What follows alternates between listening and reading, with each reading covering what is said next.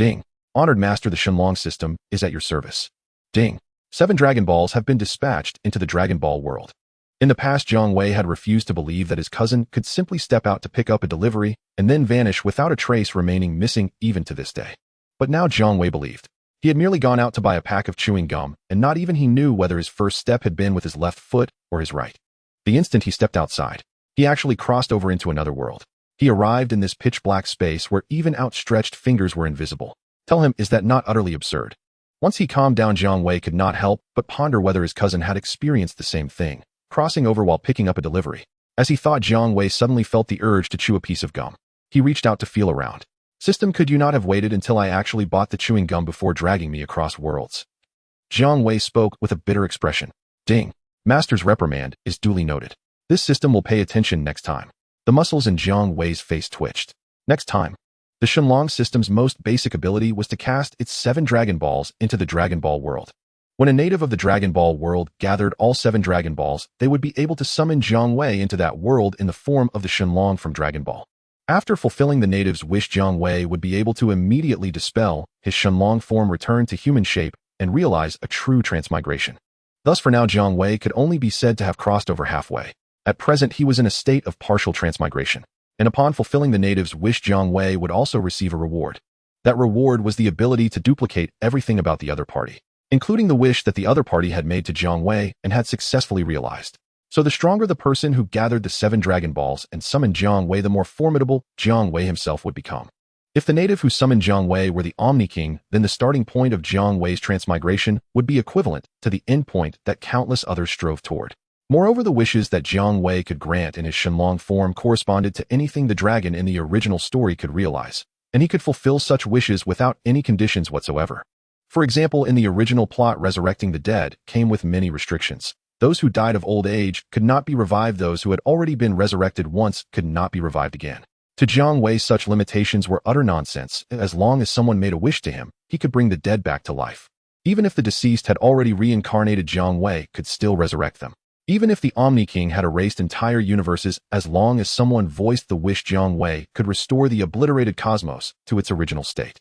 In short, were it not for the fact that he could not make wishes to himself, the Shenlong system's power to grant wishes alone would already be explosively overwhelming. Not to mention the bug-like ability to duplicate everything about the wishmaker after granting their desire. And this was merely the most basic function of the Shenlong system. In the darkness, time flowed unknowably. All Jiang Wei could be certain of was that he himself had not yet faded away. System, do you know my cousin's whereabouts? The system gave no reply. System, can I ever return to my original world? The system continued its golden silence. System, when will I be able to leave this damned place? Jiang Wei roared. No one knew how long he had already spent in the dark. Jiang Wei's patience had reached its limit. Jiang Wei swore that if this went on any longer, he would lose his mind. Ding. All 7 Dragon Balls have been collected. Someone is summoning Master. Oh, at last I can leave this damned place. At these words, Jiang Wei's handsome, mature, and steady features broke into a broad, joyful smile. Dragon Ball world, where Earth threatens to explode at the drop of a hat. Here I come. In the next instant, within the lightless void where one could not even see outstretched fingers, Jiang Wei turned into a streak of dazzling golden radiance and vanished. Age 749. Earth. Beyond boundless snow-covered mountains stretched a dense forest. Cut through the forest was a road carved out by human hands. Following this broad road led to a heavily guarded fortress. Atop the fortress, a red flag emblazoned with white RR characters fluttered in the wind.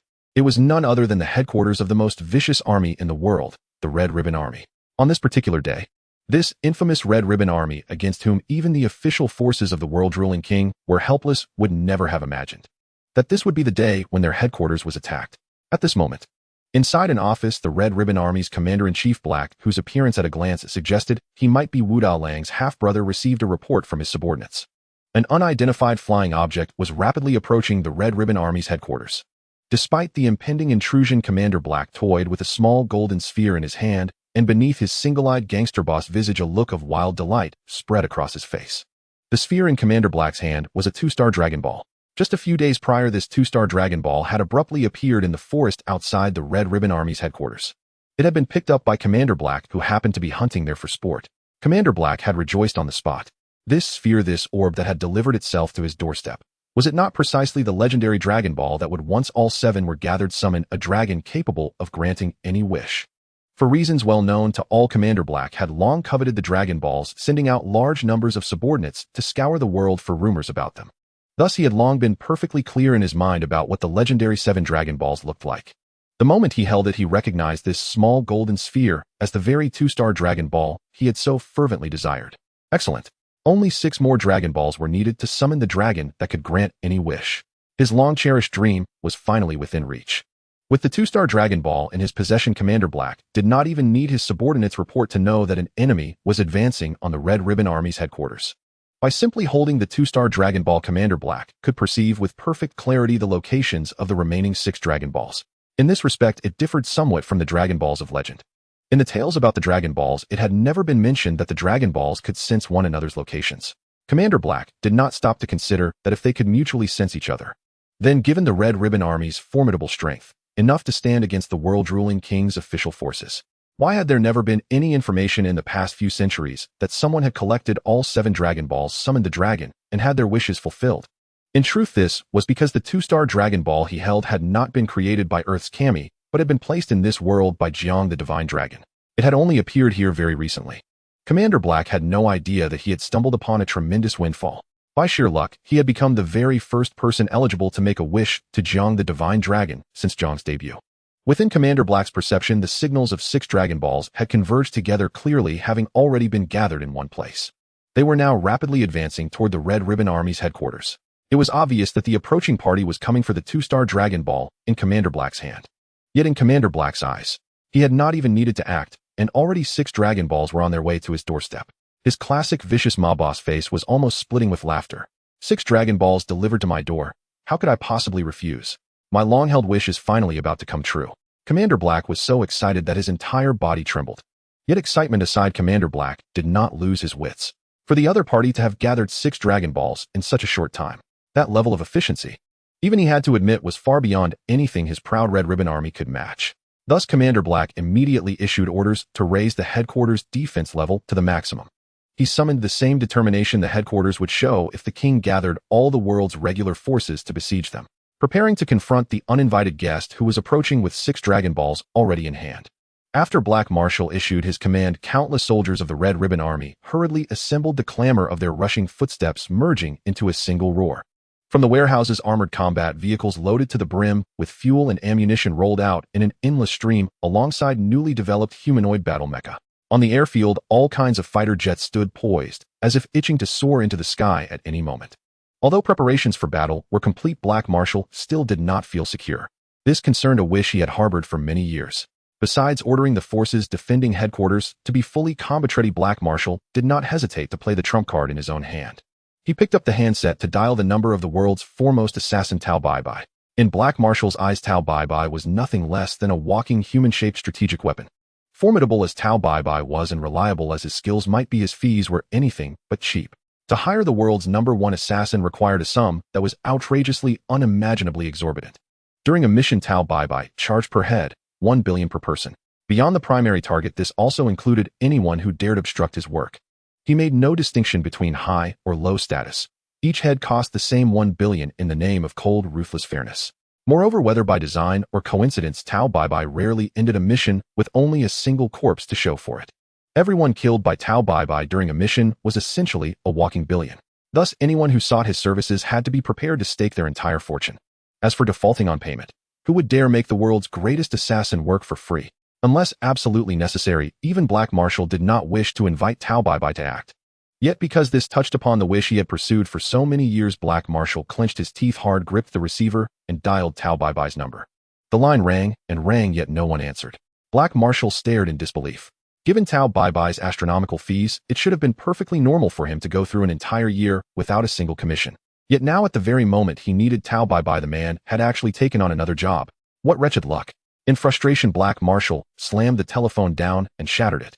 The Red Ribbon Army under his command was a formidable dark power, one even regular armies loyal to kings ruling the world could not handle.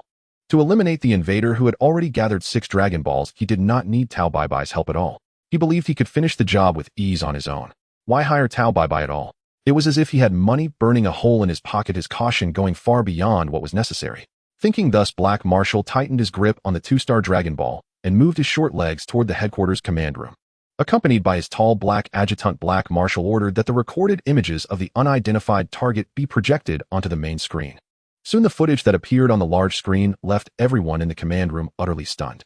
On the screen's image was an old man, hands clasped behind his back, standing with extraordinary composure on a wooden stake as he flew at high speed through the air, exuding an overwhelming air of pretentious grandeur. Black Marshal was so shocked that the pipe clamped between his teeth and the two-star Dragon Ball in his hand almost fell to the floor at the same time. He recognized the old man flying at high speed toward the Red Ribbon Army headquarters. The one who had collected the other 6 Dragon Balls was none other than Tao Bai Bai, the world's foremost assassin. "Open fire with everything we have and kill him." Seeing Tao Bai Bai on the screen, already breaching the outer defenses of the Red Ribbon Army headquarters, Black Marshal roared, his order murderous, intent blazing. Black Marshal was keenly aware of Tao Bai Bai's terrifying strength, especially now when Tao Bai Bai had become his enemy because of the Dragon Balls. With his heart pounding in fear, Black Marshal dared not show the slightest carelessness. "Yes, Commander-in-Chief," replied an officer with the head of a tiger dressed in a military uniform. After Black Marshal issued his order, the outer defensive line, the snow-white mountains shielding the Red Ribbon Army headquarters, suddenly spewed forth countless anti-air missiles that trailed long plumes of smoke as they swarmed toward Tao Bai Bai, who was flying through the sky, standing on a single piece of wood. Tao Bai Bai's lips curled into a faint smirk, a mixture of confidence and disdain playing across his face. He casually raised a single finger. Facing the dense barrage of incoming anti-air missiles, he let a flash of light bloom between his fingers as formidable energy erupted forth. Tao Bai Bai unleashed his signature technique. Dadampa.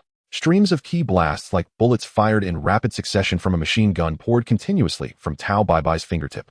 The anti-air missiles converging on him, each powerful enough to blast a fighter jet into pieces midair, were all detonated in the crisscrossing web of ki blasts, exploding one after another in the sky. Bakum, bakum. In the eyes of the Red Ribbon officers watching, Tao Bai Bai was engulfed in the surging fireballs. The explosions fused into a single mass of flame smoke billowing thickly, and his figure disappeared completely from view. Humph, and he dares storm the headquarters of our Red Ribbon Army alone, courting death. So what if he can fly? In the face of our missiles, he still turned to dust, ha ha ha. Everyone in the Red Ribbon Army, Black Marshal included, unanimously concluded that Tao Bai Bai was dead beyond any doubt. No one believed a human body could withstand consecutive anti-air missile explosions. Yet as they watched the big screen, Tao Bai Bai's silhouette shot out from the zone of explosions, unscathed. Not even the pink outfit he wore with the character "kill" emblazoned across the chest bore so much as a single tear. As he continued his high-speed advance toward the Red Ribbon Army headquarters, the smiles on the faces of everyone in the Red Ribbon Army vanished instantly. From the depths of their hearts, a profound terror rose to replace their former mirth. Anti-air missiles capable of obliterating heavy fighter jets could not even kill this man. Just what was he if not human? Black Marshal stared fixedly at the screen where Tao Bai Bai had already broken through the snow-covered outer defenses, his grip tightening even more around the two-star Dragon Ball in his hand. His face darkened like that of a hardened gang boss, yet inwardly he had begun to waver. Confronted with Tao Bai Bai, who could withstand anti-air missiles with his bare body, Black Marshal, after so many years as commander of the Red Ribbon Army, at last felt a long-forgotten sensation: fear. Yet the realization of his long-cherished dream had become an obsession carved into his heart. That obsession quickly helped him overcome his fear of Tao Bai Bai. Having steeled himself, Black Marshal decisively ordered all soldiers on standby within the Red Ribbon Army headquarters to mobilize and go out to confront Tao Bai Bai. He then instructed the tall black adjutant, standing ramrod straight beside him, "Go and bring Blue to me at once." Blue was a general of the Red Ribbon Army with golden hair, blue eyes, and strikingly handsome features. Tall and broad-shouldered, he possessed a strongly built physique. Aside from a severe obsession with cleanliness and a fondness for cute little boys, he was in the eyes of many young women a flawless Prince Charming. He was also the most formidable fighter within the Red Ribbon Army. Beyond the raw power of his body, strong enough to crush Steel Blue's blue eyes held a mysterious supernatural ability. Any opponent who met Blue's gaze would feel their entire body go numb and immobile, racked with agonizing pain from head to toe, left utterly helpless under his mercy like meat on a butcher's block. Black Marshal was convinced that if anyone in the Red Ribbon Army could defeat Tao Bai Bai, it could only be Blue. Just as the Black Marshal summoned Blue, the headquarters of the Red Ribbon Army had already transformed into a battlefield of brutal slaughter, with corpses in military uniforms piled all over the ground. The once imposing armored combat vehicles had turned into heaps of shattered wreckage, while the advanced humanoid mechas had become scrap metal billowing black smoke. In the sky, various models of fighter jets occasionally plummeted to the ground in a trail of black smoke. Meanwhile, the target of the attack, Tao Bai Bai, strolled leisurely among the buildings of the Red Ribbon Army headquarters. "Monster, he must be a monster. We can never defeat a monster. Run." I no longer want to be a soldier of the Red Ribbon Army. Ew, I just want to go home. Not long after the army sent by the Black Marshal to confront Tao Bai collapsed due to heavy casualties. So this is the power of the world's #1 assassin. Seeing this scene, the Black Marshal was left dumbfounded in shock. Blue, can you defeat him? The Black Marshal asked in fear. If Blue answered that he could not defeat the advancing Tao Bai, the Black Marshal would resolutely hand over the 2-star Dragon Ball he held. The Black Marshal understood the logic of preserving the Green Mountains, so he was not afraid of running out of firewood. Handing over the 2-star Dragon Ball would allow Tao Bai to fulfill his wishes. The Black Marshal merely needed to wait another year to collect the Dragon Balls again and fulfill his long-held wish. He could afford to wait for another year. Rest assured, Commander. No one can match my Blue. Blue was also shocked by the power demonstrated by Tao Bai. Blue's greatest reliance was his pair of superpowered blue eyes. This gave him the confidence to defeat Tao Bai. Then why are you still here? Hurry up and take down Tao Bai and seize the 6 Dragon Balls from him. Upon hearing Blue's confident remarks, the Black Marshal's fear dissipated and he excitedly shouted to Blue. But soon the Black Marshal's fear returned. This was because as Blue faced Tao Bai, he was instantly taken down by Tao Bai's tongue. He didn't even have time to use his greatest reliance, his superpowered eyes.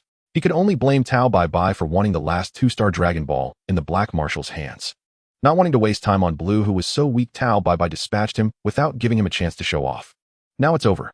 Is it too late for me to hand over the Dragon Balls? Blue, you fool. The Black Marshal felt despair. At this moment he thought of escaping, but it was already too late. Not long after, with a loud rumble, a large hole was broken in the concrete wall of the underground command room. Tao Bai walked in with his hands behind his back, his face filled with barely concealed excitement. Many members of the Red Ribbon Army present were armed with guns, yet not a single thought of resisting Tao Bai arose in their hearts. They could only look at the approaching Tao Bai with fear on their faces, not daring to move for fear of attracting his attention. Tao Bai walked directly to the trembling Black Marshal. This is the Dragon Ball you wanted. Considering our long acquaintance, could you spare my life? The Black Marshal knelt before Tao Bai holding the 2-star Dragon Ball high above his head, trembling as he pleaded for mercy. Only then did the Black Deputy realize that this seemingly invincible enemy was after the Dragon Ball in the commander's hands. But now that things had developed to this point, realizing it seemed too late. At this moment, the Black Deputy could only hope that Tao Bai would spare them, considering the commander had handed over the Dragon Ball and let the Red Ribbon Army off the hook. Otherwise, the once mighty Red Ribbon Army would meet its end today. Black Marshal, you can hand over the Dragon Ball, and I am very pleased. But even so, it cannot violate my rules. You want me to let the Red Ribbon Army go for free? That's impossible. Let me think, how many people did I kill on my way to your headquarters? Tao Bai took the 2-star Dragon Ball from the Black Marshal and pretended to ponder. The Black Marshal's face was filled with despair. He knew that he and the Red Ribbon Army were done for today. Who knows how many people Tao Bai killed on his way to the Red Ribbon Army headquarters. Given the current state of losses at the headquarters, he must have killed at least several thousand, and probably over 10,000. And Tao Bai's rule was 1 billion for each head. Even if he sold the entire Red Ribbon Army as a package, the Black Marshal couldn't come up with that kind of money. Tao Bai clearly didn't plan to let the Red Ribbon Army off easily. As expected, after pretending to calculate for a while, he quoted a price that the Black Marshal absolutely couldn't afford. This, can we have a few more days? Just a few days, we will definitely gather the funds for you. The Black Marshal, with a mournful expression, made one last effort for his life. Sorry, Black Marshal. Small business, no credit. Even if you are the commander of the Red Ribbon Army, there are no exceptions. Tao Bai smiled like a cat facing a mouse. Thus, due to owing Tao Bai an exorbitant fee and being unable to pay, the Black Marshal and others were eliminated by Tao Bai. The headquarters of the Red Ribbon Army was thus destroyed. It is conceivable that with the destruction of the headquarters, the other branches located worldwide would soon disintegrate as well. Before death descended, the Black Marshal had only one thought in his mind: is my wish to grow taller coming to an end here? After gathering all 7 Dragon Balls of Jiang Weiss brand and killing the Black Marshal and others, Tao Bai, filled with excitement, came to the sky to summon the legendary dragon to fulfill his wish. At this moment, all the people still alive at the Red Ribbon Army headquarters had already fled, leaving the fortress empty. Only the red flag with white letters displaying RR that was planted on the fortress remained steadfast, fluttering spiritedly in the wind. Tao Bai placed the 7 gathered Dragon Balls on the ground before him. He raised his hands high and shouted to the sky, "Come forth, dragon, and grant my wish." In an instant, the 7 Dragon Balls shone with golden light. The heavens and the earth changed. The clear sky suddenly turned stormy with lightning and thunder. A heavy sense of oppression, as if the apocalypse had arrived, descended upon the world. People all over the world felt it. In the West capital, at the home of the richest man, this is the scene that occurs when someone gathers all 7 Dragon Balls and summons the dragon. But this is impossible. A blue-haired young girl looked at the Dragon Ball radar she had just made, displaying signals of 6 Dragon Balls scattered around the world with a face full of confusion. At Karen Tower, after hundreds of years, someone has finally gathered all 7 Dragon Balls and summoned the dragon. I wonder if this is a blessing or a curse for this world. A short, stout white cat with a cane sighed as it gazed at the strange phenomenon in the sky atop Karen Tower. In the temple where the god resides, a similarly thin and green-skinned figure with a cane stared blankly at the celestial anomaly.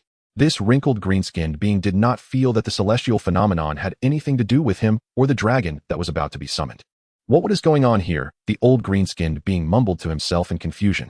Under the close scrutiny of the old white cat and the old green-skinned being, Tao Bai Bai finally summoned the dragon god. Before his eyes loomed a colossal azure dragon over 100 meters long. Before the towering azure dragon, Tao Bai Bai appeared utterly insignificant, yet he sensed not a single trace of overwhelming power emanating from it. Its presence clashed starkly with the oppressive aura saturating the surroundings. The reverence once gleaming in his eyes swiftly curdled into disdain. Jiang Wei, now incarnated as the azure dragon, first cast a ravenous gaze across the landscape around him. At last he stood no longer in that suffocating void of absolute darkness, the accursed realm where only blackness reigned, a place he had endured long enough. He drew a deep, luxuriant breath of sunlit air and wore an expression of pure, unadulterated delight. He flexed his new draconic form. This was his first transformation into a dragon, and though still unfamiliar with its grandeur, it did not hinder him from fixing his gaze downward, upon that frail, ant-like elder standing upon the earth below. The old man wore a flamboyant pink robe and mandarin jacket ensemble emblazoned across his chest with a bold crimson SHA character. A coiled queue trailed down his back, crowned with a vivid red bow. With hands clasped behind his back and bearing the serene, commanding aura of a true martial sage, he gazed upward, just as intently, studying the dragon before him. So unmistakable was his appearance that Jiang Wei recognized him instantly. So, it was Tao Bai Bai who had summoned him. Thus began Jiang Wei's journey through the Dragon Ball world with the fulfillment of this man's wish. Jiang Wei found this beginning quite satisfactory, neither disappointed nor diminished by the fact that he had been called forth not by Zeno or Beerus, but by Tao Bai Bai himself. Indeed, Tao Bai Bai made for an excellent starting point. Though undeniably a villain, and one whose flamboyant style bordered on theatrical, he remained among the rare elite martial artists of Earth during the early era of the Dragon Ball saga. He had inherited the sacred legacy of the Crane Hermit School. A subtle, knowing smile flickered across the dragon's vast, scaled mouth.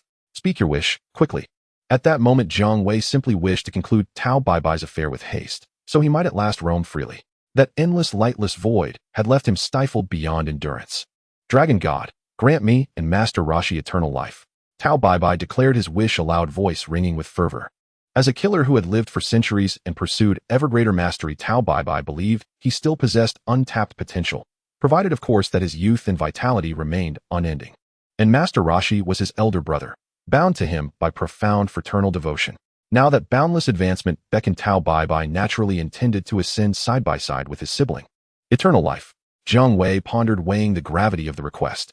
In the annals of legend, no dragon god had ever granted such a wish.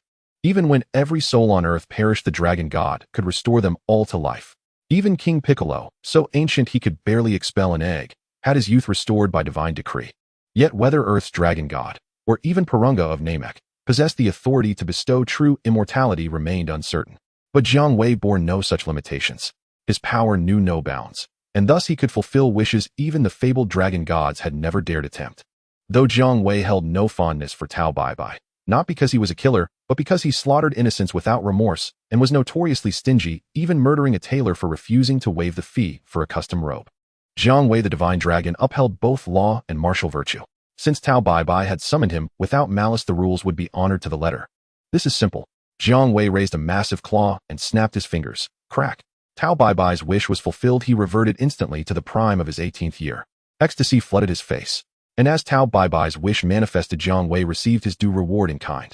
Not only did he acquire the same wish for eternal life, freely usable upon himself or another, but he also absorbed Tao Bai Bai's entire repertoire, every technique, every battle-hardened insight, every scrap of accumulated knowledge amassed across centuries of ruthless mastery. Ding. Acquired the Dodon Ray. Ding. Acquired the pole flight technique. Ding. Acquired a wish for eternal life. So this is the strength of the world's greatest assassin, truly overwhelming. I feel like a god among men. At that very instant, Jiang Wei felt a torrent of unimaginable power surge through his being, a force he had never dreamed possible. He savored the intoxicating thrill of absolute strength. After all, in his former life, by Frieza Force Combat's standards, he had been little more than a pitiful rank 0 fighter. Your wish has been granted.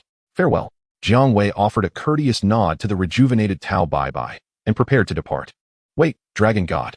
Tao Bai's voice cut sharply through the air as Jiang Wei turned to leave. A sinister, crooked smile spread slowly across his face. Jiang Wei paused, not in hesitation but in amused curiosity, as he regarded Tao Bai. You have granted my wish. Shall I repay you then? Tao Bai gazed up at the 100-meter azure dragon before him. His words sounded polite, but any clear-eyed observer could see the venom coiling beneath. And how precisely would you repay this divine dragon? Jiang Wei asked, eyes glinting with wry amusement as he studied the scheming assassin. How about I eliminate someone for you, for free? Tao Bai sneered. The dragon before him. He would kill it, without question. As Earth's most feared assassin for centuries, he had slain every living thing on the planet, except one. That sounds promising. Very well. I shall inform you when I require such a service. No, you must name your target now. If you have no one in mind, then I shall slay you. Tao Bai leveled a finger at Jiang Wei, the tip blazing with concentrated energy.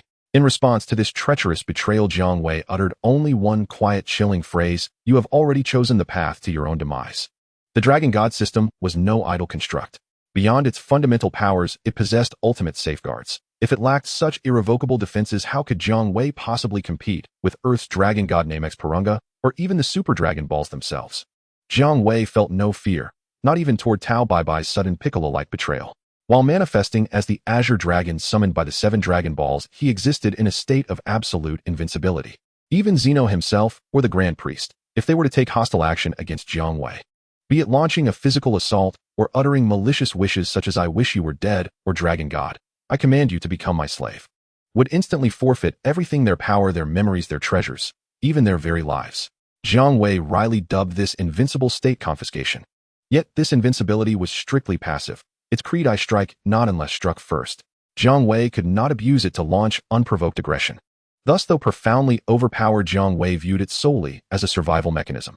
Dodon Ray. A searing beam of energy slammed into Jiang Wei's 100-meter-long draconic body. Tao Bai's smirk vanished. Before him, the Azure Dragon stood unscathed, the blast having vanished without ripple or recoil, like a pebble swallowed by the ocean. Tao Bai recoiled in shock, already raising his hands to unleash a second, far more devastating Dodon Ray. When horror seized him, his power had vanished. His body too regressed, reverting instantly from youthful vigor back to its original centuries-worn frailty. Worse still, he could no longer recall how to fire the Dodon Ray. Nor could he remember the Crane Hermit School's secret techniques, his self-crafted pole flight art, or any of the countless insights and experiences accrued across his long, bloody career. Every skill, every fortune, billions amassed as an assassin, every rare artifact hoarded over centuries, now belonged irrevocably to Jiang Wei, the Divine Dragon. Having triggered Jiang Wei's confiscation, Tao Bai was left truly destitute, stripped of everything save his barest trembling thread of life. And even that fragile life now rested entirely within Jiang Wei's grasp. Tao Bai, you truly are a generous soul. After feeling the power he had taken from Tao Bai, Jiang Wei smiled and praised him. In return for Tao Bai's generosity, the great dragon Jiang Wei could not be stingy. He gently struck his dragon claw against the ground, turning Tao Bai into a mere pulp.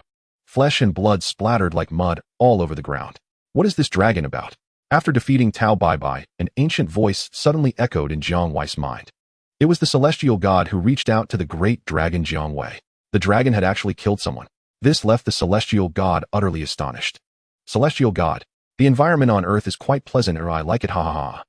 With that, Jiang Wei paid no further heed to the celestial god and transformed into 7 dazzling rays of golden light, soaring in all directions. The 7 Dragon Balls scattered across the world, turning into stones that needed to cool down for 12 months before they could revert back into Dragon Balls. Having shed his dragon form, Jiang Wei naturally appeared out of thin air in the empty headquarters of the Red Ribbon Army. The celestial god, who had spent his life observing the world from on high, was shocked once again as he saw the mysterious dragon disappear and transform into a handsome and mature young man. What is going on? Could it be a special ability like that child, where under certain conditions one transforms into a giant ape? Jiang Wei strolled around the now empty headquarters of the Red Ribbon Army, finally finding what he needed. In a military supply warehouse, he discovered enough chewing gum to last him several years. Gathering all the chewing gum into the space provided by the Dragon system, Jiang Wei also swiped several battle vehicles, humanoid mechas, and fighter jets left behind by the Red Ribbon Army, items he had been interested in but could never access in his original world. He then cut off a cylindrical pillar from a building carefully, sensed it, and tossed the pillar into the sky before jumping onto it, quickly flying towards the direction of the strong aura he had sensed. Jiang Wei's next step was to leverage his knowledge of the plot to seize the benefits on Earth. He aimed to grow stronger to become the sole ruler of the Dragon Ball world, overpowering anyone who dared to oppose him. From Tao Bai, Jiang Wei had already learned that the plot had yet to begin. The dragons in the story had not yet been summoned by the young Goku and Bulma. It was indeed his moment to shine. Standing on the pillar and chewing gum, Jiang Wei flew against the wind. Before him appeared a vast blue ocean. Soon after, a small island emerged solitary in the ocean. The island was truly tiny, with only one solitary house occupying most of its space. This was the residence of Master Roshi. From Jiang Wei's sensing, Master Roshi was currently the weakest among the Earth's masters. While Tao Bai had over 100 combat power, Master Roshi in Jiang Wei's perception was significantly weaker than even Tao Bai. He estimated that Master Roshi had barely below 100 combat power. Of course, this referred to his normal state. In his muscular form, Master Roshi's combat power using the Kamehameha would certainly exceed 100. In contrast to his peers who were busy killing for profit, Master Roshi appeared to be enjoying retirement, having become lax in his martial arts pursuits. He lay on a lounge chair shaded by an umbrella, adopting a beach vacation demeanor. Holding an adult magazine in both hands, he was thoroughly engrossed, occasionally emitting lewd chuckles of ha ha ha. Oh. Suddenly, the lewd expression disappeared from his face, replaced by a grave demeanor as he sensed a powerful aura rapidly approaching him. He set aside his prized adult magazine and looked up towards the distant horizon. Someone was riding a wooden post speeding toward his small island. It was that bastard Tao Bai. No, the aura was wrong. But who else could approach his small island in such a flashy manner? Under Master Roshi's puzzled gaze, a young man dressed in a stylish black trench coat, continuously chewing gum, appeared before him, looking handsome yet mature with a rebellious charm. Young man, who are you? What is your relationship with Tao Bai and the old crane? Master Roshi asked cautiously. In the past, both he and Master Crane were disciples of the martial arts grandmaster. Now he and Master Crane were not on good terms, disapproving of their killer ways, believing their paths diverged. Master Roshi sensed that Jiang Wei's aura was quite strong, even surpassing his own title of martial arts god, so he dared not let his guard down. Hello, Master Roshi. Don't be nervous, I'm Jiang Wei. All my abilities were gained through fair trade with Tao Bai, and it has nothing to do with your enemies. Jumping off the pillar and landing on the sandy ground of the island, Jiang Wei smiled broadly as he greeted Master Roshi. Then why have you come to my island? What do you want? Master Roshi relaxed his expression and inquired. Given Jiang Wei's strength, if he truly came to cause trouble, he wouldn't be making such a polite statement. Jiang Wei glanced at the adult magazine that Master Roshi had cautiously placed on a small table beside him. The cover featured an alluring woman striking a provocative pose. Indeed, he was an old pervert. He then noticed the 3-star Dragon Ball casually hanging around Master Roshi's neck. Jiang Wei's visit to Master Roshi was not solely for the 3-star Dragon Ball, but rather to observe Master Roshi's skills. Although this old man with a turtle shell was a lecher, his strength was undeniable. He was truly the martial arts god, skilled in teaching disciples. The strongest Saiyan son Wukong and the strongest Earthling Krillin were both trained by Master Roshi. For Jiang Wei, Krillin held little training value, but the Saiyan Kakarot was a potential asset. If nurtured well, he too would greatly benefit. Jiang Wei is different from the others next door. The mainstream there consists of Saiyans, occasionally featuring Frieza, while Cell and Majin Buu are rarely seen. Jiang Wei is even rarer, a pure Earthling who has obtained the Dragon System, allowing him to replicate any abilities simply by fulfilling a wish. This means that for someone as unremarkable as Jiang Wei, practicing martial arts is the least beneficial option. Cultivating. He would never practice in this lifetime. While others toil away to achieve their training goals, Jiang Wei can grant them a wish and then copy their accomplishments for himself. Isn't that appealing? Since he can earn money comfortably, only a fool would work hard for it. Others struggle while he reaps the benefits. This is the fate of being transported to the Dragon Ball world, destined to be a boss. Thus, Jiang Wei set his sights on Sun Wukong's potential, deciding to recruit him as a subordinate. Once Wukong achieves results in his training, he can simply grant him a wish and replicate his abilities. This means that Sun Wukong's talent and effort will become Jiang Wei's talent and effort. The stronger Wukong becomes, the stronger Jiang Wei will be. However, the Crane School is designed to cultivate assassins, which is clearly unsuitable for a righteous martial artist like Sun Wukong. It's better to follow the story and use the Kame School to train him. This requires utilizing all of Master Roshi's skills. Jiang Wei needs to replicate the abilities and knowledge accumulated by Master Roshi over hundreds of years. Master Roshi, if you give me the 3-star Dragon Ball around your neck, I can grant any wish you desire. Jiang Wei wasted no time and got straight to the point. As he spoke, Jiang Wei transformed instantly, becoming a 3-meter tall blue dragon-like humanoid with horns and a tail. The humanoid dragon form. Since Jiang Wei aims to enhance his strength by nurturing promising individuals, he naturally won't rely on the dragon form that requires gathering all 7 Dragon Balls and can only be used once a year. Transforming into the humanoid dragon is the most commonly used ability of the dragon system. In the humanoid dragon form, just like in the dragon form, Jiang Wei can grant wishes and reap the benefits of copying everything from others. He can fulfill a wish every 12 hours, copying someone's abilities each time. However, unlike the dragons summoned by gathering all 7 Dragon Balls, the humanoid dragon cannot be invincible. If someone tries to cross him, he must rely on his own strength to deal with them. Thus, there is a possibility of being killed by someone stronger. However, even if he cannot be invincible, it won't be easy to kill Jiang Wei in his humanoid dragon form. The humanoid dragon form, like the Saiyan Great Ape transformation, can increase his base combat power by 10 times. Moreover, it grants immunity to super abilities Magic Destructive Energy and all special ability attacks. It also grants immunity to negative buffs, meaning the Kaioken can be freely boosted to 20 times with no adverse effects when combined with Super Saiyan transformations. When faced with imminent danger, he can trigger the humanoid dragon transformation passively 1 second in advance. As long as Jiang Wei does not seek death, it will be very difficult for him to be killed in this form. How is this possible? He is even stronger than Piccolo, who once terrorized the entire world. Feeling Jiang Wei's increased combat power after transforming into the humanoid dragon, Master Roshi was so shocked that his head became as bald as Krillin's, and he sat down in the sand. The long-lost fear returned at this moment. After transforming into the humanoid dragon, Jiang Wei's combat power had already exceeded 1,000, making him undoubtedly the most powerful being on Earth. Facing a being with over 1,000 combat power for the first time, how could Master Roshi not be afraid? Quickly state your wish, do not waste my time. Seeing Master Roshi sitting on the ground, unable to speak for a long time, Jiang Wei impatiently urged, "Please disappear from my island immediately. Can this wish be granted?" Master Roshi collected himself, stood up, and handed the 3-star Dragon Ball around his neck to Jiang Wei, asking cautiously, "Is this very simple?" Jiang Wei found it somewhat amusing, raising his hand to snap his fingers. In an instant, he vanished from Master Rose's sight. Unable to sense Jiang Wei's terrifying aura that far exceeds that of Piccolo, Master Roshi finally breathed a sigh of relief, but soon after his face showed regret. If he had known that wishing to Jiang Wei could truly grant wishes, why didn't he simply wish for a beautiful girl to come live with him on the island? Thinking about losing the chance to live with a beautiful girl, Master Roshi regretted so much that he was beating his chest and stomping his feet, losing interest in continuing to read adult magazines. When Jiang Wei reappeared, he was already on land far from Master Rose's island. Ding acquired Kamehameha. Ding acquired Universal Shock Palm. Ding acquired Magic Seal Wave. The wish for Master Roshi seems to have no effect. Jiang Wei placed the 3-star Dragon Ball he had just obtained into the system space and muttered, "Ding, does the Master want to discard Master Rose's wish? I knew it, the system would not let me suffer losses." Jiang Wei smiled and let the useless wish from Master Roshi be processed by the Dragon system. Ding, Master Rose's wish has been processed. Congratulations, Master, you have gained 100 Senza beans. A quaint little jar appeared in front of Jiang Wei, which he caught in his hands. Opening the jar, it was filled with dry beans.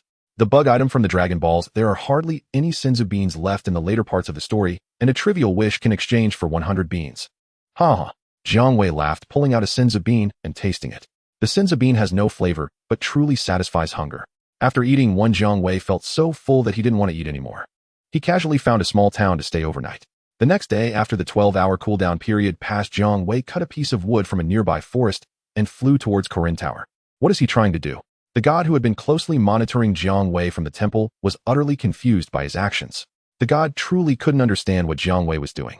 When Jiang Wei transformed into the humanoid dragon on Master Rose's island, even the god was shocked by his combat power exceeding 1,000. He wasn't Piccolo, but that didn't prevent the god from turning pale. All they could do was pray that the seemingly aimless, mysterious dragon on Earth wouldn't cause chaos. Meanwhile, at the top of Corin Tower, the cat hermit, who could also spy on the Earth, was extremely anxious as Jiang Wei rapidly approached him. Over 1,000 combat power. My goodness, how can such a powerful and overpowered being appear on Earth? That existence is even more terrifying than the Piccolo who once destroyed the world. And he is flying towards Corin Tower, obviously coming to find me. The cat hermit's chubby face was dripping with cold sweat, like a prisoner released from jail. In the midst of a fierce whistling sound, a round log fell from the sky, landing beside the towering Corin Tower, startling the pair of Native American guards. Jiang Wei directly stated his intention to climb Corin Tower. The Native American warrior holding a spear indicated that not everyone is qualified to climb Corin Tower. Jiang Wei casually threw a seemingly insignificant punch to prove his qualifications to the Native American warrior, then swiftly ran up Corin Tower under their awestruck gaze. Corinne Tower is like a bridge connecting heaven and earth. Looking up from the ground, it is impossible to see the top. He is about to run up. Oh, what should I do? The cat hermit was already restless at this moment.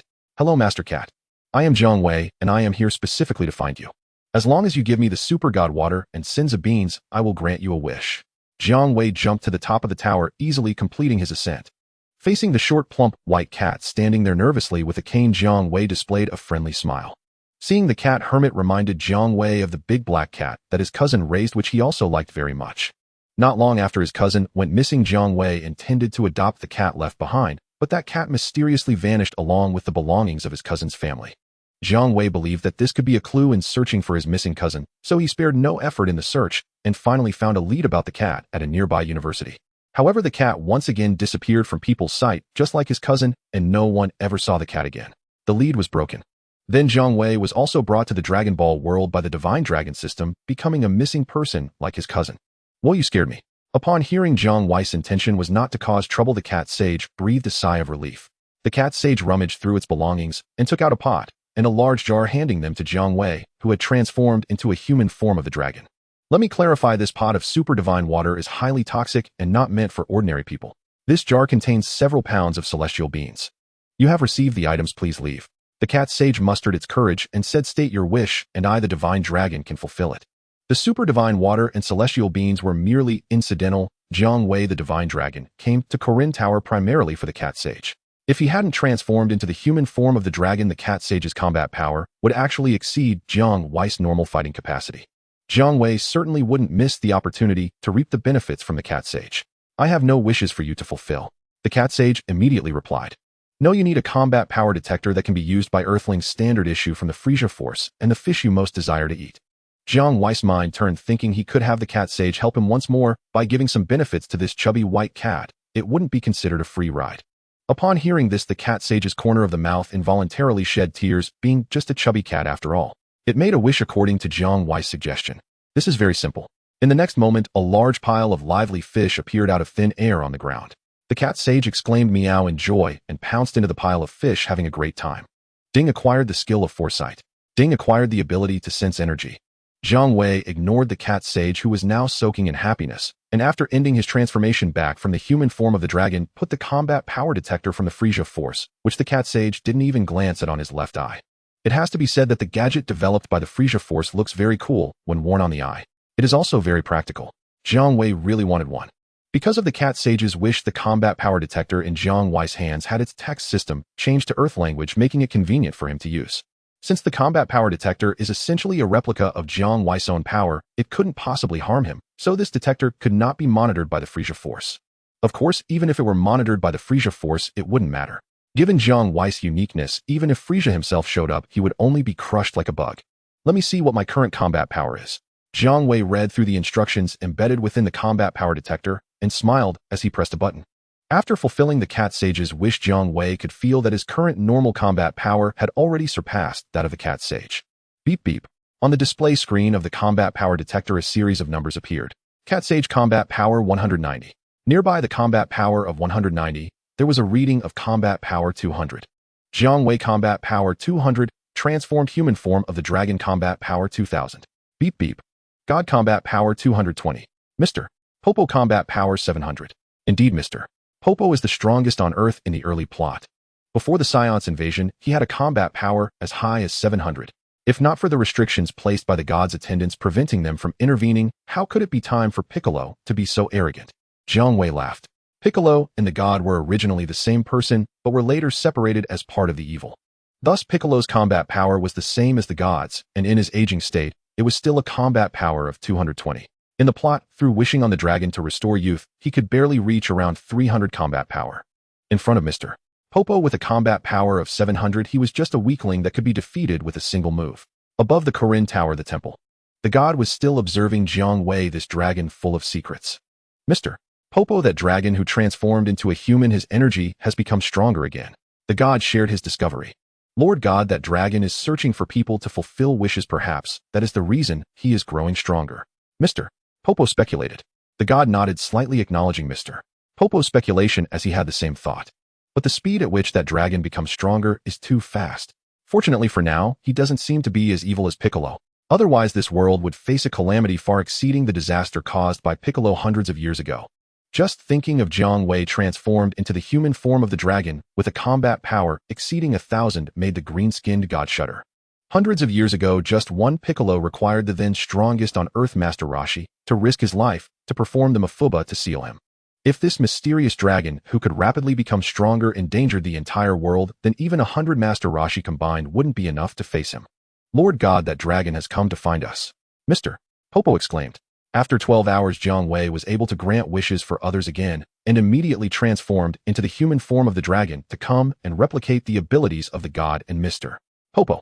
When Jiang Wei jumped into the gigantic temple far larger than the top of Korin Tower, he saw that the god and Mr. Popo were already waiting for him. Hello God and Mr. Popo, I am Jiang Wei. You should have understood my purpose for coming. Now state your wishes, why the divine dragon can fulfill them. Jiang Wei opened his arms towards the god and Mr. Popo in a grand manner. Do you know me and Mr. Popo? The god was briefly surprised, but upon realizing that Jiang Wei could transform into the dragon, he appeared enlightened. Even the earth dragon created by the god can be aware of many secrets of this world, so it was entirely normal for Jiang Wei to recognize him and Mr. Popo. Jiang Wei nodded. I'll go first. Divine dragon, can you fulfill any wish? A cunning glint flashed in the god's old eyes. As long as it doesn't involve me killing Beerus or the Omni King in a manner other than granting wishes, I, the divine dragon, can fulfill it. Jiang Wei looked at the god and immediately replied.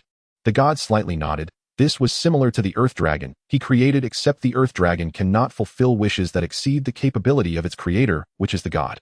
But for Jiang Wei, he cannot wish to kill Beerus and the Omni King through means other than granting wishes. Could it be that Jiang Wei, who stands before them, not clearly human or dragon, does not have the same wish fulfillment rules as the earth dragon? Where did he come from? And who are Beerus and the Omni King? At this moment, the god fell into deep thought. Also, for wishes detrimental to the divine dragon, even if I can fulfill them, I can refuse to grant that wish. Jiang Wei stated in advance to avoid any unpleasantness later. I won't be ungrateful. The god with his old green face did not feel awkward. Although he had his own calculations in mind, he was certainly not targeting Jiang Wei. State your wish, Lord God. Jiang Wei said. Divine dragon, my wish is to protect Earth. The god looked at Jiang Wei and said loudly. Thank you. Jiang Wei's willingness to protect the Earth made the Celestial very happy. With Jiang Wei safeguarding the Earth, incidents like the one caused by Demon King Piccolo will never happen again. Ding. Acquired super explosive wave. Ding. Acquired high-speed movement. Ding. Acquired the position of Earth Celestial not activated. Mr. Popo, your wish can only be fulfilled later. Please forgive me. This person, the divine dragon, is quite nice, Mr. Popo thought. Celestial, would you like a piece of gum? Seeing both the Celestial and Mr. Popo declined, Jiang Wei took out a box of gum marked with a red background and white letters RR and helped himself to a piece. At the same time, he activated the battle power detector to check his current battle power. Beep beep. Jiang Wei battle power 300, transformed divine dragon battle power 3000. Once Mr. Popo's wish is fulfilled, my battle power as a transformed divine dragon will surpass that of King Kai. Jiang Wei began to ponder where to go after leaving the divine palace. King Kai possesses the King Kai fist and the spirit bomb, two formidable techniques. Especially the King Kai fist, a must-learn technique for anyone who has traversed into the Dragon Ball world. Jiang Wei naturally coveted the King Kai fist. However, without an invincible strength, he would not seek out King Kai for the King Kai fist and the spirit bomb. Although he has watched Dragon Ball, Jiang Wei knows that King Kai is not a malicious villain who kills at will. However, he set a principle for himself. Unless summoned by gathering the 7 Dragon Balls in the form of the Divine Dragon to fulfill a wish, otherwise, he absolutely would not proactively seek out someone stronger than himself in the form of the Divine Dragon to grant wishes. He focused on steady progress, leaving nothing to chance, and would never take unnecessary risks. Celestial, Jiang Wei's aura has become stronger again, Mr. Popo whispered while Jiang Wei was away. Truly incredible. Thankfully, Jiang Wei is willing to protect the Earth, the Celestial said with a tone of relief. At noon, the Celestial, who originally only needed to drink water, treated Jiang Wei to a meal. Jiang Wei praised Mr. Popo's culinary skills. He truly deserved to be the exemplary servant who had served several generations of Celestials. After his skills cooled down, Jiang Wei immediately granted Mr. Popo's wish. I'm sorry, but I don't have a wish for you to fulfill, Mr. Popo said, scratching the back of his head. Then how about this, Mr. Popo? You wish for me to see King Kai? Jiang Wei said joyfully. This saved him 12 hours, allowing him to meet King Kai sooner. As for the other travelers, the Spirit Time Room they must visit held no attraction for Jiang Wei. He would not waste time for the Spirit Time Room. After Mr. Popo's wish was granted, Jiang Wei vanished with a swish from the sight of the Celestial and Mr. Popo. Ding. Acquired the position of divine servant not activated. Until next time we meet, Jiang Wei will have become even stronger. The Celestial said confidently to Mr. Popo. In the void on a mini-planet, King Kai was joyfully driving a small car with his two pets, repeatedly taking a scenic drive around the globe. This planet where King Kai resided was truly mini. It only took a few minutes of driving to circle the globe. Suddenly, King Kai stopped the car. His two antennae-like feelers shook, sensing a powerful aura approaching his mini-planet. The next moment, a 3-meter-tall blue dragon man appeared in front of King Kai's small car. Nice to meet you, King Kai. I am Jiang Wei. The blue dragon man said politely. Beep beep. Jiang Wei activated the battle power detector. King Kai battle power 3500. Jiang Wei battle power 910. Transformed divine dragon battle power 9100. King Kai's two pets, a monkey and a bug, would also be considered powerful on Earth, but in Jiang Wei's eyes they were insignificant. Hello Jiang Wei. What brings you here? King Kai asked, looking curiously at the divine dragon. Although Jiang Wei's transformed divine dragon battle power exceeded that of King Kai was a deity who governed the North Galaxy, and with Jiang Wei's current strength, he was not yet qualified to catch King Kai's eye. To attract King Kai's attention, one would need the power of someone like the Cosmic Emperor Frieza, capable of threatening the galaxy. With Jiang Wei's current strength, he wouldn't even qualify to be a senior official in Frieza's army. To become a senior official in Frieza's army, one would need at least a battle power exceeding 10,000. In King Kai's eyes, Jiang Wei was merely an inconsequential character. King Kai, before I state my purpose, would you mind treating me to something? Jiang Wei's skills were still cooling down, so he spoke to King Kai this way. Then let's go for a drive together. King Kai's eyes lit up. He finally had someone else to drive with. King Kai was very happy. Thus, 12 hours later in Earth time, King Kai, please state your wish. This divine dragon can fulfill it for you. Jiang Wei stretched his body and looked down at King Kai. Being squeezed into King Kai's small car as a 3-meter-tall divine dragon was not a pleasant experience. What? So you are the divine dragon? King Kai looked at Jiang Wei again in surprise. After driving around the globe several times, he finally realized Jiang Wei's identity.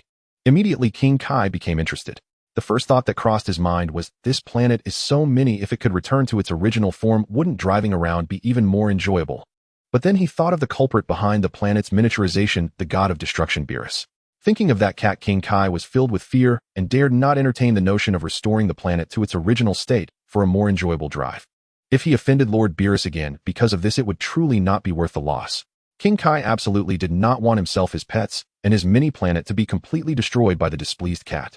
Then tell me a joke, King Kai said, breaking out in a cold sweat to the divine dragon. This is easy. The divine dragon looked curiously at the obviously frightened King Kai as he granted his wish. Ding. Acquired King Kai fist. Ding. Acquired spirit bomb. Ding. Acquired the position of North King, not activated. Originally, Jiang Wei had prepared to restore the mini-planet to its original state for King Kai. In the plot, even when Earth was destroyed, the Earth Divine Dragon could restore it. For the Divine Dragon, it was even less of a challenge. As for whether it would offend Beerus, Beerus was still lazily sleeping in his nest, outsourcing his work to some cosmic real estate developer. Until he dreams of the Super Saiyan God, Beerus would not wake up. When Beerus dreams of the Super Saiyan God and wakes up, with the Divine Dragon's speed of upgrading, he wouldn't need to worry about Beerus at all. If he stopped being honorable, he could easily find someone to make a wish for Beerus to die immediately. It wouldn't be impossible.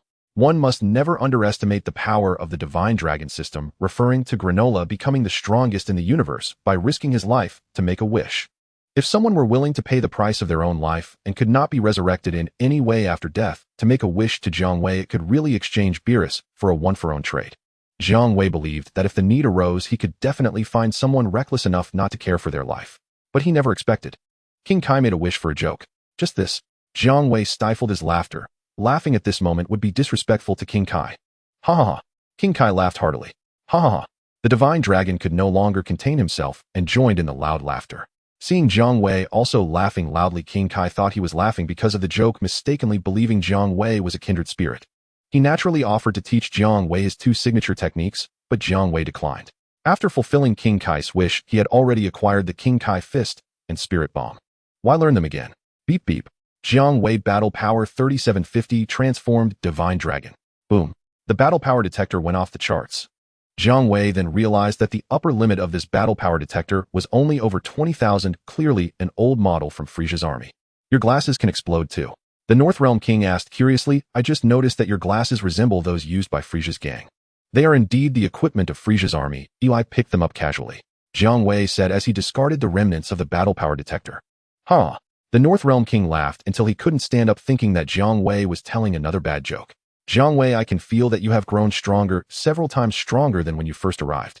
You truly are a strange divine dragon. After enough laughter, the North Realm King became serious again. Although you possess incredible methods to enhance your strength, I still suggest you learn my King Fist and Spirit Bomb. Don't hesitate, I will definitely teach you well. After all, we hit it off right away. North Realm King, I sincerely appreciate your kindness. However, it's not that I am unwilling to learn your King Fist and Spirit Bomb, but rather that I have already mastered them. Seeing the North Realm King's disbelieving expression, Jiang Wei immediately unleashed his 20-fold King Fist. The 3-meter-tall blue dragon man instantly erupted with a blood-red aura encompassing his entire body. Jiang Wei Battle Power 3750 transformed into Human Dragon Battle Power 37500, 20-fold King Fist Battle Power 750000. Impressive. You actually learned my King Fist. The North Realm King was greatly shocked as he felt the overwhelming aura released by Jiang Wei's 20-fold King Fist. The battle power Jiang Wei unleashed clearly surpassed even Frieza, the Cosmic Emperor and real estate developer, who could give the North Realm King a headache. Of course, it only surpassed Frieza's apparent power. Those in the know understand. Given Jiang Wei's current strength, it wouldn't be enough against a fully powered Frieza. Unless he disregards martial ethics. Find someone reckless, make a one-for-one extreme wish to immediately kill Frieza. What shocked the North Realm King even more was that Jiang Wei, while using the 20-fold King Fist, appeared completely at ease, as if his body felt no burden from using the King Fist. The North Realm King was unaware that Jiang Wei, in his transformed human dragon form, was immune to negative buffs. This meant that in this form he could maintain the 20-fold King Fist for as long as he wanted. 12 hours later, amidst the North Realm King's reluctant gaze, Jiang Wei vanished with a whoosh, leaving by way of a wish made to him. Jiang Wei's next destination, Namek, a foreign planet rich in vegetation teeming with bizarre plants. It is also the hometown of the Dragon God and King Piccolo. A large group of green-skinned beings lived in villages on this planet, which was far larger than Earth. With a whoosh, a blue dragon man, completely different in appearance from the Namekians, suddenly appeared before the much taller and elder Namekian elder. The blue dragon man emitted a terrifying blood-red aura, instilling a sense of despair, as if one had fallen into an abyss. Yet the elders guard the strongest combat type. Namekian Neru charged bravely towards the unexpected intruder, unafraid and ready to engage in battle. Behind Neru stood the immensely respected elder. Knowing he was outmatched, he still intended to fall before the elder. Neru, stand down. The newcomer is not an enemy. The elder's aged voice urgently warned. But it was already too late. As Jiang Wei just appeared and had no time to assess his surroundings, he was suddenly attacked with great force and of course did not hold back. He threw a punch at the charging green-skinned being, sending the audacious creature crashing into the stone wall of the house. The wall cracked and Neru was embedded within it, spitting out a mouthful of green blood, having lost his combat ability and was on the verge of death. Oh, my bad. Apologies, esteemed elder, I may have used too much force. After knocking Neru down, Jiang Wei finally took a good look at his surroundings and sincerely apologized to the elder, who was over 10 meters tall and quite rotund.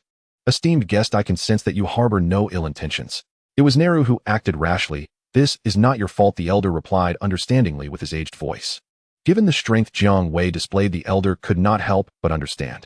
Besides, it was Neru who struck first. Looking at Neru, who was stuck in the wall and unable to move, and seeing that he was still alive, the elder let out a sigh of relief. He was about to call for the rare healing-type Namekian Dondi to treat Neru. Elder, please allow me to express my apologies to Mr. Neru.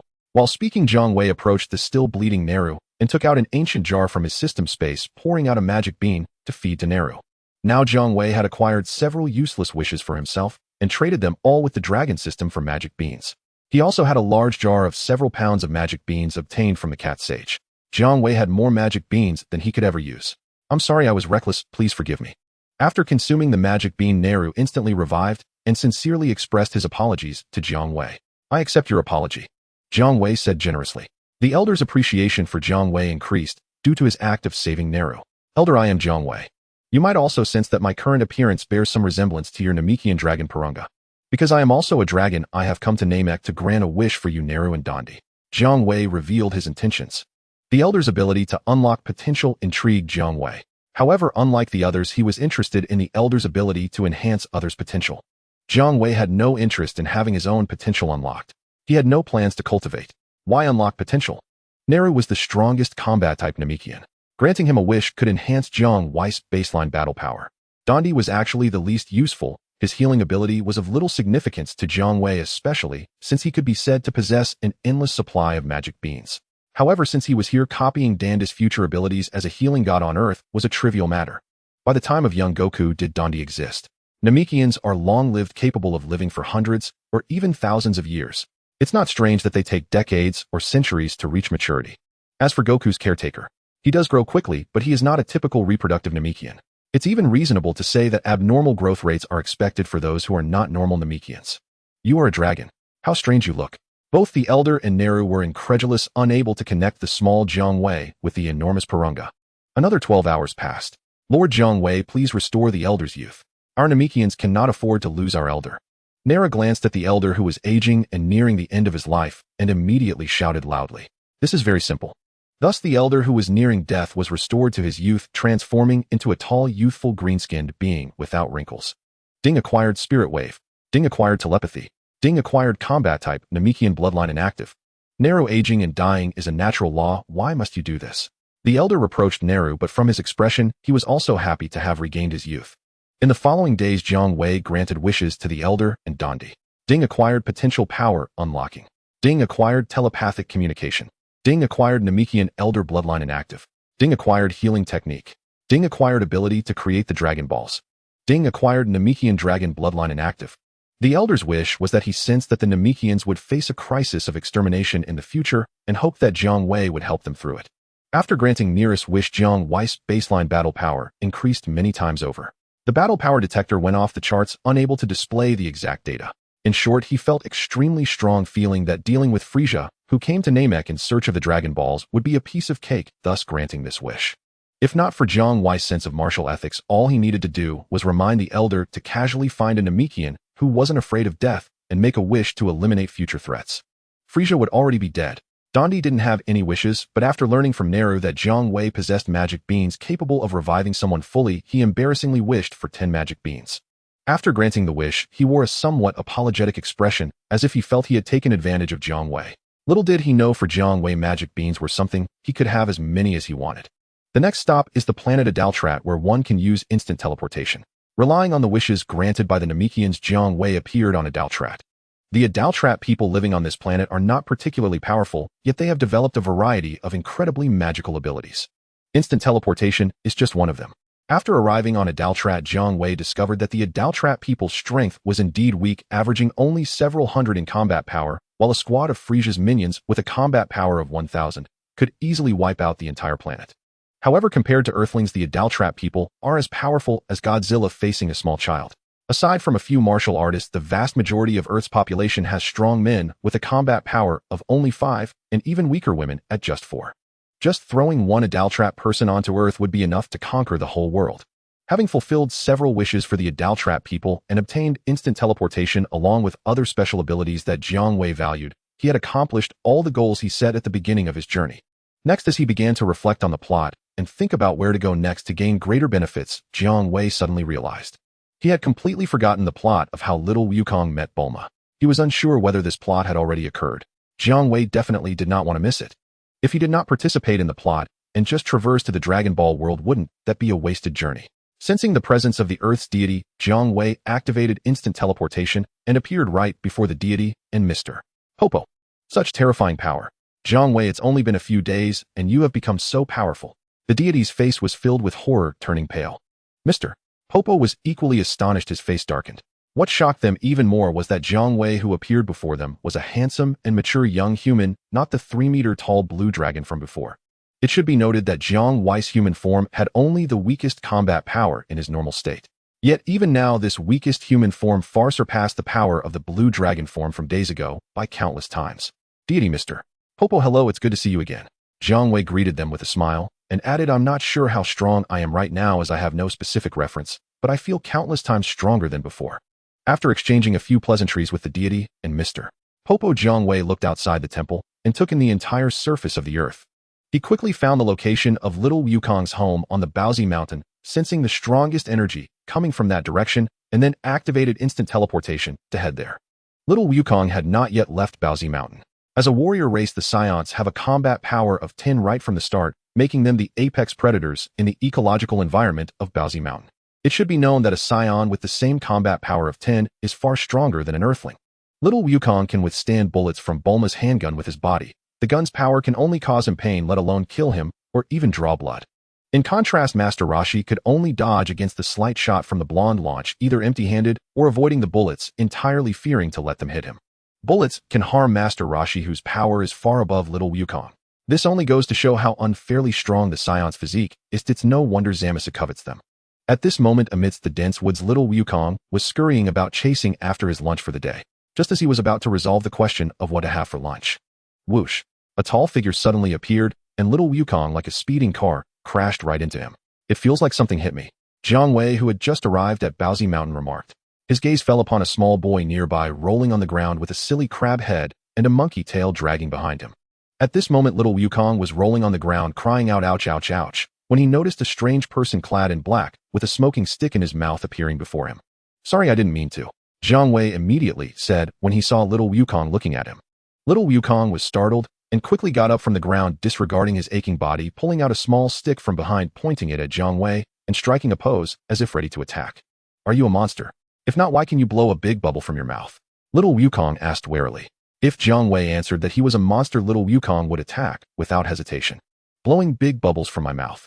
Jiang Wei paused for a moment before understanding, revealing a friendly smile. Don't be nervous, I'm not a monster. This is bubble gum, which can blow bubbles. It's a type of snack. Seeing that Jiang Wei was no longer blowing bubbles and claimed he was not a monster, little Wukong relaxed his guard and curiously asked, who are you? Why are you eating this? Bubble gum. Is it really that tasty? I am Jiang Wei from beyond Baozi Mountain. Looking at little Wukong, who was eyeing him eagerly, Jiang Wei had a bold idea. If you want to know if bubble gum is delicious, why not try it and see? Hello, I'm son Wukong. I live with my grandpa on Baozi Mountain. But my grandpa passed away due to an accident. Little Wukong put the stick back on his back and spoke politely. Little Wukong had lived with his grandpa, son Wukong, on Baozi Mountain since childhood, having never seen anyone else.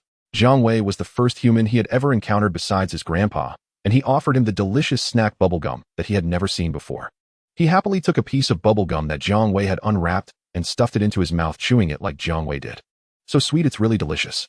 As he chewed, little Wukong wanted to swallow the bubblegum, but was stopped by Jiang Wei. Bubblegum can only be chewed, not swallowed. Jiang Wei spat out the chewed bits and explained to the confused little Wukong, this bubblegum isn't good. Little Wukong spat the chewed bits onto the ground. Food he couldn't swallow wasn't good food in his eyes. You don't like bubblegum? Then you'll definitely love this.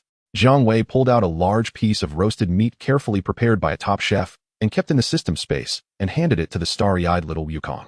Munch, munch, this is better than bubblegum. Jiang Wei, do you have more?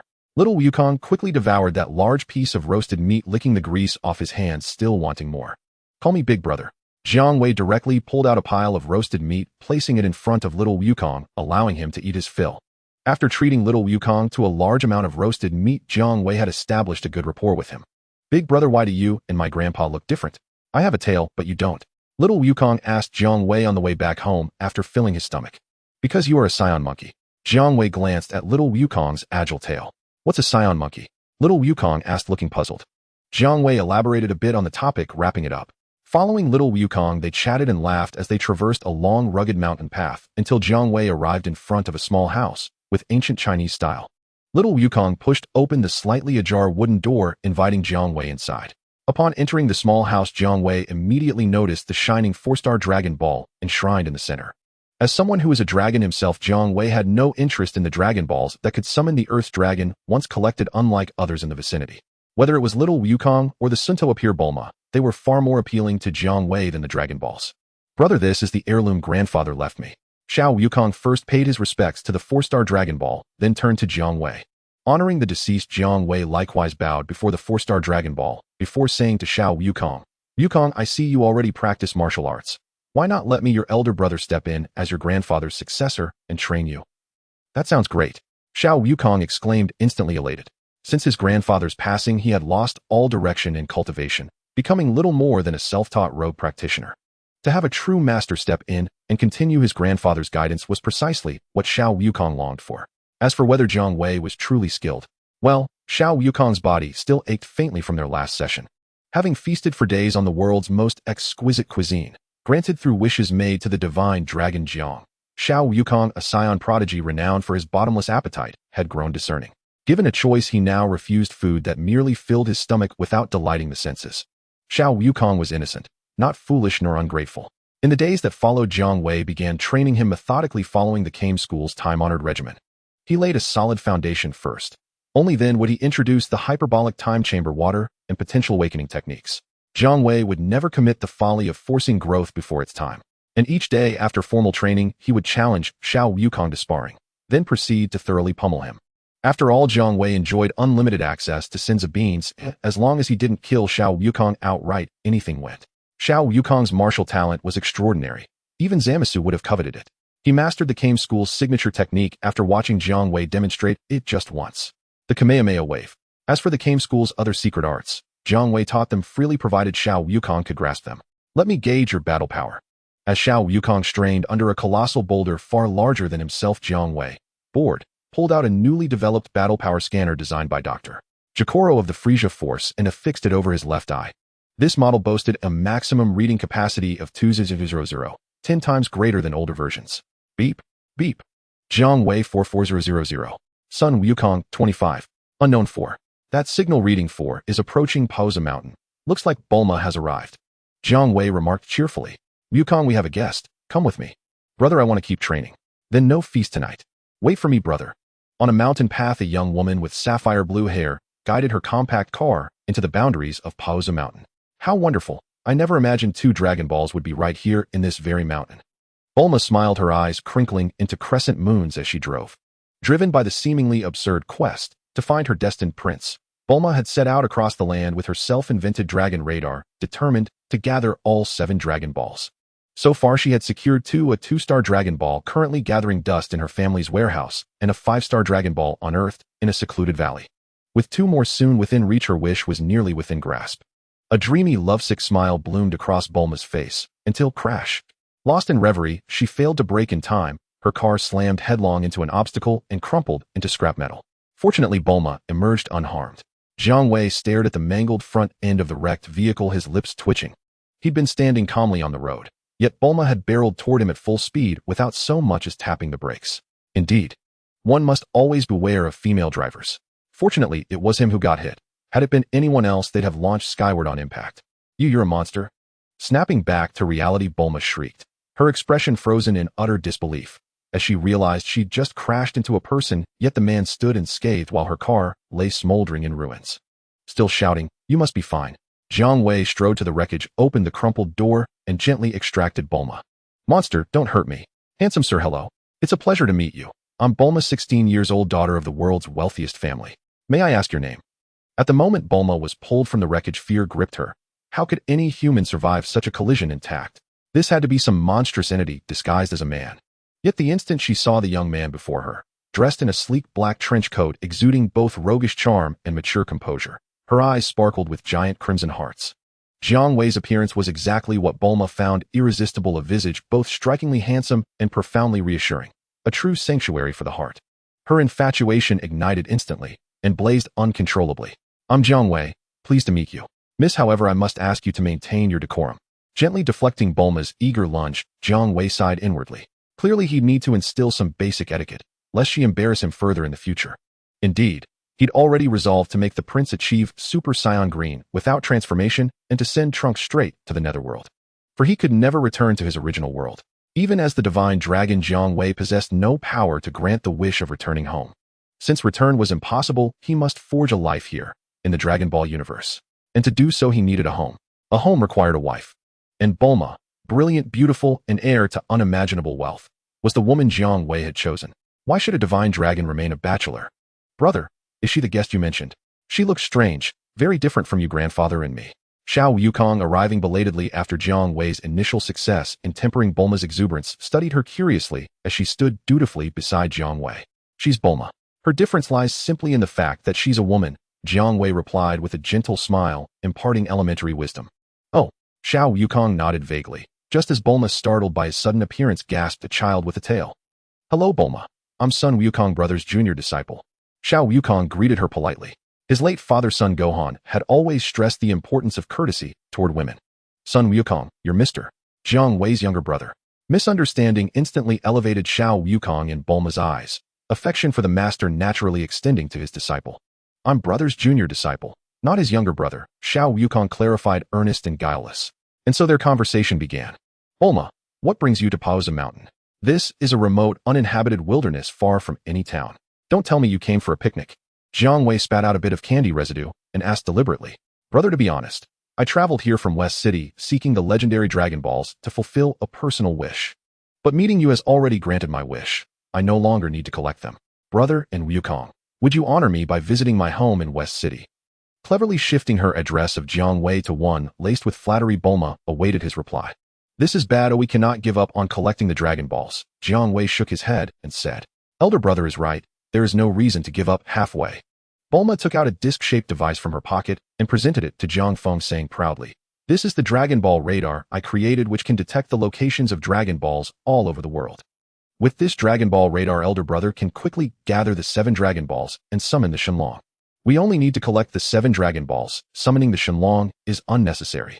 Jiang Wei had no wishes to be fulfilled by the Earth Shenlong. He was merely engaging in idle competition with his rivals. He aimed to eliminate the competitors stealing his business from the root. By mastering the 7 Dragon Balls in the story in the future, to realize any wish, one would have to seek the 7 Dragon Balls released by Jiang Wei. Kik. Bulma showed a puzzled expression. Who collects Dragon Balls without the intention of summoning the Shenlong to fulfill wishes? In the next moment, Bulma understood. Elder brother Jiang Wei was indeed one of a kind. With the 2 Dragon Balls gifted by Bulma, one from Grandpa Goku, and another obtained from Master Roshi, Jiang Wei already had 4 Dragon Balls. Jiang Wei pressed the Dragon Ball radar and found that apart from the 4 Dragon Balls he already had, there were signals for only 2 more Dragon Balls. There was still 1 Dragon Ball without any signal displayed. This Dragon Ball without a signal must have fallen into the hands of that mixed rice who has blocked it out. Upon realizing this, Jiang Wei thought that the mixed rice wasn't completely useless. It seemed necessary to grant a wish to the mixed rice. After calling Bulma, the 3 of them boarded a travel trailer that Jiang Wei had brought out, leaving Baozi Mountain and embarking on their quest to collect the Dragon Balls. Although they had 2 more companions, it was still Bulma who drove. Little Goku was completely clueless about driving. Jiang Wei, when there were others to command, lacked the initiative to act himself. Bulma had to take on more work. During the trip, Jiang Wei instructed Bulma to modify the power detector to increase its detection limit. Jiang Wei believed that with Bulma's scientific capabilities, this was a trivial task. The development of events indeed proved to be so. A few days later, Bulma handed a modified power detector to Jiang Wei and then began to busy herself with the second task Jiang Wei had assigned her: to create a high-tech gravity suit for little Goku. Under Jiang Wei's careful training, little Goku's battle power could be enhanced much faster than in the original story. According to the normal standards of science, even that useless Raditz could achieve a battle power of 1500 without training. Moreover, given Raditz's nature, he would only pick on the weaker opponents. The tough ones were left to the Prince and Nappa. On the contrary, Son Goku, after enduring many bitter battles on Earth, struggling on the brink of death, using super divine water, receiving guidance from renowned masters, and taking senzu beans, various boosts, trained recklessly. As a result, when Raditz came to Earth, Son Goku didn't even have a battle power of 500. Just that. It's simply unreasonable. Bulma was busy preparing dinner in the trailer while Jiang Wei continued to train little Goku. As little Goku wore the high-tech gravity suit and battled Jiang Wei while consuming senzu beans. Beep beep. Jiang Wei battle power 440 transformed into human Shenlong battle power 440, 20 times Kaioken battle power 800. Son Goku battle power 32. Bulma battle power 4. Jiang Wei admitted that on Namek, due to fulfilling Nearest wish, his strength had soared, leading him to mistakenly believe he could easily deal with the Demon King. It turned out that my battle power was at 20 times Kaioken and I hadn't even broken 10 million. I've become inflated. So having a tool to visualize power levels is indeed very necessary. Elder brother Goku, dinner is ready, come eat. From the trailer, not far away, Bulma's voice called out, prompting Jiang Wei to end today's training with little Goku. Little Goku cheered. Aside from training, eating was his second top priority in life. As Jiang Wei entered the trailer, he was greeted by the aroma of dishes that only the finest chefs could create. Bulma understood the saying, to win a man's heart one must win his stomach, but being the daughter of the world's richest man and having a passion for scientific research, she was utterly lacking in culinary skills. Just then Jiang Wei asked Bulma what wish she wanted to fulfill, considering her brilliant mind. Having spent a few days together, Bulma understood the rules about Jiang Wei's Shenlong, and instead of showing off her wits, made a wish to possess top-tier culinary skills.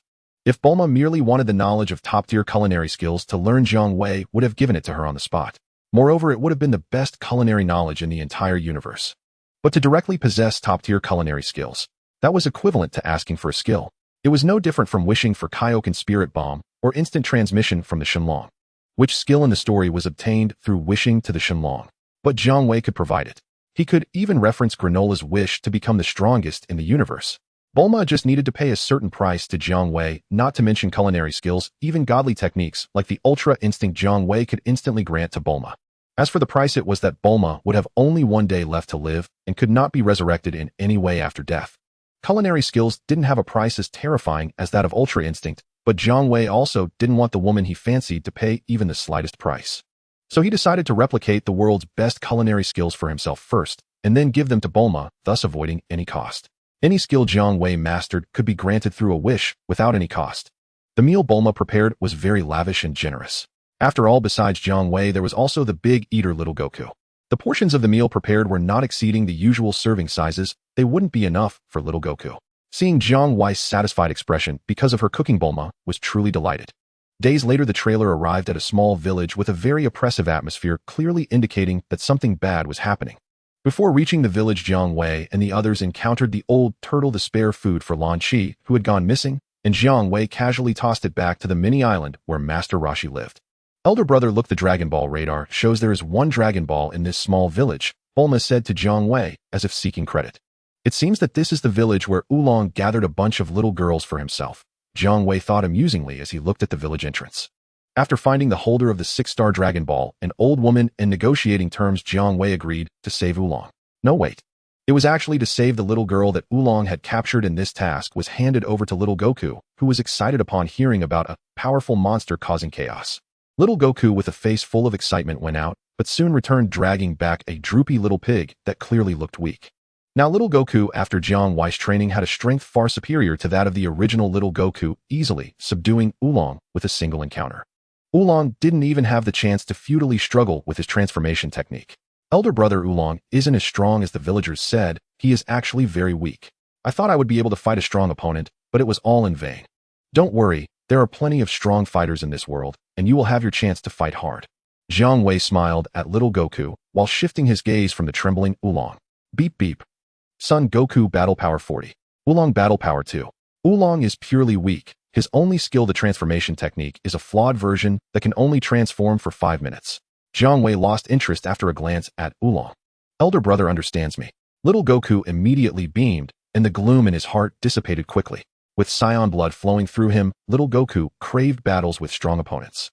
Note, it was battles with strong opponents, not being one-sidedly trampled by them. Being one-sidedly trampled, no matter how combative a Saiyan is, it wouldn't feel good. For little Goku, strong opponents certainly did not include his beloved elder brother Jiang Wei. At this moment, the villagers watching Oolong grew increasingly agitated. What? This little pig is the powerful monster Oolong. Are you kidding me? Now I see we were all scared by this Oolong. Quick, tell us. What have you done with our daughter? If you don't tell the truth, he'll turn you into roast pig. Oolong trembled even more. Don't be impulsive. I swear your daughters are safe and unharmed. In fact, they are living happily. He'll take you to find them right now. Under Oolong's guidance, the villagers rescued a group of young girls who had been living comfortably for some time. The old woman finally handed the 6-star Dragon Ball to Jiang Wei as promised. After receiving the 6-star Dragon Ball, Jiang Wei barely glanced at Oolong before instructing Bulma to drive away from the small village. Big brother, I think we need a driver. Bulma looked at Oolong, who had gained the villagers' understanding and was walking towards the entrance of the small village. Her eyes brightened as she quickly said, "This little pig may look useless, but surely it can handle driving right." Bulma thought that with Oolong taking her place in the driver's seat, she would have more time to accompany her true love Jiang Wei. "Oolong, please come here. Bulma wants you to take her place at the wheel." Jiang Wei nodded slightly to Bulma, and then called out to Oolong, who had reached the entrance of the small village. Upon hearing this, Oolong immediately transformed into a rocket amidst a puff of white smoke, quickly fleeing with flames spewing behind him. Seeing Oolong's ungratefulness, Jiang Wei simply raised his finger, pointing towards the entrance of the small village. At this moment, Oolong's figure was no longer visible. "Big brother, it seems our driver won't be coming back," Bulma said with some regret. "No, he will come back." Jiang Wei smiled confidently. Dong Dong waved. "Ha, only a fool would be your driver. Isn't it great to be free?" A smug face appeared on the rapidly flying rocket. Suddenly, a wave of energy moving at a speed that Oolong could barely perceive whizzed dangerously close to him, shooting forward and causing a violent explosion. Oolong was still dazed, but more waves of energy flew past him in quick succession. Terrifying explosions erupted ahead. Oolong immediately made a sharp turn and flew back at top speed. A slender energy wave capable of obliterating Oolong vanished. "Big brother, I was wrong. I want run again." The rocket flew in front of Jiang Wei, and after another puff of white smoke, he transformed back into Oolong, kneeling in front of Jiang Wei, desperately pleading, "Get in the car and take us away." Bulma will tell you where to go next. Jiang Wei said, blowing on his fingers. All right, big brother. Oolong breathed a sigh of relief and quickly ran to the driver's seat of the RV. Since Oolong took over driving, Bulma was freed from the driver's seat, allowing her to either accompany Jiang Wei take a beauty nap or happily put on face masks to maintain her beautiful appearance, so that Jiang Wei could enjoy her beauty every day. At this moment, the Dragon Radar only showed a signal for one 7-star Dragon Ball. Jiang Wei glanced at the little Goku, who was still diligently training in the RV, revealing a mysterious smile. Goku, your wife is online. The location of the 7-star Dragon Ball happens to be the residence of the Bull Demon King in Fire Mountain. The daughter of the Bull Demon King, Chi-Chi, is Goku's wife. Jiang Wei was indifferent to Chi-Chi, who had raised a child like Bulla, and since little Goku was now his little brother, he naturally wouldn't let Goku transform into a Super Saiyan Green like Vegeta. Oolong was initially scared to hear they were heading to the Bull Demon King's territory, but thinking of Jiang Wei, he could only leave it to fate and drove towards Fire Mountain. Seeing Oolong's frightened demeanor, little Goku was excited at the prospect of facing his future father-in-law. To reach Fire Mountain, they had to pass through a sea of sand. Big brother, I heard that there are robbers in this sea of sand who specialize in plundering travelers. Oolong grasped the steering wheel, casually mentioning it, but not showing any signs of fear. Robbers in a mere sea of sand. Are they scarier than the Bull Demon King or Jiang Wei? We've arrived at the territory of the Tea God. Jiang Wei smiled slightly, and images of the iconic scene from the plot, where the Tea God fought with the cultivator, appeared in his mind. In Jiang Wei's view, the Tea God was not as valuable as his little pet Puar. After all, Jiang Wei could derive a complete version of the transformation technique from Puar. What does the Tea God have? The Wolf Fang Fist. Huh. Like Krillin, he had no cultivation value. In fact, the Tea God was even inferior to Krillin. Dust swirled as the RV drove into the sea of sand for some time. A small blue cat hiding in the sea of sand, holding a telescope, spotted the RV coming over. A big job is coming. Puar happily put away the telescope and floated along the passage beneath the sea of sand. Yamcha, hurry up and prepare, a big fat sheep is coming. Puar shouted excitedly. At this moment, Yamcha was eating a dry biscuit and drinking a cup of water to quench his hunger. Hearing his good friend Puar's report, he immediately smiled brightly. Great. Finally, a big job is coming our way. We can improve our lives, Puar. Yamcha threw away the unappetizing dry biscuit and instructed Puar to prepare his tools for robbing. For their livelihood. Beep beep. Jiang Wei Battle Power 450, Sun Wukong Battle Power 44, Oolong Battle Power 2, Bulma Battle Power 4, Unknown Battle Power 9, Unknown Battle Power 2. Goku, stop training, enemies are coming. Upon seeing the 2 unknown battle power readings approaching the RV, Jiang Wei understood immediately. If it weren't the Tea God and Puar, who else could it be? Big brother, are the enemies strong? After finishing his hard training, little Goku said excitedly. Goku, take it easy and don't kill anyone. Jiang Wei said. Oh, little Goku immediately lost his enthusiasm. It turned out to be weaklings again. The RV stopped, letting little Goku out to confront the desert bandit Yamcha and his accomplice Puar. Robbery. Yamcha had just started his business when little Goku ended it. Little Goku suddenly vanished from in front of Yamcha and reappeared just as suddenly. Yamcha didn't even have time to raise the large knife in his hand to block before he was punched away by little Goku. After rolling in the air, he landed dozens of meters away in the sand, kicking up a large cloud of dust. Yamcha! Puar cried out in despair and quickly floated over. The dust was thick, making it impossible to see how Yamcha looked after taking little Goku's ordinary punch. No harm, just dust. Jiang Wei directed his gaze towards the direction Yamcha had fallen and suddenly said, under Jiang Wei's suddenly expectant gaze. The dust gradually cleared, revealing Yamcha inside. It's true that the Tea God can break the law of dust means no harm. Jiang Wei looked at Yamcha, who lay curled up in the sand, unable to get up, posing awkwardly and comically, and couldn't help but laugh. Yamcha, wake up. Puar cried, sorrowful and heartbroken. As Puar anxiously circled around the unconscious Yamcha, a three-metal blue dragon man appeared before him. Please let Yamcha recover his health. Puar didn't think much and immediately requested the blue dragon man. This is very simple. Jiang Wei took the opportunity to acquire a complete version of the transformation technique from Puar and instantaneously returned to the RV. Yamcha also woke up, his injuries healed. Yamcha! Puar rushed towards the Tea God, showing genuine emotion even in this moment. Just as Oolong was about to start the RV and leave, Yamcha came running swiftly, blocking the front of the RV. What, have you not had enough lessons and still want to continue robbing? Oolong said with a hint of false bravado. At this moment, Puar floated over, their eyes met, and they recognized each other. Oolong was somewhat bewildered. When they were in kindergarten, he often bullied Puar. Unexpectedly, after leaving kindergarten, the once timid Puar had taken to robbing in the desert. This was a great surprise to Oolong. My name is Yamcha. I became a bandit in the Sand Sea just to survive. It was never my intention. I have come to realize that my true desire is to become a powerful martial artist. Please let me join you. Yamu-cha knelt heavily enlightened. Wukong, you did it with one punch you made the tea god repent. Jiang Wei glanced at the simple-minded Wukong, thought for a moment, and realized that although the tea god had little training value, having another little brother to do errands for him would not hurt, so he beckoned Yamu-cha and Pure to get in the car. However, after accepting Yamu-cha, Jiang Wei suddenly realized something. Sure enough, Yamu-cha encountered Bulma, who was applying a facial mask, and his fear of girls immediately struck, leaving him nervous and at a loss. Your name is Yamu-cha, right? Since you wish to become a powerful martial artist, you must first overcome your fear of girls. Jiang Wei stifled a laugh and instructed Yamu-cha to work hard. This bandit seems quite handsome, yet he performs so poorly in front of girls. He can't compare to brother Jiang Wei, wasting his good looks, truly a pretty face with no substance. Bulma looked at Yamu-cha, who was failing to perform in front of her, and pouted, showing none of the infatuation with the tea god as seen in the plot. Jiang Wei lit a cigarette for himself, grinning, very satisfied with Bulma's reaction. If she were like in the plot, easily swooning over handsome men. Did Jiang Wei not care about his face? It seemed his education of Bulma had been quite effective. The RV drove out of the Sand Sea, still needing to travel several days to reach the flame mountain of the Bull Demon King. Jiang Wei also began to train Yamu-cha using the turtle hermit method, instructing Bulma to create a high-tech gravity suit that Earthlings could use. To be fair, in the early part of the plot, Yamu-cha managed to join the main character group, indicating that his martial arts talent, while not as good as Krillin or Tenshinhan, was still above most Earthlings.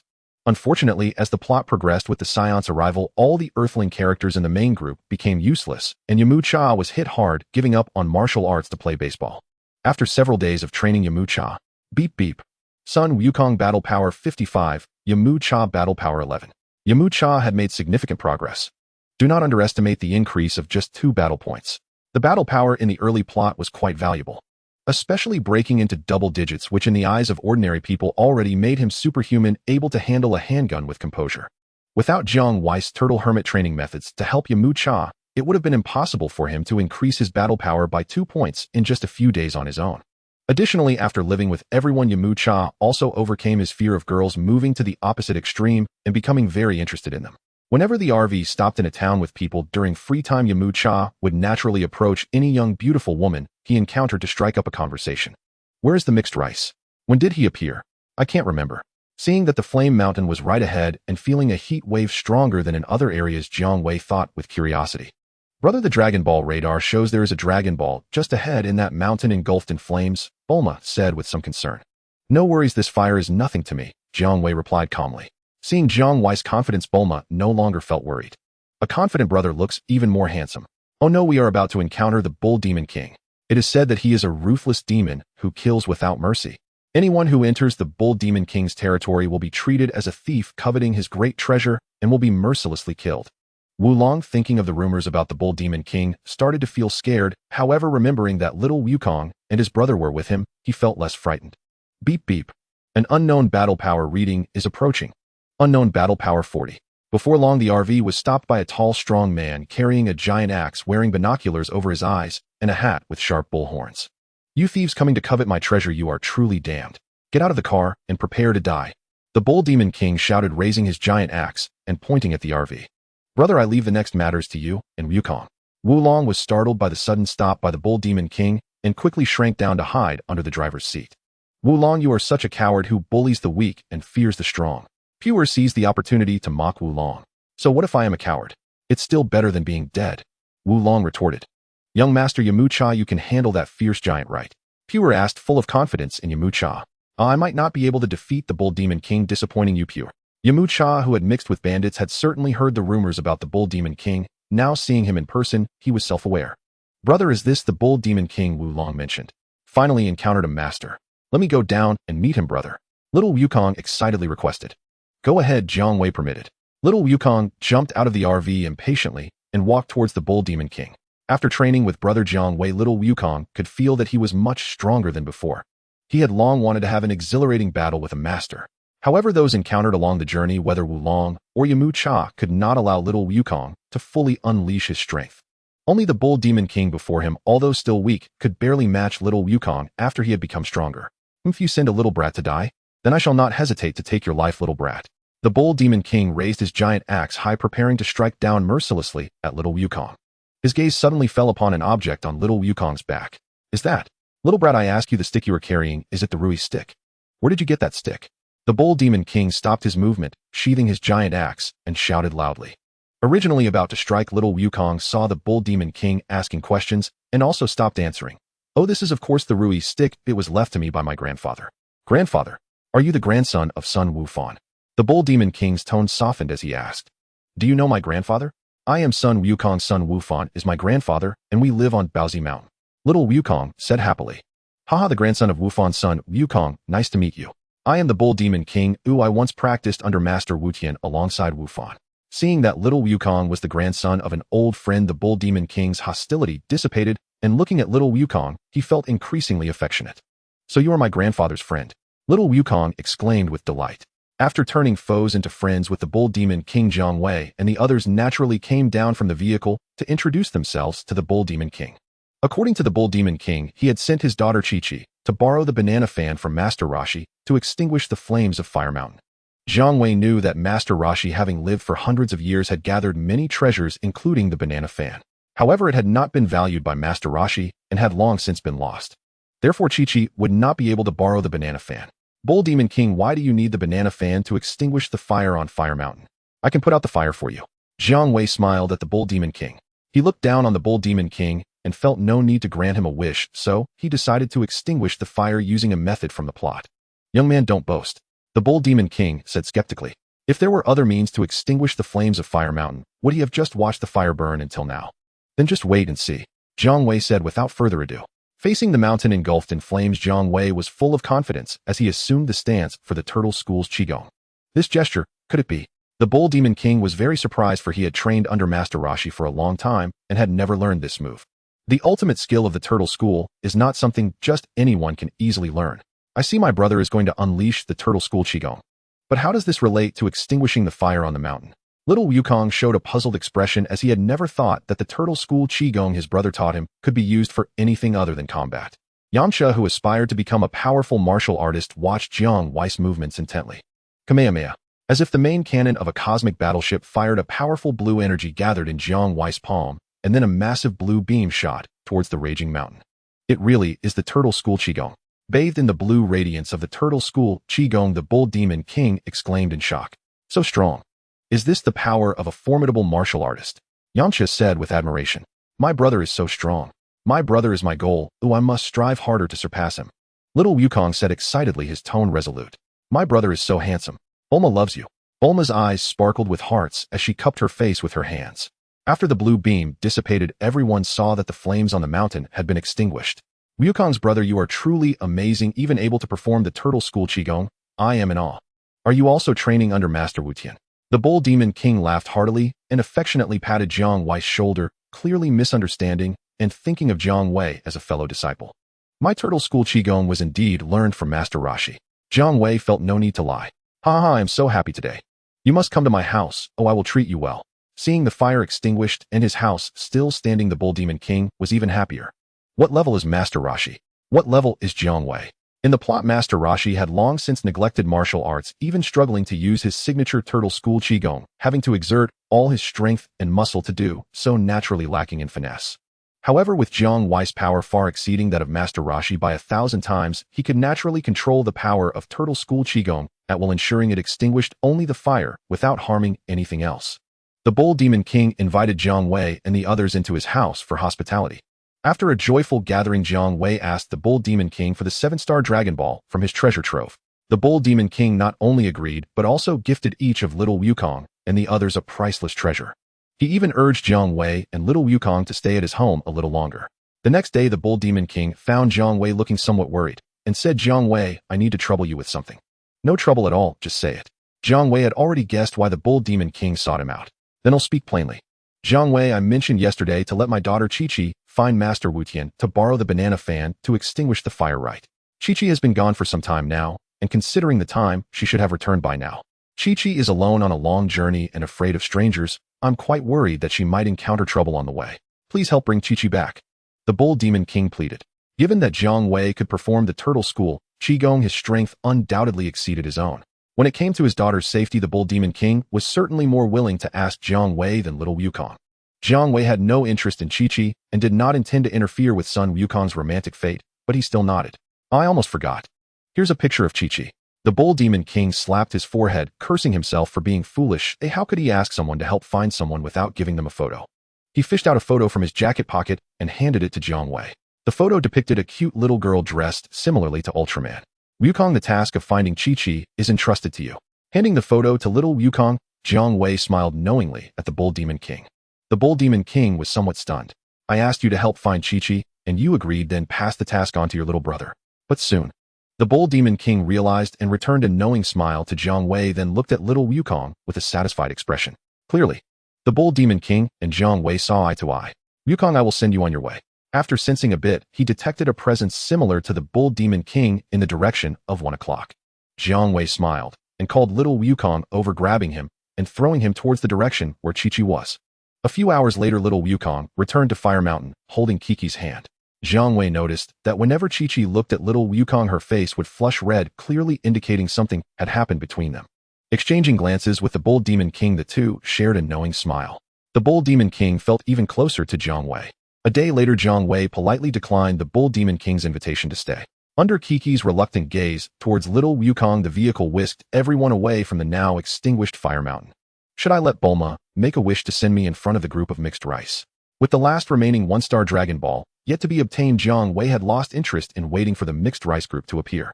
At that moment, the vehicle had already passed through a forest made up of gigantic mushrooms, arriving at a small town primarily consisting of semicircular buildings. The people here were all dressed like Arabs.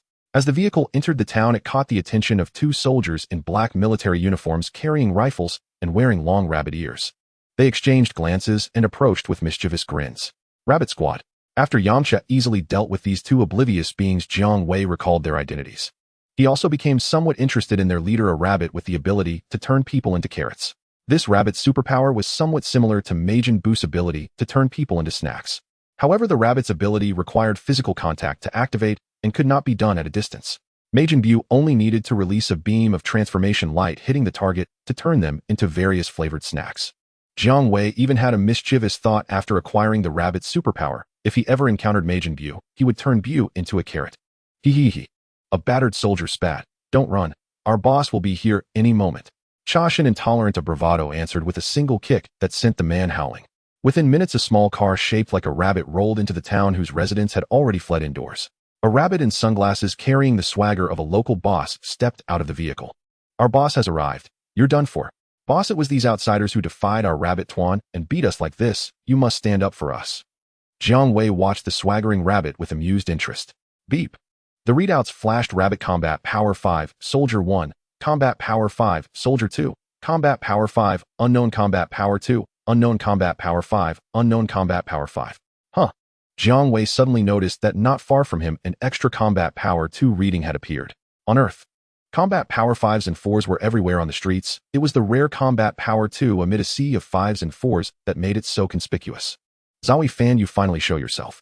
Jiang Wei eyed the direction where the Combat Power 2 reading had appeared and smiled. Big brother, I remember now. That rabbit, I've heard of him. He can turn people into carrots. Whatever you do, don't let that rabbit touch you with his hand. Chashin stared at the rabbit, thoughtful at first. Then his expression changed drastically, and he hurriedly said, I understand. Jiang Wei nodded to him. On my apologies, gentlemen. My subordinates were rude and offended you. May I ask who is in charge here? The rabbit approached, wearing a contrite smile. I am, Jiang Wei replied. He watched the rabbit with amusement, like a cat that had caught a mouse. The rabbit hurried on. On behalf of my men, I offer you our sincere apologies. Please forgive us. The rabbit bowed to Jiang Wei with a broad smile and extended a hand as if to shake. Big brother, don't be fooled. Chashin warned urgently, but Jiang Wei had already clasped the rabbit's hand. Chashin's face drained of color. The rabbit's smile vanished, replaced by a sinister expression. Kid, you dared provoke our rabbit Tuan. You're finished. He'll turn you into a carrot and eat you. The rabbit declared, sneering at the taller Jiang Wei with an expression that plainly read, you are a fool. Turn me into a carrot and eat me. You. That's laughable. Jiang Wei sneered down at the shorter rabbit. The rabbit's face fell into panic. Why? Why haven't you turned into a carrot yet? Because you are a mere pitiful Combat 5, Jiang Wei mocked. In this world, superpowers and magic are not omnipotent. They fail against opponents whose combat power far exceeds their own. Bulu of the Red Ribbon Legion had his ability nullified by Tao Bai Bai. Jiaozi also possessed superpowers, but when his later combat power lagged behind, he became a useless ornament. The rabbit with only 5 combat power thought he could turn Jiang Wei, whose normal combat power exceeded 40,000, into a carrot. What a joke. Seeing Jiang Wei and scathed Cha, Shen finally exhaled. Jiang Wei exerted a little force. The rabbit emitted a pig-slaughtering wail as the hand that had shaken Jiang Wei was crushed. Jiang Wei's hand then clamped around the rabbit's neck and hoisted it into the air. In the rabbit's terrified eyes, a three-mid-turtle Saiyan dragon person materialized before it. Rabbit, you may make one wish to this divine dragon. Have you and your companions surrendered to the police or die now? Choose. The divine dragon Jiang Wei held the rabbit before him with a feral grin. Was there really any choice? Send us to the police to surrender. Please don't kill us. That is simple. Ding. Acquired the superpower to turn people into carrots. After the three members of the rabbit gang vanished, Jiang Wei turned his gaze toward the direction where the combat power 2 reading had appeared. Zowie Fan, don't hide. Come out at once before I lose my temper. Inside one of the town's houses, Great King Zowie Fan, that guy chewing gum, has turned into a monster over 3 meters tall. He's looking at us. A dog clad in ninja garb cried in terror. Damn, that rabbit really exaggerated his own prowess. I didn't expect him to be dealt with so easily, someone spat. My plan was to wait until they had each other badly wounded, then seize the 6 Longzhu from that man. A small blue-skinned creature wearing a hat complained bitterly. Great King Zowie Fan, he found us. He wants us to come out and meet him before he gets angry. A woman in a long coat with heavy makeup said fearfully, since the plan failed, we must seize them by force. No one can stop the ambition of Zowie Fan, the Great King, to rule the entire world. A Xiao Xiaowu, let's go. The blue creature decided to risk everything. Yes, Great King Zowie Fan. A Xiao and Xiaowu exchanged a glance and shouted back. Boom. A semicircular building near Jiang Wei suddenly exploded. Amid the smoke and dust, heavy mechanical footsteps sounded as 3 bulky squat combat mechs appeared before him.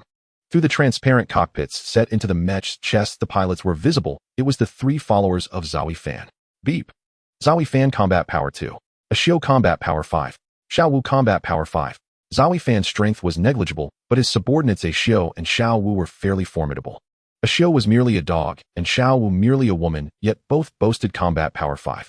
One must understand combat power 5 already equaled the level of a robust adult man. In service to Zowie Fan, A Xiao and Xiaowu fought with fierce loyalty. I am Zowie Fan, the Great King. I know who you are, so spare us the introductions. Jiang Wei's form flickered in place for an instant. The 3 enemy mechs exploded simultaneously.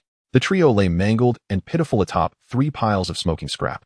Now we can speak calmly, Jiang Wei said, looking down at the 3.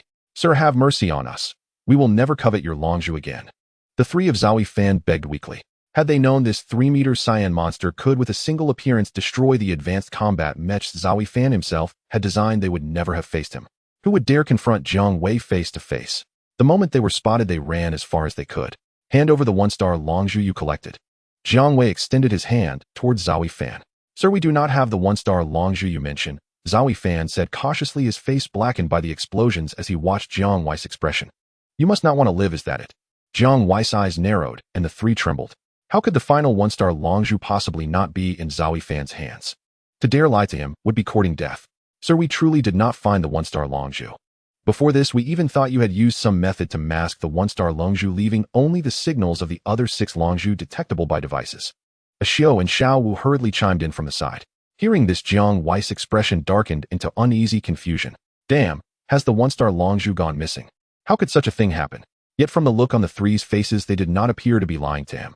Jiang Wei would not easily trust the mixed rice group, but he had a way to discern whether they were lying to him.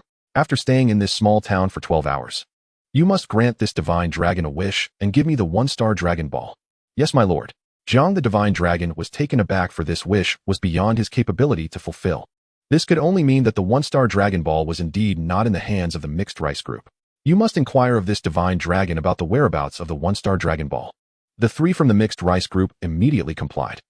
Jiang Wei's expression suddenly changed. As a divine dragon, he could not reveal the location of the 1-star Dragon Ball. What on earth is going on? Could it be that the 1-star Dragon Ball has completely vanished from this world? An unknown change has occurred in the storyline, and Jiang Wei was uncertain whether it was good or bad. If it is bad, Jiang Wei would face it calmly. After all, he is a divine dragon. My lord, we have complied with your wishes. Please let us go, treating us as mere farts for our obedience. The 3 from the mixed rice group pleaded. You two be quiet. Mixed rice, you come forward and plead for mercy. Jiang Wei stared at the mixed rice, as according to the rules there could not be multiple wishers for one wish. A Xiao and Xiaowu quickly fell silent, directing their desperate gazes at their king. My lord, please let us go, treating us as mere farts for our obedience. The mixed rice group pleaded. This is very easy. After randomly sending away the 3 from the mixed rice group, Jiang Wei gained their research abilities along with a worthless wish that could exchange for 100 fairy beans. Having dealt with the rabbit group and the 3 from the mixed rice group, Jiang Wei reverted from his human form back to the divine dragon and returned to the RV. Unfortunately, I do not know what happened to the 1-star Dragon Ball is gone, and now only 6 Dragon Balls remain. Jiang Wei explained the situation to everyone. Losing the 1-star Dragon Ball not only caused him concern about the reason for its disappearance, but also made him indifferent about not being able to collect all 7 Dragon Balls.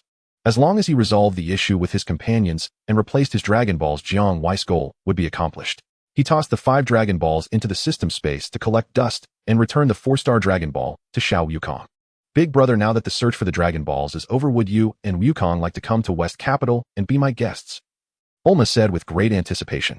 West Capital, huh? Jiang Wei thought for a moment. When Bulma mentioned West Capital, he immediately recalled that every day when Demon King Piccolo wreaked havoc, he would destroy a city on Earth. And West Capital was the first victim drawn in Piccolo's lottery. How unfortunate. However, despite its luck, West Capital is one of the most prosperous cities on Earth. A city where the world's richest reside. Could it be lacking? Jiang Wei had no place to go and enjoyed the bustling life of big cities. Furthermore, for the future training of Xiao Wukong, he could not do without Bulma's gravity room and the hyperbolic time chamber, so he agreed to accompany Bulma to West Capital. That's great, big brother. Bulma was so delighted that she was almost jumping for joy. Since Jiang Wei was going with Bulma to West Capital, Xiao Wukong and Yamcha would certainly follow. As for Oolong, having the chance to visit a big city and the home of the world's richest person to witness the glamour of the world, how could he not want to go? There was no reason to continue staying in the countryside dealing with village girls. Under Bulma's guidance, the RV moved forward, and after several days of travel, it finally transitioned from a small road to the highway driving towards West Capital. Bulma's home was a luxurious villa, vast in area, rivaling a museum. The home of the world's richest. Could it be lacking? Upon entering Bulma's house, Jiang Wei's first thought was, the rich lady is truly delightful. I'm here to live the life of Vegeta. Bulma, where have you been? Your father and I have been worried sick about you. Are these all your friends? Oh my, there are 2 handsome guys. Bulma, you mustn't be too frivolous outside. Young Mrs. Brief greeted warmly. Mom, don't say that randomly. They are all companions I met during my travels. Bulma glanced at Jiang Wei unconsciously and quickly explained to her mother. Mom understands. Mrs. Brief followed her daughter's gaze and looked at Jiang Wei, who was chewing gum and seemed cool and dashing. Seeing Bulma's nervousness, her smile immediately broadened. Her smile was meaningful, indicating that her daughter had finally grown up. Jiang Wei and the others politely greeted Mrs. Brief and introduced themselves. After the introductions, Mrs. Brief welcomed her daughter's friends into the spacious and bright living room and instructed the servants to serve tea to the guests from West Capital. Everyone began to chat with Mrs.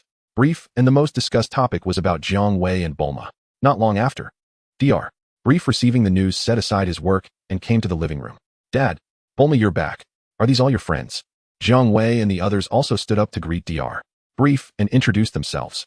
They are all wonderful young people. You can treat this place as your home. Don't be shy, relax. Dr. Brief said warmly. Seeing her husband arrive, Mrs. Brief glanced at Jiang Wei, who was chatting with Bulma, smiling as she whispered a few words to Dr. Brief. Bulma and that handsome and seemingly mature young man. I see. Dr. Brief also sighed in his heart that his daughter had grown up and focused more attention on Jiang Wei. He began to converse with Jiang Wei. Jiang Wei in turn fixed his gaze on the small black cat hanging around Dr. Brief's neck. This reminded him of the large black cat his cousin kept. He wondered where his cousin and the large black cat had gone. May his cousin and the large black cat be safe. After chatting with Dr. Brief for a few minutes, they transitioned the topic to the small black cat. Talking about the small black cat clearly piqued Dr. Brief's interest. As they chatted, the conversation shifted to scientific topics. At this point, discussing his specialty ignited Dr. Brief's interest like a forest fire, unstoppable. As their conversation deepened, the two found themselves increasingly in sync. Big brother, it turns out that aside from his profound accomplishments in martial arts, you are also well-versed in scientific inventions. Yamcha looked at Jiang Wei, who was chatting excitedly with Dr. Brief, filled with admiration. He felt completely lost in their discussion, but sensed that they were quite impressive. Jiang Wei had indeed granted the wishes of Bulma and the mixed rice group, possessing their genius brains and scientific knowledge. When discussing scientific inventions with Dr. Brief, he was completely at ease. Young man, you are truly a genius. With your talent, why haven't I heard your name in the circles of the world's top scientists? Dr. Brief exclaimed sincerely. At this moment, he was entirely supportive of Jiang Wei being with Bulma. In Dr. Brief's eyes, Jiang Wei was undoubtedly the most talented young scientist he had ever met aside from his daughter. Dr. Brief, I consider myself a self-taught individual. Also, I am not a scientist, Jiang Wei said. He was certainly not a scientist. Being a scientist was too dull. It was far more interesting to find some powerful individuals to grant wishes and replicate everything they had. Life is about living freely according to one's desires. Jiang Wei, you are too modest. If you are not a scientist, there would hardly be anyone in the world worthy of the title of scientist. I can introduce you to the elite circle of the world's top scientists. In that moment, Dr. Brief seemed like the fabled talent scout who discovered a rare steed. Thank you, Dr. Brief. Jiang Wei thought to himself that meeting the leading scientists on Earth and mingling in their circles wouldn't be a bad thing. Do not underestimate the scientists on Earth. Although they haven't invented spaceships, their strength surpasses even the cosmic emperors. The androids that could overpower Super Saiyan 1 were created by Earth scientists. It's just a small favor, no need to thank me. Dr. Brief was also very pleased to discover a scientific genius. After discussing some of Dr. Brief's ongoing research topics, many of the innovative ideas proposed by Jiang Wei provided Dr. Brief with new research directions. Jiang Wei, come with me to the laboratory. Oh, I need your assistance with some research topics. Jiang Wei couldn't refuse and followed Dr. Brief to his lab. Daddy, Bulma expressed her displeasure at Dr. Brief for dragging away her true love who was visiting for the first time. How could he take a guest who was visiting for the first time to work? Mrs. Brief chatted with everyone for a while, mainly discussing topics related to Jiang Wei before instructing Bulma to arrange everyone's rooms. Bulma arranged the most comfortable guest room in the house for Jiang Wei. Although the other rooms were not as good, they were still decent. Everyone had their own room except for Yamcha, who would share a room with Puar. That evening, Jiang Wei managed to break free from the workaholic grasp of Dr. Brief. He had been helping Dr. Brief with scientific inventions in the lab for nearly 10 hours, intermittently discussing various technical challenges. It was definitely more exhausting than fighting a battle. However, it seemed that he hadn't engaged in a proper battle since arriving in the Dragon Ball world. The next day, early in the morning, Dr. Brief wanted to recruit Jiang Wei's assistants again. Jiang Wei was undoubtedly the most satisfactory research assistant Dr. Brief had ever had. If it weren't for Jiang Wei's relationship with Bulma, Dr. Brief would have offered an exorbitant salary to hire Jiang Wei as his research assistant. However, Jiang Wei had started to train Goku and Yamcha and couldn't spare the time. Dr. Brief could only express his regret and promised Jiang Wei to arrange for martial arts training in the morning. But he insisted that Jiang Wei must help in the lab in the afternoon. Hey, don't make decisions for me, Dr. Brief. With a lament, Jiang Wei started living under the same roof as a wealthy woman. After some time training Goku and Yamcha. Beep, beep. Goku battle power 100. Yamcha battle power 21.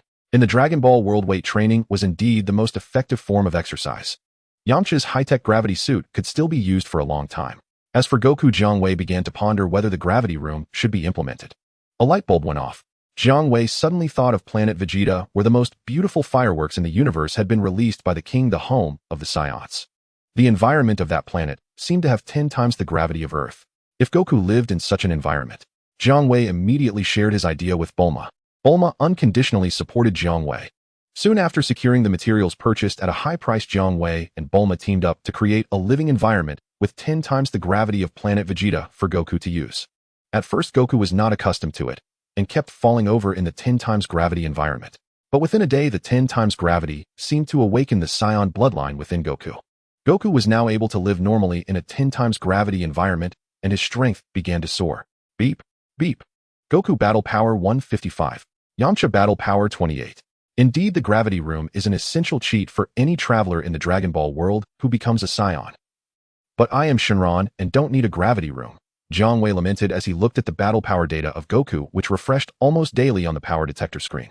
In a 10 times gravity environment, Goku didn't even need to train, who just living normally would increase his strength. A month later. Beep, beep. Goku battle power 240. Yamcha battle power 47. Jiang Wei shook his head. In the Dragon Ball world, Earthlings are indeed inferior. I have no hope for Yamcha. Although he didn't suffer setbacks before the Saiyans attacked, his training efforts were no less than Goku and Krillin's. However, in the Dragon Ball world, a harsh reality for martial artists is that effort is nothing when faced with innate talent. Yamcha was just a side character. Jiang Wei's focus remained on Goku. As night fell, after enjoying the carefully prepared dinner by Bulma, Goku and Yamcha took a break before facing Jiang Wei's training again. Jiang Wei said to Yamcha, "Tonight's training is cancelled. You can have free time. Goku and I need to step out for a bit." "Okay, big brother." Yamcha admired and respected Jiang Wei greatly. The strength he possessed, now far surpassing his days as a bandit in the desert, was all thanks to Jiang Wei's training. "Big brother, where are we going?" "I still want to continue your training," Goku asked. "We are going to the KO's place." Jiang Wei had a matured idea he wanted to verify with Goku. Through instant transmission, Jiang Wei first took Goku to the temple. Using the temple's high vantage point, he pinpointed the coordinates of the KO's place. Then, with another instant transmission, he brought Goku back to the KO's place. Instant transmission determines coordinates through sensing energy. The problem is that besides Goku, the KO's place is an empty mountain. Jiang Wei couldn't possibly lock onto the energy signatures of animals in the mountain to locate the KO's place, or could he? Big brother, I haven't been back in a long time and I want to check out my home. Goku requested. Jiang Wei allowed it. After Goku visited his home, which was now covered in spider webs, Jiang Wei took him to the top of the mountain. Goku, I allow you to look up at the moon in the sky. Jiang Wei was aware of the Saiyant's uniqueness, but he also kept Goku's monkey tail in mind. He instructed Goku that without his permission, he must not look up at the moon at night. Goku didn't understand, but since Big Brother said, so he complied. Goku happily looked up at the moon, which he hadn't seen for a long time. Today was a full moon showering the earth with its cold light. Then Goku suddenly entered an abnormal state, his eyes turning red, his face elongating, sharp fangs showing, and his body visibly growing larger, covered in fur. Soon where Goku had once stood, a gigantic creature appeared as large as a tall building, a golden-haired ape. Roar! The giant ape into which Xiao Wukong had transformed threw back its head and bellowed at the sky. A bloodthirsty red gleam flooded its eyes. It had clearly lost all reason. What is Jiang Wei doing? Why unleash such a dreadful creature? It has no reason. If it goes berserk, the consequences would be catastrophic. The sole attendant Tianxin, whose duty was to observe the earth, was truly terrified by the giant ape, Xiao Wukong. Do not panic, Lord Tianxin. That monkey-like monstrosity is terrifying, but Jiang Wei is even more fearsome, warned Mr. Bobo. Thank you, Mr. Bobo. I had completely forgotten this detail. Only then did Tianxin realize it had been a false alarm. Beep. Xiao Wukong combat power 240 giant ape combat power 2400. The ape roared once more. In giant ape form, Xiao Wukong was driven by instinct, his mind brimmed with nothing but destruction. Yet, Jiang Wei had not induced the transformation simply to admire the way he might wreck Baozi Mountain. Lie down for me. Jiang Wei delivered an unremarkable punch toward the giant ape. The creature was struck as if by lightning and collapsed sprawling forward. Gravely wounded and near death, the giant ape writhed. Jiang Wei produced a Shindo Senza bean and fed it to the ape that had not yet reverted to Xiao Wukong. The beast roared. Though the Shindo was far too small to wedge between its fangs, it nonetheless restored the creature to full vigor. Beep. Xiao Wukong combat power 400 giant ape. Jiang Wei struck with a palm aimed at the ape's tail and severed it in a single blow. Half of it fell away. With the tail half severed as Jiang Wei had predicted, its function was compromised. The giant ape transformation could no longer be maintained. Big brother, I think I fell asleep just now. Xiao Wukong regained consciousness, rubbing his crab-like head, his eyes clear and guilelessly simple. He still wore clothes. The combat suit Jiang Wei and Bulma had jointly reproduced, modeled after the suit Bai Lauer wore the first time he came to Earth and got beaten. This was a similar manufactured piece. Even when Xiao Wukong assumed giant ape form, the high-tech battle suit would not tear, preventing him from reverting to a newborn-like state. Stop staring at the moon and eat this Shindo. Obediently, Xiao Wukong swallowed the Shindo. The severed half of his monkey tail was restored whole. That was why Jiang Wei had not cut the entire tail. Beep. Xiao Wukong combat power 400. Big brother, I only now realize I've grown so much stronger. Thank you. Seeing Jiang Wei adjusting the device over his eye, Xiao Wukong noticed the change in his body. My base combat power rose by 160 points in a single step. As suspected, when a Saiyan in giant ape form is grievously wounded, slips to the brink of death, and then recovers, the increase in combat power far exceeds what would be gained in human form. My idea was right, Jiang Wei said with delight. Saiyans possess two transformations, the giant ape form and the Super Saiyan. The giant ape form multiplies combat power tenfold, yet it strips the mind of reason unless one has royal blood, requires the full moon's light, and its titanic bulk makes the user a glaring target in battle. No matter what, it cannot rival the Super Saiyan. Still, the giant ape form holds one advantage, if it can be called that, over the Super Saiyan. A Super Saiyan, if gravely wounded to the point of near death, cannot maintain the transformation and will revert to normal. The giant ape form, however, will not end from grievous injury alone. Only severing the monkey tail or the disappearance of the full moon will force it to revert, even if the Saiyan is brought to the brink of death. This opened the possibility of a method to repeatedly farm combat power by repeatedly inducing near-death recovery, while in the massively amplified giant ape state, a Saiyan could stack increases in strength. And only Jiang Wei had the means to carry out such a scheme in practice, because Jiang Wei had Shindo. Though Saiyans possess healing pods provided by Frieza's army, no pod could accommodate a Saiyan in giant ape form. Even if an extra-large pod could be made, it would lack the efficiency of a Shindo, and sustaining the giant ape form during healing would present further difficulties. Therefore, even if other Saiyans before Jiang Wei had conceived the same combat power farming method, they could not implement it due to practical limitations. Seeing his plan feasible, Jiang Wei repeated the previous sequence. Beep. Xiao Wukong combat power 500, giant tape 5000. This time the base combat power rose by only 100. Though repeatedly exploiting the Saiyan mechanism at short intervals yields diminishing returns, it still produces far more gain than ordinary training. Jiang Wei was satisfied. He induced Xiao Wukong into a third giant ape transformation. This time Jiang Wei did not immediately deal the ape a grievous blow. Instead, he forced into the ape's fanged maw the Koshinshui, super god water he had obtained from the cat sage.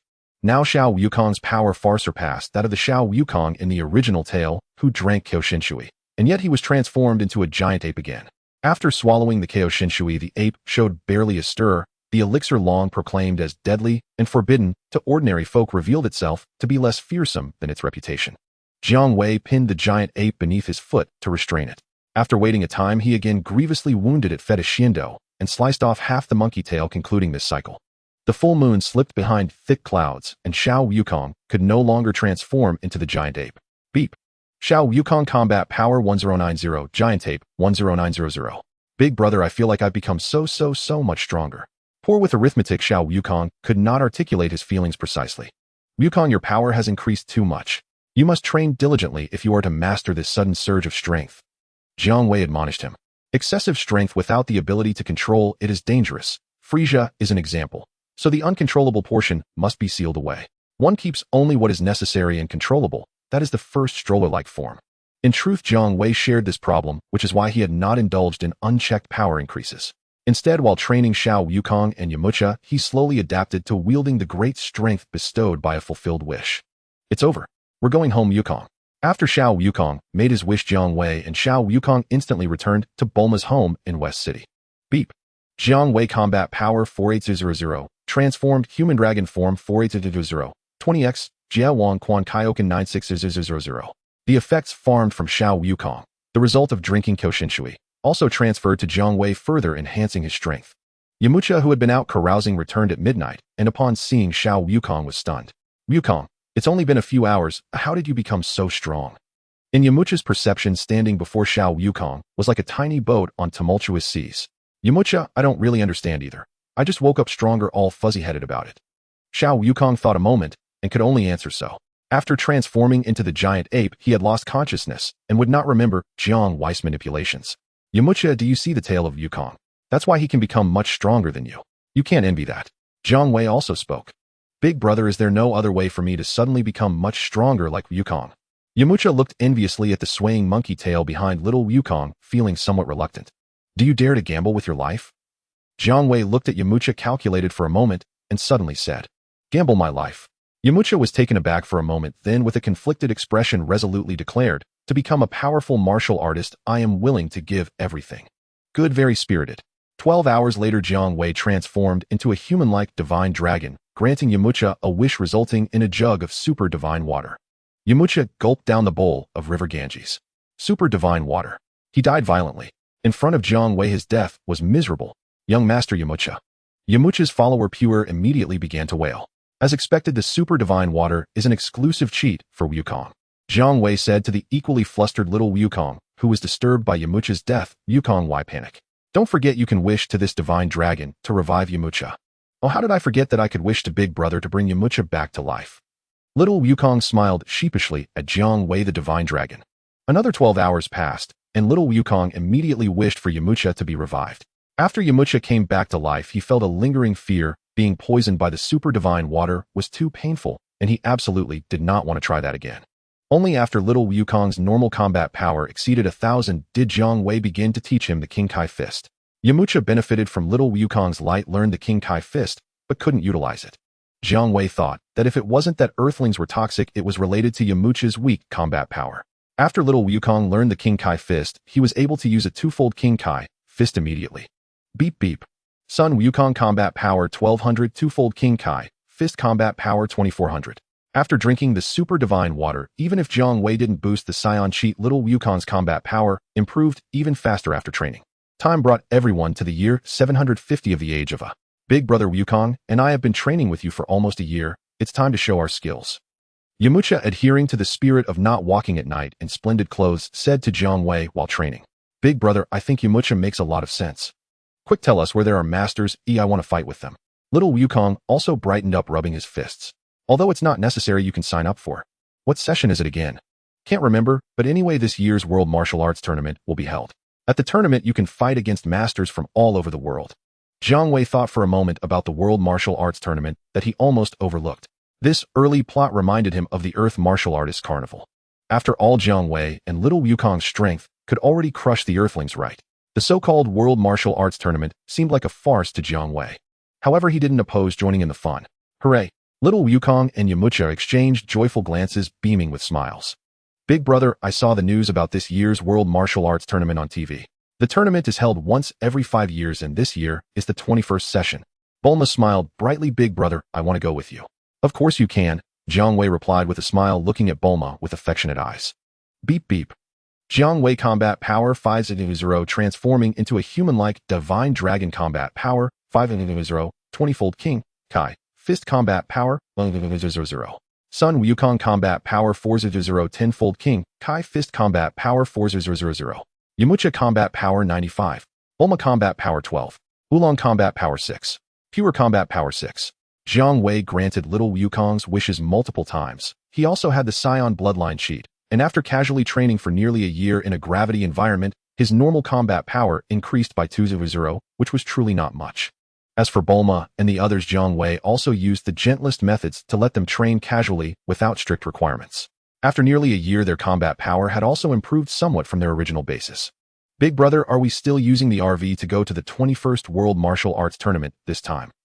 Bulma asked, having gotten used to everything being decided by Jiang Wei since living under the same roof. "Let's change the mode of transportation. Is there a large plane that can carry many people?" Jiang Wei remembered the giant flying vehicle of the three from the plot and asked. "We can arrange it right away, big brother." Bulma replied immediately. Soon Jiang Wei obtained a universal capsule containing a luxurious large airplane. After taking out the plane, it was considerate enough to equip a robot pilot for the user. Even if the user couldn't pilot the plane, it wouldn't matter. A few hours later, Jiang Wei and his group arrived at the venue for the 21st World Martial Arts Tournament. After putting the plane back into the universal capsule, Jiang Wei led the team, and after asking a few passers-by, directly arrived at the registration area for the tournament. The registration area was crowded with competitors lining up in long queues to sign up. Jiang Wei was just there to watch the excitement and had no intention of bullying the newcomers, so he let the extremely excited little Wukong and Yamcha queue up to register themselves. After giving Oolong the little pig some money to wander freely, Jiang Wei began to stroll around with Bulma. The two chatted and laughed like a couple traveling together. "Jiang Wei, are you also here to participate in the World Martial Arts Tournament?" Suddenly an old man's voice exclaimed. Not expecting to meet an acquaintance, Jiang Wei shifted his gaze from Bulma and looked in the direction of the voice. It really was an acquaintance. An old acquaintance. In a bustling registration area, Jiang Wei saw the turtle hermit, who wore a black top hat and a black suit, looking very formal, completely different from the tourist he had seen on the beach before. The turtle hermit was an old man who had lived for hundreds of years, and Jiang Wei knew him. How could he not be an old acquaintance? "I didn't expect that. We have only met once, and you still remember my name." "Long time no see, turtle hermit." Jiang Wei greeted the turtle hermit with a smile. "This is..." Jiang Wei's gaze noticed a noseless little bald head next to the turtle hermit and asked knowingly. "You mean him?" "This is my new disciple Krillin," the turtle hermit said. "Hello Krillin, I am Jiang Wei, and this is my girlfriend Bulma beside me." Jiang Wei smiled at the little bald head who was curiously sizing him up. "Krillin, huh? He is a key character in the plot. Without Krillin's exceptional contribution, Goku wouldn't have been able to transform into Super Saiyan 1 when battling the big boss." "Nice to meet you for the first time, Jiang Wei." Klein watched Jiang Wei, who was embraced by Bulma, with envy, pondering who Jiang Wei was to make his own teacher the god of martial arts Master Roshi so wary. Klein noticed that Master Rose's expression changed drastically the moment he saw Jiang Wei approaching. "Klein, barring any unforeseen circumstances, you have the strength to reach the top 8 in this year's World Martial Arts Tournament alongside my little brother Goku and Yamcha." Jiang Wei looked at Klein and spoke with certainty. In the early plot, the masters on Earth were either from the Turtle School or the Crane School. The others were merely pretenders. "I am already this strong now." "Klein, be confident. You are a disciple of Master Roshi, the strongest human on Earth," Jiang Wei affirmed.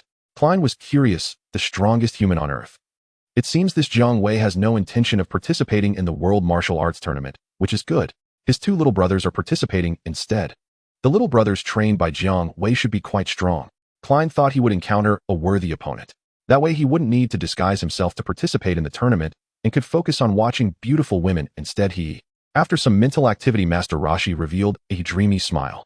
When he first saw Jiang Wei transform into a human form, his battle power exceeding 1,000 left an unforgettable impression on Master Roshi. Stimulated by Jiang Wei, Master Roshi became serious, no longer slacking off, and intensified Klein's training. Thus, ding ding.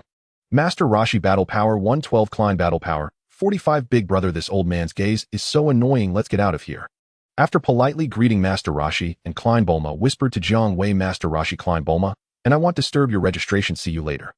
Upon hearing this, Jiang Wei, who understood Master Roshi, immediately took his leave, walking in another direction while embracing Bulma. Oh, I forgot to ask Jiang Wei if he could fulfill another wish for me. Watching Bulma's youthful and beautiful figure disappear, Master Roshi came back to his senses, revealing a face full of regret. While Jiang Wei and Bulma drank beverages, it was finally time for Goku and Yamcha to register. After registering under the guidance of the staff, Goku and Yamcha began the draw for the pre-selection matches. Phew, great. Looking at the numbers, I want to encounter Goku in the pre-selection stage. Yamcha couldn't help but marvel at his good luck. If he faced Goku in the pre-selection, he might as well be a spectator. With Goku's current strength, I believe aside from the unfathomable Jiang Wei, there wouldn't be anyone else capable of defeating the strong monster like Goku. After a while, the pre-selection matches began. Goku jumped onto the stage and his opponent was a burly man with muscles all over. Goku, remember what your big brother said, take it easy. Yamcha reminded Goku from below the stage and then went to compete in his own match. To think they'd let a kid be my opponent, the organizers must look down on me. Before he could finish his words, Goku sent him rolling off the stage. I haven't even used my strength and you're already down, how boring. I want to battle with a real expert right now, Goku said while yawning. On another stage, Yamcha also knocked out his opponent in one strike. Young Master Yamcha, you are the best, his personal cheerleader Bulma shouted excitedly. Through the pre-selection, most of the contestants were eliminated and those remaining could advance to the semifinals. Goku, do you think we should tell Big Brother that we made it to the semifinals? It seems I really have to go all out against them. Klein was now wearing a full set of turtle school combat gear. Meanwhile, Goku and Yamcha were also clad in high-tech combat suits made by Jiang Wei and Bulma. Designed by Jiang Wei referencing Black Goku Zenitsu's style, the black combat suit bore a character for dragon on the chest representing that they had all been trained by Jiang Wei. When the semifinals began, Jiang Wei and Bulma also arrived, mingling with Oolong and Puar in the audience to watch the matches. Whenever it was Goku and Yamcha's turn to compete, Jiang Wei would greet them, letting them know that their big brother was there to watch their matches. The semifinals were without suspense. Goku advanced to the finals. Yamcha, having not made it to the finals, stopped here after facing Goku. After defeating an opponent, Klein also faced Goku, stopping at the same point. In every match Goku participated in, his opponents were instantly defeated, lacking any excitement. That kid named Sun Wukong is so strong. Klein felt it was no shame to lose. Even I am definitely not a match for that kid. The young generation is remarkable, truly remarkable. Master Roshi was quite pleased with such results. The martial arts can carry on to the next generation, which is a joy to celebrate. Outside of Goku's matches, there were indeed highlights. Especially the match between Lan Fong and Asan, which was so intense that Lan Fong had to resort to tactical stripping just to force Asan back. Pa shameless. Bulma was both embarrassed and angry at Lan Fong, feeling she disgraced womanhood. Wonderful, truly wonderful. My hands are itching to join the stage and battle Lan Fong, Master Roshi said with excitement, eager to try his hand. Even Oolong, who usually had no interest in competitions, was fixated on Lan Fong, displaying an expression as if he had discovered a village by goblins. As for Jiang Wei, he chewed gum, a serious expression on his face, critically observing Lan Fong on the stage, until Asan made a desperate counterattack and knocked Lan Fong out. Asan eliminated another contestant and advanced to the finals to vie for the title of the world's #1 with Goku. It would be a miracle if he could win. With a heavy heart, Goku won the finals, becoming the champion of this tournament with a prize that was hardly enough for even one meal. After the match, Jiang Wei chose a renowned local restaurant, inviting Master Roshi and Klein to celebrate Goku's victory. After the feast, the Turtle Sage requested Jiang Wei to allow his disciple Krillin to follow him for training. Krillin is a promising martial arts talent, and the Turtle Sage does not want to hinder his future in martial arts. Of course, Jiang Wei readily agreed. With the most powerful human on Earth offering himself as a little brother, how could Jiang Wei refuse?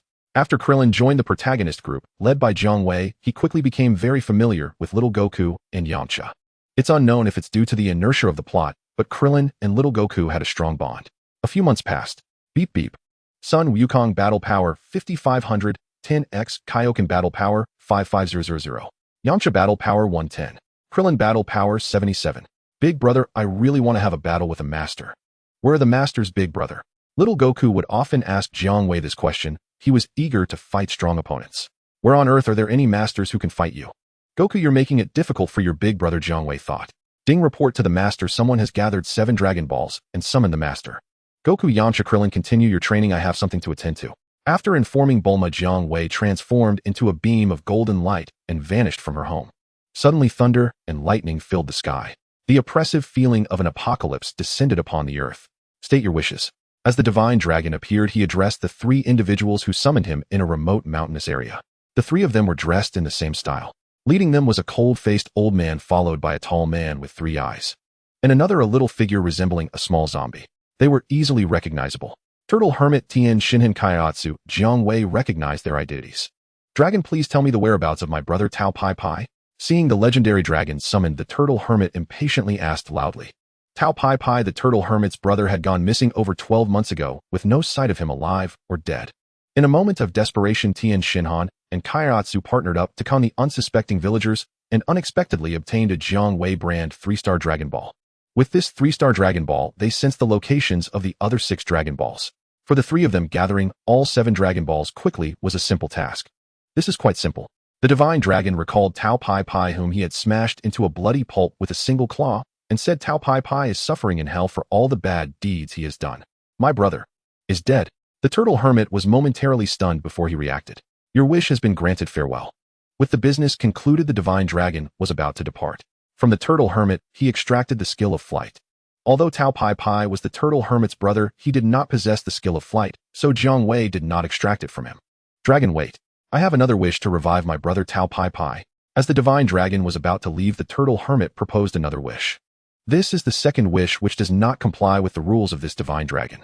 Perhaps next time. Jiang Wei raised a finger and shook his head. The enormous dragon eye looked down upon the small figures of the Turtle Hermit and his disciples. Jiang Wei was waiting for them to turn hostile, hoping to trigger invincibility and raid them. Tien Shinhan's solar flare, Kamehameha, and Kaiatsu's superpowers still caught the attention of the divine dragon. However, Jiang Wei felt a hint of disappointment. I understand. After a moment of indecision on the Turtle Hermit's face, he unexpectedly returned after circling around the gates of hell. Seeing that they had not turned hostile, the divine dragon's enormous body transformed instantaneously into golden radiance, and the 7 Dragon Balls wreathed in golden flames flew randomly across the world. Tien Shinhan's 3 eyes locked onto one of the Dragon Balls, leaping up to catch the one that was about to fly away. Meanwhile, Jiang Wei had returned to West City, to Bulma's home. System, it takes at least 12 months to summon me again with the 7 Dragon Balls, and it's on Earth, which feels quite pointless. Jiang Wei complained. After 12 months of running a task, all he got was the skill of flight. How could Jiang Wei be satisfied with that? Ding, based on the master's feedback, the system has targeted the projections of the 7 Dragon Balls across various timelines. System, please elaborate. Jiang Wei became interested. Ding. I see. Jiang Wei found it quite intriguing. In simpler terms, Jiang Wei's business had expanded into the parallel worlds of the Dragon Balls. According to the system, the targeting means that the locations of the 7 Dragon Balls would not only be on Earth, but also include alien planets and even other universes. Days later, Ding, in one of the parallel timelines of the Dragon Balls, the projections of the 7 Dragon Balls from this timeline have been collected, summoning the master. So fast. This time Jiang Wei was in the laboratory assisting his future father-in-law, helping to debug a piece of equipment. Dr. Brief, I'm sorry, but I have some urgent matters to attend to. Jiang Wei crawled out from under the equipment, sincerely apologizing to Dr. Brief, who was drawing a design. Jiang Wei, go deal with your own matters. Dr. Brief was not an unreasonable person despite having seized Jiang Wei's manpower. Jiang Wei left the laboratory and informed Bulma once more before transforming into a golden light and disappearing from this timeline. In another Dragon Ball world. At this moment, Earth had lost its previous vibrancy, with most areas turned into barren wasteland devoid of life. A massive tree, still growing parasitically, clinging to Earth. No, it should be called a colossal tree. When Jiang Wei was summoned, the first thing he saw was this tree that seemed to be draining Earth dry. Such a huge tree. Incredible, it really is possible to summon the divine dragon using those suddenly appearing unknown Dragon Balls. A voice from below Jiang Wei exclaimed in astonishment. Jiang Wei looked down to see a chubby little figure with a long samurai sword tucked at his waist in a now decertified town. Yajirobe, the meat-clad Yasuo, also known as the Senzu Bean Killer. In the plot, because Yajirobe consumed Senzu beans like food, when the protagonist group faced powerful enemies and needed Senzu beans, they often found themselves without any, leading to arduous battles. So did Yajirobe, who summoned the divine dragon after collecting the 7 Dragon Balls, become invincible in front of Senzu beans. The moment Jiang Wei saw that enormous hard-to-miss monster tree on Earth, he knew exactly which parallel universe of the Dragon Balls this was. It was a universe with a character named Darls who looked like Sun Wukong, a black-skinned low-level Saiyan warrior who had come to Earth to plant spirit fruit trees. The spirit fruit trees needed to absorb the chi of a planet to grow and bear spirit fruits. As long as one eats the spirit fruits, they can enhance their strength. Darls relied on planting spirit fruit trees throughout the universe and eating the spirit fruits to elevate his own power. In Jiang Wei's view, the spirit fruit trees were quite useless. Darls planted trees everywhere, destroying many living planets, claiming to have eaten countless spirit fruits, yet he only had a battle power of a few tens of thousands, which posed no advantage against Sun Wukong, who had trained diligently. Rather than waste time searching the universe for suitable planets to plant trees, it would be more efficient to find a gravity chamber for training. The sky crackled with thunder, while the earth withered and died. State your wish. Divine Dragon, please bring Wukong back. Wukong is not on Earth. What's going on? Jiang Wei's interest was piqued as he asked. Akalob initially did not want to satisfy Jiang's curiosity, but the Divine Dragon before him was unpredictable. If he did not satisfy his curiosity, he would not grant the wish, leaving him with no choice but to relent. In a few hurried words, Akalob recounted the events. After the Saiyans attacked and Vegeta was defeated by Sun Wukong, the main characters headed to Namek. After all the Z warriors left Earth, Dales led his minions to the planet and planted the seeds of the spirit fruit tree. This resulted in the current situation where Earth was nearly drained of its essence. Meanwhile, as Earth faced a grave crisis, the main characters were already engaged in battle with the Frieza force on Namek. Unable to return in time to save Earth, the only option was to use the Dragon Balls to summon the Divine Dragon and bring Sun Wukong back to the rescue. However, during the previous battle with Vegeta and Nappa, Piccolo died, saving Son Gohan, causing the Dragon Balls on Earth to turn to stone. Just when everyone was in despair, a usable Dragon Ball suddenly appeared on Earth. Akalob, with the spirit of treating a dead horse as a live one, quickly gathered 7 mysterious Dragon Balls and summoned Jiang the Divine Dragon. This is completely different from the story. It turns out it was stolen. Jiang Wei understood the background of the situation. Now you can bring Wukong back to Earth, right? Akalob said anxiously. This is simple. Suddenly Jiang Wei had a bold idea. In the next moment, little Wukong appeared before Akalob. Gazing at little Wukong, Akalob felt no joy of survival, but rather shock, his eyes nearly popping out. How could Wukong return looking like a child after leaving Earth? Divine Dragon, what is going on? Akalob was about to ask Jiang the Divine Dragon for clarification, but the 100-meter-long dragon had already transformed into golden light scattering across the world. Where is this? Who are you? Little Wukong looked around in confusion, then turned to the unfamiliar Akalob.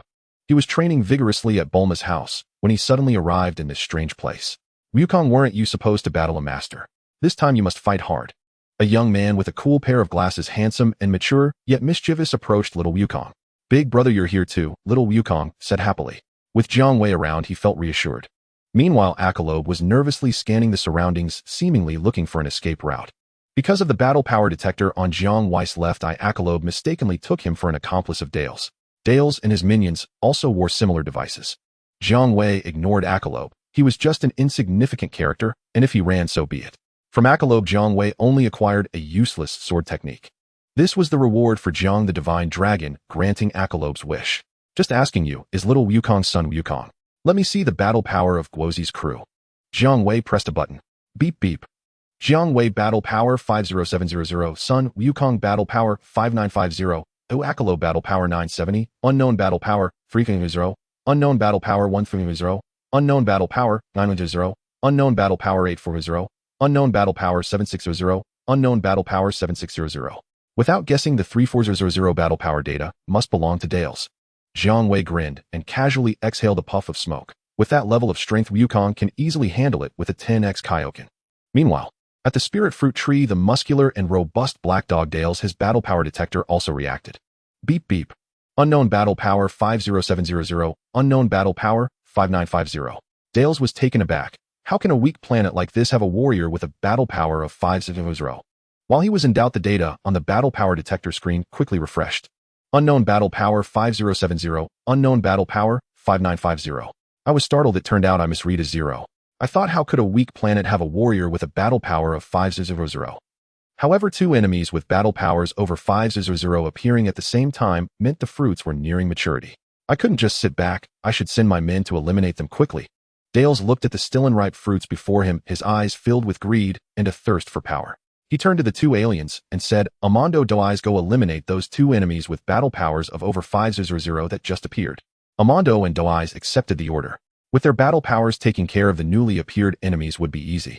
Beep beep. Unknown battle power data was rapidly approaching. Jiang Wei smiled. If he hadn't hidden his true power in time, only revealing a battle power around 500 Dales wouldn't have dared to send his men to attack. Sending just two subordinates was overly underestimating them. Dales intended to let him and little Wukong each handle one. Quite thoughtful. Big brother, I sense two powerful and evil auras rapidly approaching us. This time they are truly masters. Little Wukong exclaimed excitedly. Wukong, let's go. We must hurry, we can only stay in this world for 24 hours. Jiang Wei led the way using the sky dance technique to fly into the sky. Little Wukong followed closely behind. As for Akalob, seeing that battle was about to commence, he had already run off to some unknown hiding place. The two sides encountered each other halfway over a forest that had already withered away. Stop. Amando and Dai's of the Dale's army have come to take your lives. Two aliens clad in armored battle suits arrogantly blocked Jiang Wei and little Wukong's path. I say Amando boss Dales really overestimates them. I alone could take down these two trash. How about this, let me take them down by myself. Dai's laughed wildly. I refuse. Since I've come all this way, I can't let it be for nothing. Amando glared at Jiang Wei and little Wukong with a sinister smile. All right, one for each. That Saiyan brat is mine, the earth trash beside him is yours. Amando's gaze was fixed on little Wukong, who had the highest visible battle power. No problem. Wukong, you've seen the surrounding environment on the way here, right? It was caused by them. No mercy in battle. Jiang Wei instructed little Wukong, showing no concern for the two aliens daring to be arrogant before him. Is there a need to quibble with two dead men? So they are the bad guys. I won't let them go. Little Wukong glared at the two of Dallas minions filled with rage. Kid, who are you not going to let go?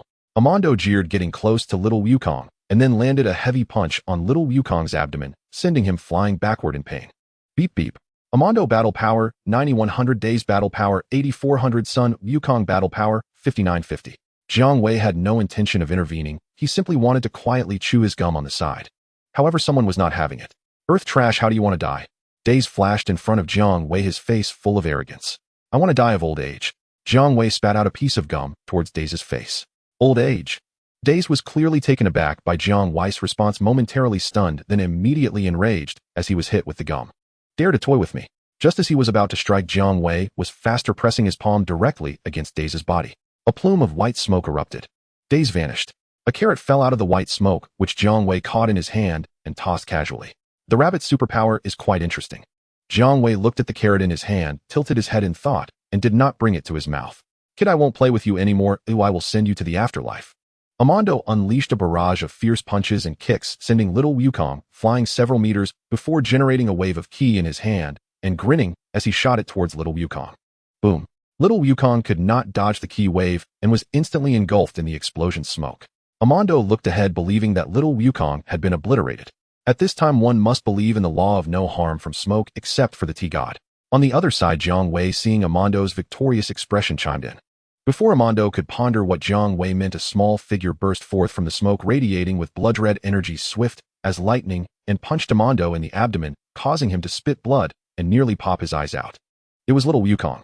At that moment, little Wukong had activated the double Kaioken, and his battle power had surpassed Amando's. What is up with this kid? His battle power actually exceeds mine. After enduring several punches from little Wukong and getting kicked in the face by a spinning kick, Amando spat out blood mixed with tooth fragments, his eyes filled with disbelief. Seeing that Amando was about to be defeated by little Wukong, Jiang Wei's eyes turned, and he shouted to Amando, loyal dog of Dales, if you don't want to die, eat this. A carrot was thrown towards Amando, who caught it in his hands, looking utterly disheveled. In a dire situation, Amando had no time to think and decisively chewed and swallowed the carrot that his companion had turned into. Jiang Wei also instructed little Wukong to hold back for the time being. He wanted to observe Amando's changes after eating the carrot. Fool, you have actually helped your enemy. Shortly after consuming the carrot, feeling his strength surging, Amando was ecstatic, showing a face full of mockery towards Jiang Wei. Beep beep. Amando battle power 1300. Jiang Wei also wore an expression of unexpected delight and laughed. The rabbit's superpower turns people into edible carrots. Majin Buu turns people into snacks. So I was wondering if Majin Buu can enhance his strength by eating people turned into snacks. Can eating people turned into carrots also enhance strength? It turns out it really can. He then told little Wukong. Wukong, take him out, he's of no use anymore. Okay, big brother. Little Wukong then engaged in combat with Amando once more. After fighting against a powerful opponent, little Wukong experienced a noticeable boost in strength. With punches and kicks exchanged, he delivered a headbutt that slammed Amando into a barren forest floor, creating a large pit. Before Amando could make any other moves, little Wukong had already performed the initial pose of the Kamehameha in midair, unleashing a blue ki wave from above that turned Amando to ash. Wukong, you should recover too. Jiang Wei took out a Senzu bean and tossed it to the injured little Wukong. After swallowing the bean, little Wukong was fully restored. Beep beep. Sun Wukong battle power 6250, double Kaioken battle power 12500. Jiang Wei and little Wukong flew towards the spirit fruit tree. Damn it, Amando and Days have been taken out by the newly appeared enemy. Fortunately, the fruits of the spirit fruit tree are already ripe. I will wait here for you, letting you die in despair, named Dales, ha ha ha. Dales gathered the remaining henchmen to prepare for the final battle with Jiang Wei and little Wukong at the spirit fruit tree. At this moment, Dales wore an expression of absolute confidence on his dark face, resembling Sun Wukong. Dales did not wait long before Jiang Wei and little Wukong arrived at the spirit fruit tree, landing on its immense canopy, which was as vast as a sports field. Across from them was Dales, surrounded by several aliens. I didn't expect you to be my kin. After Jiang Wei and little Wukong appeared, Dallas gazed locked onto little Wukong, fixated on the monkey tail behind him. Let me think. You must be Kakarot's son. You really look like me when I was young. I am not Kakarot's son. Ooh, I am the grandson of Son Gohan. Little Wukong excitedly looked at Dales, who was clearly strong, and said, you are the leader of these bad guys, right? Come out and fight me. Huh. Hearing the conversation between Dales and little Wukong, Jiang Wei laughed heartily, unable to contain himself. It was simply too funny. Earth trash, what are you laughing at? Die. Dales was displeased, raising his palm towards Jiang Wei and firing a purple ki blast. Jiang Wei casually swatted away the purple ki blast aimed at him, and the deflected blast landed on a branch of the spirit fruit tree, resulting in a violent explosion. Dallas' expression tightened. This is impossible. You Earth trash have merely over 5,000 battle power. How could you withstand my attack? I understand now. You hid your power, you despicable Earth trash. Dales wandered around, having encountered some aliens who could hide their strength while planting trees in the universe. He immediately realized Jiang Wei had concealed his power. Dales, you should be thankful that your opponent is not me, but Wukong. Otherwise, you would already be dead. Jiang Wei casually tossed a piece of gum into his mouth, dismissing Dales. Dales eyed Jiang Wei warily, but then thought, what if this Earth trash had hidden power? As long as he had the spirit tree fruit in hand, he would remain invincible. To be able to grow such spirit tree fruits on Earth was also a delightful surprise for Dales. He had planted spirit fruit trees on many planets in the universe and had eaten countless spirit tree fruits, but he had never encountered a fruit containing such astonishingly powerful energy. I admit the strength you have hidden is indeed formidable. Dales then turned his gaze to the eager little Wukong. You resemble Kakarot when he was young. Considering you are my kin, and that Saiyans are now few in number, I will grant you and your trash earthling subordinate a chance to live. Join my Dales army and serve me as your master. What do you say? Not much. Jiang Wei threw a sarcastic expression at Dales, as if to say, you're dreaming in broad daylight. You are a bad person, and I will not help you. Then I'll have to ask you to die. Dales shook his head, putting on a face of feigned regret. Are you done? Then let's fight. Wukong, that incessantly chattering black-skinned one, is yours. He'll deal with his subordinates. Jiang Wei smiled at Dales and his lackeys. Big brother, I will definitely defeat the bad guy's leader. Little Wukong charged out with determination in his eyes. Just as Dales was about to give the order for his subordinates to join him in taking down the ungrateful Kakarot's son and his garbage earthling subordinates, numerous slender energy waves crisscrossed through the air. Dale's remaining subordinates were all taken out by Jiang Wei's penetrating wave, their heads punctured, dying on the spot. Having dealt with Dale's subordinates, Jiang Wei did not intervene in the ongoing battle between little Wukong and Dales, instead standing aside to contemplate the issue of the spiritual tree's fruit. Dales, this birdman, has harmed many life planets in the universe just to cultivate the spiritual fruit trees, hoping to consume the fruits to enhance his own power. After consuming so many fruits, he only achieved a battle power of over 30,000. However, by eating a fruit from the spiritual fruit tree planet on Earth, one could gain hundreds of thousands of battle power. Damn. As nourishment for the spiritual fruit tree, does Earth hold such significance? Or rather, what difference is there between Earth and other planets as nourishment for the spiritual fruit tree? Surrounded by a blood-red energy drawing from previous battle experiences, little Wukong unleashed the Kaioken, striking the shocked Dales into a state of disarray. Dales' nose took a heavy punch from little Wukong, and it seemed he could hear the faint sound of his nasal bone cracking. With blood streaming down, Dales resembled someone who had run a red light colliding with a speeding truck, and during his backward flight, he crashed into several sturdy branches of the spiritual fruit tree.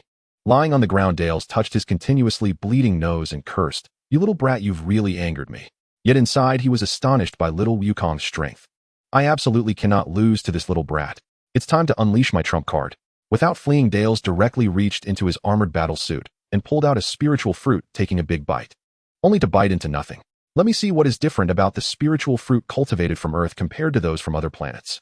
It turned out that Jiang Wei had locked onto Dale's aura and used instant transmission to interrupt Dale's upgrade.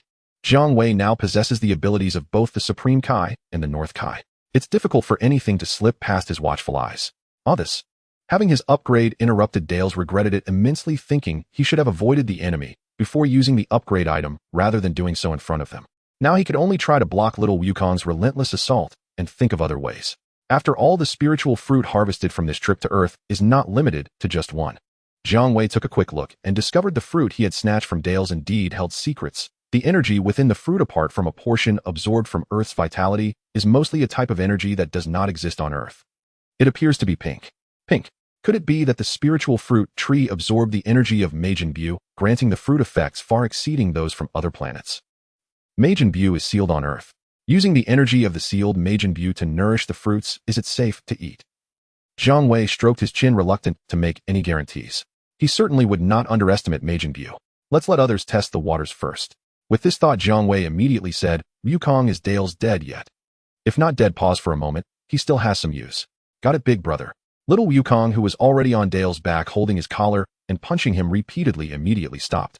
Dale's strength is actually quite formidable, but as a warrior race Saiyan, his entire strength is built upon consuming fruits. When it comes to actual combat, it always feels a bit lacking. At this moment, Dales was covered in cracks from his armored battle suit after being beaten by little Wukong, looking battered and bruised. Dales with swollen eyes stared fiercely at little Wukong. You little brat, if it weren't for my spiritual fruit being despicably snatched by you. A fruit was thrown over and hit Dales squarely on the head. Here, take it back. Jiang Wei pulled out a small jar and tossed it to little Wukong. It's filled with senzu beans. You are about to face the toughest battles ahead, so it's best to keep a few senzu beans in your mouth. Big brother, I understand. Little Wukong caught the small jar and followed Jiang Wei's instructions. Dales immediately took a large bite of the spiritual fruit in his hand. As the fruit entered his mouth, a powerful aura erupted from Dales. His already robust muscles swelled even further. Ha ha ha, your time of death has come. Dales felt an unquantifiable power within him, much stronger than before, and he laughed maniacally as he crushed the unfinished fruit in his hand, juice splattering everywhere. This power is so immense that even Frieza cannot compare to it. Dales now felt that the cosmic real estate agent was nothing special. Blackskin, you just ate one fruit, and you're already swelling up. Frieza doesn't even need to exert himself. He could wipe you out while sitting in a baby carriage. Jiang Wei looked at Dale's current battle power with a power detector and laughed loudly. Beep beep. Dale's battle power 35000. Once I take out cockroach, little brat, it'll be your turn to die, earth trash. Dales boasted arrogantly. How strong. I must go all out. Facing Dales, little Wukong's fighting spirit was high, but there was also a sense of gravity. At this moment, Dales was undoubtedly the strongest enemy he had encountered since his debut. The blood-red energy around little Wukong seemed to burn even brighter. 20 times Kaioken. Beep beep. Sun Wukong battle power 12500. 20 times Kaioken. Little brat, you have also become much stronger, but you are still no match for me. I will return to you all the pain you inflicted on me doubled. Dales laughed viciously, his figure suddenly vanishing and reappearing face to face with little Wukong. Huh. Little Wukong shouted, his fist surrounded by blood-red energy struck Dales' face like a cannonball. No defense was broken. Dales, however, sneered dismissively, suddenly driving his knee up hard into little Wukong's belly. Wah! Xiao Wukong spat out a mouthful of blood, laced with several sacred beans. Struck squarely in the abdomen by Dale's knee, he flew backward like a cannonball, shattering countless thick branches of the spirit tree. Fortunately, one sacred bean remained in his mouth. He swallowed it instantly and revived fully on the spot. That single blow had nearly cost Xiao Wukong his life. Before Dares could close in for a follow-up strike, Xiao Wukong hastily retrieved a small jar and stuffed several more sacred beans under his tongue. Subjected to the inhuman strain of the 20th degree Kaioken, and then gravely wounded before being restored to full vitality by sacred beans, Xiao Wukong's Saiyan physiology surged anew, significantly amplifying his combat prowess. Brat, you're remarkably durable. That Xiao Wukong had survived his first strike and scathed defied Dare's expectations entirely, given their staggering disparity in power. Then, Xiao Wukong and Dares clashed once more in furious combat. Nearby, Jiang Wei observed in silence. Dares held the upper hand, while Xiao Wukong struggled at a clear disadvantage, each move revealing subtle shifts in their conditions. He felt no concern for Xiao Wukong. So long as the boy wasn't instantly obliterated, the sacred beings guaranteed his survival. And even if he were Jiang Wei, the divine dragon stood ever ready to restore him. Under Dare's blistering barrage of rapid punches, Xiao Wukong could only parry, receiving over a dozen heavy blows before collapsing again. He swallowed another sacred being. Again, is this wretched brat truly indestructible? Dares began to falter, not just in resolve, but in certainty. Each time Xiao Wukong rose from defeat, he emerged stronger than before. As their battle raged on, shredding the spirit tree's canopy into ruin, the Earth's environment continued its irreversible decline. The spirit tree grew with frenzied intensity, its vines and roots spreading across the globe, transforming nature itself into barren wasteland. Jiang Wei paid it no heed. Even if the Earth were utterly drained and beyond recovery, reviving it would pose no difficulty. For Jiang Wei, the divine dragon, restoration was effortless. Brat, I'll shatter your skull, and then we'll see if you dare rise again. A sudden, unsettling shift flickered across Dare's face, his ferocity dissolving into something deeply wrong. Almost simultaneously, Dare's obsidian skin flushed an unnatural pink. Indeed, the spirit fruit cultivated on Earth has been corrupted by Majin Buu's power. It is unfit for consumption. Majin Buu possesses the ability to assimilate others. Jiang Wei shook his head, watching Dares writhe in terror and futile struggle. Neither fighter gained decisive advantage in the duel. Dares proved impervious to penetration, Xiao Wukong unkillable. The battle stretched beyond its canonical duration, long enough for Dares to consume the corrupted spirit fruit and suffer its adverse effects. Though the spirit fruit is ruined, Dares surely still carries viable seeds, and he himself may yet serve a purpose. Moreover, the boy has been rigorously tested. This venture yields ample returns. Jiang Wei smiled. In the next instant, he transformed into his humanoid dragon form. Halting Xiao Wukong, who had lunged to exploit Dare's debilitated state, Jiang Wei appeared before Dares in a flash. This divine dragon can aid you. Help me. It is simple. If the divine dragon could restore an entire planet, healing a single mortal posed no challenge whatsoever. The pink hue vanished from Dare's body. His black hide now gleamed with polished depth. Ding. Energy aura acquired. Ding. Finger beam acquired. Ding. Massive ki blast acquired. Ding. Lower class Saiyan bloodline inactive acquired. Just as Dares exhaled in relief, Jiang Wei, his adversary, placed a gentle palm upon the warrior's powerful chest. The rabbit's superpower activated. A puff of white smoke. Then Dares vanished, leaving only a black-skinned carrot tumbling from the air. Jiang Wei caught the carrot midair and turned to Xiao Wukong. Behold this carrot in my hand. Eat it, and your strength shall surge. Xiao Wukong pondered seriously, then shook his head. I dislike carrots, especially black-skinned ones. Huh, I jest. Jiang Wei tousled Xiao Wukong's crab-like hair and stored the black-skinned carrot within his system space. Even had Xiao Wukong truly desired it, Jiang Wei would never have permitted such cruelty. Next, Jiang Wei unleashed the spirit bomb, just as foretold in legend, reversing the spirit tree's drain and restoring Earth's vibrant, pulsing vitality. We still have time. Shall we take Wukong via instant transmission to Namek and stir the waters? He paused, then dismissed the notion. No, this harvest already exceeds expectation. Greed invites imbalance, wisdom lies in knowing when to withdraw. Jiang Wei reflected briefly, then abandoned the idea. System, return us home. Back in their native world, he tapped the power detector. Beep. Beep. Jiang Wei base power level 37000, humanoid dragon form 37000, 20th degree Kaioken 7400. Sun Wukong power level 11000. Jiang Wei had fulfilled Dare's wish, massively elevating his own base power, and extracted several trivial key techniques from him. Fueled by sacred beings and the 20th degree Kaioken, Xiao Wukong engaged Dare's, whose power had surged past 0 after consuming the earth-grown Majin Buu corrupted spirit fruit in multiple brutal clashes. Thanks to his Saiyan genetic advantage, Xiao Wukong's power finally breached the 10,000 threshold. Jiang Wei decided that Yamcha and Krillin's training regimens could be left untouched, but Xiao Wukong required a radical upgrade. Thus, he collaborated with Bulma to construct a 100x gravity chamber. Jiang Wei also resolved to unlock Xiao Wukong's latent potential back at Pausa Mountain. There, Jiang Feng instructed the boy to gaze upon the full moon, triggering his Great Simon transformation, then guided him through the process of awakening deeper reserves. A savage, overwhelming aura erupted from the Great Simon, gusting forth like a tempest so fierce that nearby trees bent violently, trembling on the verge of snapping. Jiang Wei murmured in awe, the potential of a Saiyan in Great Simon form runs as deep as the abyss itself. He gazed ahead, filled with anticipation, wondering how far Xiao Wukong might ascend. The stronger Xiao Wukong became, the stronger Jiang Wei would grow in turn. Afterward, Jiang Wei escorted him to the lookout and stated his intent. He arranged for Xiao Wukong to train inside the hyperbolic time chamber for 2 years, with the 100x gravity chamber installed. Presently, the chamber accommodated only one occupant for precisely 2 years, no longer.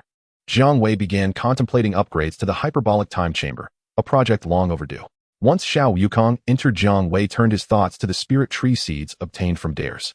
Frankly, they were rather mediocre. Dares had ravaged numerous life-bearing planets and consumed countless fruits, yet achieved only a modest 3-0 power level.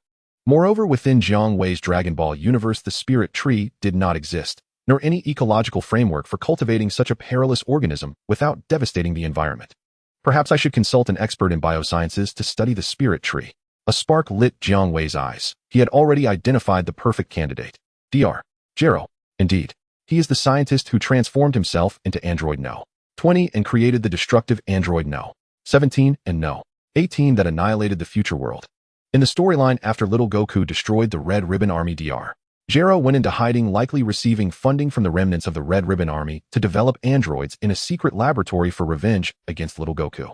However, in the world of Dragon Ball where Jiang Wei resides, it was Tao Bai who exterminated the Red Ribbon Army, and Tao Bai was subsequently eliminated by Jiang Shenlong for his betrayal. Dr. Gero lost his target for revenge and was uncertain whether the support from the remnants of the Red Ribbon Army would diminish. Nevertheless, Jiang Wei was determined to recruit Dr. Gero for his service. Jiang Wei believed that the powerful androids deserved thorough research. The current king who ruled the world was far too peaceful and showed no interest in developing new weaponry. Whether facing Demon King Piccolo or sell the weaponry of the king's army had not seen any advancement over the decades. If they could successfully develop Android No.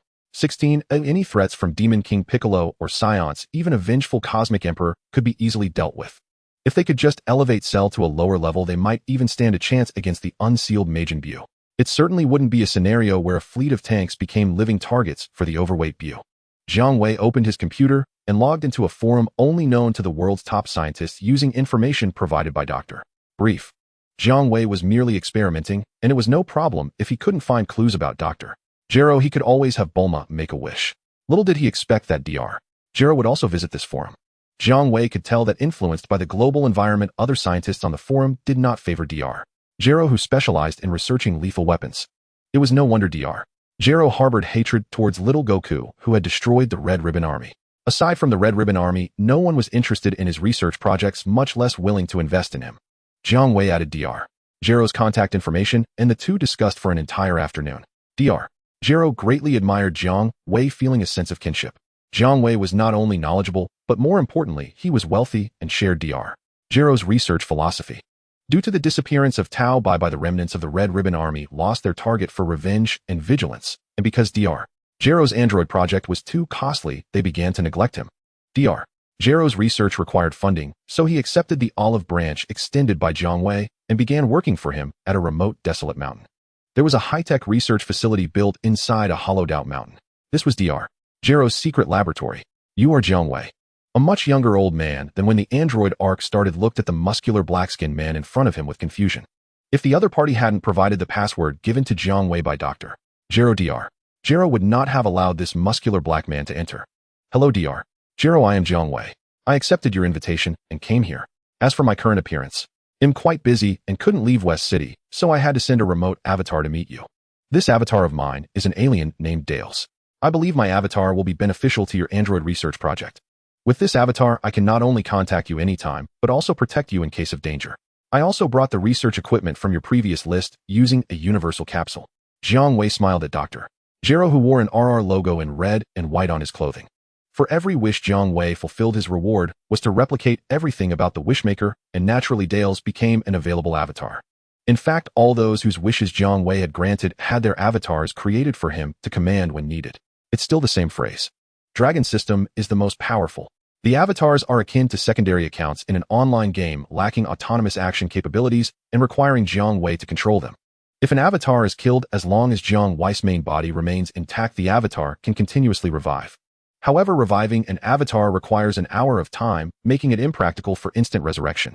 Without autonomous action capabilities, it also occupies the main Bodis CPU, which Jiang Wei found to be of little utility. But if utilized when he is tied up, like now, having an avatar to run errands for his main body is more than sufficient.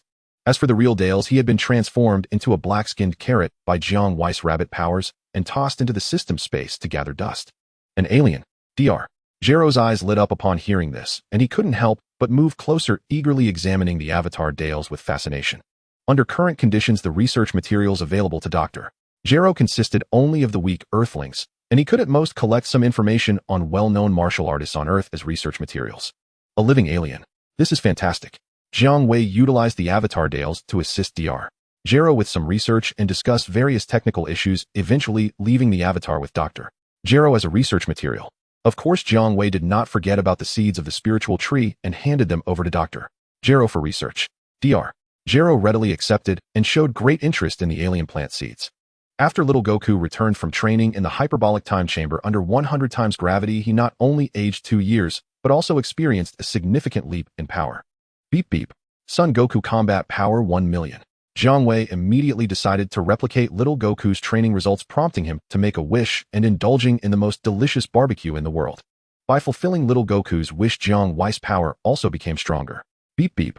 Jiang Wei combat power 1.2 million, transforming into a humanoid. Shenlong combat power 12 million, 20 times. Kaioken combat power 240 million. Huh. My current combat power finally allows me to tear apart the king. Jiang Wei laughed towards the sky. A few months later, Dr. Gero made initial progress in researching the seeds of the spiritual tree, producing a modified version. It could also be planted on life planets, but unlike the original version, it would not drain the planet dry in a short time, but rather absorb its nutrients gently. The difference between depleting resources and sustainable development. Jiang Wei planted the modified spiritual tree seeds on a primitive planet devoid of intelligent life. After a month, he harvested some fruits from the spiritual tree. At the power levels of Jiang Wei and little Goku, these fruits were merely trivial. However, for Earthlings, they would undoubtedly enhance their power significantly. Beep beep. Yamcha combat power 550. Krillin combat power 700. Bulma combat power 300. Oolong combat power 80. Puar combat power 80. The effects of the spiritual tree fruit are best upon first consumption, with diminishing returns thereafter. The specific effects are also linked to the qualifications of the consumer. My dear, in the next World Martial Arts Tournament, you can participate and easily secure 3rd place. Jiang Wei kissed Bulma and smiled. Really? That's wonderful. Bulma replied shyly. Now that she had obtained a powerful strength that she had never dared to dream of before, Bulma also wanted a chance to show it off. Yamcha felt a bit down. It was one thing to be outmatched by little Goku, but how could the later noseless kid surpass him in strength? Sensing Yamcha's thoughts, Jiang Wei wanted to tell him, comparing potential with the strongest Earthling. Wake up. As for why Jiang Wei could sense Yamcha's thoughts, didn't Master Roshi and North Kai have abilities in the psychic realm? A month later, Ding report to the Master. A parallel world of Dragon Balls has gathered the projections of 7 Dragon Balls and has summoned the Master. Yamcha, Krillin, train on your own. I have something to attend to, Jiang Wei said to Bulma before transforming into a golden light and vanishing. In another Dragon Ball world, the sky was filled with thunder and lightning, as if the pressure of doomsday had descended upon the earth. Inside the Demon King's castle. This is impossible. Someone has actually summoned the dragon. Why? I thought the dragon had been killed by me. The Demon King exclaimed in disbelief as a glass filled with red wine fell. In a desolate town, after being summoned, Jiang the Great Dragon looked around with an amused expression, surveying the environment. The place he found himself in was clearly a town with a massive pit nearby that seemed to have been formed by an impact from a meteor. Clearly, this was the culprit behind the town's destruction. Jiang Wei easily discerned that the pit had been blasted open by some key attack. Lowering his gaze, Jiang Wei saw a squad of soldiers in military uniforms, armed and on high alert, maintaining vigilance over their surroundings. These soldiers all bore the emblem RR in white on a red background on their uniforms. It turned out that the Red Ribbon Army had summoned me. Interesting. Jiang Wei smiled, not minding granting the Black Marshal's wish to grow taller. State your wishes, and this dragon can fulfill them. Dragon, can you fulfill the wish to eliminate the evil King Piccolo? A Red Ribbon Army officer stepped forward, asking hopefully. King Piccolo, wasn't the wish about making the Black Marshal taller? Jiang the Great Dragon was momentarily taken aback. Seeing the dragon stunned, the officer sighed. Can even the dragon who can grant any wish not eliminate King Piccolo? Sigh. Coming back to his senses, Jiang Wei curiously asked, King Piccolo? Which King Piccolo? Which King Piccolo? Of course, it's the one that the bastard from the mixed rice released from his seal, the demon who nearly destroyed the world. The officer said through gritted teeth, filled with intense fear. Ah, so it's that weakling. I thought you were talking about the Sun family's caretaker. Jiang Wei sensed that the strongest aura on Earth at this moment was even weaker than his girlfriend Bulma. Jiang Wei curiously asked, what about Sun Wukong? Where did he go? Why isn't he coming out to eliminate that weakling King Piccolo? This is simple. Jiang Wei shared the information he had with the officer. Sun Wukong is a Saiyan. His real name is Kakarot. When he was still an infant, he was discovered on the way to Earth from planet Vegeta by a minion of Frieza's brother Cooler, who fired a cannon blowing up the spaceship he was on, leaving nothing but ashes. What? The savior who can defeat King Piccolo's son Wukong died as an infant on the way to Earth. The officer's jaw dropped. It's over. The world is doomed. He asked hopefully, Dragon, is there any other way to defeat King Piccolo besides son Wukong? In the hopeful gaze of the crowd, Jiang the Great Dragon raised a claw and shook his head. This is the second wish. We will meet again soon. The 100-meter-long dragon transformed into 7 golden lights and vanished. Dragon, what a disappointment. Is this unreliable dragon summoned by the suddenly appearing Dragon Balls? The officer cursed angrily. To gather the 7 mysteriously appearing Dragon Balls, the Red Ribbon Army had paid a hefty price. And this is what we get. Who said I was unreliable? I haven't left yet. A 3-meter blue creature somewhat resembling the previous dragon appeared before the soldiers of the Red Ribbon Army. The soldiers' faces changed dramatically, all on high alert, aiming their guns at this suddenly appearing blue creature. Are you the dragon? Aren't you one of King Piccolo's subordinates? The officer asked uncertainly. The sudden appearance of the blue dragon man resembled the minions of King Piccolo, those green-skinned monsters that hatched from the eggs spit out by King Piccolo. But those green-skinned monsters were extremely brutal, killing on sight and causing destruction everywhere, showing no kindness towards humans. You can make one wish to this dragon, who just won, to summon a savior from another world to come and eliminate King Piccolo. You must hurry, you. I can sense some faint auras approaching you. Clearly those auras are King Piccolo's subordinates, and they are coming for you. You don't have much time left. Jiang the Great Dragon kindly reminded them. Although he didn't consider himself a righteous ally since he was here, Jiang Wei didn't mind doing a little saving of the world. After all, Jiang Wei preferred a society filled with positive energy. Let the society be filled with positive energy, starting with me. Of course, how to save the world had to be according to Jiang Wei's preferences. Beep beep. Unknown combat power data was rapidly approaching. The officer's expression changed dramatically upon hearing this. In a critical moment, there was no time to think too much. They immediately complied. Despite being elite soldiers armed with powerful firearms in front of the green-skinned monsters under King Piccolo, they were just a flock of lambs waiting to be slaughtered. Dragon, please bring the savior who can defeat King Piccolo. The officer quickly told Jiang the Great Dragon in front of him. This is simple. Jiang Wei raised his hand and snapped his fingers. In the hopeful gaze of the soldiers, a youthful and beautiful girl appeared before them. This girl can defeat the King Piccolo who rules the entire world. The officer representing everyone expressed his skepticism. Bulma looked confused. She was perfectly fine at home, but unexpectedly in the blink of an eye she found herself in a strange place. When she saw the people surrounding her all dressed in military uniforms with the red and white RR emblem, holding various powerful firearms, Bulma felt very scared and immediately raised her hands high, performing a French salute. This was the Red Ribbon Army, the most vicious dark organization in the world. Baby, put your hands down. However, when Bulma saw Jiang Wei smiling at her, she immediately felt safe and leaped into his embrace. Big brother. Bulma felt a little embarrassed. She had actually performed a French salute in front of her true destiny. Baby, what are you afraid of? With your current power, eliminating these Red Ribbon Army soldiers would be a piece of cake. Don't be fooled by their guns. Jiang Wei stroked Bulma's hair. Big brother, I'm just not used to it. After all, those are the Red Ribbon Army, known for being the most vicious army in the world. Who wouldn't be afraid of them? Bulma said, her face flushed. She now realized that after consuming the spiritual fruit Jiang Wei gave her, she had gained immense power. What was there to fear from the Red Ribbon Army? By the way, big brother, what is the situation with these Red Ribbon Army soldiers? Bulma asked curiously. At that moment, hee. Is it you despicable humans who summoned the dragon intending to harm the noble King Piccolo, who rules the world? Daring to resist King Piccolo, all will be sentenced to death. Suddenly, 10 green-skinned monsters with bare upper bodies appeared around, surrounding the hundreds of Red Ribbon Army soldiers along with Jiang Wei and Bulma. Beep beep. Green-skinned monster combat power 120. Red Ribbon Army soldier combat power 5. Officer combat power 7. It's a monster under the command of King Piccolo. Upon seeing the green-skinned creatures, the soldiers of the Red Ribbon Army panicked. They raised their guns and fired wildly at the minions of King Piccolo, bullets raining down like a storm upon those green-skinned monsters. The green-skinned monsters did not retaliate, basking in the ferocious rain of bullets, completely unharmed, merely looking at the attacking soldiers of the Red Ribbon Army with scorn. Just weak humans futilely struggling in their dying moments. Bulma, there is an opportunity for you to become the savior of this world. Would you accept it? Jiang Wei briefly explained the situation to Bulma, whose eyes sparkled with excitement.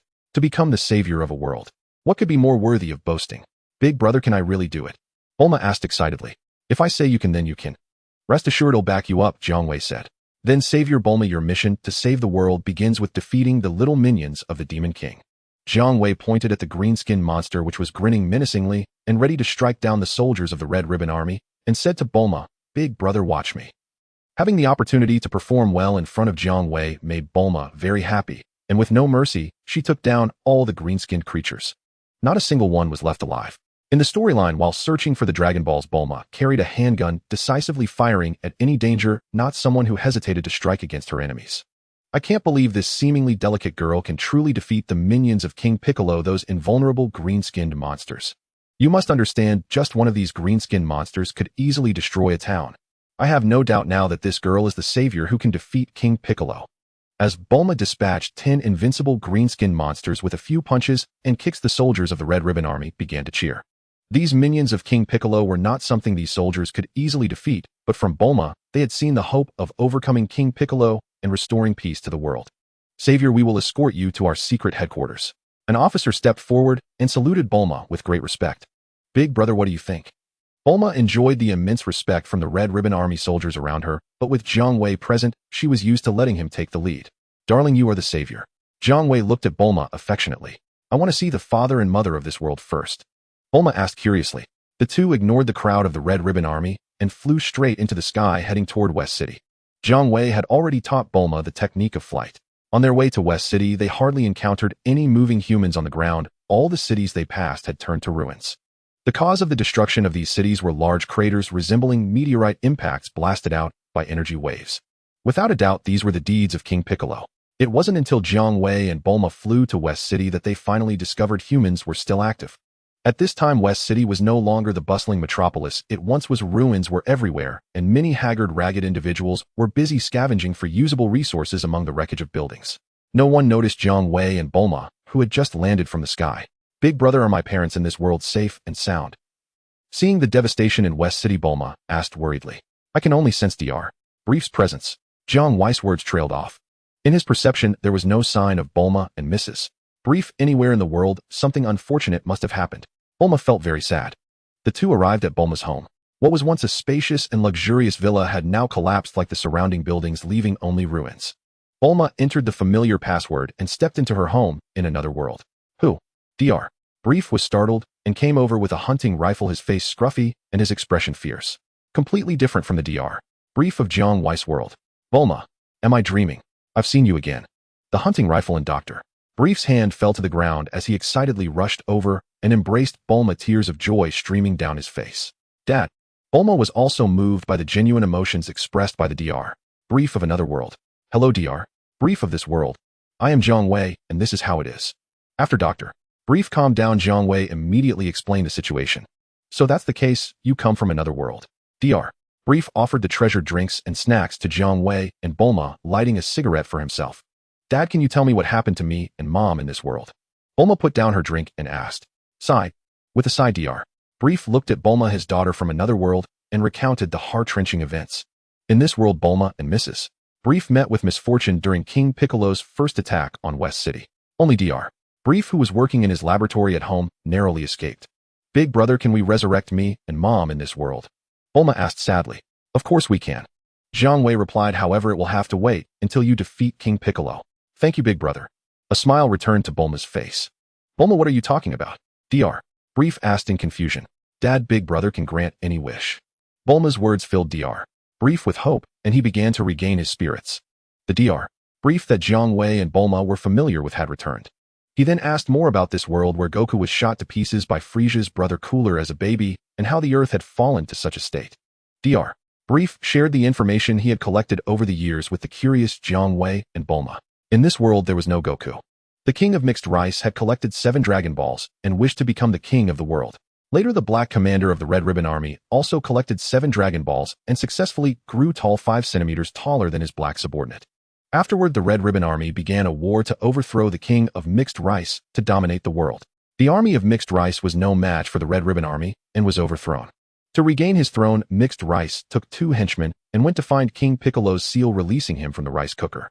Thus, the situation was reversed, defeating the Red Ribbon Army that had originally taken over the world.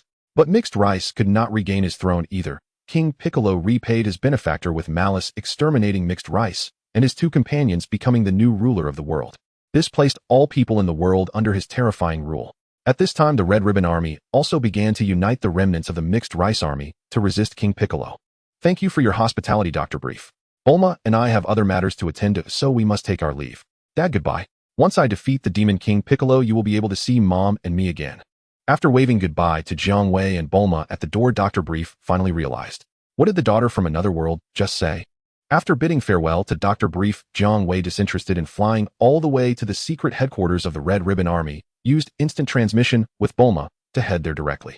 He had locked onto the aura of Dr. Gero. Who are you? Seeing the heavily guarded secret headquarters of the Red Ribbon Army, Dr. Gero was startled by the sudden appearance of two strangers. Hello, Dr. Gero, I am your friend from another world, Jiang Wei. Jiang Wei greeted him with a smile. After some conversation, Jiang Wei obtained various experimental data on androids from Dr. Gero. Due to the need to combat the Demon King Piccolo, this world's Dr. Gero had conducted many experiments on androids that would be severely condemned and restricted in Jiang Wei and Bulma's world. Even inhumane experiments were allowed here. Thus, this world's Dr. Gero had also acquired experimental data that would make the other Dr. Gero extremely envious. Jiang Wei needed to bring this experimental data back to greatly accelerate Dr. Gero's research on androids. This was also the reason Jiang Wei sought out this world's Dr. Gero. As for the Red Ribbon Army, they were never important. Jiang Wei, concealing his own strength, locked onto the aura of the Demon King Piccolo and appeared before him using instant transmission. He and Bulma could only stay in this world for 24 hours, so efficiency was crucial. The green-skinned Demon King Piccolo had already wished to restore his youth through the dragon of this world. Just like in the storyline, he had the Earth's dragon remove the bridge after crossing. Ding ding. Demon King Piccolo battle power 260, Jiang Wei battle power 5, concealed strength, Bulma battle power 300, Green Monster 1 battle power 120, Green Monster 2 battle power 180, Green Monster 3 battle power 200.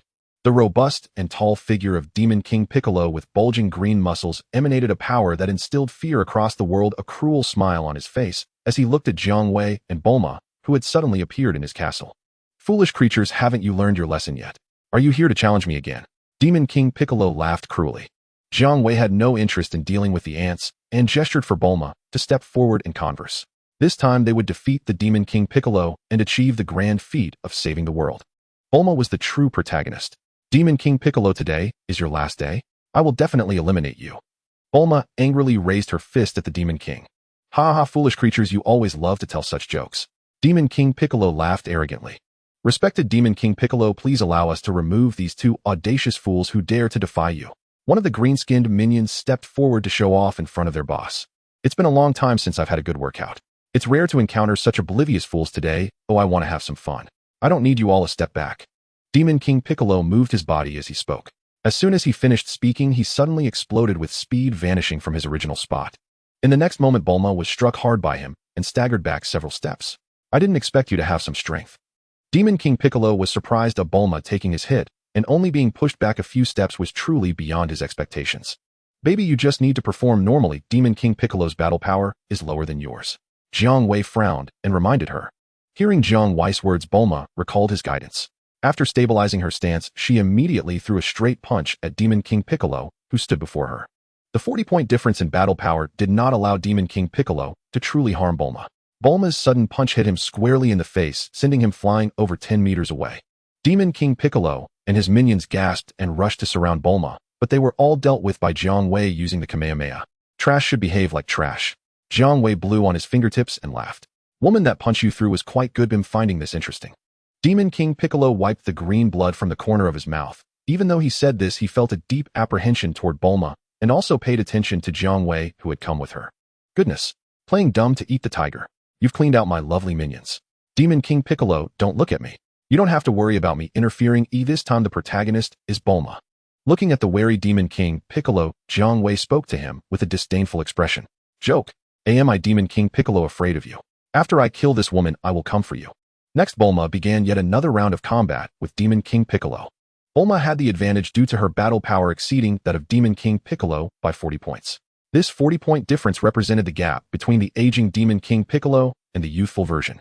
However, Demon King Piccolo won in terms of battle experience. For a time, the two fought evenly matched.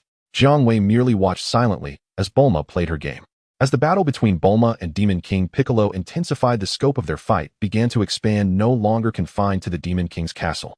The Demon King's castle was already leveled in their fierce battle as they exchanged blows and energy blasts continuously shot at one another. However, as Bulma gained experience and gradually adapted to the fight, Demon King Piccolo began to fall behind. This is impossible. I, Demon King Piccolo, am invincible in this world, and no one can defeat me. Demon King Piccolo roared, refusing to believe that failure was imminent. But at this point, whether Demon King Piccolo was willing to believe it or not, it could not stop Bulma from landing a punch on his abdomen, followed by an uppercut that sent him flying. Following Jiang Wei's instructions, Bulma extended her index finger aimed at the still-flying Demon King Piccolo and fired a Kamehameha, the slender beam instantly piercing through his heart. I have failed, but the demon race will not be destroyed. Go, my child. Just before his death, Demon King Piccolo's neck swelled violently as he, facing the sky, while falling to the ground, expelled an egg. Then with a tilt of his head, he died. Both the egg and Demon King Piccolo's body were collected by Jiang Wei and placed into the system space. Soon people all over the world came to know that a savior named Bulma had defeated the terrifying Demon King Piccolo. Long life. Naturally, Bulma received the cheers of the people who revered heroes in this world. As for the remnants of the Demon King Piccolo, Jiang Wei took it upon himself to deal with them for the people. Later, at Jiang Wei's request, Dr. Gero made a wish to the dragon god Jiang to resurrect all the kind souls who had died because of the Demon King Piccolo. In this world, Bulma and Mrs. Brief were naturally resurrected and reunited with Dr. Brief. After fulfilling Dr. Gero's wish, Jiang Wei gained the intelligence of Dr. Gero. At Bulma's insistence, Jiang Wei did not leave immediately, but stayed for a full 24 hours before departing this world and returning to their original world. Big brother, this trip has been absolutely amazing, Bulma exclaimed excitedly, hugging Jiang Wei's arm and leaning her face against him. Jiang Wei, unable to break free, had to send a clone to deliver the experimental data on androids obtained from the other world along with the body of the Demon King Piccolo to the Dr. Gero of this world. Dr. Gero looked at the data on android experiments from another world and the body of the Demon King Piccolo in his hands, his eyes sparkling with excitement like Popeye seeing spinach. With the intelligence gained from the Dr. Gero of the other world, Jiang Wei and Dr. Gero made great strides in the research project concerning androids. In the following months, Jiang Wei took Bulma and Dr. Brief to the temple, and after obtaining the consent of the gods, they began the renovation project for the hyperbolic time chamber. In the future world, Bulma invented the time machine, while Dr. Brief was also the inventor of the universal capsule. This father-daughter duo. One was proficient in space technology, while the other had an extraordinary talent for time-space technology, aided by Jiang Wei. Through diligent efforts and overcoming numerous technical hurdles, they successfully transformed the hyperbolic time chamber into an upgrade tool that could be used freely without limits. After the upgrade was completed, Jiang Wei put Yamcha and Krillin into the hyperbolic time chamber for training. After 3 days, which equated to 3 years in the chamber, Yamcha and Krillin's battle power saw a significant increase. Beep beep. Yamcha battle power 2,000, Krillin battle power 3,000. Soon, Bulma's birthday arrived. Everyone brought gifts. Shyly, Bulma made a birthday wish to go out on a date with Jiang Wei. Just a date, nothing else. Bulma, I've been in West City for a while, but haven't had the chance to explore this big city. Why don't you take me around West City? Jiang Wei held Bulma's small hand, smiling at her. Thank you, big brother. Bulma was so happy she felt like she could fly. The next day, Jiang Wei gave Yamcha and Krillin a day off to roam freely. Little Goku wasn't fond of freedom. He preferred to stay in the 100x gravity room all day. This guy is a training fanatic. Before going out, Bulma dressed up beautifully. Then, arm in arm with Jiang Wei, she walked out of the house with a blissful smile. Looking at Jiang Wei's handsome and steady face, chewing gum with a charming swagger, Bulma was utterly captivated. Seeing this, Jiang Wei unreservedly kissed Bulma on the lips. Big brother. Bulma blushed, feeling shy in front of everyone. Sweetheart, you're just too charming today, Jiang Wei said with a mischievous smile. The two first went to the park, then watched a movie, and later went shopping in West City's largest mall under Bulma's guidance. With Jiang Wei's company, Bulma was thrilled and bought a huge pile of items for herself and Jiang Wei, whether they were useful or not. At the cashier, Jiang Wei insisted on paying himself. When taking his girlfriend out on a date, how could he let her pay? This was about the man's pride. Jiang Wei joked about relying on a rich woman for his meals, replicating the happy life of Vegeta, but in reality, he wasn't short on money either. Not to mention the billions he seized from Tao Pai Pai. As a dragon, Jiang Wei needed money, which involved letting his subordinates make a wish. The plot's lost pirate treasure was funded by Jiang Wei to Dr. Gero as research funding for the android project. Moreover, with Jiang Wei's current research capabilities, he could invent many products and take them to market for substantial profits, just like Dr. Brief became the world's richest man with the universal capsule. Or if he found it troublesome with his powerful strength, he could easily demand protection fees from anyone. Would the king dare to refuse? In short, Jiang Wei was not like Vegeta, relying on a rich woman, nor was he lacking in money. As evening approached, while Jiang Wei and Bulma were laughing and chatting on their way home, they passed by a bank. Suddenly, the bank exploded, and from the smoke emerged a blonde beauty, holding a submachine gun in one hand. In the other hand, she carried an enormous bag from which bills occasionally fell. "Get out of the way!" the blonde beauty shouted fiercely upon seeing someone ahead. "Lan Shi." Jiang Wei recognized the familiar blonde beauty running towards him. It was obvious. Due to the series of consequences from Jiang Wei intercepting little Goku, Lan Shi did not follow Master Roshi to live with him. Somehow, she had come to West City to rob a bank. But this had nothing to do with Jiang Wei. As he held back Bulma, who was eager to subdue the bank robber, Jiang Wei planned to give Lan Shi a way out. As she ran past Jiang Wei, the blonde Lan Shi sneezed. At this moment, while robbing the bank and fleeing with stolen money, the blue-haired Lan Shi emerged holding a large money bag, standing still with a puzzled expression. Not far away, the sound of police sirens echoed. "Follow me." Seeing that it was his beloved, gentle, and virtuous blue-haired Lan Shi, and not the violent blonde Lan Shi, Jiang Wei beckoned her to drop the money bag and come home with him and Bulma. Bulma had no objections to Jiang Wei's decision. Because of Jiang Wei, Lan Shi missed the chance to be picked up by little Goku and join the main cast. But after taking a detour, she was picked up by Jiang Wei again, as if it was destined that she would join the main cast. "Lan Shi, do you have a place to go?" Jiang Wei offered the blue-haired Lan Shi a cup of tea and asked. Holding the tea, blue-haired Lan Shi took a gentle sip, wondering how this unfamiliar handsome stranger knew her name. But she still honestly replied, "I have no place to go. My home is in need of a maid, so you can stay." Jiang Wei decided. Thus a beautiful maid arrived at Bulma's home. Beep beep. Gold-haired Lan Shi battle power 8. Blue-haired Lan Shi battle power 3. Lan Shi stayed at Bulma's house as a maid and quickly won the praise of Dr. Brief, Mrs. Brief, and Bulma. In terms of housework, blue-haired Lan Shi is undoubtedly a master. Of course, everyone sneezes and the unruly gold-haired Lan Shi occasionally runs out. Holding a micro-submachine gun that she didn't know where she pulled out from, she was about to curse and shoot randomly. But Jiang Wei is not Turtle Sage and won't indulge her. As long as gold-haired Lan Shi dares to cause trouble, Jiang Wei dares to deal with her. After being dealt with a few times, gold-haired Lan Shi became more obedient and didn't dare to act up every time she came out. Moreover, she developed a blush-inducing interest in Jiang Wei, who could easily tame her. That man who likes to chew gum and looks quite cool is indeed very strong, and also very cold. Even when facing women, he can be ruthless. It's just very much to my liking. "Hey Jiang Wei, since you have such strong power, how about teaming up with me? As long as the two of us join forces, we can rob every bank in the world." When she came out again, Lan Shi said excitedly. Jiang Wei just looked at her speechlessly. "You already know I'm strong. With my strength, do I really need to rob every bank in the world? Isn't it better to just collect the protection fee from that dog of a king?" Upon hearing this, Lan Shi was astonished. Collecting the protection fee from the king who rules the world. Indeed, he is the man I have my eyes on. How bold. After coming out, as long as she doesn't randomly shoot her micro-submachine gun, Jiang Wei won't restrict her movements.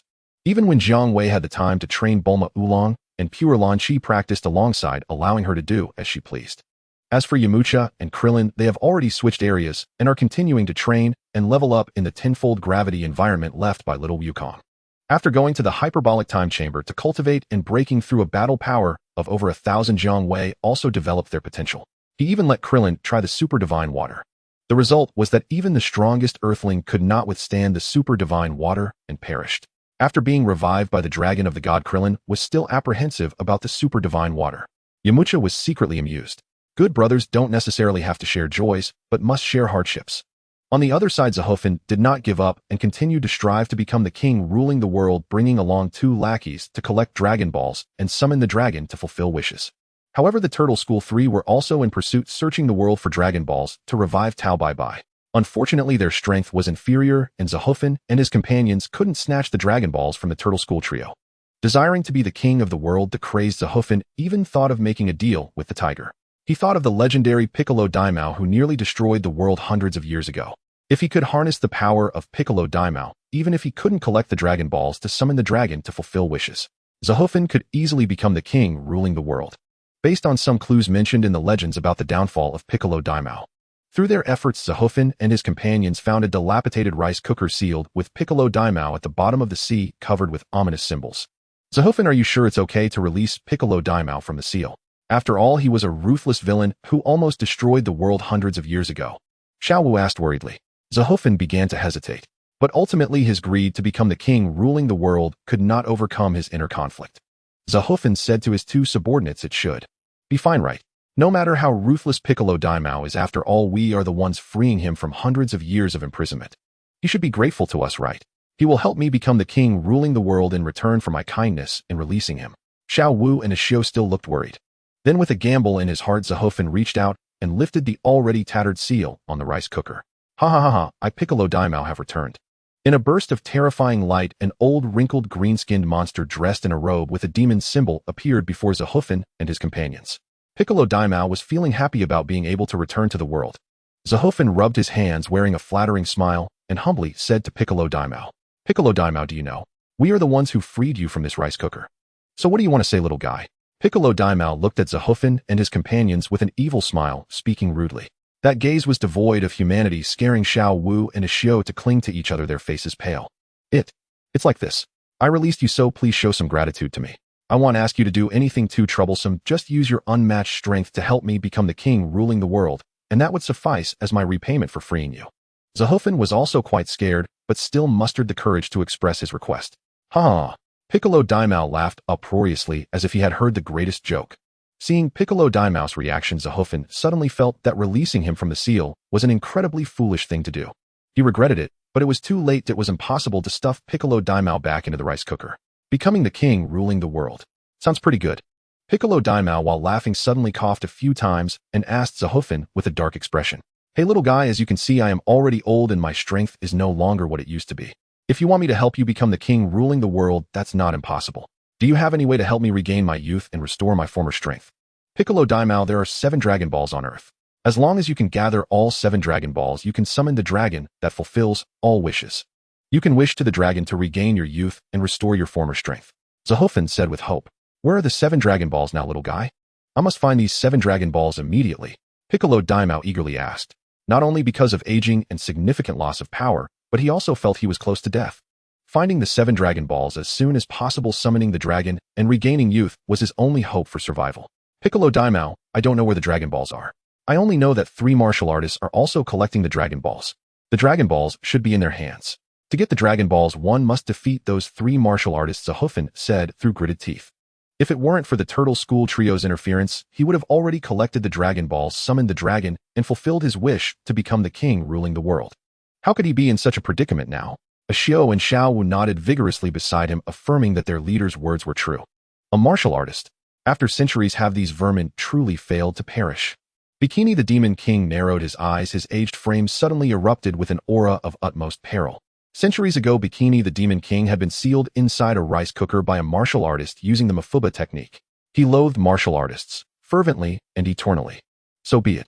Then let us slaughter these accursed vermin, and seize the Dragon Balls from their hands once more. Tell me, where are they now?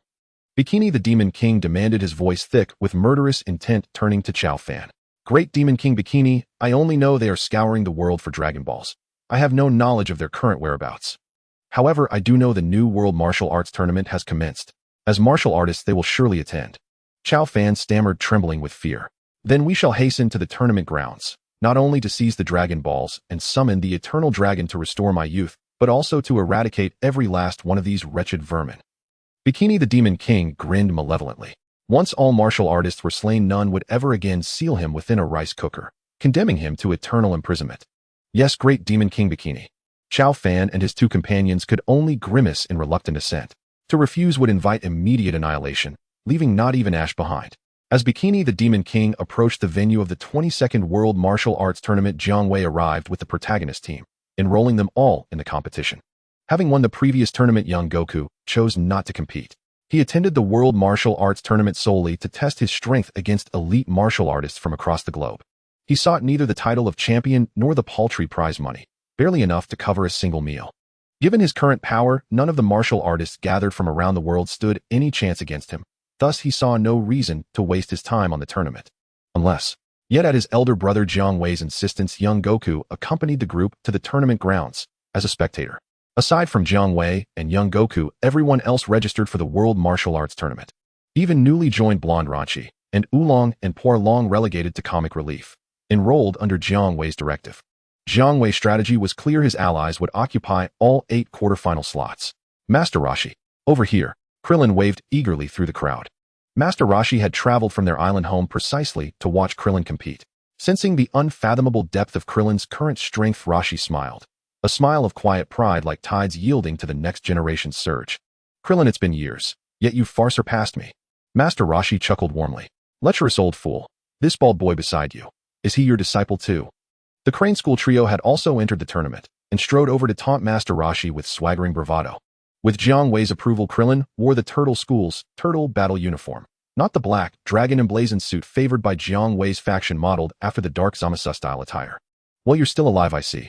Master Roshi and Master Crane launched into a blistering war of barbs. Failing to gain ground verbally, Master Crane issued a vow on the tournament stage he would shatter the Turtle School utterly, claiming the championship to prove that before the Crane School the Turtle School was nothing. Master Roshi merely watched the Crane School master and his disciples stride away, his gaze that of one observing a fool. With Jiang Wei's subordinates in the ring, no one else could claim victory. Truly, ignorance breeds audacity. Shatter. It is the Crane School itself that shall be shattered. After the preliminaries purged the unworthy, only the genuine remained. Tien Shinhan and Kairatsu of the Crane School, by sheer fortune, advanced to the semifinals. So too did Krillin, nominally representing the Turtle School. All others wore the dragon-inscribed uniforms, the loyalists of Jiang Wei's faction. Brother, may I return to the gravity chamber to train? Young Goku asked, bored from the spectator stance. Goku, watching this tournament is itself cultivation. Are you seeking to evade it? Jiang Wei replied without hesitation. Brother, I would never shirk cultivation. At the word cultivation, Goku instantly perked up. His boredom vanished. Beep. Krillin Combat Power 4500. Yamcha Combat Power 3000. Bulma Combat Power 480. Oolong Combat Power 110. Puar Combat Power 110. Blonde Ranchi Combat Power 35. Tien Shinhan Combat Power 200. Kaiatsu Combat Power 150. With Tao Pai Pai dead, the Crane School had been galvanized, boosting Tien Shinhan's and Kaiatsu's combat power beyond canonical levels. Semifinals: Crane School versus Jiang Wei's faction. First match: Tien Shinhan versus Blonde Ranchi. Tien Shinhan crushed her effortlessly. Another cold-hearted man, striking a woman without mercy. A pity. Had I not met Jiang Wei, perhaps I'd have fallen for this Tien Shinhan. As Bulma fed her a senzu bean, Ranchi mused idly while being carried off. Next, Yamcha overwhelmed Kaiatsu. Though Kaiatsu unleashed his psychic abilities, the chasm in power rendered them futile. Oolong and Puar, the tournament's perennial mascots, were eliminated by Krillin and Bulma respectively. Semi-final round 2: Bulma versus Tien Shinhan. Why must my opponent always be a woman? Tien Shinhan's third eye brimmed with exasperation. Three-eyed one, never underestimate women. And never underestimate me. I am the woman who saved an entire world, in another realm. No sooner had Bulma spoken than she vanished, reappearing behind Tien Shinhan, who barely registered her movement before a clean level punch sent him tumbling from the ring. Brilliant, my love. Jiang Wei roared from the stands with young Goku dutifully cultivating beside him. Unsurprisingly, Krillin claimed the championship. Yamcha retained second place. After defeating Tien Shinhan, Bulma leapt down from the ring to embrace Jiang Wei without delay. Defeated by a delicate woman. Tien Shinhan could scarcely believe it, his Tao heart trembling on the verge of fracture. Master Roshi observed Tien Shinhan closely. Though he was Master Crane's disciple, Roshi recognized in him the rare pure spirit of a true martial artist. He stepped forward to offer counsel, guiding the bewildered warrior toward clarity and purpose. At his core, Tien Shinhan was a martial artist untainted by artifice or ambition. He was ill-suited to be an assassin. Enlightened by Roshi's wisdom, he embraced his true nature and renounced the Crane School. Master Crane raged at Tien Shinhan's betrayal, yet could do nothing. How could he challenge a disciple whose strength now eclipsed his own? Even Kaiatsu, with his psychic gifts, followed Tien Shinhan in defection. Master Crane was left not only powerless, but utterly alone. What gnawed at him most was regret. Had he known Tien Shinhan and Kairatsu were treacherous wolves, disloyal and ungrateful, he should have safeguarded the 7 Dragon Balls himself rather than entrusting them to the strongest among them. Yet now redeemed, Tien Shinhan stood as a man of unwavering integrity and radiant honor. Master Roshi, let me do one final thing for you. Tianjin Fan retrieved the 7 Dragon Balls entrusted to his care and began summoning Shenron. Originally in Master Roshi's plan, reviving Tao Pai Pai was to occur only after Tianjin Fan publicly demolished the Turtle School in the tournament ring and claimed the championship. But fate twisted cruelly on the arena floor. The Turtle School remained unbroken, while the Crane School was shattered, instead defeated by a group clad in battle suits emblazoned with the character Long. Even Tianjin Fan and Kairatsu defected from their master's sect, swayed by Master Roshi's persuasive rhetoric. The sky erupted, lightning split the heavens, thunder roared like the world's last breath. That familiar apocalyptic pressure descended once more upon the land. When Shenron appeared, all present stood frozen in awe before his colossal 100-meter-long form. Speak your wish, I shall grant it.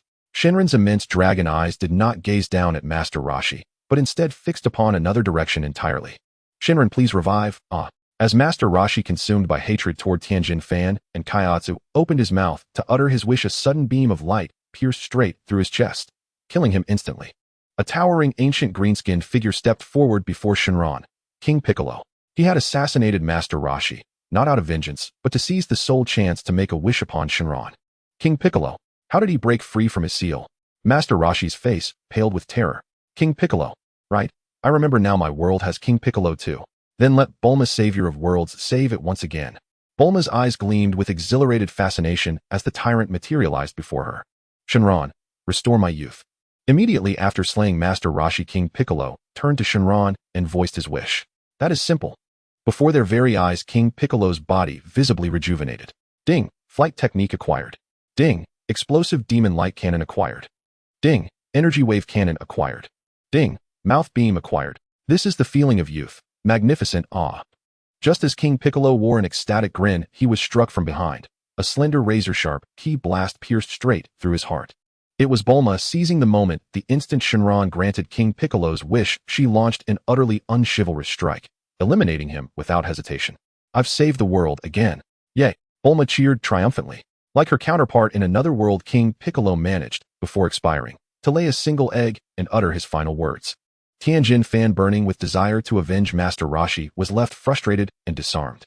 Shenron repeated his prior world protocol, retrieving both the egg King Piccolo had laid in his dying breath and his lifeless corpse. King Piccolo's corpse was handed over once more to Dr. Gero for research.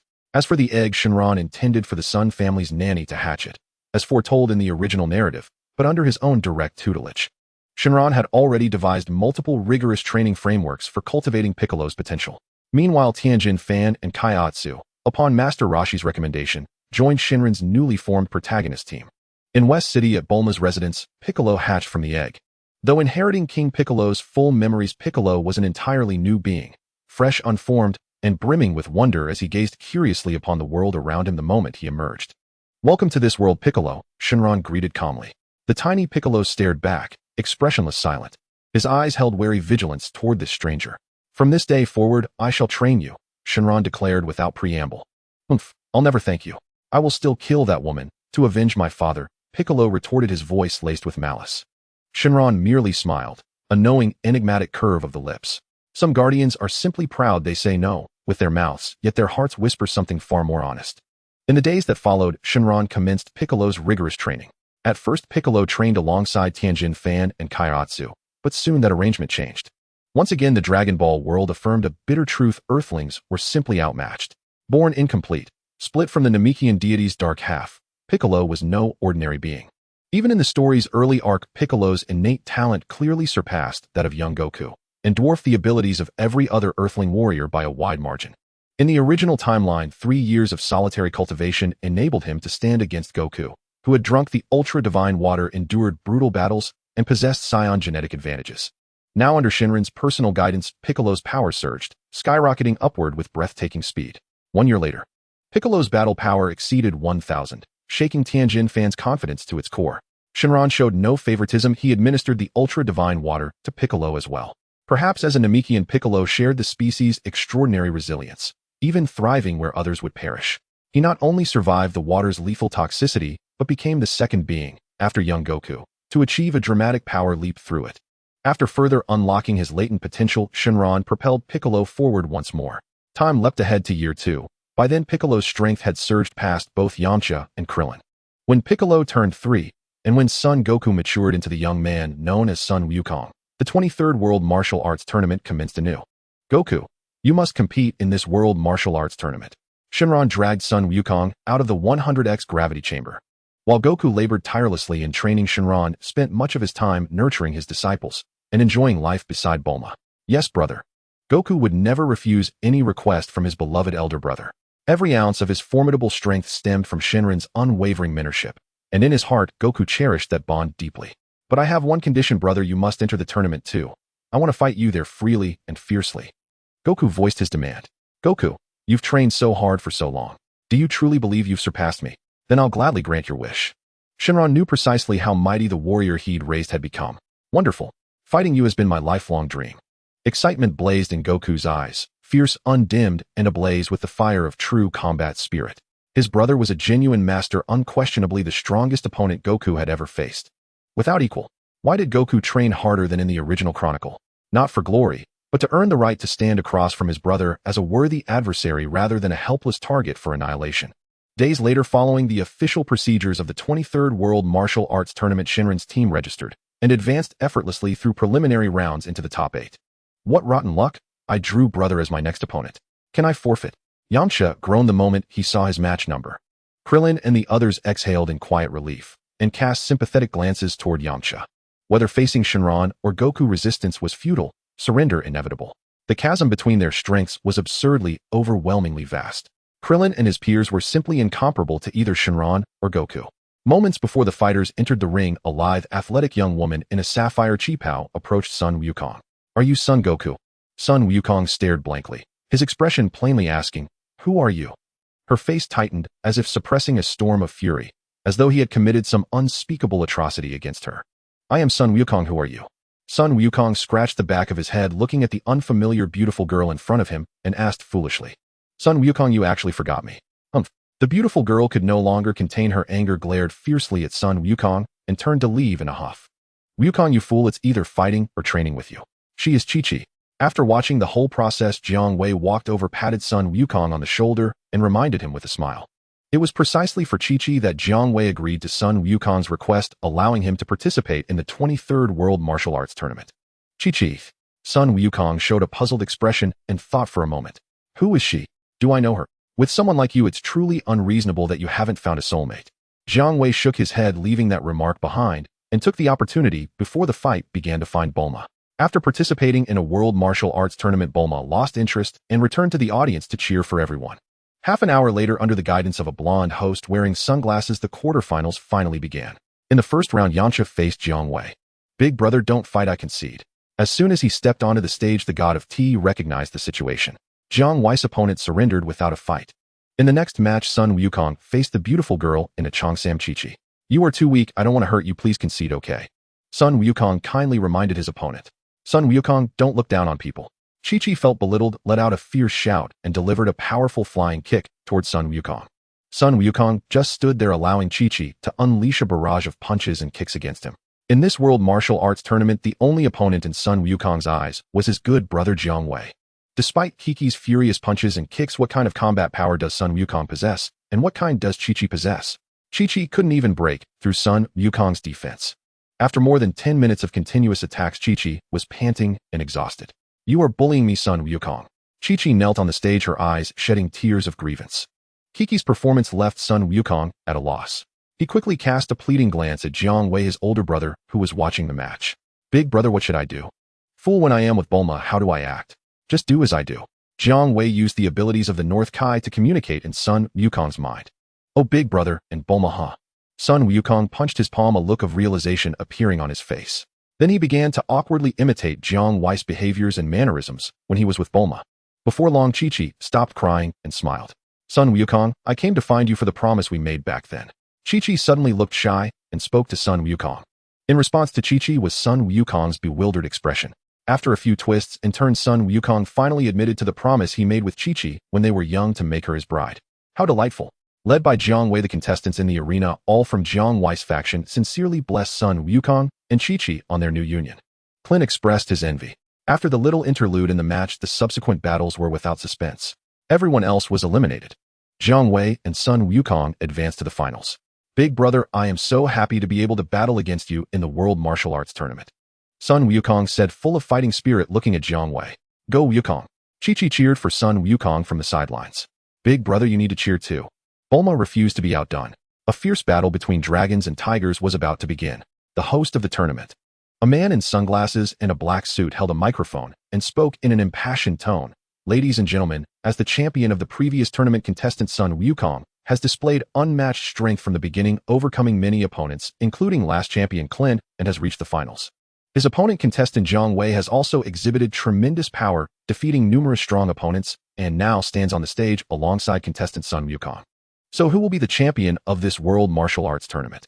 Let's invite these two powerful contestants to deliver an exciting battle for us. Amidst the enthusiastic cheers of the audience, Jiang Wei and Sun Wukong stepped onto the stage. Wukong, I have a proposal. After all, this is a competition venue, and there are many spectators around. For their safety, we shouldn't use powerful attacks like energy blasts during our fight. What do you think? Amid the cheers of the audience, Jiang Wei said to Sun Wukong, "Big brother is right, let's just compete with punches and kicks." Sun Wukong looked at Jiang Wei with fiery eyes. "Big brother, I finally have the strength to fight against you. Please let me experience your true power." "That is natural. Wukong, please give it your all as well." A rare look of excitement and battle intent appeared on Jiang Wei's face. Then the two on the stage assumed their battle stances. This will definitely become the most intense battle since the inception of the World Martial Arts Tournament. Bulma took out a power level detector, placed it over her eyes, and checked the battle powers of the two on stage. Beep beep. Jiang Wei power level 180, Sun Wukong power level 500. Bulma, who do you think is stronger, Big Brother or Wukong? Clint asked. He did not have a power level detector, so he could only feel that both Jiang Wei and Sun Wukong were incredibly strong, far surpassing the rest of the Earthlings. It must be Big Brother. Bulma answered without hesitation. According to the data from the power level detector, Sun Wukong's strength was several times that of Jiang Wei. But Bulma knew how much power Jiang Wei had truly hidden. "No, the champion must be Wukong," Chi-Chi said firmly. On the stage, Jiang Wei said to the eagerly awaiting Sun Wukong, "Since we are going to fight with all our strength, even if we don't use energy blasts and just compete with punches and kicks, this small venue will limit our performance. Wukong, why don't we fight in the sky? That way we won't lose the battle for inexplicable reasons if we fall off the stage." "Big brother, I will follow your lead." Sun Wukong immediately smiled and agreed. Amidst the gasps of the audience, Jiang Wei and Sun Wukong shot up into the sky like helicopters. They flew higher and higher until they stopped amidst the clouds. To spectators without binoculars, the two were merely small black dots in the sky. However, Clint and other powerful martial artists remained unaffected, continuing to watch intently as the two extraordinary masters prepared to clash. In the sky, Wukong, be careful. I am going to unleash my true power now, Jiang Wei warned loudly. The next moment, a three-meter blue dragon man appeared before Sun Wukong.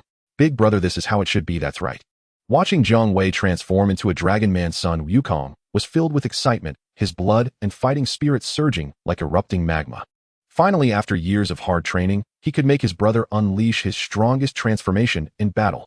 "Big brother, you need to be careful, I'm going to get serious now." Sun Wukong's body suddenly burst forth with a crimson aura enveloping him entirely. Before they even made a move, the powerful auras collided with one another. A storm instantly erupted, sweeping across the surroundings. The clouds in the sky were blown about chaotically. Even the spectators gathered around the arena on the ground were not spared as the wild wind swept through, sending hair hats and various debris flying everywhere.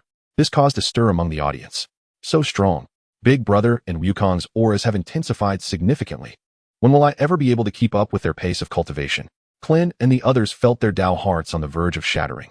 Even the usually proud Piccolo at this moment gazed at the two in the sky, clenching his fists with a look of unwillingness. "Big brother and Wukong are serious now." Bulma pressed the button on the power level detector, eager to see the current battle power of the two. Beep beep. Jiang Wei battle power 18 million transformed into a humanoid. Shenlong Sun Wukong battle power 22 million, 4 times Kaioken. "Alright Wukong, let's get started." Jiang Wei waved at Sun Wukong. "Big brother, I'm going in." Sun Wukong's figure flickered, taking the initiative to strike. A series of intense sounds of punches and kicks echoed from the sky. The spectators on the ground could hardly see how Jiang Wei and Sun Wukong were fighting. Not to mention the audience, even Clint and other martial artists could at most barely catch glimpses of their afterimages, like phantoms, making it difficult to see the full scope of their battle. "So this is the true battle between top-tier experts. Oh, our battles were merely child's play," Yamcha said bitterly to Clint. "They are only stronger than me for now. I am truly invincible against the Demon King Piccolo. Whether it's Jiang Wei or Sun Wukong, they will surely fall to my hands. As long as I defeat them, I shall once again reign over this world."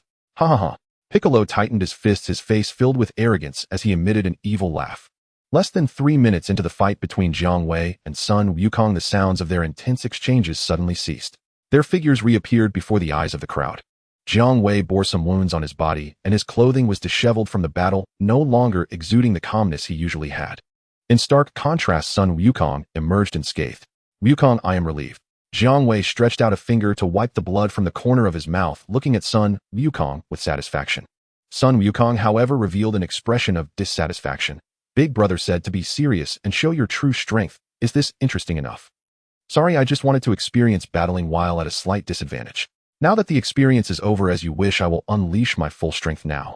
By the way, Wukong, don't hold back either. I'll unleash your full power as well. In this round, let us determine the victor." "All right." Sun Wukong's eyes sparkled. The Azure Dragon Man's entire being erupted with a crimson aura just like Sun Wukong. As Wukong's crimson aura intensified, it became even more blood red. In the eyes of Clin and the others, Jiang Wei and Sun Wukong's auras grew stronger once again. Big Brother and Wukong are about to use their full power to fight. Bulma exclaimed in surprise. Beep beep. Jiang Wei battle power 360 million transformed into a humanoid Shenlong 20 times Kaioken. Sun Wukong battle power 110 million, 20 times Kaioken. Due to the prior agreement, energy waves are not to be used. At a distance of several hundred meters, the two, now fully committed once again, turned into streaks of afterimages, and the sounds of intense punches and kicks echoed through the sky once more. However, in this round, not long after they began to engage, one figure rapidly fell from the sky. It was Sun Wukong. Wukong! Shishi screamed and rushed towards the direction where Sun Wukong was falling. Clin immediately soared up, catching the falling Sun Wukong and gently bringing him down to the ground, pulling out a Senzu bean to feed him. Chi-Chi, don't worry about Wukong. Clin has already given him a Senzu bean, Bulma reassured the worried Shishi. Meanwhile, Jiang Wei steadily landed on the arena. Announcer, declare the victory, Jiang Wei said calmly, aiming to conclude the 23rd World Martial Arts Tournament with his victory. The announcer, wearing sunglasses, finally regained his composure. Oh, I declare that the champion of this World Martial Arts Tournament is contestant Jiang Wei. Thank you to contestant Jiang Wei and contestant Sun Wukong for presenting us with an extraordinarily thrilling battle. The atmosphere in the venue reached a climax.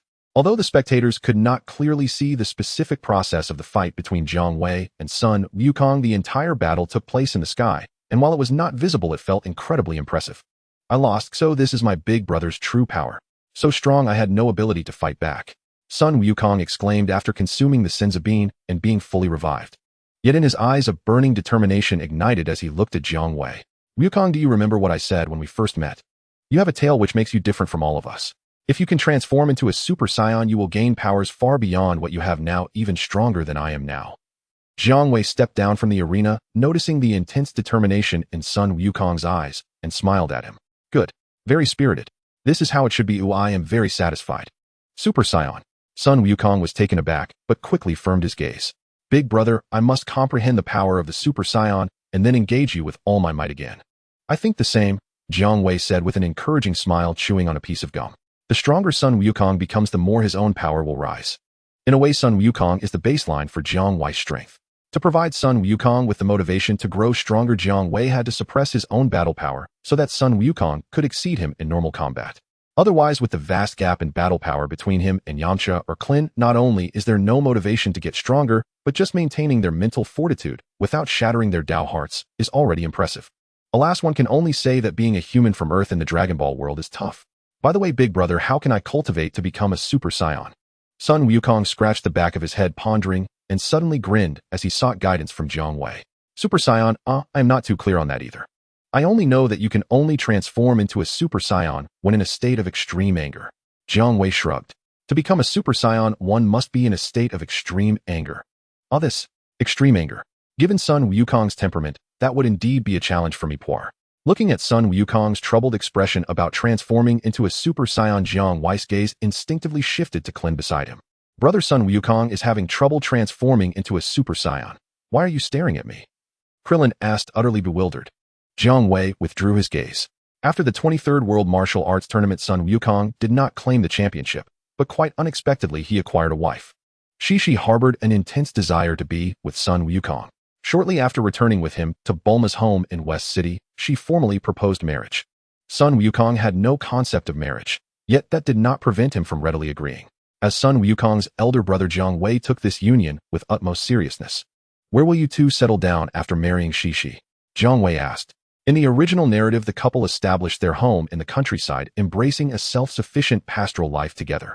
Yet in this altered timeline, shaped by Jiang Wei's intervention, Sun Wukong, blinking in utter confusion, promptly deflected the question back to his brother.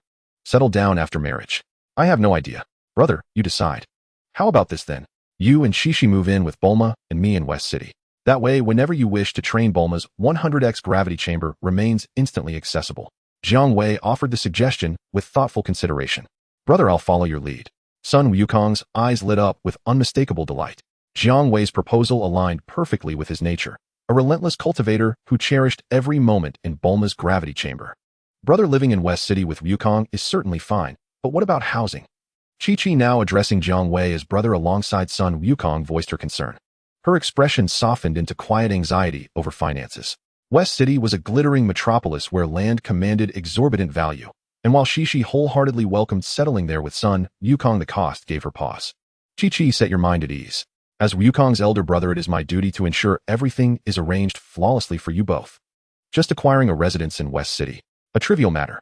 Simply tell me which property catches your eye. I'll purchase it outright. Jiang Wei declared, striking his chest with confident resolve.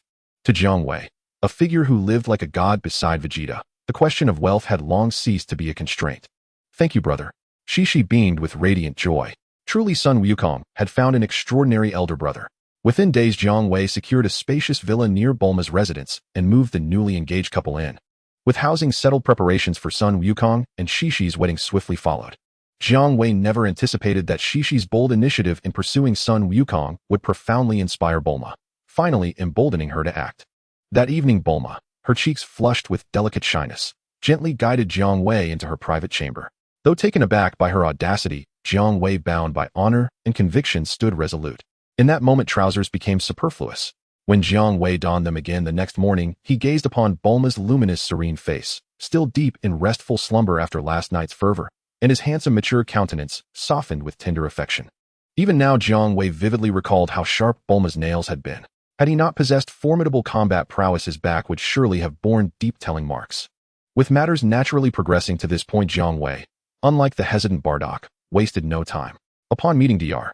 Brief, he immediately proposed marriage to Bulma. Dr. Brief readily consented. Following swift consultation with Mrs. Brief, arrangements were made without delay. When Bulma learned her parents had approved the union, her face blossomed with unreserved happiness and sweetness. Efficiency was Jiang Wei's hallmark. At his suggestion, their wedding was scheduled for the same day as Sun Wukong and Shishi's. Under Mrs. Brief's meticulous planning, both ceremonies were set for an auspicious date the following month.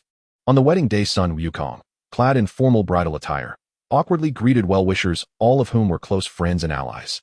Krillin watched enviously. Wukong, you're already married. Why can't a wonderful girl like Shishi just appear and propose to me? Even brother has Bulma, and Yamcha, though unmarried, flits between romances like a fickle-hearted wanderer, changing partners with dizzying frequency. Sigh, looks like I'll have no choice but to lean on Piccolo, the green-skinned sage, for companionship. Hearing Krillin lament his lack of romantic fortune, Sun Wukong could only pat his shoulders, speechless in consolation. Krillin, you're my junior brother. I, as your elder, will never permit you to remain unwed. Should you set your heart upon any young woman, simply name her. I'll handle the rest. Noticing Krillin and Sun Wukong conversing, Jiang Wei approached, listened intently, and clapped Krillin's shoulder with hearty laughter. Brother. Krillin looked up at Jiang Wei, eyes brimming with profound gratitude. The ceremony commenced. As Jiang Wei stood beside Bulma, resplendent in her ivory gown, golden-haired Launch, appearing silently, observed the scene with unwavering determination gleaming in her eyes. After the wedding, under Jiang Wei's guidance, both couples embarked on a global honeymoon, returning to West City months later. Dr. Gero's secret laboratory. Jiang Wei, during your honeymoon, my research has succeeded. Following your theoretical framework, the experimental materials you supplied, and the data from my counterpart in another world, especially the android experiments, I have finally engineered the ultimate life form, Android 17, the super life form cell. Standing before a towering glass bioreactor filled with nutrient fluid, Dr. Gero proudly introduced his creation. Jiang Wei studied the chamber intently. Suspended within the amber liquid floated a tiny emerald green embryonic form. In the original chronicle, Dr. Gero pursued 3 distinct lines of android development, fully autonomous high-intelligence robots born from pure engineering. Cyborgs, hybrid beings blending human biology with mechanical augmentation, both requiring either an eternal energy core or advanced energy absorption systems. And third, the pinnacle of bioengineering, artificial life forms forged through the seamless fusion of elite warriors' genetic material. Yet in this revised Dragon Ball universe, reshaped by Jiang Wei's counsel, he directed Dr. Gero to focus exclusively on robotics and bioengineered life forms. The cyborg pathway was entirely abandoned. Jiang Wei deemed it obsolete, possessing far superior alternatives for mechanical enhancement. However, Jiang Wei, this super life form cell demands an exceptionally prolonged cultivation period to achieve stable cellular integration across diverse species and elite lineages. Dr. Gero's initial elation faded as he sighed. How many years must pass before success? Even my most advanced computational models cannot determine that. He proceeded to detail cell's fundamental limitation: time. Time-consuming. Dr. Gero, let me take care of cell's nurturing. I can resolve the issue of cell's prolonged cultivation cycle. Jiang Wei, upon hearing this, recalled the previous collaboration with Dr. Brief, and Bulma to modify the hyperbolic time chamber, realizing that it was time to make use of it. A year inside the hyperbolic time chamber equals a day in reality. Thus over 20 days passed, still within Dr. Gero's secret experiment when Dr. Gero once again saw Cell suspended in the glass jar. Cell had already matured. Perhaps because, unlike in the story, he didn't fuse with the cells of the android king, but instead integrated the cells of beings like rabbits and dumplings. Cell's adult form was much smaller than the one portrayed in the story. Additionally, due to Jiang Wei's interference, he lacked the tail meant for absorbing human evolution. He appeared to have shrunk considerably compared to the original Cell, yet he was not as hideous as the initial form of Cell. On the contrary, he looked quite green and even somewhat cute. Jiang Wei, how did you manage this? Dr. Gero looked at the adult Cell mouth agape, his eyes filled with ecstasy. After burning through countless research funds and spending a considerable amount of time, they finally produced an artificial human with formidable combat power early on. Jiang Wei explained to Dr. Gero about the months he spent with Dr. Brief and his wife Bulma to modify the hyperbolic time chamber. So it was the hyperbolic time chamber. Dr. Gero nodded, astonished by its wonders, thinking he should study it someday. Dr. Gero, the moment to witness our hard work has arrived. Please let Cell out. Jiang Wei gazed at the glass jar, addressing the slumbering Cell. Dr. Gero nodded at Jiang Wei, filled with the joy of success, and entered commands into the computer to release Cell from the glass jar. As the cultivation fluid was expelled from the glass jar, Cell opened his eyes like a chick breaking free from its shell, easily shattering the glass jar and stepping out onto the shards. Looking harmless, he examined Jiang Wei and Dr. Gero with a puzzled expression. However, when his gaze fell on Jiang Wei, a hint of wariness surfaced. After nurturing it for over 20 years, it only has a combat power of over 1,000. Without the cells of the android king, relying solely on Saiyan and incomplete Namekian cells, this Cell is just a weakling. Jiang Wei checked Cell's combat power with the detector, feeling somewhat disappointed as he spoke to Dr. Gero. Dr. Gero looked at Jiang Wei, somewhat speechless, wondering why he thought 1,000 power was low. It should be noted that a few hundred years ago, the Demon King Piccolo, who almost destroyed the entire world, had a combat power of less than 300. Are you really complaining that Cell only has 1,000? If the Red Ribbon Army were still around, obtaining the current Cell would probably make them laugh so hard they'd crawl out from hell. Jiang Wei glanced at Cell. After all, he had contributed to Cell's birth and couldn't easily give up. He took out a black-skinned carrot, which had turned dusty after being transformed by Dales from the system space, to feed the somewhat cute Cell. Upon seeing the black-skinned carrot, Cell's eyes lit up, revealing a look full of appetite. After Jiang Wei handed it to him, Cell devoured the carrot in just a few bites. Dales deceased. In the next moment, Cell erupted with an immense aura that nearly sent the elderly Dr. Gero flying. Fortunately, Jiang Wei was quick to pull Dr. Gero back. Let me check Cell's current combat power again. Jiang Wei pressed the button on the combat power detector. Beep, beep. Cell combat power 2,000. Dr. Gero, this artificial human Cell is not a failure. It can grow. Jiang Wei smiled at Dr. Gero beside him. Feeling an immense power within his body, Cell smacked his lips, beginning to look at Jiang Wei and Dr. Gero with greedy eyes, contrary to his earlier demeanor. His gaze quickly fixated on Jiang Wei. Cell licked his lips, suddenly appearing before Jiang Wei and reaching out with his right hand to touch his abdomen. Cell, what are you doing? Hurry up and step back. Dr. Gero exclaimed in shock, never expecting Cell would actively attack his creator. Ignoring Dr. Gero's command, Cell looked at Jiang Wei, who was also watching him, his eyes filled with a strong appetite. Having integrated rabbit cells, Cell naturally possessed the abilities of a rabbit.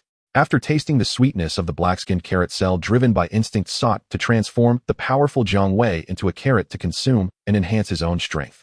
Dr. Gero, the artificial human you created does not obey your control. Jiang Wei teased Dr. Gero. A what? Dr. Gero's old face turned quite embarrassed. Cell gazed at Jiang Wei with confusion, wondering why he had not yet transformed him into a delicious, fragrant carrot that could enhance his power. What power do you have? What power do I have thinking you can turn me into a carrot? Jiang Wei raised his hand and gave Cell a head pat, and with a puff of white smoke, Cell transformed into a green-skinned carrot. Thank goodness, Jiang Wei, you are all right. Seeing Jiang Wei counteract the uncontrollable Cell, Dr. Gero breathed a sigh of relief. Jiang Wei was Dr. Gero's only confidant, and Dr. Gero truly did not want anything to happen to him. Another failure. This artificial human Cell is just like previous failures, disobeying orders. It seems the only option is to destroy it. Dr. Gero sighed, wondering why all the artificial humans he created did not obediently listen to him. Looking greatly impacted, he said, let's not rush to destroy Cell. The issue of obedience in artificial humans can be addressed slowly. In any case, creating a powerful artificial human is something worth celebrating. Seeing Dr. Jiro downcast Jiang Wei placed the green-skinned carrot that was Cell into the system space and encouraged Dr. Jiro. Jiang Wei, you are right. We have successfully created a powerful artificial human. Making it obey our commands should not be too difficult. Dr. Jiro felt encouraged and spoke optimistically. Jiang Wei couldn't help but internally scoff. For you, Dr. Jiro, the obedience of artificial humans is a major headache. Dr. Jiro was a genius in developing artificial humans, but a mediocre talent in controlling them. He was killed by the artificial human No. 17 in the storyline. In the future world of the storyline, Dr. Jiro did not appear likely, having been killed by future artificial humans No. 17 and No. 18. Jiang Wei did not expect to rely on Dr. Jiro to resolve the issue of rebellious artificial humans. It seemed he would have to come up with a solution himself. Jiang Wei pondered for a moment and came up with a solution. He then returned to Bulma's house, finding Sun Wukong training tirelessly in the 100 times gravity chamber. Now that Sun Wukong had settled down with a family, he needed a job to support his wife and children. Seizing the opportunity, Jiang Wei established a security department under the name of the Universal Capsule Company, responsible for its protection, and he himself took the role of the security chief. Sun Wukong, Yamcha, and Krillin all joined this security department, becoming nominal employees of the Universal Capsule Company. In this way, Jiang Wei could reasonably support his little brothers without hurting their pride. Unlike the original plot where Sun Wukong became a farmer, Yamcha played baseball, and Krillin became a policeman, Bulma failed to broaden her perspective and let her friends fend for themselves, even though she wasn't short on money and didn't think to hire them to solve their livelihood issues. Indirectly, because Bulma didn't act as a financial support while others were okay, Sun Wukong's family faced significant survival pressure. As a farmer, Sun Wukong often slacked off, and as a Saiyan, he had a large appetite. Later, he also had to support Gohan, putting all the financial pressure on Shishi. It's no wonder Shishi wanted Gohan to become a scholar, raising him to be like an educated Gohan. Look at scholars like Bulma's father, Dr. Brief, he became the world's richest man through his inventions. Now look at your father. What good is training every day?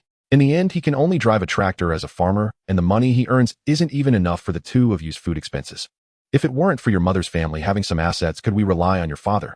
Our family of 3 would have long been living off the wind. That's why Shishi is very opposed to Gohan following in Sun Wukong's footsteps. First, you need to take care of yourself, then consider saving the world. This is Shishi's thought in the plot. Meanwhile, Jiang Wei plays the role that Bulma failed to fulfill in the storyline. By solving Sun Wukong's livelihood issues, Shishi would naturally not have to bear the heavy financial pressure, and thus Gohan wouldn't grow up like Goku. As long as one trains diligently, they can join the security department of the Universal Capsule Company and secure a decent job with less work and more pay. Big brother, what do you need from me? Sun Wukong paused his training and asked. Jiang Wei transformed into a humanoid Shenlong. Big brother, do you want to spar with me? I feel like my strength has improved a lot recently. Sun Wukong's eyes sparkled. Since the 23rd World Martial Arts Tournament, Jiang Wei hadn't fought Sun Wukong again. We'll talk about sparring later, Wukong. I need you to make a wish for me. Another wish? Let me think. Last time I wished for Shishi to remain youthful. This time. Don't interrupt me. I need you to wish to send me to a guy named Captain Jinyu. Jiang Wei corrected him. Got it. Sun Wukong nodded, sending Big Brother to. We'll talk about the wish later. I have something to attend to. Jiang Wei had just received a prompt from the system, and there was also a parallel world of Dragon Balls that summoned him after gathering all 7 Dragon Balls. Oh, Big Brother, then I will go back to training. Come find me when you return. Sun Wukong hurriedly returned to the 100 times gravity chamber. Jiang Wei then greeted his wife Bulma and transformed into a beam of golden light, disappearing. In another Dragon Ball world, the immense Namek star. In the universe, a massive spaceship was slowly approaching Namek star. King Guldo, based on the information we received, King Frieza is on this planet searching for the wish orbs that are said to grant any wish. Frieza spoke respectfully to an alien with a lizard tail and 3 toes who had his back turned to him. Frieza is truly my good little brother. He actually kept such important news about the wish orbs on Namek star secret from me, his elder brother. If it weren't for my secret monitoring of the communications of Frieza's army, I wouldn't even know that such a seemingly underdeveloped planet has wish orbs that can grant any wish. Through the porthole, Guldo observed the Namek star outside as he laughed. Frieza wanted to seize the Dragon Balls on Namek star to summon the dragon and fulfill his wishes. His brother Guldo, upon receiving the news, was naturally also coveting the Dragon Balls on Namek star. Thus, he brought his men and followed Frieza to Namek star. Thus, the Namekians in this world were unfortunate, welcoming 2 waves of brutal invaders one after another. Frieza hesitated for a moment, but still said, King Guldo, are we really going to do this? Attacking Frieza's army this. As long as we can obtain the wish orbs from Namek star, what does it matter if we go against my little brother? You all go all out. Oh, I just want the wish orbs. Guldo said nonchalantly. Their race is known as the Frost Demons in this world, inherently detached from emotions. In the story, Frieza gathered the 7 Dragon Balls, but had no intention of resurrecting his father King Cold. As an emperor of the universe at the pinnacle of power, even the royal family of humans does not prioritize emotions, let alone the frost demons. It is entirely normal for Guldo to be willing to go to war to seize things from Frieza. Understood, Frieza replied respectfully. Once we obtain the wish orbs from my little brother, there will be a need for us, the Guldo army, to occupy Namek Star. At that time we should search thoroughly, perhaps we can find treasures similar to the wish orbs, Guldo added after some thought. So it shall be. Frieza arrived on Namek Star first, slaughtering countless Namekians to seize the Dragon Balls. His good brother Guldo soon followed to snatch the Dragon Balls from Frieza. Frieza was completely unprepared for Guldo's arrival and lost several Dragon Balls taken from the slaughter of Namekian villages. His subordinates were also defeated. What is Guldo doing here? Frieza, holding only 1 Dragon Ball, was both angry and anxious about his brother's unsolicited arrival. Guldo restrained Frieza while his Guldo army went all out to kill Frieza's soldiers, especially the Guldo mech units, causing rivers of blood among Frieza's forces. To counter the Guldo mech units, Frieza hastily summoned the Ginyu Force for reinforcement. By the time the Ginyu Force arrived, the Guldo army had already occupied the entire Namek Star, nearly exterminating both the Namekians and Frieza's forces. Frieza had also gone missing. The loyal Ginyu sought his king everywhere on Namek Star under the continuous assault of the Guldo army. In the end, in a cave on Namek Star, they found the severely weakened Frieza. At this moment, Frieza was no longer in his usual infant form first stage, but in his ultimate form with a head like a dumpling. Evidently, Frieza had fought against Guldo and suffered defeat, ending up with a broken arm and leg, becoming a cripple. King Frieza is gravely injured. If our spaceship were still operational, we could use the healing pod to save him. But our spaceship has already been destroyed by that bunch of scoundrels from the Gula Legion. How can I possibly save King Frieza? Gain's face was filled with worry as he saw the king in peril. Now Gain's situation was also dire. 4 team members had already perished during the search for the king. Gain's special forces were left with him as the sole survivor. Even Gain himself was wearing a battle suit that was heavily damaged, a result of an intense battle against the Gula mecha forces. By the way, during the search for King Frieza, I found this thing. As Gain grew anxious, he suddenly remembered something and took out a Dragon Ball that was much smaller than the Namekian Dragon Balls. The wish orbs on Namek are much larger than this one. Perhaps this miniature wish orb is just a toy of the Namekian natives, but right now I cannot afford to think about that. Gain could only take a gamble. He took out 7 mini Dragon Balls and went outside the cave to summon the dragon.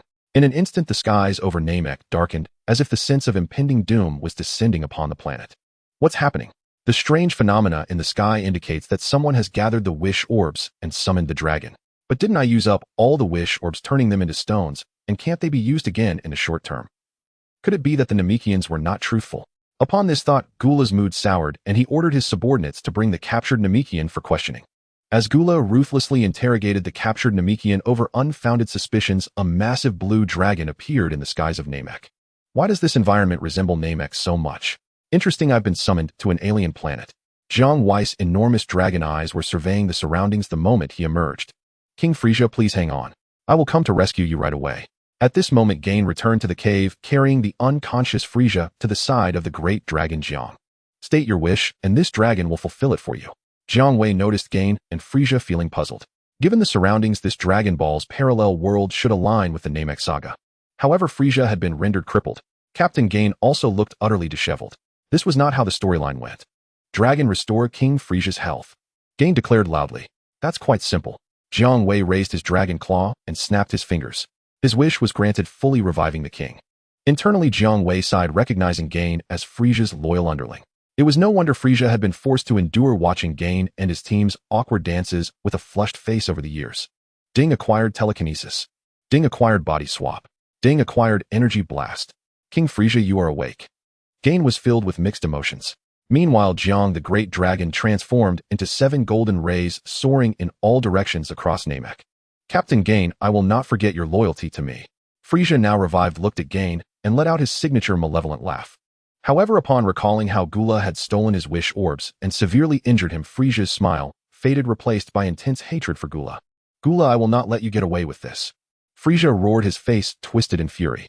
As the Cosmic Emperor, it was the first time he had been beaten so badly, and it was also the first time he realized. His father was truly not as strong as he was. His brother was not as strong either, but he was hiding his power. In front of Gula, the Cosmic Emperor was just a joke. King Frieza, we can talk about avenging yourself against Gula later. For now, we must leave this place quickly. Gula's forces are everywhere, and we are not safe here. Gain assumed a protective posture. I refuse to flee like a stray dog, tail between my legs. Frieza looked at Gain with fury. Gain was in a panic just as he was about to persuade his boss to act rationally. King Frieza, I have a method that can help you defeat Gula and take revenge right now. A three-metal blue dragon man suddenly appeared and addressed the king without deference. Who are you? Gain exclaimed in shock, immediately shielding Frieza behind him and asking warily. Gain, you just made a wish to this dragon, how can you not recognize me now? Jiang Wei approached Frieza and Gain. You are the dragon. Gain exclaimed. Oh ho ho ho. Mr. Dragon, tell me what method do you have to allow me to take revenge on my dear brother Gula right now? King Frieza, please watch. Jiang Wei first bowed to Frieza before summoning the avatar of Sun Wukong that he had received after fulfilling Sun Wukong's wish. As you can see, King Frieza, this is a Saiyan's body possessing immense power capable of transforming into a Super Saiyan in a state of extreme rage. Though certainly not on par with your power, after a few months of training it should suffice for avenging yourself against Gula. A Saiyan monkey's body, the king scoffed at the avatar of Sun Wukong. However, if it allows me to take revenge on my dear brother using a Saiyan monkey's body is of no concern. Captain Gain, I will rely on you. Frieza said to Gain. His hatred for Gula had reached its peak, and he was seething with rage. Jiang Wei observed Frieza's fury, recognizing its potential for his own purposes. King Frieza, please forgive my offense towards you. Swap. Gain first apologized as a subordinate, and then immediately activated his ability, swapping bodies with the avatar of Sun Wukong, before then with Frieza. Oh ho ho ho, this Saiyan monkey's body has the ability to transform into the legendary Super Saiyan. I am indeed surprised. So Mr. Dragon, what is your intention? After adjusting to his new body, Frieza suddenly asked Jiang the Great Dragon. King Frieza, I need your talent to activate the Super Saiyan power within this body. You need the Super Saiyan power to take revenge on Gula, don't you? Jiang Wei said with a smile. Oh ho ho ho, Mr. Dragon, you are very candid and I like that. Using the body of that monkey, Frieza displayed a cold expression as he gazed at the calm Jiang the Great Dragon, suddenly breaking into his signature malevolent laugh. Jiang Wei and Frieza formed an alliance that wasn't quite an alliance. Like Piccolo, Frieza had a very proud personality and valued his identity as the Cosmic Emperor highly. Therefore, as a dignified Cosmic Emperor, an alliance. That was impossible. No one was qualified to be an ally of the Cosmic Emperor. Jiang Wei understood Frieza's arrogant nature, so he refrained from discussing terms like help or alliance, which would trigger Frieza's rage while outwardly giving him due respect. Only then did Frieza tacitly accept that Jiang Wei was his ally, agreeing to act in accordance with the demands of an ally. Lord Frieza, please first acclimate yourself to this Saiyan body. In the meantime, I shall dispatch one of my subordinates to eliminate the minor troops under Gura's command. Jiang Wei wore a broad, ingratiating smile. His three-metal azure dragon man formed deliberately, adopting a posture of deference, as if seeking Frieza's approval. Oh ho ho ho. Master Shenron, I hereby assign Captain Jinyu and your subordinate to jointly eradicate the forces loyal to my esteemed elder brother. A glacial flash flickered in Frieza's eyes. At your service, Lord Frieza, Jinyu declared with unwavering loyalty. My lord, is it truly necessary for Captain Jinyu to intervene merely to purge Gura's insignificant foot soldiers? Are they even worthy? One of my own subordinates will suffice. Jiang Wei replied without hesitation. Master Shenron, then we await word from your subordinate. Frieza paused and conceded the point. After all, Jinyu was his foremost general, utterly devoted to him. Deploying such a paragon against mere underlings would be beneath his dignity. Under Frieza's and Jinyu's watchful gaze, Jiang Wei summoned his avatar Demon King Piccolo, who expelled an egg that hatched into a diminutive green-skinned being with a mere combat power of 10. Frieza and Jinyu stared baffled. Granted, these were only Gura's low-tier soldiers, insignificant grunts hardly worth mentioning. Yet even they possessed combat power in the thousands. How could this laughably feeble Namekian spawn possibly contend with such adversaries? Upon emerging, the little greenling first glanced toward Demon King Piccolo's avatar, then instantly shifted its gaze to Jiang Wei, posture transforming at once into profound reverence. Your humble servant salutes you, great Demon King Jiang Wei. Jiang Wei knew well, though born from Piccolo's avatar, this greenling instinctively recognized hierarchy, and knew its true sovereign was Jiang Wei alone. Your name is Cell. Jiang Wei reached into his system space, withdrew a green-skinned carrot, clapped his hands, and with a puff of white smoke the creature reformed into Cell. Exchange. Having fulfilled Jinyu's wish, the great Shenlong Jiang acquired Jinyu's signature ability, first swapping bodies with Cell, then with the tiny greenling, and finally reverting to his original form. And just like that, the tiny greenling became Cell, and Cell became the tiny greenling. With a casual wave of his hand, Jiang Wei unleashed a ki blast that reduced the rebellious Cell, the newly minted greenling, to nothing but ash. Then he turned to the obedient Cell now standing before him and commanded, Cell, go forth. Hunt freely among Gura's forces and ascend in strength. As you command, great Demon King Jiang Wei. Cell bowed and departed. already licking his lips in anticipation. This spectacle did not escape their notice. Jinyu stood bewildered. How does that Shenlong know my exclusive body swap technique? Frieza, however, gazed upon the great Shenlong Jiang with quiet, calculating thoughtfulness. Lord Frieza, please hasten your acclamation to this Saiyan vessel. Sensing that Cell had already engaged Gura's reconnaissance troops, Jiang Wei reminded him once more.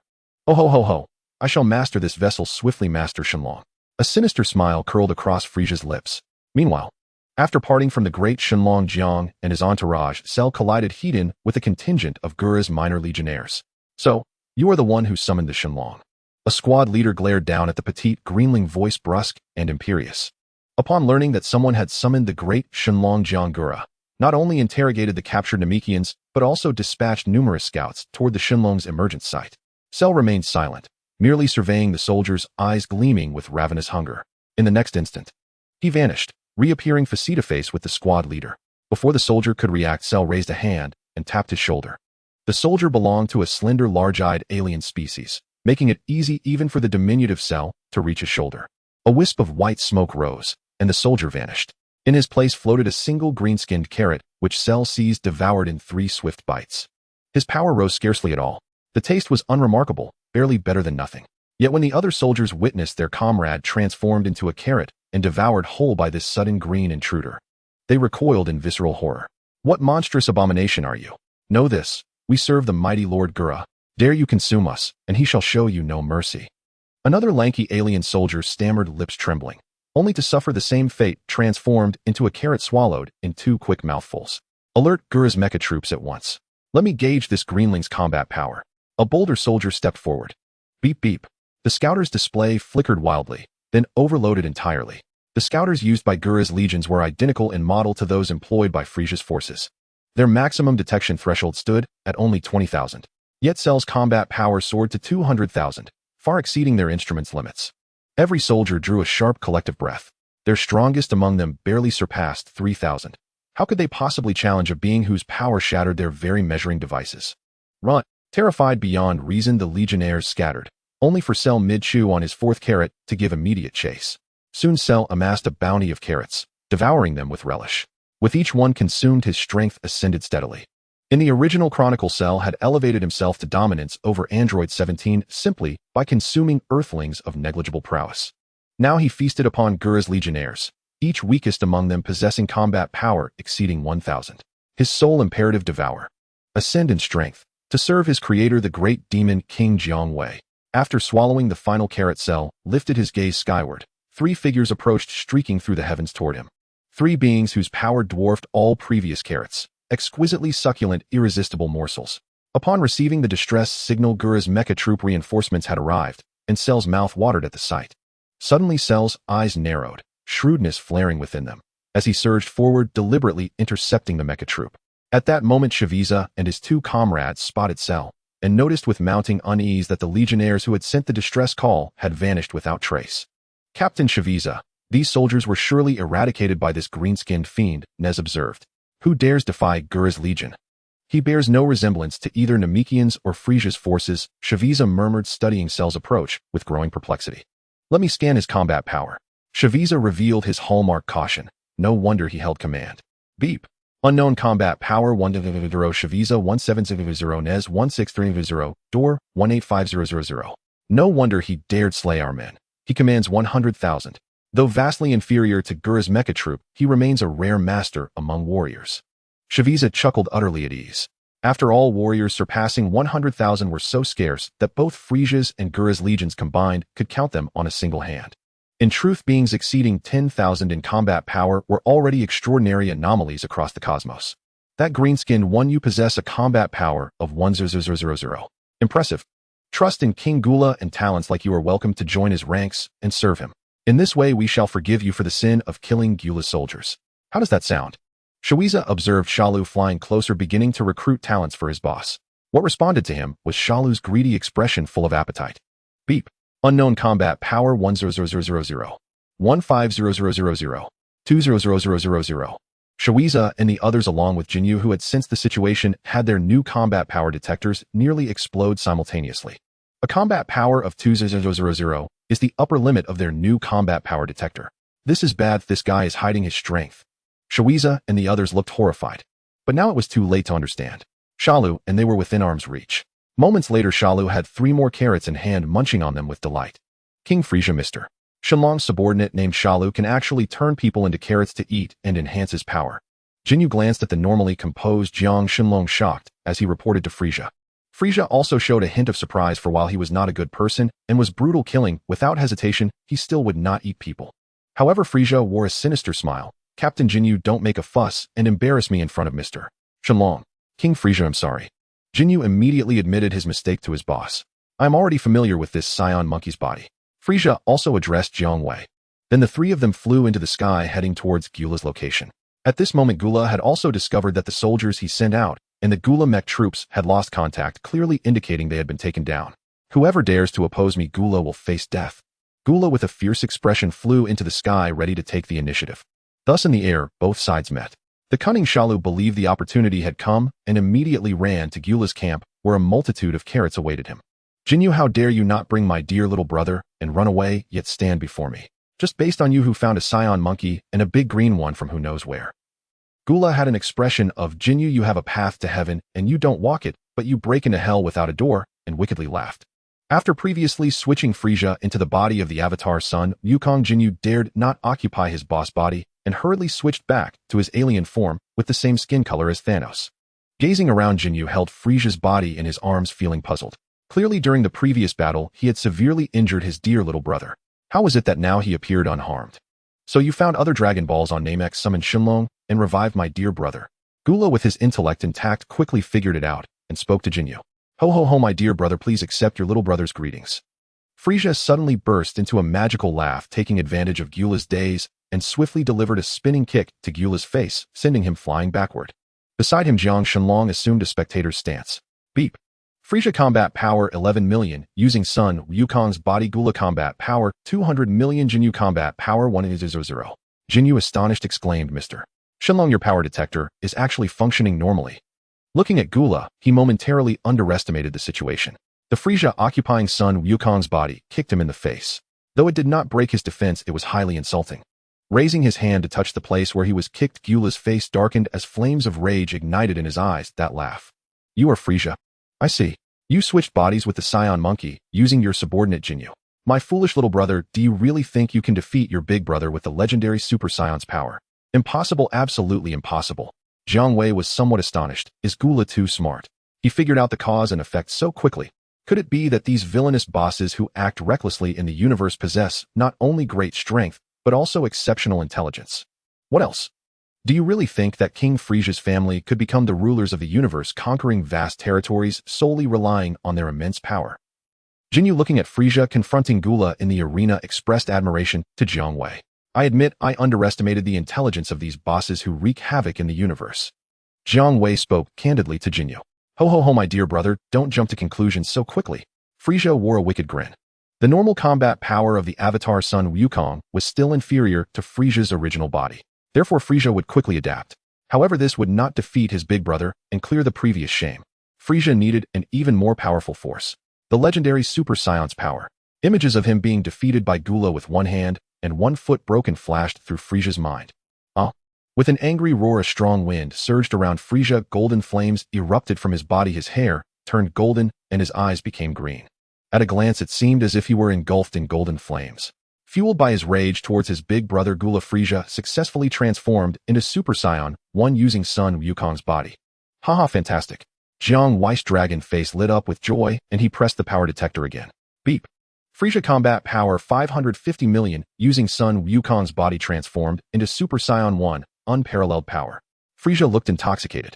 Gula on the opposite side wore a grim expression. Super Saiyan, isn't that a legend? How is it possible? My little brother, I have to admit you have shocked me. Therefore, I must unleash all my strength to confront the power of the Super Saiyan. Gula's expression turned serious. Yaha! Gula shouted loudly, and a purple glow enveloped him in an instant. When the purple glow dissipated, Gula transformed into his true, strongest final form. With an exoskeleton and a mask, he looked like a battle creature. Beep. Gula combat power 470 million final form. Frieza wore an evil smirk. Is this it? If this is all the power you possess, big brother, I can only say that today is your day of demise. As soon as he finished speaking, Frieza's fist like a cannonball struck fiercely against Gyula's prepared face. Looking at this momentum, he showed no mercy, truly intending to kill his big brother. Gula had no doubt that his dear little brother would kill him. For their father King cooled, he only desired the strongest. Sons that could be killed were unworthy of being his sons. Gula was struck by a punch and was instantly sent flying, his body like a meteor crashing heavily into a nearby mountain. At this moment, Gula was slammed into the mountain, no longer bearing his previous expression, glaring at the slowly approaching Frieza with a fierce look. Unwilling to sit back and wait for his demise, Gula broke free from the mountain and charged forward again. Frieza and Gula engaged in a fierce exchange of punches and kicks in midair. This level of battle was beyond the comprehension of a small figure like Jinyu. In Jinyu's eyes, apart from the intense commotion from the fierce clash between his boss and Gula, he couldn't even see the shadows of the two. Jinyu then looked at Jiang Wei and noticed that his gaze was always purposefully moving, which made him realize that Jiang Wei could see the fight between Frieza and Gula clearly. Then the sounds of their melee ceased. The two began to hurl energy blasts at each other, with explosions occurring one after another, quickly leveling the mountains, lakes, and forests on the ground. In Jinyu's terrified gaze, Jiang Wei raised his hand and knocked away a purple energy blast aimed at Jinyu. Boom! The purple energy blast that was deflected by Jiang Wei landed on the surface of Namek, creating a large crater.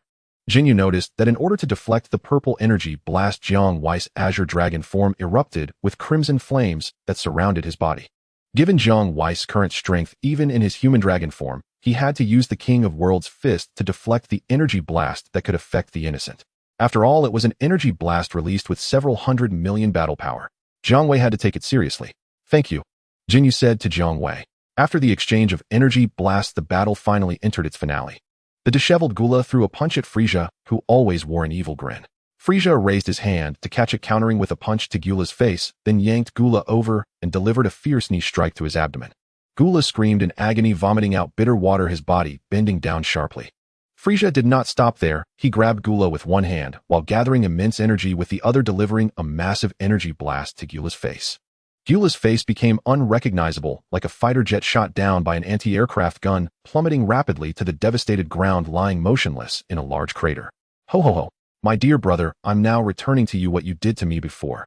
After a maniacal laugh, Frieza stomped on one of his brother's hands and one of his feet, doing it with the same precision as his brother. Congratulations, King Frieza, on successfully avenging yourself. Jiang Wei saw the king turn his brother into a cripple and immediately approached. Captain Jinyu, please switch me back. At your command, King Frieza. Please forgive my offense switching now. Jinyu switched Frieza back, and Jiang Wei also retrieved his clone son Wukong. Frieza, as expected, valued his own strength above all. After turning his brother Gula into a cripple, he unhesitatingly abandoned the power of the Super Saiyan, confident in his own talents. Ho ho ho, Mr. Dragon, my Frieza force still lacks a supreme commander. After adjusting to his original body, Frieza suddenly spoke to Jiang Wei. I'm sorry, King Frieza. Jinyu summoned me to your world using the 7 Dragon Balls, and I can only remain in this world for 24 hours. Jiang Wei feigned a very regretful expression. Ho ho ho, I almost forgot that Mr. Dragon was summoned. Frieza realized this and let out his maniacal laughter. Soon after, the alliance between the great dragon Jiang and Frieza came to an end. Frieza believed that there were wish-granting orbs on Namek and thus decided to conquer Namek rather than create cosmic fireworks. It was necessary to find any surviving Namekians and extract some useful information. The new spaceship sent from the headquarters of the Frieza force still needed some time to reach Namek. Mr. Dragon, I will be leaving first, ho ho ho.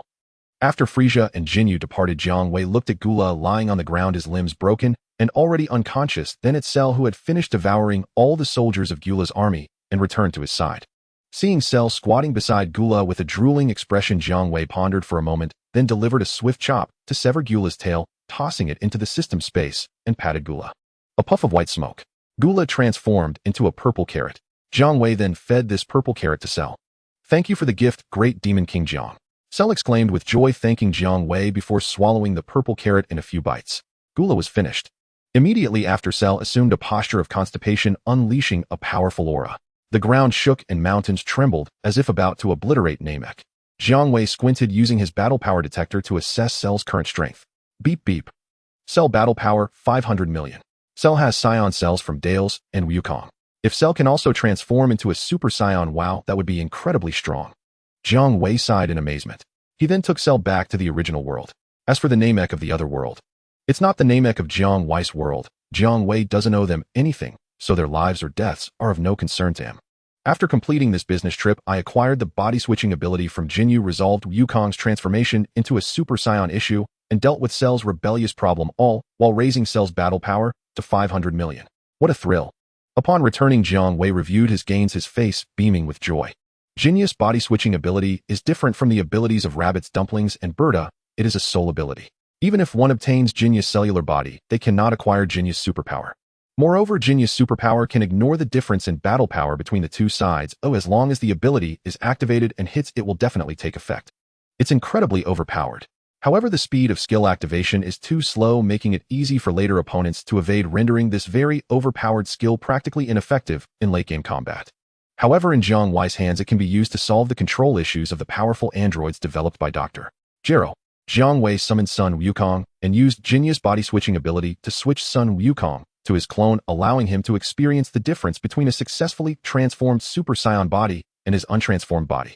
Sun Wukong carefully sensed the changes in his body. Finally, after being switched back to his original body by Jiang Wei, golden flames erupted from him, and his hair turned golden, allowing him to transform into Super Saiyan 1. Beep beep. Sun Wukong battle power 900 million transformed into Super Saiyan 1. It's worth noting that Sun Wukong's base battle power absolutely exceeds that of the Sun Wukong clone Jiang Wei provided to Frieza for revenge against Gula in the other world. Such powerful strength. Big brother, so this is the power of a Super Saiyan. Sun Wukong stared at Jiang Wei, excitement written all over his face. Big brother, I feel my blood burning. Oh, let's have a fight. I would be delighted to accompany you. Jiang Wei replied with a smile. How could there be a first-time transformation into a Super Saiyan without a fight? In the next moment, Jiang Wei transformed into a humanoid divine dragon enveloped in a similar golden aura. Sun Wukong was astonished and exclaimed, Big brother, you can also transform into a Super Saiyan. But you are a dragon human, now not a Saiyan. Jiang Wei proudly replied, Wukong, your elder brother, is a divine dragon capable of anything. Beep, beep. Jiang Wei checked his battle power. Boom. The battle power detector modified by Bulma finally broke through its limits. Looks like I need to have Bulma continue improving the battle power detector. Jiang Wei took off the worn-out device from his left eye, which had begun to emit black smoke, and discarded it. A battle power of 1 billion is the limit of this detector. The two began to engage in combat. In almost an instant, Wukong was beaten into a state of defeat. After being fed a Senza bean by Jiang Wei, Wukong quickly regained his vitality. You promised that a Super Saiyan could surpass Big Brother's strength. Where is it? I'm not misleading you. The power of a Super Saiyan indeed surpasses that. Back at the 23rd World Martial Arts Tournament, when I fought you, my strength was at that level. I never said it surpassed my current power. Hee. Wukong was left speechless, wondering why it was so difficult to surpass his elder brother. By the way, to what extent has Big Brother's power increased now? After bidding farewell to Wukong, Jiang Wei went to greet his wife Bulma, saying, Wife, the battle power detector you modified for me last time is no longer sufficient. Please upgrade its limits once again. No problem, dear. Bulma was delighted to assist Jiang Wei. Because of him, Bulma had gathered a vast amount of energy data from powerful fighters during their battles, creating models through her computer. If you want Bulma to create a synthetic human with several 100 million in battle power, that would be impossible. But if it's just about making a device to detect battle power, she can easily handle it. After giving Bulma a kiss, Jiang Wei sought out Dr. Gero, showcasing the obedient Android 17 to the old man. Jiang Wei, how did you manage to do this? Dr. Gero, who was troubled by the issue of disobedient androids, asked excitedly upon seeing the respectful Android 17. Actually, I used a clever method. Jiang Wei explained the concept of the body switch technique of Frieza's elite soldier Captain Jinyu. I see. Jiang Wei, you were already considering using the unique abilities of that alien Jinyu in the development of androids. From now on, I just need to think about how to make the android stronger. As for the headache of ensuring they don't rebel, that's something Jiang Wei can handle. Dr. Gero, inspired by the solution to the control issue of androids, began to excitedly discuss the advancements he had made in android technology. An experimental eternal energy furnace, a practical energy absorption device, an entirely mechanical android body capable of housing the two new devices. If it weren't for Jiang Wei's objections, Dr. Gero would have considered how to modify humans to accommodate the new types of devices. It seems that Dr. Gero is planning to create androids 16 and 19 ahead of schedule. Jiang Wei thought to himself while his hands were busy fetching the tail of Kula from the system space and tossing it to Dr. Gero, stating, Here's a good thing for you. This is a tail from a powerful alien warrior. I believe it will be very useful for you, Dr. Gero. Dr. Gero examined Kula's tail with specialized instruments, treating it like a treasure. With this alien sample, I can develop the ultimate Android 17. Ha ha. Dr. Gero laughed heartily. By the way, how is the biological device for human modification that I asked you to develop coming along, Dr. Gero? Jiang Wei recalled their previous discussion. Dr. Gero replied with a smile. With the technical experience gained from developing Android 17, creating the biological device you envisioned will be much easier. So, is that why you look down on half-mechanical modified humans? Jiang Wei asked. Dr. Gero, not everyone is willing to transform into a half-human, half-machine monstrosity for the sake of power. But my biological device is different. It is essentially a life form that coexists with the host, capable of altering the host constitution, allowing Earthlings to reach potentials that rival Saiyans. Although my biological android may not be as strong as half-mechanical androids at the start, its potential will definitely far exceed that of half-mechanical ones. Jiang Wei, brimming with confidence like a mad scientist, laughed at Dr. Gero. After all, Jiang Wei wasn't a charity case. He didn't want to support idle people. He didn't want to witness the marginalization of Earthlings as depicted in the storyline. Jiang Wei, I don't deny your brilliant ideas. I just don't understand why you only use Saiyan cells for developing the biological device. Because I want enhanced Earthlings, not another bunch of androids. Jiang Wei replied. More than half a month later, Jiang Wei received the newly improved battle power detector from his wife Bulma. A few months later, Jiang Wei obtained the biological device capable of modifying humans developed based on his concepts from Dr. Gero. Then he gathered the security staff of the Causal Corporation, who were his subordinates, to assess the battle power of Yamcha and Krillin. To be honest, with Sun Wukong around, Jiang Wei wasn't too concerned about the progress of these little brothers. Beep.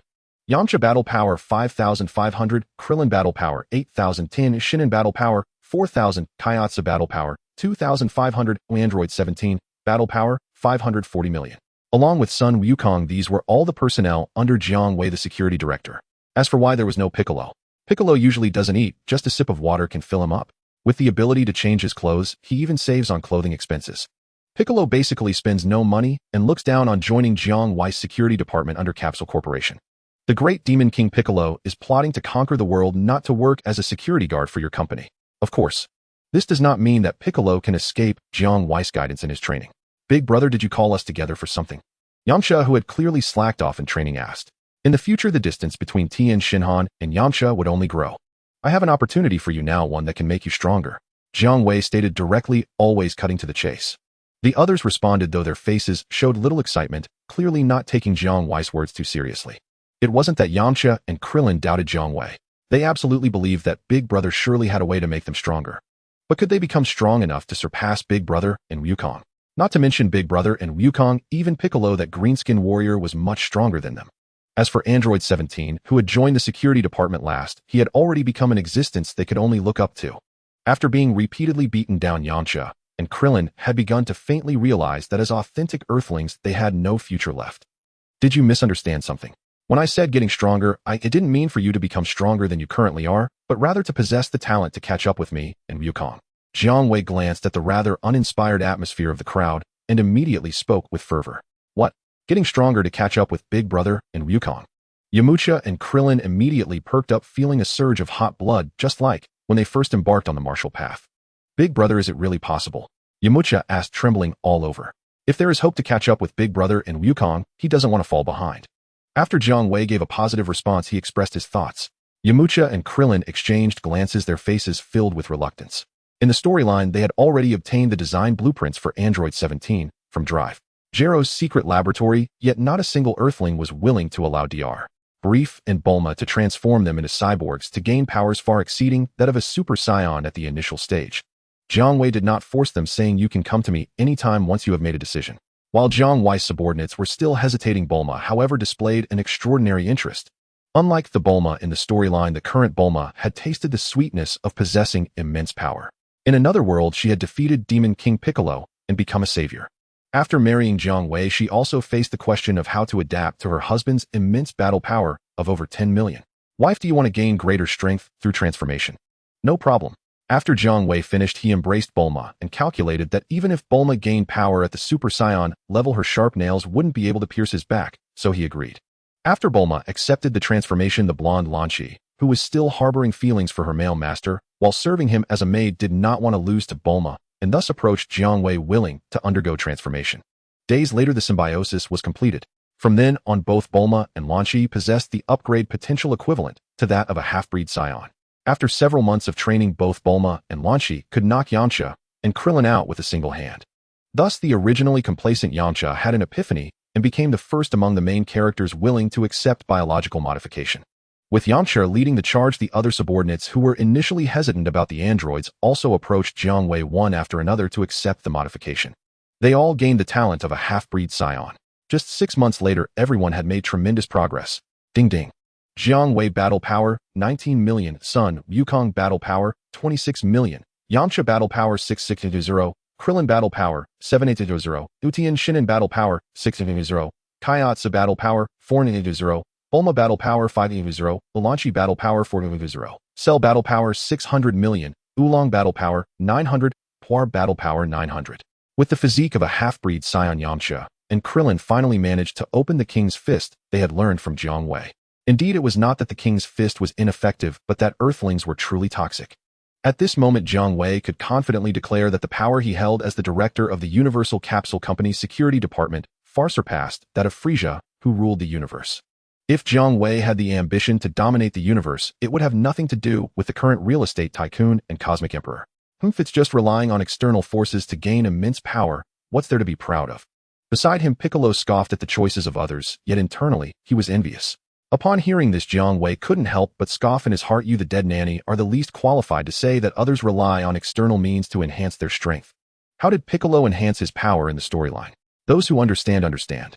Now Piccolo was using all his might, yet he could only train his strength to a mere 300. Months passed. Seeing everyone making a transformative leap in strength, the proud Piccolo finally couldn't take it anymore and found Jiang Wei. I'm not envious of you all gaining immense power through external means, but to ensure that evil quickly returns to the world, Demon King Piccolo can also accept external assistance. Jiang Wei merely looked at Piccolo, watching him perform with a subtle expression. Just when Piccolo felt his green face almost breaking under Jiang Wei's gaze, Jiang Wei finally spoke. Piccolo, you are a Namekian, and the methods I used on Yamcha and Krillin do not apply to you. After all, they all need to eat, but you only need to drink a cup of water. Piccolo was greatly disappointed upon hearing this. However, Jiang Wei changed his tone. Since you sincerely want to enhance your strength, I will benevolently help you once more.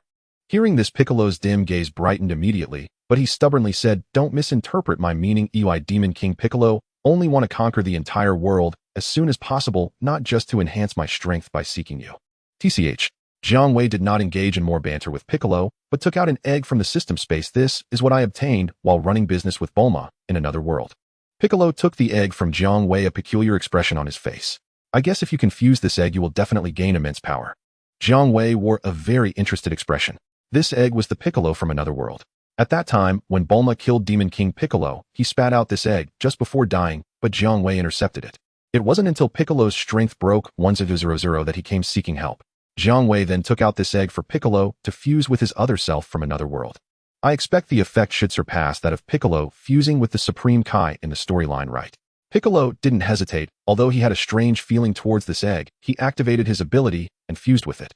A powerful surge of energy suddenly erupted from Piccolo. If it weren't for Jiang Wei's protection, Bulma's house, and even the entire West City would have been destroyed by the commotion caused by Piccolo's upgrade. After gaining new power, Piccolo felt elated, thinking he could finally engage in a battle with Jiang Wei and Wukong. Clearly, this new power was extraordinarily formidable. Ding, report to the Master. There is a parallel world of Dragon Balls that has gathered all 7 Dragon Balls and summoned the Master.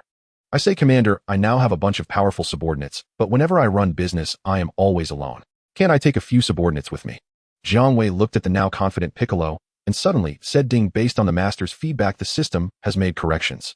After the Master has been summoned, he can summon 3 companions at will to assist when needed. Jiang Wei smiled in satisfaction. The commander continues to love him deeply as a master. After sending Piccolo away, Jiang Wei went to inform his wife Bulma that he had business to attend to for up to 24 hours, and then transformed into a beam of golden light and disappeared. Another world. A sight of devastation akin to the apocalypse. Most of the population on Earth has been eradicated by those 2 artificial demons. At long last, a savior has emerged. He is a brave young man named Trunks. Trunks traveled back in time using the time machine invented by his mother Bulma, obtaining the design blueprints for Android 17 from Drive Jero's secret laboratory. Upon returning to the future, Bulma used the blueprints for Android 17 to create a device capable of shutting down the androids. With this device, Trunks successfully shut down the terrifying Android 17 and 18, subsequently destroying them, thus saving a broken world. He allowed the surviving people to live peaceful and serene lives once again. However, an unexpected event occurred. Trunks was killed. His time machine also vanished without a trace. Not to mention the heartbroken Bulma. Just a few days of peace had passed when the people of this world faced another colossal crisis. A massive spaceship comparable to an asteroid suddenly descended upon Earth one day, creating a tremendous disturbance upon collision, resulting in numerous casualties. An army from outer space announced to the surviving inhabitants of Earth the planet has been conquered by them. A Namekian named King Slug has become the new ruler of Earth. King Slug is an evil Namekian inherently malevolent and not inferior to the Demon King Piccolo. He possesses a formidable power that surpasses that of the Demon King Piccolo, yet he is now aged and nearing the end of his life. As King Slug approached death, he acquired a Dragon Ball from another world. He learned that gathering 7 Dragon Balls would summon a dragon capable of granting any wish. King Slug was overjoyed. Determined to summon the dragon to restore his youth, Slug, relying on this unexpected Dragon Ball, led his evil army in search of the other 5 Dragon Balls scattered across different planets. The reason King Slug came to Earth is that the last Dragon Ball is located here. After becoming the ruler of Earth, Slug began to reshape the planet according to his whims, a transformation that proved fatal for the inhabitants. The people of Earth once again fell into a severe crisis, and this time no one could step forward to save them. Not true. A mother who lost her son Trunks, Bulma, bravely stepped forward once more. With the assistance of Mr. Satan, Bulma managed to infiltrate and seize the opportunity to summon the dragon after Slug gathered all 7 Dragon Balls. On the devastated Earth, the sky crackled with lightning. A heavy sense of impending doom, as if the apocalypse had descended upon this world. What a dark joke it is. Speak your wish, no matter the wish, this dragon can grant it. After the great dragon appeared, it glanced at the enormous spaceship nearby. It then surveyed the rapidly cooling environment and the ruins of buildings on the planet before lowering its head to address the nearly dying Namekian standing before it. Dragon, let me. Before Slug could finish his words, he was interrupted by an anxious voice from a woman. The dragon recognized this voice, albeit much older. Dragon, let Trunks. The woman's voice abruptly stopped. Slug, with a scowl, without even looking, raised his hand and unleashed a ki blast, obliterating the woman who dared to claim his wish. All right, the nuisance has been dealt with. Dragon, grant me my youth back. At this moment, the dragon's emotions began to fluctuate. It looked down at Slug, who was filled with expectation, and for the first time, intense killing intent flashed in its enormous dragon eyes. The dragon had come to understand. The woman obliterated by Slug's ki blast was Bulma. Though the dragon realized that this Bulma was from a parallel universe, appearing quite worn and not the Bulma it was familiar with. Yet watching Bulma being killed before its eyes, the dragon could not help but harbor intense killing intent towards the one who took her life. Had it not been for the fact that it was summoned by the 7 Dragon Balls in its dragon form, the dragon would have already intervened to eliminate Slug and save Bulma. Dragon, seeing the 100-meter turtle dragon remain silent, Slug nervously inquired. He feared that the dragon would not grant his wish of restoring his youth, leaving him to await his demise. It's quite simple. The great dragon suppressed its inner fury, raised a claw, and snapped its fingers, fulfilling Slug's wish. No matter how displeased the dragon was, it would not deny even the last wish of a death row inmate. Slug had just signed his own death warrant. Ha ha ha, I will not die. My youth, my lost youth, has returned. Having had his wish granted, Slug felt the long-lost peak of power that he had in his youth, immersed in excitement, without realizing it was merely his death sentence. Your wish has been granted, farewell, Slug. The great dragon waited for a moment, observing Slug completely lost in the euphoria of his restored youth, exhibiting no signs of treachery. It transformed into 7 golden rays of light, dispersing in all directions. The 100-meter dragon vanished. Mrs. Bulma, how despicable. Nearby Slug's stronghold, witnessing Bulma being obliterated by Slug's ki blast, Mr. Satan knelt on the ground, wailing helplessly. Why are you wailing? This dragon can bring Bulma back to life. A displeased voice emerged from the shadows. Satan turned around and was startled to see a 3-meter turtle blue dragon man approaching him. My lord, please spare me. I had no intention of opposing King Slug. I don't even know Bulma, I'm just a passerby. Please let me go. Satan mistook the great dragon for one of Slug's subordinates. Terrified, he immediately knelt, tears and snot flowing, repeatedly banging his head on the ground before the towering blue dragon. Be quiet. Do as I say. Tell me you want to resurrect Bulma, or I will kill you now. The blue dragon said menacingly. I understand. Mr. Satan, trembling, stood up from the ground. He nervously made a wish to resurrect Bulma to the towering blue dragon. This is simple. Jiang Wei snapped his fingers. How am I alive? And who is this handsome man beside you, Mr. Satan? Bulma opened her eyes and rose from the ground, gazing at Satan and at Jiang Wei, who, having fulfilled the wish, had reverted to human form and was once again chewing gum, with bewilderment. Pleased to meet you. I am Jiang Wei, the divine dragon summoned just now by Slug when he gathered the 7 Dragon Balls. Jiang Wei bowed politely before the aged Bulma. His demeanor was utterly different from how he spoke with Satan. You are the divine dragon. Ah, when did you become human? Both Bulma and Mr. Satan wore expressions of utter shock. You claim to be the divine dragon. After the initial astonishment faded hope, and then delight, lit up Bulma's wrinkled face. Did you revive me, divine dragon? Then if I may humbly ask, you must revive Trunks to confront this villain slug. Bulma pleaded earnestly. Jiang Wei looked upon her with quiet compassion in his gaze. In truth, with Jiang Wei's current power as the divine dragon, even a wish to resurrect the entire protagonist team, including Sun Wukong, would be effortlessly granted. Even if those heroes had lain dead for decades, Jiang Wei could still restore them before Bulma's very eyes. Yet since Bulma's sole wish was to revive her ill-fated son, Trunks, Jiang Wei saw no reason to overextend himself. He would grant precisely that. Trunks shall be revived. This place is perilous, Mr. Satan. Take Bulma and depart at once. Leave this matter to me, the divine dragon.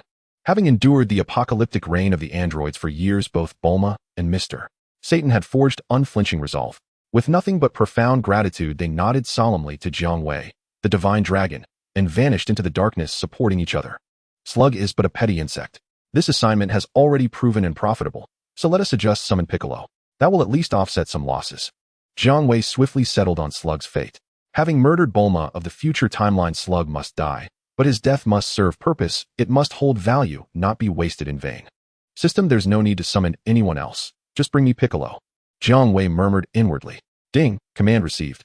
In the next instant, Piccolo materialized in this world, summoned by the system. Scanning the desolate post-apocalyptic landscape around him, he turned toward Jiang Wei with baffled curiosity, awaiting explanation. Jiang Wei concisely recounted the full chain of events. You dare summon me, Piccolo the Great Demon King, to serve as your henchman? Oomph. Piccolo scowled fiercely. Nonetheless, you are fortunate. I, Piccolo the Great Demon King, also despise Slug's conduct. A world-destroying Demon King. There is only one such sovereign, and that is me, Piccolo the Great Demon King. Who then is he, daring to descend upon Earth to ravage it? Did he even ask my permission? Piccolo declared with arrogant, sinister pride. Enough talk. Slug has already detected us. His underlings are closing and surrounding us. Jiang Wei warned him. Mere foot soldiers. They'll fall before me like chaff before wind. Piccolo sneered with contempt. Precisely. So I'll handle Slug, while you eliminate his minions. And remember, go easy. Don't kill him outright. Keep him alive. To you, his survival holds far greater utility than his death. Piccolo's eyes gleamed fiercely. I need no reminder. I intend to absorb and assimilate him. How exhilarating. Once I've absorbed Slug, the dark power of Piccolo the Great Demon King shall surge to unimaginable heights. Ha ha. And so it was decided Piccolo would confront Slug the tyrant, while Jiang Wei dealt with his legion of underlings. Who are you? Dare you? Jiang Wei spared no patience for their final words, unleashing a crisscross barrage of death beams that instantly mowed down the ranks, leaving corpses strewn across the earth and rivers of blood flowing freely. Mission accomplished. Without delay, Jiang Wei soared toward Piccolo, eager to witness the clash between two malevolent Namekians, Piccolo versus Slug. Unbelievable. I encounter a fellow Namekian on this shattered world, and one whose heart burns with the same darkness as mine. What a joyous historic day. As kin of the demon clan, swear fealty to me, Slug the tyrant, and join me in committing boundless atrocity. Upon seeing Piccolo appear before him, Slug's eyes flared with sudden intensity, and he grinned wickedly, extending an offer of allegiance. A malevolent Namekian, such a being was unprecedented in Slug's long near-death existence. Dream on. I, Piccolo the Great Demon King, bow to no master, and this world needs only one Demon King, me.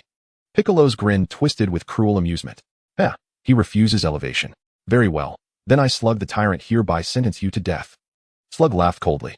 The two dark Namekians assumed battle stances, ready to fight.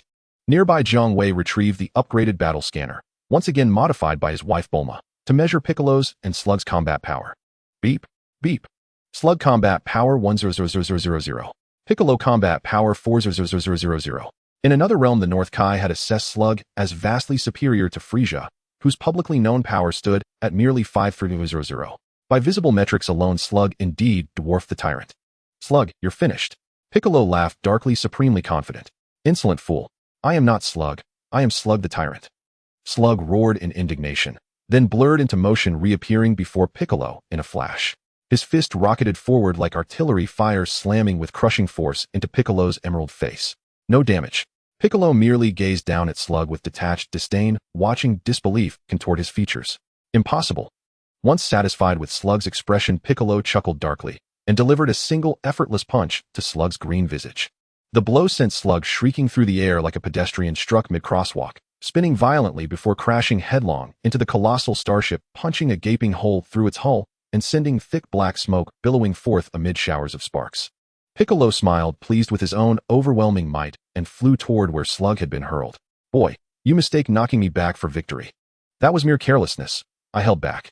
When I unleash my full power, your death is certain. Scarred and smoking Slug emerged from the wrecked vessel and confronted Piccolo with venomous fury. As he spoke, Slug's burly frame swelled rapidly, expanding with terrifying speed. Piccolo watched Slug's transformation with undisguised contempt. Were you not still useful to me, you'd have died with that first blow, and wouldn't now be babbling before me. From the sidelines, Jiang Wei spat out a bit of gum residue and chuckled. The boss is transforming. Yet no matter how he changes, a petty insect remains just that, a petty insect. Heh. Before long, Slug had transformed into a towering emerald-skinned giant, rivaling even a Saiyan's great Simon form. Beep. Shillager Combat Power 2 Million Giant Form. You can force my full strength. Even if I die, you should feel honored. With even greater power, Shillager, his face marred by wounds, arrogantly remarked to Bick, "Is this what you call giving your all?" Bick looked disappointed, saying, "What a waste of my time. Watch as I crush you underfoot." Sherlager gritted his teeth. With a powerful aura, Sherlager stomped down towards Bick on the ground. Bick simply blocked with his left hand, and Shillager's enormous foot couldn't crush down no matter what. Even as Shillager's veins bulged, he could not bring that foot down. Then with a gentle wave, Bick struck Sherlager as if struck by lightning. Shillager's massive body seemed unable to withstand the small power of Bick and staggered backward, creating a huge commotion. It's over. Bick didn't give Sherlager another chance to respond, leaping onto Shillager's body and kicking him squarely in the head, rendering Sherlager unconscious. Next, Bick began to savor the fruits of victory, pressing one hand against Shillager's chest, assimilating him. Yaha! An incredibly powerful aura suddenly erupted from Bick's body, sweeping through the surroundings. Even the entire earth seemed to tremble under the pressure of Bick's unleashed power. The commotion subsided. Bick opened his eyes, his face filled with joy. He truly hadn't expected that assimilating Sherlager would elevate his power to far surpass his previous level. At that moment, Bick looked down on the world. Even Jiang Wei and Dog Kong were no longer in his sights. Beep. Bick Combat Power 1 billion. Jiang Wei, for all the guidance you've provided me, I can allow you and Sun Wukong to become my subordinates, the great Bick. Bick landed before Jiang Wei, his cape billowing, nostrils flared. Jiang Wei could only smile. Careful, you're getting a bit full of yourself with your newfound power. Looks like I need to give you a little shock to help you recognize yourself again. The next moment, Jiang Wei transformed into a humanoid dragon engulfed in golden flames. Beep. Jiang Wei Combat Power 9. 5 billion transformed into humanoid dragon Super Saiyan 1. Feeling Jiang Wei's aura, Bick's face turned pale. Had he been human, he would have been drenched in cold sweat. This is terrifying. Is this truly your full power? Bick exclaimed in horror. Jiang Wei replied sincerely. I haven't even activated the 20 times Kaioken yet. Haha, I was just joking with you earlier, don't take it seriously. Bick's expression changed slightly, then he forced a smile. You're joking now, Bick, you've improved. Jiang Wei patted Bick's shoulder with a smile, instructing the subordinate to send Bick back. 12 hours later at Bulma's house in the Narrowing West City. Jiang Wei said to Bulma, whose eyes were lined with wrinkles, though Sherlager has been eliminated, it doesn't mean your world is safe. Sherlager is merely a small Karami. If Trunks were here, he could extinguish him with a single finger. In the future, an even greater crisis will descend upon this world. Listen to my advice. After I resurrect Trunks, you all should follow me to my world. I can ensure your safety. The timeline where Trunks was killed is the timeline of despair, where only Bulma from the main cast remains alive. In the future, because Majin Buu is sealed on Earth, Bibidi and Dubra will come to Earth to unseal Majin Buu, sparking a new round of global catastrophe. Even if they survive Majin Buu's rampage, a more terrifying Black Goku Zamasu will arrive on Earth to cleanse humanity. Facing one big boss after another, Bulma and Trunks, even with 3 heads and 6 arms, would struggle to cope. Out of concern for Bulma, who is his wife, Jiang Wei advised the Bulma of the despair timeline to escape with him. But Bulma refused. Jiang Wei, I've changed my mind. There's no need to resurrect Trunks. Oh, I want to change my wish. The strong-willed Bulma thought for a moment, speaking to the divine dragon Jiang. Jiang Wei seemed to sense Bulma's intentions, nodding slightly. Sure, any wish can be granted by this divine dragon, future Bulma. Jiang Wei emphasized heavily that any wish can be granted, but Bulma seemed to take it lightly. Thus, then my wishes. Bulma paused, filled with hope, saying, please resurrect all the kind people who died since the destruction of the world began with the androids up to Shillager's conquest of Earth. After speaking, she anxiously looked at the unchanging expression of the divine dragon Jiang. You should be grateful that it's me fulfilling your wish. If it were the Earth Dragon or the Namekian Dragon, your wish would be impossible to grant. Jiang Wei smiled at Bulma. This is quite simple. For the task of resurrection, Jiang Wei the Divine Dragon was definitely more powerful than any other dragon. Not to mention those who died from illness or natural causes, even those who have reincarnated. As long as the wish is spoken, Jiang Wei will dare to fulfill it. Mom, the resurrected Great T, embraced by the tearful Bulma, said, "You don't have much time left to prepare to face the next wave of invaders." After giving a few instructions to the resurrected main cast, Jiang Wei faintly sensed a powerful evil aura approaching Earth from the universe and frowned. Once the 24-hour mark passed, Jiang Wei could only return to his own Dragon Ball world, carrying blessings for the Despair timeline. After all, he had already left a Dragon Ball projection in this timeline. If the main cast of the Despair timeline encountered issues, Jiang Wei could personally step in to resolve them. When his wife Bulma asked about it, Jiang Wei told her everything that had happened in that world, just omitting the parts about Trunks, as he had no interest in discussing Great T. So I was so strong while facing the apocalypse in another world. Bulma reflected on her counterpart's experiences with a sigh. She was also grateful that in her own world there was Jiang Wei's presence preventing her from living such a miserable life as her counterpart. Months later, Dr. Gero utilized the cells from Cooler's tail provided by Jiang Wei to recreate a more powerful cell. This embryo, referred to by Dr. Gero as Ultimate Cell, would resemble the original cell once it matured into adulthood. However, it still lacked the tail used to absorb humans. The concept of absorbing humans was too horrifying, so Jiang Wei intentionally designed this version of cell without such a tail. With the abilities of a rabbit, Jiang Wei's cell could elegantly dine without the gruesomeness seen in the plot. Dr. Gero instructed Jiang Wei to bring this embryo to the hyperbolic time chamber for cultivation. Within a month, a deep green humanoid insect covered in black dots was born. True to Dr. Gero's style, the androids he created were powerful, yet mentally toxic. This ultimate cell, after disguising for a while, believed it had grown strong enough to rebel.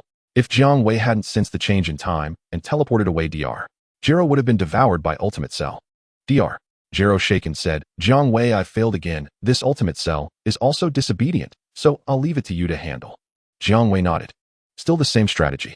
Summon a clone of Bick the Great Demon King, spit out an egg, and hatch a small Karami green skin. Then used genius body switching ability to swap the small green skin with Ultimate Cell. Finally, with a blast of energy, the transformed small Karami green skin Ultimate Cell was annihilated, leaving no trace behind. "Your name is now Shilu," Jiang Wei said to the kneeling Ultimate Cell before him, who looked respectful. Thus, the Capsule Corporation's security department gained a new employee. Beep beep. Shilu combat power 350 million, first level. After nearly being turned into a carrot and devoured by the ultimate Shara, Dr. Gero developed a psychological shadow regarding the creation of artificial life forms and began to focus on mechanical androids. Not long after, Dr. Gero developed Android No. 16 based on his deceased eldest son. He also created Android No. 19 based on his only good friend from his student days, a short and chubby guy. Of course, in the world where Jiang Wei intervened in the storyline, the two newly developed mechanical androids were not originally named this way, but at Jiang Wei's suggestion, Dr. Gero named them the same as in the storyline. Android No. 16 is equipped with an eternal energy core with a combat power of 800 million. Android No. 19 is equipped with an energy absorption device with an initial combat power of 90 million. After running for a while, Dr. Gero discovered that No. 16, despite its large size, was actually a non-confrontational android. It remained silent all day long, only showing a smile when it saw flowers and grass. Although No. 19's combat power was far inferior to that of No. 16, it served as a barely sufficient assistant for Dr. Gero's research work. It was respectful towards Dr. Gero, but when it came to its own interests, it was quite stubborn, often forcing Dr. Gero to compromise. Either it would negotiate with No. 19. Overall, compared to other androids developed by Dr. Gero, Android No. 19 had the highest obedience and was the most compliant. If it weren't for Jiang Wei, Dr. Gero would definitely have sealed No. 16 and would have had to settle for using No. 19. But Dr. Gero knew that Jiang Wei had the ability to change bodies, so he contemplated letting Jiang Wei use the obedient little green one to swap the cores of No. 16 and No. 19. Sorry, Dr. Gero. Both No. 16 and No. 19 are purely mechanical bodies, so my body swapping ability is ineffective on them. However, you need not worry, while No. 19 is hard to say, you can absolutely trust No. 16. As long as you treat No. 16 well, it will not abandon you when you are in danger.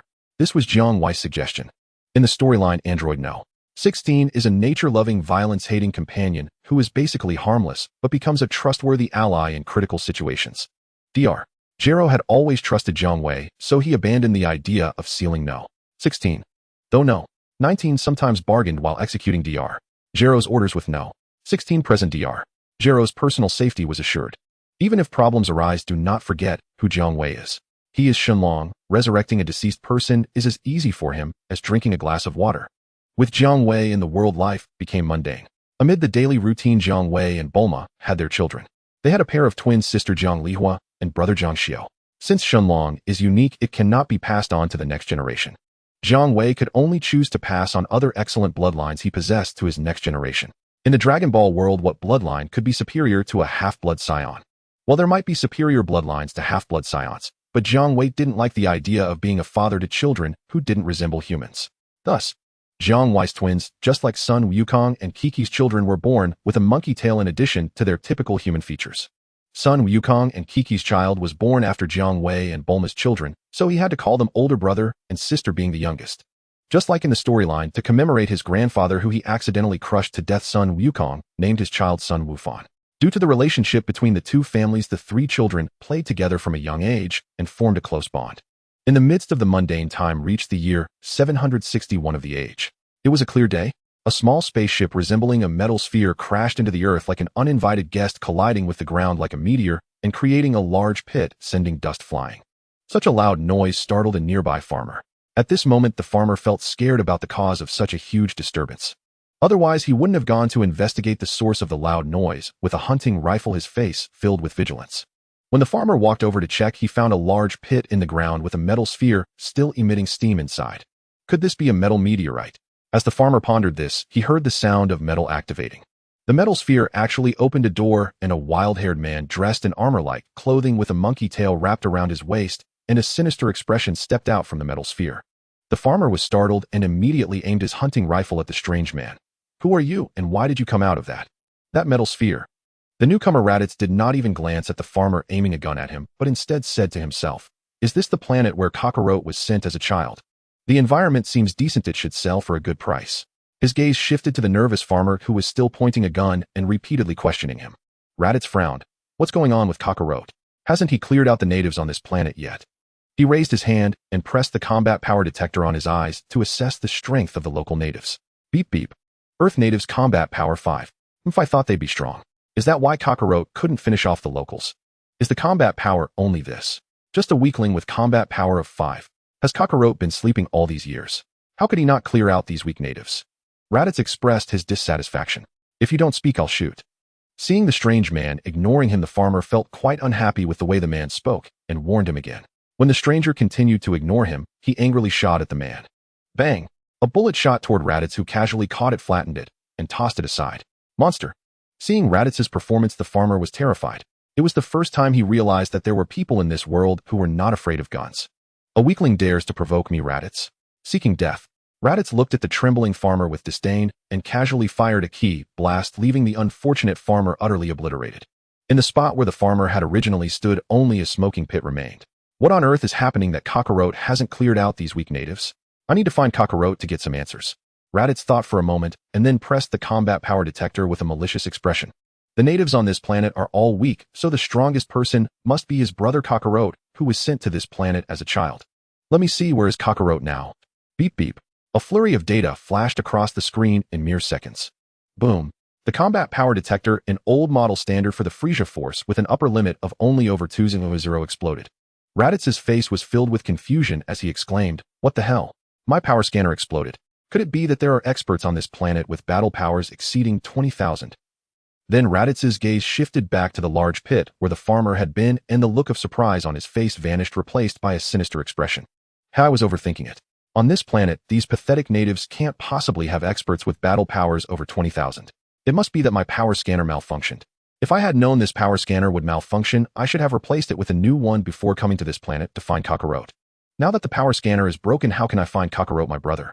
Raditz showed a face full of distress. Due to the destruction of the Saiyan home by the king, there were now only a few Saiyans left. Raditz's superior Vegeta believed that every Saiyan was now an irreplaceable resource, so he sent Raditz to Earth to find his younger brother Kakarot, who had been sent to Earth as a child, to eliminate the local natives and bring him back to work for Vegeta. However, the truth is that Goku was sent to Earth because his father Bardock sensed that the king intended to harm the Saiyans and sent the infant Goku to Earth for refuge. Vegeta and the others were unaware of the true reason why Son Goku was sent to Earth as a child. They simply assumed, according to Saiyan customs, that he was there to eliminate the natives. Following Vegeta's orders, Raditz came to Earth to find Kakarot, but time was of the essence, Vegeta would not allow Raditz to waste a lot of time searching for Kakarot. Raditz had to find Kakarot quickly. He needed to report back to Vegeta. If Vegeta thought Raditz was slacking off on Earth, his fate would be dire. Thinking about Vegeta's ruthless and cold demeanor, Raditz felt a surge of fear. Right, I can destroy the largest city of the local natives. He thought that as long as Kakarot was alive, he would definitely hear about it and come to find him. Raditz smiled, feeling proud of his cleverness. Thus, Raditz began to wantonly destroy the cities of the Earthlings. In the past, even Piccolo, with a mere battle power of 260, could cause the entire world to be helpless. Now, with Raditz's battle power of 1500, he could rampage freely on Earth. After Raditz caused destruction, the King of Earth, of course, received reports and immediately dispatched troops to confront Raditz. After the king who ruled the world issued his orders, countless fighter jets flew across the sky. On the ground, tanks rolled out in formation, their cannon barrels raised high, kicking up clouds of dust. Boom! Fighter jets dropped bombs on Raditz. The tank's cannon flashed as it fired shells at Raditz. Raditz laughed heartily to him. These were just the pathetic local natives struggling futilely in their dying efforts. Unscathed. As Raditz slowly walked out from the dust of the explosions, the commanding officer of the army could only feel one thing at that moment: despair. In the next moment, Raditz, with a sinister grin, unleashed a powerful energy wave. Whether it was the fighter jets in the sky or the tanks on the ground, they were obliterated in explosive devastation. Ha ha ha! Raditz let out a maniacal laugh, feeling euphoric. He loved this feeling of invincibility, even if those he was dominating were merely weaklings. What should we do? God, someone save us. The king of the capital, after hearing that his dispatched army was annihilated in the shortest time possible, collapsed onto his throne, his face full of despair. In the temple, the deity and Mr. Popo were also keeping an eye on Raditz, who was rampaging on the ground. Mr. Popo, someone is destroying the world. What is Jiang Wei, that dragon, doing now? The deity asked anxiously. If it weren't for Jiang Wei having already closed the telepathic link with the deity, he would have informed Jiang Wei when Raditz killed that weak farmer. Lord Deity, Jiang Wei is currently busy with a huge matter. Mr. Popo said darkly. The deity immediately asked, what matter? Could there be anything more significant than the current crisis facing the world? Jiang Wei is throwing a party to celebrate the 5th birthday of his twin children. Mr. Popo said helplessly. The deity responded with silence. In the West City at Bulma's home, happy birthday to you. In the festive and lively atmosphere, after singing the birthday song, the day's main characters Jiang Lihua and Jiang Xiujia blew out the candles on the birthday cake. Then everyone began to eat and drink. Everyone was present, including Piccolo, who usually did not get along with others. Piccolo actually did not like the atmosphere of birthday parties, but after some persuasion from Jiang Wei, he reluctantly attended the party and brought a magical outfit as a gift for Jiang Wei's children. If Piccolo attending Jiang Wei's children's birthday party is solely for Gohan's sake, it is absolutely not, because I was threatened by that guy Jiang Wei. Sitting in a relatively quiet corner of the party, Piccolo sipped water through a straw while speaking to little Gohan. Perhaps due to the inertia of the plot, this green-skinned Piccolo was not close to anyone in the main cast, not even Jiang Wei, who had guided his training. However, he was very fond of Gohan, the son of Goku. In Jiang Wei's words, the aloof, green-skinned warrior exhibited caretaker tendencies upon seeing little Gohan. Gohan simply sat opposite him, obediently listening to his uncle Piccolo's ramblings, wearing an expression of understanding. Gohan, so you're here, come and play with me and my sister. A little boy with cake crumbs still on his mouth ran over to call little Gohan away. As the party was in full swing, everyone look at the TV, there's an emergency news bulletin. Krillin suddenly shouted, drawing the attention of the partygoers to the neglected television. On the television, a terrified newscaster was reporting the news of Raditz wreaking havoc on Earth in an apocalyptic tone. Raditz. Jiang Wei, who had just sent the little imp away and was sweet-talking with his wife Bulma, looked at the television, showing the long-haired, sinister-looking man rampaging, and finally remembered that there was such a character. Honey, why does that person on TV look like Goku, and have a monkey tail too? Bulma asked in surprise as she followed Jiang Wei's gaze to the television. Bulma was not surprised by the presence of someone with a monkey tail. What astonished her was that the person with the monkey tail was someone she had never seen before. Wife, the one who is destroying the city, is also a Saiyan, Goku's brother. Jiang Wei said with a smile to Bulma. So Goku has an older brother. Upon realizing this, Bulma smiled. Since he is Goku's brother, let's have Goku deal with Raditz. How dare he cause destruction on my territory? Jiang Wei continued, have Lan Chi call our dog king on behalf of the Universal Capsule Company's security department and get him to pay for peace. Although dealing with Raditz is hardly a challenge for us, we still need to collect the money. We can't let the dog king develop a bad habit of reaping rewards without effort. As for how much to charge, I believe you have a figure in mind, dear. Jiang Wei had originally thought about collecting protection fees from the dog king. However, there had never been an opportunity, mainly because Jiang Wei was not short on money. The plan to collect protection fees from the dog king had never materialized. Now with Raditz's situation, it's the perfect chance to collect protection fees from the Dog King. Jiang Wei actually had a rather poor opinion of the Dog King, feeling that this character was truly clueless within the plot. From the reign of King Piccolo to the Majin Buu saga, whenever the world faced extinction, it was always the main characters who stepped up to battle the evil and powerful bosses to save the world. Yet after each world-saving event, the Dog King didn't even know who had saved the world. He even attributed the credit for saving the world to the clueless Demon King. You could understand not knowing who ultimately saved the world, as the main characters in the story are all quite low-key indifferent to fame and fortune and are pure martial artists. But if he doesn't even realize whether the clueless Demon King has the ability to save the world, that's just laughable. What can a so-called world martial arts champion who can't even handle a group of tanks and can at most break a few bricks with his bare hands do? Let the Demon King take apart a tank with his bare hands first. And not just the Dog King, but other Earthlings also behave like fools when it comes to who saved the world. So Jiang Wei didn't want to indulge these confused idiots. If they want to save the world, they need to pay up. I have a number in mind, dear. Bulma, being the daughter of the world's richest man, quickly calculated in her mind how much the Dog King should pay for peace based on the total assets of the Universal Capsule Company. Goku, have you seen the news? Go deal with that troublemaker causing destruction, Jiang Wei said to Sun Wukong, who was busy devouring delicious barbecued meat. Brother, that bad guy is too weak. Can't you let Oolong and Por take care of it? Fine, I'll go right away. Seeing his brother's face turning serious, Sun Wukong quickly swallowed the remaining barbecued meat, wiped his hands, and then moved towards Raditz's location.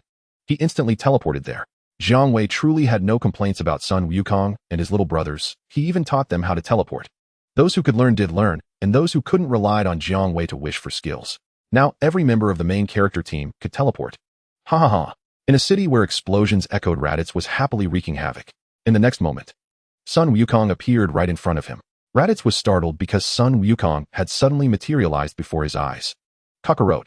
Raditz took a large step back in shock, looking at Sun Wukong, his eyes suddenly filled with enthusiasm. You finally came to find me. Because Sun Wukong looked exactly like their father, Raditz recognized him as soon as he saw his face, realizing he was his brother Kakarot. How did you know I would come looking for you? Sun Wukong was about to take action against the villain Raditz when he paused at those words. Raditz looked at his brother's face, which resembled their father Bardock, and said, Kakarot, you probably don't know, do you? I am your older brother Raditz. You were sent to this planet as a Saiyan to exterminate the local natives. Let me ask you, why haven't you cleaned up the locals after all this time? Kakarot. I feel like I've heard that name many years ago, but I can't remember where. Sun Wukong showed a thoughtful expression. Forget it, if I can't remember then I won't think about it. By the way, you're Raditz. Since when did you become my older brother? I only have one older brother, and that's Jiang Wei. I certainly don't have a wicked older brother like you. Raditz, furious at his brother's ignorance, exclaimed, You foolish brother, not only do you fail to recognize your blood-related older brother, but you also acknowledge a local trash native as your older brother. You truly disgrace our warrior race, the Saiyans. Let me, your older brother, wake you up, you foolish Ududu. Raditz suddenly threw a punch at Sun Wukong's seemingly foolish face, which looked nothing like the fierce demeanor of a typical Saiyan, igniting his anger. Facing Raditz's heavy punch, Sun Wukong felt it was slower than Old Turtle, showing no interest in dodging. Raditz's punch landed on Sun Wukong's face before he could continue his lecture. You are too weak. If it weren't for my brother's request, I wouldn't even have the interest to strike you. But I can't let you continue causing destruction on Earth. How about this? I'll take you to my brother so he can deal with you. Sun Wukong said to the incredulous Raditz. Originally, Sun Wukong intended to finish off Raditz instantly, but upon hearing Raditz mention Kakarot, and I am your older brother, he changed his mind and decided to give Raditz a chance. With one hand, Sun Wukong suppressed Raditz's full resistance and instantly teleported back to find Jiang Wei to report. Seeing that Sun Wukong had captured Raditz alive, Jiang Wei was indifferent. Whether Raditz lived or died at Jiang Wei's level, he didn't take it to heart at all. Since Sun Wukong didn't kill Raditz, Jiang Wei decided to keep him. If even the second-rate villain could redeem himself, why couldn't Raditz? After being captured alive by Dog Wukong, Raditz was terrified as he had realized that his foolish brother was much stronger than him. Moreover, after meeting Jiang Wei and others, he was greatly shocked. Because Raditz developed a misunderstanding, he mistook Jiang Wei and the other main characters as Saiyans. This was because everyone around Jiang Wei had been transformed into hybrid Saiyans to pursue talents and potential that surpassed Earthlings. Raditz was frustrated to find that among the Saiyan group led by Vegeta, he was the useless Raditz. Now, even in the Saiyan group led by Jiang Wei on Earth, he was still the useless Raditz, unable to defeat anyone. After Jiang Wei guided him, his strength skyrocketed in just a few months, and Raditz's offer Jiang Wei his new boss surpassed the respect he had for Vegeta over the past 10 years. After easily resolving the world destruction crisis caused by Raditz, Bulma wished to the dragon god Jiang Wei to resurrect all the kind Earthlings who died during Raditz's destructive activities. Even the destroyed cities were restored. The Dog King paid Jiang Wei a hefty amount for peace as stipulated by Bulma. After witnessing the dragon god Jiang Wei's power, the Dog King felt that it was more cost-effective to pay a protection fee to the dragon god than to spend a fortune maintaining an army of waste that could only serve as live targets when needed. When Raditz willingly acknowledged Jiang Wei as his boss on Earth in the universe, the Frieza force was advancing on a base planet. Vegeta and Nappa had just completed the task assigned by their king to exterminate the natives on a planet with a decent environment. The two began to converse during their break. "That useless Raditz, haven't you contacted him yet, Nappa?" Vegeta asked with a displeased expression. "I'm sorry, Vegeta, I still haven't contacted Raditz," Nappa said apologetically. Nappa was surprised by Vegeta's conclusion. "That can't be possible, Vegeta." Although Raditz was useless with only a power level of 1500, according to the Frieza Force's data, the natives of that remote planet named Earth were weak and feeble. Sending just a low-ranking soldier from the Frieza Force could easily wipe out the natives on that planet. How could Raditz possibly die on such a trash planet? Vegeta crossed his arms and looked coldly at Nappa. "Are you questioning me?" "I dare not," Nappa said in fear. "You better not." Vegeta sneered. "Whether Raditz is dead or alive on that trash planet, we can just go take a look and find out." "Vegeta, what about Lord Frieza's mission?" Nappa asked cautiously. Vegeta's eyes flashed with unwillingness and hatred. "Nappa, do not forget that I am your boss, the Prince of the Saiyans.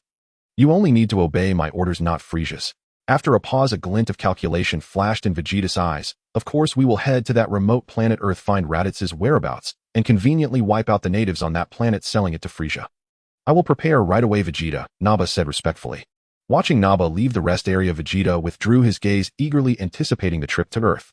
He was not concerned at all about whether Raditz was dead or alive. Vegeta had only one motive for going to Earth. The natives there were weak, yet Raditz had gone missing on such a feeble planet. Isn't that strange? Vegeta was very interested in the reason for Raditz's disappearance. Perhaps if he found the reason on Earth, he could gain unexpected benefits. It wouldn't be impossible for him to surpass Frieza and dominate the entire universe. Vegeta was defiant and proud as the Saiyan Prince. But to Frieza, Vegeta was just a dog biting whoever he was told to. Even when he faced humiliation, he had to suppress it. Vegeta had had enough of Frieza's humiliation. He desperately wanted the chance to change his fate. Even if it was just an uncertain opportunity, he didn't want to miss it. Just because at that moment Vegeta saw no hope of defeating Frieza. No matter how much he grew, Frieza's power still seemed unfathomable, like an abyss in his eyes. Before long, two spherical spaceships left the Frieza Force's forward base planet, flying towards Earth. Meanwhile, the protagonists on Earth, Jiang Wei and his wife Bulma, along with their two children, continued enjoying life in the bustling city. Others were tirelessly training, all with one goal: to catch up to their older brother Jiang Wei. A year passed. Vegeta and Nappa arrived on Earth. The two spherical spaceships crashed hard onto the ground, greeting the planet. Near a city, two massive craters appeared. In the craters were the two spherical spaceships, accompanied by the faint sounds of machinery operating. The doors of the two spaceships opened and Vegeta and Nappa walked out. "Vegeta, this is Earth. Let's see what kind of power the local natives possess." "Haha, I was just about to do that, even without your orders, Vegeta," Nappa said with a cruel smile, pressing on the power level detector on his eyes. Beep beep. Earth native power level 5. This level of power. The natives on this planet are truly weak. It's hard to believe that even if Raditz is useless, he couldn't possibly lose contact on such a trash planet. That's exactly why we came to Earth. Nappa, greet the local natives and tell them that the Saiyan Prince Vegeta has arrived.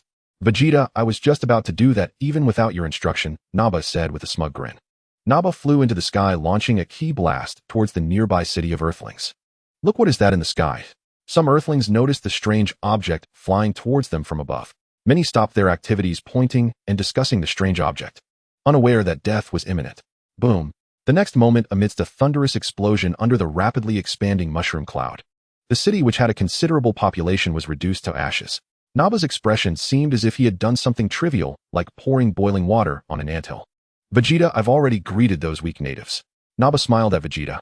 Vegeta merely nodded. "Nappa, you did well. Now that the greeting is done, we should focus on the real business of being on this remote planet. Vegeta, how should we find the reason for that useless Raditz's disappearance?" Nappa scratched his bald head. He wasn't someone skilled in handling matters. "It's simple. We find the strongest person on this planet and just ask them, and we'll know everything," Vegeta said with a wicked grin. He pressed on the power level detector on his eyes. Beep beep. Boom. In just a few seconds, the power level detector on Vegeta's eyes emitted smoke and broke down. Damn it, my power level detector malfunctioned at such a crucial moment. Vegeta removed the now smoking device from his eyes and tossed it aside, looking displeased. Naba, use your power level detector to find the strongest person on this planet. Okay, Vegeta. Naba also pressed on his power level detector. Beep beep. His results were just like Vegeta's. The detector malfunctioned. What's going on? Could it be that both power level detectors malfunctioned? Vegeta said in shock. It seems that's the case. Oh, my power level detector malfunctioned, just like yours. Think for a moment, how could that be? Perhaps we've already found the reason for Raditz's disappearance. Vegeta's face showed an excited smile. That can't be possible. On this remote planet with these weak natives, could there really be a master with a power level over 200? And Raditz was taken down by a master. Naba was shocked by this statement. He only had a power level of a few thousand. If he encountered a master with a power level above 200, his fate would not be better than Raditz's. The situation should be like this. Naba, from now on we need to be cautious. This remote planet has its value for investigation. Vegeta made a decision. He needed to understand why there were experts with battle powers exceeding 20,000 on such a remote planet where the local natives were generally weak. If he could find the answer to that question, it might just be what Vegeta needed most on this trip. Aren't we leaving quickly, Vegeta? Naba hesitated. Vegeta responded with a cold, murderous glare, causing Naba to refrain from mentioning it again, and they left Earth. After Vegeta and Naba took action, the Dog King of the capital received reports of a medium-sized city that had suffered a devastating attack wiped off the surface. Since Raditz wreaked havoc on Earth a year ago, the Dog King had strengthened defenses wary of enemies from beyond Earth coming to cause destruction. If any city went offline for more than a minute, it had to be reported immediately to the Dog King. Upon receiving the report, the Dog King immediately dispatched his army to the attacked city. They needed to see if they should search for survivors. Concurrently, the Dog King immediately called the security department of the Universal Capsule Company. The Dog King had lost all hope in relying on his army to deal with enemies from beyond Earth. The Royal Army could only handle villains like the Red Ribbon Army. For those kinds of villains who could level a city with a wave of their hand, it was better left to the professionals of the Universal Capsule Company's security department led by Master Shenron. However, this also meant that the Dog King's treasury would suffer significantly. The business of saving the world certainly didn't come cheap from Master Shenron. Vegeta and Naba have finally come to Earth. Alright, I understand. I will send someone to handle this matter. Without a second thought, Jiang Wei assigned this task to Raditz, who had only recently joined him. As for why he didn't deal with the Saiyans in advance, knowing they were coming. If he took care of Vegeta and his followers beforehand, how could Jiang Wei find the Dog King to collect payment? Big brother, I will handle this beautifully, just watch me. Raditz was very excited upon receiving the mission. It was a rare opportunity to showcase himself in front of Master Jiang, and as a newcomer, he would seize this chance firmly. Soon Raditz sensed the presence of Vegeta and Naba. In a world where people's battle powers were typically single digits, the auras of Vegeta and Naba shone like beacons on the ocean.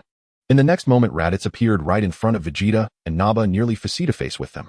Jiang Wei never treated his followers with anything less than fairness. Since Raditz had also called him Big Brother, Jiang Wei naturally imparted all his skills to Raditz without reservation. This included the instant transmission, a standard move for the main characters now.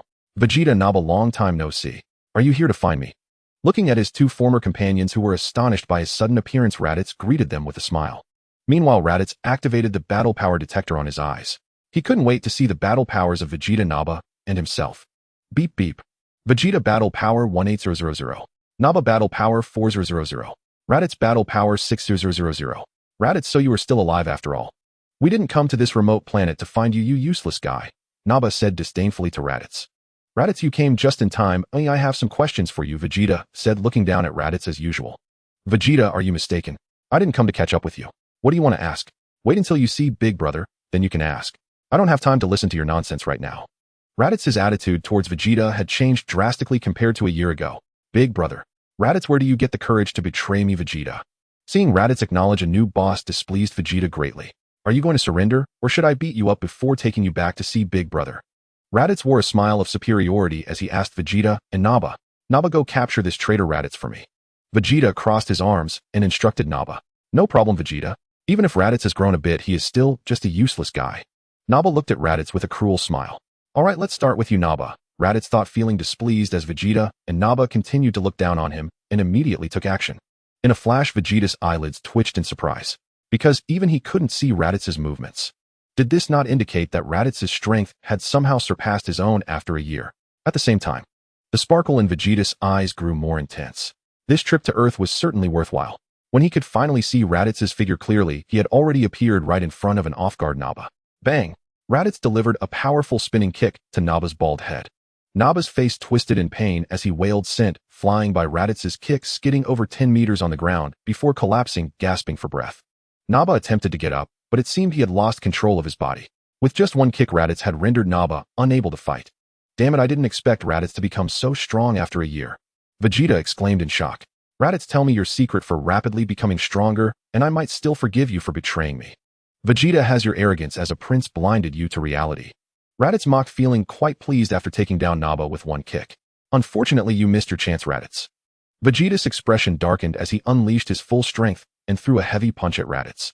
I have never realized how slow your attacks are, Vegeta. Raditz easily dodged, not forgetting to continue taunting Vegeta. Damn, Raditz, I won't let you off easily. Seeing that his full power attack couldn't even touch Raditz, Vegeta became enraged and increased the frequency of his punches and kicks towards Raditz. Raditz stood with his hands behind his back, looking relaxed, dodging left and right among Vegeta's attacks without letting Vegeta land a single hit. No matter how fast Vegeta increased his attack frequency, he couldn't even touch the hem of Raditz's clothes. After a series of high-intensity attacks, Vegeta was also sweating profusely, gasping for breath. Raditz, do you only know how to evade? As you wish, then I won't dodge. Raditz indeed stopped moving. A great opportunity. Vegeta was overjoyed and threw a heavy punch that flew like a cannonball, striking Raditz in the face. This punch certainly had tremendous power. However, when it hit Raditz's face, it felt like Android 16 hitting the second form cell. It didn't breach his defense. A mocking smile appeared on Raditz's face. Vegeta was taken aback. The gap between you and me is far too great now. I've had my fun. Please lie down like Nappa, Vegeta. As soon as he finished speaking, Raditz delivered a heavy punch to Vegeta's abdomen, causing Vegeta to double over in pain, gasping and spewing out bile. Vegeta's face contorted in agony as he clutched his churning stomach, trembling and retreating several steps. Raditz struck again, landing a punch squarely on Vegeta's face, sending him flying over 10 meters before rolling on the ground several times, ultimately losing his fighting capability. Then Raditz grabbed one leg each of Vegeta and Nappa and used instant transmission to return to Bulma's home in West City. He tossed the barely conscious Vegeta and Nappa at Jiang Wei's feet. Raditz said respectfully, "Big brother, I've completed what you instructed me to do. Raditz, you've worked hard. You can go rest now." Jiang Wei smiled at Raditz, pulling his gaze away from the fallen Vegeta and his sidekick. "I am not weary. It is my honor to serve you, big brother." Raditz bowed respectfully and withdrew. Jiang Wei generously fed a Senzu bean to both Vegeta and Nappa, reviving them instantly. Thus Vegeta and Nappa settled on Earth. Their experiences on this planet left them profoundly shocked. Vegeta, they all have tails. I never expected to see other Saiyans here on such a remote little planet apart from Kakarot. During his days under Jiang Wei's guidance, Nappa encountered the hybrid Saiyans like Kaiotsu, and Krillin, his face a mask of utter astonishment. This is impossible.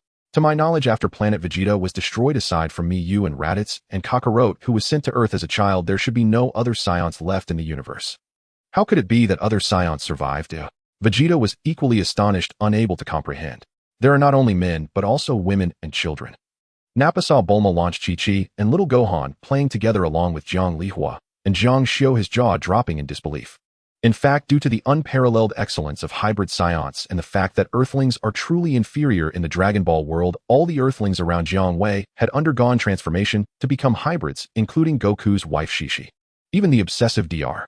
Gero, influenced by Jiang Wei, chose not to transform into Android 20, but instead became a hybrid Saiyan himself, seeking the strength to subdue the uncontrollable androids.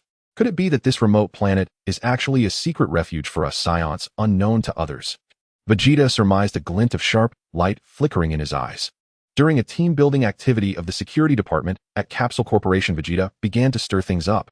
Since the Earthlings in the security department had all transformed into hybrid Saiyans, their powers didn't match Goku's level, but their appetites had certainly grown, and every team-building event turned into a delightful feast, with everyone devouring meat. Vegeta, confused by the situation, confronted Jiang Wei in front of everyone, saying, "As the leader of these Saiyans, you must know that our home planet, Planet Vegeta, was destroyed by an asteroid impact. But I must tell you what you know is a lie.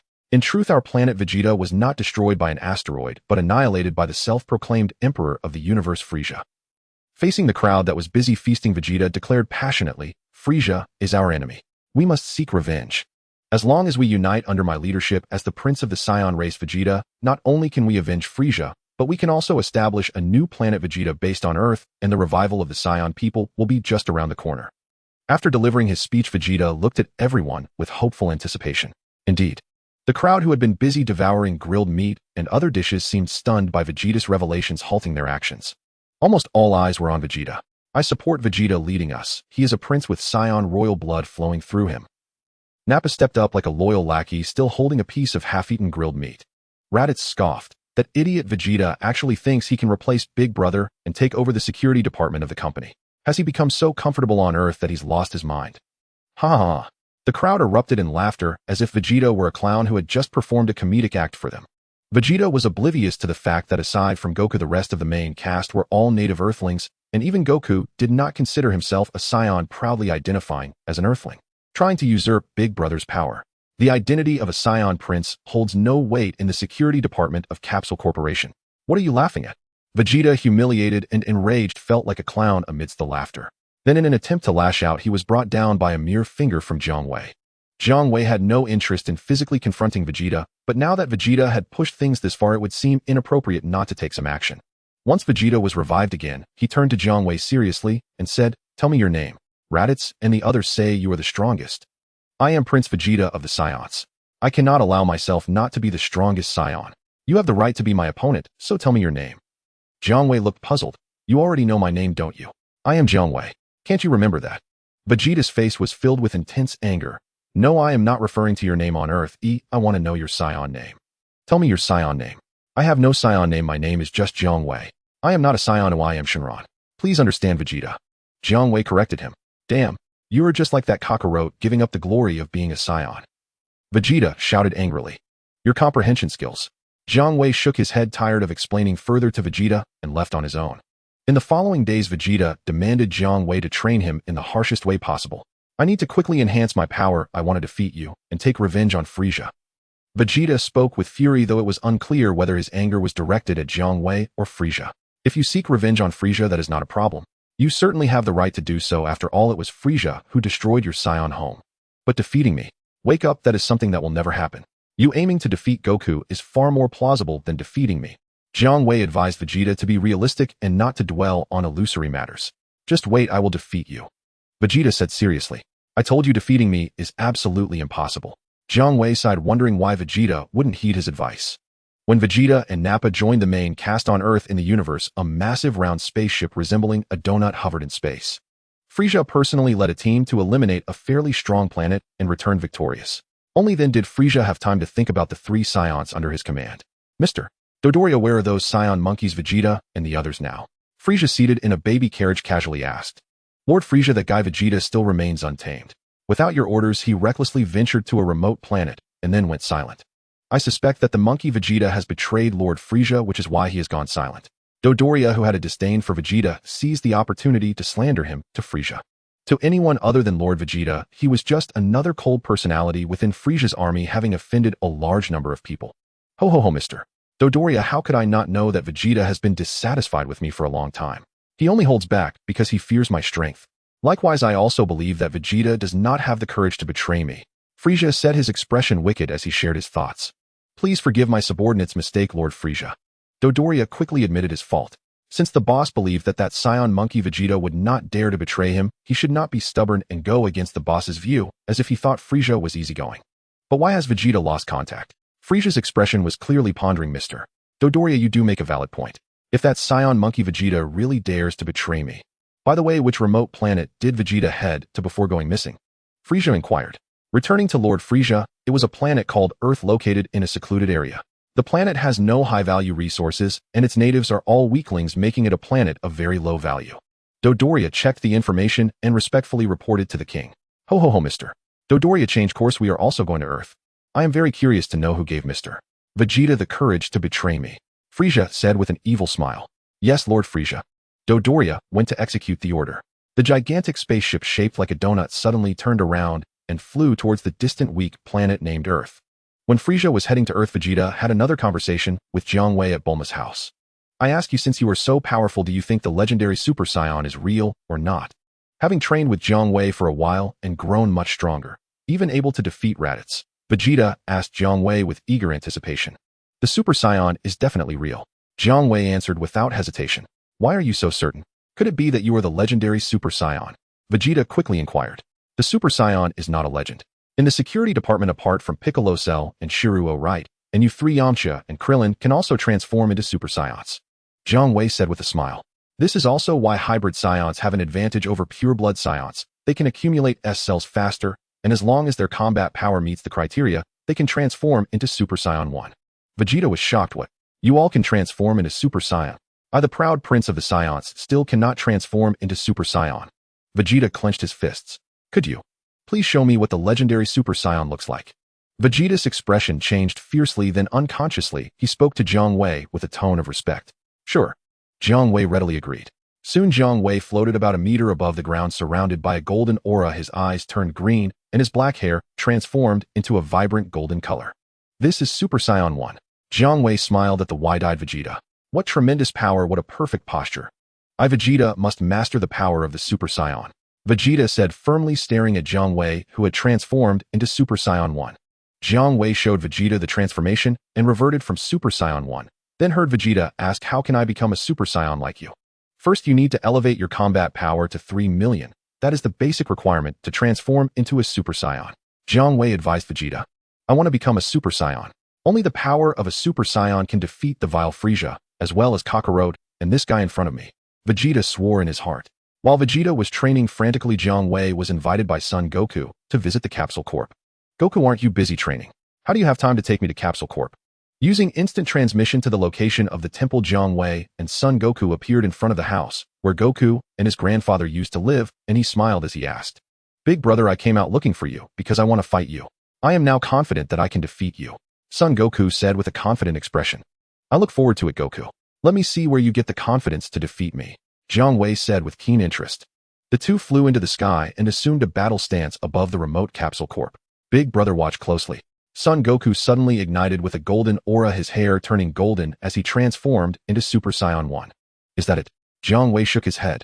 Goku, I am no longer someone you can defeat just by transforming into Super Saiyan. Big brother, I am different from you.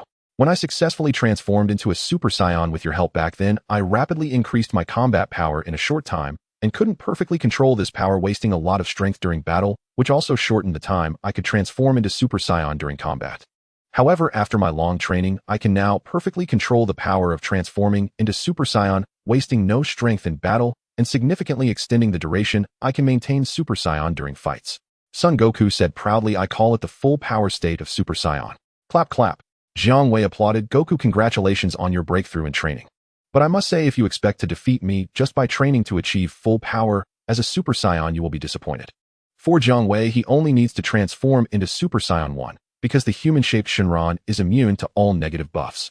Jiang Wei only needs to transform into Super Saiyan 1 to be stronger than even a full-power Super Saiyan. A full-power Super Saiyan holds no significance for Jiang Wei. Big brother, I certainly know that relying solely on full power as a Super Saiyan won't give me a chance to defeat you. But after training to full power as a Super Saiyan, I discovered that the Super Saiyan is not the end of power. There is a Super Saiyan transformation that surpasses the Super Saiyan. Son Goku said excitedly. Goku, have you reached Super Saiyan 2? Jiang Wei had a look of realization. Super Saiyan 2. Is that what you call the transformation that surpasses the Super Saiyan? It's quite simple and easy to remember. Indeed, as you said, I have reached Super Saiyan 2. As soon as Son Goku finished speaking with a light shout, his entire body, surrounded by golden flames, suddenly transformed into radiating streams of energy, and sparks of electricity crackled around him. Son Goku, covered in electric sparks, proudly declared, this is the form of Super Saiyan 2. Do you think I can defeat you? Jiang Wei looked at Sun Wukong, who had transformed into Super Saiyan 2, and pressed the power level detector. Sun Wukong, power level 7 billion, transformed into Super Saiyan 2. Wukong, I am genuinely happy for your progress in cultivation. However, if you think this level of power can defeat me, you are underestimating yourself. Jiang Wei had a completely dismissive expression towards Super Saiyan 2. Sun Wukong's gaze sharpened instantly. Brother, since we are here, if we don't fight, wouldn't that be pointless? He found it hard to comprehend Jiang Wei's words. In Sun Wukong's eyes, Super Saiyan 2 was undeniably powerful to the extreme. Therefore, he could not understand where his brother's confidence came from, treating the power of Super Saiyan 2 so lightly. Wukong, if you insist on fighting, I am not unwilling to oblige. But before we start, I must ask you, do you want me to use only a portion of my strength, or go all out against you? Jiang Wei asked with a smile. Sun Wukong replied without hesitation, brother, use your full strength to fight me. If Jiang Wei only used part of his power, what difference would it make to holding back? It would completely lose the significance of having called Jiang Wei from the bustling west capital to the remote Baozi Mountain. Calling him to Baozi Mountain was just to have a proper fight. Since that is what you wish for, Wukong, then I shall give it my all. Jiang Wei smiled at Sun Wukong, letting out a light shout as golden flames ignited around him, transforming into Super Saiyan 1. Amidst the golden flames, there was also a mix of blood-red energy, creating an eerie color. Sun Wukong stared in astonishment. Brother can actually use the Kaioken after transforming into Super Saiyan. How terrifying. Jiang Wei power level 500 billion transformed into human-shaped dragon, transformed into Super Saiyan 1, 20 times Kaioken. This power level detector improved by Bulma is too impressive. Even when I use my full strength, it doesn't exceed the limit. With a sigh of admiration for Bulma's craftsmanship, Jiang Wei, who had once again used all his strength, said to the astonished Sun Wukong, "Let's begin our battle." Oh my god. So this is what it means for my brother to fight with all his strength. How could he be so unfairly strong? No wonder my brother doesn't take Super Saiyan too seriously. I have some power and I forget my place. Feeling the terrifying aura that was like standing on the edge of an abyss, Sun Wukong felt a wave of disappointment as the gap between him and his beloved brother not only did not narrow but instead formed a chasm. Brother, I concede, there is no need to fight any longer. Sun Wukong said bitterly. If a fight truly commenced, he wouldn't even be able to withstand a single attack from Jiang Wei, let alone fight. Haha, Wukong, keep pushing yourself, don't be discouraged. As long as you work hard in your training, there will come a day when you surpass me. Jiang Wei encouraged Sun Wukong, who was heavily affected by his own strength. At the same time, he thought to himself, just surpass the current me. Sun Wukong immediately perked up. Brother, I will train even harder, and one day I'll make you go all out against me. Good, that's the spirit, as expected of my brother Jiang Wei. By the way, since we're out, should we find a place to eat and treat ourselves? Brother, let's go to a nearby town and find a barbecue restaurant. Just thinking about it makes my stomach growl. That's easy. Jiang Wei transformed back from Super Saiyan 1 to his normal state, a sly smile appearing on his face. In fact, Jiang Wei had secretly practiced for a while applying the transformation technique he had brushed off from pure into his daily life. For example, in his human-shaped dragon form, he could revert to his original appearance to confuse others. Although the dragon is omnipotent, it still has its drawbacks.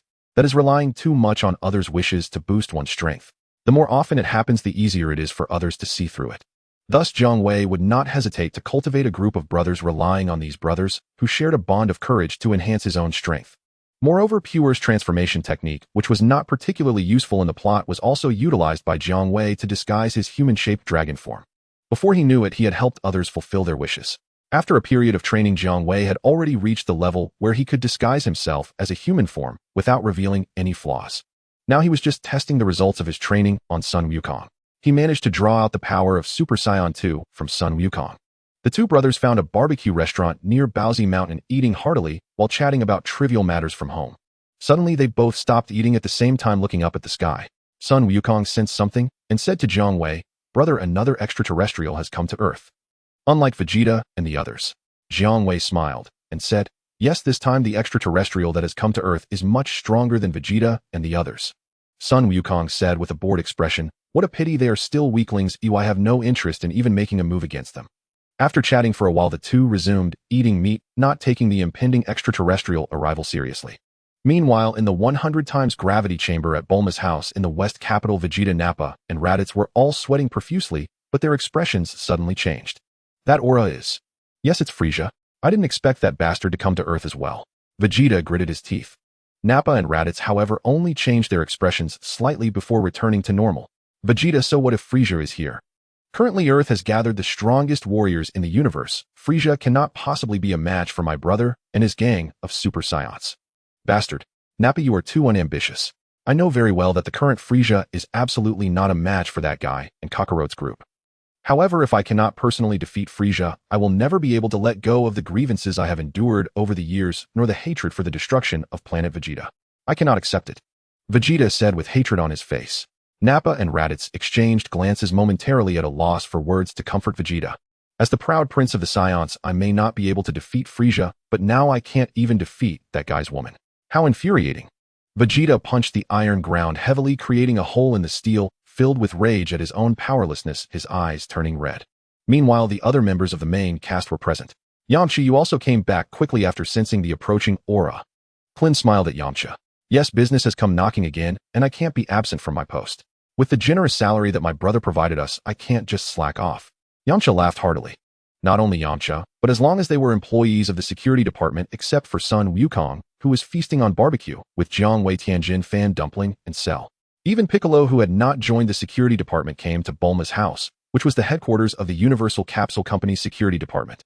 In Jiang Wei's absence, the security department was overseen by the wife of the security director Bulma, the chairwoman of the Universal Capsule Company.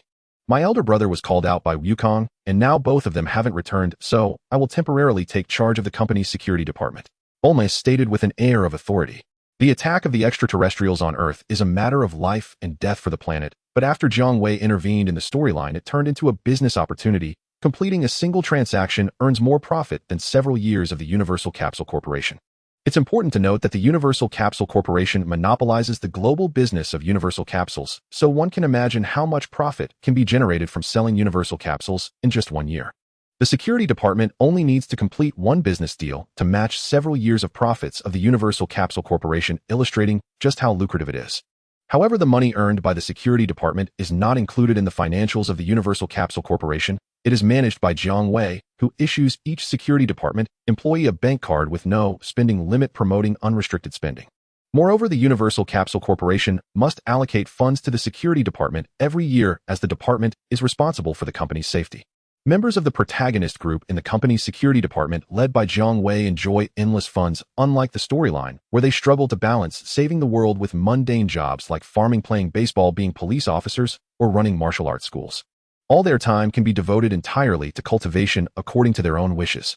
Son Wukong benefits the most because his unlimited spending bank card is in the hands of his wife Chi-Chi, effectively cutting off the possibility of raising a spoiled goten. Now little Gohan's strength has far surpassed that in the storyline. Chi-Chi often tells little Gohan, work hard in your cultivation, and when you grow up, join your uncle's security department in the Universal Capsule Corporation, just like your father, and secure a prosperous future. Bulma, we will act according to your instructions. Everyone except Piccolo, who remained silent and aloof, expressed their agreement. Just like before, waiting for business to come in, Bulma said. It's not that Bulma is cold-hearted for the sake of profit. Even if there were great casualties, if the Earth were to be destroyed by extraterrestrials due to the protagonist group's failure to act in time restoring, it would only be a matter of a single command from the dragon god Jiang. Naturally, neither the protagonist group nor the gods of the Divine Temple felt any urgency about the crises facing the world. Meanwhile, a massive donut-shaped spaceship after a long journey finally approached Earth. How could I waste so much time? Don't they know my time is precious? Looking out the window at the increasingly large blue planet, Frieza wore a displeased expression. If this trip to Earth turned out to be a waste of time, there would be no need for this worthless planet and its equally worthless natives to continue existing in the universe. The spaceship broke through the atmosphere and slowly descended near a large city on Earth. The cautious Dog King, already traumatized by previous extraterrestrial attacks, received a report just as Frieza's group landed on Earth. The aging Dog King twitched in distress. Damn it, when will this end? Extraterrestrials attacking Earth, a story that originally only occurred in science fiction novels, keeps happening repeatedly on Earth. My treasury is about to collapse. Damn it, can't my treasury get a breather? The Dog King felt like crying without tears. But when the moment came, even though the Dog King was pained by his empty treasury, he had no choice but to grit his teeth and summon the Dragon God. However, this time calling the Dragon God for help would truly leave the treasury starving. As the Dog King called the Universal Capsule Corporation's security department for help, the donut-shaped spaceship that had landed on Earth opened its hatch. Frieza sat in a baby carriage surrounded by a group of bizarrely shaped aliens in armored battle suits as they stepped onto the land of Earth. Dodoria, Zarbin, the task of finding those Saiyan monkeys Vegeta and his group is up to you, Frieza casually remarked as he surveyed the desolate environment. As you command, Lord Frieza, Dodoria and Zarbin replied, respectfully bowing to their lord. They'll take the lead, Dodoria said to Zarbin, confidently pressing the power level scouter on his eyes. Those Saiyan monkeys, despite their arrogance, had power levels below 20,000. Now that Lord Frieza personally arrives on Earth, let's see if these Saiyan monkeys can still evade capture. Beep beep. A stream of data rapidly flashed by. Boom. Once again, the readings exceeded the limit. I'm sorry, Lord Frieza, my power level scouter has malfunctioned, Dodoria said in panic to Frieza, who was seated in the baby carriage. At this moment, everyone, including Frieza, failed to notice anything unusual. However, when Zarbin's power level scouter also malfunctioned, and Zarbin apologized to Frieza, revealing that his scouter was also faulty like Dodoria's, the tension grew. Frieza laughed. Ha ha ha. 2 power level scouters malfunctioning consecutively. Dodoria, Zarbin, think about it. Is that even possible? If Mr. Giacono at the headquarters finds out, he will surely hold you accountable. Lord Frieza, you are absolutely right. Dodoria and Zarbin both expressed their agreement. Frieza continued with a sinister smile. The power level scouters we are currently using are not the latest developed by Mr. Giacono. Their detection limit is only over 20,000 power levels. This means there are individuals with power levels exceeding 20,000 on this worthless planet. Clearly, this is also the reason why Vegeta and his group have gone missing on Earth. However, Lord Frieza, how could such weak planet have individuals with power levels exceeding 20,000? Dodoria questioned. Could it be that there is information on this planet that we do not know about? Frieza pondered for a moment, a hint of amusement playing at the corners of his mouth. Dodoria, your idea is quite reasonable. So let's go all out. I want that nameless individual with a power level exceeding 20,000 to stand before me and satisfy my trivial curiosity, ha ha ha. Frieza, having been invincible in the universe for so long, severely lacks vigilance towards the unknown. Everyone in the Frieza force also believes that there is no one who could be a match for Frieza who is seated in a baby carriage. This led them to act recklessly and arrogantly. Meanwhile, at Bulma's home in West City, the location of the security department, she received a call for help from the Dog King.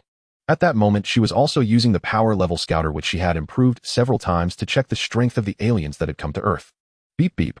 Frieza Battle Power 530 Infant Form Doria Battle Power 2 Sabo Battle Power 2 Shoei Battle Power 1 Frieza's Elite Fighters Battle Power 5 Frieza's Intermediate Fighters Battle Power 3 Frieza's Lower Fighters Battle Power 3 Frieza's Soldiers Battle Power 1 0. This battle power.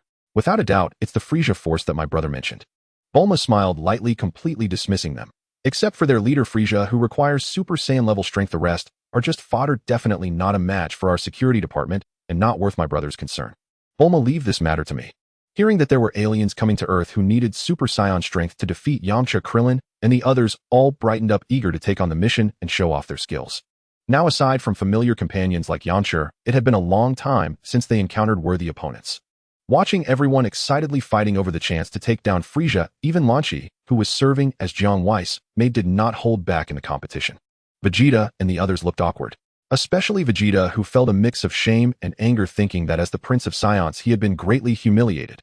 Now the current Vegeta was no longer the one who had no idea of Frieza's strength in the plot. Jiang Wei had clearly informed Vegeta of Frieza's trump card. Defeating Frieza required becoming a Super Saiyan. Vegeta had already witnessed the strength of a Super Saiyan. Naturally, in the current situation, he wouldn't step forward to humiliate himself. Damn it. Just wait.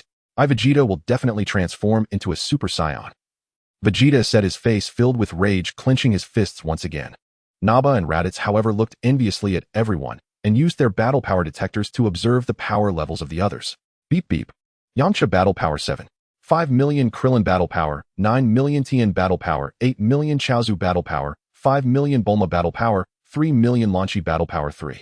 2 million Cell Battle Power, 800 million Celerity Battle Power, 500 million Stage 1, Piccolo Battle Power 1. 2 billion Raditz Battle Power, 6 Naba Battle Power, Vegeta Battle Power, 2 million Oolong Battle Power, Pure Battle Power. Aside from those two, in the eyes of the Saiyans, everyone else could only be looked up to. Everyone stopped fighting. To be fair, let's draw lots. The winner gets to take down Frieza. Bulma proposed, and everyone agreed without hesitation. Vegeta's face twisted as he watched. In his eyes, Frieza was like an abyss, but to Jiang Wei and his group, he was just a minor character that could be easily dismissed. This made Vegeta's anger deepen. After a game of rock, paper, scissors, Bulma finally selected the one who would face Frieza. That person was Chaozu. The others sighed while Chaozu beamed with delight.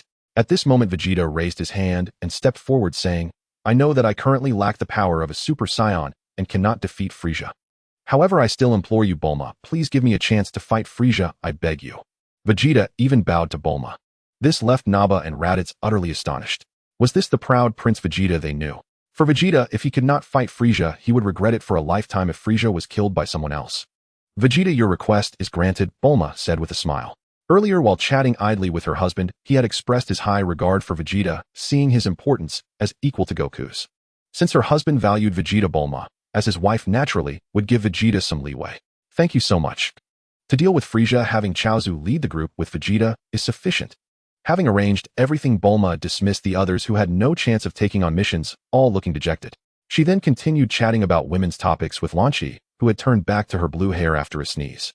Meanwhile, Chaozu and Vegeta's group had already teleported to confront Frieza's gang, who were planning to cause trouble. Oh Vegeta, we were just looking for you, and here you are walking right into the trap. Seeing me, do you have nothing to say?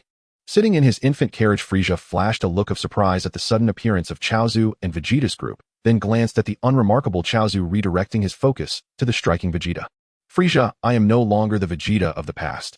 What I want to tell you is that you should not have come to Earth. Vegeta looked at Frieza in the infant carriage. He used to feel as if he were facing an abyss before the king, yet now he felt as though he could kill Frieza with a single punch. Of course, Vegeta knew Frieza's trump card from Jiang Wei and realized that if Frieza went all out, his current strength would still be no match for Frieza's full power. Frieza showed an interested expression. "Oh Vegeta, please tell me, why shouldn't I come to Earth?" "Because you will die on Earth. Unfortunately, it will not be me who kills you," Vegeta said coldly, revealing his unwillingness. "Oh Vegeta, you don't seriously think that little dwarf following you can kill me, the Cosmic Emperor Frieza?"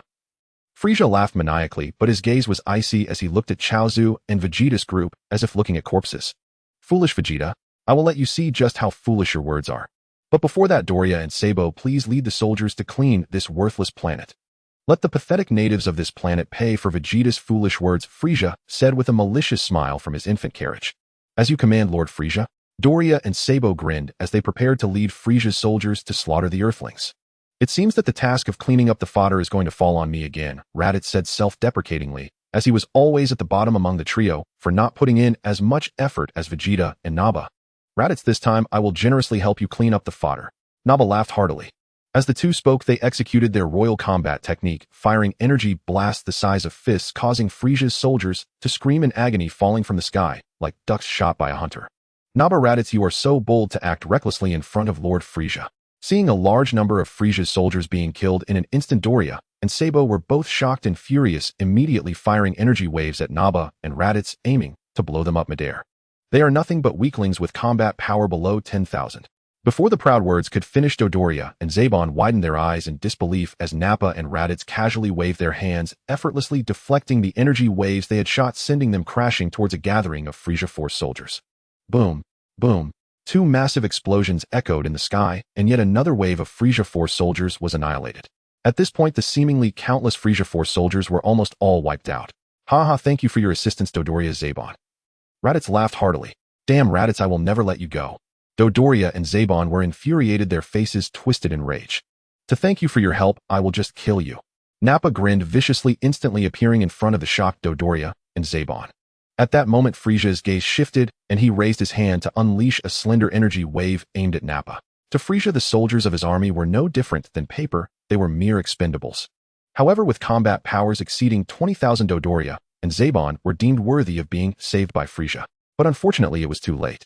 Nappa shot two beams from his eyes, instantly obliterating the heads of Dodoria and Zabon.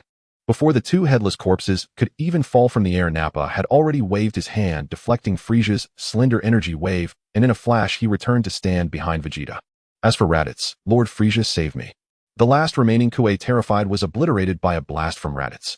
Thus the entire Frieza force that had come to Earth was annihilated, leaving only Frieza as the lone commander. Frieza's expression darkened as he glared at Vegeta. "Ho ho ho, Mr. Vegeta, I must admit, I slightly underestimated you. It seems I need to get serious." Frieza finally stepped out of his baby carriage, gracefully landing on the ground, revealing his second form.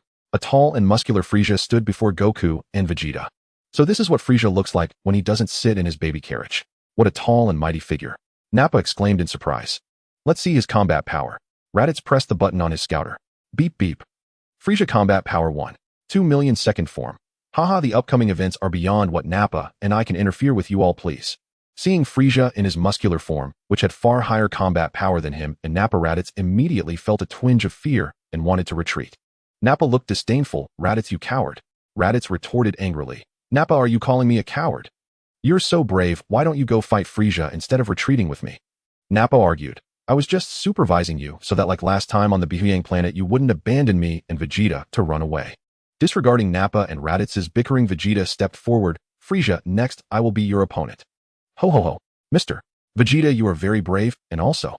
Wow. Frieza was about to mock Vegeta a few times when he moved, not expecting Vegeta to not want to listen to his taunts. In a flash he appeared before the king and unleashed a powerful punch on that face he had long despised. Frieza's face was immediately deformed from the blow, blood spewing from his mouth. The tall and muscular figure resembling his father King Cold was sent flying, crashing into a nearby city and destroying countless tall buildings. A thick cloud of dust rose, enveloping Frieza's figure. Goku cast a cold glance at Vegeta. Vegeta ignored it, and it was only thanks to Nappa and Raditz quickly stepping in to mediate that Goku didn't pursue the matter further. From the dust, a figure charged out quickly. It was Frieza. "Mr. Vegeta, I didn't expect you, a Saiyan monkey, to have grown to this extent. It seems I can't let you and the other Saiyan monkeys live."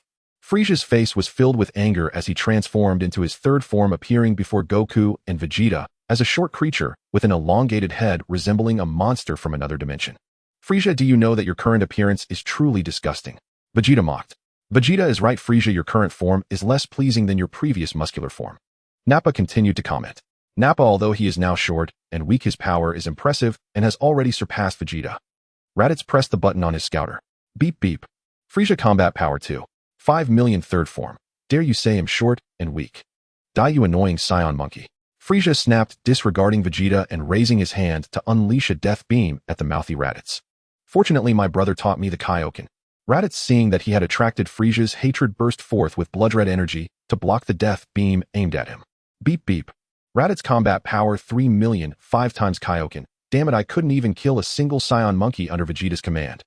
Filled with anger, Frieza was hit back by an energy wave from Raditz and fell from the sky, landing on the ground and creating a massive crater. A cloud of dust obscured Frieza in the crater. Raditz exclaimed in surprise, could it be that I just killed Frieza? Vegeta, standing on high alert, scoffed.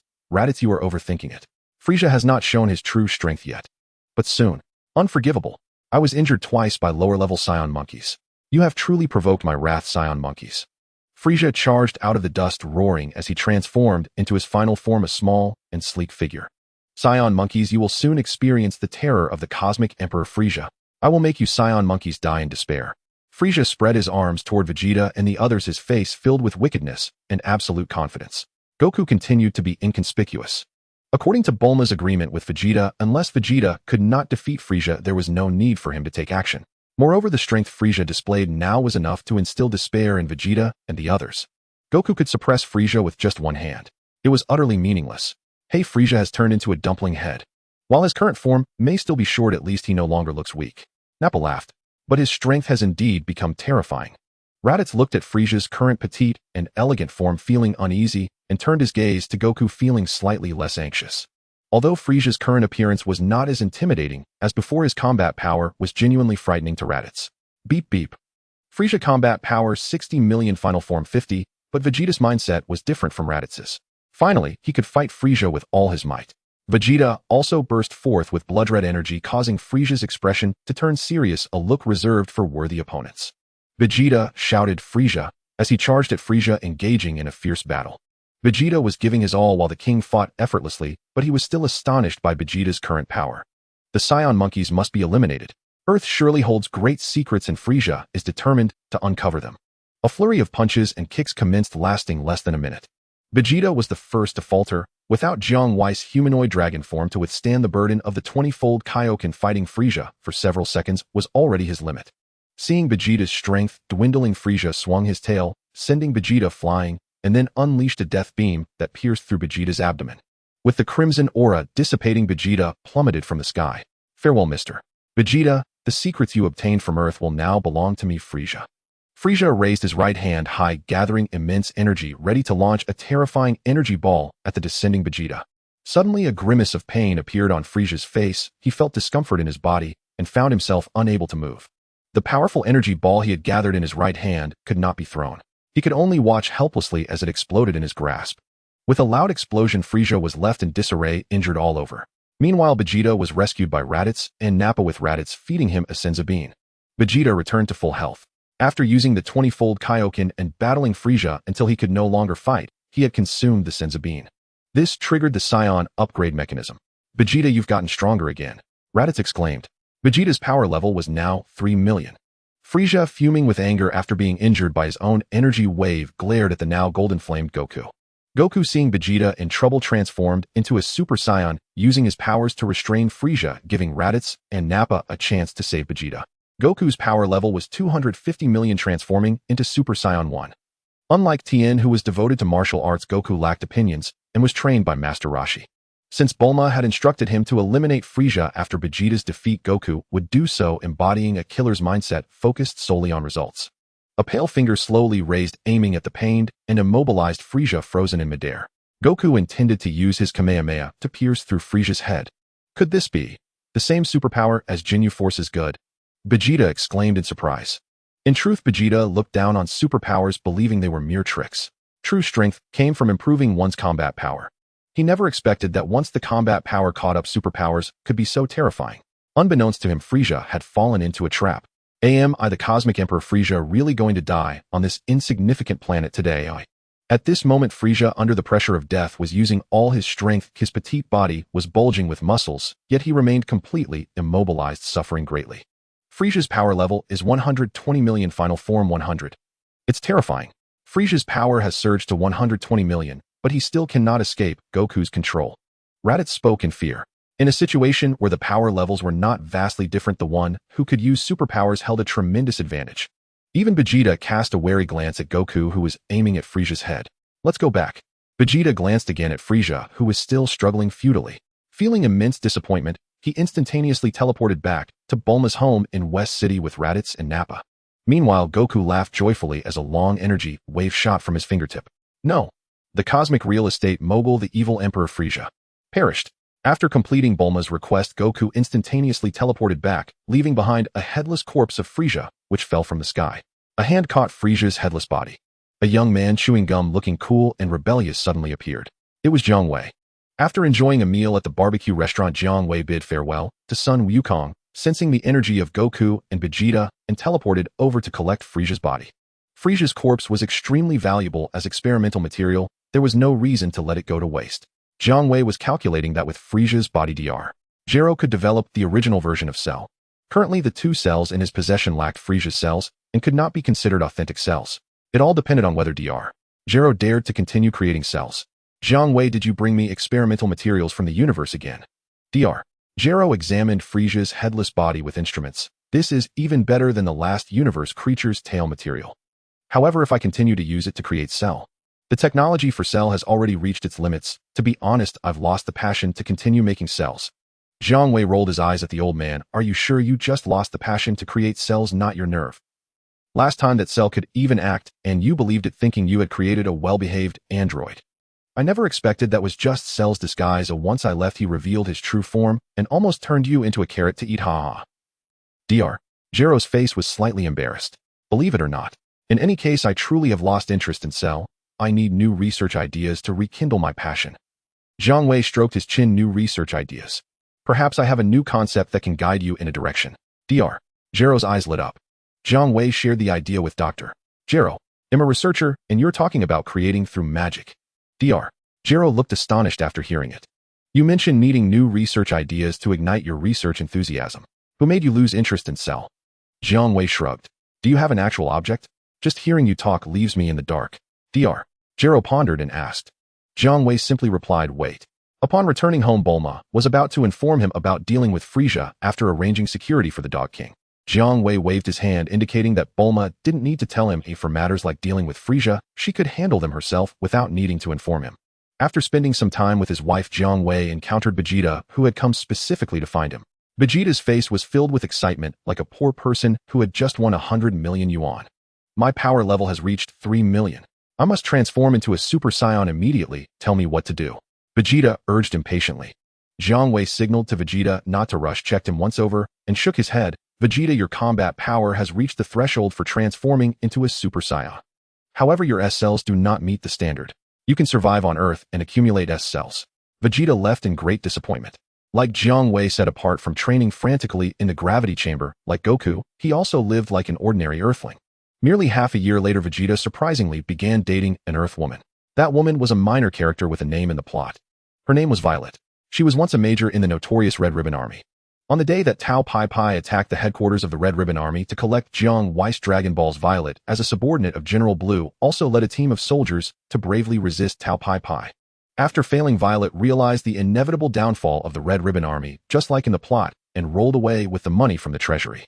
She then adopted a new identity, joining the regular army of the Dog King and continuing her military career. Thanks to her contributions, she became a major in the Dog King's army. When Raditz attacked, she was ordered to lead a team of tanks to confront Raditz, only to be obliterated by a casual energy wave from him. After Raditz was dealt with by Goku, it was thanks to the power of Jiang Shenlong that Violet was revived. The Saiyan invasion followed. Later, when the Big King descended upon Earth, Violet led her subordinates and participated in the rescue of survivors. She fought valiantly in all battles against alien invasions of Earth. Such a formidable woman, one wonders how she met Vegeta and quickly established a relationship. With Violet as his girlfriend, Vegeta underwent changes that he himself was unaware of. Vegeta, congratulations. The concentration of S cells in your body now meets the requirements for transforming into a Super Saiyan. Jiang Wei smiled at Vegeta. Vegeta's face showed ecstasy. He could finally transform into the Super Saiyan he had longed for. Transforming into a Super Saiyan also required extreme emotions of anger. Jiang Wei believed Vegeta would have no problem with this, but to ensure success, he lent a helping hand. Using the body of Goku, he utilized the body change technique to allow Vegeta to experience the transformation into a Super Saiyan directly. In this manner, Vegeta grasped the transformation into Super Saiyan 1 in less than 10 minutes. Jiang Wei then swapped him back to his original body and retrieved Goku's body. You have already mastered the secret to transforming into Super Saiyan 1. Now try to transform into Super Saiyan 1 with your own body. Jiang Wei continued to guide him. Vegeta did not move, but looked at Jiang Wei with a complex expression. Fortunately, you are not an enemy boss to the main characters, or else the main characters would have no other outcome than annihilation. What did you say? Jiang Wei asked in confusion. Nothing. Vegeta's aura began to rise violently. The golden flame appeared as well. With a furious roar from Vegeta, his hair turned green. No, his eyes turned green and his hair turned golden, successfully transforming into Super Saiyan 1. Congratulations, we have gained another Super Saiyan. Jiang Wei clapped his hands with a beaming smile and pressed the combat power detector. Beep, beep. Vegeta combat power 100,075 transforming into Super Saiyan 1. Don't feel too good about yourself. Oh, I have no intention of joining you all. Vegeta crossed his arms, snorting coldly. Oh, I understand. The Prince of Science, after all, Jiang Wei replied with a grin. If he didn't understand that the gap between himself and the guy in front of him was greater than that between him and Frieza in the past, Vegeta would have already been unable to hold back and punch that annoying face. Just as the Saiyan Prince Vegeta on Earth successfully transformed into Super Saiyan 1, a massive spaceship was speeding toward Earth in the universe. Inside the spaceship, in the main control room, there was a throne. On it sat a tall, burly figure with sharp, long horns resembling the second transformation of Frieza. It was none other than King Cold, Frieza's father. After Frieza's group fell on Earth, signs of instability appeared within the Frieza force. The already retired King Cold had to step in to stabilize the situation. King Cold was very concerned about his missing son Frieza and dispatched several aliens to secretly investigate Frieza's whereabouts on Earth. Unlike in the plot where Frieza picked up a life on Namek and was modified into mechanical Frieza, significantly increasing his combat power, he felt confident he could defeat Goku, who had transformed into Super Saiyan 1. King Cold accompanied Frieza to Earth for revenge. In reality, King Cold's strength was not even on par with Frieza. If a place could defeat Frieza, how could the old veteran King Cold dare to rashly go to Earth without knowing what was going on? Doesn't he know that the older one gets, the more timid one becomes? What? Why not call Cooler to back up his brother? In this Dragon Ball world where Jiang Shenlong resides, King Cold only has Frieza as his son, and he does not know who Cooler is, nor does he have a grandson named Frieza. After receiving intelligence from his subordinates who went to Earth for investigation, King Cold, after careful consideration, decided to head to Earth. Although Frieza is a rebellious son who despises King Cold's interference in his affairs, King Cold is still his father and cannot simply ignore Frieza, can he? How long until we arrive at the remote planet called Earth? King Cold asked, seriously sitting upright. In response to King Cold, it will take another 6 months of travel to reach Earth. A little soldier in armor respectfully replied. Remember, once we return to Earth, you must not act recklessly. Those who disobey will be killed. King Cold said coldly. The aliens in the main control room felt a chill in their hearts and hurriedly responded, we understand, King Cold. 6 months later, Earth. In a wilderness, a peculiar machine resembling a rocket suddenly appeared. The bottom of the machine had triangular supports, allowing it to firmly land on the ground. The era is correct, but there is a slight deviation in location, though it won't affect much. A handsome, sharp-looking boy with a long sword jumped down from the machine, surveying his surroundings. This place should be very remote, far from human habitation. The boy from the future Trunks saw no one around. I can already sense several powerful auras on this Earth. Too strong. Stronger than me and Gohan. According to the information my mother gave me, in this era, aside from Uncle Goku, there shouldn't be so many Super Saiyans on Earth. Several of those auras even surpass Super Saiyan. What on earth is going on in this era? Trunks was astonished by the unknown situation. I must be cautious. Trunks immediately concealed his combat power, transformed the time machine into a capsule, and stored it away, then began to move in the shadows. On another side, King Cold sat in a massive spaceship slowly descending toward Earth. What? The aliens are attacking Earth again.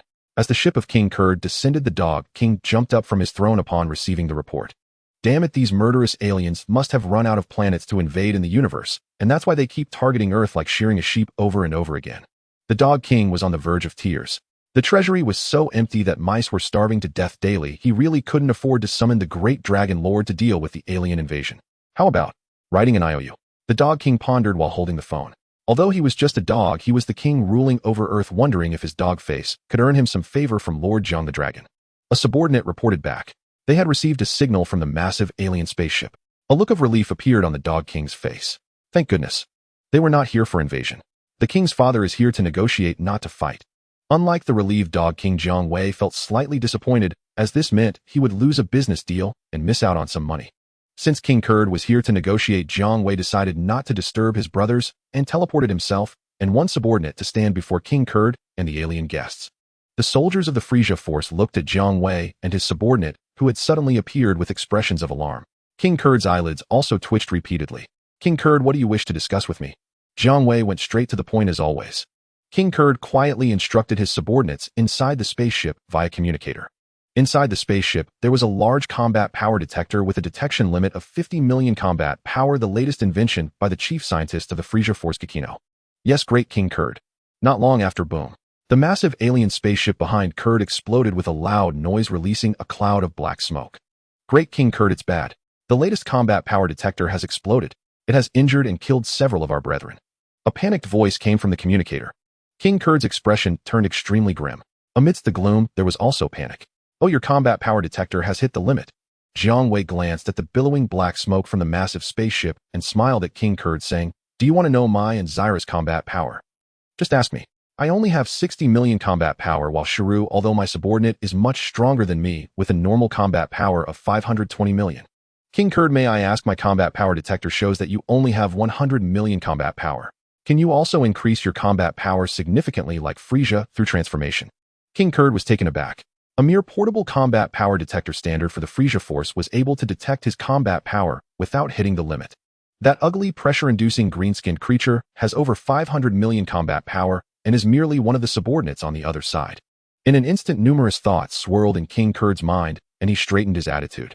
He bowed slightly towards the nonchalant Jiang Wei and said, my lord, I apologize for my rudeness just now. Jiang Wei shrugged nonchalantly, saying, King Kurd, I accept your apology. King Kurd glanced at Jiang Wei's expression and continued, to be frank, my combat power is indeed only 100 million, while my son Frieza is an ancient millennium genius in our clan. Despite his young age, his combat power has already surpassed mine. The purpose of my visit is also for Frieza. Jiang Wei smiled and said, that's fine. With the opportunity to profit from the dead, Jiang Wei was certainly in a good mood. After a brief negotiation of a few minutes, King Kurd paid a hefty sum in universal hard currency, the metal currency in the form of small rods earned in the storyline, to buy back the king's life. It's very simple. King Kurd did not know what was happening as Jiang Wei fulfilled his wish and resurrected Frieza. By granting King Kurd's wish, Jiang Wei also gained all of King Kurd's abilities. Ding! Obtained Frieza lineage inactive. Tell that little shorty that I will come back to take my revenge. After being resurrected, Frieza merely nodded at his father and then shouted at Jiang Wei. After being restrained by Dumpling's superpower and then blasted in the head by a whole punch wave, Frieza's death was quite humiliating. Upon dying, he was sent to heaven, wrapped up and hung under a tree where cute little animals and a bunny girl dressed fairy would play cheerful music with various instruments, torturing Frieza relentlessly. Frieza was unable to move, enduring with a twisted expression. This sensation reminded him of the awful experience of being controlled by Dumpling's superpower, helplessly waiting for death. Frieza, you are being very rude. King Kurd quickly reprimanded his son, but Frieza ignored him. The king had no choice but to put on a smile and apologize to Jiang Wei. No worries, who hasn't been young before? Young people wish for a smooth journey, and after suffering a major setback, it's only natural to feel resentment. Otherwise, how would they have such youthful impetuosity? Jiang Wei waved his hand dismissively, showing no concern. Through casual conversation with King Kurd, Jiang Wei learned that Frieza's age when converted to human years was quite young, just reaching adulthood, with his facial hair still tender. No wonder in the storyline he had the notion of finding the dragon to wish for a mere 5-centimeter height increase, hoping others would think he was still developing. Here, King Frieza, take this.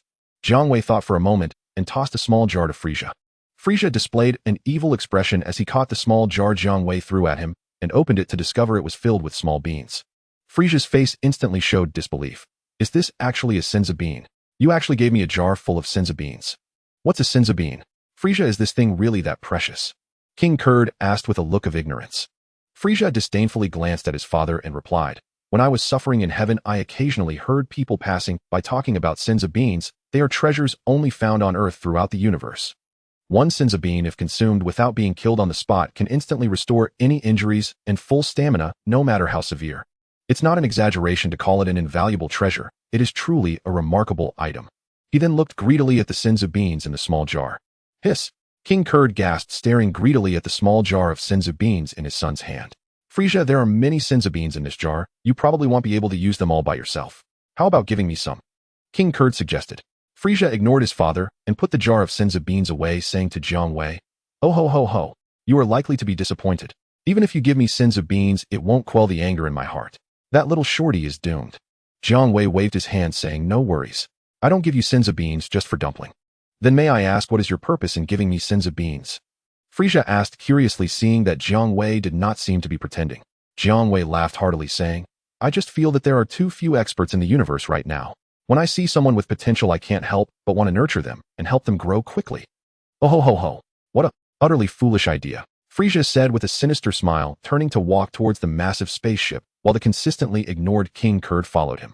Upon reaching the entrance of the massive spaceship, Frieza suddenly seemed to remember something and turned to Jiang Wei, saying, "Please inform Mr. Vegeta that the three of them have been dismissed from the Frieza force for leaving their posts during work. Let them seek another job." "Oh ho ho ho." Jiang Wei chuckled. Giving up a trivial jar of sins of beans could potentially foster a golden Frieza or even a black Frieza. Also, granting Frieza a wish to grow 5 centimeters would just be a minor matter.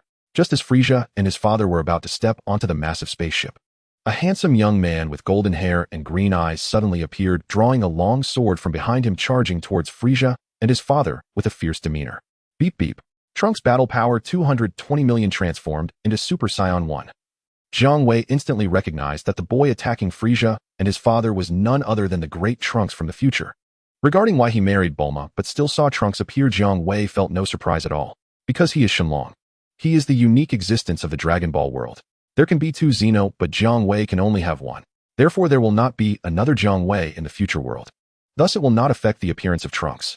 As Frieza and his father were about to be struck down by Trunks, Jiang Wei signaled for them to follow him, and the originally ceremonial Shilu made his move. Beep beep. Shilu battle power 520 million first stage. Kid, who allowed you to be so audacious in front of my master, the great Jiang Wei? Xylos' insect-like face revealed a disdainful smile, and he defeated Trunks with just 1 move. If Jiang Wei hadn't instructed Shilu to hold back, Trunks would have been dead. That man's subordinate is so strong.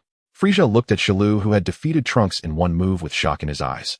Immediately after, "Ho ho ho, just give me time. As long as I can train for a few months, I will still be the invincible cosmic emperor," Frieza said confidently. "Frieza, how many times have I told you not to forget about the terrifying Lord Beerus?" King Cold said, feeling quite displeased. "Oomph." Frieza merely shot a cold glance at his father and went back to whatever he was doing. The enormous spaceship soared into the sky and flew away from Earth. Trunks, who was pinned to the ground by Shilu, could only watch in frustration as the king and his son departed. "Damn, what is this green-skinned monster? Why did it stop me from killing Frieza and his father?" Trunks angrily questioned Jiang Wei. "I'm sorry, young Trunks from the future, but King Cold just made a deal with me, and I have no reason to let my client be killed before my eyes. As for the green-skinned monster that defeated you, its name is Shilu, a cyborg developed by Dr. Gero using biotechnology, and it is the second creation of the Cell series." Jiang Wei instructed Shilu to release Trunks and said with a smile, "Dr. Gero, a cyborg." Trunks' nerves were touched, and his expression immediately twisted with extreme anger. "So you are an accomplice of Dr. Gero. You are remnants of the Red Ribbon Army." Trunks wanted to attack Jiang Wei again, but was knocked down by Shilu with 1 move. "I said, Trunks, did you not notice what pattern was on the clothes I'm wearing before you started talking?" Jiang Wei once again signaled Shilu to release Trunks and pointed to himself, smiling. Trunks was taken aback. Following the direction Jiang Wei pointed, he saw a character for dragon on Jiang Wei's black coat, as well as the exact same logo of the Capsule Corporation on his jacket. "You are from the Capsule Corporation. Then why are you involved with Dr. Gero and the cyborgs?" Trunks asked, calming down, puzzled. "Trunks, you must understand, you haven't traveled to the past of your own world, but to the past of another parallel world, which is the world I belong to. In my world, the events and people that occurred are completely different from your world. Just like in your world, I do not exist, right?" Jiang Wei said with a smile. Hearing this, Trunks fell silent for a moment, his handsome and resolute face showing a contemplative expression. "I understand now. This is another world, and the events that happen in my world are not applicable in your world." Trunks finally showed a relaxed expression. "By the way, how do you know I am Trunks? And who are you?" There is indeed no character like you in the information my mother provided. Trunks curiously asked. Nice to meet you, Trunks. My name is Jiang Wei. I am both human and Shenlong. Jiang Wei revealed a mischievous smile. I am also the director of the security department of the Capsule Corporation and the husband of CEO Bulma. After saying that, he prepared to enjoy the expression on Trunks' face. Trunks indeed revealed a complex and wonderfully dramatic human expression, just as Jiang Wei had anticipated. Ha ha ha. Jiang Wei laughed at the sight. This is far more interesting than the Sichuan opera face-changing. In this world, my mother did not marry my father. Trunks murmured for a moment, and after his expression returned to normal, he excitedly said, Mr. Jiang Wei, you said you are Shenlong. After receiving Jiang Wei's affirming response, Trunks was so excited that he was about to cry. Everyone and Gohan, they can all come back to life. I understand your feelings, and I can indeed fulfill your wish to revive Gohan and others. However, due to the isolation of time and space, even as Shenlong, I must go to your world to revive Gohan in them. Jiang Wei felt for a moment and said to Trunks. Trunks immediately bowed respectfully to Jiang Wei. Thank you very much, Mr. Jiang Wei. By the way, is there an Uncle Goku in your world? Jiang Wei nodded. Goku, he is my little brother and also a member of the company's security department. Since Uncle Goku is also here, please give this heart disease cure to Uncle Goku. Trunks took out a small vial and handed it to Jiang Wei.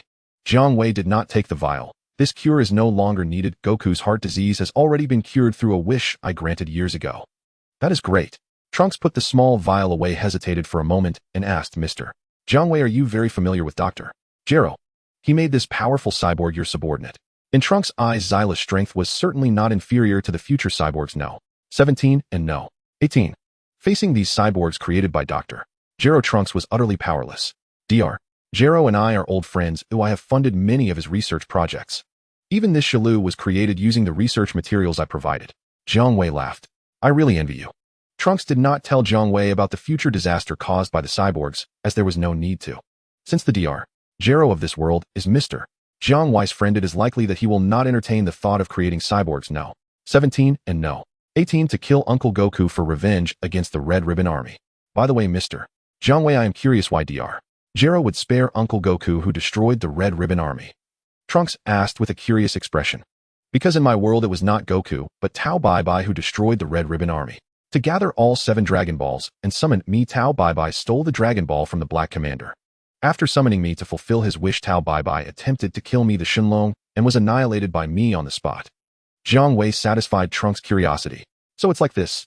Trunks exclaimed, striking his palm. Then can I ask Dr.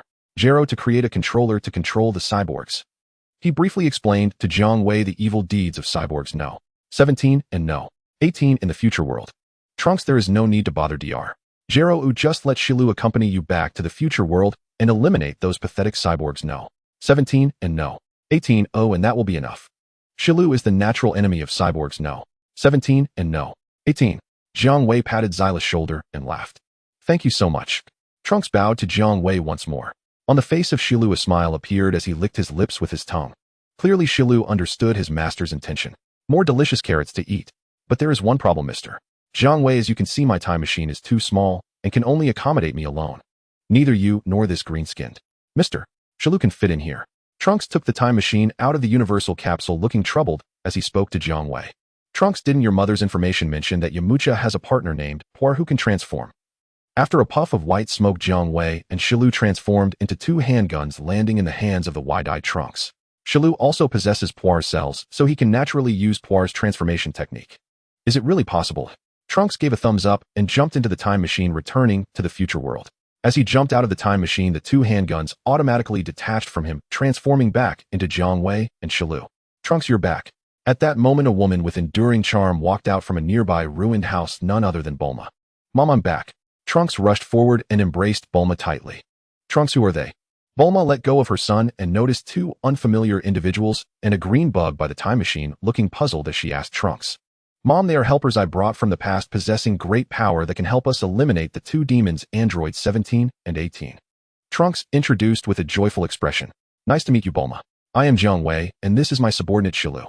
Jiang Wei couldn't help but feel a twinge of nostalgia as he saw Bulma, who was nearly the same age as when he last brought Piccolo and Dula to her. Mom, Mr. Jiang Wei not only possesses incredible strength, but he is also Shenron. He can bring everyone who has died back to life. Trunks said. As for the fact that Jiang Wei had taken his father Vegeta's place in another world, and became his mother's husband. Trunks felt it unnecessary to mention. That's wonderful. Bulma said, her strong demeanor nearly breaking into tears upon hearing this. Wiping her eyes, Bulma continued, Trunks, it seems as I suspected when designing the time machine, using this time machine doesn't truly allow us to return to the past and change our future. Trunks replied, that's right, Mom. Your guess is completely correct. The past I return to is not the same as the past of our world. In that world, it was not Uncle Goku who destroyed the Red Ribbon Army, but Tao Pai Pai. It is precisely because it is another world that I was able to meet Mr. Jiang Wei and Mr. Shilu. Thank you very much. Bulma said. Well, if you want to chat, we can do so anytime after we deal with the androids. Jiang Wei pulled out a piece of chewing gum and popped it into his mouth, saying, I have been looking forward to this day for a long time. Bulma exclaimed excitedly. Mom, you should find a place to hide first. I will go look for the androids with Mr. Jiang Wei and the others. Trunks transformed the time machine back into the universal capsule and handed it to Bulma. Once she was hidden, he led Jiang Wei and Shilu towards the area where androids 17 and 18 often appeared. Jiang Wei pressed the button on the battle power detector and noticed that no unknown strong battle power readings appeared on the screen. Realizing that the cyborgs have no aura, so the detector naturally cannot sense them. Shilu, hide your power. The half-cybernetic androids made by Dr. Gero also have battle power detection devices. Jiang Wei instructed Shilu, who was flying next to him. No one understands Dr. Gero's tricks better than Jiang Wei. If androids 17 and 18 detect Xyla's power, it might scare them away. Understood, Lord Jiang Wei. Shilu nodded. Jiang Wei pressed the button on the battle power detector again, switching the mode to detect the Eternal Energy Core, detection mode specifically for mechanical and half-mechanical androids. Soon a set of data appeared on Jiang Wei's battle power detector. Beep beep. Android 17, battle power 500 million. Android 18, battle power 420 million. Trunks, fly over there about 50 kilometers away. Android 17 and 18 are right there. Jiang Wei said to Trunks, who had transformed into a Super Saiyan, deliberately exposing his aura to lure the androids. Impressive, Mr. Jiang Wei's battle power detector can even sense the androids.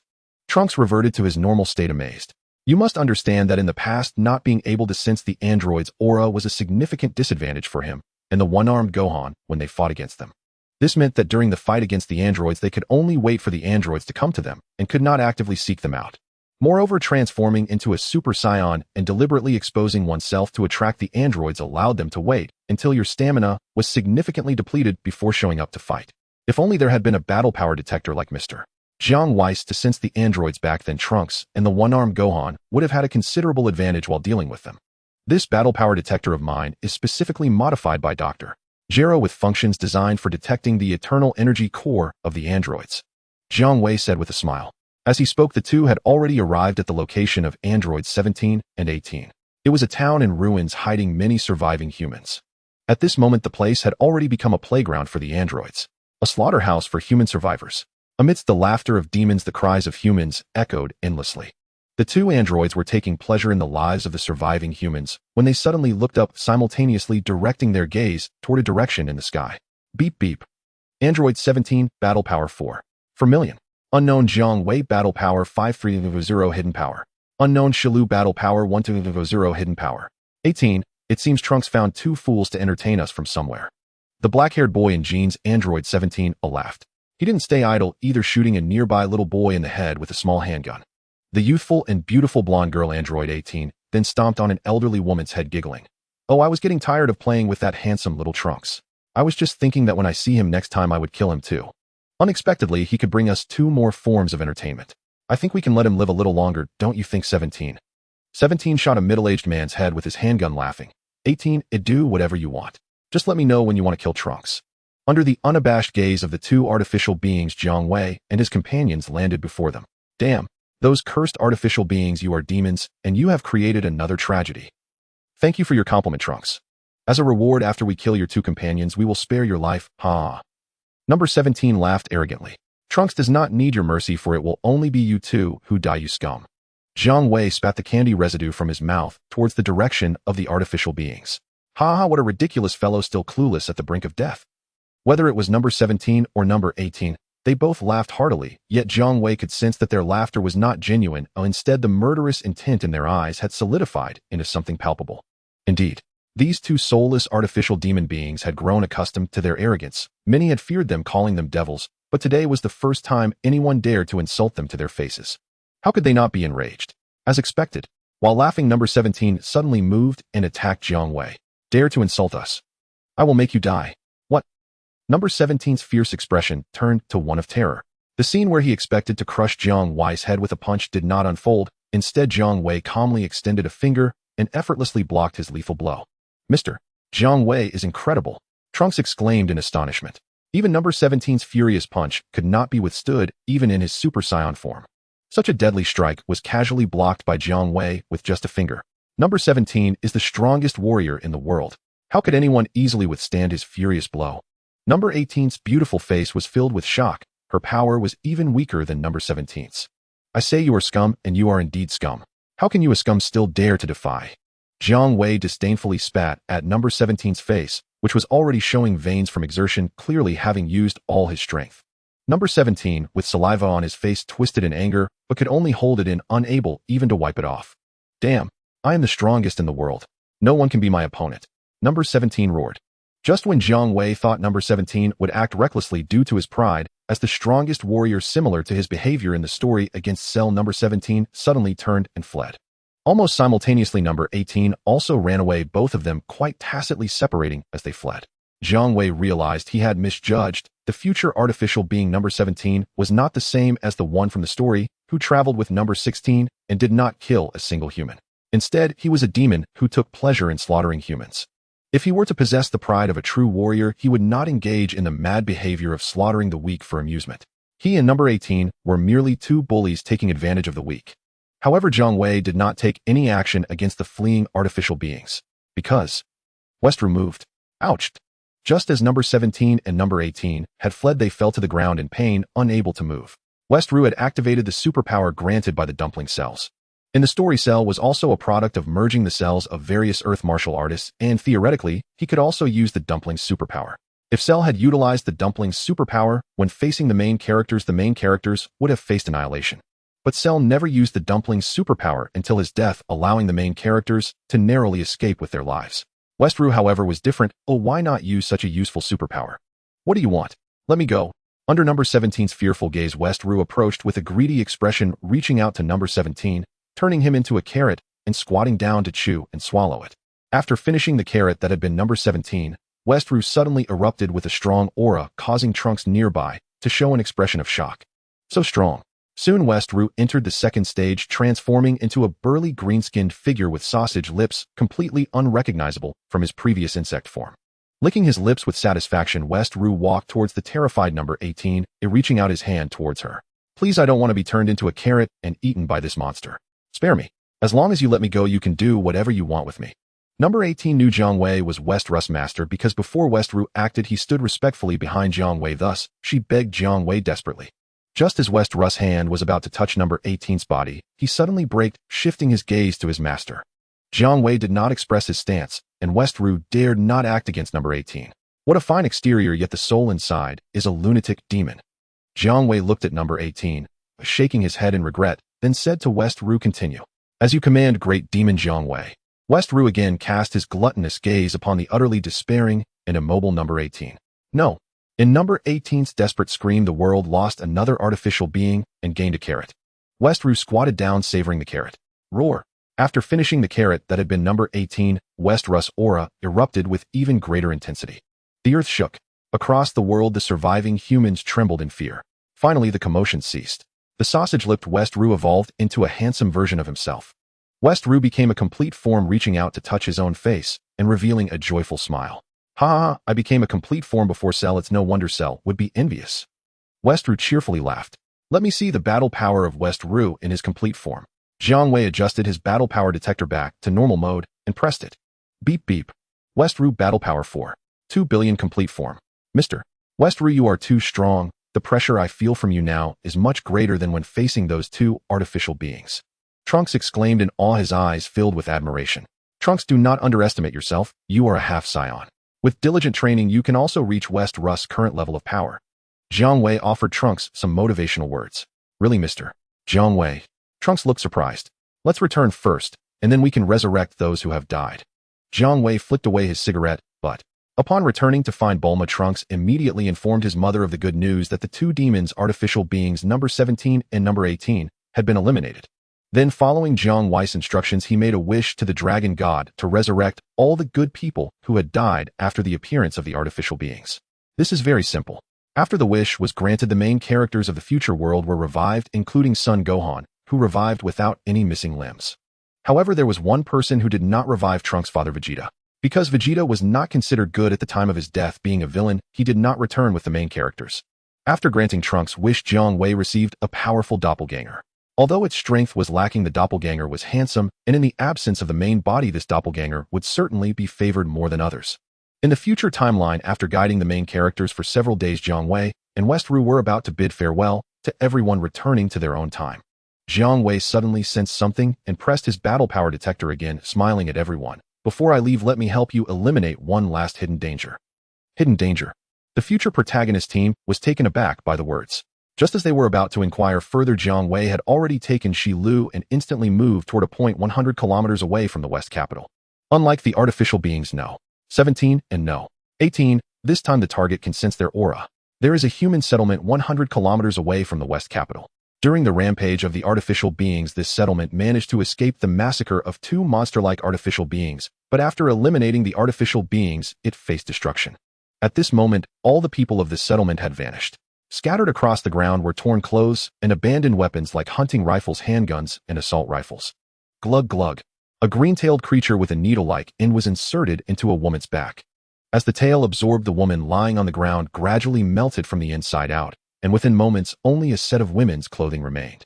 When Jiang Wei and Shi Lu suddenly materialized, they witnessed a green-skinned monster just finishing its feast on the woman. The green-skinned monster was shocked to see people suddenly appear before it, displaying an expression of surprise. Especially upon seeing the complete Shi Lu, its face showed even greater shock and disbelief. Impossible. What is going on? According to the data I have from the computer, your existence shouldn't be possible. The green-skinned monster questioned Shi Lu. Looking at the green-skinned monster, aside from the needle-tailed appendage, its appearance was strikingly identical to the first stage of Shi Lu, who had not consumed the artificial being-themed carrot. Shi Lu ignored the green-skinned monster's inquiry and simply gazed at it, a hint of appetite evident in his eyes.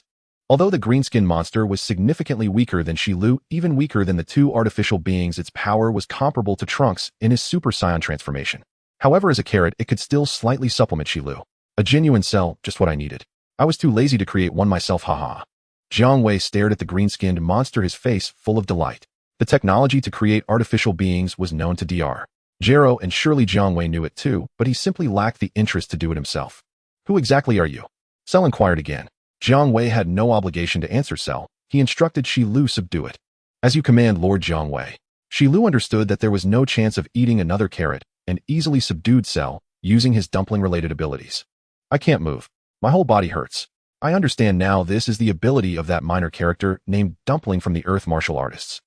Cell, realizing the situation, attempted to counter with Dumpling's ability, but due to the vast disparity in power, his attempts were ineffective.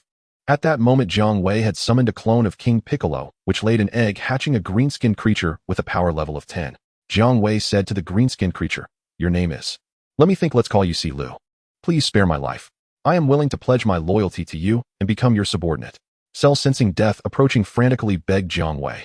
The artificial beings created by Dr. Gero all have rebellious traits. I cannot trust their loyalty.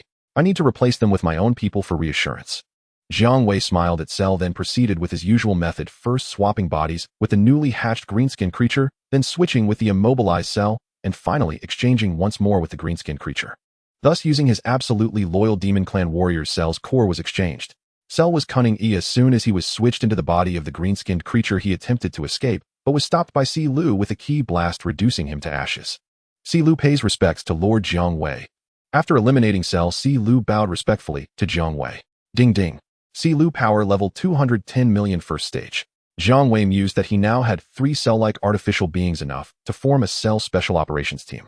No, with just 3 cells, it should be called Jiang Wei's mech army. It would take 5 cells to form a Cell special operations team. Alright, Cell has been dealt with, and we should head back now. Jiang Wei took Shi Lu and Si Lu back to find Trunks, using the time machine to send them back to Jiang Wei's home world. Trunks, see you next time. After bidding farewell to Trunks, the time machine flashed away in the wilderness. Jiang Wei was about to return home with his newly formed Jiang Wei mech army to spend some intimate time with his wife. Ding, report master. There is a Dragon Ball dimension that has already collected projections of 7 Dragon Balls and summoned you. You all head back first, and remember to tell Bulma and the others that I have another business deal to attend to. After instructing the Jiang Wei mech army, Jiang Wei transformed into a beam of golden light and disappeared from this world. In another world, the Cell game was in progress. Artificial being No. 16 launched a surprise attack, holding onto the complete Cell, about to activate the bomb inside himself to perish together with Cell when he was left stunned. The bomb inside him was gone. When Bulma and her daughter repaired No. 16 earlier, they inadvertently removed the bomb that Dr. Gero used to control the artificial beings. Cell held by No. 16 casually crushed No. 16 into pieces, leaving only a head behind. Next, Gohan faced off against Cell, but due to his inner resistance to fighting, he could not transform into Super Saiyan 2. At this moment, the head of No. 16, now just a head, pleaded with the nearby Mr.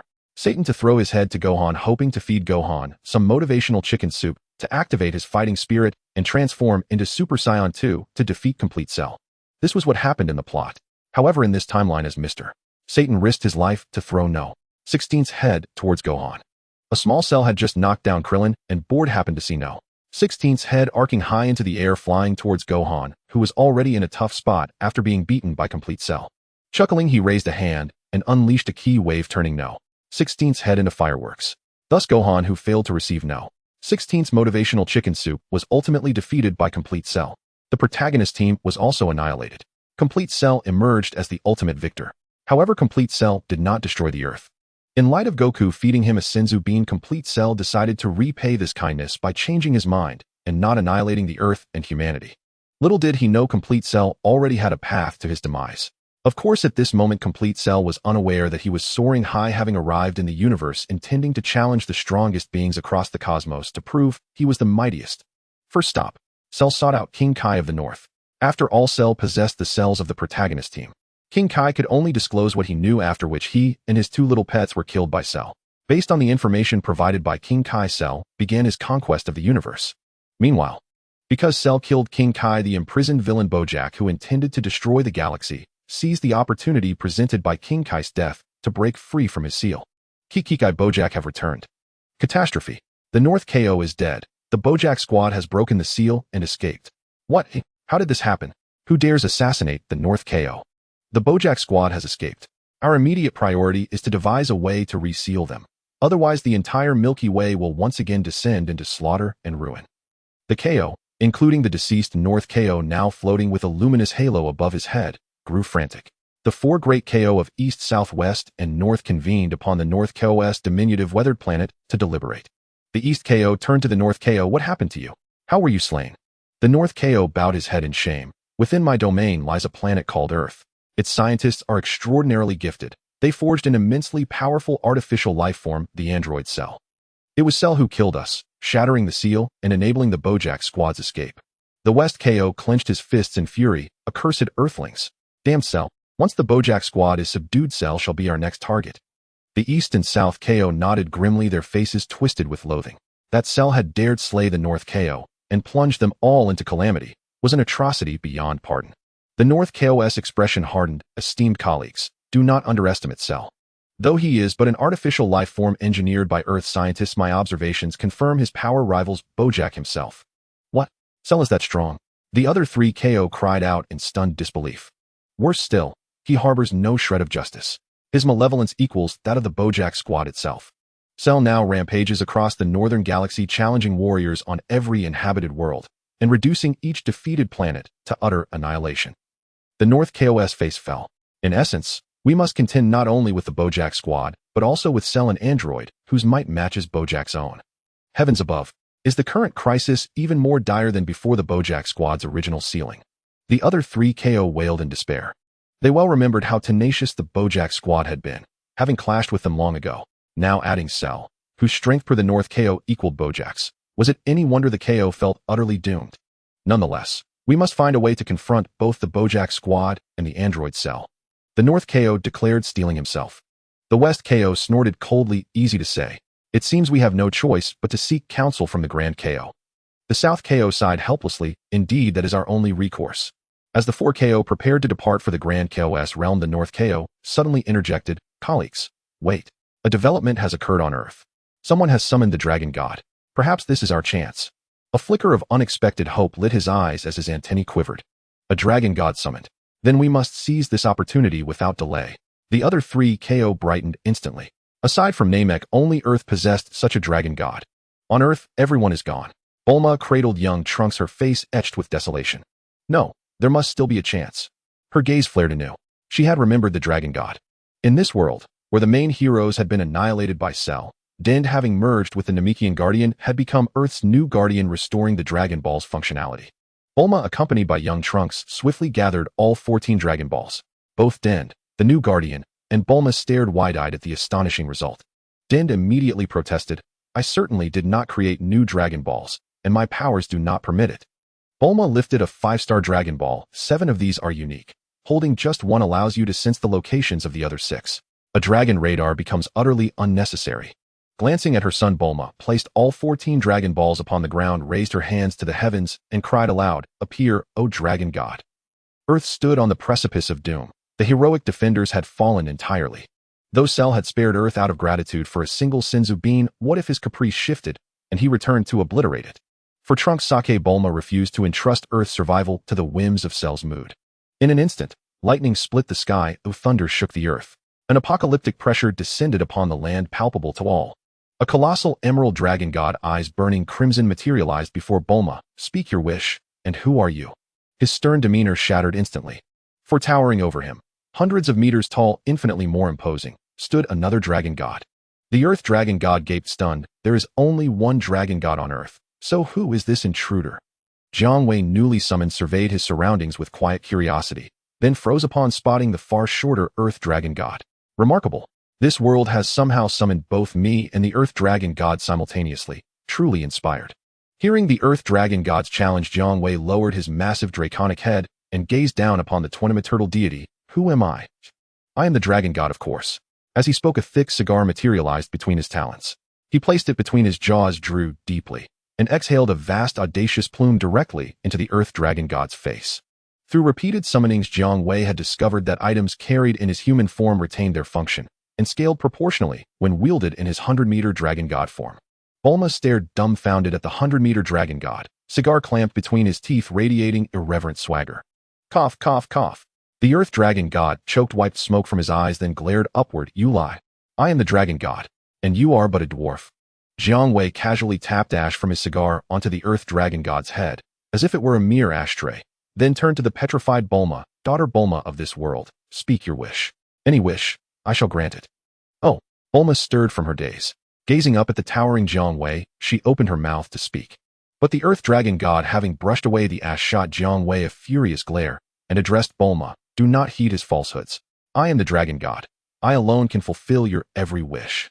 Bulma's eyes darted between the two dragon gods, one towering, one diminutive, her elegant face clouded with bewilderment. To whom should she entrust her wish? "Please disappear from my sight immediately." "This is very easy." The Earth Shenlong readily agreed, only to realize that this wish was not made by Bulma, but rather by Jiang Wei, who wore a mischievous grin. "You despicable person. Just wait, I will come back."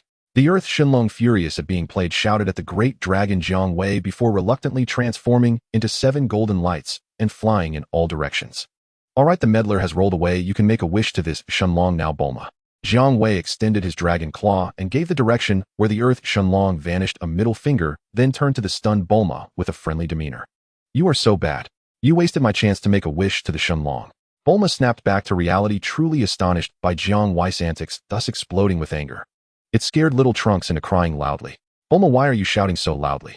That little shorty is no match for this Shenlong. Whatever wish you have, this Shenlong can fulfill it." Jiang Wei was unfazed. The giant cigar he had vanished, replaced by a large piece of bubblegum that he began to chew. Bulma took a deep breath to calm herself. At this moment, the Earth Shenlong had already exited after fulfilling Jiang Wei's wish, leaving only Jiang Wei to grant her wish. "All right, my wishes." Before Bulma could finish, she was interrupted. The 4 great kings of the East, South, West, and North suddenly appeared on Earth. Shenlong, seal away Bojack and the android Cell. The West King shouted as soon as he appeared, speaking at the fastest speed.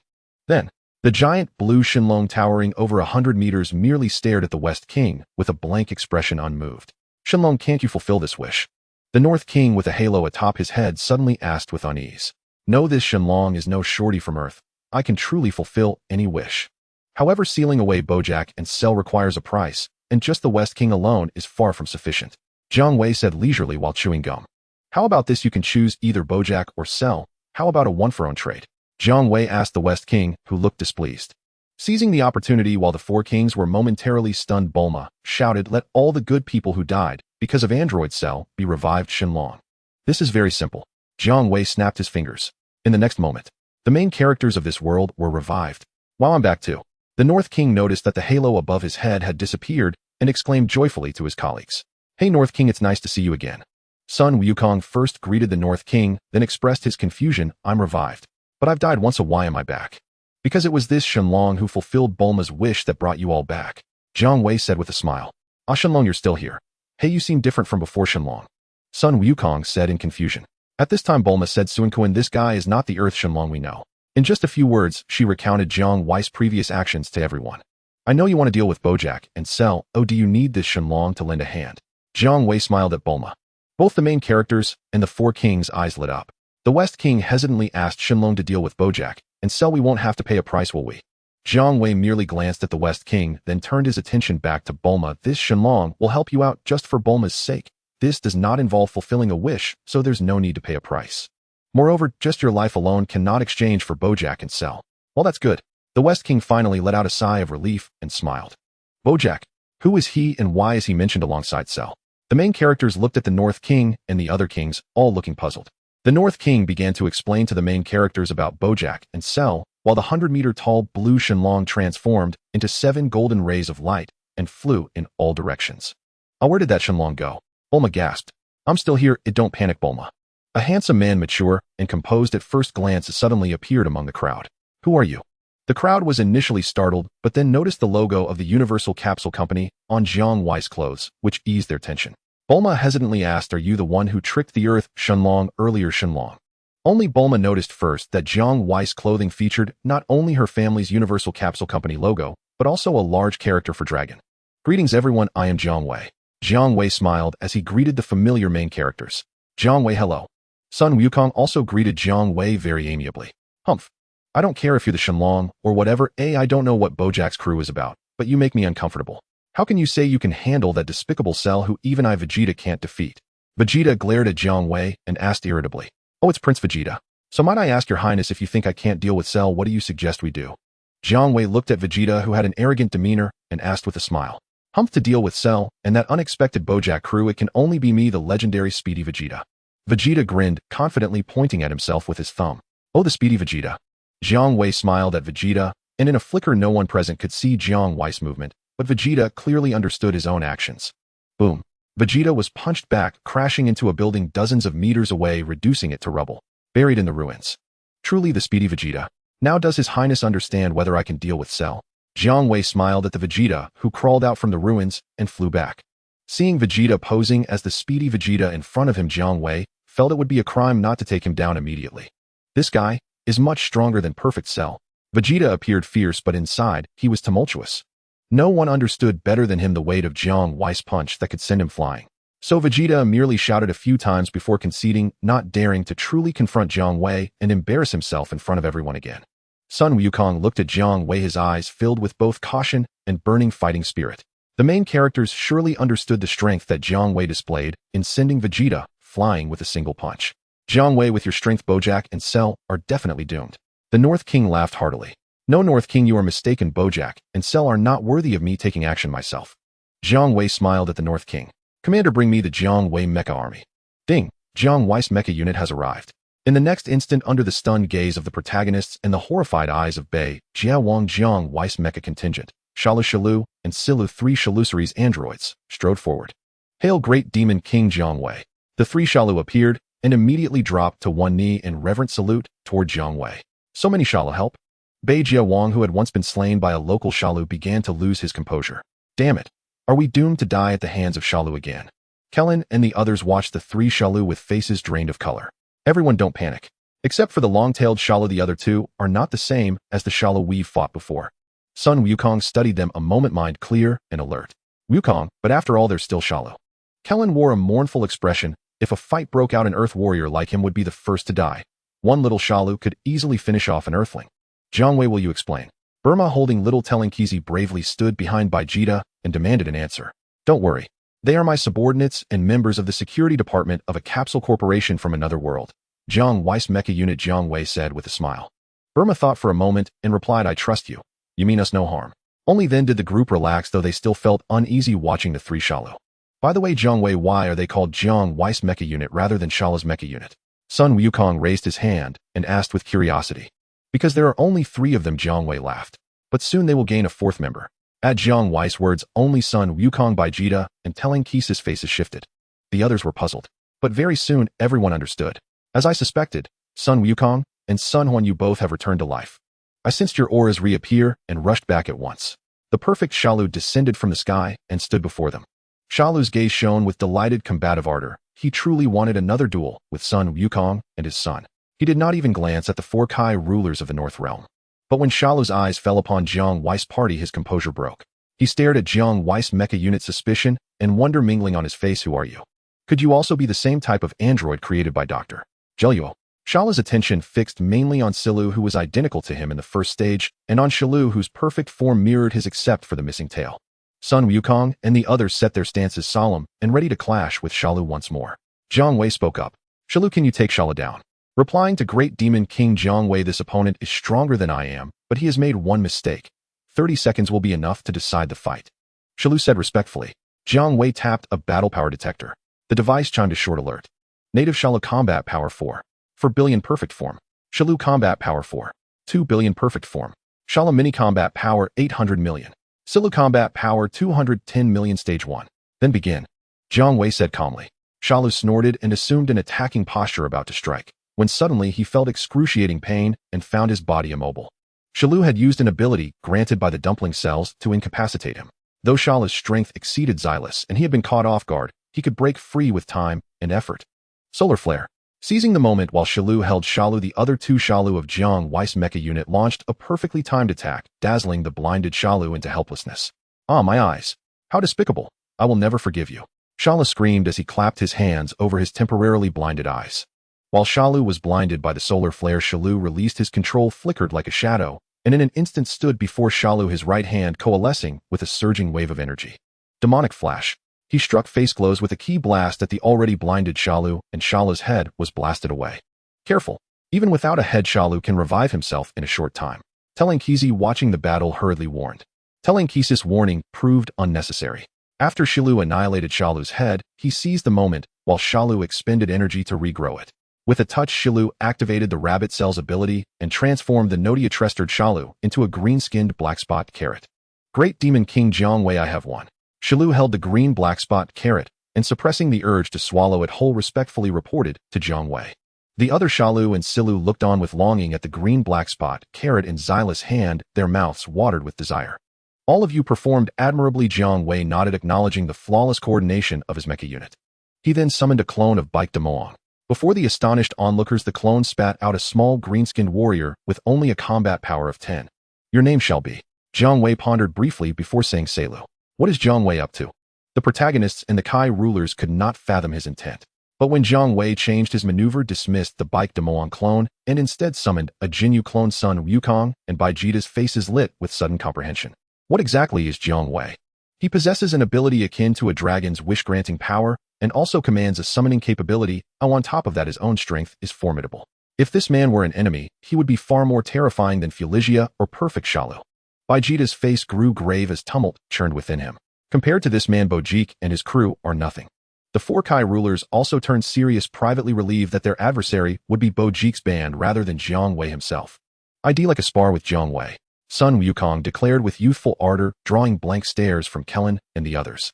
This time, it was the Jinyu clone that acted. As soon as Shalu recovered, the small green warrior swapped his core. Shalu attempted to flee, but Selu casually delivered a key blast that reduced him to ash.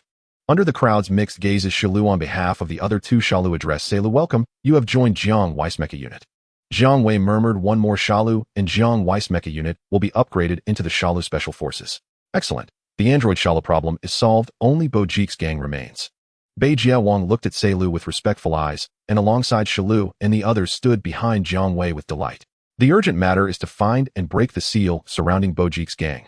The East Kai warned, you need not seek them out. Bojik's group will come looking for you. They will surely seek revenge. Jiang Wei smiled at Bei Jiawang and the others. Jiang Wei smiled at Bei Jiawang and the others. Ha ha ha. The realm kings roared with laughter.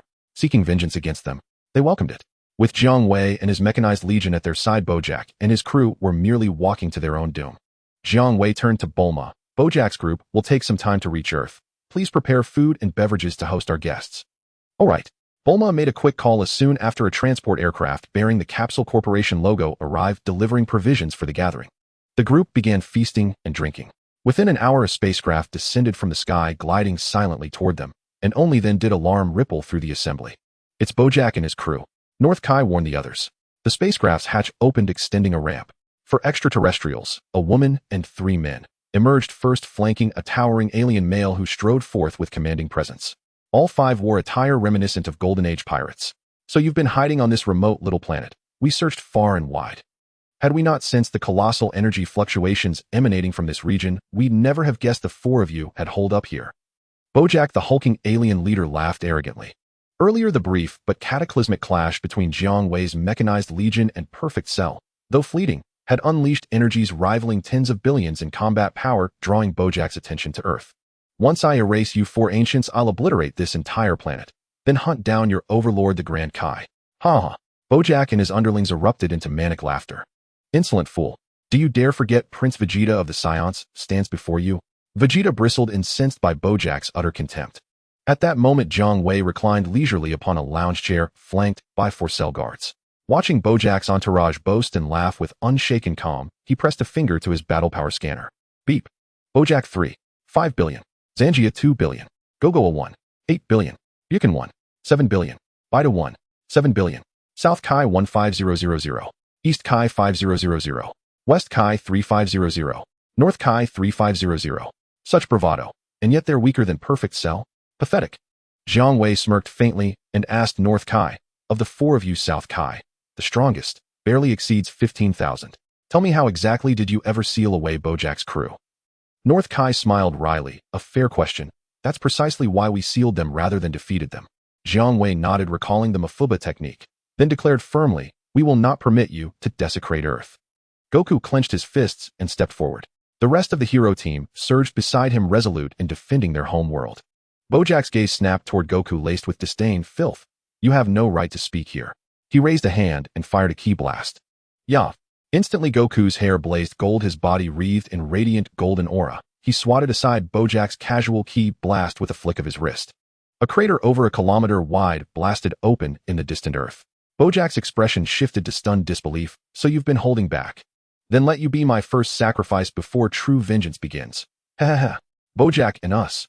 The heroes closed ranks beside Goku's shoulders squared. Bojack's face twisted with arrogant glee as he prepared to order his subordinates to slaughter these foolish rebels. Yet Goku and his allies burned with fierce resolve. On the cusp of all-out war, when Jiang Wei spoke, no more delays. Step aside, Goku. Let my mechanized legion handle Bojack's crew. Please, I beg you, let me fight Bojack. Goku clasped his hands together in earnest plea. Kakarot, don't be reckless. Stand down. Vegeta's features contorted, not out of anger, but dread. Having witnessed Jiang Wei's terrifying might far surpassing even Perfect Cell's, he knew provoking him would be catastrophic. He signaled Trunks, and together they dragged Goku away. Just who are you? Bojack's gaze locked onto Jiang Wei, lounging idly on his chair amid the taut silence. His tone edged with irritation. You fools dream in daylight. Bojack scoffed, incredulous, even amused. Very well.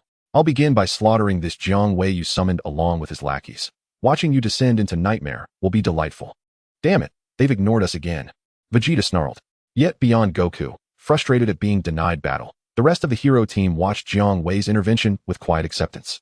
Cell. Sru, your turn to feast. Jiang Wei smiled faintly at the 2 incomplete Cell variants.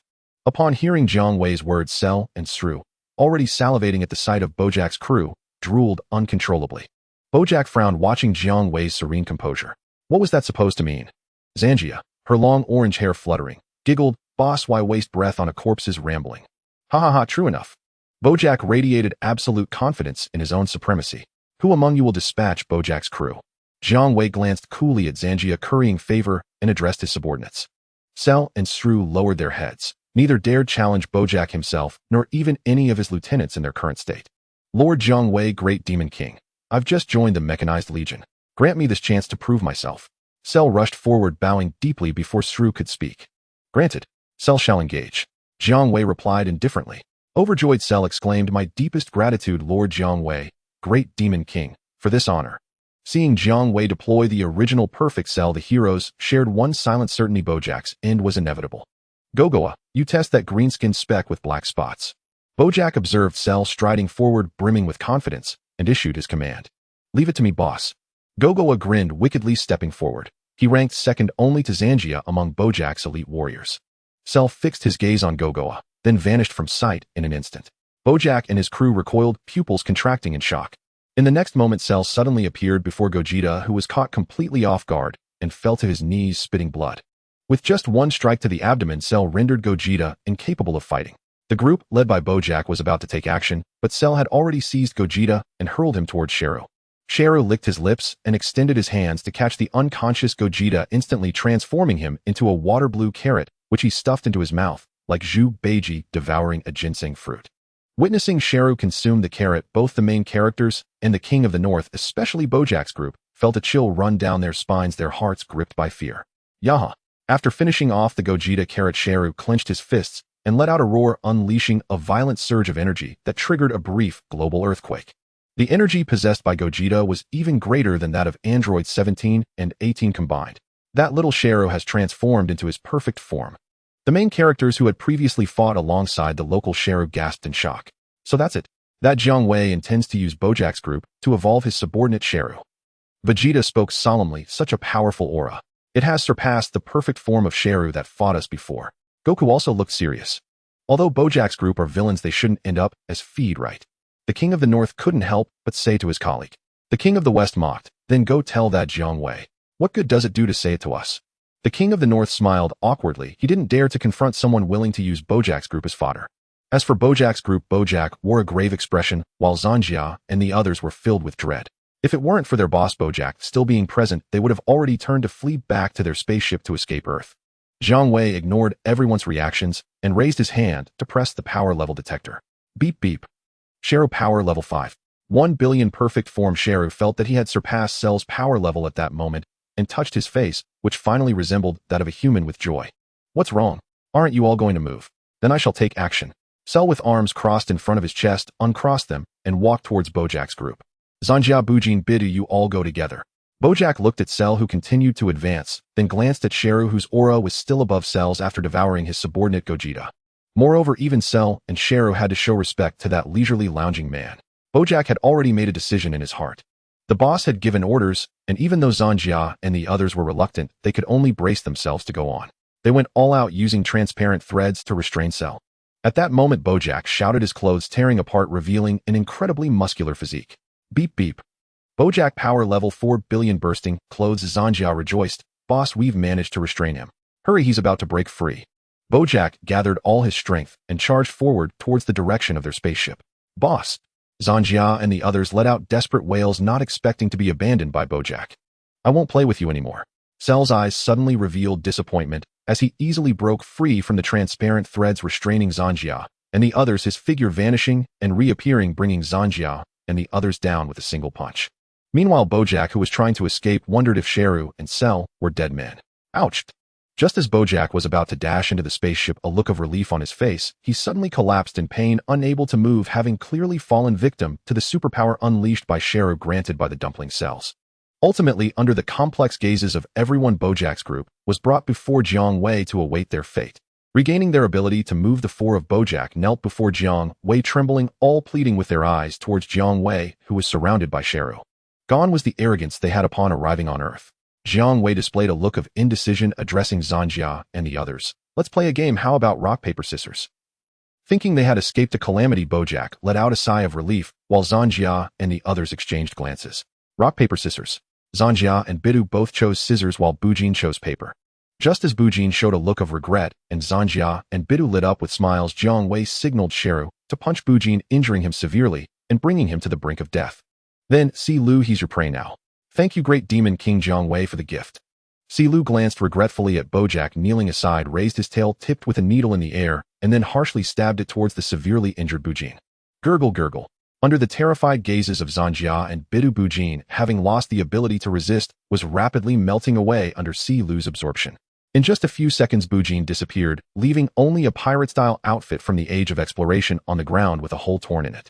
Zangia's face turned pale, though fortunately, she had won during Rock Paper Scissors earlier. Otherwise, the outfit remaining on the ground would have been the one she was wearing. That's too cruel. Having seen this scene countless times before, Piccolo, now assimilated with the gods, also displayed a look of sympathy. Lu was the original first-stage Sheru lacking the rabbit cells, and thus could not use the ability to turn people into carrots. Moreover, why did Jiang Wei want the original Sheru? If he could use the rabbit's powers, why bother with the original Sheru?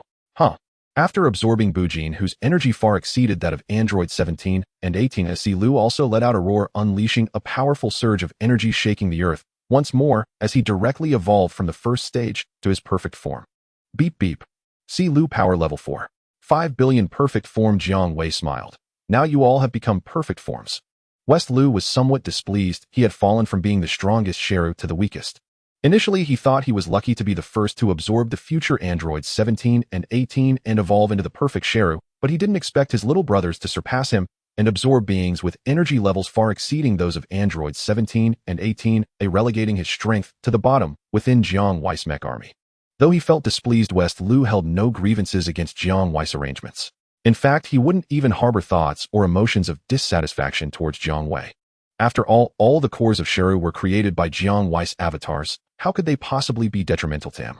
They were absolutely loyal to Jiang Wei. Casting a glance at the largest and most delectable Bojack, as well as the trembling Zanjia and Bidu huddled together, Lu suppressed his vigorous appetite and asked Jiang Wei, "Great Demon King Jiang Wei, how should we deal with the remaining captives?"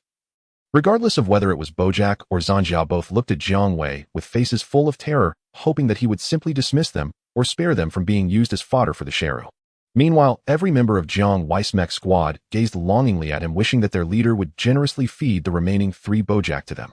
Jiang Wei's gaze fell upon the terrified Bojack trio, a smile that only increased their anxiety appearing on his face just as he was about to speak. "Please don't kill me.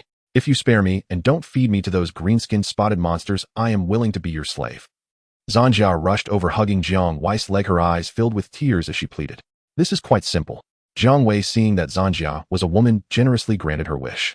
Through the act of wishing, Zanjia honorably became Jiang Wei's slave, forever devoid of any thought of betraying her master. She got up from the ground and obediently stood behind Jiang Wei, ready to follow his commands. Ding acquired the ability to create barriers. Ding acquired hypnosis control. Ding acquired the bloodline of the Hela clan inactive. She got ahead of me, that BTCH.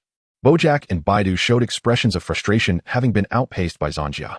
They scrambled over, trying to cling to Jiang Wei's leg, but it was in vain. After Jiang Wei fulfilled Zanjia's wish, he had to wait 12 hours before he could grant another wish. Moreover, he had no plans to take Bojack and Baidu as slaves. Jiang Wei had other intentions for these two. In the end, amid swirling white smoke, Bojack and Baidu transformed into water-blue carrots, and under the disappointed gazes of the Sheru, Jiang Wei casually tossed them into the system space to gather dust. With all matters settled after Jiang Wei had stayed in this world for 24 hours, he declared, "All good things must come to an end. Farewell, everyone, and may we meet again." Jiang Wei waved his hand at the main character group with a smile on his face, and as the time came, he and his fully transformed Sheru squad, along with the slave Zanjia, vanished in a flash of golden light. At that moment, except for the simple-minded Sun Wukong, who was still waving goodbye to Jiang Wei, the rest of the main character group let out a sigh of relief. The 4 fully transformed Sheru, along with the even more unfathomable Jiang Wei, exerted a pressure that left everyone gasping for breath. What if Jiang Wei and his mech squad turned against them? The main character group would truly be helpless against them. However, Bulma, holding little trunks like Sun Wukong, had no worries that Jiang Wei and his mech squad might become the strongest villains the main character group would ever face. Bulma genuinely believed that Jiang Wei, whom she summoned, would not use his unfathomable power to threaten her world. Jiang Wei and those 4 fully transformed Sheru have finally left. Vegeta, Trunks, and the others finally relaxed their expressions. That guy was summoned by Bulma, using the 7 Dragon Balls that appeared suddenly. Next time, if we need to summon Shenron for help, we must be cautious not to summon him again. Krillin said with lingering fear. During the Sheru game, he had been killed by little Sheru. He harbored a deep-seated fear of Sheru that refused to dissipate. Seeing the 4 fully transformed Sheru beside Jiang Wei made Krillin feel an urge to wet himself. Everyone nodded, and Trunks added, "Mom mentioned before that as long as one of the 7 Dragon Balls used to summon Jiang Wei is held, we can sense the locations of the other 6 without needing the Dragon Ball radar. They are easily distinguishable from normal Dragon Balls. However, I think Jiang Wei is a good person. He helped us deal with Sheru and Bojack." Sun Wukong said, looking confused. I also believe Jiang Wei is our ally. In the future, we might need his strength to help us. Bulma added while Vegeta merely scoffed arrogantly. After returning to his own world of Dragon Balls, Jiang Wei disbanded the mech squad and went to find his beloved wife Bulma. Honey, what is this universe person all about? After chatting with Jiang Wei about some couple matters, Bulma turned her attention to Zanjia, who was respectfully following her husband, and asked curiously. She is a member of Bojack's crew who invaded Earth from another world, and after being defeated by me wished to become my slave to survive. Jiang Wei smiled and let Zanjia step forward to greet Bulma. This universe person named Zanjia is incredibly strong. Even in my Super Saiyan form, I am far from her match. Bulma sensed Zanjia's aura and pulled out a battle power detector from her pocket. After checking Zanjia's battle power, she exclaimed in surprise. I know you don't like training, so this Zanjia is perfect to be your personal bodyguard. Do you like her, dear? Jiang Wei revealed his intention of taking Zanjia as a slave to please Bulma. You are too good to me, darling. Bulma said, giving Jiang Wei a sweet kiss, which fed the nearby single dog Blonde Lanchi a mouthful of dog food. Watching Jiang Wei and Bulma kiss made Blonde Lanchi feel quite nauseous. By the way, dear, I learned Super Saiyan 2 from Yukong. Now, even if you don't love training, your strength will increase significantly. After breaking apart, Jiang Wei stroked Bulma's blue long hair. Bulma's eyes lit up. This is great news. He'll gather Krillin and the others right away. Thank you so much, darling. You all should thank Yukong. Jiang Wei laughed heartily. Aside from battle power, all skills that Jiang Wei possessed could be obtained through wishing. However, battle power was different. Even though Jiang Wei had stronger battle power, it could be obtained through wishing. Referring to Granola, who became the strongest in the universe. To increase battle power through wishing from Jiang Wei requires sacrificing lifespan as a cost. Moreover, the sacrificed lifespan cannot be restored through wishes to extend lifespan. No bugs allowed. Thus, Jiang Wei was unwilling to allow Bulma and Krillin to increase their strength through wishing. Once Jiang Wei's ability to grant wishes was usable again, Bulma and the half-Saiyans, including Krillin, would all master the transformation into Super Saiyan 2. While Jiang Wei accompanied Bulma to attend a high society banquet and socialize, he dispatched a clone to Dr. Gero's secret research facility. Jiang Wei, you have a new clone. A pretty handsome young man. Dr. Gelo greeted the large clone with a laugh. You came to see me for what reason this time? Is it about the magical creations you mentioned last time? Dr. Gelo's eyes lit up. I'm sorry, had you not brought it up, I would have forgotten about the magical creation samples. In the disappointed gaze of Dr. Gelo, Jiang Wei took out a water blue carrot through the large clone, saying, this is a being named Bojack from the universe, possessing immense power. A powerful alien sample. Is it for developing cell again? Dr. Gelo took the water blue carrot with a lack of enthusiasm. No, I want you to use this Bojack as material to develop a cyborg, but not one with an eternal energy furnace, rather an absorbing type cyborg. Jiang Wei expressed his intention. Jiang Wei, didn't you look down on cyborgs? Dr. Gelo asked curiously. By wishing to Jiang Wei, Dr. Gelo also gained the rabbit's superpower, transforming the water blue carrot back into Bojack.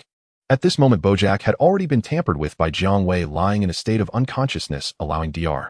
Gelo to research him at will. I just suddenly became interested. Moreover, this guy's size and his well-built muscles, if he cannot be transformed into an absorbing type cyborg, wouldn't that be a waste? Huh? Jiang Wei laughed. While Dr. Gelo instructed his assistant cyborg No. 19 to lift Bojack and place him into the specialized research equipment, he asked, so why not modify this big guy into the model of cyborg No. 16, which uses an eternal energy furnace instead of the relatively outdated absorbing type? Cyborg No. 19 with a round face replied, somewhat displeased, Dr. Gelo, absorbing type cyborgs are not inferior to eternal energy furnace cyborgs. Your Excellency, Jiang Wei actually has great insight. Dr. Gelo's face twitched. Jiang Wei chuckled. Cyborg No. 19 was not completely obedient to Dr. Gelo, often having his own ideas. Compared to the silent and indifferent cyborg No. 16, who could be unresponsive for an entire day and would seize any opportunity to turn Dr. Gelo into a carrot to eat, cyborg No. 19 was already the most successful creation by Dr. Gelo. Nodding at No. 19, Jiang Wei said to Dr. Gelo, as material, Bojack's strength is far superior to that of the eternal energy furnace you developed not long ago, so naturally the absorbing device must be installed on him. Dr. Gelo, somewhat dissatisfied, could not refute his creation. Cyborg No. 16 had only a combat power of less than 1 billion, representing the highest standard of the eternal energy furnace he had developed. The eternal energy furnace still has room for improvement, Dr. Gelo could only concede. Jiang Wei merely smiled. After handing Bojack over to Dr. Gelo, he controlled the large clone to return. Dr. Gelo would not be able to transform Bojack into an absorbing type cyborg in just a few months. Jiang Wei was in no hurry to use it. Life continued peacefully until Ding, report master, a parallel universe has gathered 7 Dragon Balls and summoned you. Jiang Wei ignored the system, and after finishing put on his pants saying to Bulma, who had a satisfied look, "Dear, I need to go out again. Ooh, please keep an eye on the house." "Leave the house to me, you don't have to worry, dear," Bulma said, softly curling up in the blanket. In her eyes, Jiang Wei instantly transformed into a golden glow and disappeared. In another world, Frieza, after defeating his brother Cooler, returned to the home planet of the frozen demon race, diligently training in the extreme cold for more than a year. Ho ho ho, now I am invincible, having become the true emperor of the universe. Feeling the endless power surging within him after transforming into a new form far exceeding the strength he had when he transformed into Super Saiyan using the clone of Sun Wukong provided by Jiang Wei. Even Frieza couldn't help but laugh loudly. Congratulations, King Frieza, on gaining even greater power. Frieza's loyal subordinate Jinyu praised him upon Frieza's return. Having earned greater trust from Frieza for his contributions during the rescue on Namek, Jinyu was promoted to the commander of the entire Frieza force. "Rise, Commander Jinyu, how is the matter of taking over Cooler's territory progressing?" Frieza asked, sitting on the throne looking at the respectfully standing Jinyu. Replying to King Frieza, "After Cooler was defeated by you, the Cooler force became leaderless and was easily defeated by our Frieza force. I believe it won't be long before it will be the end of the Cooler force, and all their territories will be ruled by us, the Frieza force." Jinyu spoke confidently. "You did well, Commander Jinyu." Frieza acknowledged Jinyu's achievements made while he was busy training. "King Frieza, I feel overwhelmed by the position of commander of the entire Frieza force. Please appoint a new commander who just let me continue as the captain of the Jinyu force. I can't wait to gather the revived members like Guldo and reassemble the Jinyu force to choreograph a new dance to welcome your upcoming victory over the Cooler force." Jinyu spoke with great anticipation for the new Jinyu force. He truly had no interest in the position of commander of the entire Frieza force. Had he not been sitting in the commander's position, Jinyu would have already gathered the other 4 members revived using the Dragon Balls of Namek to reassemble the Jinyu force and choreograph the dance he had been dreaming of. Cough cough. Frieza, who was elegantly tasting a glass of red wine, almost choked on Jinyu's words. Recalling the days when he frequently observed the new dances choreographed specifically for him by the Jinyu force. Even as the Emperor of the Universe, Frieza imperceptibly shuddered, and immediately said, "Commander Jinyu, please don't belittle yourself. You did well, and I am very satisfied. I also do not need to reappoint a commander for the entire Frieza force. And Mr. Guldo and the others from my sake also fought bloodily against the Cooler force on Namek, sacrificing their lives for it. They are all meritorious subjects to me. Do I want to treat them with the same importance as I do you? I also have new arrangements for Mr. Guldo and the others. As for the Jinyu force, I will seek others to recruit suitable personnel for reconstruction. Ho ho ho. To strip Jinyu of the position of commander of the entire Frieza force, and then have him gather Mr. Guldo and the others to rebuild the Jinyu force. Unless Frieza lost his mind, he would do such a thing. Then I thank King Frieza on behalf of Guldo and the others," Jinyu said with a face full of disappointment. In the following years, the Frieza force eliminated the remnants of the Cooler force and began to expand continuously. Invincible in battle, unstoppable in attack, showing a trend of dominating the entire universe. Until one day, a spaceship arrived at the headquarters of the Frieza force, and an old Saiyan emerged from it to meet the universe Emperor Frieza. The old Saiyan proclaimed himself Paragus. "Oh ho ho ho, I never expected that in our world there are still surviving Saiyans." Sitting on the throne, Frieza gazed at Paragus below him, who was bowing respectfully, a cold, murderous intent flashing in his eyes. If the destruction of the Saiyan homeworld planet Vegeta and the extermination of all Saiyans was merely due to the dying words of the ancestor of the frozen demon clan, the cosmic pirate, Zild, warning to beware of the golden aura of the Saiyan, then now Frieza's mindset after the battle on Namek against his elder brother Gula has changed significantly. The words left by the ancestor Zild were indeed correct. The legendary Super Saiyan truly exists. Frieza himself had even personally experienced the power of a Super Saiyan through Jinyu's body-switching ability, a strength that could defeat even Gula. Those Saiyan monkeys must be left with none. As long as there is one Saiyan monkey alive in this world, it could threaten Frieza and the entire frozen demon clan. Upon seeing Paragus for the first time, Frieza had only one thought in mind. Immediately kill this old Saiyan monkey. However, Frieza reconsidered and recalled a saying. When you see a cockroach in your room, there are many more cockroaches lurking in the corners that you cannot see. The same principle applies. When a Saiyan monkey appears before Frieza, it is very likely that many more Saiyan monkeys already exist in other corners of the universe. Frieza wanted to know if Paragus had any kin. "I have met King Frieza." Paragus placed his right hand over his chest and bowed respectfully to Frieza sitting above. He appeared as an old Saiyan draped in a white cloak with a monkey tail wrapped around his waist, leaving only one eye visible, looking quite weathered. "Oh ho ho ho. Mr. Paragus, I never expected that the Saiyans who were annihilated due to a natural disaster that led to the destruction of their homeworld could still have survivors in the universe. Please tell me, are there any other Scions who survived? Suppressing his murderous intent, Frieza asked with a wicked smile. To King Frieza, yes, besides myself, there are other surviving Scions. We have found a new homeworld which we named New Planet Vegeta. Now we have learned that King Frieza is about to dominate the entire universe, and we hope to serve you again. Paragus knelt on one knee, bowing his head respectfully. Oh ho ho ho, New Planet Vegeta. What a rather unpleasant name. Frieza's voice was low and Paragus below did not hear it. Oh ho ho ho, Mr. Paragus, I am also very pleased that your Scions can serve under me again and become part of Frieza's army. How about this? You will lead the way, and I will personally go to your new planet Vegeta to accept your allegiance. Frieza said with a smile, though his eyes were filled with cold, murderous intent. The old Saiyan monkey before him, whether willing or not, could not refuse the command of the Cosmic Emperor Frieza. Frieza intended to destroy new planet Vegeta and kill all the Scions on it. You have placed too much importance on us. We will certainly pledge our lives to you, King Frieza. Paragus exclaimed, nearly moved to tears. Before long, Frieza took Jinyu and led a troop of elite soldiers from Frieza's army following Paragus to the new home of the Scion's new planet Vegeta. Outside Frieza's sight, a smug smile of success and cunning emerged on Paragus' aging face.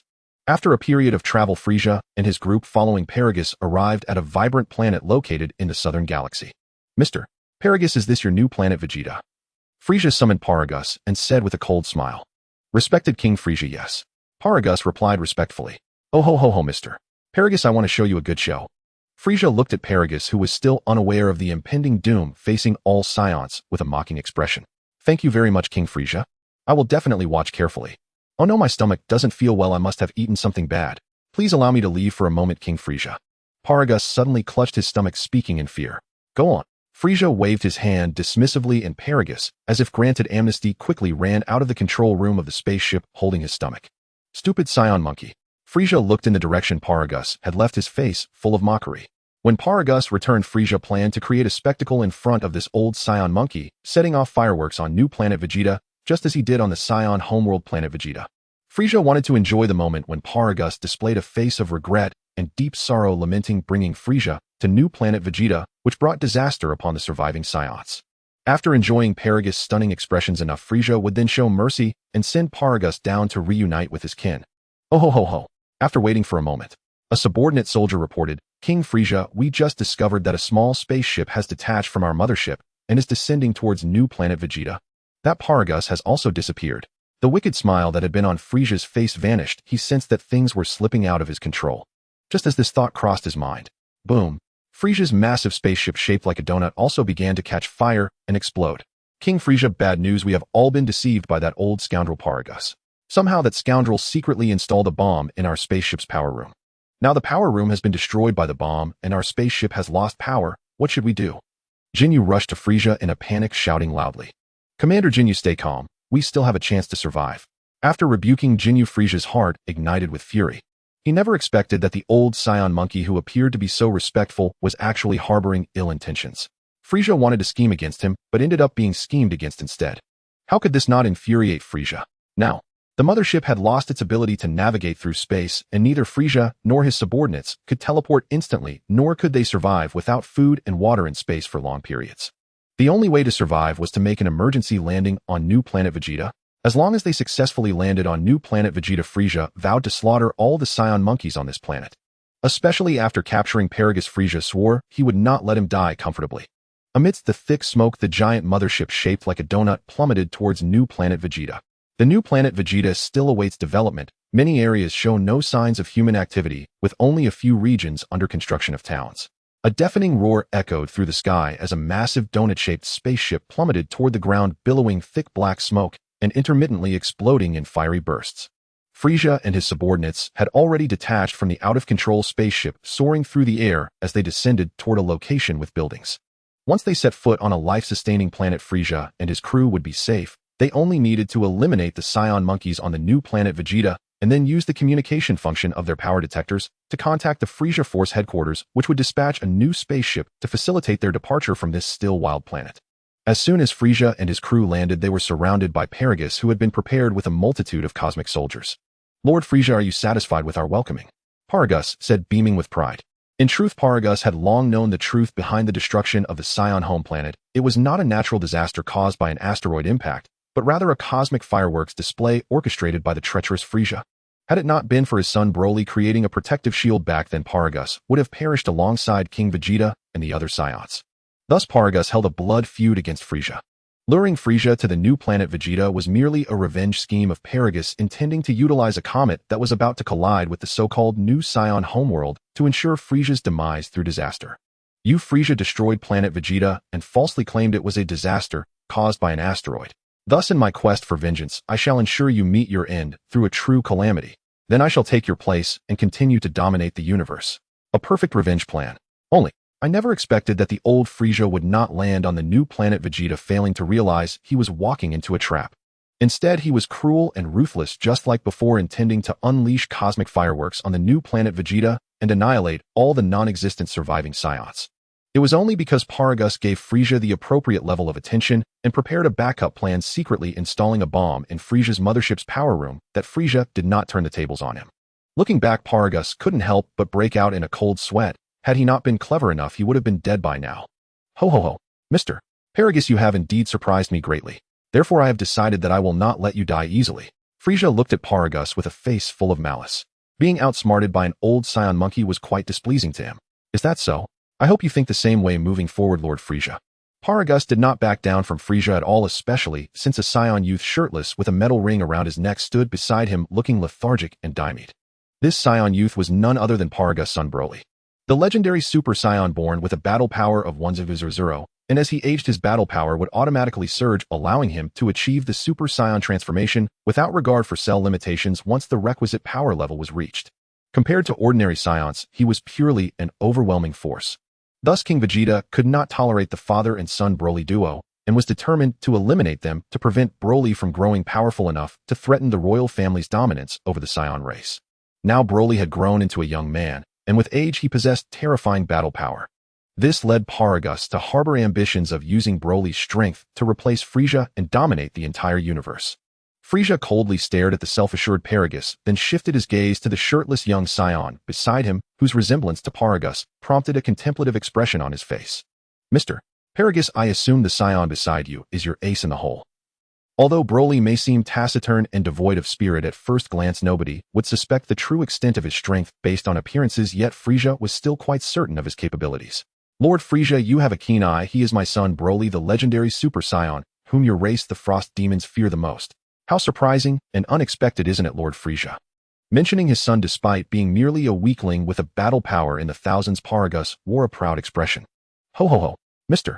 Paragus, if you think that I, the great cosmic emperor Frieza, would fear the so-called Super Saiyan, then you are gravely mistaken. Frieza scoffed disdainfully. Had it been back then during his battle with his good brother Cooler on Namek, he would have been drenched in sweat. Frieza could not defeat his good brother Cooler, but with the help of a clone of Son Goku provided by Jiang Wei, fueled by his anger toward Cooler, he transformed into a Super Saiyan and easily triumphed over Cooler, who had once seemed immensely powerful. However, the current Frieza had spent a year training on the home planet of the Frost Demons and had entered a new stage of transformation. Super Saiyan. I could crush it with ease. What, Lord Frieza, do you look down on the power of the legendary Super Saiyan? Paragus was displeased. Wasn't this undermining his son? Broly, go greet Lord Frieza. As he spoke, Paragus pulled out a remote control from his clothing, pressed a few buttons, and released Broly from his restraints. It turned out that while Broly's strength would automatically surge each year, it also led to extreme emotional instability, causing him to fall into a frenzied rampage at any provocation, indiscriminately killing everyone in sight. To prevent this, Paragus had placed a metal collar around Broly's neck, acting as a limiter to prevent him from going berserk. With a look of Frieza, I want to see how you die on his face, Paragus watched as the restricted Broly raised his arm towards the ever-cautious Frieza. Hello, I am Broly. It's a pleasure to meet you, Lord Frieza. Broly waved his hand, his expression blank. Paragus. Frieza. Paragus shouted. Broly, what are you doing? I didn't tell you to show off. Broly looked aggrieved. Father, you told me to greet Lord Frieza, didn't you? Why are you blaming me now? Ho ho ho, you fool. What I meant was for you to go and slay Frieza. Now do you understand? Paragus slapped his forehead. Broly finally realized, Father, if you had said that earlier it would have been fine. I would gladly do it. A terrifying power erupted from Broly, so overwhelming that even Frieza felt a chill run down his spine. Broly's hair transformed into a golden hue, his muscles swelling to an intimidating size, resembling a fearsome humanoid beast at first glance. Frieza, enjoy the remainder of your life, ha ha ha. Paragus swiftly fled amidst a throng of soldiers from various universes, while Broly, now in battle mode, showed no mercy. Lord Frieza, this guy is even more powerful than the Super Saiyan body you used last time. Jinyu, sensing the aura emanating from Broly, wore a troubled expression. Commander Jinyu, I must admit, I underestimated the legendary Super Saiyan. Frieza, feeling Broly's energy, also wore a grave expression. Frieza, let the blood sacrifice begin with you. With only the whites of his eyes visible, Broly advanced toward Frieza with an overwhelming aura, each step echoing heavily, leaving deep footprints on the ground. Yaha! Frieza immediately activated his new transformation obtained after a year of training, swiftly appearing in front of Broly and delivering a kick aimed at his neck. A loud crash echoed. Broly did not evade taking the kick directly to his neck without a scratch. Incredible, he can withstand Lord Frieza's attack. Jinyu displayed a shocked expression. Frieza's astonishment was no less than genius. Had it not been for the mask of his new form, others would have seen the shock on his face. That was close. Frieza leaped high, narrowly avoiding Broly's massive hands reaching for his right foot.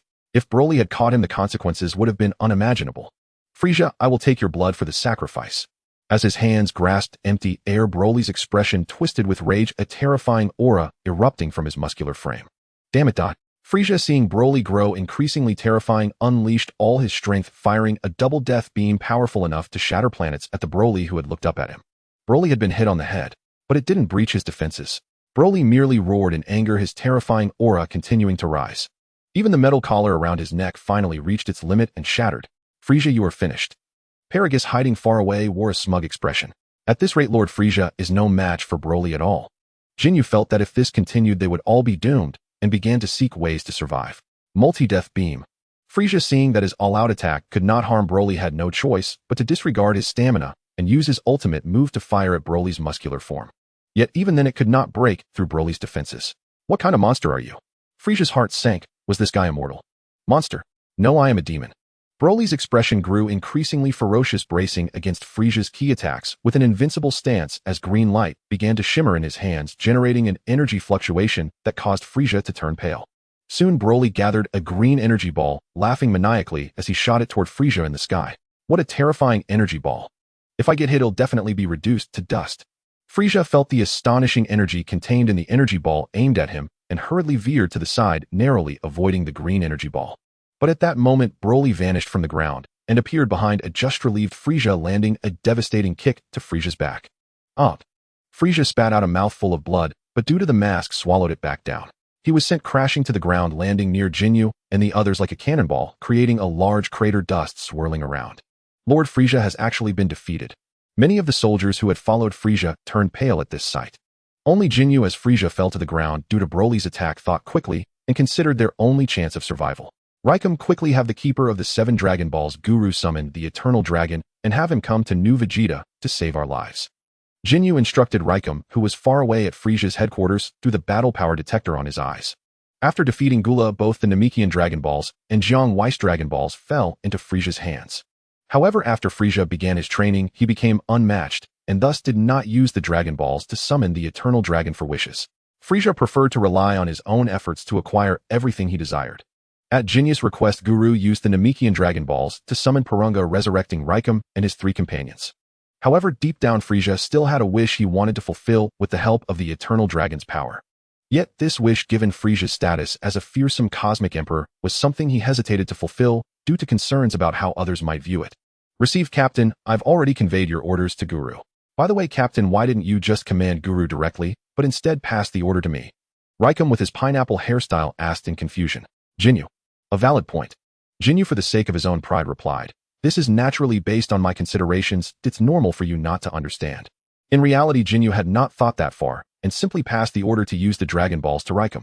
Not realizing Guru, wearing a battle power detector, could have directly conveyed the order to him. What a blunder. Our situation is very critical now that you all need to scatter and break through. If you can escape, do so. Staying behind will only hinder us and be of no help. After advising the soldiers of Frieza's army who had followed him to seek their own fortune, Jinyu immediately flew toward the direction where Frieza had fallen. The soldiers accompanying Frieza were all elite fighters with battle powers above 2,000, and upon receiving Commander Jinyu's order, they scattered in a frenzy. Paragus also began directing the gathered soldiers of the universe to surround and attack the fleeing Frieza's army. Jinyu flew to the spot where Frieza had fallen just as the dust settled and saw Frieza getting up looking significantly injured. Lord Frieza, run. Loyal Jinyu fired energy blasts at Broly to draw the attention of this terrifying legendary Super Saiyan, shouting toward Frieza. Frieza hesitated for a moment, then turned to flee with his severely injured body. I will take your blood for the sacrifice, you cannot escape. Broly, undeterred by Jinyu's energy blasts, ferociously pursued Frieza. In the next moment, Jinyu stood in front of Broly, arms and legs outstretched, shouting loudly. Exchange. In order to buy time for his loyal master Frieza to escape, Jinyu unleashed his superpower. However, it was futile. The difference in battle strength between the two sides was too great. Broly was not immobilized upon seeing an obstruction. He raised his hand with a fierce expression and shot a green energy blast. Jinyu was instantly obliterated, leaving not a trace behind. Up. As Frieza fled into the distance, Broly let out an enraged roar, his figure flickering as he pursued Frieza. While chasing, he fired green energy blasts at Frieza. Frieza dodged left and right, skillfully avoiding Broly's attacks. Broly, growing even angrier, condensed another green energy blast, but did not aim it at Frieza. Instead, he targeted the nearby soldiers of Frieza's army, who were pursuing Frieza, obliterating them into dust. Seeing Broly indiscriminately attacking Paragus and the other soldiers of the universe dared not recklessly pursue the fleeing Frieza's army, instead keeping a safe distance from Broly to avoid collateral damage. On the other side, the headquarters planet of Frieza's army. The short and stout green-skinned Goku received the order relayed by Lacombe from Captain Jinyu to use the 7 Dragon Balls to summon Shenron for assistance, and he immediately set to work without hesitation. With both Frieza and Captain Jinyu in peril, Goku did not dare to delay. Goku took the 7 Dragon Balls from a designated place, stacked them on the ground outside, and raised his hands toward the sky, shouting, "Come forth, Shenron." Instantly, the sky darkened with flashes of lightning. A heavy sense of impending doom descended upon Frieza's army. All the soldiers looked up at the sky, their faces a picture of astonishment. When Jiang Wei appeared, he looked around and found himself on an alien planet that was completely different from Earth's environment. The aliens around him were diverse, all wearing armored battle suits and sporting power-level detectors over their eyes. Summoned by Frieza's army, Jiang Wei muttered, directing his gaze toward the small green-skinned alien below, with 4 eyes too large and too small. Isn't this one of those from the Jinyu Force? Jiang Wei recognized the identity of the alien. Speak your wish, and I shall grant it. Goku looked at the hundreds of meters-long green Shenron with great respect, saying, "Respected Shenron, please go to New Vegeta and rescue the endangered Frieza and Captain Jinyu." Whether it was Frieza or Jinyu, both had warned their subordinates to treat Shenron with utmost respect when the 7 Dragon Balls were used to summon him. If it were Purunga, then attitude wouldn't matter. Upon hearing Goku address him as Shenron, Jiang Wei immediately recalled Frieza summoning him on Namek to battle against Goku. So it turns out the one summoning him was an acquaintance. This is simple. Jiang Wei raised his dragon claw and snapped his fingers. The hundreds of meters-long green Shenron instantly transformed into a golden radiance, soaring in all directions. Goku let out a sigh of relief, saying, "I hope Frieza and Captain Jinyu are safe." Ding gained time stop. Ding gained binding technique. Ding gained telekinesis. Jiang Wei nodded. Although Goku was weak, he had provided him with 2 superpowers. At that moment, Jiang Wei had arrived at New Vegeta, floating in the sky, just in time to witness Broly attacking Frieza. So this is Frieza's new transformation. No wonder Broly is beating him up. Jiang Wei grinned and shook his head, giving Frieza's new transformation a 2-word evaluation. Trash. In this parallel world, or the movie world, Frieza's new transformation was not the golden Frieza from Dragon Ball Super, nor the black Frieza, but a battle biological form transformation with an exoskeleton and a mask similar to his brother Cooler. That makes sense. The Dragon Ball world where Jiang Wei lived was clearly the orthodox Dragon Ball world, with the plot developing according to Dragon Ball Z. Frieza and his father King Cold's bloodline was referred to as the Frieza clan, while in this world Frieza and his brother Cooler's bloodline was known as the Ice Demon clan. Clearly, the Ice Demon bloodline in the movie world had a much lower ceiling than the main storyline's Frieza clan. Watching Frieza still able to contend with Broly while Jinyu was nowhere to be seen, likely dead, Jiang Wei was not in a rush to intervene, instead raising his hand to press his power level detector. Beep beep. Broly power level 3 billion, legendary Super Saiyan Frieza power level 2 billion, Ice Demon 5th form. Shenron, you finally arrived, quickly, save me. At this moment, Frieza was being held by Broly by the neck with one hand clearly in pain, while Broly's other hand was mercilessly pounding Frieza's face, destroying his mask in the process, all the while laughing heartily. Frieza, I thought you could hold out a bit longer against Broly. Jiang Wei shrugged and smiled faintly. Hearing this, Frieza nearly fainted, wondering if this was what he called holding out. I was about to be beaten to death by this maniac. It was only then that Broly turned his white-eyed gaze toward Jiang Wei, asking, "Who are you? I haven't seen you before. But it doesn't matter, after I sacrifice Frieza, you'll be next." Foolish guy. Surely he was a reinforcement summoned by Frieza, but he couldn't save Frieza. He was already doomed, and he would be next. Broly, the legendary Super Saiyan, was invincible, and no one could match him. If it weren't for his unstable emotions and inability to control his power, I would have already dominated the universe relying on Broly's strength before Frieza. Ha ha. Paragus noticed an additional person in the sky and laughed maniacally. Jiang Wei didn't even glance at Paragus, merely a clown boasting about having one good son who otherwise he was worthless. Broly, do you know him? Jiang Wei ignored the deformed face of Frieza, smiling as he used transformation technique to become someone else. In the next moment, when Broly saw Jiang Wei transform into that person, his expression changed instantly, and an even more intense aura erupted from him. Even his hair was rapidly turning green. The reason was that Jiang Wei transformed into none other than Son Goku. Kakarot, Kakarot, Kakarot. At that moment, Broly, who looked as if he had been betrayed, completely lost his sanity, repeatedly shouting Kakarot, while tossing Frieza aside like an empty beverage bottle and dashing towards Jiang Wei at lightning speed, raising his muscular arm to deliver a punch to Jiang Wei's face. Faced with Broly's powerful punch approaching him, Jiang Wei merely crossed his arms in front of his chest, maintaining a calm expression without flinching. Frieza, with his face deformed from the impact, exclaimed in shock, "Mr. Shenron, do not underestimate Broly. He is a monster." Paragus sneered coldly, "Indeed, a foolish person, daring to withstand Broly's attack. Do you think you are? What, this is impossible." In the astonished gazes of Frieza and Paragus, Broly unleashed a fierce punch that struck Jiang Wei's face. Jiang Wei did not budge at all. It was as if Broly was merely joking with him and not using any real force. But both Frieza and Paragus knew that in his berserk state, Broly would not be joking with you. Broly's eyes widened in surprise as his punch landed on Jiang Wei's face, resembling the scene where Android 16 hit Cell on the face, showing a hint of astonishment. "What a waste, it doesn't even hurt when it hits my face." Transforming into Sun Wukong, Jiang Wei deliberately mocked Broly, wanting to see how much power this legendary Super Saiyan Broly could unleash if provoked emotionally.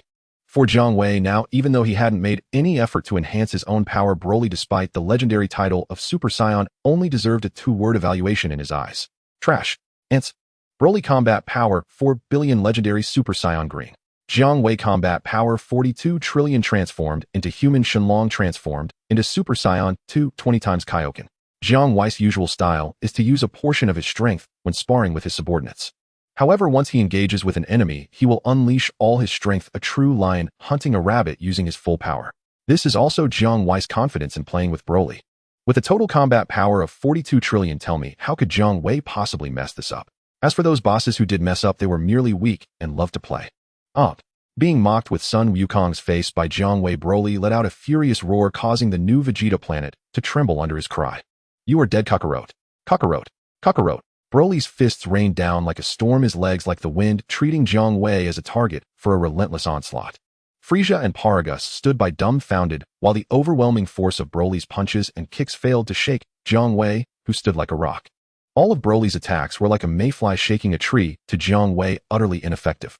In fact, amidst Broly's barrage, Jiang Wei leisurely popped a piece of gum into his mouth. Chewing, he asked Broly, "Want a piece of gum?" "Kakarot. Kakarot." Seeing that his full-force attacks could not harm Jiang Wei, who was even chewing gum, Broly became even more enraged, his aura rising wildly. Ding. Broly combat power 4. 3 billion legendary Super Saiyan green. Ding. Broly combat power 4. 7 billion legendary Super Saiyan green. Ding. Ding. Broly combat power 4. 9 billion legendary Super Saiyan green. "Why won't you die? Die already. Kakarot. Kakarot." Broly, growing frantic, gathered a green energy blast in his hands, unleashing several energy blasts right to Jiang Wei's face, yet he still couldn't stop chewing gum. After firing over 100 green energy blasts, Broly exhausted all his strength to gather an enormous energy wave, which exploded against Jiang Wei's face in the horrified gazes of Frieza and Paragus. Boom. Just the residual force from this enormous energy wave explosion severely injured Frieza, leaving him barely breathing. Meanwhile, Paragus, the cosmic soldiers on the new Vegeta planet, and Frieza's army were all obliterated in the aftermath of the explosion from Broly's massive energy wave. Now you should be dead, right? Broly, having output all his strength at close range, also suffered some injuries himself. As the new Vegeta planet crumbled under the strain, Broly laughed triumphantly, looking at the spot where Jiang Wei had stood, now covered in smoke. "What are you laughing at? Enlighten me, Broly." As the smoke cleared, revealing Jiang Wei unscathed, he smiled at the furious Broly, whose once manic expression now displayed sheer horror. In Broly's eyes, Jiang Wei showed no signs of injury, and even his clothes remained perfectly intact without a single wrinkle. You cannot be Kakarot." As Broly hovered in the air, he stepped back, looking at Jiang Wei. "Oh, are you awake now?" Jiang Wei reverted to his original form, flying in front of Broly, asking curiously, "Why can't I kill you? Why?" What? What kind of monster are you? Broly gazed at the approaching Jiang Wei, terror apparent on his face. Jiang Wei looked at Broly and suddenly drew close, revealing a sinister smile. Monster. No, I am the devil. Ha ha.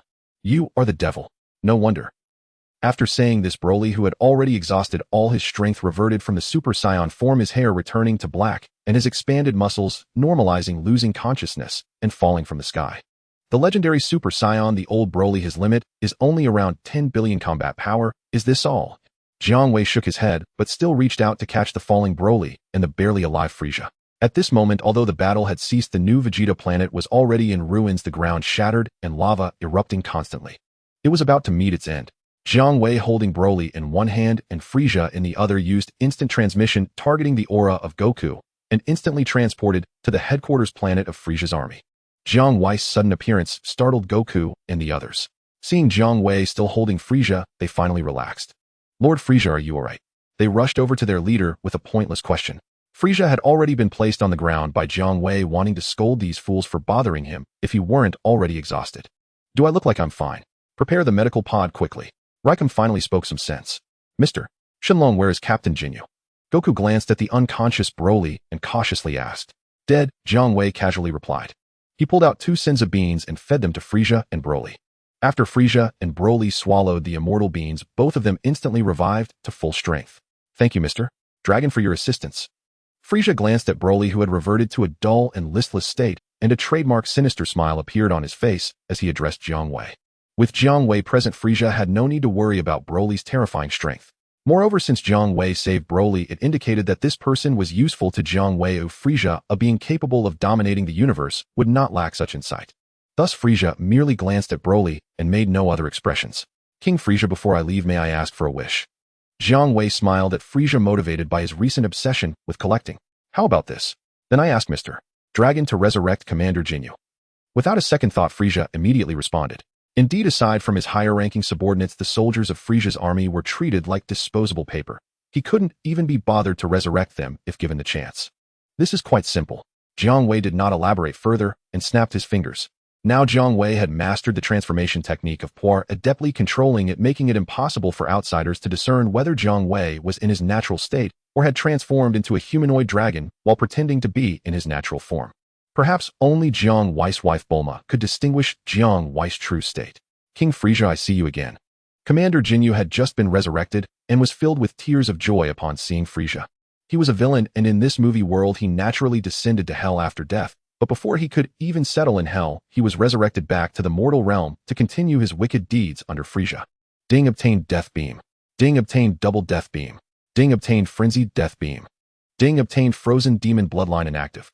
Frieza's techniques, like those of the Crane School, also relied heavily on finger outputs, which greatly appealed to Jiang Wei, causing a slight smile to appear on his face. Broly, what are you doing here? After pledging loyalty to Frieza, Jinyu finally noticed the quiet and listless Broly and was taken aback. The legendary Super Saiyan Broly's terror had deeply rooted itself in Jinyu's mind. Mr. Dragon, you are here. His gaze shifted to Jiang Wei, and Jinyu finally released a sigh of relief, displaying a look of no longer fearing anything. Jiang Wei nodded at Jinyu and then addressed Broly. Broly, your father Paragus has died. Do you wish to resurrect him? Broly, with no emotional fluctuation, replied, he's dead. I have no interest in resurrecting him. Can I follow you? You are the true demon. Ooh, I want to be like you. You want to follow me? Welcome. From today onwards, I will be your big brother. Jiang Wei laughed heartily, opening his arms towards Broly. He did not mind Broly's choice not to resurrect his father. Having dealt with Saiyans before, Jiang Wei understood and respected their customs. Whether it was Bardock or King Vegeta, did any of them get resurrected by Son Goku or Vegeta? In the plot, Raditz even mentioned that killing one's father is what Saiyans do. Broly's attitude towards Paragus was very Saiyan-like. In contrast, the new version of Broly's reaction to Paragus being killed by Golden Frieza was less characteristic of a Saiyan.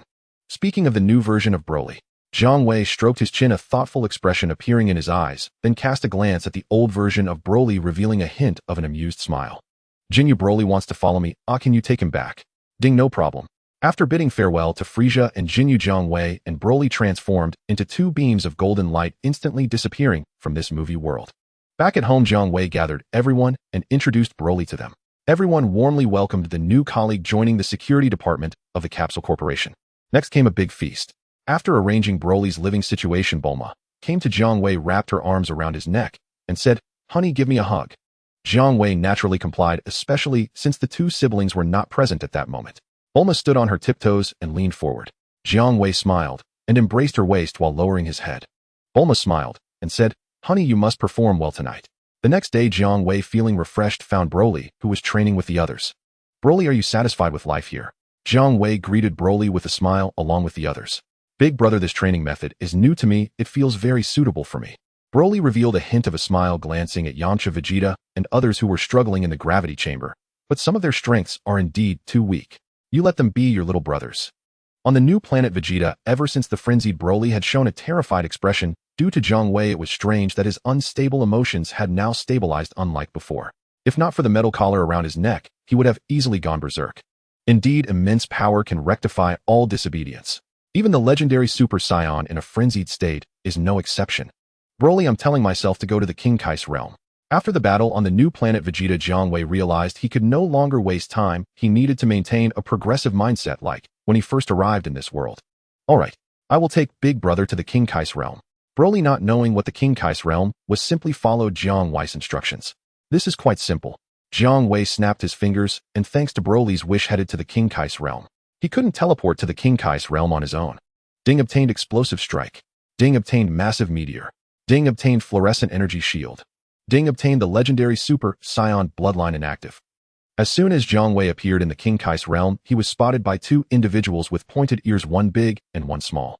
These two were none other than East Kaioshin Shin and his attendant Kibito. "Mortal, this is not a place for you to come."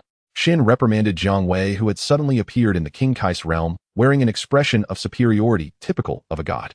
"No, I am the one in charge here now," Jiang Wei said with a sincere expression to the Eastern King of Gods, Xian. He raised his hand to press the combat power detector. Beep, beep. Xian combat power 7 billion.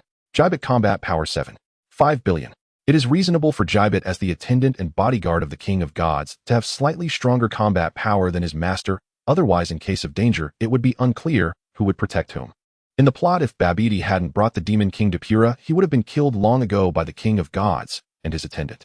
Babidi was well aware of this, so he always brought Depura with him to prevent this master-servant duo from having any opportunity. "Do you even know what you are saying? Standing in front of you is the greatest King of Gods in the entire universe. You've heard of the Universe Emperor Frieza, right? I could crush him with a single finger. Are you scared now? If you are scared, you should leave quickly." Xian spoke with an arrogant expression, rattling off a string of words. "Ha ha ha." Jiang Wei laughed heartily. "You could crush Frieza with a single finger. I'm so scared. Or perhaps, when the great king dons a golden skin for himself, I wonder if the King of Gods will still have the courage to claim he could crush Frieza with a single finger." "What's so funny?" Xian couldn't understand Jiang Wei's reaction. "Your joke has made me lose my composure. My apologies." After Jiang Wei had his fill of laughter, he said. Xian replied seriously, "I was not telling you a joke. No, what you just said was a joke." Jiang Wei said with a smile. At the same time, to give face, he released 1% of his power aura. The King of God's realm began to shake. Such a powerful aura. Xian and Jibit's faces turned pale. At this moment, their feelings were akin to returning to the days of battling the Majin Buu. The mortal who had arrived at the King of God's realm had strength sufficient to rival Majin Buu. It was truly terrifying. Jiang Wei, possessing telepathy, sensed Xian and Jibit's thoughts and found it quite absurd. It was frightening to have such ignorance. Comparing Jiang Wei to that trash Majin Buu. Do you know why Majin Buu could still be sealed on Earth? It was merely because Jiang Wei couldn't be bothered with Majin Buu, otherwise he could destroy Majin Buu with a single finger. "You were right, what I said just now was indeed a joke." Xian immediately changed his expression, revealing a fawning demeanor. The King of God's realm returned to normal. Xian and Jibit dared not act rashly in front of Jiang Wei. They allowed Jiang Wei to do as he pleased in the King of God's realm. 12 Earth hours passed. Jiang Wei put a piece of chewing gum in his mouth, looking at the bent-over Xian and Jibit in front of him, and asked, "Want some chewing gum?" 2 pieces of chewing gum were presented to Xian and Jibit. Did they dare to say no? Yes, of course we want some." "That's simple." Jiang Wei snapped his fingers, and a large pile of chewing gum suddenly emerged from the air, burying the unprepared Xian and Jibit. Ding obtained the ability to heal any injury. Ding obtained instant teleportation without needing to sense energy. Ding obtained creation. Ding obtained the position of King of Gods not activated. Xian and Jibit struggled out from the mountain of chewing gum. "Your Excellency, what can I and Jibit assist you with upon arriving at the King of God's realm?" At this moment, Xian dared to cautiously ask, considering Jiang Wei was on par with Majin Buu. "I am Jiang Wei, and I came to the King of God's realm after hearing about a divine sword that has never been pulled out by anyone. So I am here to pull out that divine sword." Jiang Wei smiled and did not press the issue. Xian and Jibit exchanged glances, showing expressions of confusion, not understanding how a mere mortal like Jiang Wei knew about the divine sword that had never been pulled out in the King of God's realm. That divine sword was something even the King of Gods Xian and his attendant Jibit could not pull out. If it could be pulled out and the legend was true, Xian and Jibit would gain the tremendous power to fight against Majin Buu. Logically, only the two of them should know about the divine sword. However, it wasn't a matter of great significance. A sword that even the King of Gods could not pull out should also be beyond Jiang Wei's capability. Your Excellency, please follow me. Xian personally led the way while Jibit felt aggrieved, but did not have the courage to act out. In their understanding, Jiang Wei was a powerhouse on par with Majin Buu, and they must not offend him. Jiang Wei followed the King of Gods' attendant to a sword embedded in the ground. Your Excellency, Jiang Wei, to clarify, as far as I know, no one has been able to pull out this divine sword to date. Xian pointed at the sword stuck in the ground, speaking carefully. The implication was that if you cannot pull it out later, do not vent your anger on us. Your understanding needs to be updated. Jiang Wei stepped forward, grasped the hilt, and gently exerted force. The ground of the King of God's realm began to tremble noticeably. Xian and Jibit were so shocked that they nearly shot their eyeballs out like bullets. How is it possible? A mere mortal can pull out the legendary divine sword that even several previous kings of gods could not pull out. Jiang Wei pulled out the divine sword that sealed the old King of Gods. Your Excellency, Jiang Wei, is the legend true? After you pull out this divine sword, do you gain immense power? Xian asked excitedly and curiously. Of course the legend is false. Jiang Wei inspected the divine sword in front of his eyes and mumbled. If you say Uncle Bird hasn't read the Heaven Sword and Dragon Saber, I wouldn't believe it. Holding the divine sword upright in front of him, Jiang Wei spat out the gum residue on it, producing a sound of metal breaking. The divine sword broke into two halves under the incredulous gazes of Xian and Jibit. Looking at the broken divine sword, Xian muttered in shock. Impossible, this is absolutely impossible. This divine sword is incredibly sharp and indestructible. How could it possibly break in such a dramatic manner? Jiang Wei laughed and said, this divine sword is indestructible. Nonsense. Jibit glanced at the half of the divine sword in Jiang Wei's hand and quietly asked, Your Excellency, is there any way to repair this divine sword? Xian forced a smile and shook his head. Jibit, I don't know either. This divine sword has existed for countless years, and all information on how to forge it has long been lost. However, Jiang Wei said, you want to repair this broken sword. Although this sword is indeed useless and merely a gimmick, if you wish to repair it, you can come find me after some time. As the bodyguard of the King of Gods, Jibit, whose strength is slightly stronger than Zin's, certainly wouldn't be overlooked by Jiang Wei, who aimed to progress. Your Excellency, you can even repair the divine sword that has already been lost in the King of God's realm. Xian was greatly astonished. What exactly is Jiang Wei's background? Jiang Wei smiled and nodded at Xian, reaching into his pocket to pull out an earring and putting it on his left ear. Patera earrings. The three exclaimed in surprise. Huh, how could there be another person in the King of God's realm? Jiang Wei smiled and said, Old man, you finally showed up. Before Xian and Jibit's astonished gazes, an old man, wearing the same style of clothing with pointy ears and looking very thin, suddenly appeared. He stared in astonishment at the earring Jiang Wei was wearing on his left ear. Old Kai stared at the earring on Jiang Wei's left ear and asked, Young man, why do you possess the Patera earring which is only held by the Kaiashins? Could it be that you are a Kaiashin from some universe? No, you're just a mortal. He continued, Is this earring really that precious? But for me, I can have as many as I want. Jiang Wei took off the Patera earring to avoid unintentionally fusing with someone else. After copying East Kaiashin Xian, Jiang Wei only needed to take out and retrieve the clone of East Kaiashin Xian to obtain another Patera earring. By repeating this process, Jiang Wei could acquire many Patera earrings. So, Jiang Wei looked down on the Metamoran fusion technique that created Gogeta. In his eyes, it was merely trash needed by the neighboring world. What fusion technique? Just use the Patera earrings and summon Vegeta. I have plenty of Patera earrings. Well then. Old Kai hobbled over, casting a deep glance at Jiang Wei without saying much. Jibit respectfully asked, Excuse me, sir, who are you? I am a Kaiashin from over 15 generations ago, Old Kai stated. What? A Kaiashin from over 15 generations ago? Xian and Jibit expressed their utmost shock at Old Kai's identity. Facing his ancestor, Xian respectfully asked, May I ask why you were sealed in this legendary sword? Upon hearing this, Old Kai's calm expression flickered with a trace of fear as he slowly replied, You asked me why I was sealed in this sword. That was something that happened a long time ago. There was a powerful individual with a terrible personality who was very afraid of me, so he sealed me in this sword. Did that person who sealed you possess strength comparable to Majin Buu? Xian pressed on.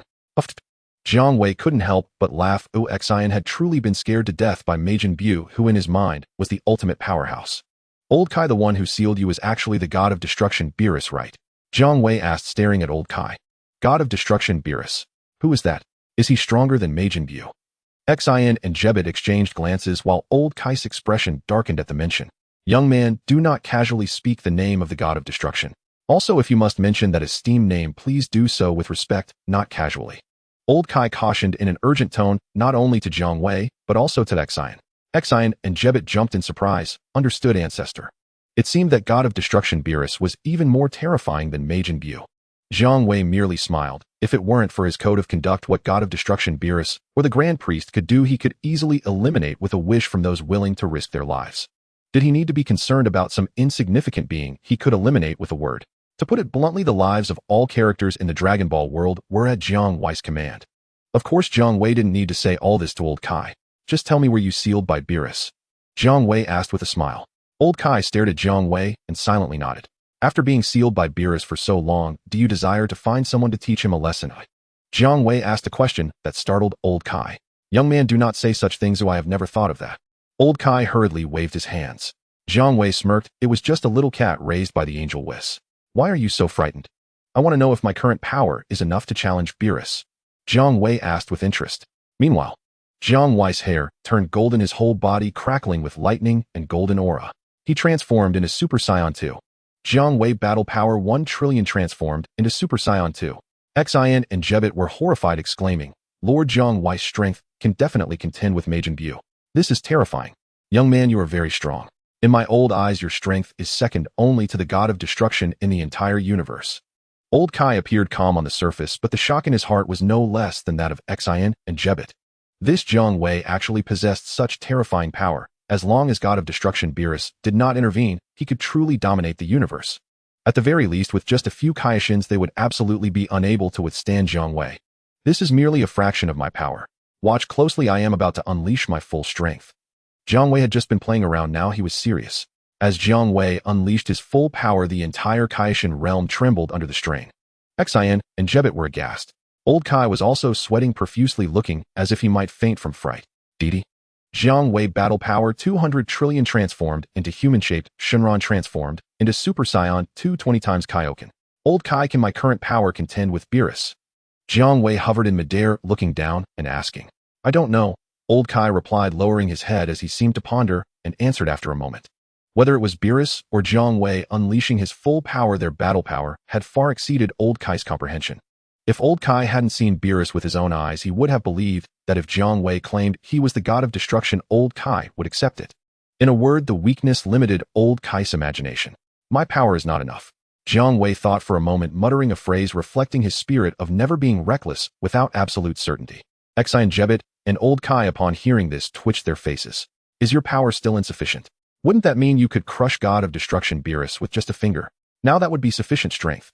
Strangely enough, Jiang Wei really thought that way.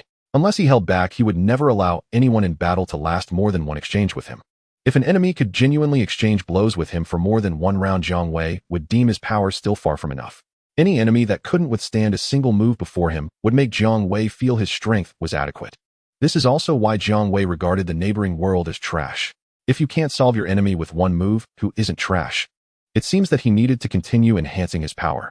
Jiang Wei thought to himself. Your strength has far exceeded our imagination. You released me from the seal surely to help me unlock my potential and surpass my limits, right? You are only half correct. Jiang Wei landed on the ground and smiled, shaking a finger at Old Kai. Half. The old Kaishin was perplexed by the statement. He certainly did not know that Jiang Wei had activated the collection mode merely to gather the old Kaishin's ability to develop others' potential beyond their limits, which he himself did not require. While I do not need you to develop my potential beyond limits, my younger brothers do, so I trouble you with this old Kaishin. This ability of the old Kaishin is well known to those who have watched Dragon Ball. It is extremely time-consuming, and Jiang Wei was too lazy to operate it himself, so he let the old Kaishin take care of it. The old Kaishin readily agreed, not daring to mention any conditions, as in the storyline. Although he was old, he was not tired of living yet. Jiang Wei brought all the people in his household to the Kaishin realm, allowing the old Kaishin to develop their potential beyond limits simultaneously. In the next few days, Jiang Wei repaired the almost useless divine sword and replicated Jebet. He also entertained the lecherous old Kaishin, taking him to Earth for a grand view. Merely looking at adult magazines held little interest. Thus he replicated the old Kaishin. Once everyone had developed their potential beyond limits, Jiang Wei took everyone back to Earth. At this point, everyone had a pair of Patera earrings allowing them to transform into fused warriors as needed. Jiang Wei, with just his subordinates, could crush the nearby weaklings. Before leaving, Xian asked Jiang Wei to deal with Majin Buu. Jiang Wei readily agreed, as this was only a matter of time unless Babidi gave up on Majin Buu and stopped coming to Earth. Upon returning, Jiang Wei could not wait to activate the divine position of the replicated Kaishin and began searching for a place near Earth to create his own planet. The Kaishin's ability was quite interesting. It could create planets and life. Has a new Kaishin been born in this universe? The North Kaishin had a look of disbelief as he immediately went to pay his respects to Jiang Wei. After all, the Kaishin was the superior of the Kais, and the North Kaishin dared not lose decorum. How has that mortal Jiang Wei become a Kaishin again? He clearly is not of our race. Both the old Kaishin and East Kaishin Xian along with Jebit were equally shocked and unable to believe it. The Kaishin are different from the gods of destruction. The gods of destruction can be cats, mice, elephants. Their races are diverse. However, the race of the Kaishin is quite homogeneous, all of them being point-eared beings. Of course, the old Kaishin and the others did not know that Jiang Wei, through the realization of wishes, not only replicated their bloodline, but also their divine position. If Jiang Wei had been interested, the Kaishin would have been as readily available as Super Saiyans at the end of the storyline, like cabbage on sale. Regardless, since a new Kaishin had appeared in this universe, the old Kaishin and the others could not pretend not to know, so they also visited Jiang Wei. The old Kaishin even suggested that he had the responsibility to teach Jiang Wei and Xian how to be a qualified Kaishin. In the old Kaishin's eyes, Jiang Wei was the newly born Kaishin. Xian, on the other hand, was an unqualified Kaishin, as he was completely overwhelmed by just one Majin Buu. Of course, Jiang Wei did not need the old Kaishin to teach him how to do things, but he also welcomed them if they were willing to settle on the planet created by Jiang Wei. The planet created by Jiang Wei was essentially a replica of Earth infused with characteristics of the Kaishin realm, creating a Kaishin realm with an Earth-like environment. The Kaishin realm is the most suitable place for cultivation. On the planet created by Jiang Wei, aside from the Kaishin realm, there were also the hyperbolic time chamber, Senzu bean production area, and spirit fruit trees. The Kaishin Jiang Wei named this planet Super Earth. After Super Earth was created, the security department of Capsule Corporation finally moved out of West City, separating from the main company and relocated to Super Earth. While everyone was overjoyed to arrive in this extremely suitable environment for cultivation, Jiang Wei began to create life. Drawing on the experience accumulated over the years of developing androids with Dr. Jero, Jiang Wei used Earthlings as a template to create a new kind of humanity. The newly born humans had a minimum battle power of 1000. Jiang Wei created 5 billion new humans, settled them on Super Earth, absorbed Earth's scientific technology, and began to develop their own civilization.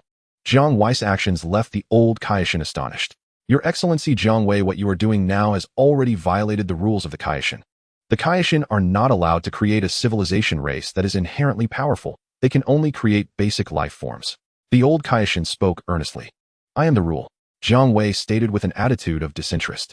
The old Kaishin could only sigh. Jiang Wei as a Kaishin would undoubtedly face punishment for his violations. The god of destruction, Beerus. Wait a moment. The old Kaishin did not even know if Lord Beerus could defeat Jiang Wei. The power of both surpassed the limits of his imagination. However, the old Kaishin knew that above the god of destruction, there was an even more terrifying being capable of erasing the universe. Even if Jiang Wei could be fearless against Lord Beerus, he surely could not confront that being as well, right? On the other side of the universe, the angel Whis also sensed it. After all, the Kaishin and the god of destruction are deities of the same rank, and the sudden emergence of another one was enough to alarm Whis. Whis used his staff to observe the entire process of Jiang Wei creating Super Earth, watching with great interest. In fact, according to the rules followed by deities, Whis also knew that Jiang Wei was operating outside the rules, but he simply found it amusing and did not take Jiang Wei's violation seriously. After all, when Beerus sealed the old Kaishin in the divine sword, was that not a violation of the rules? As the god of destruction of the universe, when Beerus outsourced his duties to a cosmic real estate developer and just lazed around at home, was that not a violation of the rules? As an angel, Whis had already turned a blind eye to so many deities' violations, or would he truly take Jiang Wei's violations to heart? This newly emerged Kaishin is quite interesting. Whis was indeed quite bored. After all, as a caretaker, his cat was always lazing around. Who could he not be bored with? Having seen so many rule-abiding Kaishin, encountering one who played by his own rules instantly captured Whis' attention. But it only caught Whis' attention. A Kaishin was not important enough to warrant a personal visit from Angel Whis. Did he not see Majin Buu rampaging against the Kaishin back in the day? Was Whis not indifferent then as well? At this moment, a thin hairless cat wearing a bathrobe and sleeping cap suddenly turned over in its bed, sitting up with a sleepy expression. Whis, where are you? This hairless cat, just waking up, began to shout loudly while sitting on the bed. Oh dear, Lord Beerus has awakened. How rare indeed. Whis knew his master's feline nature all too well. Only something truly extraordinary could rouse this indolent cat mid-sleep. Whis, I sense another Kaioshin has bound their life force to mine. Tell me, has a new Kaioshin truly arrived in my universe? Beerus asked, deeply perplexed. Lord Beerus, your intuition remains as impeccable as ever. Indeed, an unknown Kaioshin has appeared in Universe 7. Whis replied with a playful grin. As expected. I only hope this newcomer isn't as feeble as his predecessors. Then perhaps I might enjoy a more peaceful slumber. Beerus stretched languidly, arms raised high, then flopped back onto the bed and drifted off once more. After all, a single Kaioshin was hardly enough to warrant the attention of Beerus, the god of destruction. Were it not for the cosmic law binding a destroyer's life force to that of the Kaioshin within his universe, Beerus wouldn't have stirred from his slumber at all. Shall I inform Lord Beerus that the ancient Kaioshin he sealed away has already been freed by this very newcomer?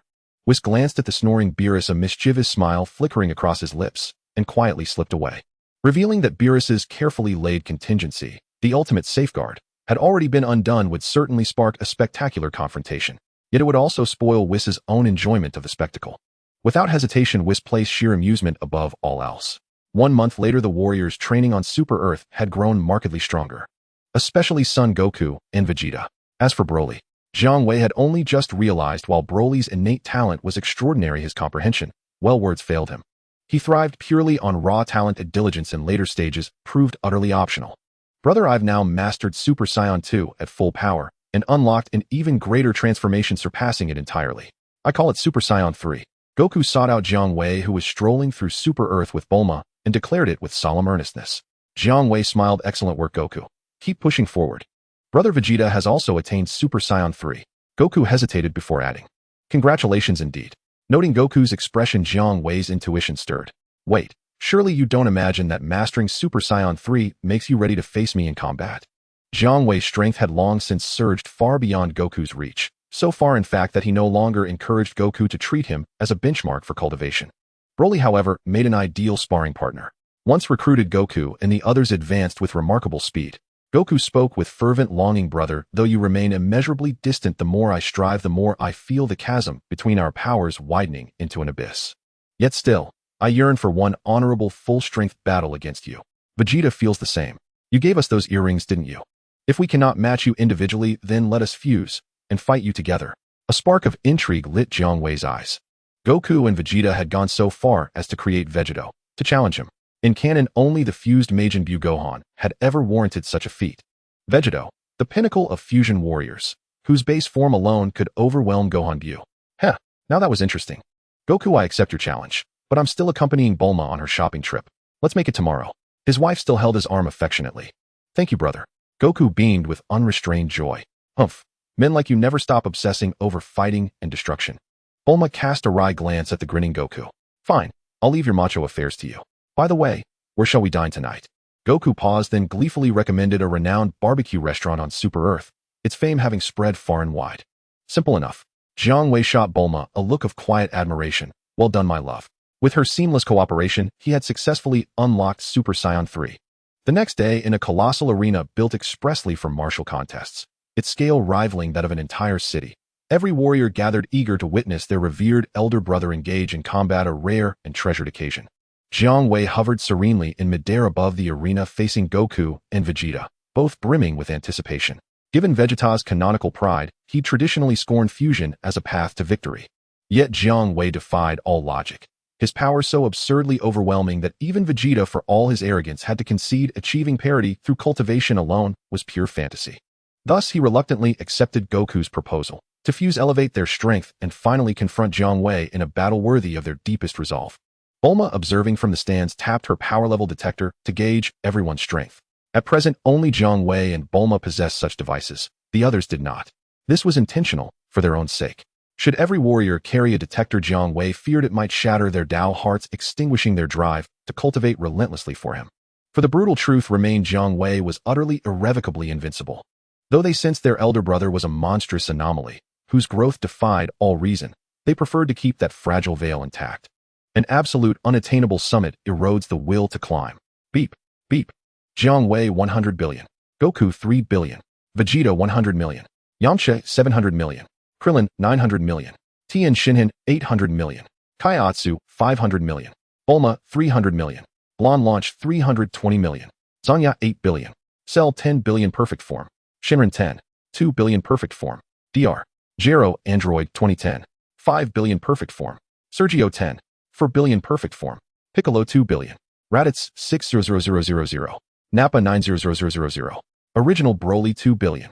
Oolong 80000. Poir 80000. Brother, please hold nothing back. Goku and I are about to fuse. Goku scratched the back of his head, reminding Jiang Wei across the arena. Shortly after receiving the Patera earrings, he and Vegeta had fused into Vegeto. Even Goku trembled inwardly at Vegeto's Super Saiyan 3 might. Yet that very power rekindled his unwavering conviction to stand before his beloved elder brother Jiang Wei and fight with everything he had. Vegeta sneered, yet still stepped forward, and the two drew inexorably toward each other. Yosha, a fused warrior, materialized before the crowd. Clad in cobalt blue battle armor, gloved hands raised his features, a perfect blend of Goku's and Vegeta's. Vegeto. Jiang Wei regarded him calmly. This self-fashioned, peerless warrior, with serene composure, then pressed his power level detector. Beep, beep. Vegeto 3. 1 trillion. Big brother, whatever you do, don't hold back. Vegeta said with unwavering confidence. Even as a new persona forged from Sun Wukong and Vegeta, Vegeta's reverence for Jiang Wei ran deep into his bones. As you wish. Jiang Wei's expression remained calm. After a single trial, Jiang Wei and Burma already had a clear appreciation for the might of a warrior born through the Patera earrings. To call a fusion warrior so strong it breaks the rules would still be an insult to their strength. If the Jiang Wei standing before Vegeta were still the same man he had been a little over a month ago when he was in the Jie Wangshin realm, then a Vegeta unleashing his full power could have felled that Jiang Wei in a single strike. Thus, having grasped the fusion warrior's tremendous strength over the past month, Jiang Wei had been granting his subordinates wishes with great frequency. Ya! Vegeta instantly transformed into Super Saiyan 3 and charged at Jiang Wei. Under Jiang Wei's influence, Sun Wukong did not show off as he might in the original tale. He knew he had no grounds to swagger before his elder brother. The Vegeta persona had also taken on aspects of Sun Wukong. As Vegeta hurled himself forward, Jiang Wei watched him approach with an unruffled face, yet summoned every ounce of his strength to meet the assault. Burma watched the two begin to spar in the sky and immediately tapped her power scouter. Beep. Jiang Wei combat power 800 trillion transformed into humanoid Shenlong Super Saiyan 320 Kaioken. Vegeta combat power 1240 trillion transformed into Super Saiyan 3. The moment they clashed, Vegeta defeated. Those watching like Kellen could not help but exclaim, so powerful a Vegeta was beaten by Big Brother in a single blow. Still not enough. Beaten by one strike and sent to the ground, Vegeta split back into Sun Wukong and Vegeta. Sun Wukong wore a wry smile as he looked up at Jiang Wei, his eyes full of admiration. Truly befitting of my elder brother, Sun Wukong thought, an invincible strength. Vegeta's face first showed defiance, then fell into gloom. This Jiang Wei might very well be on par with the destroyer by Lucy. Vegeta, unlike Sun Wukong, had completely lost his fighting spirit toward Jiang Wei. After the fight ended, far out in the depths of space aboard a starship, a tiny insect-like creature laughed with glee. Such astonishing energy. Though it lasted only for a brief moment, it was unprecedentedly strong. My Morinbo finally has hope of escaping his seal. Ha! The creature on the ship was the wicked sorcerer Babidi, who cackled with delight. Now that the powerful energy unleashed by Jiang Wei's clash with Vegeta had drawn him, Babidi, thinking himself fortunate, hurried off toward Earth with giddy anticipation. At that moment, Big Brother, please let every member of the security department learn the Super Saiyan 3 transformation. Very simple. Jiang Wei snapped his fingers. From that moment on, all those with Saiyan blood, including Burma, could transform into Super Saiyan 3.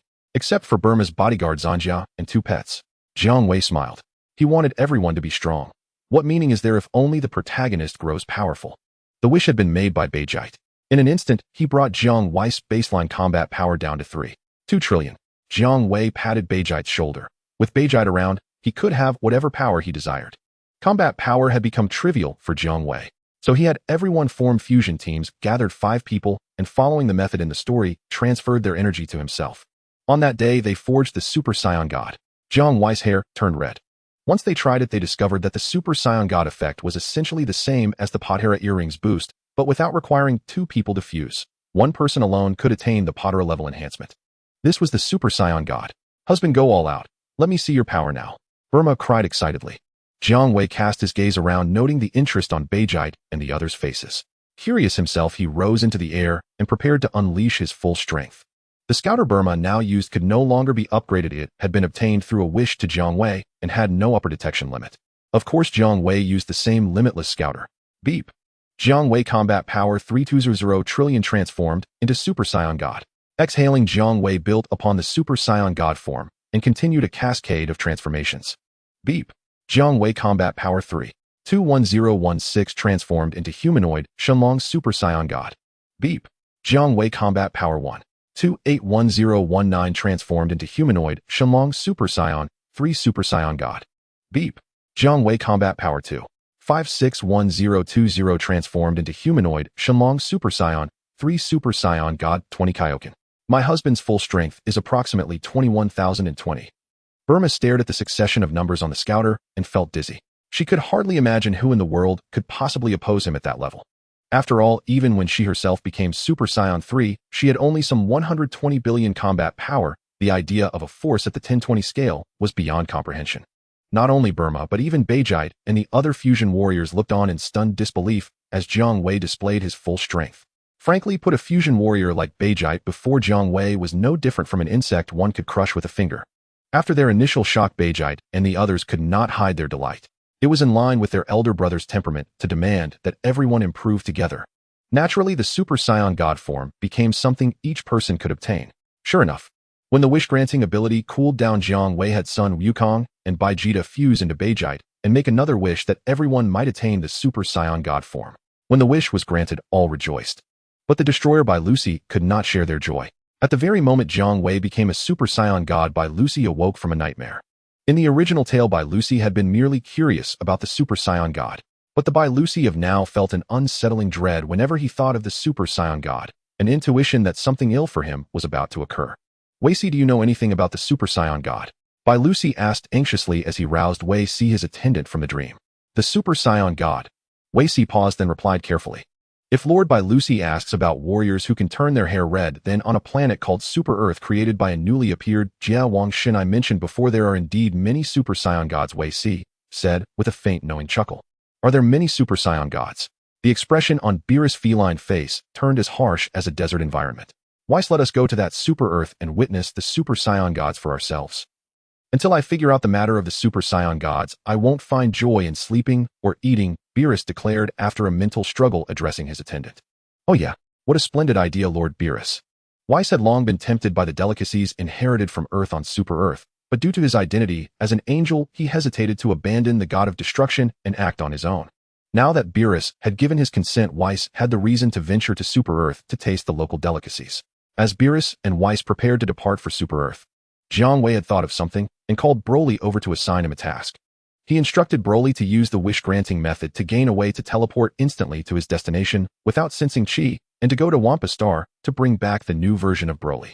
Every skill Jiang Wei mastered was shared with those around him. He not only aimed to become powerful himself, but also to build the strongest team. Usually, he wanted his younger brothers to have enough strength to resolve their issues independently without troubling him, their older brother. Only when they truly couldn't manage would Jiang Wei step in. All right, big brother. Broly had completely submitted to Jiang Wei and without hesitation went to Wampa Star in search of a Saiyan who shared his name. This was also because Jiang Wei considered that the old version of Broly was not very bright, so he referred to the new version of Broly as a Saiyan with the same name to make it easier for the old version to understand. Using the method that required no sensing of energy, Broly instantly arrived on Wampa Star. This planet is so desolate, how can there be Saiyans living here? Broly surveyed the empty surroundings and couldn't help but exclaim, Father, there is a powerful energy presence on this planet. As soon as Broly arrived, he was instantly sensed by the new version of Broly living on this planet. His skin tightened as he told his father Paragus. The old version of Broly instilled an unprecedented sense of oppression. Broly, are you saying someone has come to this godforsaken planet? Great. We can finally leave. Unlike his son's anxiety, Paragus had had enough of staying on this desolate planet and was almost driven mad by the thought of wanting to leave. Father, the owner of this energy is very strong, extremely powerful. The new version of Broly hurriedly said, but Paragus was already unable to listen. Paragus rolled and crawled towards the direction of the powerful energy presence. The new version of Broly could only sigh and quickly chased after his father Paragus. Before long, Broly encountered the new version of Broly and his father. Upon seeing them, Broly displayed a look of astonishment. He felt a strangely familiar energy from this father-son duo. However, Broly didn't dwell on it. Are you a scion from the Frieza Force? The elderly Paragus, who was already old beyond measure, asked Broly with great excitement. In Paragus' understanding, all scions belonged to the Frieza Force. Broly ignored Paragus' question, which was somewhat similar to his deceased father, and kept his gaze fixed on the new version of Broly. He must be the scion with the same name my brother is looking for. He looks quite ordinary. However, why do I have a feeling that this guy could be dangerous? In the same situation, the new version of Broly was also drawn to the old version of Broly. The old version of Broly appeared listless. Yet the new version of Broly always had the feeling that this guy could be very troublesome if he went berserk. Are you a scion of the Frieza Force? Please take us away from here. We have been living on this desolate planet for decades. Paragus, filled with excitement and hope, reached out to the unfamiliar scion who resembled his son. The Wampa Star where Paragus and the new version of Broly lived was both desolate and remote. This made Wampa Star a seldom visited planet, with very few spaceships passing through its vicinity. This led to Paragus and the new version of Broly being trapped on this planet, and Paragus even believed that the rest of their lives would be spent on this desolate planet. However, the appearance of the old version of Broly gave Paragus a glimmer of hope to leave this damned, desolate, godforsaken planet. This made Paragus so excited that he completely ignored his son's warning to him. I am not a scion of the Frieza Force. My brother is Jiang Wei, and it is my brother who sent me here to take the scion named Broly, who shares my name, away. As for you, my brother didn't say he would take you back. Broly replied, indifferently, focusing his gaze on Paragus, who bore some resemblance to his father. You are not a scion of the Frieza Force. It doesn't matter as long as you can take us away. Paragus began to dance with excitement, clearly only hearing the first part of Broly's words. Broly never said he would take him back to Super Earth. Let's go, that guy named Broly. Broly ignored Paragus as he extended a hand to the new version of Broly. The new version of Broly displayed a puzzled expression. You want to take me away? Where is your spaceship? I don't see that you have a spaceship. And if you don't take my father away, I won't go with you. What? Not take me away? Paragus finally reacted. The scion in front of him, who somewhat resembled his son Broly, was tall and strong with robust muscles. He only wanted to take his son Broly away while leaving Paragus to fend for himself on this godforsaken planet. In the next moment, Paragus' elderly face, which was previously filled with excitement and hope, instantly turned extremely sinister. You must take me with you. Otherwise, you can't take Broly away and can forget about leaving here. Broly's expression remained indifferent. Paragus' malicious words only left him unfazed. Just some trash making noise. If he were still his old self, he would have easily wiped him out with a ki blast. Paragus shouted. Broly, quickly subdue him. How he came to this planet is irrelevant. He must be compelled to take us away. Paragus had been on this planet long enough. He would never easily give up the hope of leaving this damned planet. Since the old version of Broly was unwilling to take him away, Paragus had no qualms about using force to compel the old version of Broly to take him along to leave. As for what to do after leaving this damned planet, Paragus had only one thought: to seek vengeance against King Vegeta. It was King Vegeta who many years ago exiled him and his son Broly to this desolate, forsaken planet. This was simply because Broly possessed an exceptionally high battle power at birth. King Vegeta feared that Broly would threaten their royal family's dominance over the Saiyans, so he used a flimsy excuse to exile Paragus and his son to this barren frontier planet. This exile lasted for decades, enduring countless hardships. It cannot simply be overlooked. Paragus would definitely not let the true culprit King Vegeta go unpunished. The new Broly did not take action. He merely cast a cautious glance at the old Broly, although a metal collar controlling him was also around his neck. The new Broly was also unable to control his immense power. However, compared to the old Broly, he was much more stable and was a naturally kind-hearted scion. Paragus' command to attack a complete stranger made the inherently good-natured new Broly hesitate. Moreover, the terrifying aura of the old Broly also made the new Broly sense that this opponent was not to be underestimated and that he should not act rashly. Broly, what are you waiting for? Are you ignoring your father's words? Quickly seize him and let him take us away from here. Paragus immediately scolded him when he saw the new Broly standing still. I understand, father. After decades of relying on each other, the new Broly was still accustomed to following his father's orders. In the next moment, the new Broly's gaze turned fierce. I'm sorry, I cannot disobey my father's words. Meanwhile, the old Broly's muscles began to swell, but his eyes remained clear and free of white. The old Broly's madness had been cured by Jiang Wei's formidable strength on the new Vegeta planet. A terrifying aura emerged on the Wampa Star. What a terrifying aura. It can't be. This person is even stronger than my Broly. Paragus fell to the ground, regretting his decision to capture the old Broly. You want to capture me? Just as my brother instructed me to bring you back, let me see why my brother values you so much. The scion who shares my name. The fully muscular old Broly laughed at the serious-looking new Broly across from him. as the old Broly began to no longer suppress his power and even more terrifying pressure bore down on the new Broly. Up. With a loud shout, the new Broly couldn't bear the oppressive feeling from the old Broly any longer and had no choice but to strike first. Is this all you can take? The old Broly laughed. In the next moment, the two legendary Super Saiyans collided like a clash of heaven and earth. Boom. The entire Wampa star began to tremble violently with the impact of the two. With the collision of the two Brolys, an invisible shockwave spread in all directions, turning every hill in its path into dust. If Paragus had not been prepared and hid in a deep pit, he too would have been obliterated by the shockwave caused by their clash. The two Brolys separated upon contact. Afterwards, they collided again like a meteor striking the earth, creating an even more intense commotion. Crackling sounds ensued as the two engaged in a fierce exchange of fists and feet. Paragus, hiding in the nearby pit, could barely catch glimpses of their battle. The intense energy fluctuations generated by their exchanges left Paragus in shock. Damn it, had I known this strange guy could fight evenly with Broly, I shouldn't have sent him to capture him. I was too reckless, a serious miscalculation. Paragus felt that he should not have acted so hastily, and that perhaps a gentle persuasion would have been the best approach. The old Broly's power was truly astonishing to Paragus. The clash between the two legendary Super Saiyans continued. After all, the new Broly was the one designated by his brother, and the old Broly merely wanted to test his abilities, so he naturally couldn't use all his strength against the new Broly right away. Thus, he only utilized his normal power. After all, in the old Broly's perception, the new Broly's power at this moment was far inferior to his. Simply using his normal power was enough to suppress the new Broly. But what kind of existence was the new Broly? Anyone who has seen Dragon Ball Super Broly would understand. Not long after, the new Broly shocked the old Broly deeply. This guy who shared his name had actually surpassed his normal battle power. Growing stronger with every battle, the one who fell into a disadvantage was actually himself. After falling behind, the old Broly had to transform into a Super Saiyan, wildly boosting his battle power to reassert dominance over the new Broly. However, this advantage lasted only a very short time. As the battle continued, the old Broly sensed something was off. The new Broly's battle power quickly caught up and then surpassed his once again. This guy. The old Broly's expression was one of extreme surprise. He seemed to understand why his brother sought this Saiyan, who also shared the name Broly. It was definitely not just because they shared the same name. To counter the new Broly's attacks, the old Broly had to continue transforming, raising his battle power to a level of advantage. Thus, the battle powers of the two legendary Super Saiyans continued to soar. With the surge in their battle powers, the residual waves from their clash became increasingly terrifying, sweeping away everything around the Wampa Star. Paragus was also fortunate to have escaped being obliterated by hiding in that deep pit. Boom. In the next moment, the old Broly's movements were a moment too slow, and he was punched in the face by the new Broly. In an instant, the punch sent the old Broly's muscular body flying like a cannonball. The old Broly was launched hundreds of meters away, and the high mountains he encountered on Wampa Star were completely smashed to pieces. Clearly, as the battle continued, the new Broly gained the upper hand over the old Broly. You are the strongest person I have seen in these decades. Let's continue.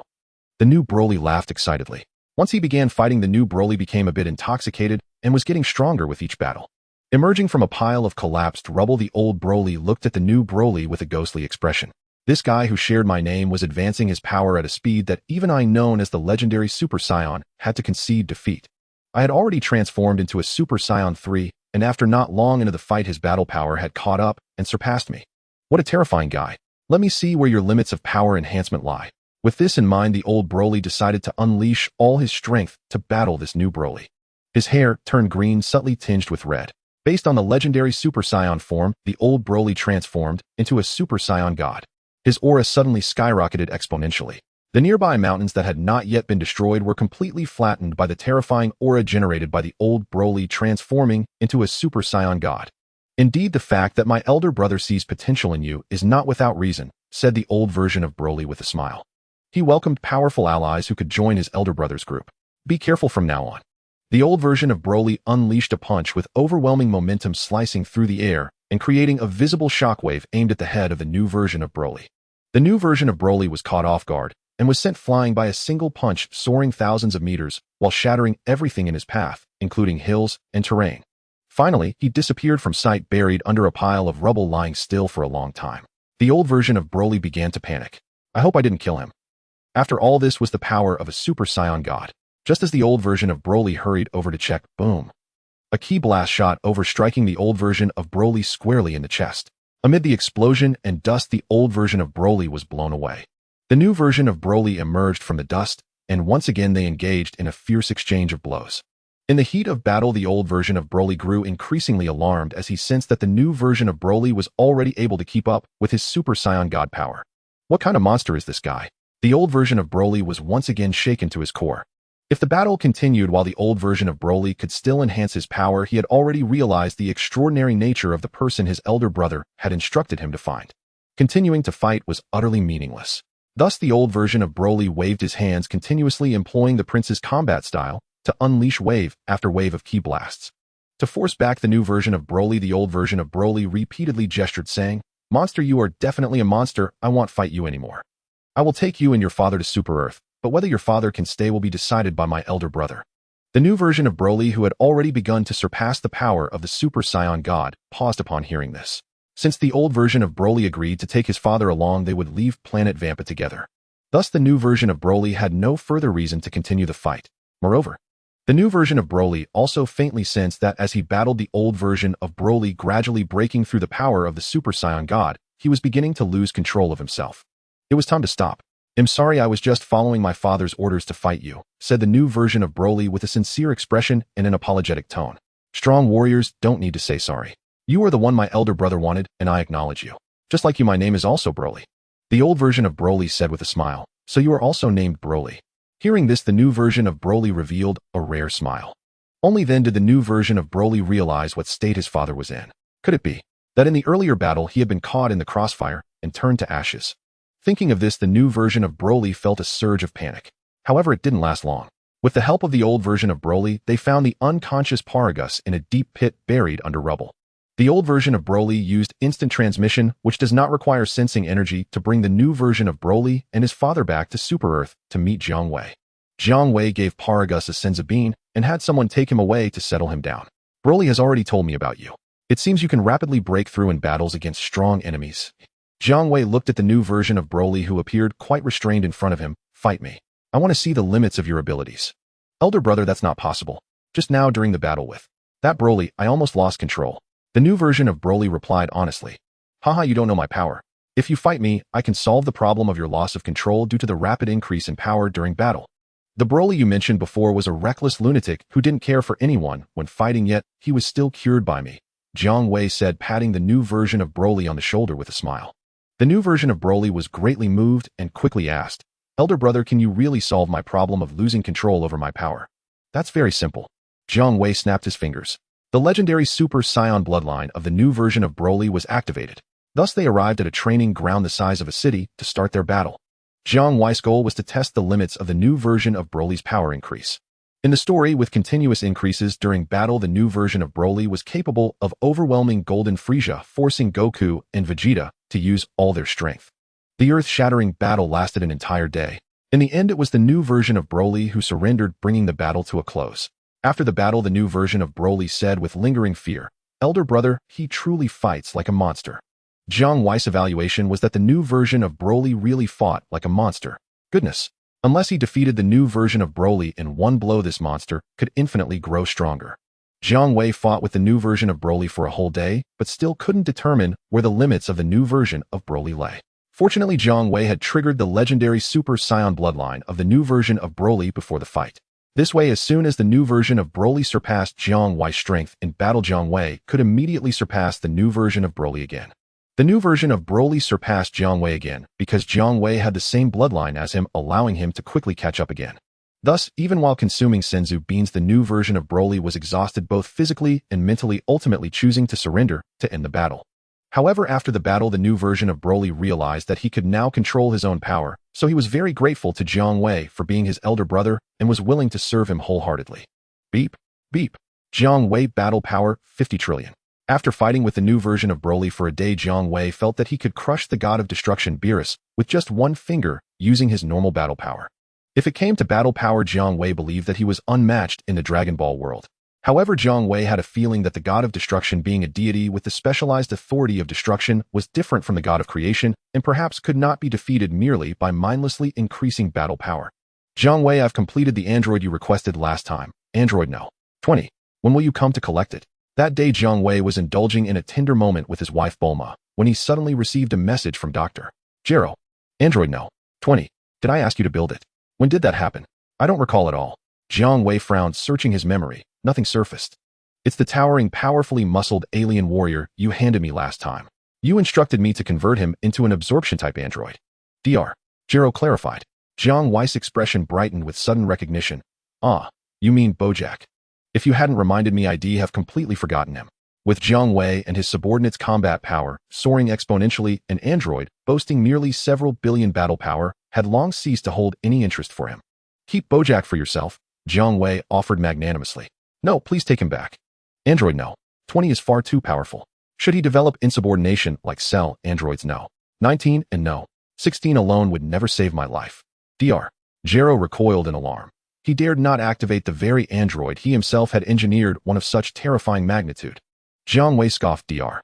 Jiro, if you devoted even half as much focus to cultivation as you do to research, you wouldn't hesitate to claim even a mere Bojack. Should he dare defy me, a single fingertip would erase him.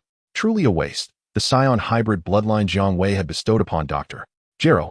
Dr. Jiro's face twitched. I am a scientist, not a martial cultivator. Naturally, my entire devotion belongs to research. Enough talk. Come retrieve android no. 20 soon. I dare not even power him up while he remains here. Reluctantly, Jiang Wei dispatched a clone back to Earth, retrieving from Dr. Jiro's secret laboratory a metallic containment unit marked No. 20. Upon opening the container, Bojack lay inside, eyes wide open, motionless, then began trembling violently before swiftly regaining consciousness and sitting upright. Beep. Android no. 20 battle power 500 initial. His gaze locked onto Jiang Wei, sensing the overwhelming strength surging through his newly augmented android form and the unique ability to absorb others' battle power. A flash of defiant resistance flickered in Bojack's eyes. Android no. 20, I am your master. What manner of gaze is this you cast upon me? Noticing Bojack's hostile stare, Jiang Wei rebuked sharply. To hell with your android no. 20, I am Bojack, the terror of the entire galaxy, the dread of North Ko and his senile peers. Jiang Wei, your gravest blunder lies in leaving those green-skinned black-spot warriors unstationed beside you. Bojack erupted in violent rebellion. With lightning speed, he seized Jiang Wei's shoulder, his palm-mounted gem-like absorption apparatus instantly engaging at full capacity, draining Jiang Wei's energy. Jiang Wei remained perfectly still, observing Bojack's frenzied absorption with detached curiosity. Old man Jiro possessed remarkable self-awareness. Merely by creating you, he recognized you as a flawed experiment. Tisk tsk. Bojack's face contorted with manic fury. I am no failed experiment. I will kill you, and that old man. He redoubled his efforts to siphon Jiang Wei's energy. Jiang Wei, don't feign indifference. Under my absorption, you've already lost vast reserves of power. Before long, you'll be drained to death. Ha ha. Sensing the torrential, inexhaustible energy flowing from Jiang Wei, Bojack grinned savagely. You haven't reached your limit yet. So Dr. Jiro equipped you with absorption technology more advanced than android no. 19th. Jiang Wei appraised Bojack with the cool, clinical gaze of a scientist surveying his own creation, a look that only deepened Bojack's seething rage. Yet that fury lasted barely a minute. I can't hold on. I'm about to burst. Jiang Wei's energy keeps flooding in without end. Panic twisted Bojack's features. Overwhelmed by agonizing explosive pressure from the energy flooding his body, Bojack tried desperately to withdraw his hand, only to realize in horror that Jiang Wei's energy had fused it in place. I'm going to explode. Spare me, master. Facing annihilation, Bojack crumbled. Android no. 20, I am your master. Jiang Wei observed Bojack's unnaturally swollen, cerulean muscled frame. I am android no. 20, master, spare me. Bojack pleaded frantically. Simple enough. Jiang Wei snapped his fingers. Ding, acquired android no. 20's energy absorption apparatus. Only after the wish manifested did Jiang Wei release android no. 20. From that instant onward, Bojack ceased to exist. Only android no. 20 remained. Beep. Android no. 20 to battle power 100 energy at maximum capacity. Jiang Wei raised his palm. No gem-like apparatus gleamed there. Yet when he placed his hand upon android no. 20, he distinctly felt his ability to draw energy from the android's body. Evidently, the android no. 20 energy absorption apparatus existed as an innate skill. Fascinating. Though seemingly trivial, Jiang Wei now possessed the ability to absorb others' energy. He siphoned just enough energy from android no. 20 to prevent detonation. Beep. Android no. 20 battle power 800 energy absorbed. Thank you, master. Android no. 20 exhaled in relief. You may withdraw. Yes, master. Moi. Scarcely 5 minutes after android no. 20 departed, Jiang Wei sensed something, and his expression shifted, subtly intrigued. In the next instant, two figures materialized high above Super Earth, Angel Whis and Lord Beerus gripping Whis' tail behind him. Unlike the canonical timeline, Beerus arrived tense and visibly unsettled. Whis spoke with impeccable courtesy. Lord Beerus, the destroyer god of Universe 7, pays homage to the newly ascended Kaioshin of this realm. Granted permission by Jiang Wei, Whis descended, with his feline companion, to the surface, guided by the planetary defense forces of Super Earth's nascent human civilization en route to pay homage to Jiang Wei, their supreme, divine creator. This Kaioshin certainly commands grandeur. Beerus grumbled, disgruntled. Among Kaioshin, even those holding equal rank, none dared stand before him without trembling. Under normal circumstances, a planet that irritated him so would have been obliterated by a single destruction wave. Beerus refused to endure even a moment's discomfort. Yet this was the home world of the Super Saiyan gods, beings whose very existence compelled even the omnipotent destroyer god Beerus to reign in his arrogance until the situation was fully assessed. Why? Though not deities like Kaioshin or destroyer gods, Super Saiyan gods were divine beings, transcending mortal life entirely. And divine beings wielded attacks potent enough to wound even gods immune to mortal assault, like Beerus himself. Were it not for that singular fact, that Super Saiyan gods could harm a destroyer god, Beerus wouldn't have deigned to notice this planet at all. Upon seeing Whis and Beerus, Jiang Wei pressed the button on the battle power detector. Beep beep. Whis battle power 1000. Beerus battle power 1000. Moi. Jiang Wei was initially taken aback, then revealed an expression of as expected. At the level of angels and destroyers, battle power was merely a meaningless statistic. Didn't we see in the plot that Son Wukong and Vegeta trained desperately, and yet not only could they not surpass Whis, but they also couldn't defeat Beerus? To put it bluntly, battle power is a low-level strength for angels and destroyers.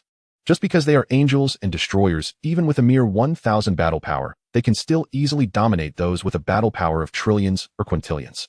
This also indicates that the Super Saiyan god, although a divine being capable of threatening a destroyer, is still vulnerable to the power of mortals since he is not a true deity. If one truly reached the level of a destroyer, even with a battle power of only 5, could you Black Golden Frieza still not be defenseless? Believe it or not. What Jiang Wei couldn't understand was that the Kaioshin in theory is also a deity equivalent to a destroyer, yet could be killed by the power of mortals. Wait, is the Kaioshin really equivalent to a destroyer? Jiang Wei pondered as he recalled when the gods bowed to the Omni King. The Grand Minister and his angel children did not need to bow. The destroyers had to bow. The Kaioshin, the most humble, had to perform a kneeling ceremony. Damn it. One kneeling and the other bowing, are they really of equal status? What a joke. Moreover, each destroyer has an angel attendant. Clearly their status is much higher than that of the Kaioshin. The Kaioshin as a deity is far inferior in value compared to the destroyers. Mr. Beerus, Mr. Whis, welcome to Super Earth. As the host, Jiang Wei naturally had to be warm and hospitable. Lord Jiang Wei, Mr. Beerus has come for the group of red-haired warriors, the Super Saiyan gods residing on your Super Earth. After exchanging a few courteous words, Whis, as the attendant of the destroyer, explained the purpose of their visit to Jiang Wei. Beerus remained silent, leaving all the social niceties to his subordinate. His demeanor was not as relaxed as when he first arrived on Earth in the story. In the plot, Beerus merely dreamed of a Super Saiyan god. However, in the Dragon Ball world where Jiang Wei resides, the Super Saiyan god is not a dream, but a reality. Not only does he exist, but there is also a group of them, each with formidable strength. Even the strongest destroyer in the universe would find it difficult to maintain composure when facing a group of powerful divine beings capable of inflicting harm. It was only until Jiang Wei, embodying the spirit of hospitality, presented earth delicacies to the food-loving Beerus and Whis that their mood lightened. In the face of delicious food, Beerus and Whis competed fiercely, their manners slipping. After enjoying the earth cuisine, Beerus finally relaxed, regaining his usual aloof demeanor. Beerus said to Jiang Wei, "Thank you very much for your hospitality, Kaioshin. I have a request, though. I hope to spar with the Super Saiyan god residing on Super Earth." Jiang Wei addressed everyone after they had eaten to their fill. Mr. Beerus wishes to find someone to spar with and experience the power of the Super Saiyan god. Who among you is willing to spar with Mr. Beerus? Everyone was now extremely confident in their own abilities, except for their older brother. They feared no one. Upon hearing a guest wanted to spar, they all eagerly volunteered. "How about we draw lots?" Bulma suggested, and everyone agreed, finding it fair. Haha. Seeing that everyone was spirited and showed none of the fear that others' planets displayed upon hearing the name of Destroyer Beerus, Whis let out an amused laugh. "Ms. Bulma, please give me another serving of strawberry pudding, thank you." After laughing enough, Whis asked Bulma for a dessert, ready to enjoy the show. Beerus' skinny cat face twitched. He was clearly unaccustomed to the reactions of the crowd, making the mighty destroyer seem to lack any sense of intimidation. After a round of drawing lots, perhaps due to the inertia of the plot, it was Son Wukong who won the lottery with great excitement, eager to fight Beerus. Jiang Wei snapped his fingers, and the palace that hosted them flew to a martial arts arena the size of a city. This way everyone could enjoy the battle between Sun Wukong and Beerus while continuing to savor the food. Sun Wukong and Beerus flew above the arena, each taking their stance as they faced off before the battle. Sun Wukong was extremely excited. Now on Super Earth, he trained in the hyperbolic time chamber every day. The hyperbolic time chamber on Super Earth was even more extraordinary. 1 day outside equated to 10 years inside. In the plot, Frieza trained to become Black Golden Frieza on a planet with an abnormal flow of time, but it was no match for this. It just takes time. Normally, it wouldn't take long before one would age and die. However, Sun Wukong had an excellent older brother whose lifespan was already infinite, thus, he freely utilized the hyperbolic time chamber. The same went for others. Therefore, not only Jiang Wei and the new Broly, but anyone willing to put in the effort to train also saw their powers swell. Piccolo and Zanya, along with Bulma, who was not keen on training, were exceptions. Watching Sun Wukong and Beerus in the air, still observing each other without engaging. Jiang Wei raised his hand to press the battle power detector. His eyes widened significantly. What does this mean? Jiang Wei displayed a puzzled expression. Beep beep. Sun Wukong battle power 300 billion. Beerus battle power 30 trillion. On the screen of the battle power detector, Beerus battle power had changed from before. Jiang Wei aimed the battle power detector at Whis, who was holding a spoon and scooping ice cream. Beep beep. Whis battle power 1000. Whis battle power remained unchanged from before. A contemplative expression appeared in Jiang Wei's eyes. Wukong, don't transform into Super Saiyan God just yet. Start from Super Saiyan 1. I want to observe Beerus changes. This guy is a bit strange. Just as Sun Wukong was about to act, his older brother's voice suddenly echoed in his mind. All right, big brother. Sun Wukong obediently followed Jiang Wei's words. In the next moment, Sun Wukong's pupils turned green, his hair became golden, and golden flames engulfed his entire body. Mr. Beerus, this form is what we call Super Saiyan 1. Sun Wukong quickly explained to Beerus and sped forward, instantly appearing before him, throwing a punch at his cat-like face, only to be effortlessly blocked by Beerus with a single finger. He was then flicked away by Beerus' finger. Beep. Sun Wukong battle power 150 trillion transformed into Super Saiyan 1. Beerus battle power 150 trillion. Jiang Wei noticed that as Sun Wukong's battle power increased, Beerus battle power also changed in an instant. He displayed a thoughtful expression. Because Beerus' finger did not exert real effort, Sun Wukong merely flew back over 10 meters before returning. Lightning began to crackle around him, and the golden flames transformed into radial streams of energy. Mr. Beerus, this is Super Saiyan 2. Sun Wukong instantly appeared before Beerus, once more launching a flurry of punches and kicks. This time facing Sun Wukong's strikes, Beerus merely stood with his hands behind his back, his cat-like eyes reflecting only boredom. Stop with these boring tricks. You need to use the power of the Super Saiyan God, or I won't hold back. Beerus huffed, sending Sun Wukong flying somewhat displeased. Beep.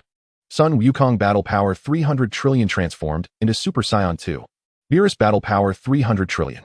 Wukong, there's no need to continue testing Beerus. You can transform into Super Saiyan God and fight him. Jiang Wei began to understand the pattern of Beerus' fluctuating battle power and conveyed it to Sun Wukong in his mind. Lord Beerus, as you wished.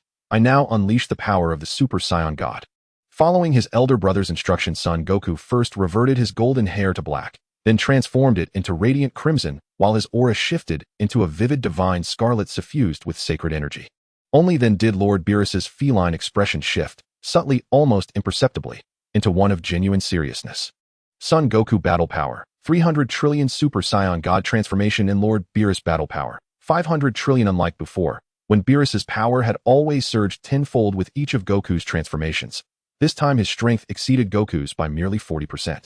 Jiang Wei observed Beerus's fluctuation through the battle power scanner and discerned the profound secret behind it.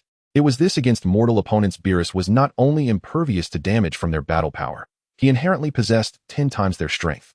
Yet against a Super Saiyan God, that immunity vanished, and his own power rose only 40% above theirs. Hence, in the prophecy, Beerus could not ignore the vision of the Super Saiyan God, nor could he deny it. The Super Saiyan God wielded fully 60% of his own divine might. Remarkable. And so that was the truth. And no wonder, whether Goku or Vegeta trained relentlessly, even mastering Ultra Blue, they remained forever outmatched by Beerus.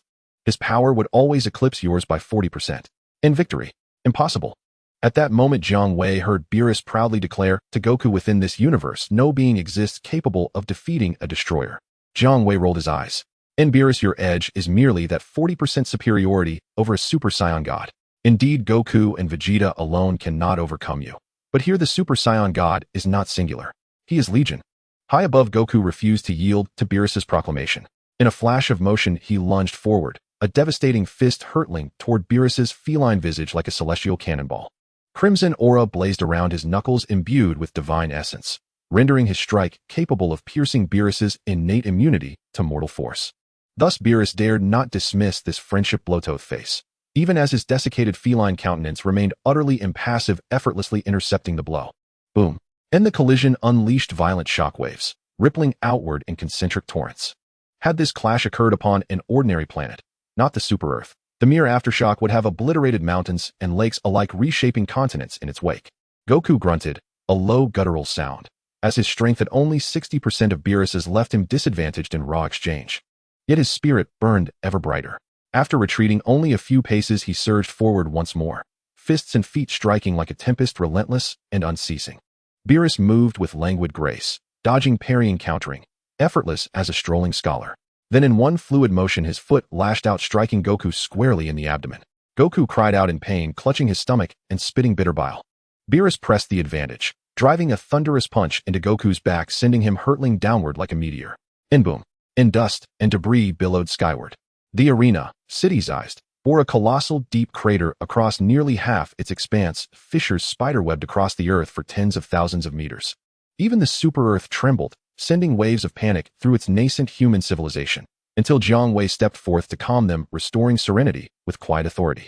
Beerus floated aloft, arms folded, gazing down into the vast, dust-choked crater. And so this is the power of the Super Saiyan God. Never mind. And he had nearly dismissed it as underwhelming. Then recalled, on this Super Earth the Super Saiyan God was not one, but many.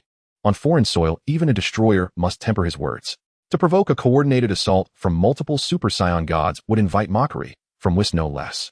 Suddenly, a colossal azure beam erupted from the swirling dust below the Kamehameha.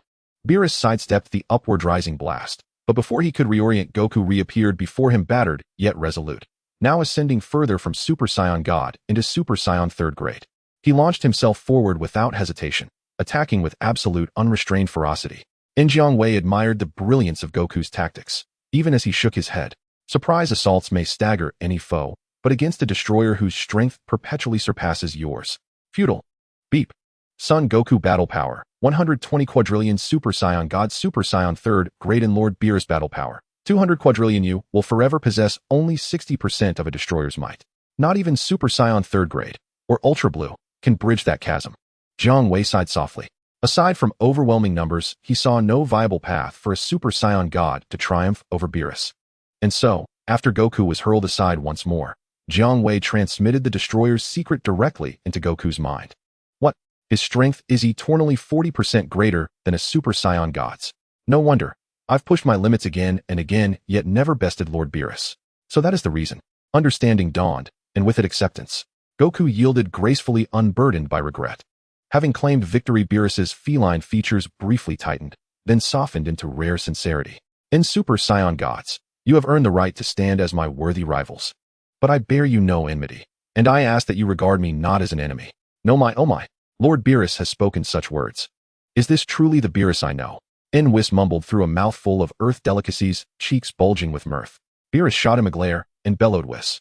You've just humiliated me, again. And then, like two starved wraiths, master and attendant fell upon the feast, devouring Earth's culinary treasures with ravenous delight. In truth, Beerus had been conquered, not by force, but by flavor.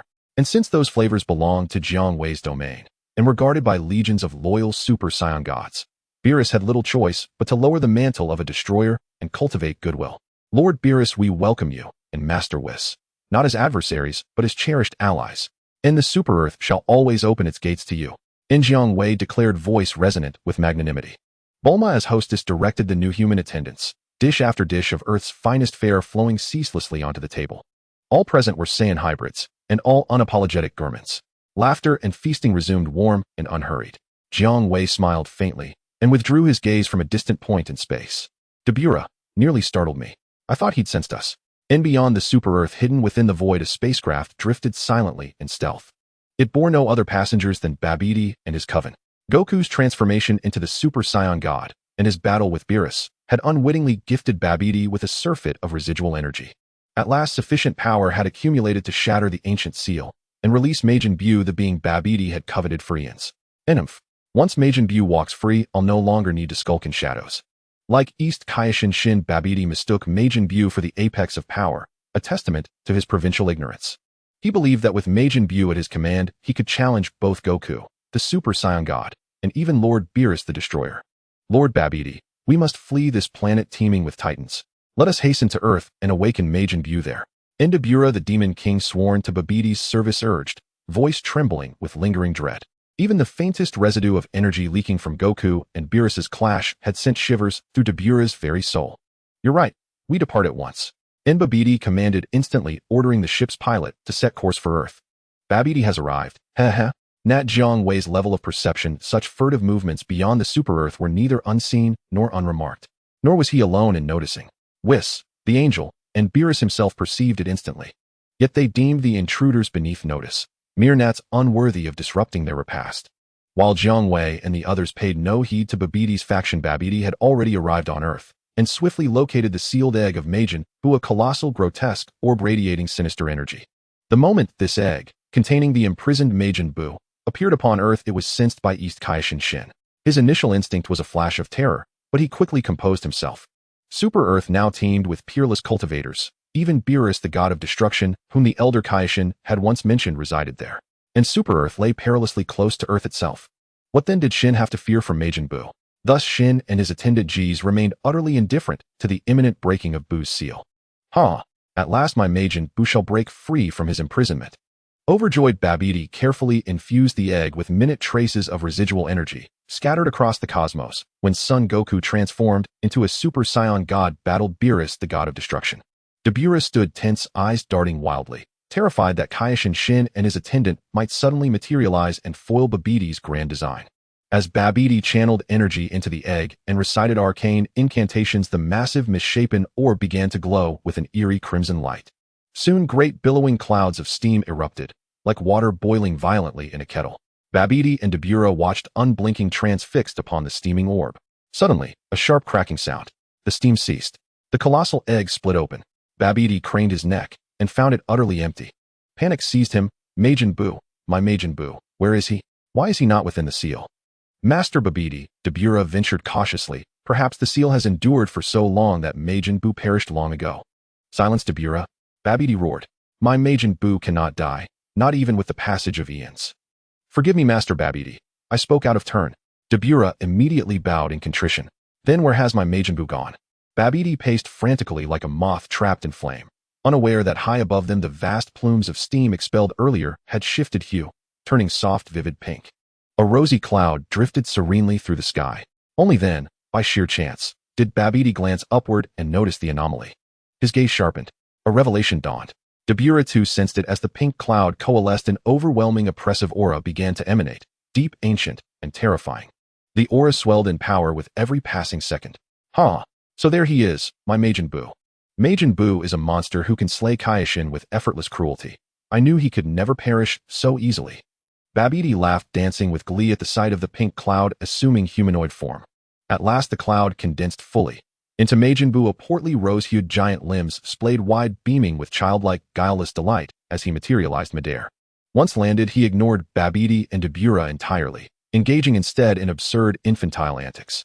Is this Majin Buu? Dabura stared dumbfounded. This pudgy, grinning figure bore no resemblance to the dread entity he'd imagined. Buu's fleshy pink bulk conveyed neither menace nor martial prowess. His small, blinking eyes betrayed no cunning, only simple-minded mirth.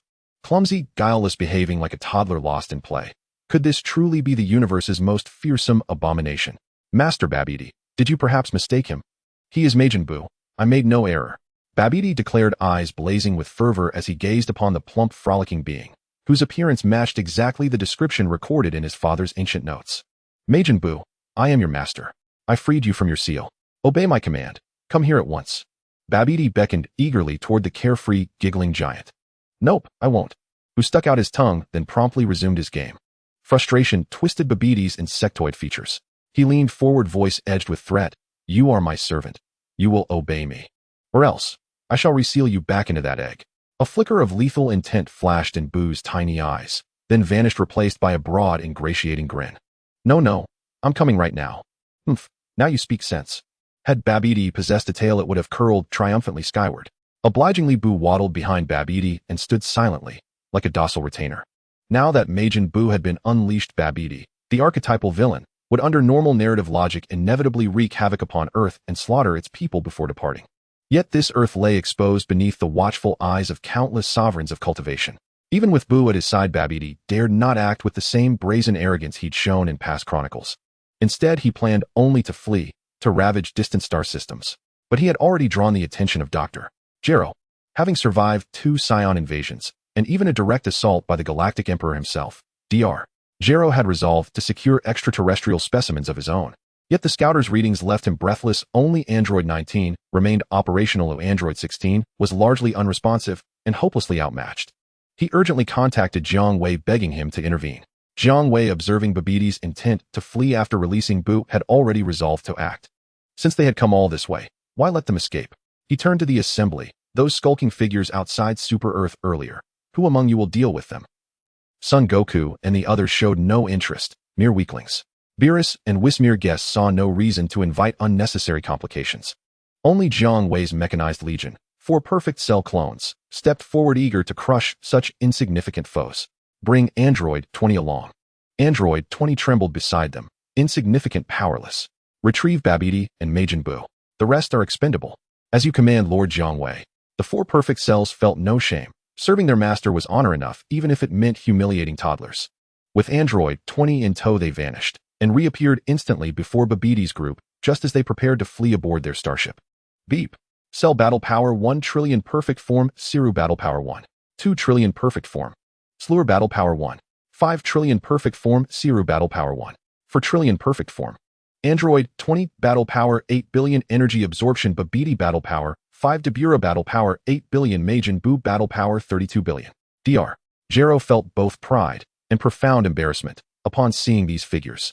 Pride, for all 4 perfect cells were his own creations. Even the 2-tailed variants hailed from a parallel Gero in another timeline. Embarrassment, for each of his creations harbored rebellious instincts seeking to destroy their maker. Only Jiang Wei commanded absolute loyalty from these mighty androids, without fear of betrayal. Upon seeing the sudden appearance of the Cell Juniors, Babidi was utterly stunned. He could clearly feel that a single finger from any fully formed cell could crush both him and Fat Buu. Even the childishly behaving Fat Buu looked terrified as the Cell Juniors appeared, cold sweat breaking out all over his body. Oh my goodness. I am Majin Buu. How could there possibly be life forms that are far stronger than me in this world? My lords, I am Babidi, and my subordinate and I are merely passing through Earth. We mean no harm, we will leave immediately. Babidi immediately showed signs of weakness.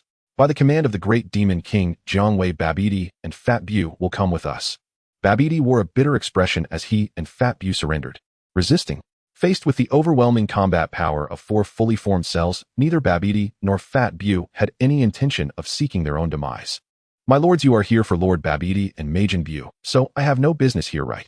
Dubra, who was left out, breathed a sigh of relief and cautiously asked. The cells couldn't be bothered to spare him a glance, instructing the obedient Android 20 beside them, go and dispose of the small Karami that Jiang Wei doesn't want. The cells were not foolish. Jiang Wei wanted them to bring Android 20 along, likely to test him as well. Understood. As soon as Android 20 finished his words, he charged at the astonished Dubra, like lightning, delivering lethal punches. Meanwhile, the cells had already taken Babidi and Fat Buu back to Super Earth to report to Jiang Wei. Faced with Android 20's fierce attacks, Dubra was taken aback. However, as the king of the demon realm, he reacted quickly and managed to evade just in time. Unable to dodge, he blocked Android 20's fists, which struck with the force of heavy artillery. Seeing Dubra block his punch aimed at his face, Android 20 suddenly revealed a strange smile. He suddenly opened his palm and grabbed Dubra's arm. Moi. Dubra suddenly felt his energy being drained, as if a dam had burst, continuously being siphoned away. Android 20 also displayed a look of enjoyment. As a cyborg, he was a powerful being in the universe. Unlike purely mechanical androids, he had the potential for growth. Although his potential for growth was incomparable to that of Saiyan or Frieza, if he could absorb a substantial amount of energy, Android 20 could evolve. As long as he didn't overload and explode from the energy, keeping the absorbed energy within a digestible threshold, Android 20 could grow stronger through energy absorption. Let go of me. Dubra, unable to break free, acted on impulse and spat at Android 20, forcing him to retreat. However, he had already lost a significant amount of energy. Dubra's energy was incomparable to Jiang Wei's, and he couldn't overwhelm Android 20, thus allowing him to absorb it. Seeing Dubra spit and petrify a nearby tree, Android 20 felt a lingering fear. He was unaware that Dubra's saliva was so treacherous, he simply found it disgusting and avoided being spat on. That was close. After fighting for less than 10 minutes, Dubra was killed, and at the time of his death, all his energy had been drained by Android 20. After eliminating Dubra, Android 20 aimed his palm at Babbidi's spaceship that had come to Earth, launched a key blast, and destroyed the spaceship before returning to Super Earth to report to Jiang Wei. The task of cleaning up small Karami was complete. Not long after Dr. Gero sent Android 19 to recover Dubra's corpse to take back for research as an alien specimen. The Majin Buu crisis that originally caused Earth to explode was thus resolved. The food here is delicious.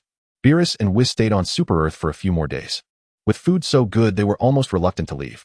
As Jiang Wei entertained them, he quietly fulfilled Beerus and Whis' wishes. Ding acquired godly technique destruction. Ding acquired light beam. Ding acquired god of destruction position not activated. Ding acquired time reversal. Ding acquired godly technique ultimate freedom. Ding acquired angel position not activated. With his mouth full of food, Whis gazed at the now changed Jiang Wei, his eyes revealing a moment of depth. While Beerus was sound asleep, Whis occupied himself by observing Jiang Wei. Thus he had developed some of his own speculations about Jiang Wei's unique abilities. However, Whis was originally part of the protagonist group in the storyline. Whis also admired Jiang Wei's noble character. Despite his tremendous strength and commanding a group of equally powerful and obedient subordinates, Jiang Wei chose to remain on the planet he created instead of abusing his power. In Whis' eyes, only those with noble character could achieve such restraint. Did he not see Frieza and Babidi, who with only meager power were eager to dominate the universe and act recklessly? Thus, Whis did not suppress the growth of Jiang Wei and his subordinates, and was willing to assist them in their growth, just as he helped Goku and Vegeta in the original plot. Of course, Jiang Wei generously providing various Earth-originated delicacies to Whis and Beerus was also a significant factor influencing Whis' attitude. As for Babidi and Fat Buu, who were captured by the cells, Jiang Wei did not underestimate them and replicated them through wish fulfillment. Babidi's wish was to spare his life. Jiang Wei granted it, and at the moment of releasing Babidi, he notified East Kaishan Xian to take revenge. If Xian refused to spare Babidi, Jiang Wei would not intervene. Fat Buu liked Beerus, and Whis was also a foodie. However, Fat Buu preferred snacks and biscuits. By feeding Fat Buu snacks, Jiang Wei replicated him. Ding acquired dark magic. Ding acquired transformation beam. Ding acquired restoration beam. Ding acquired Majin Buu bloodline, not activated. Jiang Wei said to Fat Buu, whom he had been with for a few days, "Recognize me as your older brother, and I will give you carrots you've never eaten before." Fat Buu wore an unwilling expression and said, "Big brother, I don't eat carrots." Jiang Wei extended a finger and shook it. "Buu, let me teach you a principle. You must first not eat beef before you can avoid eating carrots." Hearing this, Fat Buu showed a somewhat confused expression on his chubby face. Jiang Wei then took out a water blue carrot from the system space. Previously, it was the carrot from Bido.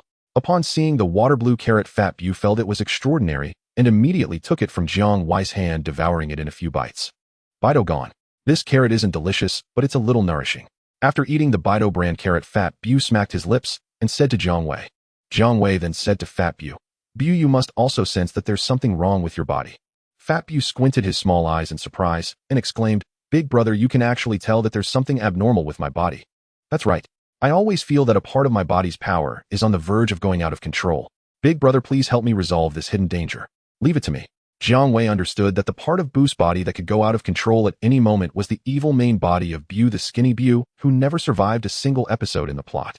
In essence, Majin Buu is a purely evil creature, the kind that would blow up the earth at the slightest disagreement. In contrast, Fat Buu is the abnormal part of Majin Buu's body. At present, however, Majin Buu is dominated by Fat Buu, who is not inherently evil. After Fat Buu agreed, Jiang Wei reached out and picked him up, swiftly molding Fat Buu into various shapes of pink. Or perhaps rolling him into balls and flattening them. Occasionally, he also treated Fat Buu like dough, stretching him into one long strand after another. As Jiang Wei worked the dough, like Fat Buu began to release steam from its hollow body, as if being squeezed out by Jiang Wei. Feeling that Fat Buu had expelled the part of skinny Buu from his body, Jiang Wei finally released him. A lump of pink dough bounced and transformed back into Fat Buu.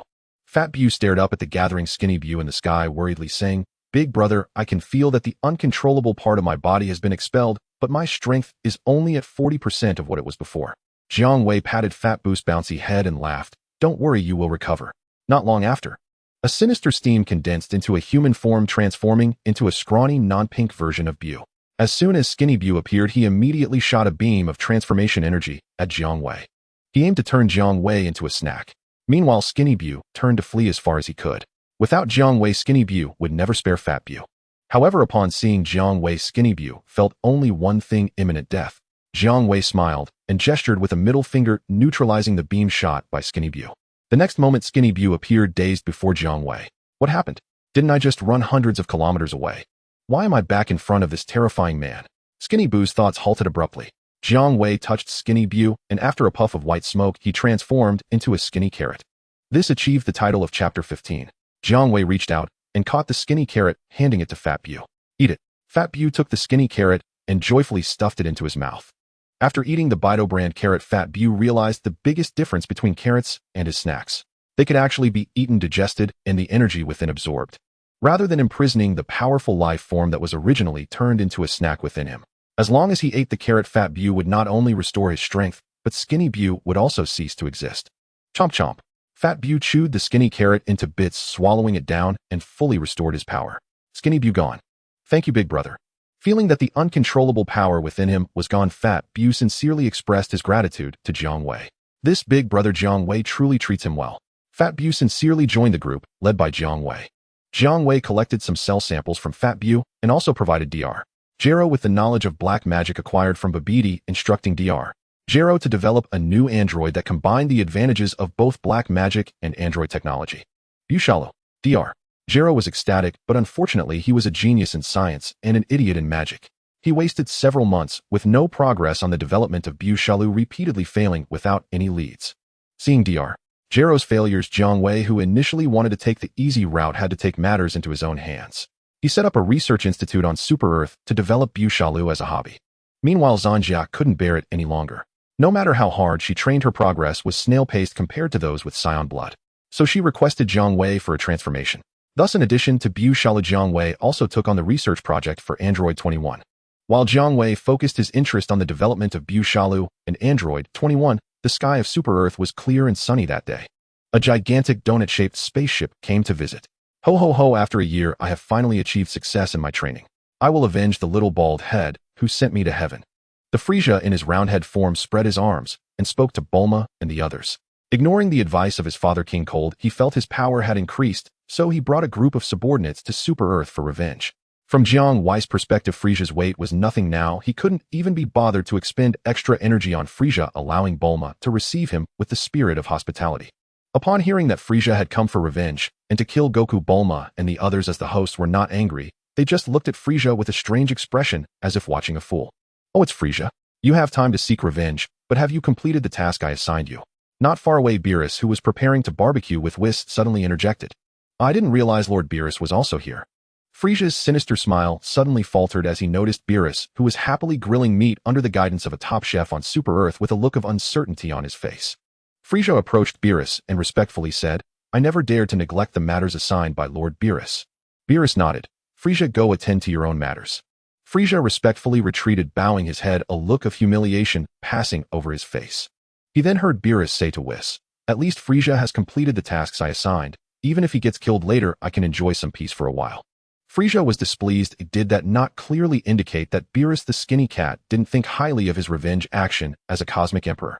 It wasn't as if he was fighting Jiang Wei, the master of Super Earth. He was only dealing with that insignificant little guy who hardly had any presence. Was Beerus really this pessimistic about him? Frieza was now brimming with confidence. Now I am super strong. Lady Bulma, where is that diminutive wretch who slew me? I have returned to tear him limb from limb. Frieza spoke these brutal words with chilling elegance. Mr. Frieza, please wait a moment. Kaiatsu is training in the hyperbolic time chamber. I shall summon him immediately to face your righteous wrath. Bulma dispatched a newly appointed human made to inform Kaiatsu of Frieza's arrival for vengeance. Upon receiving the message, Kaiatsu was sparring with Tin Shinhan. Both instantly exchanged glances of incredulous disbelief, as if wondering how anyone could be so recklessly foolish. Tien Shinhan and Kaiatsu departed the hyperbolic time chamber together to confront the avenging Frieza. Meanwhile, as they awaited Kaiatsu's arrival, Frieza, whether to assert dominance or driven by some other motive, dispatched his elite Jinyu force as vanguards and appetizer before the main course of vengeance. Jinyu, Rikum, Jeez, Birder, Guldo, the Jinyu force has arrived. Blonde Ranchi recoiled with a look of utter disgust, as if stepping in something foul. These 5 extraterrestrials are revolting.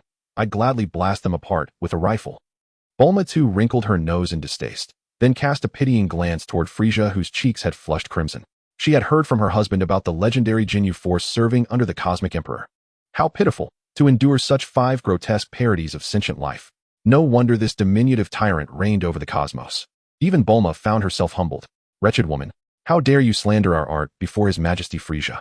Jinyu, the Jinyu force captain still commanding his unit in this world, contorted with fury at Ran Shi's barb. Lady Bulma, do not underestimate Captain Jinyu and his comrades. Once ranked second strongest in the universe, Captain Jinyu and his squad underwent a full year of joint training with me, and their power surged beyond all prior imagination. Underestimate them and you'll regret it dearly. Oh ho ho ho. Frieza chuckled dryly, visibly unsettled by Bulma's sympathetic gaze. Bulma shook her head, truly a frog in a well. She tapped her battle power scanner lightly.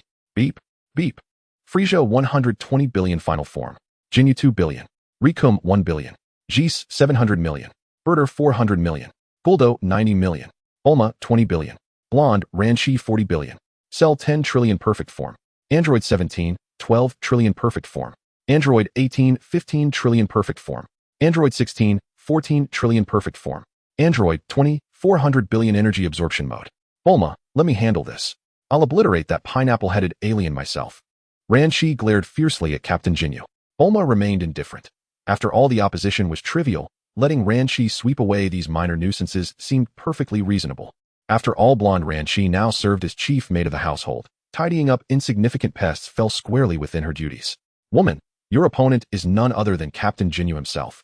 You shall learn the dire consequences of defaming our art before His Majesty Frieza. Jinyu declared, brimming with arrogant confidence. Once with merely 1/0 battle power, he considered himself unrivaled across the cosmos, second only to Frieza. Now, after a year of rigorous training alongside Frieza, his strength had skyrocketed to 2 billion, a figure once unimaginable, swelling his pride to bursting. He burned to perform magnificently before his revered Lord Frieza. May I proceed? Ran Shi stepped forward, seeking Bulma's nod. The moment it came, she vanished, reappearing just as swiftly to obliterate all 5 members of the Jinyu force in a single motion. Literally obliterated. Where the Jinyu force had stood moments before, only crimson splatter remained scattered across the ground. Frieza's eyes flickered ever so slightly, surprised yet composed by the sheer magnitude of Ran Shi's power. Though the Jinyu force's current might paled before his own imperial stature a year ago, they would have crushed even Frieza without effort. Yet before this golden-haired woman, they couldn't withstand even a single strike. Clearly, Jiang Wei commanded not only immense personal strength, but also an extraordinary retinue. This golden-haired woman must be a high-ranking officer within Jiang Wei's faction, her status undoubtedly rivaling that of Captain Jinyu himself in Frieza's legion. Blonde Ran Shi, in truth, I'm merely a domestic maid in Jiang Wei's household. You are formidable indeed, to have slain Captain Jinyu and his team in such fleeting time. Frieza ordered cleanup crews while regarding Ran Shi with genuine admiration. Were it not for Jiang Wei's looming presence, he might have attempted to recruit this key officer into his own ranks. Am I strong? Humph. Ran Shi gave a self-deprecating smile. Her strength among Jiang Wei's subordinates ranked near the very bottom. Having effortlessly annihilated the Jinyu force, Ran Shi felt exhilarated and promptly returned to Bulma's side, ready to obey her mistress's every command. At that moment, Kaiatsu and Tien Shinhan descended upon the arena, a city-sized combat field on the Super Earth. Frieza beheld Kaiatsu, whose appearance resembled a tiny stoic zombie. Enemies reunited, eyes flared with crimson fury. Beep. Tien Shinhan, 800 billion. Kaiatsu, 500 billion. Kaiatsu, finish off that monkey-headed fool quickly. We're returning to train. Tien Shinhan's 3 eyes swept over Frieza once, then dismissed him entirely. Yes, Frieza was undeniably powerful.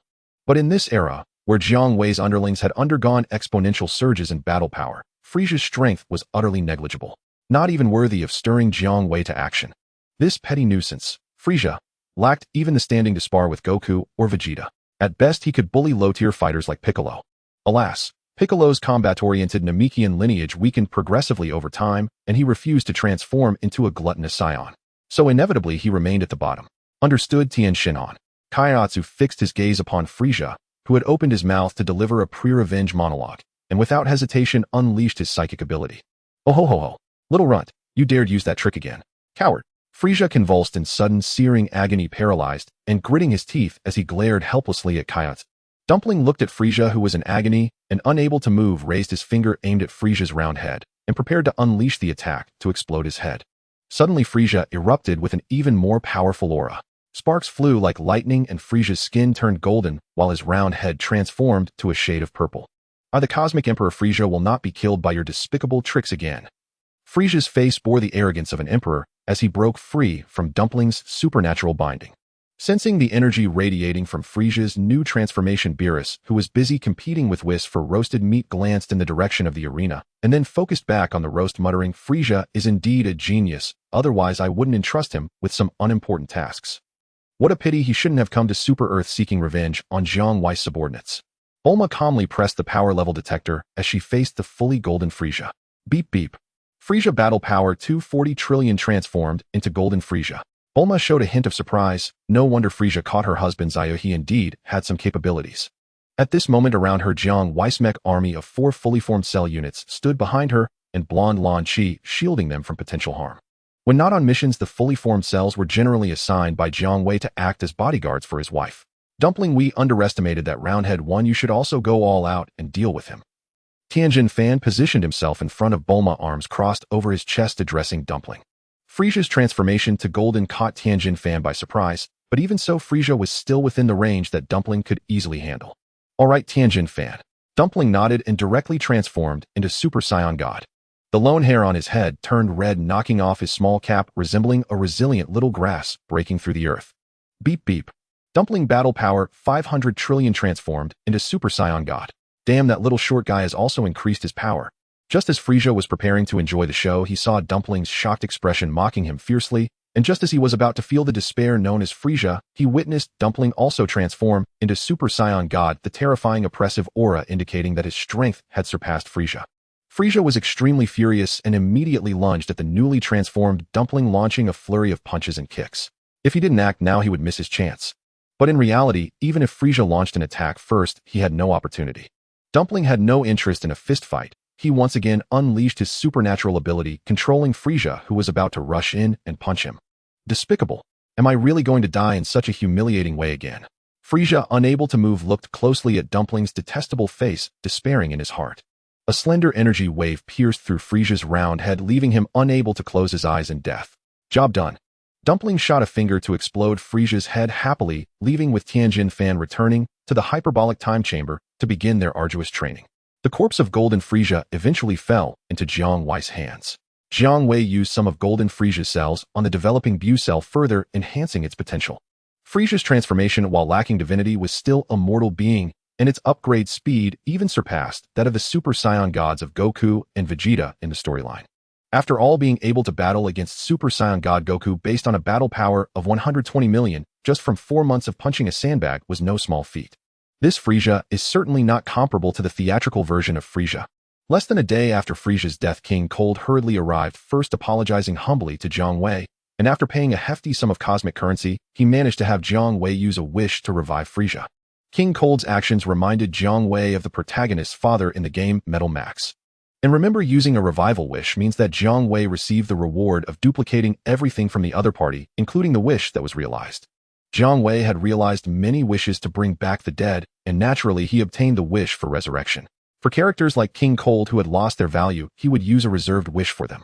After all, Jiang Wei's ability to grant wishes has a cooldown of 12 hours. After Frieza's revival, Jiang Wei cheerfully told him that he could grant him a wish to grow 5 centimeters taller. Frieza was taken aback and quietly agreed. Jiang Wei obtained Golden Frieza and proactively had him train in the hyperbolic time chamber to cultivate Black Frieza so he could acquire him further. Oh, this damned obsession with collecting. Jiang Wei added the cells of Beerus and Whis to Bu cell, resulting in the destruction of the already completed Bu cell embryo. It seems that the idea of using divine cells to create artificial gods is not feasible. Jiang Wei watched the terrifying explosion caused by the death of the Bu cell embryo, which could easily kill Goku, who could transform into Super Saiyan God and reduce the research facility to rubble. Unhurriedly, he used the angelic powers obtained from Whis to turn back time by 10 seconds, or restoring the research facility to its former state. He also saved the Bu cell embryo and the material for the Android 21 project, which was being transformed in a glass jar. Due to the research failure that caused the terrifying explosion, Jiang Wei was somewhat displeased and wanted to clear his mind when he heard, "Ding, report master, a parallel universe has gathered 7 Dragon Balls and summoned you." Jiang Wei asked, "Tongs, has this universe summoned me before?" "Ding, this universe is summoning you for the first time after gathering the 7 Dragon Balls." Jiang Wei smiled, "Then I'll go clear my mind." He transformed into a golden light and completely disappeared from the world. On the other side, Whether it was Whis or Beerus, they both revealed profound gazes. The Dragon Ball world that summoned Jiang Wei was currently in a storm. A terrifying, oppressive aura descended upon the earth. A very dignified female voice said, Dr. Gero, I hope this suddenly appearing Dragon Ball can clean up the mess you've caused. Dr. Gero, feeling very ashamed, replied, I'm sorry, Queen Bulma, I never expected that 13 and the others would betray our Capsule Corporation. They even eliminated number 12, who was sent to deal with them. What good is it to say all this now? If we don't stop the out-of-control 13 and the others, my empire will soon be doomed. A young woman in a stylish military uniform identical to Bulma's, but with an expression filled with ambition and coldness, said coldly. As Queen Bulma conversed with Dr. Gero, a 100-meter-long azure divine dragon appeared before them. Jiang Wei glanced around, realizing he was on Earth, not some bizarre alien planet. The place he appeared was the ruins of a military base, which looked oddly familiar. After a moment of thought, he realized, wasn't this the headquarters of the Red Ribbon Army? A tattered flag emblazoned with the logo of the Capsule Corporation fluttered atop a building that had been mostly destroyed. In the strong wind, the flag waved defiantly. Jiang Wei shifted his gaze downward, where two people were also watching him. Dr. Gero, wearing military attire exuding an air of superiority. Bulma. Seeing Bulma in military garb adorned with the Capsule Corporation logo, Jiang Wei couldn't help but show a curious expression. State your wish. Dragon, you appear larger than the previous one, you must be more powerful as well. My wish is to eliminate those traitorous androids from Empire No. 13 and restore my empire to its former glory. The military-clad Bulma, extending her arms with a queenly demeanor, stated her wish to Jiang Wei. That's very simple. Jiang Wei raised his dragon claw and snapped his fingers. At the moment, Bulma, exuding regal authority, voiced her wish. Jiang Wei had already restored this world, which had been largely destroyed, and locked onto those androids from No. 13, who were wreaking havoc and betraying Bulma. The androids No. 13, 14, and 15. A world from a movie version that had undergone interesting changes. Dragon, you truly are more formidable than that previous waste. Upon receiving reports from his subordinate troops that the androids No. 13 had suddenly vanished, Bulma laughed maniacally. The previous Earth Dragon could not fulfill the wish to eliminate androids No. 13 and their ilk. Enraged, military-clad Bulma pulled out an energy cannon and obliterated the scene. After fulfilling Bulma's wish, Jiang Wei returned to human form and appeared before Bulma and Dr. Gero. Both Bulma and Dr. Gero expressed surprise at Jiang Wei's transformation. Especially Bulma, who was momentarily dazzled. Upon seeing Jiang Wei, her eyes brightened, and she felt an unexpected flutter in her heart. Regarding men, Bulma had always looked down on them, believing that her current achievements were due to using men as tools. Little did she expect to feel such a stir for a man. Tell me about yourself. How did you become the queen of this Capsule Empire? As Jiang Wei accepted Bulma's attentive hospitality, he suppressed a laugh. The name of the Capsule Empire established by Bulma was simply amusing to him. Bulma gazed at Jiang Wei, a thought emerging in her mind. She only liked men who were far stronger than herself. For the first time, she spoke obediently in front of a man about how she established the Capsule Empire.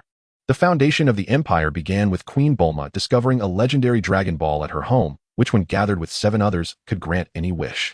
From a young age, Bulma was unwilling to be ordinary. Even in kindergarten, she harbored grand ambitions to rule the world. Upon inadvertently obtaining a Dragon Ball, Queen Bulma conceived a feasible plan to conquer the world within just a minute and set it into motion. To collect the Dragon Balls, like many other Bulmas in the Dragon Ball world, she created a dragon radar and embarked on an adventurous quest. However, unlike other Bulmas who sought a princely figure, this Bulma from a young age had no interest in princes, but was solely intrigued by world domination. Unlike the plot in the original story, the Red Ribbon Army in this world began searching for Dragon Balls before the events of other worlds unfolded. Driven by their ambition to conquer the world, Queen Bulma suffered setbacks. She failed to collect the Dragon Balls and instead attracted the attention of the Red Ribbon Army. To save her own life, Queen Bulma had no choice but to surrender to the Red Ribbon Army, offering the Dragon Ball she had found at home and her invention, a compact dragon radar. She gained the recognition and favor of the Red Ribbon Army's leader, General Black. As a capable leader, he was also a person with discerning vision, able to recognize talent. Dr. Gero, who had previously been ostracized, also joined the Red Ribbon Army, finally able to showcase his skills. Bulma was appointed a colonel within the Red Ribbon Army and worked alongside Dr. Gero. Dr. Gero marveled at Bulma's astonishing scientific talent, becoming the first in the Red Ribbon Army to support her. General Black knew nothing of science. It was best for someone knowledgeable in science to take over leading the Red Ribbon Army for everyone's benefit. With the portable dragon radar gifted by Colonel Bulma, the Red Ribbon Army gathered all 7 Dragon Balls in record time. During their evil quest, Master Roshi was slain. To eliminate Master Roshi, General Black dispatched the top expert in his army, General Blue. General Blue first restrained Master Roshi with his psychic powers, making it easy to kill him. Little Goku from Mount Pazu also suffered the same fate, having been defeated by General Blue. However, Dr. Gero recognized Goku's potential as a Saiyan, sparing his life and handing him over to General Blue as excellent material for creating androids. With the 7 Dragon Balls in hand, General Black was overjoyed and wished to summon the dragon to fulfill his desire to rule the world and grow taller. Just as he summoned the dragon, he was shot from behind by his loyal black subordinate. This was only because Bulma invented a mind-reading device that revealed to the black subordinate General Black's true wish behind gathering the 7 Dragon Balls.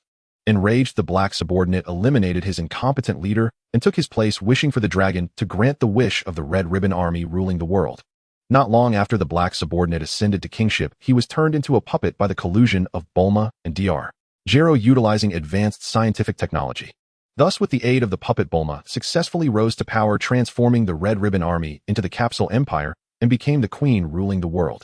In response, Jiang Wei had only one word to say: colorful. Queen Bulma ruled the entire world and established the Capsule Empire, yet in Jiang Wei's eyes, she always faced an insurmountable hurdle. In her world, the plot had not even begun, and the main characters were already gone. The Earth faced danger in the future, but no one was left to resist the thunder. Everything would depend on her alone. Fortunately, the early plot's thunder was not too fierce, just a certain Piccolo Daimao. However, the same ambitious group that sought to dominate the world had already been eliminated by Queen Bulma. Piccolo Daimao had merely lucked out, surviving with his life, and was still stuck serving time in a rice cooker.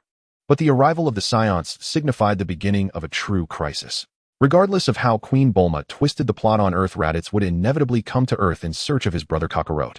In other Dragon Ball worlds, if the plot were normal but the main characters were lost right from the start, even just facing Raditz would be impossible. With a battle power of 1500, Raditz was already a terrifying force that the Earth natives could not hope to defeat. Fortunately, Queen Bulma's ambition to rule the world was matched by her genius in research, and she had the brilliant Dr. Gero researching androids for her. After capturing little Goku, Dr. Gero discovered through his research that little Goku's cells contained a tremendous energy potential that Earthlings could hardly imagine, making them the finest material for android research. Dr. Gero, together with Queen Bulma, cloned thousands of little Gokus as resources for their android research. When Raditz rampaged on Earth, Dr. Gero had already developed a new type of android the previous year, Android 12, or rather Android Son Wukong, Android Kakarot. Thanks to Android 12, Queen Bulma managed to surpass Raditz's challenge. Raditz also became valuable material for Dr. Gero's android research. Subsequently, to counter the stronger Saiyans soon to arrive on Earth, Dr. Gero developed androids 13, 14A, and 15 based on Android 12. Due to time constraints, Dr. Gero from this world could not rely solely on Saiyan cells to develop cell. In an emergency, he had no choice but to create purely mechanical androids for large-scale industrial production. Queen Bulma planned to establish a massive army of pure mechanical androids to face threats from beyond Earth. When androids 13 and the others were built, unexpected events occurred. Within the Capsule Empire established by Queen Bulma, there were also forces rebelling against the Empire. Among the rebel forces, there were also scientific geniuses who joined the cause. A scientist named Zenjo Kembai took the opportunity to implant a computer virus into the androids 13, intending to control the powerful weapons built by the Empire to resist it and restore the lenient atmosphere of the Dog King era. His plot, of course, did not succeed, but it caused androids 13 and the others to break free from Queen Bulma's control and begin rampantly destroying the Capsule Empire. Even the Android 12 sent to suppress them was destroyed by 13 and the others. Queen Bulma had no choice but to use the 7 Dragon Balls of this world to summon the Earth Shenron to eliminate the rebellious Android 13 and the others. Of course, the result was that those who knew of the Earth Shenron's abilities understood. The Earth Shenron was annihilated by an energy cannon fired by the displeased Queen Bulma. Just when Queen Bulma and Dr. Gero were troubled by the situation with Android 13, the Dragon Balls deployed by Jiang Wei appeared in their sight. If there were no issues with Android 13, you should have no problems dealing with Vegeta and Nappa. With Jiang Wei's current strength, he effortlessly collected androids 13 and the others into the system space and analyzed their battle powers. Despite the names Android 13, 14, and 15, they were merely products from before the Saiyan invasion plot. They were inferior even to the normal plot of the Dragon Ball world Jiang Wei was in. At most, they only had battle powers in the thousands. Dr. Gero and Queen Bulma were utterly shocked. Android 12, also known as Android Son Wukong, only had a few thousand battle power. When he was created, Dr. Gero and Queen Bulma were so excited they couldn't sleep for several days, believing that such strength was sufficient to dominate the universe. To put it bluntly, like a frog at the bottom of a well having never seen the power of a cosmic emperor, and lacking samples of super science for research. Relying solely on imagination, even geniuses like Dr. Gero and Queen Bulma could not create androids capable of defeating super science. If someone like them encountered a cosmic real estate developer intending to develop Earth, they would surely perish. As for whether Frieza would come to Earth, the boss' 3 hard-working employees suddenly going missing on Earth would certainly pique Frieza's interest. It would be strange if he didn't come to find out what was happening. In this world, Queen Bulma's capsule empire would undoubtedly fail to withstand Frieza's challenge. Jiang Wei's initial attitude was that if Queen Bulma encountered trouble and used the projection of the 7 Dragon Balls he deployed to summon him again, he would fulfill her wishes. However, if due to unforeseen circumstances she failed to summon Jiang Wei, he had no interest in the survival of Queen Bulma and the capsule empire. Clearly, as a queen who ruled the world, Queen Bulma was quite shrewd in both means and vision. She recognized this. She was also deeply intrigued by the powerful Jiang Wei. Thus, during the night, Queen Bulma took the initiative and approached Jiang Wei. For specific events, please refer to the untold story of Wu Meinyang and Li Ji. Jiang Wei too found interest, as it was merely a different approach to the same dish. Indeed, the sensations felt were entirely different. They both used sharp nails to scratch his back when pleased. Considering that Queen Bulma allowed him to wear pants again in another world, Jiang Wei spent some time modifying the Dragon Balls of Queen Bulma's world. The Namekian's technology for creating Dragon Balls was finally put to use by Jiang Wei. The modified Dragon Balls could be used once a month. Additionally, Jiang Wei also passed on some advanced android technologies to Queen Bulma. Lastly, he left 3 small cells for Queen Bulma to use for self-preservation. After 24 hours, he returned to the main world where Jiang Wei resided. Because this Dragon Ball world where Jiang Wei resided was not the main world, but still considered the main world. When Jiang Wei returned under Whis' suggestion, Beerus reluctantly approached Jiang Wei and said, "Traveling through time is a serious crime. I'm just giving you a heads up. Whether you listen or not is none of my business." Jiang Wei nodded, indicating he understood.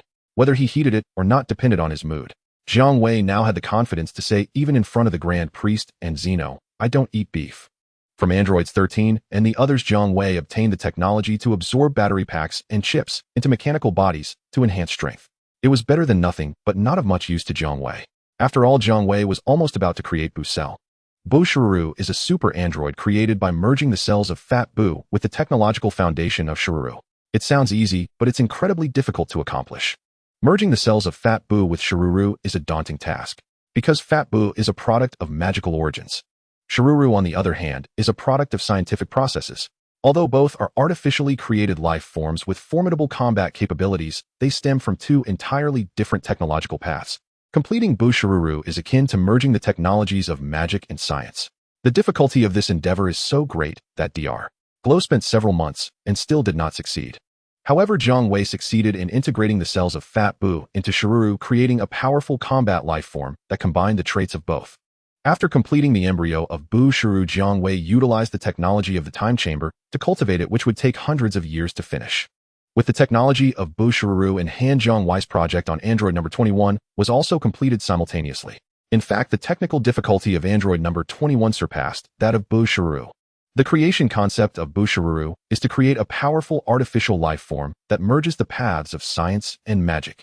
In contrast, android number 21 is designed to transform the human body using the cells of Fat Buu rather than turning the human into another Buu. Android number 21 should embody the strengths of Buu as a human rather than transforming a human into Buu. Zanjia, who underwent the transformation with Buu cells, experienced a change where her skin shifted from aqua blue to pink, yet she retained none of Buu's other physical traits. Perfect. Looking at Zanjia, who was immersed in a glass jar with her eyes closed and skin radiating a faint pink hue, Jiang Wei admired his masterpiece with a beaming smile akin to a player assembling a Gundam model piece by piece. After finishing the projects for Buu Shiruru and android number 21, Jiang Wei began contemplating whether to use the black magic technology obtained from Babidi to create a Majin Buu himself. Creating a new Majin Buu would require a plethora of unheard-of materials. Babidi lacked the ability to gather the materials needed to recreate a Majin Buu, so he could only release the works sealed by his father to use again. Jiang Wei was not short on materials. If he wanted something, there was nothing in this world he could not acquire. The Kaioshin is the deity responsible for creation. What materials can't be produced? Just as Jiang Wei was contemplating crafting a Majin Buu, Piccolo finally broke his defenses and approached Jiang Wei, asking if there was a way for him to keep up with the new version. "Big brother, if it still requires changing my bloodline, then don't mention it." Piccolo now looked up to Jiang Wei with utmost respect, having shed his previous arrogance. In fact, changing his bloodline is the quickest and most cost-effective way to rapidly enhance Piccolo's strength. However, as a Namekian, he felt immense pride and was unwilling to change his race.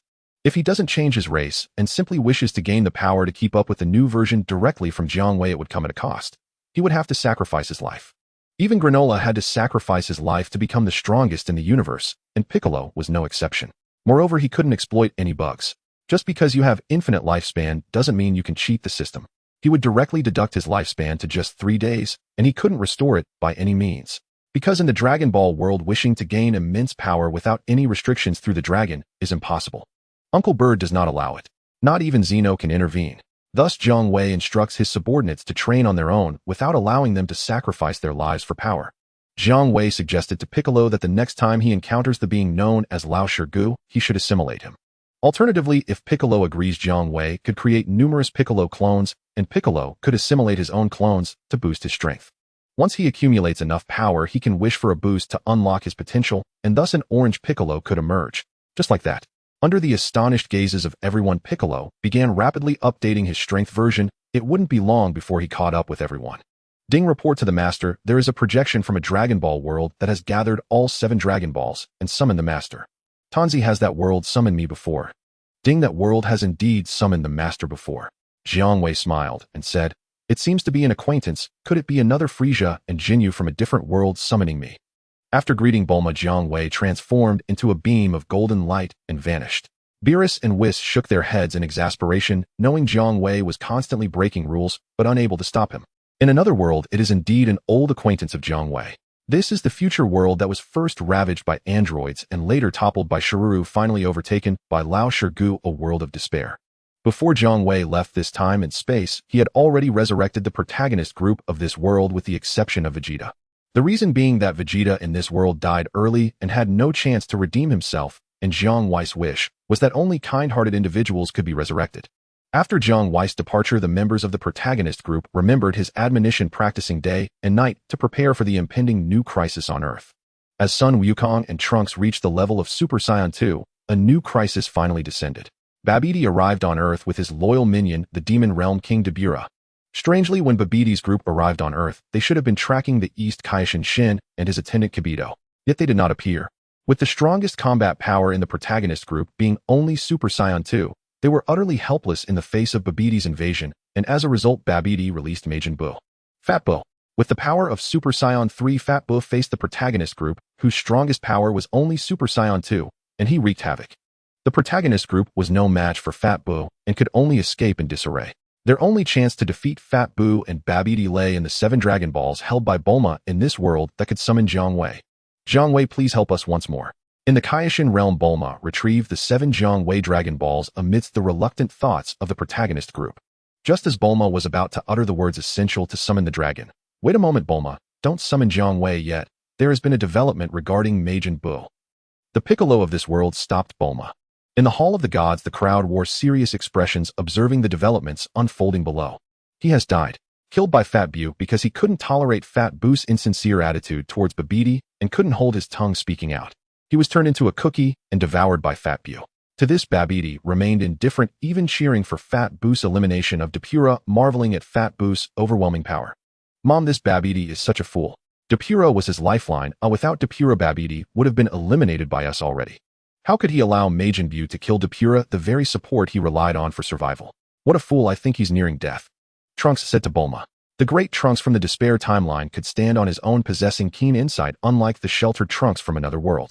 Bulma nodded, her eyes filled with concern. She agreed with her son's assessment, feeling that the arrogant Babidi truly did not realize he was on the brink of death. She worried that if Babidi truly was to die, Majin Buu would become even more reckless. But then she thought, holding the 7 Dragon Balls, she could summon Jiang Wei at any time to resolve everything, so what was there to worry about? So she continued to watch the spectacle with everyone else curious about how the situation would unfold. Sure enough, Babidi grew arrogant, treating Fat Buu as his servant, verbally abusing him, repeatedly calling him a fat idiot, an ugly creature, berating him time and again. Unaware that he had already paved his path to death, Fat Buu's small eyes glinted with fierce light. Like Frieza, Fat Buu exhibited childish behavior, yet he also had a reverse scale. Frieza's greatest taboo was being called short. If anyone mentioned his height and Frieza found out, it would mean death. Fat Buu's greatest taboo was being called ugly and being insulted as a fat idiot. Depura, with his loose tongue, lost his life over a single insult of fat idiot. Babidi, in addition to calling Fat Bu a fat idiot, showcased his verbal talent by calling him fat pig, stupid pig, and so forth. Thus, taking advantage of Babidi's meal with his mouth full of food and unable to speak, Fat Bu suddenly punched and exploded Babidi's small head. He then took Babidi's headless corpse and set off fireworks. Joyfully liberated, the crowd in the Hall of the Gods exchanged glances and reached a conclusion. Sometimes having a foul mouth can truly be fatal. Without Babidi, the liberated Fat Bu became even more reckless in killing. It seemed to Fat Bu killing was merely a child's game. Just when everyone could no longer tolerate Fat Bu treating murder as a game, intending to have Bulma summon the powerful Jiang Wei to deal with this monster. They were incredulously surprised to find that Fat Bu spared the life of a wandering blind boy and even healed his sight. How is this possible? The merciless Majin Bu actually spared that boy's life. The crowd was baffled. Only Bulma and Trunks showed thoughtful expressions. This was simply because Goku and the others had become accustomed to resolving issues through force. In contrast, Bulma and Trunks, under the long-term oppression of the androids, had become more flexible and adaptable. Thus, Bulma created the time machine, operating under the logic that if she couldn't defeat you now, she could return to the past to find a way to beat you. And the great Trunks from the Despair timeline even retrieved a design of Android 17. Allowing his mother Bulma to create a controller, thus effortlessly eradicating the future androids 17 and 18, which appeared to Goku and the others as an unfair victory. Mom, don't you think Majin Bu is more like a child? Our understanding of Majin Bu comes only from Babidi. Is it possible that we've all been misled by Babidi? Trunks pondered for a moment, uncertain. Bulma also found her son's words reasonable. Babidi truly understood nothing about Majin Bu. If he truly understood Majin Bu, he wouldn't have been betrayed and killed by Fat Bu due to his foul mouth. Bulma then shared her and Trunks' speculations about Fat Bu with everyone. Goku and the others found Bulma and her son's conjectures utterly absurd. After discussing, Goku and the others leaned towards training in the hyperbolic time chamber. If they could reach Super Saiyan 3, wouldn't they be able to defeat Majin Bu?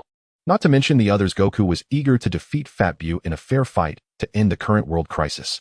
Meanwhile, Bulma and Trunks with their ideas began to take action. Even if their judgment was flawed and they lost a life, it didn't matter. After all, they held the 7 Dragon Balls and had Jiang Wei backing them up. What was there to fear? Trunks wanted to be friends with Fat Bu. In the plot, this matter was handled by Mr. Satan, as he was publicly known as the strongest on Earth, the great hero who saved the planet. However, in the Despair timeline, everyone knew that the great hero who defeated the 2 evil androids wreaking havoc worldwide was Trunks. Naturally, there was no way a comical situation would arise where Mr. Satan would be called to eliminate Majin Bu.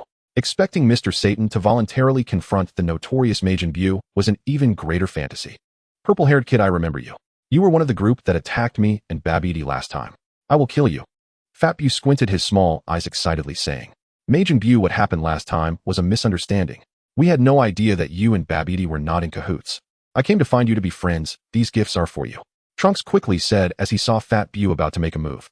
Seeing someone offering him gifts, Fat Bu suddenly felt an unprecedented emotion. Unlike others who feared him, Fat Bu's mind actually preferred being liked rather than feared. You brought me gifts. Then I can let you go this time. Fat Bu accepted the gifts, opened them to find all kinds of chocolates, cookies, and snacks that Bulma had prepared with care, and immediately began to shove them into his mouth without hesitation. What do you think of my looks? After quickly finishing the snacks, Fat Bu suddenly asked. Trunks, prepared for this, immediately responded, quite cute. Cute. Fat Bu displayed a look of confusion. It means not ugly, it's a compliment. Trunks chuckled. This wasn't insincere flattery. Although Fat Bu certainly didn't align with adjectives like handsome or beautiful according to Earth's aesthetics. He couldn't be called ugly or fierce-looking either. If not for his immense power surpassing Super Saiyan 2 and his penchant for killing and destruction merely based on appearance, Fat Bu seemed rather endearing and harmless. Haha, I really am not an ugly monster. Fat Bu displayed a joyful expression and even took out snacks he had acquired from Earth to offer to Trunks. Trunks pretended to eat the snacks. Thus, he gained Fat Bu's trust. Under Trunks' guidance, Fat Bu also ceased his destructive and murderous behaviors. Is this the end? The crowd was taken aback, never expecting that resolving the crisis caused by the demon Bu could be so simple. So simple that Sun Wukong and the others did not believe it to be real. Due to the despair of the time and space, having previously suffered from the destruction caused by the androids, many humans perished, and those revived by Jiang Wei could only be kind-hearted individuals. No evil people were brought back. Therefore, there was no occurrence of the plot, where 2 fools lost in their own folly unexpectedly appeared to kill the Fat Bu when the situation was at its best. These 2 wicked fools were not revived. Everything went smoothly, and the crowd set aside their grievances against Fat Bu, welcoming him into the protagonist group. However, they still needed to summon Jiang Wei to restore the world damaged by Fat Bu. Just when everyone thought the matter was settled, A new enemy appeared before them. I thought that after Babidi released the demon Bew, he would kill you along with the pathetic humans on this planet, and I would just have to do some cleanup work to finish it. To my surprise, you actually tamed the demon Bew. How fortunate for you. Then I will take action myself. A mysterious enemy hidden in the shadows stepped forth. Sun Wukong and the others looked at the newly appeared enemy, all with faces full of shock. Trunks, why are there two Sun Wukongs? Fat Bew glanced at the new enemy, then looked over at the strangely expressioned Sun Wukong, asking Trunks. The new enemy had a face identical to that of Sun Wukong. The difference was that Sun Wukong's face bore innocence and kindness, while the other person's face was filled with contempt for all things and cold cruelty. Who are you? Why do your face and voice resemble mine? Sun Wukong asked curiously while remaining vigilant. The man revealed a sinister smile. I am you. Oh, Sun Wukong was puzzled. Sun Wukong, you should really die. You are merely a humble mortal, yet you possess a body and strength that even gods would envy. The man looked at Sun Wukong, his face not only filled with malice, but also with disgust and hatred, leaving Sun Wukong utterly confused. In front of everyone, the man recounted his origins in detail, growing more and more excited as he spoke, as if engaging in an extremely noble cause. Zamasu, a Kai from the 10th universe, a candidate for the Supreme Kai. Realizing the ugliness of humanity, he resolved to completely erase this ugly species from the world created by the gods. To this end, he was willing to set aside the pride of being a god. Thus I seized the body of Sun Wukong from my world and became the mortal I despise. Damn it. Even if I had killed Sun Wukong's family and all of Earth's humans at that time, it would not quell my hatred. Zamasu stared at the furious Sun Wukong, his face filled with malicious intent, as he said, Sun Wukong, when I was killing your entire family in another world, the expressions on your wife and son's faces were so amusing that I still find them laughable. Haha. Hearing that Zamasu had killed Shishi and Gohan from another world while enjoying himself, Sun Wukong could no longer contain his anger and launched his full power Kamehameha towards Zamasu. This guy is a madman and extremely wicked. Bew, let's go together. Trunks could no longer bear it, calling Fat Bew to launch a Kamehameha attack against Zamasu, who was laughing maniacally in the sky. The others also did not remain idle and launched their attacks. Ants are just ants struggling in their death throes. Bathed in the explosions of countless Kamehamehas, Zamasu remained unscathed, looking down at the crowd attacking him with nothing but endless disdain in his eyes. The protagonist group of the Despair Time and Space was far weaker than in the plot. Zamasu didn't even need to transform. He could completely suppress their attacks in his normal state. Zamasu regarded Sun Wukong and the others with a mocking attitude. In this world, he was invincible. The only beings capable of stopping him, the god of destruction Beerus and Angel Whis, had already been dealt with by Zamasu. Upon arriving in this time and space, Zamasu went to the Supreme Kai realm, killed East Supreme Kai Shin and his attendant Kibito, and stole their Patera earrings, leaving even the sealed old Kai and the divine sword unharmed. With all the Supreme Kais, killed the god of destruction Beerus, who was bound to their lives, also perished. With Beerus gone, the angels serving him entered standby mode. Only after eliminating Beerus and Whis did Zamasu dare to unleash his ideals. Zero plan for humanity. First, he targeted Earth. Sun Wukong, who felt humiliation and anger, was right there on Earth. Even though he had cleared out many humans from time and space and killed many of Sun Wukong's family, Zamasu's anger and hatred towards Sun Wukong were boundless. How dare a mere humble mortal possess strength that even gods cannot attain? Death sentence. A must for the death sentence. And to kill the whole family. Mom, this guy named Zamasu is so strong. Even though Uncle Wukong and Brother Gohan have already transformed into Super Saiyan 2, they are still helpless against him. Zamasu, on the other hand, looked as if he was playing around, and he was using only his normal strength. He is toying with us. Trunks looked at the battle between Zamasu and the Sun Wukong, father and son in the sky, frowning deeply as he said to Bulma, "No more waiting. Quickly use the Dragon Balls to summon Jiang Wei. Mom, hurry, or it will be too late." Trunks urged anxiously. At this moment, Fat Bew had already flown into the sky to help, joining forces with the Sun family, yet they could still only battle Zamasu in his normal form. Trunks did not know how strong Zamasu truly was, but he knew that Saiyans could transform. Trunks could not believe that Zamasu, who had seized the body of Uncle Wukong from another world, would not know that Saiyans could transform to significantly enhance their power. Bulma also recognized that the situation was critical and quickly took out the 7 Dragon Balls. "Huh, do you feel it? This is still just my currently insignificant power. Alright, I have played enough. It's time to eliminate you and the humans on this planet together. Sun Wukong, feel the wrath of the gods and die." Zamasu's demeanor grew increasingly arrogant as he laughed maniacally and vanished from the sight of Sun Wukong and the others in an instant. The next moment, Zamasu stood in the void above the Sun Wukong trio, adopting a condescending posture of a god, pointing his palm downward at the three and shooting a ki blast at them while laughing maniacally. "Be careful." Boom. With a violent explosion that shook heaven and earth, Sun Wukong and his son, as well as Fat Bu, were engulfed by the ki wave shot by Zamasu. Indeed, it's instant transmission again.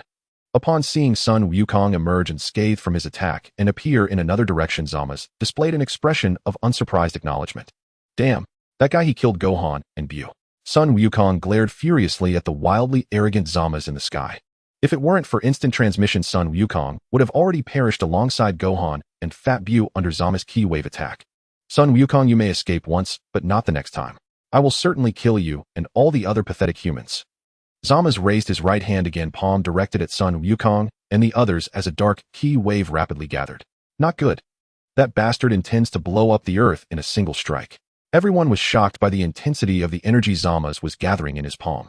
At that moment, Bulma raised her hands to the sky, summoning Jiang Wei as 7 Dragon Balls emitted an incredibly dazzling golden light. The sky rumbled with thunder.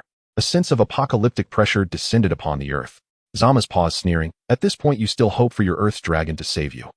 Ha ha ha, then I will shatter your last hope. If it were the Super Dragon, Zamasu wouldn't dare to be careless. However, he had long noticed Bulma's small actions. Bringing out 7 tiny Dragon Balls could only summon the Earth's dragon, unworthy of even carrying the Super Dragon's shoes. Thus, when a 100-meter-long azure dragon appeared, Zamasu smiled wickedly, waving his hand to shoot a dark ki blast at the newly appeared dragon, while thinking to himself how despairing the expressions of Sun Wukong and the mortals would be. Thus, Jiang Wei, summoned for the first time, was attacked and hit by a ki blast that could easily kill a Super Saiyan 2. What's going on? Everyone watched Jiang Wei's 100-meter body withstand Zama's ki blast without any harm, and they finally relaxed. I'm not dead. Even Zamasu showed an unexpected expression. In his view, the Earth's dragon should be utterly weak and fragile. Black Wukong Zamasu. Jiang Wei gazed at the malevolent figure standing in midair, identical to Sun Wukong, muttering. Jiang Wei, quickly deal with Zamasu. Bulma hurriedly began to speak, but didn't finish. There's no need to waste a wish on Zamasu. Jiang Wei fixed a deadpan gaze on Zamasu, who boasted arrogantly in the sky. Huh. Bulma and the others were puzzled. What does it mean not to waste a wish on Zamasu? Could it be? Everyone was startled. Could it be that Jiang Wei also couldn't handle Zamasu, and that's why he advised them not to waste a wish? Ha ha ha. Foolish mortals, do you still expect a mere earth dragon to kill a deity as noble as I? Zamasu placed a hand on his forehead, laughing unabashedly. It was just too amusing. Jiang Wei also chuckled, akin to witnessing a fool unaware of their imminent demise. He looked at Zamasu and slowly said in a tone reminiscent of Kinjiro, "You are already dead." What? Zamasu didn't understand. In the next moment, the seemingly invincible Zamasu, in everyone's eyes, appeared in an unusual state akin to a bird with broken wings plummeting from the sky. Because Zamasu had just attacked Jiang Wei in dragon form, triggering Jiang Wei's passive ability, plundering, he was instantly stripped of everything. At this moment, Zamasu had fallen from grace. Apart from the life Jiang Wei had spared him, he possessed nothing. I have no power left. What on earth happened? Zamasu cried out in horror, crawling on the ground, looking as pitiful as a rotten maggot. Ding acquired key sword. Ding acquired energy lock. Ding acquired Super Saiyan God Peach. Ding acquired time ring. Just as everyone was still bewildered by what had transpired, Trunks suddenly flashed a cold light in his eyes, raised his hand, and fired a ki blast at the writhing Zamasu, obliterating him to ashes. True to form, Trunks was unrelenting, seizing the opportunity to strike. Zamasu is dead, just like that. Everyone was in shock. Kung Fu told him to act recklessly and dare to attack me, seeking his own death. Jiang Wei then said to Bulma, "Now that Zamasu is dead, you can make another wish." Bulma made a wish to revive the kind people of Earth who had died before Zama's demise. Thus Gohan, and those who perished due to Babidi unleashing Majin Bu, came back to life. However, Fat Bu did not revive, as within him still lay Slim Bu and the evil presence, so he could not be resurrected. And when Jiang Wei fulfilled Bulma's wish and reverted to human form, the god of destruction Beerus of this timeline also revived. Jiang Wei held the position of Supreme Kai, and according to the rules, since there was still a Supreme Kai alive in this universe, Beerus, bound to the Supreme Kai's life, naturally also came back. With Beerus alive, could also act. Their first task was to rush to Earth. "You are actually the Supreme Kai. Regardless your appearance, saved my life." For the first time, a look of relief appeared on Beerus' feline face. "Thank you, Supreme Kai, for saving me and Lord Beerus' life." Whis sincerely thanked Jiang Wei. Taking into account Bulma from this world, Jiang Wei seized the opportunity to introduce Sun Wukong and the others to Beerus and Whis, asking them to look after Bulma and the others. He also had Bulma and Trunks, who understood the importance of hospitality, prepare delicious earth food to treat Beerus and Whis, increasing their favor. He even had Bulma summon the 7 Dragon Balls of Earth to call forth the Earth Dragon, reviving the East Supreme Kai Shin and his attendant Kibito. as well as the old Supreme Kai who was sealed. Beerus and was finally breathed a sigh of relief. Because Jiang Wei, this Supreme Kai, appeared suddenly, Beerus, whose life was bound to the Supreme Kai, was very afraid that Jiang Wei might vanish suddenly, leaving him to die once again. When the Supreme Kai of this world was revived, Jiang Wei bid farewell to everyone and used the time ring acquired from Zama's to travel to Zama's original timeline.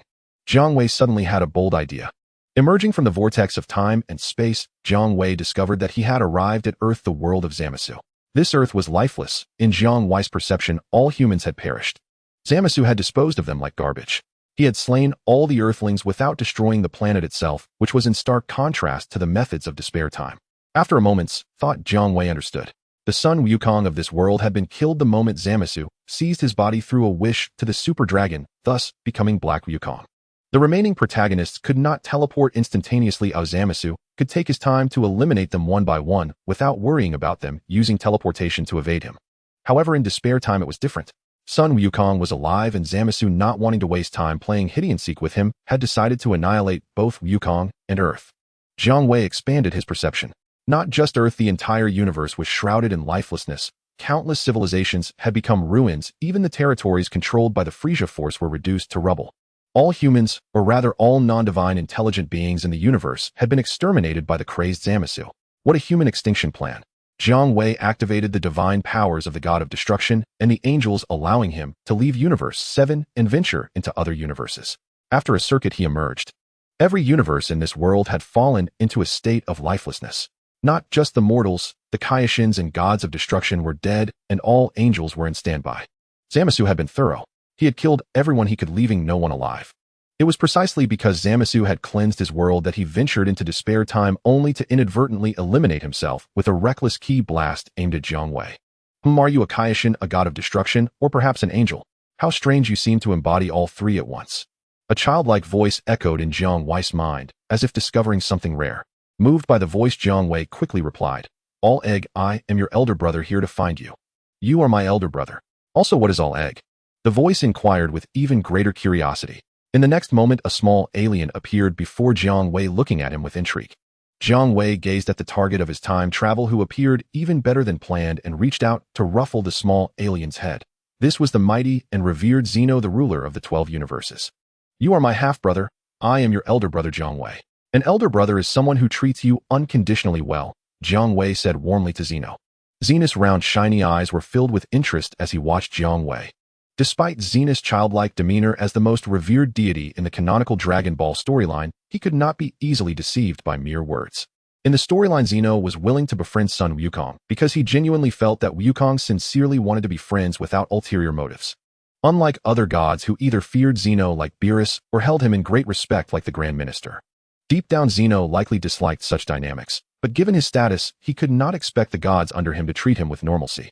However, if someone approached Zeno with ulterior motives, he would dislike it even more, and no one enjoys being approached by those with hidden agendas. So what about Jiang Wei? Firstly, Zeno could sense that Jiang Wei was neither afraid of him, nor did he respect him. He indeed regarded Zeno with a normal mindset. As for whether Jiang Wei had ulterior motives, he certainly did. His goal was to recruit Zeno as his little brother, intending to be his big brother. As an elder brother, Jiang Wei treated his little brothers exceptionally well. To some, his care was akin to that of a nanny. Thus, having Jiang Wei as a little brother meant a guaranteed profit. Therefore, in Zeno's perception, Jiang Wei was indeed what he claimed to be, his elder brother, the one who would treat him unconditionally well. This thrilled Zeno. Elder brother. All Egg. Jiang Wei achieved his goal, gaining Zeno as his little brother. All Egg, your elder brother does not belong to your world. Oh, I come from another world. In your world, there is a being named Zamasu who not only harmed his own world, but also intended to wreak havoc in others, only to be eliminated by me. I obtained the time ring he left behind to come here and find you. What do you plan to do next? Jiang Wei, even with intentions, still aimed to treat Zeno sincerely. Just as elder brother said, due to Zamasu's chaos, all the universes have lost their civilizations, rendering existence meaningless. I was preparing to erase all universes. Zeno said childishly. Why erase all universes? How about letting elder brother restore all the universes to their original state? Jiang Wei spoke sincerely. All right. Zeno clapped his hands. Restoring the civilizations of the erased universes was clearly more interesting to Zeno than erasing everything. This is quite simple. Jiang Wei snapped his fingers. In the next moment, even Zeno showed a look of wonder. All the universes, all the civilizations in the universes exterminated by Zamasu, truly restored to their original state. It seems my elder brother is quite extraordinary. Zeno was very pleased. No child wishes for an incapable elder brother. The more capable the elder brother, the better he can protect his little brothers. Ding acquired the highest authority to make all matter disappear in an instant. Ding acquired the Zenith's divine position, not activated. Jiang Wei displayed a very cheerful smile. Elder brother is very happy. Zeno shifted his focus from the restored universes back to Jiang Wei. Of course, elder brother is happy to fulfill all Egg's wishes. Every word Jiang Wei spoke came from the heart, sincere and honest, absolutely without deceit. Zeno felt it clearly, even being somewhat touched. Elder brother, will you leave all Egg? Zeno suddenly asked. I am actually summoned. I appeared in your world because of Zamasu. I can only stay for 24 hours. Jiang Wei spoke the truth. Elder brother, since we are brothers, would you let all Egg follow you when you leave? Zeno asked with anticipation. The reason there are two Zeniths in the storyline is precisely because of this. Zeno believes that following Jiang Wei would surely be more interesting than remaining in this world that was meant to be erased. What a wish come true, haha. Jiang Wei reached out to pat Zenith's round little head, laughing heartily from the bottom of his heart. He then instructed his attendant to bring Zeno along back to the original world. Is it really alright to let Jiang Wei traverse time and space like this?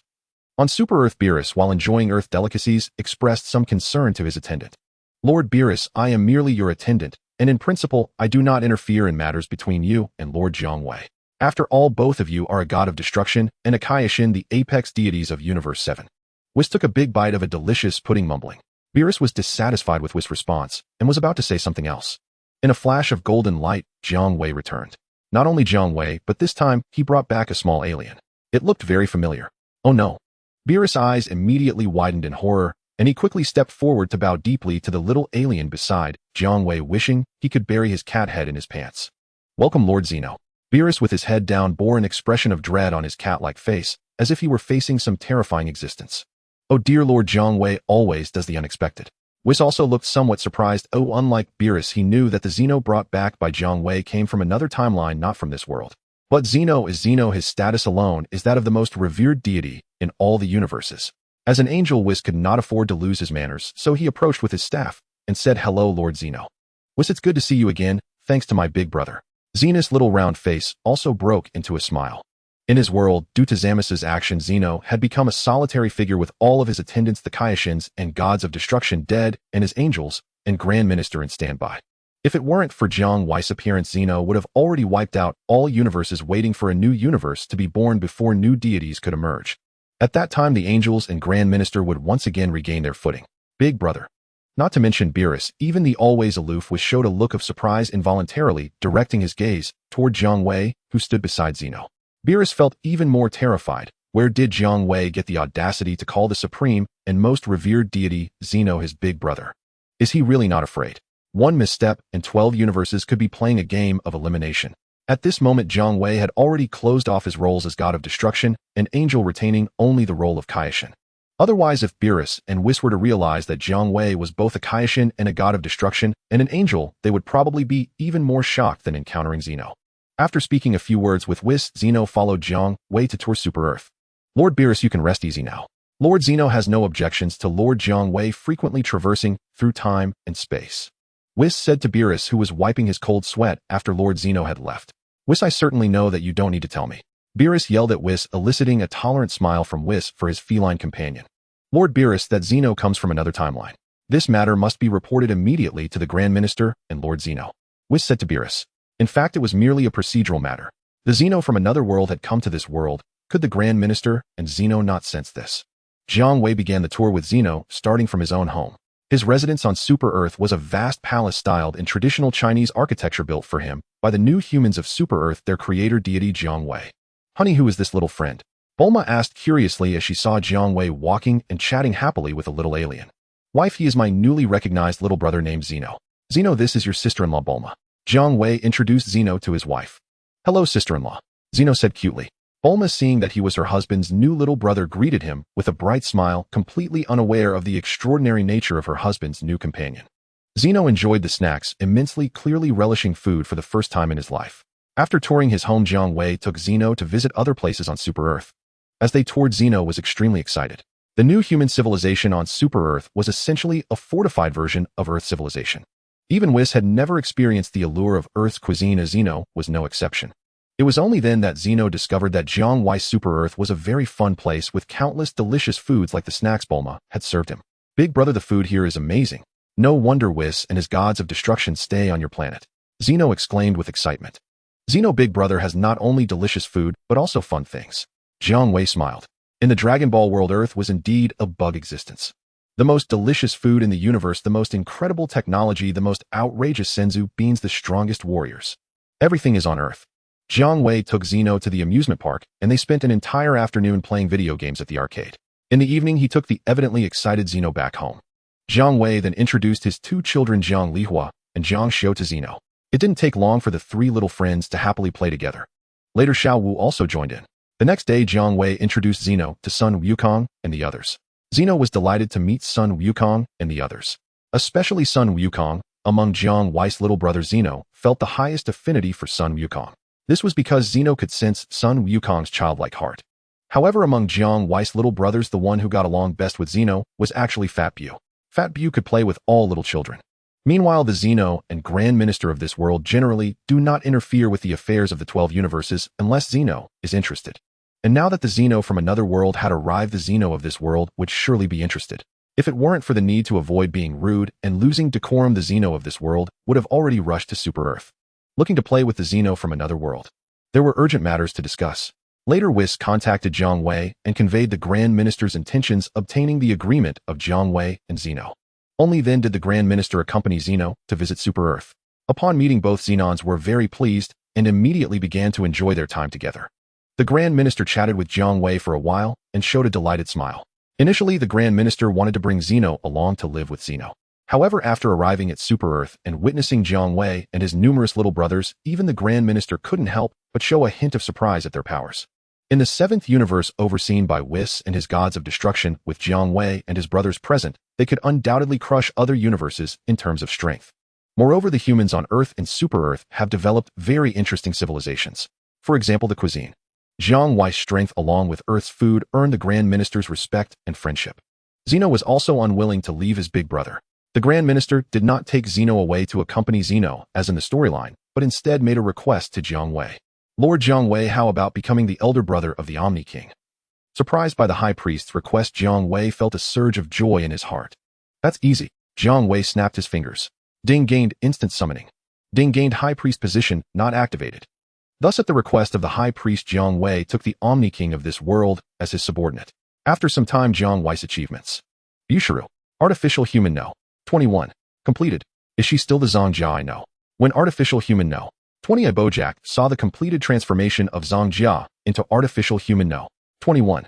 He showed a look of terror, for No. 21 was many times stronger than his No. 20. In front of No. 21, No. 20 was merely a small Karami. And Bushiru. Just born, she won the respect of the other 4 complete forms of Shiru. Without a doubt, she became the captain of the Shiru Special Forces. Meanwhile, after training in the hyperbolic time chamber, Frieza also achieved Black Gold Frieza. However, Frieza reconciled with Jiaozi and gave up on revenge. The Cosmic Emperor is not just about fighting, it's also about human emotions and relationships. After dying twice and training for over a decade in the chamber, Frieza's mindset had long changed. He was no longer the same as when he sat in a stroller dominating the universe. Smiling with Jiaozi, Frieza took this opportunity to seek Jiangwei's approval.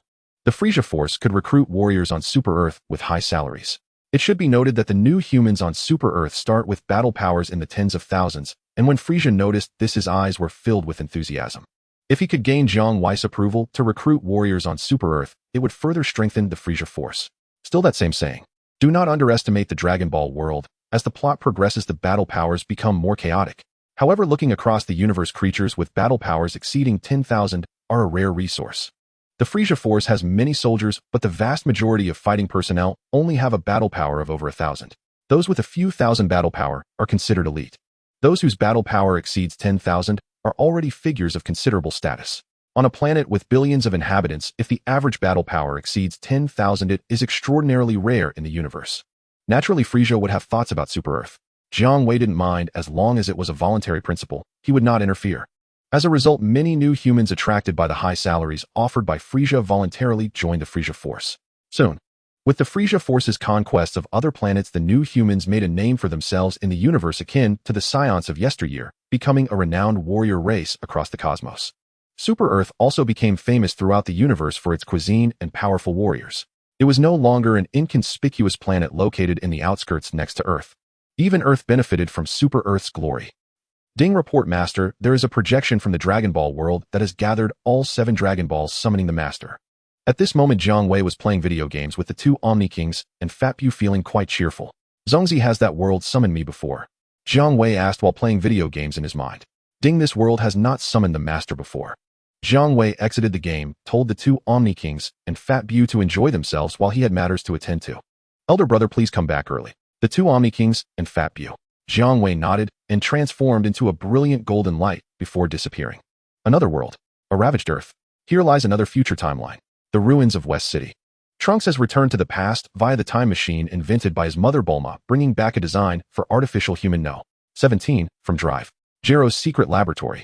With the excitement of finally being able to end this, Bulma quickly created a controller that could shut down the rampaging artificial humans No. 17 and 18 based on the design brought back by her son. Damn you artificial demon. This time I will definitely eliminate you. Trunks said confidently while holding the controller. According to the original plot development, Trunks of this world with the controller in hand would easily eliminate the future No. 17 and No. 18 after shutting down the artificial humans. However, Trunks showed a look of uncertainty because he suddenly sensed a powerful aura fighting against the 2 artificial humans. This aura was so strong that it surpassed any artificial human. Even when the 2 artificial humans combined their strength, they were still being overwhelmed by the owner of that aura. Artificial humans originally had no aura. And on Earth, who else could be fighting against that powerful aura besides the artificial humans? How strange. That aura has Frieza's presence, Gohan's presence, and even my father's presence. Trunks, puzzled, immediately flew into the sky towards the direction of the intense battle. Meanwhile, on the other side of the battlefield, amidst the ruins of human cities, No. 17 and No. 18 were engaged in a deadly battle against a disgusting insect monster. Give up resistance, No. 17 and No. 18, you are destined to become a part of me. Let us complete the ultimate artificial human of Dr. Gero, the strongest warrior in the universe. Nonsense. Dr. Gero has already been killed by us. To hell with your ultimate artificial human. I am the strongest warrior. You are just an ugly green monster, and like that dead old man Dr. Gero, you will end up killed by us. No. 17 struggled to shoot a key blast at the black spot green insect monster, the first form of Cell. No. 18 also launched a key blast to assist disrupting Cell's movements. Yet Cell's power was above both No. 17 and No. 18 with a flick of his body. He dodged the key blast that No. 17 and No. 18 launched at him. Boom. A large area of the nearby building ruins was destroyed by the key blasts fired by No. 17 and No. 18 raising a massive cloud of dust and creating a huge pit in the ground. Watch out. No. 17 suddenly widened his eyes. Cell suddenly appeared next to No. 18 delivering a punch like a cannon to her abdomen, making No. 18 bend over and spit out bile. With his other hand, he fired a key blast that shot like lightning towards No. 17's face, blocking No. 17's attempt to rescue No. 18. Taking advantage of No. 17's moment of dodging the key blast, Cell struck again, punching No. 18 in the back, causing her to fall to the ground and be unable to rise. His tail, which was behind him, quickly opened up from its pointed tip into a large trumpet. In the angry gaze of No. 17, he swallowed the helpless No. 18. Glug glug. A large bulge slid down Cell's tail and into his body. No. Feeling Cell unleashing an even more powerful aura. No. 17 took a small step back. After unleashing a powerful aura, Sheru entered his second form, transforming into the Sausage Mouth Sheru. Next, it's your turn, number 17. Sausage Mouth Sheru turned towards the direction of Android 17, but saw no sign of him. Number 17 took advantage of the brief moment while Sheru was evolving. He ran away. Although number 17 felt immense anger at Sheru for absorbing number 18, he was even more terrified. Fearing that he would be next, he thought it best to preserve himself. Number 17, do you think you can escape? Sheru snorted coldly and gave chase. It wasn't long before Sheru spotted the hectic retreat of number 17 ahead. Sheru's tongue licked around his sausage mouth just as he was about to catch up and savor number 17. However, he saw number 17's body tremble and come to a halt as if someone had turned off the power. Not good. Sheru felt a sudden sense of dread and immediately shot towards the motionless number 17. But it was too late. He watched helplessly as a key blast surged forward and struck Android 17 right in front of him. Boom. A fiery explosion erupted at the location of number 17. After the violent blast, as the smoke cleared, there was no trace of number 17. He had been obliterated to ashes by the sudden key blast. No. Sheru let out a heart-wrenching howl. With number 17 destroyed his plan to absorb both androids and evolve into a complete ultimate android using their eternal energy cores had failed. In his rage, Sheru would not let the one who ruined his plans go. He immediately followed the trajectory of the ki blast, crazily pursuing it. The one who destroyed Android 17 was of course Trunks. When he arrived, he saw a terrifying green-skinned monster battling the two androids. He was taken aback. Then he heard Sheru announce himself, realizing that this green-skinned monster was also an android created by Dr. Gero.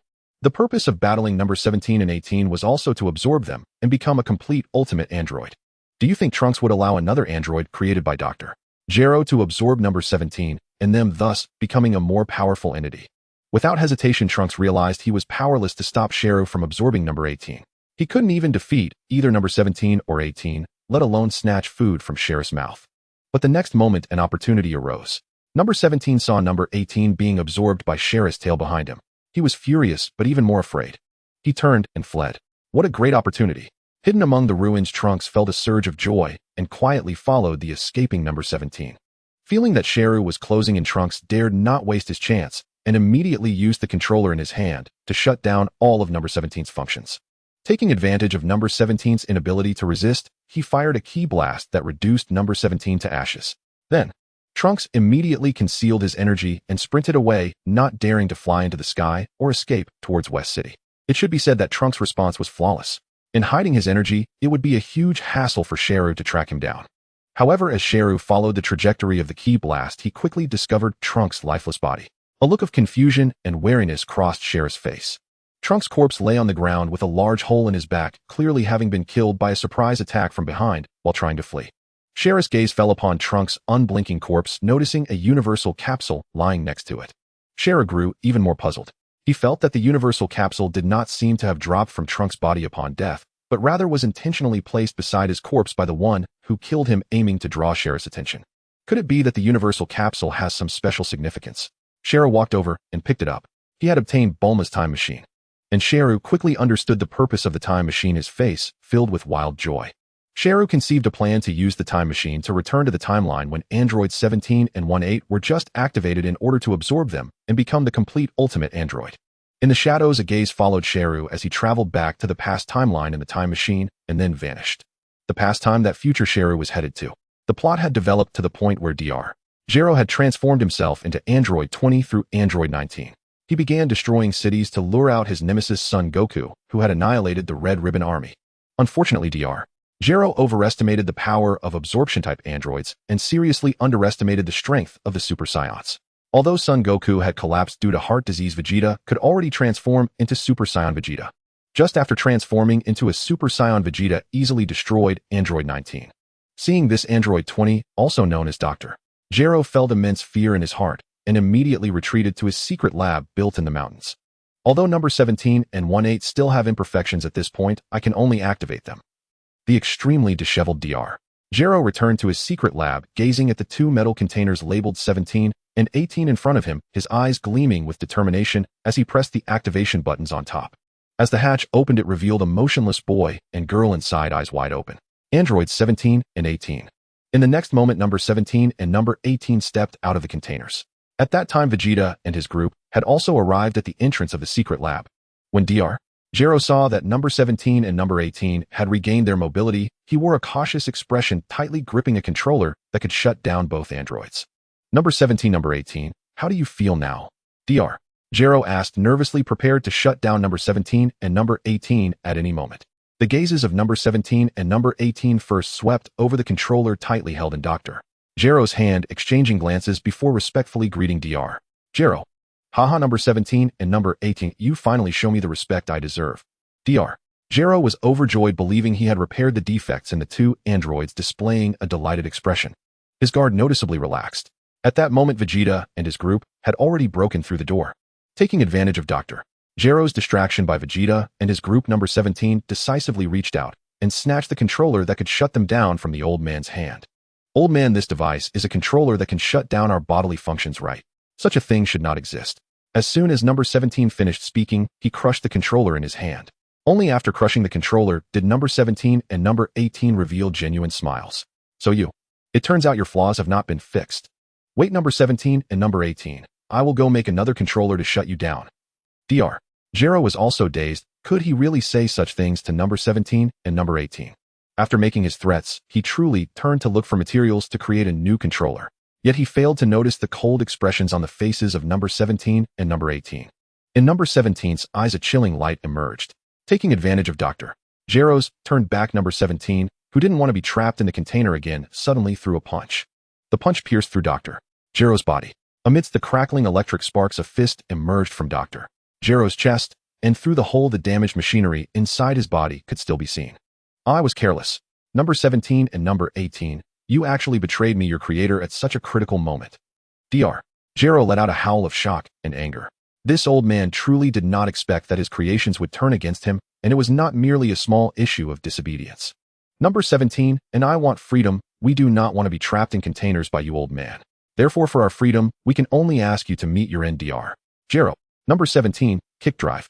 Jiro's head away, and then jumped on it, crushing the brain encased in the glass dome into a pulp. The scene was witnessed by the main group, and for Vegeta, it was no big deal, as he had previously acted similarly towards that Ba. However, the others had only one thought: the androids were indeed as ruthless as Trunks had said, mercilessly killing even their creator. They absolutely could not allow these two androids to enter the outside world, or the consequences would be unimaginable. After Dr. Jiro's headless body collapsed, a small golden ball rolled to the ground, coming to a stop right at number 18's feet. What is this? Number 18 curiously bent down to pick up the golden ball. The moment her little hand touched the golden ball, the locations of the other 6 golden balls clearly appeared in number 18's mind. She looked astonished, examining the golden ball closely. Number 18, it's just a small ball that fell from that old man Dr. Jiro. What's so special about it? Number 17, having crushed Dr. Jiro's head, turned around, ignoring the main group that had broken into the secret lab, and saw number 18 curiously inspecting the golden ball, her beautiful eyes filled with surprise, and thus asked with curiosity. Number 17, this golden ball is extraordinary. Just by holding it, I can see the locations of the other 6 golden balls in my mind. Number 18 tossed the golden ball to number 17, who caught it. Oh, indeed, it is just as you said, number 17 remarked, tossing the golden ball in his hand, looking amazed. As he caught the golden ball tossed by number 18, the locations of the other 6 golden balls immediately appeared in his mind. That thing should be a 5-star Dragon Ball. How could that be? Aren't all the Dragon Balls kept by Bulma? Krillin asked, puzzled. The characters in this world were unaware that when Dr. Jiro was being pursued and became a stray dog, he came across this suddenly appeared 5-star Dragon Ball. While fleeing, found it fascinating and took it, placing it in his clothing pocket to continue his escape. Thus, the 5-star Dragon Ball cast by Jiang Wei was brought back to his secret lab, eventually ending up in the hands of Android 18. Dragon Ball. So this golden ball is a Dragon Ball. Number 18 cast a curious glance at Krillin, saying, you little bald head seem to know a lot of information that I don't. So can you tell me what this Dragon Ball is used for? Number 18 was a beautiful girl. Under her curious gaze, Krillin's face turned red, his heart racing as he forgot what Trunks had said about the androids being merciless in the future. Krillin shyly said, there are 7 Dragon Balls in total. If you can gather all 7, you can summon the Eternal Dragon and make a wish to fulfill one desire.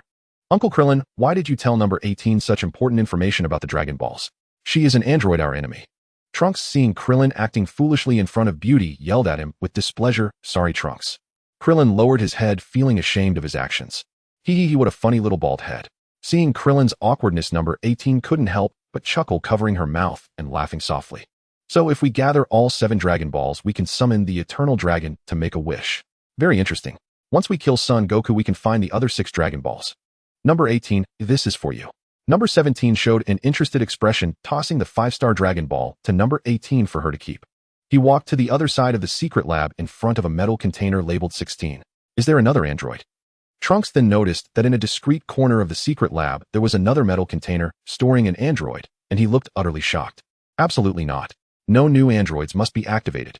Trunks' eyes turned fierce as he raised his hand to unleash a key blast to destroy the container labeled 16, but Vegeta discovered him and stopped him.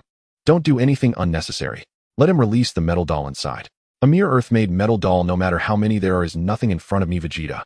Vegeta pointed his thumb at himself, exuding an air of invincibility. The tyrant of the universe, Frieza, who made countless beings tremble in fear, had fallen to the hands of a Super Saiyan. Now Vegeta also possessed the power of a Super Saiyan, capable of defeating even the Emperor of the universe. The android, said to be incredibly powerful by his future son Vegeta, had defeated one on the spot and left another as a stray. It was nothing extraordinary. At this moment, Vegeta was undoubtedly at his most confident, completely dismissing the Earth-made androids.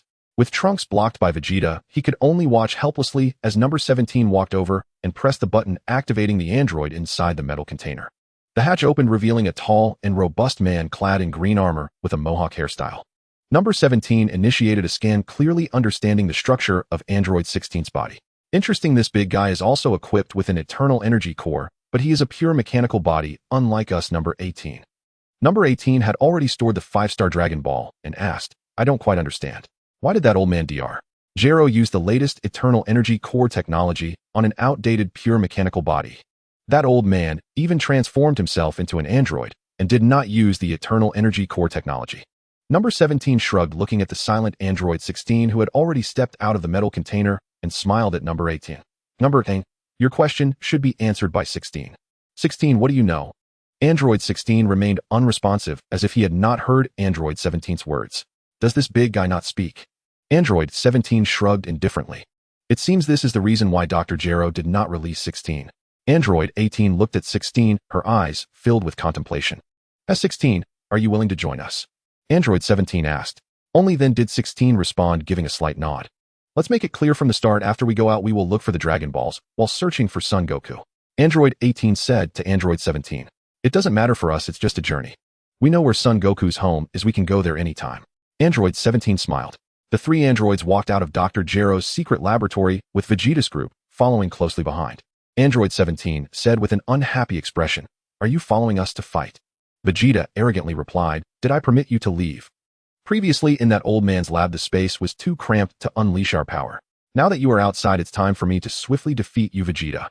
As soon as he finished speaking, Vegeta was engulfed in a golden aura, his eyes turned green and his sleek hair became golden. Transforming into Super Saiyan 1. Just a metal doll created by Earthlings. Who among you will die first? Or perhaps all of you together, and he'll take you out simultaneously. Vegeta crossed his arms in front of his chest, looking quite smug. He provoked the others. Android 16 did not even glance at him upon arriving outside. He was captivated by the birds singing freely, and a smile appeared on his rugged face. Android 17 and 18 focused their attention on Vegeta, their expressions akin to those assessing a clueless clown. As Android 17 and the others possessed combat power detection devices, and they quickly assessed Vegeta's current strength. He was completely no match for them.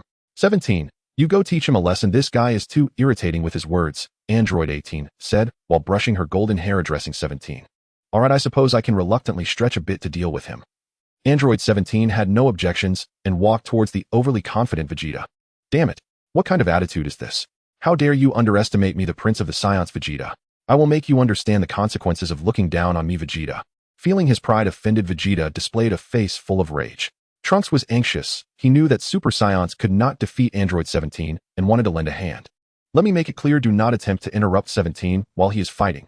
Otherwise, I wouldn't mind joining the fray myself, Android 18 warned Trunks with a glare. Now Trunks did not dare to move.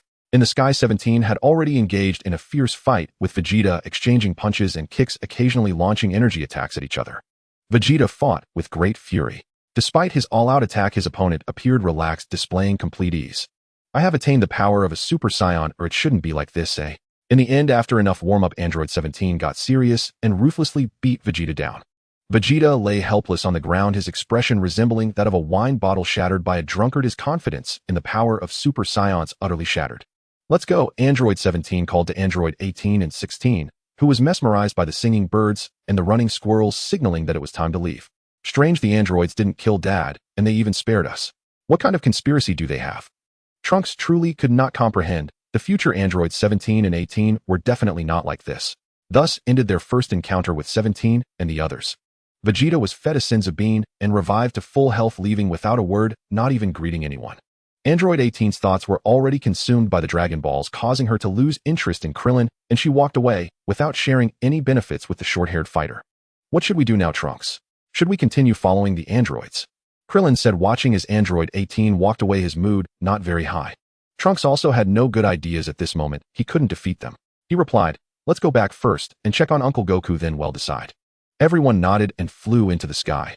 Meanwhile, the 3 androids deliberately commandeered a car as their means of transportation for the journey.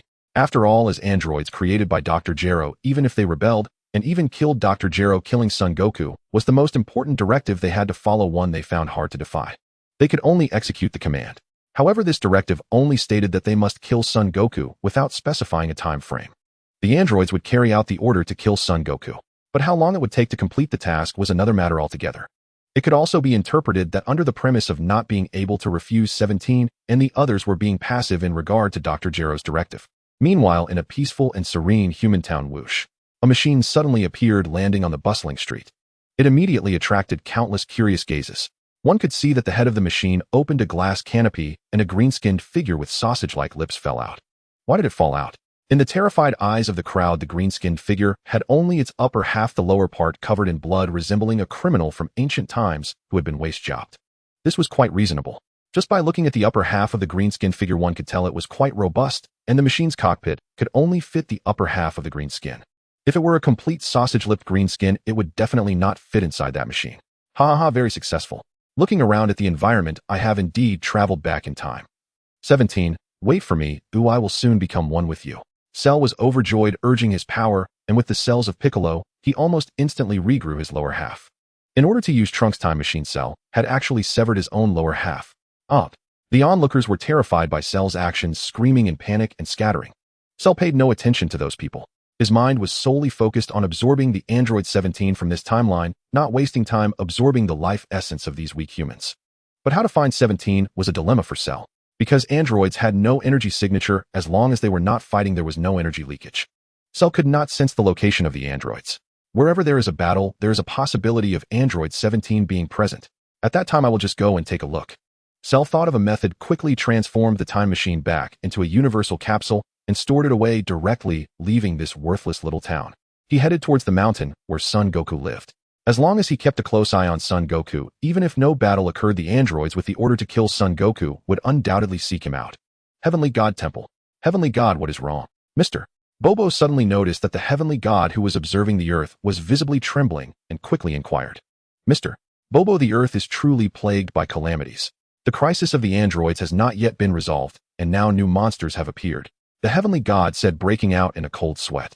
The sausage mouth Salu is even stronger than number 17 and the others, not to mention the current protagonist group that cannot even defeat the androids. The reason the heavenly god concluded that Salu would be a new crisis for the earth just by seeing him. This is because the heavenly god sensed the presence of the Sun family, the other members of the protagonist group, and the Frieza family from Salu. Moreover, there was a sinister aura akin to a bottomless abyss. In the Dragon Ball world, whether a person is good or evil can be discerned from the aura they emit. Evil beings cannot produce good intentions. Heavenly God, what should we do? Mr. Bobo was also very anxious. A determined glint flashed in the heavenly god's eyes. In the following day, Sun Wukong was unconscious at home, while Salu hid in the shadows watching over him, but the androids never appeared. It turns out that number 17 and the others were executing Dr. Gero's order to kill Sun Wukong while searching for the other 6 Dragon Balls. Among them, 5 Dragon Balls were found by number 17 and the others. They continued their efforts to find the last Dragon Ball. The androids maintained a laid-back attitude towards killing Sun Wukong. This is quite different from the plot. In the plot, Salu, needing to absorb human life essence to enhance his power, attacked several human towns, which attracted Piccolo, who then learned about Salus' identity and purpose. This led to Piccolo's urgent need to eliminate the androids and prevent Salu from evolving into his complete form, thus finding number 17 and the others. The battle with number 17 exposed the location of the androids, attracting Salu, who had been searching for them, ultimately allowing Salu to achieve his goal.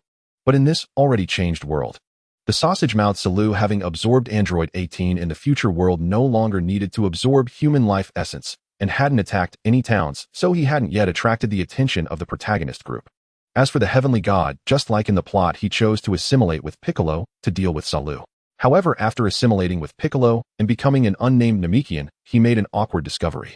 He realized that with his current strength, he could not defeat the sausage-mouthed Salu, who was merely lurking near Sun Wukong, without absorbing human life essence.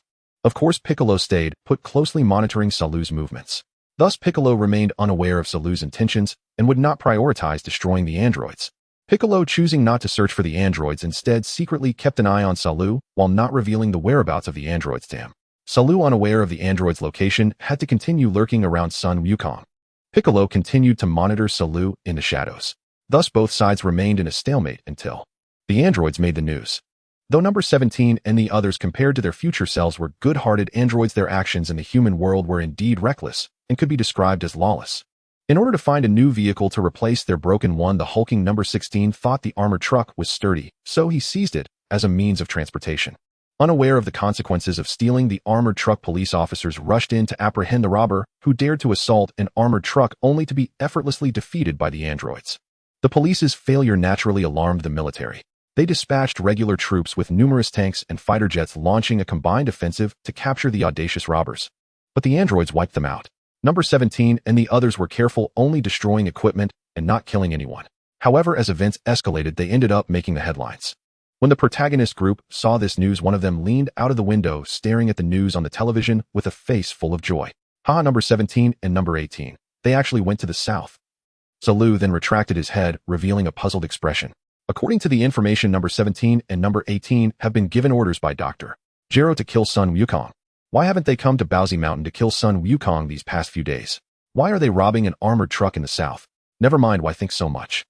I will go absorb number 17 and become the ultimate android. Except for Piccolo, no one noticed that Salu had secretly left Sun Wukong's home. That terrifying green-skinned monster went to find the androids. Piccolo didn't think much of it and continued to keep watch. He even thought he could use Salu to deal with the androids who were wreaking havoc in the future. Both sides fighting each other aligns more with the interests of the protagonist group. At this moment, after defeating the regular army of Dog King, number 17 and the others leisurely drove the armored truck along a small road. Number 17 was driving the car. Number 16 remained silent in the back. Number 18 held a Dragon Ball and said, Number 17, do you see the fork in the road ahead? If we turn left, we will soon find the last Dragon Ball. At this moment, the usually taciturn number 16 suddenly raised his head, his gaze fixed on a direction, as if he had made a shocking discovery through the roof of the car. Number 16's face was more serious than ever. Number 17, number 18, there is a powerful energy approaching us. Powerful energy. Number 16, could it be one of Sun Wukong's companions? I can just send him away. Number 17, gripping the steering wheel, said dismissively. This is not one of Sun Wukong's companions mentioned in the data. It's someone who doesn't exist in the files. His energy is immense, extremely powerful. We are definitely not a match. Number 16's voice was beginning to panic. If not for the fact that number 16 was a pure mechanical body, he would have been sweating profusely. If the opponent wanted to kill them, it would truly be as easy as pie. Number 16, oh, maybe you are not a match. According to the data from that dead Dr. Gero, I am the strongest warrior. No one in this world can defeat me. Number 17 said arrogantly. Number 16 looked at number 17, feeling quite speechless. You are right. Oh, I indeed am not a match for the master of that powerful energy. But you, number 17, are not my match either. Where does your confidence as the strongest warrior come from? Number 17, we should hurry and escape. Number 16 said frankly. Upon hearing this, number 17 began to step on the brakes, preparing to stop the car, causing number 16, a pure mechanical body, to twitch. You don't understand human words, do you, number 17? Number 17, I think you should heed number 16's advice. You shouldn't stop, you should accelerate and leave instead. At this moment, number 18 suddenly spoke up, her pretty face serious. Number 18, what is the reason? Number 17 was puzzled, wondering if even number 18 was starting to question the credibility of his title as the world's strongest warrior. The reason is that what number 16 just said outweighs all the words he has spoken during these days we have been together. Number 18 stated with reason. Number 17 was momentarily taken aback. You make a good point, number 18. Android no. 16 usually spoke very little when interacting with no. 17 and the others like a person of few words. At this moment, not only was he talking to them, but he also spoke more in one go than he had in several days combined. When something unusual occurs, it must be a sign of trouble. Although no. 17 still believed himself to be the strongest warrior in the world, it didn't prevent him from heeding advice. He suddenly stepped on the gas, and the armored truck surged forward amidst the roar of the engine. No. 17, can you go any faster? That powerful energy has locked onto us, and is getting closer. No. 16 said anxiously. We can't go any faster. Our vehicle cannot outrun them. Our best plan is to find the last Dragon Ball before they catch up to us. In this critical moment, no. 18 recalled what the little bald-headed Krillin had mentioned before gathering all 7 Dragon Balls would summon the dragon and grant wishes. They were getting closer to the last Dragon Ball. Ha ha ha, no. 17, you can't escape. Flying in the sky, the creature cell saw the armored truck speeding along the mountain road below and revealed a delighted smile. He raised his hand and fired a key blast, striking in front of the armored truck. The explosion instantly flipped the sturdy vehicle over. No. 17 and the others flew out from the truck, confronting Cell in the sky. Cell's gaze immediately fixed on Android No. 17. He licked his sausage-like lips, making the androids feel disgusted. Beside No. 17, besides No. 18, there's a big guy. This character isn't in the data. From the red satin ribbon insignia on his clothing, he should also be an android created by Dr. Jero. Cell's gaze lingered on No. 16 for a second longer. Facing Cell at close range No. 17 had to admit that No. 16 was completely correct. This green-skinned monster with sausage lips was indeed terrifyingly strong, and No. 17 had no confidence in defeating Cell. No, it should be that even together with No. 18, they had no hope of defeating Cell. No. 16's strength was unknown, but judging from his previous reactions, he was far inferior to the green-skinned monster before them. Where did this incredibly strong green-skinned monster come from? Why is it targeting us? We've only been out of Dr. Jero's lab for a few days. No. 17 No. 16 The last Dragon Ball is nearby. No. 18, keeping her hand hidden from Cell, quietly told No. 17 and No. 16 while holding a Dragon Ball.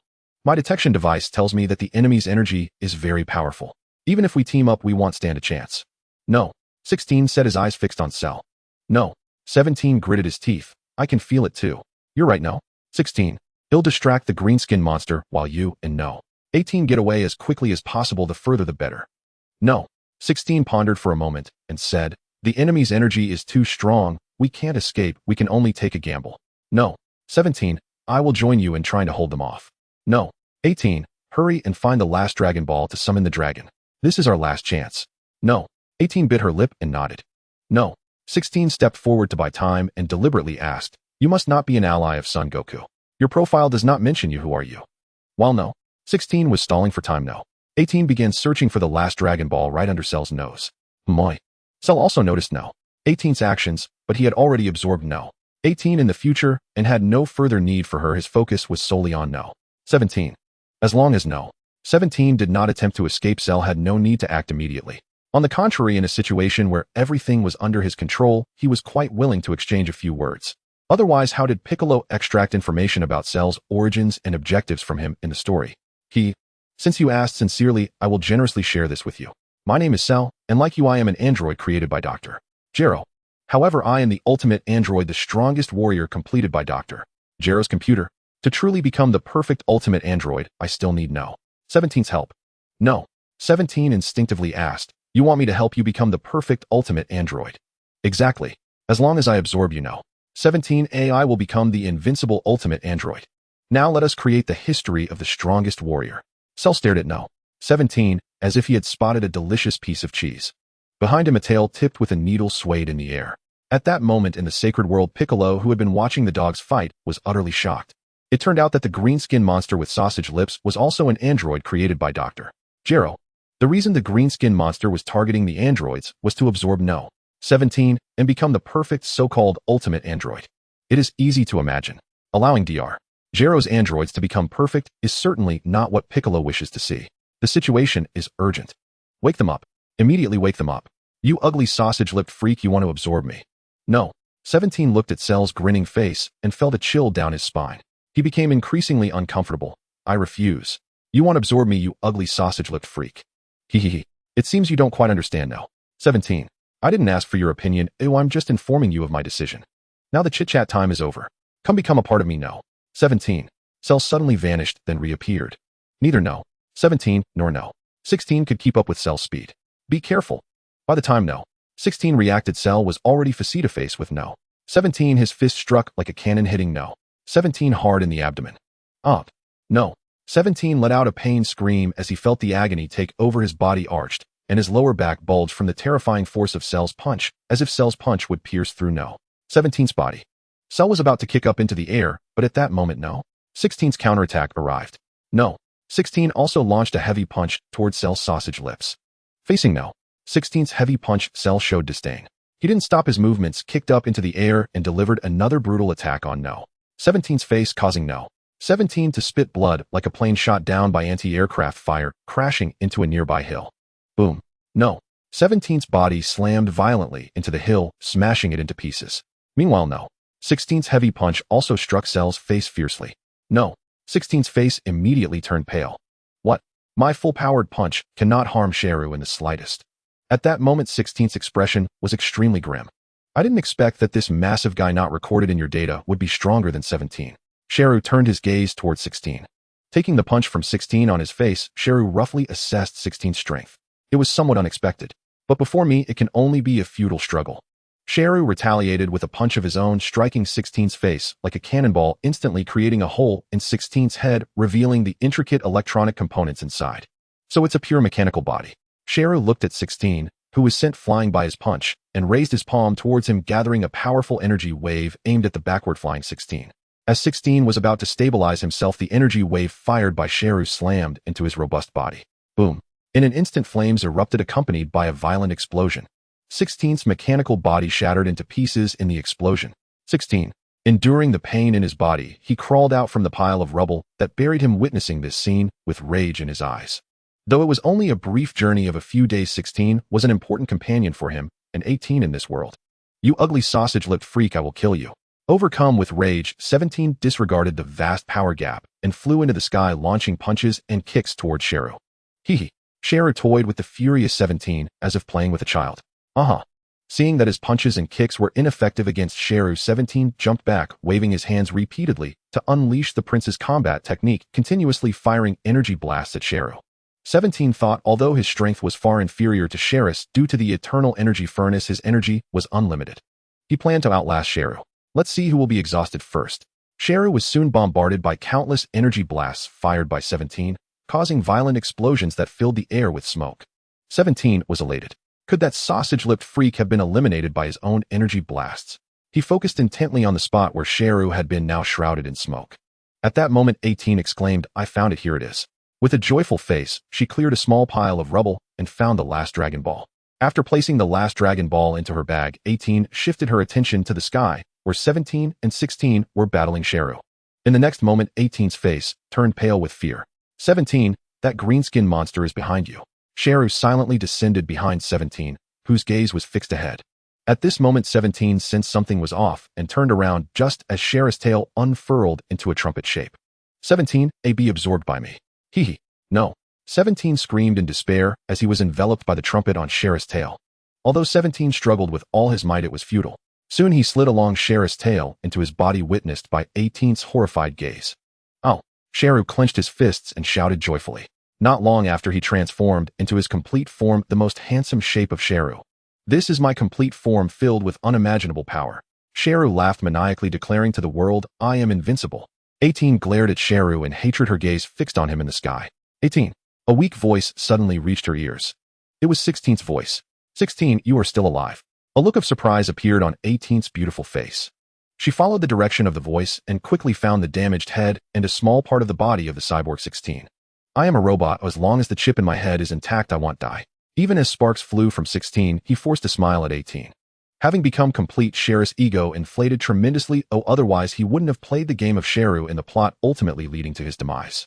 His gaze casually swept over 18 on the ground, and the now useless 16, and he felt no inclination to eradicate them, much like humans wouldn't bother with a few bugs they could easily crush.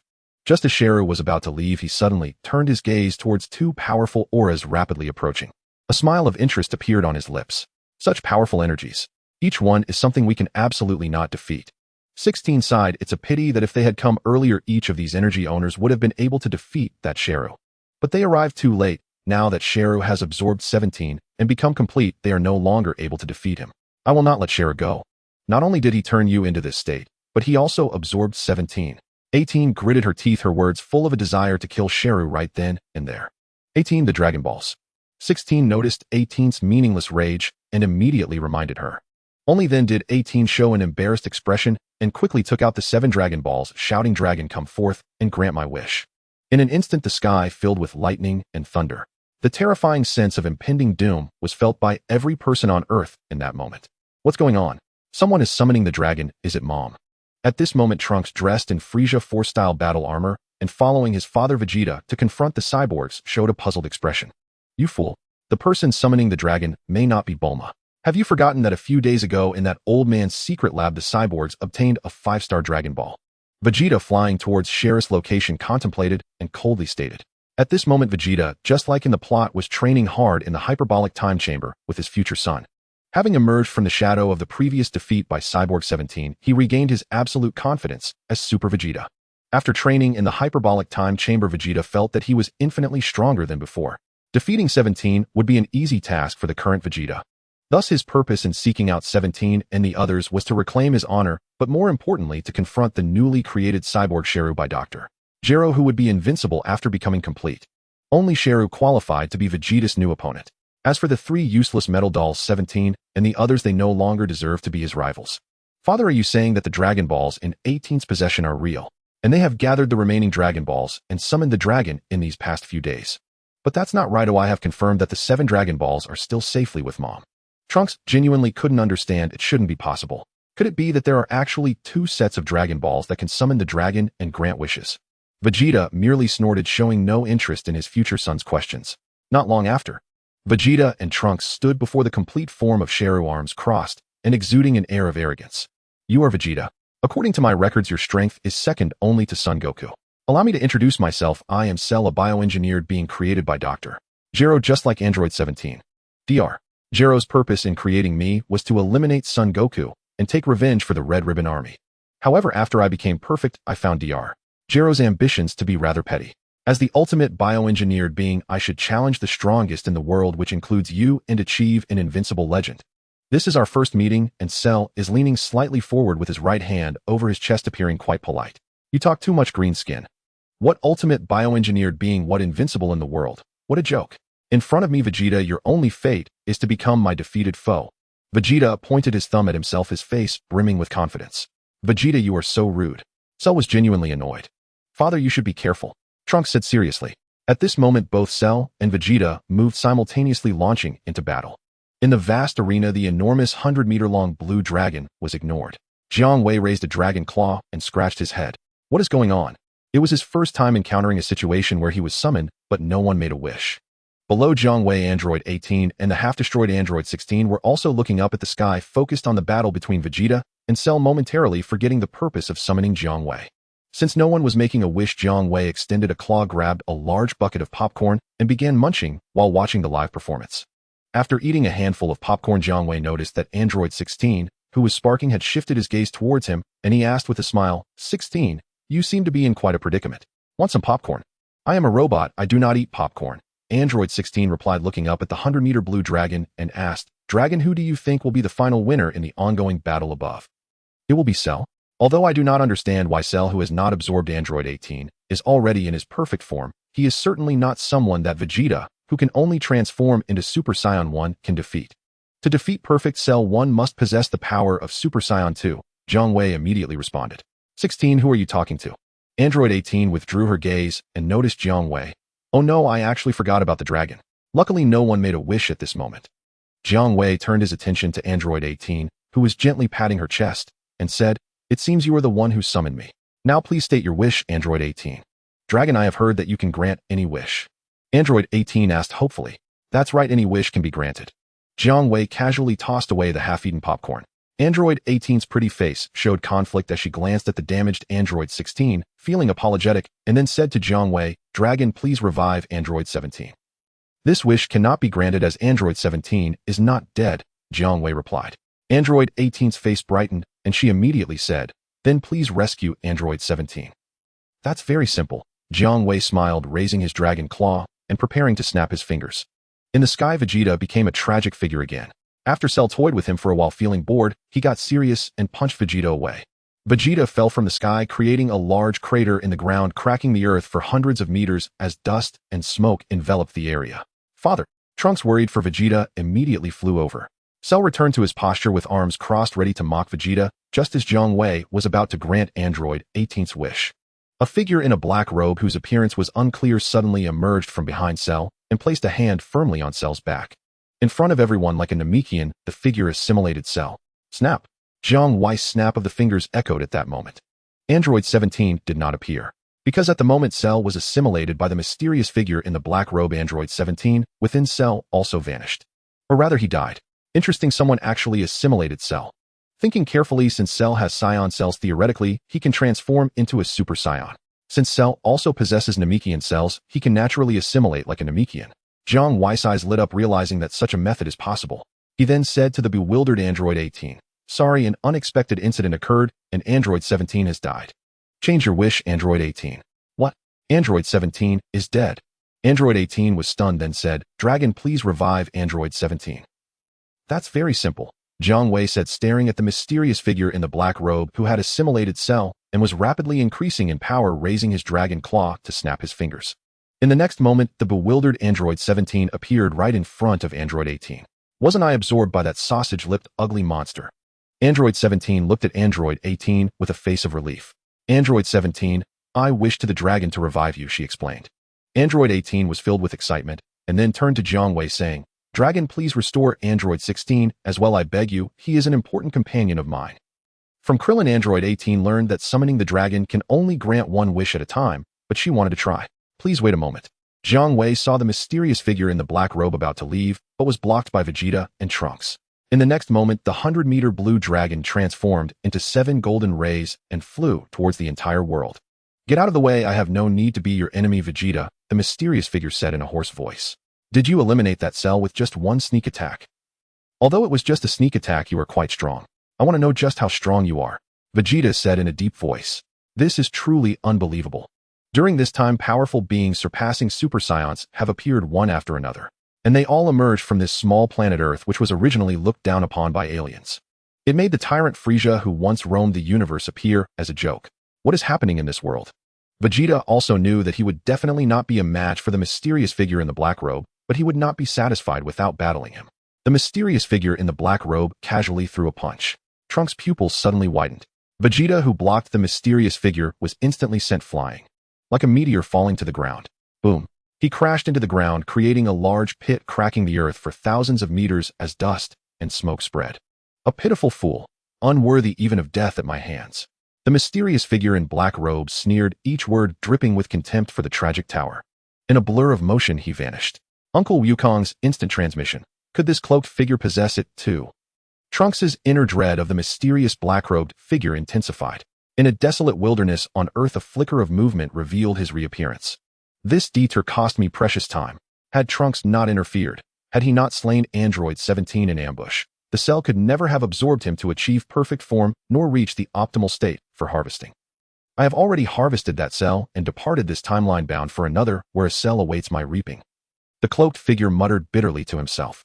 In the future timeline, an unforeseen accident occurred. The mysterious black-robed figure, through momentary negligence, allowed Trunks to destroy Android 17, preventing Cell from achieving perfect form and attaining harvest readiness.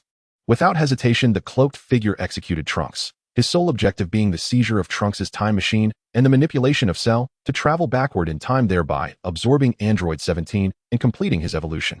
Though this demanded extra effort, he succeeded in assimilating the perfect Cell and thus fulfilled his purpose. It was time for him to depart. He raised his emerald-hued arm. Upon his finger gleamed a ring radiating enigmatic luster. Might I ask, why do you bear a time ring? A man's curious voice echoed. Who goes there? The cloaked figure recoiled in shock. His formidable senses had failed entirely to detect the intruder's approach. Only when the stranger spoke did the cloaked figure become aware of his presence. His gaze sharpened, scanning warily toward the source of the voice. There stood a young man clad in a black trench coat bearing the insignia of Causal Corporation and the kanji for dragon, his expression alight with quiet curiosity as he advanced. Who are you truly? The cloaked figure assumed a battle stance and demanded of Jiang Wei. Across countless timelines where Cells thrived, he had never once encountered this man. Mind your tone, I ask, you answer. I hold no interest in reciprocating your questions, Jiang Wei replied calmly. Having assimilated Cell, the cloaked figure had piqued Jiang Wei's curiosity and warranted closer scrutiny. And if I refuse? The cloaked figure retorted defiantly, though his voice betrayed the suffocating pressure Jiang Wei's presence imposed.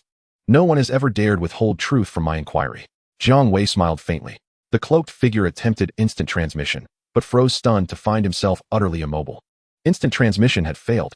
I concede your power. You approached me undetected, and now even my teleportation is nullified. This too must be your doing. His voice grew grave. So, will you answer my question? Jiang Wei's smile held the serene amusement of a cat toying with its prey. The cloaked figure blurred away, only for Jiang Wei to murmur, do you truly believe you may flee after arousing my interest? Unfazed, Jiang Wei raised a finger and loosed over a dozen death beams, Frieza's signature technique, forcing the cloaked figure back with brutal precision. Indeed, Jiang Wei's assault tore his black robes to shreds, revealing his true form beneath. As I suspected, you are Cell? Only thus could you assimilate another Cell. Jiang Wei smiled knowingly. Among all beings, only Namekians, or those infused with Namekian cells like Cell, possess the ability to assimilate others. What brilliance, to conceive of Cell assimilating Cell. Indeed, compared to mere absorption, Namekian assimilation remains the most potent path to exponential power growth. Jiang Wei offered a light, appreciative applause, acknowledging the exposed cell's revelation. In canon, Piccolo assimilated only Neru, a combat-oriented Namekian with mere tens of thousands in battle power, then later merged with the divine being whose strength numbered only in the hundreds. Yet such unions elevated Piccolo's might beyond even that of Super Saiyans. Thus the cell now facing Jiang Wei, who had assimilated countless perfect cells, had ascended to a level rivaling base-level Gotenks, or even base Vegeto. Alas, against Jiang Wei, even such staggering power was reduced to mere plaything. Realizing escape was impossible, the cell drew a deep breath and sneered, "Your curiosity runs dangerously deep.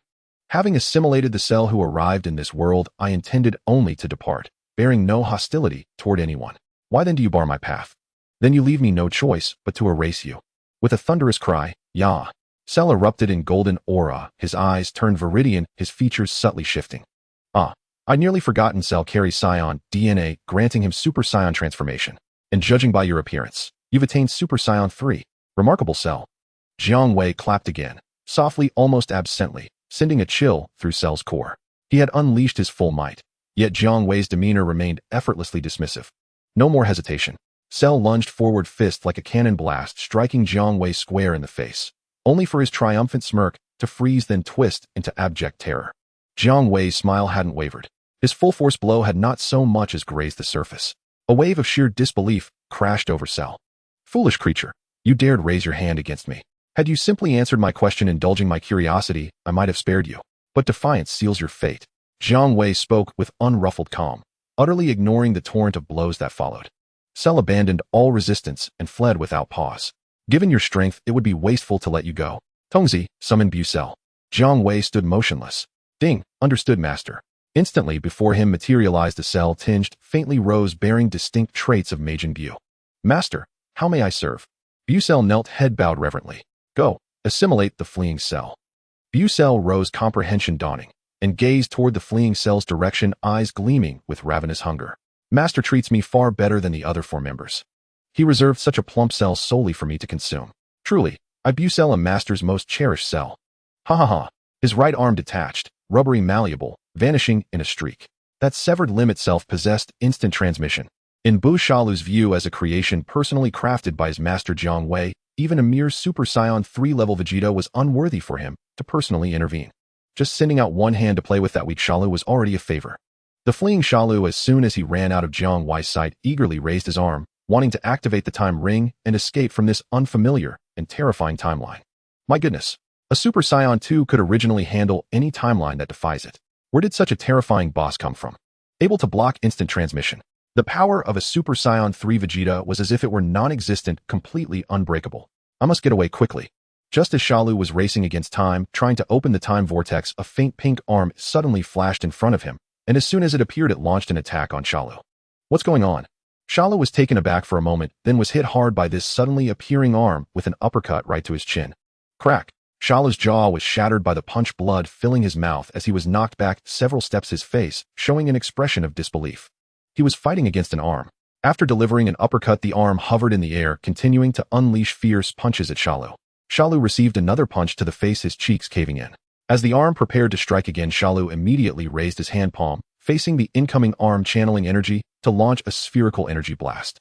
But the arm demonstrated incredible agility, like a fighter jet maneuvering through anti-aircraft fire, swiftly diving to evade Shalu's energy blast, not giving him the chance to fire a second one, and then landed a heavy punch on Shalu's head, flipping him over. Boom! Shalu crashed onto his back, hitting the ground hard, and creating cracks that stretched for thousands of meters. Up! Shalu cried out in pain, spitting out a mouthful of blood. He then saw the arm hovering in the air, giving him the middle finger. "I won't let this go, you monster." Shalu shouted in desperation, quickly rolling away as the arm slammed down onto where he had been lying, instantly creating a deep pit. Soaring into the sky, Shalu launched a counterattack against the pursuing arm. His punches and kicks enveloped the arm. Yet the arm was as agile as a fighter jet, dodging through heavy fire, and Shalu's strikes just couldn't land. He was still occasionally hit by the arm's punches to his abdomen or a straight jab to his face, distorting his features. After a dozen exchanges, Shalu was left gasping for breath, while the arm remained vigorous. Just as Shalu was on the verge of collapse, the arm continued its relentless assault, but unexpectedly Shalu feigned an opening, grabbing hold of the incoming fist with both hands. "Haha, let's see how you can be a menace now." Shalu exclaimed triumphantly as he held tightly onto the struggling arm. Suddenly the arm stopped struggling, transforming its fist into an open palm, facing Shalu's bruised but smug face. At that moment Shalu had only one thought in his mind. Not good. The next moment, an energy blast shot out from the palm of the arm, detonating right in front of Shalu's face. Boom. Shalu's head was blown off on the spot, and his body froze in motion. In just under a second, Shalu's headless body raised an arm, pulling out a wet new head from his neck. "I'm back," Shalu shouted as the arm rushed straight to him, slamming its palm forcefully against Shalu's chest. No. Despair filled Shalu's wet face. In an instant he felt himself being assimilated. Unlike countless times before, this time Shalu was the one being assimilated. After a burst of intense light, the massive figure of Shalu vanished, leaving only the hovering arm. The arm gave a thumbs up to the assimilated Shalu before disappearing, instantly returning to Bu Shalu's side. Bu Shalu's left hand caught the fallen right arm, twisting it and reattaching it to his body. "Master, after assimilating that Shalu, my power has increased exponentially," Bu Shalu said respectfully, his voice filled with joy. "Master, the next time we encounter a delicious Shalu, please be sure to command me to serve you. You can go back now." Jiang Wei also sensed that the aura of that Shalu had completely vanished. After Bu Shalu assimilated that Shalu, Jiang Wei understood the origin of the time ring. It was a figure in a black robe whose appearance was unclear who had appeared to Shalu during the plot, handing over the time ring, just as Vegeta had allowed him to absorb Android 18 when she had just become complete. For that figure in the black robe, Shalu who obtained the time ring knew very little about him. This was all the clues he had. "Yes, my master." As soon as Bu Shalu finished speaking, he was sent back to the main world by the controller. Whoosh. Jiang Wei also immediately used instant transmission, returning to the side of Android 18 and the others.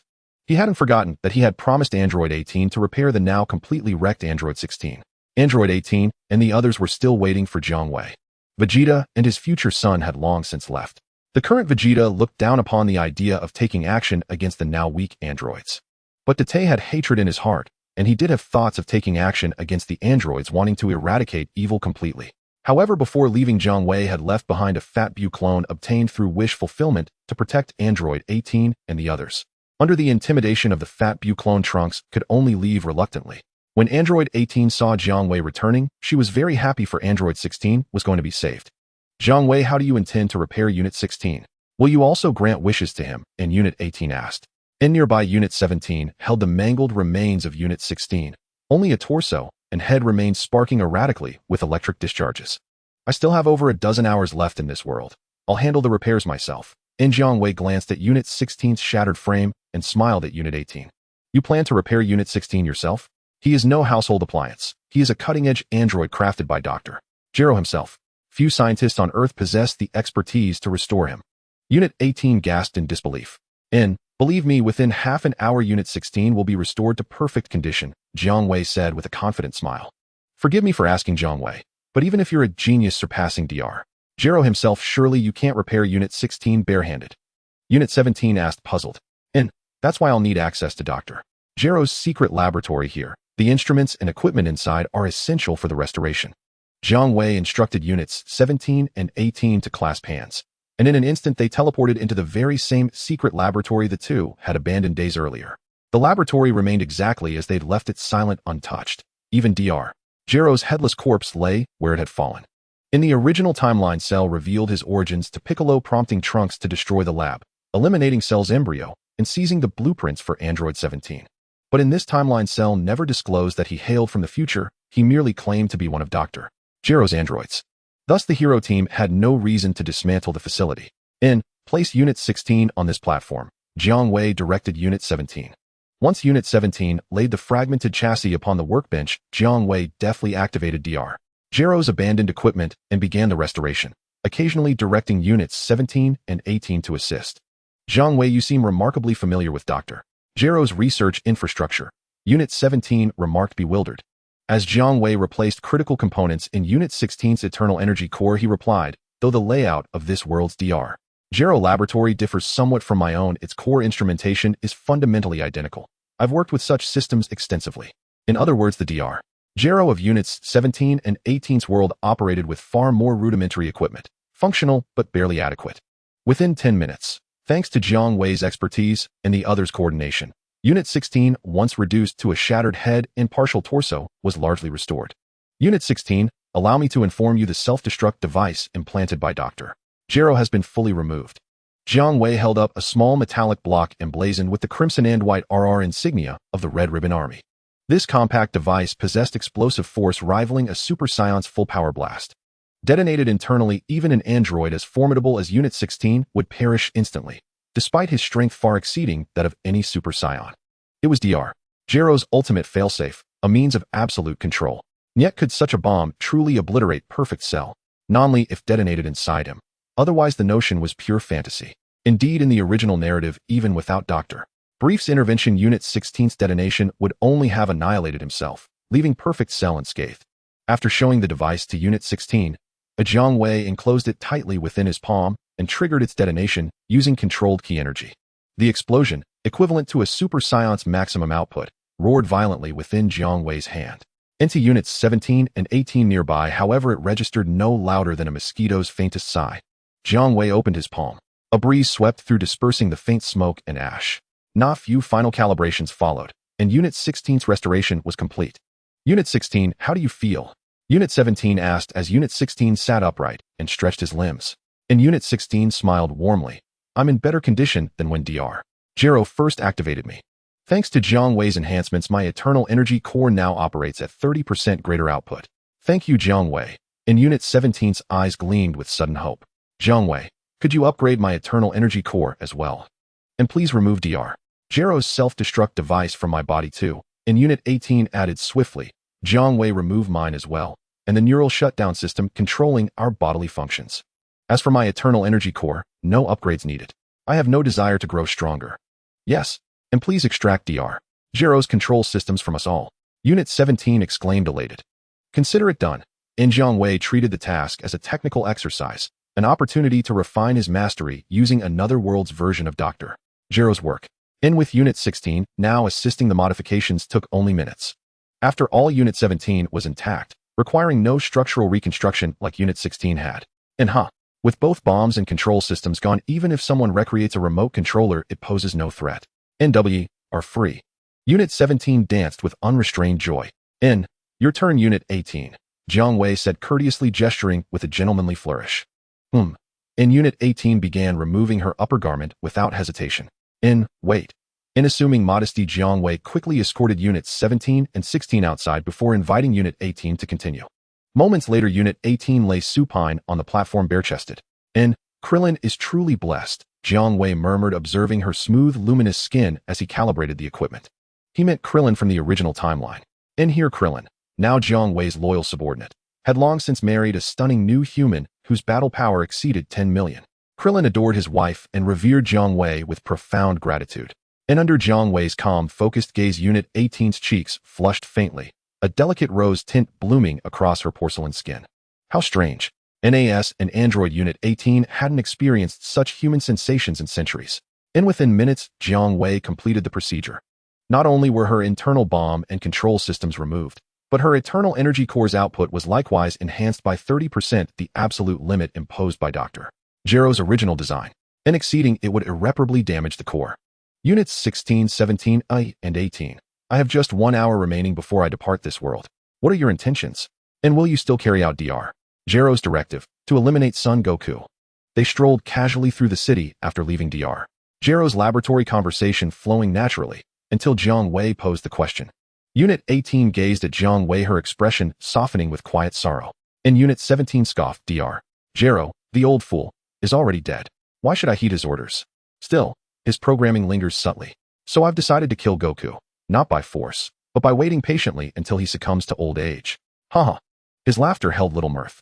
And Unit 16 spoke gently. Jiang Wei, Unit 17, Unit 18. It has been my honor to meet you and walk beside you. You are all truly good people. Unit 18 hesitated, lips parting, then fell silent. And Jiang Wei had told her, plainly summoned by her, well, he could remain in her world for precisely 24 hours. So none of you wish to kill Goku. You've all relinquished the very purpose for which Dr. Gero created you. And then tell me, would you consider joining me? Would you live in my world? In my world, I command a planet. All my own. And Jiang Wei spread his hands wide and smiled warmly at Units 16, 17, and 18. Jiang Wei, can we also go to your world? That would be wonderful. Number 18 exclaimed excitedly. Numbers 17 and 16 also smiled upon hearing this. The three artificial humans had no attachments in their original world, having been activated by Dr. Galo only a few days prior, thus, they felt no nostalgia for their former world. Jiang Wei, let's go live in your world, number 17 laughed. Jiang Wei had saved number 17's life. Although number 17 didn't have special feelings for Jiang Wei like number 18 did, he was still very grateful for the life-saving grace. Though number 16 was not articulate, he shared the same gratitude in his heart towards Jiang Wei for saving him. He saw the three agree to follow him to live in the main world. Jiang Wei instructed the commander to bring number 18 and the others back to the main world. Back in the Divine Palace, witnessing the entire process, Piccolo finally let out a sigh of relief, saying it's finally over, Earth is safe again. Upon returning to the main world, Jiang Wei took number 18 and the others to meet Bulma, asking her to arrange for them. Jiang Wei introduced the three of them to Bulma one by one. Bulma paid little attention to the young boy and the muscular one, but she directed her scrutinizing gaze towards number 18. The blonde number 18 was in terms of appearance slightly more appealing than Bulma, who had to admit it. Excluding Lan Shi and Zhang Jia, Jiang Wei had already brought beautiful women home for the third time. Bulma felt a twinge of jealousy and asked Jiang Wei, darling, how do you plan to arrange for Miss number 18? Number 18 looked at Jiang Wei with hopeful eyes. Jiang Wei, noticing Bulma's unusual emotions, replied, without hesitation, number 18 can stay in the palace and assist Lan Shi. The blonde Lan Shi snorted. The last time Jiang Wei brought Zhang Jia back, he claimed it was to serve as Bulma's personal bodyguard, which had already annoyed Lan Shi. Now he had brought back number 18, who was even prettier than both her and Bulma, clearly intending to keep her at home. Lan Shi's teeth were itching with irritation. Is Jiang Wei being influenced by Yamcha? She thought. Lan Shi, let Miss number 18 be your assistant and manage the maids in the palace together. She is new, so please take care of her, Bulma said with a commanding tone. I understand, Bulma, Lan Shi replied with a smile. Regardless of her grumbling, Jiang Wei was the head of the household. His words were more commanding than any order. No one could disobey. Jiang Wei, I will follow Miss Lan Shi and work hard, and I won't let you down, number 18 said earnestly to Jiang Wei before following the blonde Lan Shi downstairs. Bulma looked at Jiang Wei with a gaze that was different from usual. However, Jiang Wei's expression remained unchanged, showing no signs of difference. Wife, why are you looking at my face with such strange eyes? Jiang Wei asked, scratching his nose in confusion. Bulma softly replied, it's nothing, I just wanted to see you, darling. And then, not being a cultivation fanatic and having no interest in spending all day in the time chamber, numbers 17 and 16 were assigned to the police work of the Super Earth, investigating violations related to environmental destruction. Their work scope included not only the Super Earth, but also Earth itself. The Dog King had announced that the Super Earth recognized itself as the suzerain country of Earth. Earth was now under the protection of the Super Earth. Numbers 17 and 16 gladly accepted their roles in the work of protecting the environment and preventing nature from being damaged. As usual, that night, everyone gathered at the palace for a grand feast to welcome the newcomers. After the feast, due to number 18's arrival, Bulma, after Jiang Wei lost his pants, scratched his back with claws that were sharper than usual and even more forceful. However, Jiang Wei was not easily disturbed. Instead, he also put in considerable effort. Bulma's voice was much happier than usual. That night, Jiang Wei sweet-talked Bulma with many affectionate words before she fell into a deep sleep. In the following days, number 18, as Lan Shi's assistant, would always find opportunities to approach Jiang Wei, and soon they were able to talk about anything. That little bitch. Blonde Lan Shi felt the competitive pressure from number 18. Months later, ding. A world has collected the 7 Dragon Balls cast by the Master summoning the Master. Jiang Wei called for a stop and switched number 18 to team up with Fat Bu to play table tennis against the 2 Zeniths. The others were not surprised, knowing it was time for Jiang Wei to attend to some business. Jiang Wei asked in his mind, Commander, has the world that summoned me this time summoned me before? Ding, report to the Master, this world has summoned the Master before, and the Master also brought your wife Bulma to that world. Oh, so it's the world where Demon King Piccolo ruled the entire world, Jiang Wei recalled with a smile. That world, because Goku was blasted to dust by one of Frieza's underlings on his way to Earth during his childhood, never had a protagonist team. The plot had not even begun, and the protagonist had already perished, allowing Demon King Piccolo to show off his power on Earth. Now it was unclear what had happened in that world that led to Jiang Wei being summoned again after many years. After giving the others some instructions, Jiang Wei transformed into a beam of golden light and vanished, heading to another world. In that world, lacking the protection of a protagonist team, which was in many ways even worse than the world of despair. Since Jiang Wei summoned his wife Bulma and defeated Demon King Piccolo, he became the savior of that world. Except for a few insiders, the vast majority of people who did not understand the truth worshipped the revived Bulma, who was brought back to life because Dr. Galo made a wish to Jiang Wei as their savior. The resurrected Bulma was completely confused. What? I just died, and when I came back to life, I became the savior who defeated Demon King Piccolo and saved the whole world. What is going on? Bulma, here's how it is, Dr. Brief after the excitement of his wife and daughter being revived wore off explained everything about Jiang Wei and the Bulma from another world. Bulma's eyes brightened, so it was me from another world who defeated Demon King Piccolo. Not only is she very powerful, but she also has a very handsome boyfriend. I'm so envious. Thus Bulma equated the standard of Prince Charming with Jiang Wei. Naturally Yamcha and the like could not catch Bulma's eye. After the calamity caused by the Demon King Piccolo wreaking havoc across the world, the concept of peace and development in this world was utterly shattered. The ideology of the once rebellious and vicious Red Ribbon Army became the main theme of development in this world. To prevent another upheaval like that caused by the Demon King Piccolo, the martial arts in this world reached unprecedented heights, ushering in an era that strongly advocated for martial arts. Most importantly, Dr. Gero's concept of artificial humans also garnered immense popularity among people across the globe. His artificial human technology received the collective contributions of all scientists from around the world. Originally rejecting Dr. Gero, Dr. Brief and his daughter Bulma also actively immersed themselves in the realm of artificial human technology.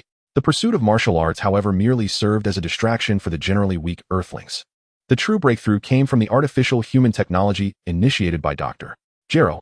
The artificial human technology in this world had surpassed even the standards set by Dr. Gero in the storyline. Even in the main world of Jiang Wei, setting aside Jiang Wei's technology, it was still far behind. After all, Dr. Gero in the main world only received substantial funding from Jiang Wei, while Earth's scientific community and mainstream society were still resistant to artificial human technology. Unlike another world where nearly everyone was engaged in martial arts, the cutting-edge technology of Earth's scientific community was now focused on artificial human technology. All this was to protect themselves and prevent the tragedies caused by the Demon King Piccolo from occurring again. With the support of the entire populace, the top scientists of the Earth's scientific community joined in. In just a few years, absorbing artificial humans and eternal energy furnace artificial humans were developed and vigorously promoted throughout society. The efforts of the people in this world to safeguard themselves quickly bore fruit. This world still faced the threat of Saiyan invasions. It was not because Raditz was searching for Kakarot, it was simply that the Saiyans had set their sights on Earth. Have you ever thought about it? Bardock and Jain could send their infant son Goku to Earth using a small spaceship, which indicates that Earth had indeed been targeted by the Saiyans and was on their list of objectives. Once on the blacklist and being coveted by others, the day of harvesting was inevitable. 3 egg-shaped spaceships descended upon Earth, stirring up clouds of dust. From the egg-shaped spaceships emerged 3 extraterrestrials with monkey tails protruding from their backs. They looked down upon everything. Raditz, Nappa, and Vegeta arrived on Earth simultaneously. According to the data, the natives of this planet are exceedingly weak. Cleaning up this planet will surely be an easy and pleasant task. Vegeta crossed his arms, looking down on the Earthlings with disdain. Raditz and Nappa both wore sinister grins. In short, the 3 Saiyans came to Earth with a nonchalant attitude, almost as if they were on vacation. Who are you? Dressed so oddly. You have tails behind you. Are you companions of the Demon King Piccolo?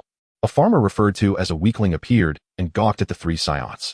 Unlike the storyline and many other worlds, this weakling farmer was not holding a hunting rifle. He was empty-handed with 2 round gem-like devices in his palms. Let me see the battle power of the Earth natives. Raditz fixed his gaze on the farmer, pressing a battle power detector that had not been used for many chapters. Beep beep. Earth native battle power 0, unable to detect Raditz, revealed a hint of surprise, saying, no way. Even if the Earth natives are trash, they shouldn't have a battle power of 0, right? Vegeta, how should we deal with this 0 battle power, Earthling? With Vegeta present, Nappa needed to seek permission, which was a sign of respect for the prince. Kill him. Vegeta did not even glance at the farmer, his words reflecting the usual attitude of a person disposing of trash. He'll do it. Raditz sneered, pointing his palm at the startled farmer, gathering energy, and casually fired a ki blast at him. Seeing the strange person suddenly appear, the farmer, without hesitation, aimed to fire a ki blast at him. Trained in martial arts, he quickly raised his hand, directing his palm towards the incoming energy blast. According to the official explanation, the farmer, having undergone modification to become an absorbing artificial human, was capable of absorbing energy for his own use. The ki blast fired by Raditz visibly shrank in size as it approached the farmer's palm until it disappeared. The farmer displayed a joyful expression, having absorbed the ki blast from Raditz, significantly increasing his energy. Moi. The trio of Vegeta were momentarily stunned. Did they just see a ki blast casually fired by Raditz being absorbed by this Earth weakling? You might as well surrender. I've already called the police and you can't escape. Just months after undergoing modification to become an absorbing artificial human, the farmer suddenly gained confidence to confront Raditz, Nappa, and Vegeta.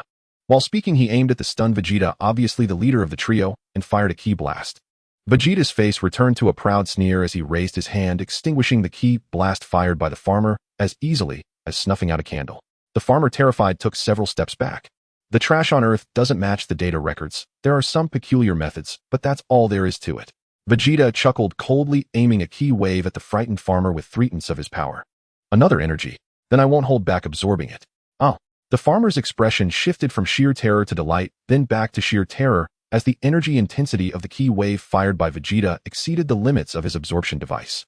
Amidst the explosive flames, the farmer screamed as he was reduced to ashes. How dare such a foolish weakling oppose us Saiyans? Nappa and Raditz exchanged glances at the pit where the farmer had stood, now emitting black smoke, their expressions showing disdain. The three then soared into the sky, flying towards the nearest Earth town according to the battle power detector's readings, beginning their task of cleaning up Earth's trash. Although the official authorities began promoting artificial humans due to the unavoidable issue of money, only the military, police, and a portion of the wealthy were able to undergo artificial human modifications. Not all Earthlings are artificial humans that cannot be detected. Before long, explosions and the screams of people erupted in the town visited by Vegeta and his companions. Following the defeat of the Demon King Piccolo, the newly established official organization based on the Red Ribbon Army also quickly mobilized, dispatching an army of artificial humans to attack the trio who were wreaking havoc on Earth.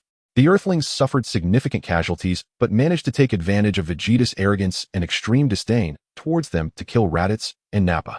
Initially, it was thought that Vegeta would withdraw upon the death of his two subordinates. However, the unrepentant Vegeta showed no regard for the lives of Raditz and Nappa, exhibiting extreme confidence as he continued to destroy Earth cities. Faced with desperation, the authorities had no choice but to deploy Earth's ultimate weapon, the last hope and faith of the Earthlings, the savior, Miss Bulma. Bulma, of course, accepted the modifications of the android technology, applying the most advanced techniques to herself. Absorptive androids possess potential for growth, but have a low starting point. Eternal energy furnace androids have a high starting point, but zero potential for growth. Bulma declared, "I want it all." After being modified by a research team led by Dr. Gero, Bulma's hands could absorb energy, and she possessed an inexhaustible source of power. With the hopes of everyone on her shoulders, Bulma stood before Vegeta, who was rampaging through the city. "Evil alien, I will not allow you to continue destroying our beautiful Earth." Bulma pointed at Vegeta, speaking with righteous indignation. "Miss Bulma, you must defeat this evil alien." "Go for it, Miss Bulma. The fate of the world rests on you." Countless Earthlings watched the daring reporter risk their life to deliver live coverage from the front. Another strange Earthling with undetectable battle power. "How dare you spout nonsense in front of me, the Saiyan Prince Vegeta? You shall die." Vegeta smirked arrogantly, raising his hand to fire a key blast at Bulma, powerful enough to easily kill Nappa. This was especially evident after battling the android army dispatched from Earth, particularly the elite androids. Vegeta had concluded that as long as he output battle power at Nappa's level, the Earthlings opposing him would be utterly helpless. "Yah!" Bulma spread her hands wide, and with a fierce shout blocked the key blast launched by Vegeta. The blast visibly shrank as Bulma absorbed it. "You are different from those strange Earthlings. You are a bit stronger. But a weakling is still a weakling. As long as I exert my full strength, I can easily kill you," Vegeta proudly declared, pointing his thumb at himself. "Don't underestimate Earthlings, you short little alien." Bulma suddenly dashed towards Vegeta and threw a heavy punch. "Damn Earthling, how dare you call me Prince Vegeta of the Saiyans short?" Vegeta, enraged, responded with a punch of his own, engaging in a fierce exchange of blows. The battle was incredibly intense. Vegeta was astonished that Bulma, against all odds, held her ground under his full power. Bulma embodied the pinnacle of Earth technology. After a cataclysmic battle, Vegeta, covered in wounds and lying in a large pit, spat out a mouthful of blood before succumbing. "Impossible. How could I, Prince Vegeta of the Saiyans, be defeated by mere Earthlings? I cannot accept this." "Long live Miss Bulma has won, as she has once again protected the Earth, truly a savior." The crowd before the television cheered joyously. The Earth has been saved once again. The bodies of Vegeta and his companions fell into the hands of the Earthlings. Research conducted by Dr. Gero and others revealed that these aliens with monkey tails possess cellular potential far exceeding that of Earthlings. Not only Earthlings, but even the notorious King Piccolo, who had once ravaged the world, pales in comparison to these monkey-tailed aliens. Wonderful. With these three alien corpses, our android technology is bound to achieve rapid advancements. Dr. Gero excitedly told Dr. Brief, Bulma, and other top Earth scientists, the corpses of the Saiyans have shown us just how powerful living beings can be. With the right direction, there is no need to blindly feel one's way across the river. Earth's android technology is poised for a leap forward. Then the cosmic real estate mogul, the evil Emperor Frieza, arrived on Earth. Vegeta and his companions were elite members of Frieza's army.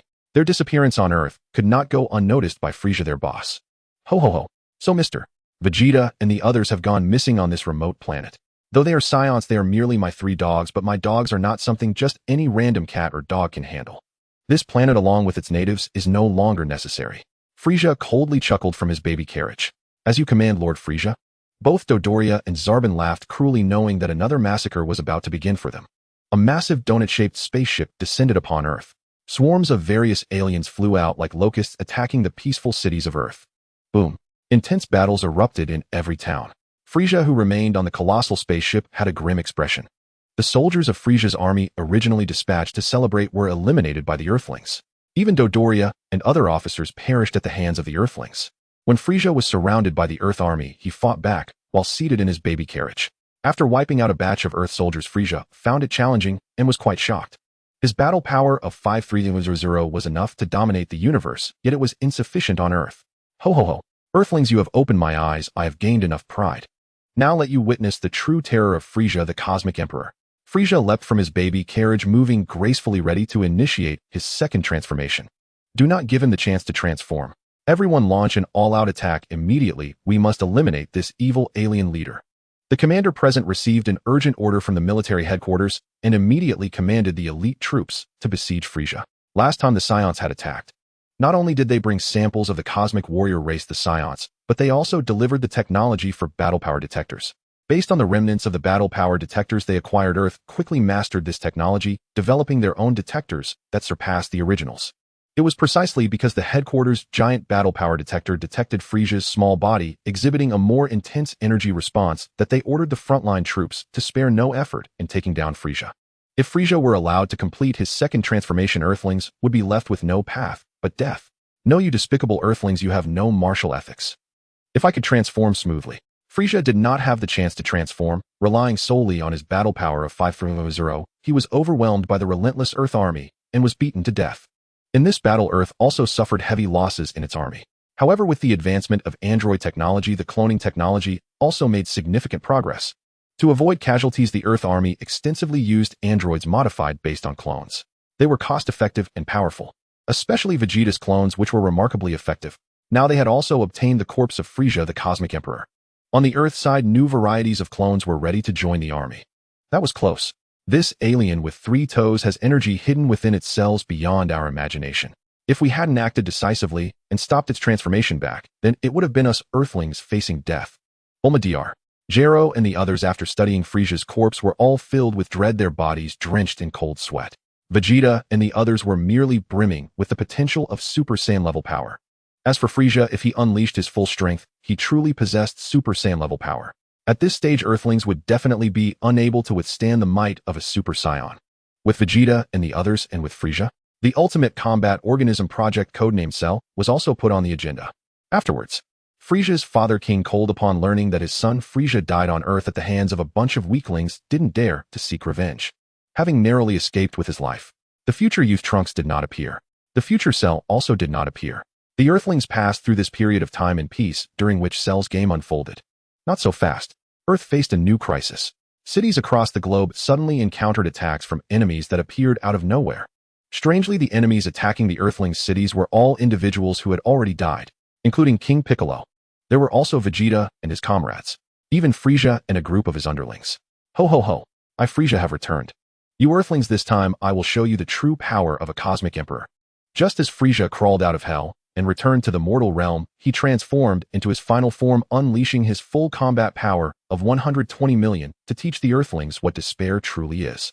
With a wave of his hand, Frieza unleashed a ki blast, obliterating a skyscraper in his line of sight. The city cried out in agony before Frieza's power. The city was burning and exploding. Frieza believed that as long as he unleashed his full power, he could take revenge. Little did he know, aside from the city, he and others were being brutally abused. In other cities, the once dead enemies that Earthlings had eliminated made a brief appearance, but were swiftly annihilated by the Earth military that quickly reacted. Vegeta's group, along with a large number of Frieza's henchmen, were cut down like grass by the newly upgraded Earth military, dissipating into a breath and vanishing back to hell. This time, King Piccolo made the worst showing. As soon as he appeared, before he could even cause trouble, he was smashed to death by a brick thrown by a resisting citizen. In this day and age, the overall strength of Earthlings has skyrocketed. Even an ordinary person could defeat the once rampant King Piccolo, which Earthlings had no way to counter. Frieza, although I do not know why you and your minions have been resurrected, we will once again send you down to hell. A fighter in blue armor from the Earth military appeared before the rampaging Frieza, speaking coldly. Despicable Earth natives, if it weren't for the fact that I couldn't complete my transformation back then, you would never have defeated me, the Cosmic Emperor Frieza. Now I have transformed into my ultimate form and unleashed my full power. You despicable Earth natives can only welcome your demise in despair. Ho ho ho. Frieza looked at the indifferent android in blue armor and arrogantly declared, Frieza, we Earthlings have evolved beyond measure. Your understanding is outdated. The blue-armored android did not continue to chatter, but instead swiftly moved, throwing a punch at Frieza. Arrogant Earth native died. Frieza also fiercely retaliated. The two figures crossed past each other, maintaining their punching stances motionless. The next moment, how could this be the outcome? The one who lost is actually me, Frieza.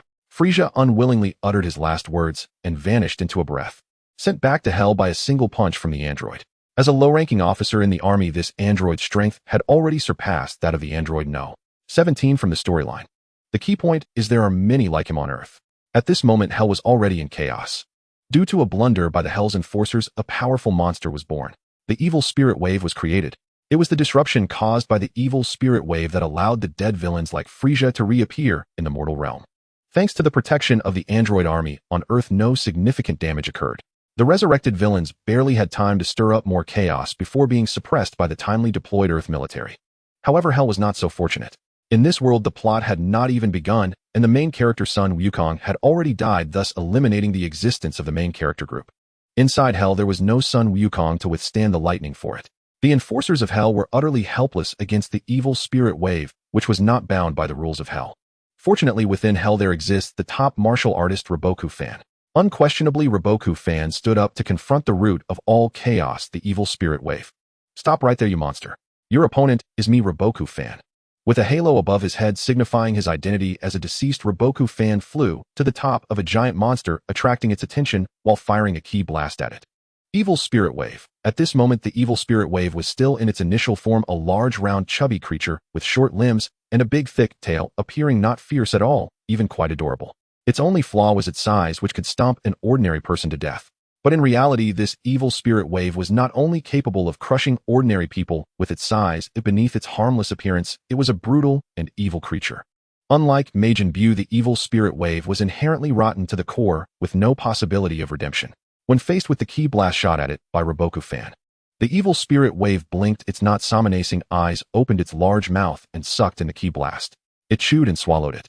Evil Spirit Wave. At this moment, the evil spirit wave could only utter this phrase, appearing as if it had no intelligence at all. But Reboku Fan dared not underestimate this monster. After all, it was the first time Reboku Fan encountered something that could treat his ki blast as a snack after years in Hell. It would definitely be a formidable opponent. Knowing that the evil thought wave was difficult to deal with and rather sinister, even capable of swallowing the energy blasts it fired, Pai Gu Fan summoned all his spirit, cautiously circling around the massive figure of the evil thought wave, hesitating to act recklessly. The most diabolical aspect of the evil thought wave is not its ability to swallow Pai Gu Fan's energy blasts, but rather its complete immunity to the rules governing the underworld. Even the ghost messengers of the underworld, including King Yin, are actually lacking in combat power. Under normal circumstances, not to mention the power of a Super Saiyan, even those subordinates of Frieza with battle powers exceeding 10,000 could easily overpower them. In reality, both Frieza and Cell, after dying and descending to the underworld, were subdued by the ghost messengers. No matter how formidable they were, they had to behave submissively in the underworld. This is due to a certain unreasonable rule in the underworld where even the strongest villains in life, who could make the Kaioshin bow in submission, must abide by the ghost messenger's authority upon entering the underworld. However, the evil thought wave might be a creature birthed from the underworld itself, grounded in its environment, thus not requiring the same constraints as the villains from outside after their demise. This monster is one that even Super Saiyan 3 Goku could not handle in the plot. In a world without a protagonist group, if it weren't for the champion of the martial arts competition in the underworld, Pai Gu Fan. If this evil thought wave goes on a rampage, it might very well obliterate the entire underworld. The evil thought wave swung its massive hand, continuously swatting at Pai Gu Fan, who was darting around it in a cautious manner, like a hapless victim being disturbed by flies buzzing in his ears, yet unable to land a hit. The evil thought wave maintained a seemingly harmless demeanor, yet its inner fury was ignited by Pai Gu Fan. In a fit of anger, it unleashed its special ability against the constantly probing Pai Gu Fan. In the next moment, dozens of smaller evil thought waves surged toward Pai Gu Fan with overwhelming force, clearly intending to drown him with their sheer numbers. What the hell can this monster split itself? There are so many of them. At the sight, even with a thick headscarf, Pai Gu Fan was sweating profusely. I refuse to believe that each of its many clones possesses the strength of its massive original. Pai Gu Fan steeled himself and began to strike at the oncoming smaller evil thought waves with fists and kicks. Sure enough, these smaller evil thought waves were just empty shells, all sent flying before Pai Gu Fan's blows. Yet the evil thought wave remained undeterred, continuing to employ its special abilities, summoning more smaller evil thought waves while manipulating the floating bubbles in the underworld sky to descend upon Pai Gu Fan. This is bad. What does this monster intend to do? As more and more bubbles surrounded him, Pai Gu Fan immediately felt a sense of foreboding. At that moment, the evil thought wave charged towards Pai Gu Fan, its massive body crashing through the bubbles. Even with a defensive stance facing the brutal collision from the evil thought wave's immense body, Pai Gu Fan was sent flying backward like a pedestrian being struck by an overloaded truck running a red light. His body sustained significant injuries from the impact of the evil thought wave. This monster is incredibly strong. I seem to be no match for it, but I cannot fall. Pai Gu Fan steadied himself, covering his chest with one hand, spitting out a small mouthful of blood, his gaze resolutely fixed on the evil thought wave. Raising his hands, he unleashed the prince's fighting style, repeatedly firing energy blasts densely toward the advancing evil thought wave. But the evil thought wave remained unperturbed, devouring the energy blasts that approached its mouth, while completely ignoring the ones that struck its body. It then swatted Pai Gu Fan away with a palm as quick as lightning. Pai Gu Fan grimaced in pain, spitting blood once more. Yet the evil thought wave did not relent, delivering another heavy slap in the direction where Pai Gu Fan had been sent flying. Boom! The air where the evil thought wave's palm struck rippled. In the next moment, the evil thought wave's palm pierced through the space between it and Pai Gu Fan, striking him again and sending him flying once more. Pai Gu Fan spun helplessly, utterly defeated. The evil thought wave unleashed its punches and kicks that could penetrate space, appearing and disappearing at will, leaving Pai Gu Fan completely unable to predict its movements, forced to take hits passively. However, after enduring a savage beating from the evil thought wave, Pai Gu Fan unexpectedly seized the opportunity in the monster's attack, crossing his arms to block the massive punch coming at him. Leaping up, taking advantage of the evil thought wave's delayed defense, he shouted loudly and executed the rising dragon fist, landing a blow on the monster's chubby chin, causing this gigantic creature to stagger back a few steps and fall heavily to the ground, shaking the earth. Seeing that his punches and kicks were effective against the plump body of the evil thought wave, Pai Gu Fan shouted again, his body straight as an arrow, like a cannonball fired from a heavy artillery piece, hurtling toward the head of the evil thought wave as it was trying to get back up. Pai Gu Fan's intention was to seize the moment and deliver a decisive blow to the evil thought wave. However, while his strategy was sound, the evil thought wave was not willing to cooperate. With a flip of its fat hand, it unleashed its special ability once more. Suddenly, a figure identical to Pai Gu Fan emerged, shouting loudly and transforming itself into a cannonball, charging directly at the incoming Pai Gu Fan. Using the same tactic to counter Pai Gu Fan. Boom! The real and false Pai Gu Fan collided violently. Ouch, that hurts.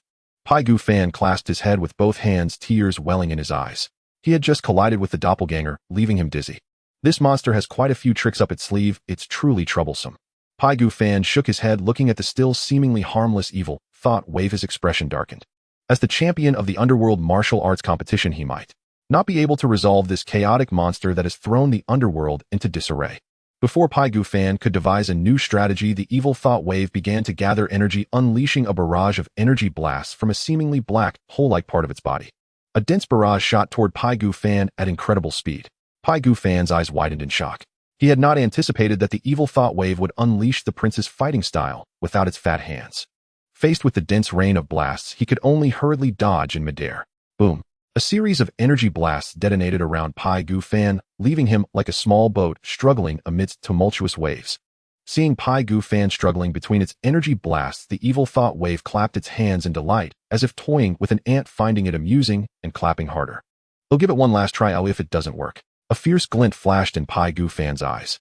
Seizing the moment when the evil thought wave's applause diminished, he made a daring move.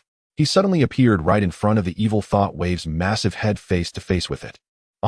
With a full force strike, the rib rice was ruthlessly struck on the head of the evil thought wave, deforming its head. However, the evil thought wave did not take the beating in vain, and with a downward slap, it slammed the rib rice to the ground. Then it stomped heavily down on the rib rice.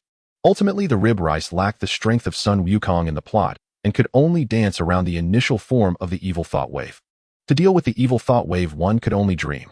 Faced with the deadly foot of the evil thought wave, in a life-and-death moment, the rib rice raised both hands high, exerting all its strength, shooting a massive wave towards the foot of the evil thought wave from below, barely resisting the speed at which the foot was descending. The ground trembled. The foot of the evil thought wave crushed the massive wave emitted by the rib rice and heavily stomped down on the ground where the rib rice had originally laid. Amidst the swirling dust, the rib rice realized it was futile and decided to escape. Despite being the champion of the underworld martial arts competition, the rib rice really could not defeat the evil thought wave. It could only preserve its useful body for now, and once back with King Yin and the other deities of the underworld, discuss how to deal with the evil thought wave. North King I, the champion rib rice of the underworld martial arts competition, cannot defeat that monster called the evil thought wave. What should we do? That monster is truly rebellious, not even constrained by the rules of the underworld. The large-bodied King Yin complained to North King with a frown. King Yin, we can only let the beings of the human world help now. You know about Frieza, right? North King suddenly said, shaking the antennae on his head. Of course I know Frieza. That guy was a villain who rampaged across the universe during his life, and even in death, he is a troublemaker in the underworld. If it weren't for the underworld's rules suppressing him, we would truly have no way to deal with him. Frieza was killed by the Earthlings. King Yin, you need the Earthlings' help to deal with the evil thought wave. And for the Earthlings, they must solve the evil thought wave's problem to truly resolve their troubles. North King added, expressing his willingness to facilitate communication between King Yin and the Earthlings. Meanwhile on Earth, oh ho ho ho, Frieza am back again. Originally shattered by an android's punch, Frieza had been returned to the underworld, but due to issues with the underworld's operation, he resurfaced on Earth. Other troublemakers who had died and revived, such as Majin Buu Vegeta and his companions, and the minions under Frieza. Because the underworld could not operate normally, they died and revived repeatedly, causing endless annoyance for the Earthlings. This is not a solution. Seeing the reports from the frontline fighters, everyone, including Bulma and Dr. Gero, felt a headache. Just when the Earthlings were at a loss, a voice echoed in their minds. Earthlings, you need help. North King came to communicate between King Yin and the Earthlings. In this world, due to the protagonist Sun Wukon's plot not yet starting, there was no main protagonist group on Earth. North King was naturally not familiar with the Earthlings. After some communication, esteemed North King, are you saying that the reason Frieza and other villains can continuously revive and return to the human world is because of an evil thought wave that disrupts the normal operation of the underworld? Therefore, to truly solve the mess caused by Frieza and others, we need to help the underworld resolve the evil thought wave. Esteemed North King, is that the meaning? Bulma said, somewhat displeased. Damn it. Why should the Earthlings pay for the underworld's problems? But at this point, the Earthlings could not allow the evil thought wave to continue causing chaos in the underworld and then suffer the consequences. Miss Bulma, we can take this opportunity to test our strongest android weapon developed on Earth against the evil thought wave. Dr. Gero smiled. Bulma nodded slightly, then Dr. Gero, arrange it according to your plan. After North King's introduction, the Earth decided to send out their strongest weapon, Android Cell, to head to the underworld and deal with the evil thought wave.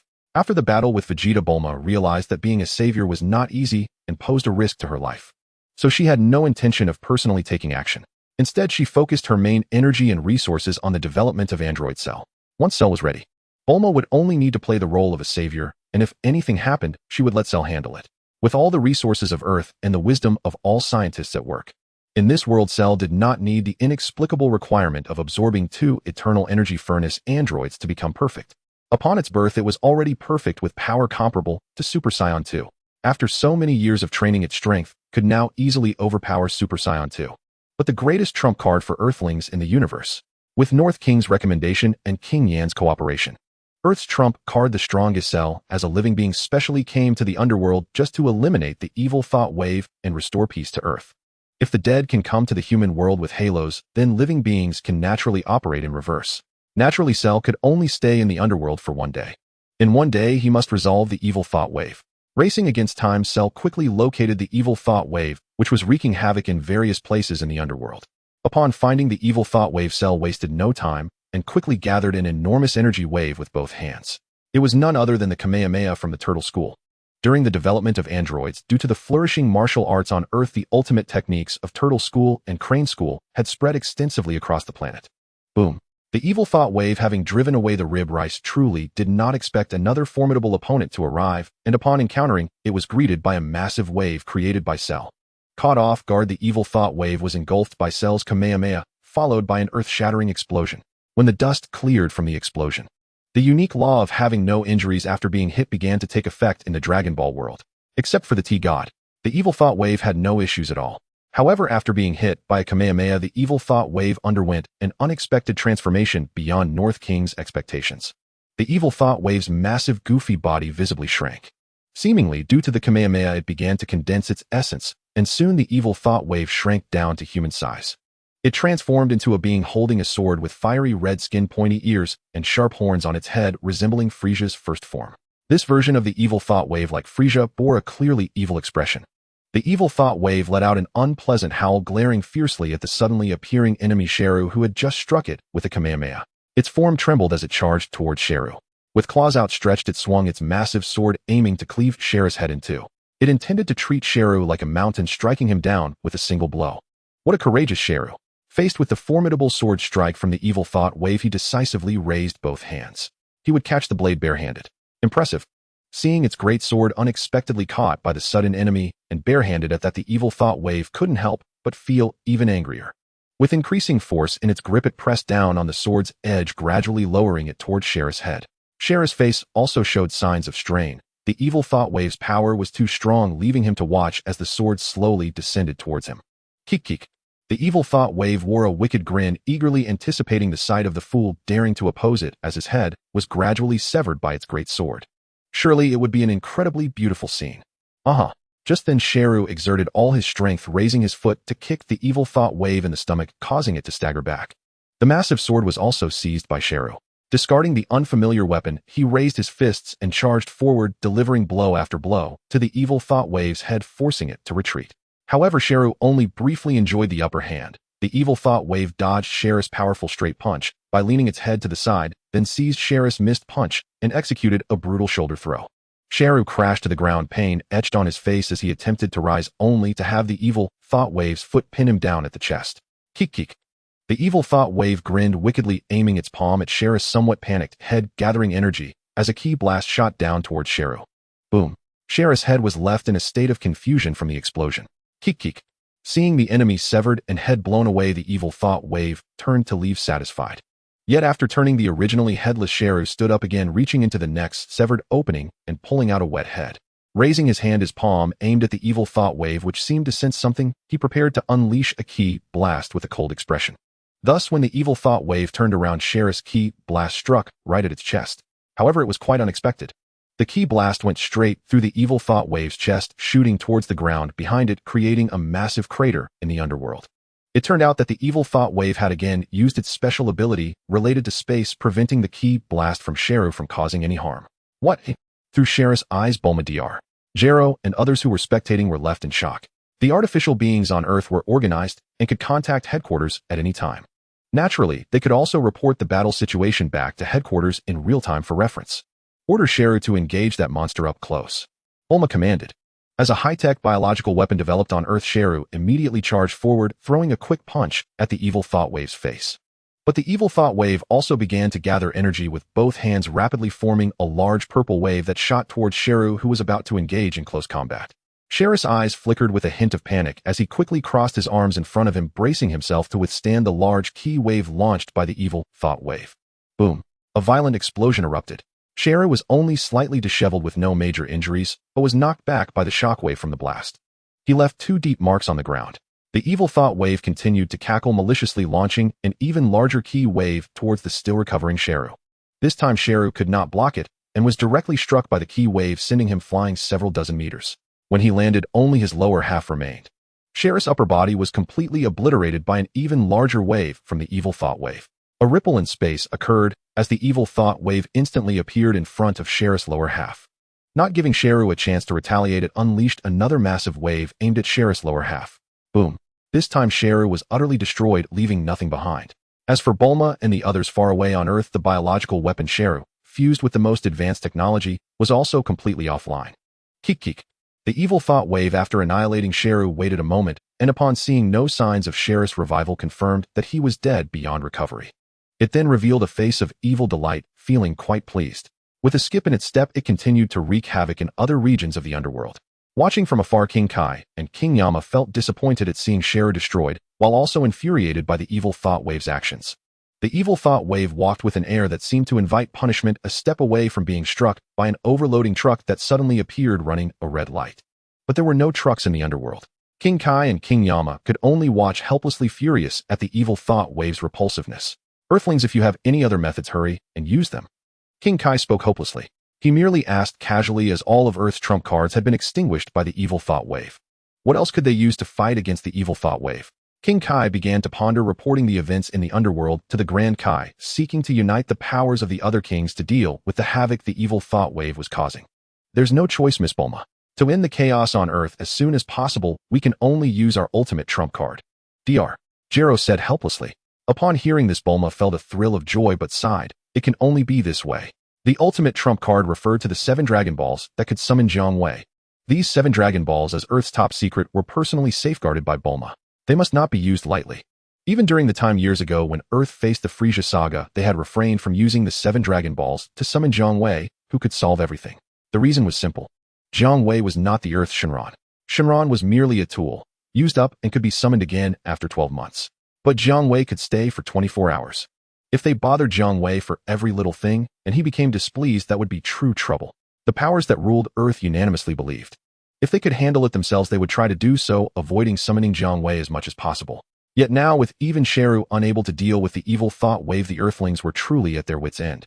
In an instant, the sky was filled with flashes of lightning and thunder. A terrifying pressure descended upon the Earth. Bulma, state your wish. Jiang Wei looked at the excited Bulma and immediately recognized her as a cyborg similar to Android 18, but equipped with a power source far superior to hers, along with an energy absorption device. In Jiang Wei's view, this world cyborg Bulma was designed with a concept similar to the Super 17 from Dragon Ball GT.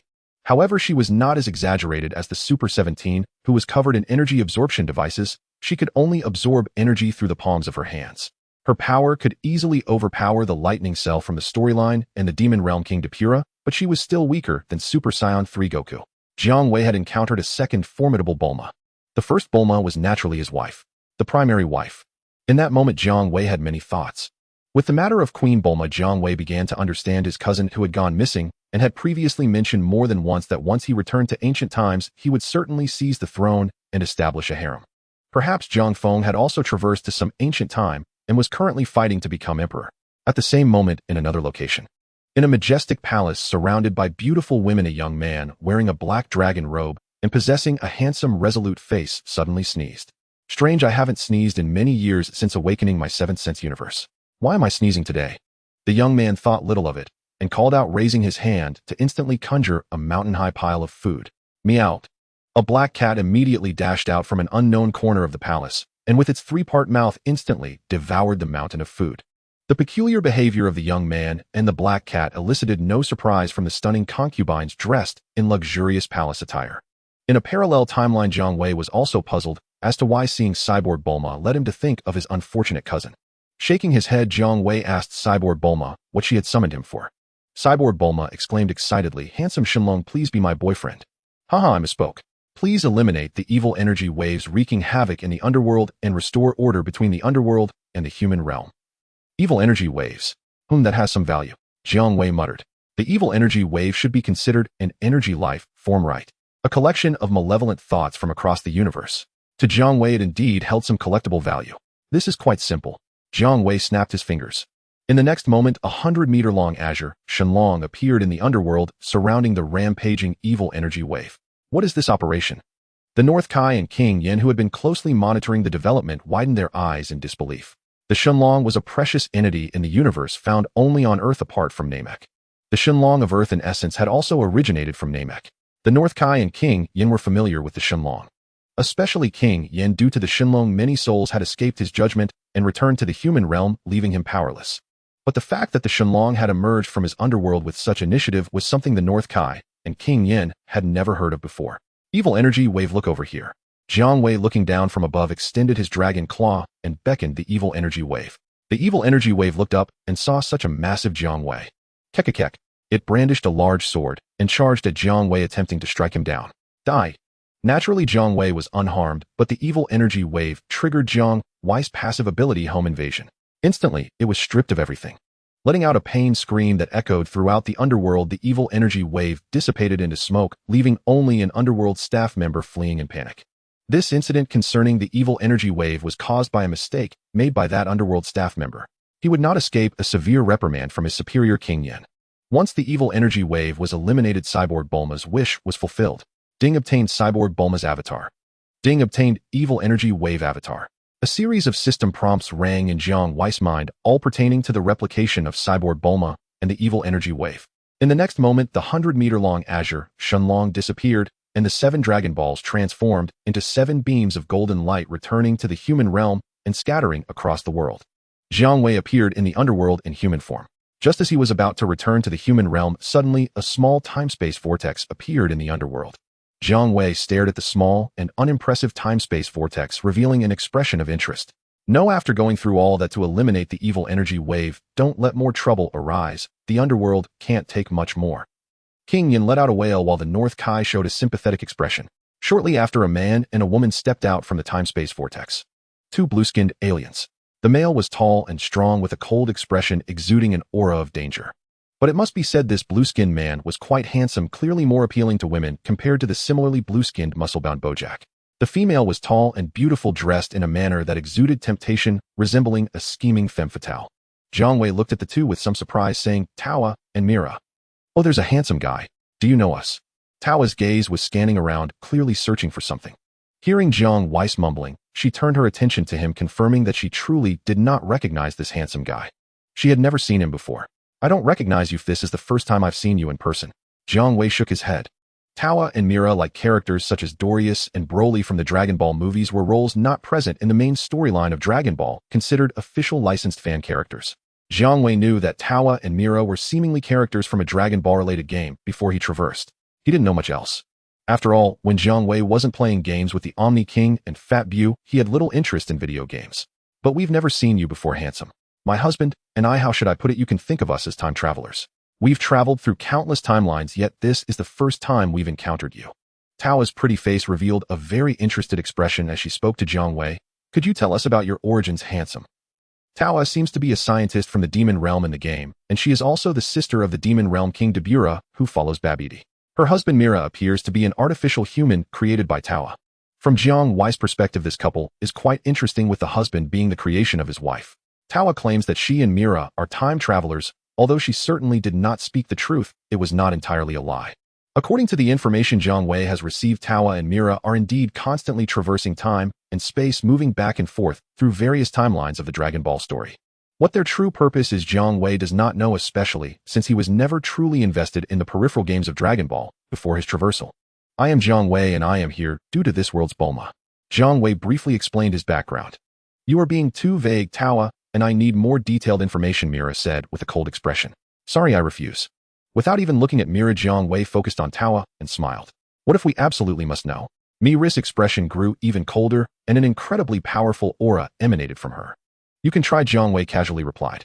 As long as Mira dares to attack him, Jiang Wei guarantees that Tawa will be left widowed in the next moment. "Jiang Wei, my husband, is muscular, but not very bright. If he has offended you, please forgive him." Tawa quickly apologized, noticing the escalating situation. In Tao's view, there was no need for them to fight Jiang Wei, who was unaware of the circumstances. "Husband, please apologize to Jiang Wei." Tawa urged Mira again. Mira hesitated for a second, maintaining her cold expression, and then apologized to Jiang Wei. Little did she know that if he continued to act stubbornly, she would immediately be left widowed. Thus, Jiang Wei lost his reason to act. Even if Tawa and Mira were villains, they had not offended him, so why should Jiang Wei deal with them? "It seems our luck is bad. This is yet another broken timeline, and we have wasted our trip," Tawa said charmingly as she bid farewell to Jiang Wei, then took Mira's hand and vanished into a small time vortex. The purpose of Tawa and Mira's time travel is similar to that of the reincarnators in the main god space. Reincarnators change the plot to gain side quests and points to strengthen themselves. However, Tawa and Mira take delight in altering the Dragon Ball storyline to obtain special energy resulting from the changes in history. Yet in the timeline of the artificial human Bulma, the story had not even begun. A baby Goku was blasted away by a henchman of Goldo. For Tawa and Mira, altering the historical process was futile. The history was already twisted. Tawa referred to these worlds with distorted historical processes as broken timelines. Originally, they came to the world of artificial human Bulma to change the history, where the evil spirit wave was defeated by Gogeta to acquire special energy. But in this world, Goku dies as a baby and Vegeta is also destroyed by artificial human Bulma, leaving no Gogeta. Tawa and Mira could only waste their time on this trip. After the small time vortex dissipated, Jiang Wei used instant transmission to return to the human realm. In the world of artificial human Bulma, Jiang Wei can stay for 24 hours, and he has no reason to leave early. On Earth, after the evil spirit wave met its demise daring to attack Jiang Wei in his dragon form, Jiang Wei did not even need to act. The evil spirit wave was obliterated. Those villains that would repeatedly respawn in the human realm can no longer be revived. After being eliminated by the Earth Army, they returned to the underworld. The Earth also expressed heartfelt gratitude to Jiang Wei, who had saved them once more. A celebratory banquet was indispensable. Artificial human Bulma was also overjoyed and kept talking to Jiang Wei. Jiang Wei was happy to converse with Bulma, who had been transformed into an artificial human from another world. As they chatted, Jiang Wei found himself more inclined to deepen his relationship with artificial human Bulma. After all, the same ingredients can yield entirely different flavors when cooked in varied ways.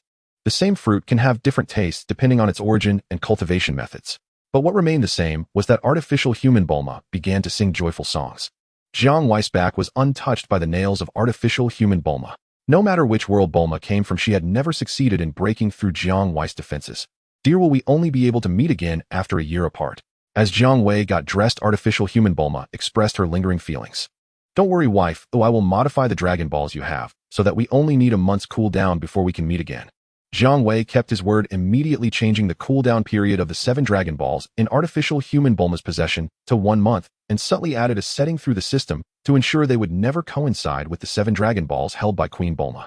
In case Queen Bulma and artificial human Bulma used the Dragon Balls simultaneously to summon Jiang Wei to address their needs under the system's interference, the timing would be cleverly staggered, but it would never be a mistake. Jiang Wei marveled as expected of the system. It is just like the Holy Maiden's magic. Under the reluctant gaze of artificial human Bulma, when the time was up, Jiang Wei transformed into golden light and vanished from her world. Back in the palace, Jiang Wei met his wife Bulma and approached her sweetly. He began to share stories from his experiences in another world. As Bulma listened, she suddenly said, "Husband, I feel like I smell another woman's scent on you." Jiang Wei immediately ruffled Bulma's hair and laughed. "Wife, why are you teasing me by saying such things? You are the only woman for me, Bulma. There are no other women." Bulma felt the sincerity in her husband's words. She didn't know why she had said what she did earlier. Perhaps, just as her husband said, she was just being playful. How could she say such playful things to her husband? That night, Bulma worked even harder than usual to make up for the playful remark she had made to Jiang Wei. Time flew by. More than a year passed. In the main world, besides spending time with his wife and children, Jiang Wei occasionally played games with the 2 Xenas, held banquets to entertain the gluttons Beerus and Whis, who often came to mooch food, including blonde-haired Launch and Android 18. Jiang Wei felt that life in the main world was losing excitement day by day. Only when summoned to another world did he feel a bit of interest. During this year, Jiang Wei became a father again. First, Queen Bulma gave birth to the heir of the Capsule Corporation, the noble prince, Jiang Zheng. Later, artificial human Bulma, not wanting to lag behind, gave birth to a pair of twins for Jiang Wei, an elder brother Jiang Jian and a younger sister Jiang Jiala. After Jiang Wei traversed to the Dragon Ball world, he had 5 children from the same mother. Not long after Jiang Wei had his 5 children, his little brother Vegeta also became a father. Vegeta's wife Zyro gave birth to a boy named Durax. Jiang Wei's lineage increased by 1, and he would have to give an extra red envelope during the new year. Ding. The system reported, "Master, another Dragon Ball world has summoned you after gathering 7 Dragon Balls." On this day, Jiang Wei visited the Capsule Empire to meet Queen Bulma and her son Jiang Zheng. Just returned. The prompt sound of the system echoed in his mind, informing him that yet another task had arrived. Jiang Wei chuckled, asking, "System, has this world summoned me before?" Ding.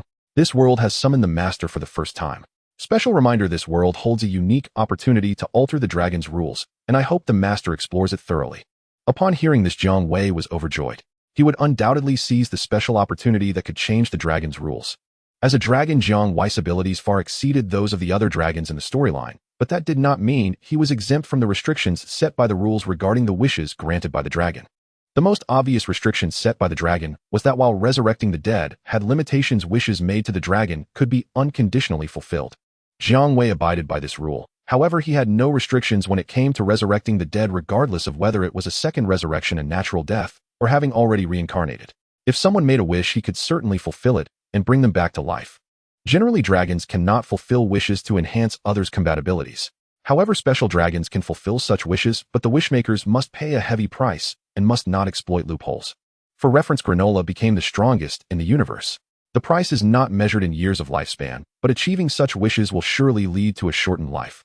This means that even if the wishmaker possesses eternal life upon enhancing their combat abilities, they will only have a few years left to live and cannot extend their lifespan through another wish.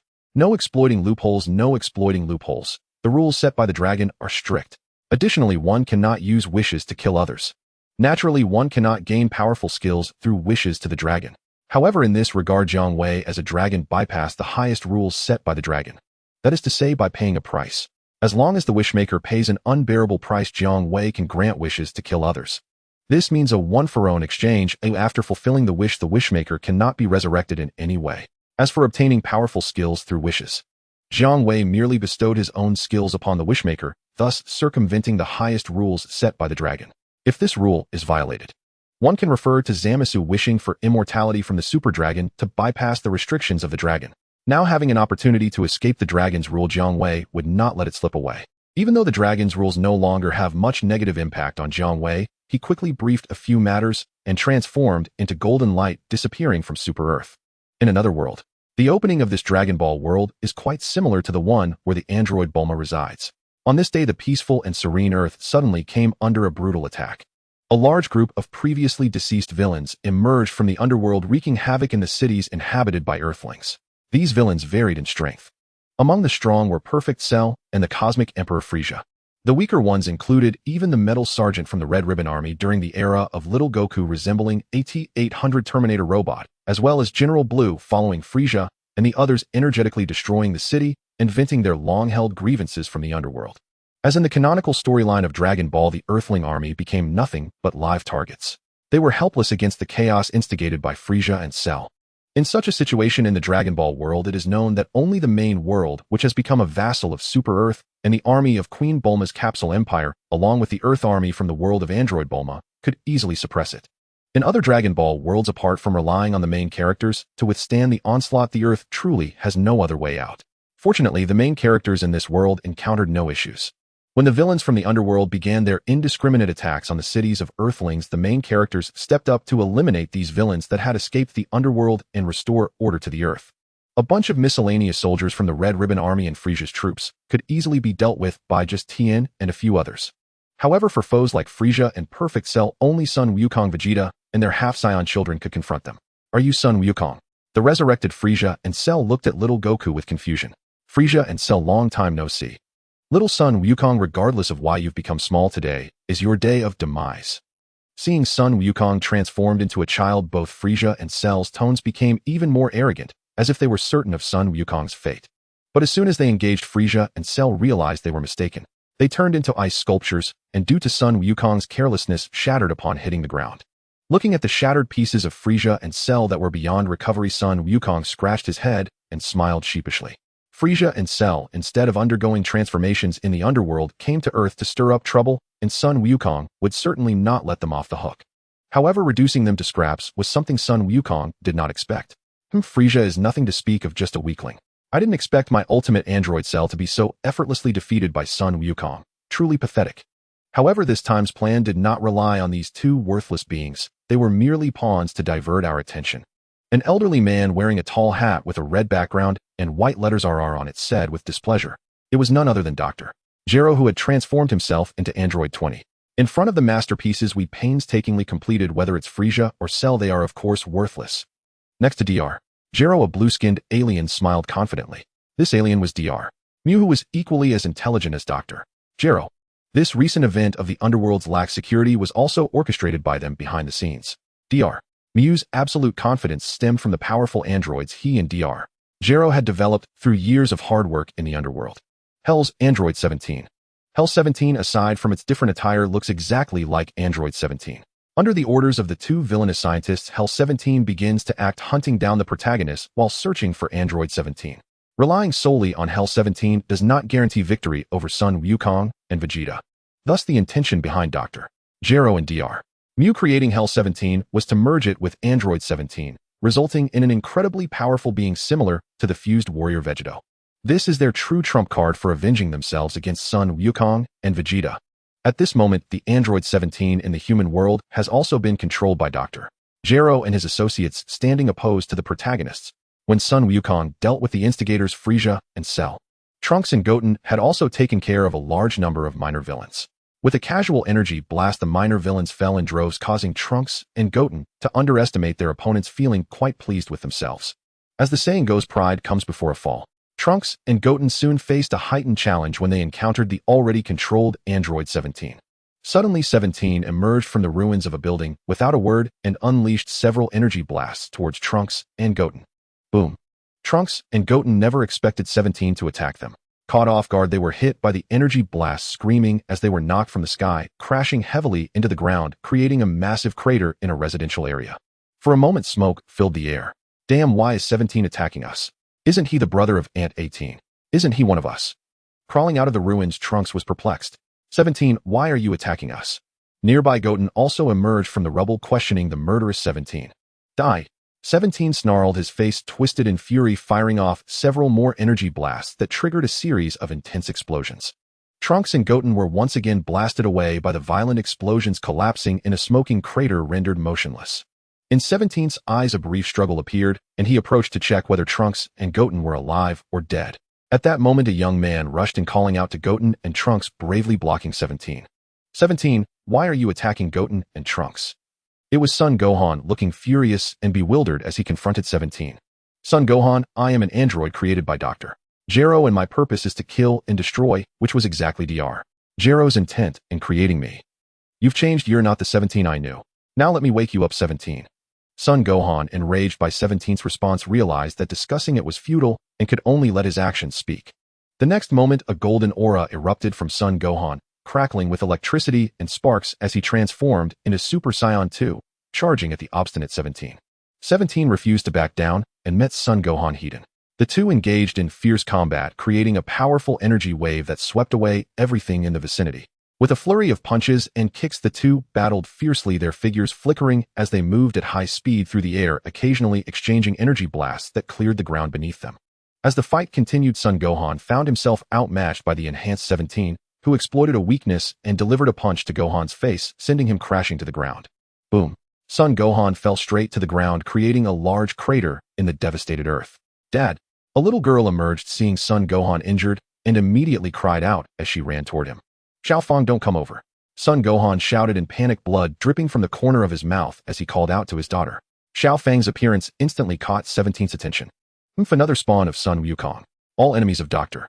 Gero must die, 17 said crazily, gathering an energy blast in his hand and preparing to target Xiaofang. No. Son Gohan's eyes widened in horror, realizing he was too late to save her. At that moment, a small figure bravely dashed in from the side, just managing to push Xiaofang aside, but was engulfed by 17's energy blast, leaving no trace. Husband, you bastard brother, you actually killed Krillin. A scream followed as a golden-haired woman rushed in, standing against 17, her eyes filled with fury. Sister, 17 murmured, stopping his actions. The golden-haired woman blocking him was none other than Android 18. In this day and age, neither Krillin nor his wife Android 18 had the strength to face major threats. They could only deal with small fry.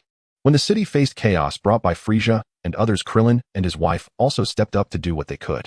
A pineapple-headed individual named Raikum led a squad of Frieza's minions, seemingly searching for something. However, their luck ran out as they ran into Krillin and his wife. In no time, Krillin and his wife eliminated this gang of Frieza's minor henchmen. As Raikum fell before Krillin, a golden, shining orb rolled from his hand. Android 18 walked over curiously and picked up the orb, her face filled with surprise. This was actually a 2-star Dragon Ball. The moment Android 18 picked up the Dragon Ball, the locations of the remaining 6 Dragon Balls immediately flashed through her mind. This is definitely not the Dragon Balls we know. Android 18 shared her discovery with Krillin, who was equally astonished. I think we should collect the remaining Dragon Balls ourselves, but we can't let them fall into the hands of villains. That would be a hassle. Krillin stroked his chin, quickly making a decision. The couple began searching for the remaining Dragon Balls while eliminating the villains causing destruction along the way. Guided by the Dragon Balls, Krillin and his wife eliminated a group of minions led by Colonel Silver of the Red Ribbon Army and obtained the second Dragon Ball. Shortly after obtaining the second Dragon Ball, Krillin and his wife happened to arrive at the location where Son Gohan was battling 17. Seeing Xiaofang about to be harmed by 17's energy blast, Krillin rushed out without a second thought. He would not allow Goku's granddaughter to be harmed in front of him. Android 18, with tears streaming down her face, blocked 17's path. 17's expression was numb, disregarding family ties. He fired an energy blast at Android 18, sending her flying before ascending into the sky and quickly leaving the area. The younger brother. The sorrow of number 18 is beyond words. Her husband was killed, and the one who killed him was another family member, her only younger brother. Oh my God, what on earth is happening? Suddenly, number 18 perked up as she remembered the strange Dragon Balls she had found. By gathering 5 more Dragon Balls, she could summon the dragon and have her wish granted. Number 18 endured the pain and got back up. After bidding farewell to Sun Wukong and the others, she began searching for the remaining Dragon Balls. Meanwhile, the secondary male character of the protagonist group was engaged in battle with Hell's number 17, and due to the attributes of speedy Vegeta, he was already at a disadvantage. Just as Vegeta was on the brink of defeat at the hands of Hell's number 17, his good friend Sun Wukong timely appeared, blocking the brutal assault on Vegeta and countering Hell's number 17. You truly live up to the reputation of Dr. Gero's nemesis, Sun Wukong. You are formidable, Hell's number 17 said, while wiping the blood from the corner of his mouth. How has number 17 become so strong? What do you know, Vegeta? Sun Wukong asked with a serious expression. How would I know anything? Kakarot, defeat him, and then you'll know everything. Vegeta gasped.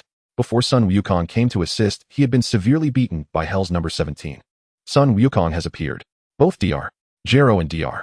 Mew immediately became excited, eagerly anticipating the scene of Sun Wukong and Vegeta meeting a tragic end before their eyes. Another number 17, separate from number 18, also joined the battle against Hell's number 17 under the guidance of Dr. Gero and the others. Number 17, there are 2 of them. Seeing the 2 identical number 17s, albeit dressed differently, Sun Wukong and Vegeta both displayed expressions of disbelief. No, there is only one number 17. Both number 17 and Hell's number 17 spoke in unison and immediately unleashed their ultimate attack. After unleashing a terrifying aura, the 2 number 17s merged into one tall and strong number 17, whose appearance looked more mature. That is me, Super number 17.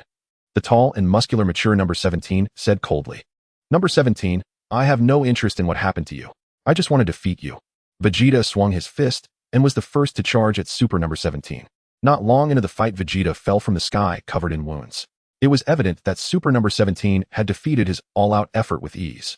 Sun Wukong also joined the fray. Similarly, after a burst of terrifying pressure, he transformed into a form with red skin and a tail. Super Saiyan 4, commonly known as the red-haired monkey. How could Sun Wukong have become this strong? Super number 17's mind was tumultuous, yet his face remained indifferent, exuding an aura of invincibility.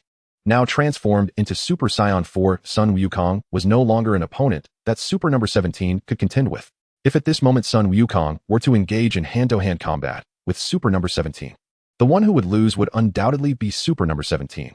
Just when Super number 17 was thinking about how many rounds he could endure under the fists of Super Saiyan 4 Sun Wukong before collapsing, Sun Wukong unexpectedly launched a Kamehameha attack towards Super number 17.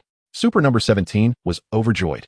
The android number 17 was merely an old model of the Eternal Energy Reactor, whereas Hell's number 17 had not only the Eternal Energy Reactor, but also an energy absorption device capable of absorbing the opponent's energy and having the potential for infinite growth. When the Kamehameha fired by Sun Wukong struck Super number 17, the latter displayed an expression of bliss as if he had just consumed a great tonic. Seeing that Super number 17 was unscathed, Sun Wukong looked puzzled and continuously increased the power, launching successive Kamehameha attacks. Or rather, he was feeding Super number 17. Having absorbed Sun Wukong's energy, Super number 17's muscles visibly swelled and transformed. Finally, it caught Sun Wukong's attention. Could it be that the reason number 17 could withstand my Kamehameha is that he also possesses the ability to absorb energy? Sun Wukong deduced Super number 17's secret, but he continued to act foolish. To prove his hypothesis, he gave Super number 17 another full-course meal. Tenfold Kamehameha. As expected, I have unraveled your secret. You can absorb energy during battles. Sun Wukong suddenly realized. After consuming the tenfold Kamehameha, Super number 17's perception of Sun Wukong had only one thought. A fool who doesn't think. Haha, now you finally understand the secret of Super number 17. But it's too late, Sun Wukong. Super number 17 would surely kill you and your friends. Despair, Sun Wukong. As Super number 17 stood, invincible Dr. Gero and Dr. Mew dared to step out of the shadows, chattering excitedly at Sun Wukong. Sun Wukong, today is your doomsday. Super number 17 charged towards Sun Wukong, and the two engaged in a fierce exchange of punches and kicks, their shadows flickering with the battlefield encompassing much of the sky. Their intense battle also stirred ripples in the air. Sun Wukong, realizing his mistake, stopped firing Kamehameha and began to counter Super number 17 with punches and kicks, but it was already different. He was completely at a disadvantage. Super number 17, however, was able to use Kamehameha, freely attacking from a distance, restraining Sun Wukong and disrupting his rhythm of punches and kicks. With the advantage of the android's infinite stamina, Sun Wukong finally could not hold on being blasted to the ground by a powerful wave from Super Number 17, lying in a pit as he reverted back from the red-haired monkey form to Little Wukong. Super Number 17 loomed over him, gathering energy in his palm, ready to deliver a fatal blow. Beside them, Jero and Mew were already full of excitement, rubbing their fists, waiting to enjoy the historic scene of Super Number 17 dismembering their common enemy son Wukong. At this critical moment, the sky suddenly flashed with lightning and thunder. A doomsday-like majesty descended upon the earth, felt by every person on the planet. Who summoned the dragon? Everyone in the protagonist group wore bewildered expressions. With the situation unresolved, summoning the dragon seemed too premature. The one who summoned the dragon was number 18 of this world. Her husband Krillin was beaten to a pulp right before her eyes by her younger brother, and number 18's emotional control had completely collapsed. She also noticed that the newly appeared Dragon Balls seemed significantly different from the original ones, containing immense secrets. After quickly gathering the remaining Dragon Balls, number 18, in a heated moment, summoned the dragon. When she summoned the blue dragon that was over 100 meters long, number 18 finally came to her senses.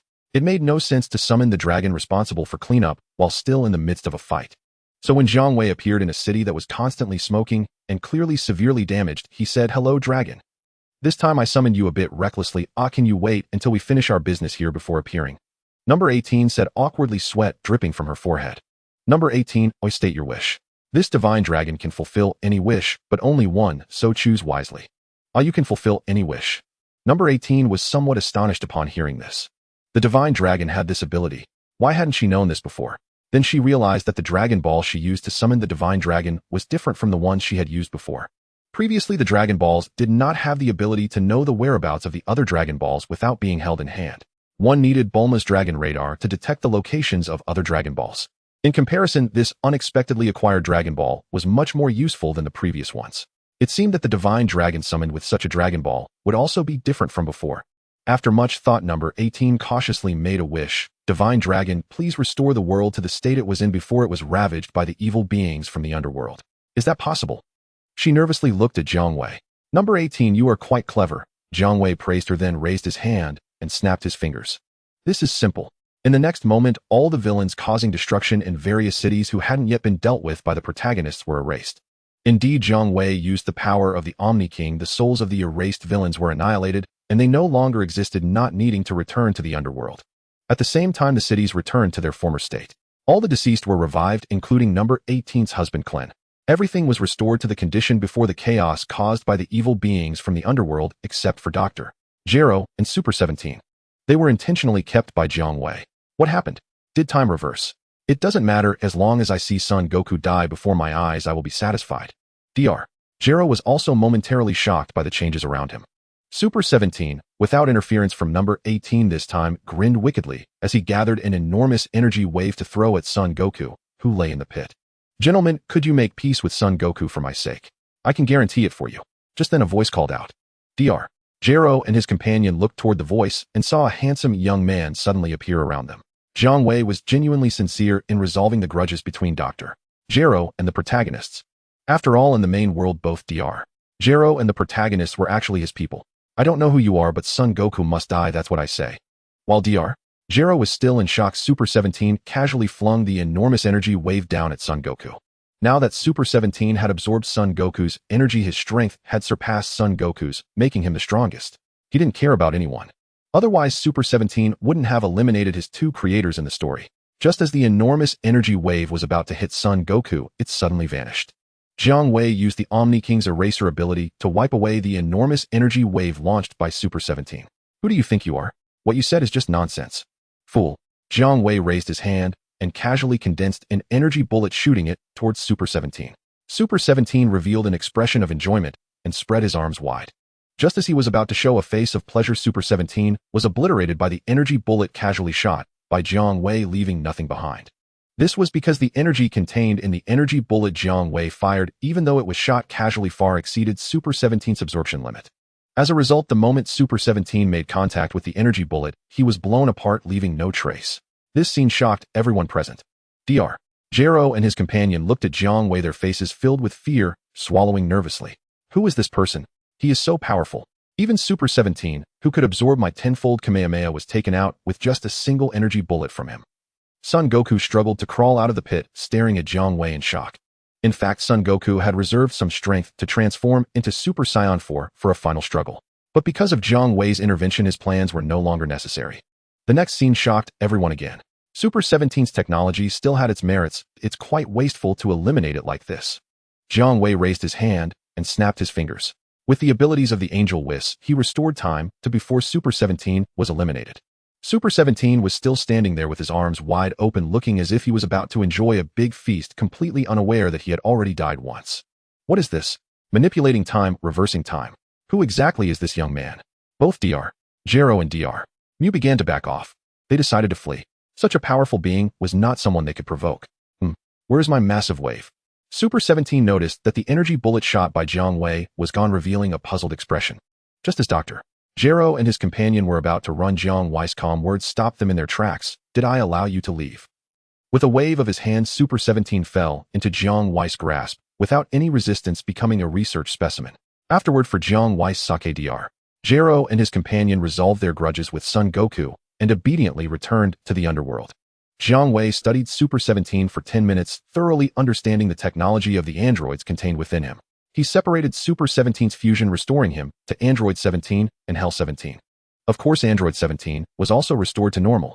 Hell 17, on the other hand, became Jiang Wei's collection. The so-called Hell 17 was actually a clone of Android 17, created through Jiang Wei's research. Android 17 had actually died once in the story alongside Cell. Dr.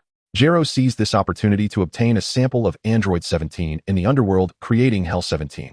It can be understood that Hell 17 is essentially a clone ghost of Android 17.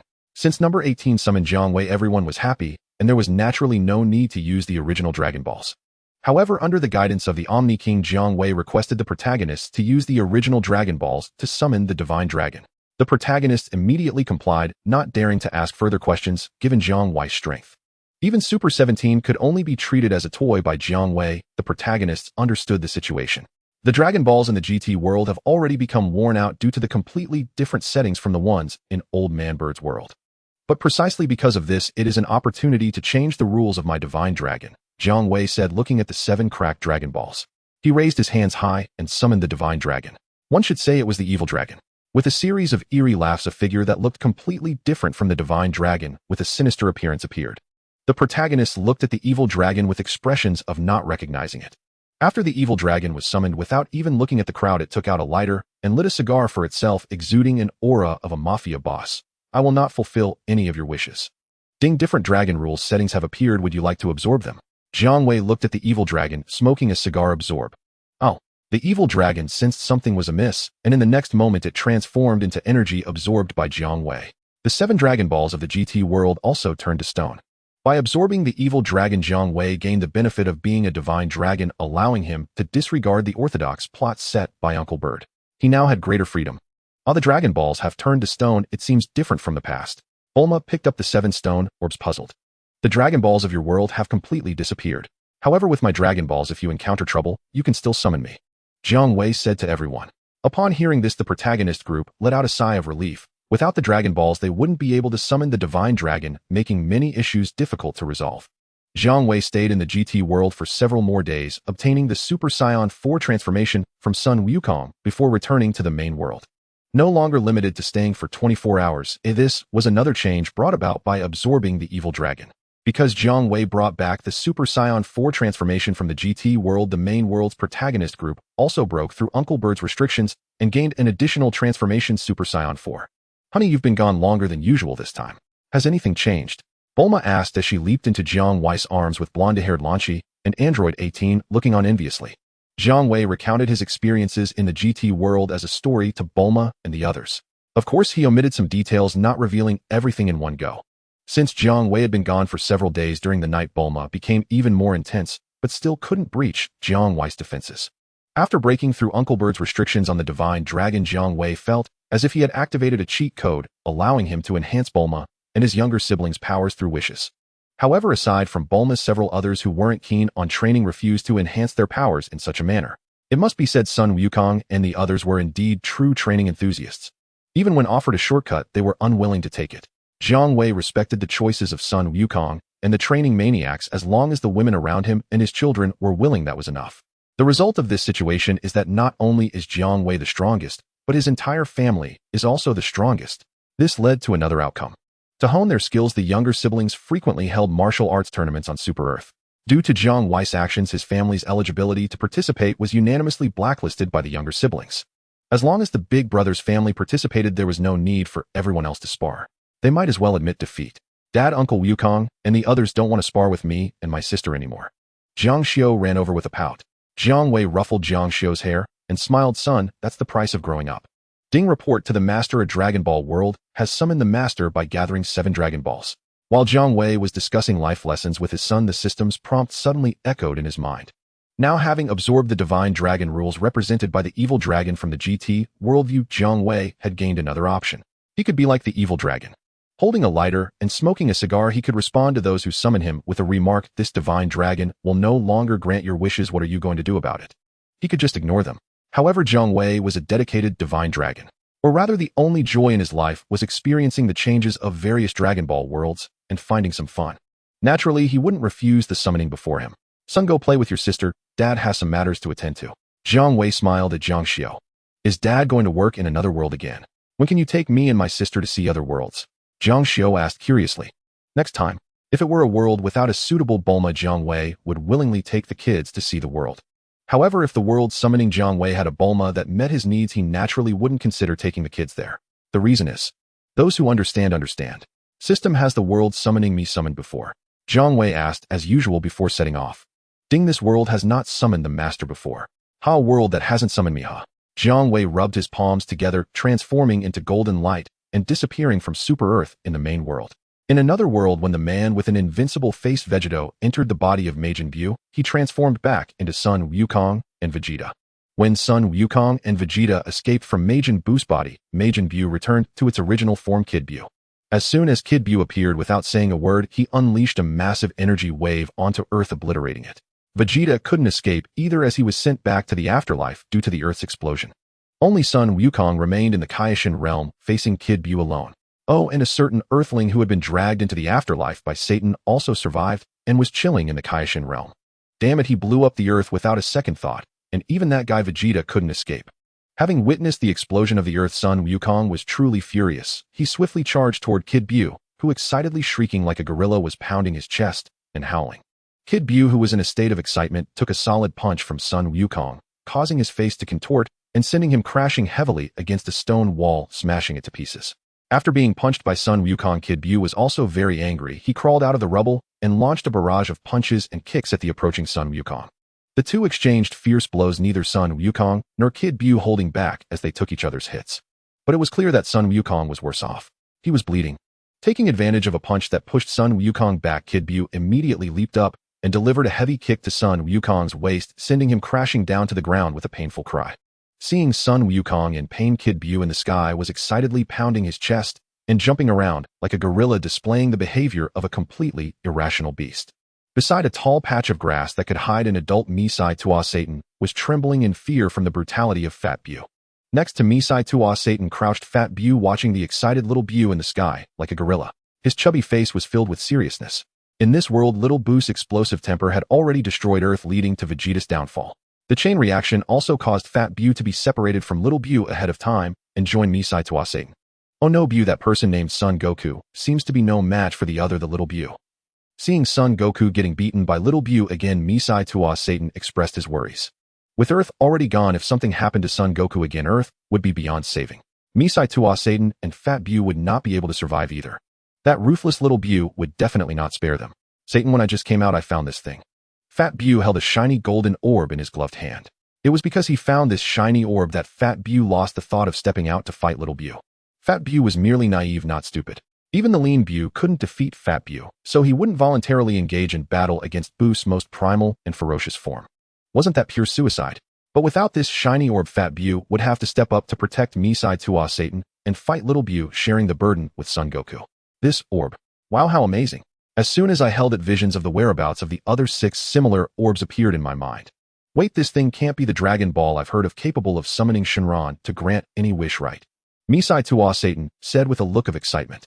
As a native of Earth, the daughter of the Universal Capsule Company knew the legend of the Dragon Balls. A little monster who aspired to rule the world also knew the legend of the Dragon Balls. The leader of the world's most notorious evil organization also knew the legend of the Dragon Balls. Misai Tua Satan was indeed the #1 powerhouse on the surface of Earth. How could he not know the legend of the Dragon Balls? Satan, do you know what this orb is? Seeing Misai Tua Satan's smiling face, Fat Bu quickly asked. Bu, if the legend I've heard is true, then we are saved. Watching Son Goku being knocked out of Super Saiyan 3 form by little Bu, Misai Tua Satan spoke, quickly filled with anxiety. I understand, Satan. Let's collect all the Dragon Balls, summon Shenron, and deal with that bad guy. Fat Bu said immediately. Yes, but before we leave you should first heal Son Goku, so that he has enough strength to hold off that bad guy. Seeing Son Goku fall not far from their hiding spot in the grass, Satan pointed at him and said to Fat Bu. Fat Bu nodded, jumped out, and aimed both hands at Son Goku, unleashing a healing beam, while little Bu was excitedly bouncing around like a gorilla. I didn't expect it was you, thank you. Son Goku regained his strength, transformed into Super Saiyan 3, and resumed fighting with the flying little Bu. Meanwhile, Fat Bu quickly took Misai Tua Satan away, searching for the other 6 Dragon Balls scattered in the King Kai's realm. Little Bu was furious. To little Bu, Fat Bu was a part of his power. Seeing Fat Bu jump out on his own, little Bu prepared to absorb back the part of his power. But Son Goku blocked him again, forcing them to fight once more. After being healed by Fat Bu, Son Goku felt revitalized. With all his strength in Super Saiyan 3 form, he delivered a powerful punch that sent little Bu flying, accompanied by an angry roar like a beast. Little Bu, having been knocked back several meters, flew back, first throwing a punch at Son Goku's face, which Son Goku blocked with both hands. Then he kicked Son Goku in the exposed abdomen, causing him to cry out in pain and fly far away. Little Bu excitedly thumped his chest and flew over to chase Son Goku. In terms of power, Son Goku's Super Saiyan 3 form actually surpassed little Bu. However, little Bu's regenerative abilities were truly unreasonable. Once the battle dragged on, it was Super Saiyan 3's Son Goku who started to fall behind. At that moment, Fat Bu with Misai Tua Satan had gathered all the Dragon Balls, and Misai Tua Satan, following the legend, raised his hands high to summon Jiang Wei. Come forth, Shenron. In an instant, the sky of King Kai's realm was filled with thunder and lightning. The oppressive aura of the apocalypse descended upon the land of King Kai's realm. Even Son Goku and little Bu, who were in a fierce battle, paused momentarily. Is someone summoning Shenron? In the King Kai's realm? Son Goku was puzzled. GG. Little Bu merely emitted a series of incomprehensible monkey sounds. Then, Son Goku and little Bu resumed their fight as if nothing had happened. Jiang Wei looked at the surrounding environment, which was the King Kai's realm, then looked down at the one who summoned him. Misai Tua Satan and Fat Bu, which of you made a wish? Any wish can be granted by the Shenron, but remember, only one wish. Misai Tua Satan, upon seeing Jiang Wei appear, realized that the legend of the Dragon Balls was indeed true, and in his excitement almost blurted out the wish to restore Earth. Misai Tua Satan genuinely wanted to save Earth and his daughter Biddy Li.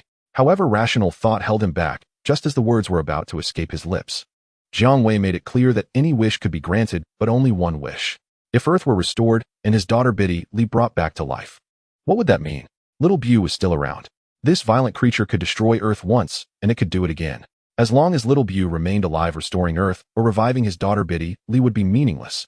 At this moment, Fat Bu noticed Misai Tua Satan was even more excited, but remained silent. So he spoke up. Shenron, can you eliminate that bad guy?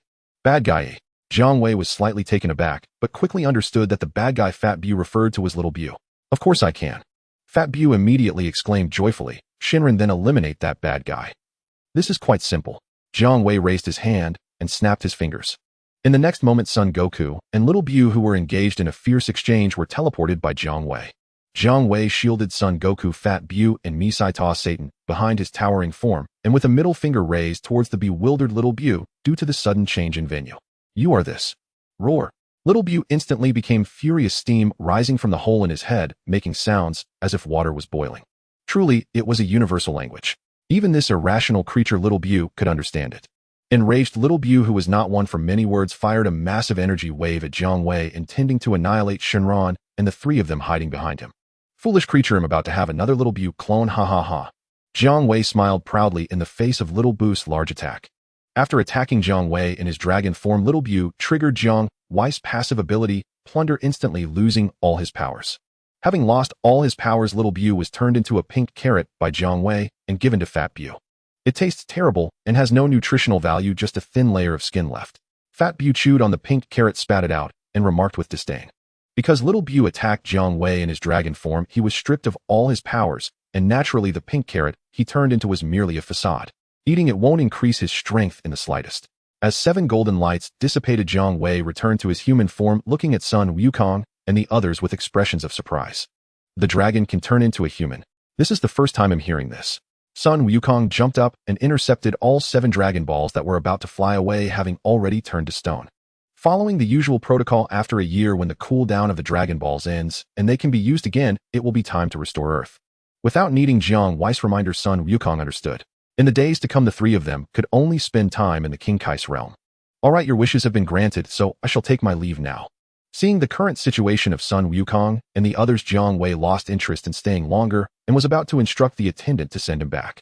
Moi. Jiang Wei changed his mind. Sun Wukong and the others also directed their surprised gazes toward a certain direction. A small space-time vortex suddenly appeared there. What is that? Sun Wukong and the others were puzzled. Jiang Wei squinted his eyes, wearing a curious expression. He had encountered this small space-time vortex before when dealing with the evil thought wave. He didn't expect to meet Tawa and Mira so soon again. However, would they be the ones coming out of this small space-time vortex? Not long after, 2 figures emerged from the small space-time vortex, a man and a woman. Oh, it's you again. Handsome guy, we meet again. Tawa's gaze was immediately drawn to Jiang Wei, her enchanting face revealing a look of surprise. Jiang Wei, who did not belong to the narrative history, was unexpectedly encountered again in another time and space. This indicated that Jiang Wei, like them, was a traveler of time and space capable of traversing through dimensions. But what could his purpose be? Tawa's interest in Jiang Wei grew stronger. Meanwhile, Mira noticed Fat Bu and analyzed the situation, furrowing her brows slightly. She said to Tawa, "Honey, we're late. Little Bu must have also been eliminated by that guy. Ooh, he is simply too much." Her gaze turned to Jiang Wei, filled with anger and killing intent. Tawa and Mira traversed different time spaces to change history in order to gain special energy to empower themselves. This time they came to the narrative of the Bu saga to help Little Bu achieve victory and retaliate against Sun Wukong, thereby altering history, the narrative, to obtain special energy. Unexpectedly encountering Jiang Wei again meant their trip was in vain. Mira was of course displeased. If it weren't for Tawa being his wife as well as her creator and master, Mira would definitely deal with Jiang Wei. Whether she could handle him was another matter. "Can you tell me what happened, handsome guy?" Tawa asked with interest. If Jiang Wei was doing the same things as them, she wouldn't mind inviting him to join their ranks. After all, what they were doing, changing history without permission, was a serious crime. In the eyes of some, it was unacceptable. Having one more ally was far more advantageous than having one more enemy. "I somewhat understand your purpose in traveling through different time spaces to change history, right?" Based on the information Tawa and the others had revealed last time, Jiang Wei reached this conclusion. And if traversing time and space is a serious crime, then changing history is even more a crime multiplied. Wouldn't that make the future Trunks and his mother Bulma criminals from the start? Tawa nodded. Then in a certain sense we are all doing the same thing. Jiang Wei stated honestly. Whoever makes a wish to him, he fulfills their desire. As for whether fulfilling wishes would change the narrative and violate taboos, Jiang Wei had never considered it. Indeed. "So may I invite you to join us, Jiang Wei?" Tawa smiled. "If you all join me, I might consider it." Jiang Wei shook his head and chuckled. Tawa's smile froze for a moment. "That's quite unfortunate," she shrugged. "Arrogant guy, humph," Mira said coldly with disdain. "Let me correct you, I am never arrogant." Jiang Wei shook a finger at Mira. "I want to give it a try." Mira showed an expression as if she wanted to fight, but was stopped by her wife Tawa. Those who can traverse time and space are not simple individuals. Tawa's mind is very calculating, and she wouldn't do something foolish like creating a strong enemy for herself. "Handsome guy, then we shall meet again another time." Tawa waved at Jiang Wei, pulling a visibly dissatisfied Mira as they prepared to dive into the small space-time vortex. "You don't wish to see me again," Jiang Wei bluntly stated. "I was just being polite with you." Tawa laughed playfully, echoing Jiang Wei's words. Just as Tawa and Mira were about to disappear into the small space-time vortex, "Tawa and Mira, this time I have caught you." Another small space-time vortex appeared from which 2 figures emerged.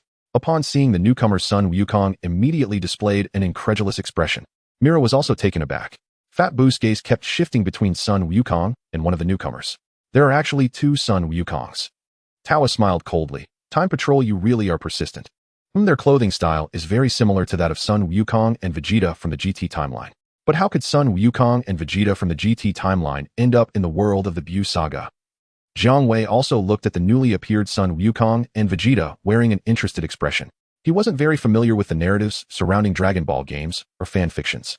"Who was that person? I have never seen him in other timelines. Could it be that you are with Tawa and the others?" The Time Patrol Sun Wukong questioned Jiang Wei, who was standing with the version of himself from this timeline, along with Mira and Fat Bu. "Nonsense. You might as well say Tova and I are allies." Jiang Wei crossed his arms over his chest, and declared with a wry smile. Hearing this, Tova chuckled lightly.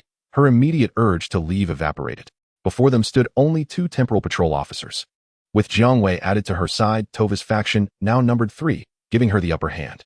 As for Jiang Wei not being allied with Tova, given what Jiang Wei had just done, there was no way he could possibly be aligned with the Temporal Patrol. The Temporal Patrol would soon make it clear to Jiang Wei exactly who his true allies ought to be. Mira glared at Jiang Wei with seething contempt. Right in front of me, you claim my wife conspires with you? Do I, as her husband, have no dignity left to uphold?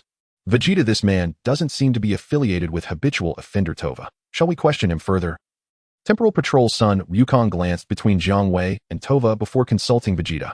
Temporal Patrol Vegeta remained aloof and unyielding. Kakarot, even if this man isn't Tova's accomplice, he is undoubtedly a temporal criminal, one who recklessly traverses timelines and distorts history.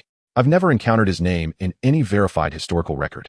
Temporal Patrol son Wukong found Vegeta's reasoning sound and turned to Jiang Wei. We've never seen you before. You will accompany us for investigation. Then addressing Tova and Mira, we've pursued you both for far too long. Today you won't escape. Mira met son Wukong's gaze with cool defiance. Son Wukong, don't flatter yourself. Do you truly believe we've evaded you out of fear? A faint knowing smile curved Tova's lips.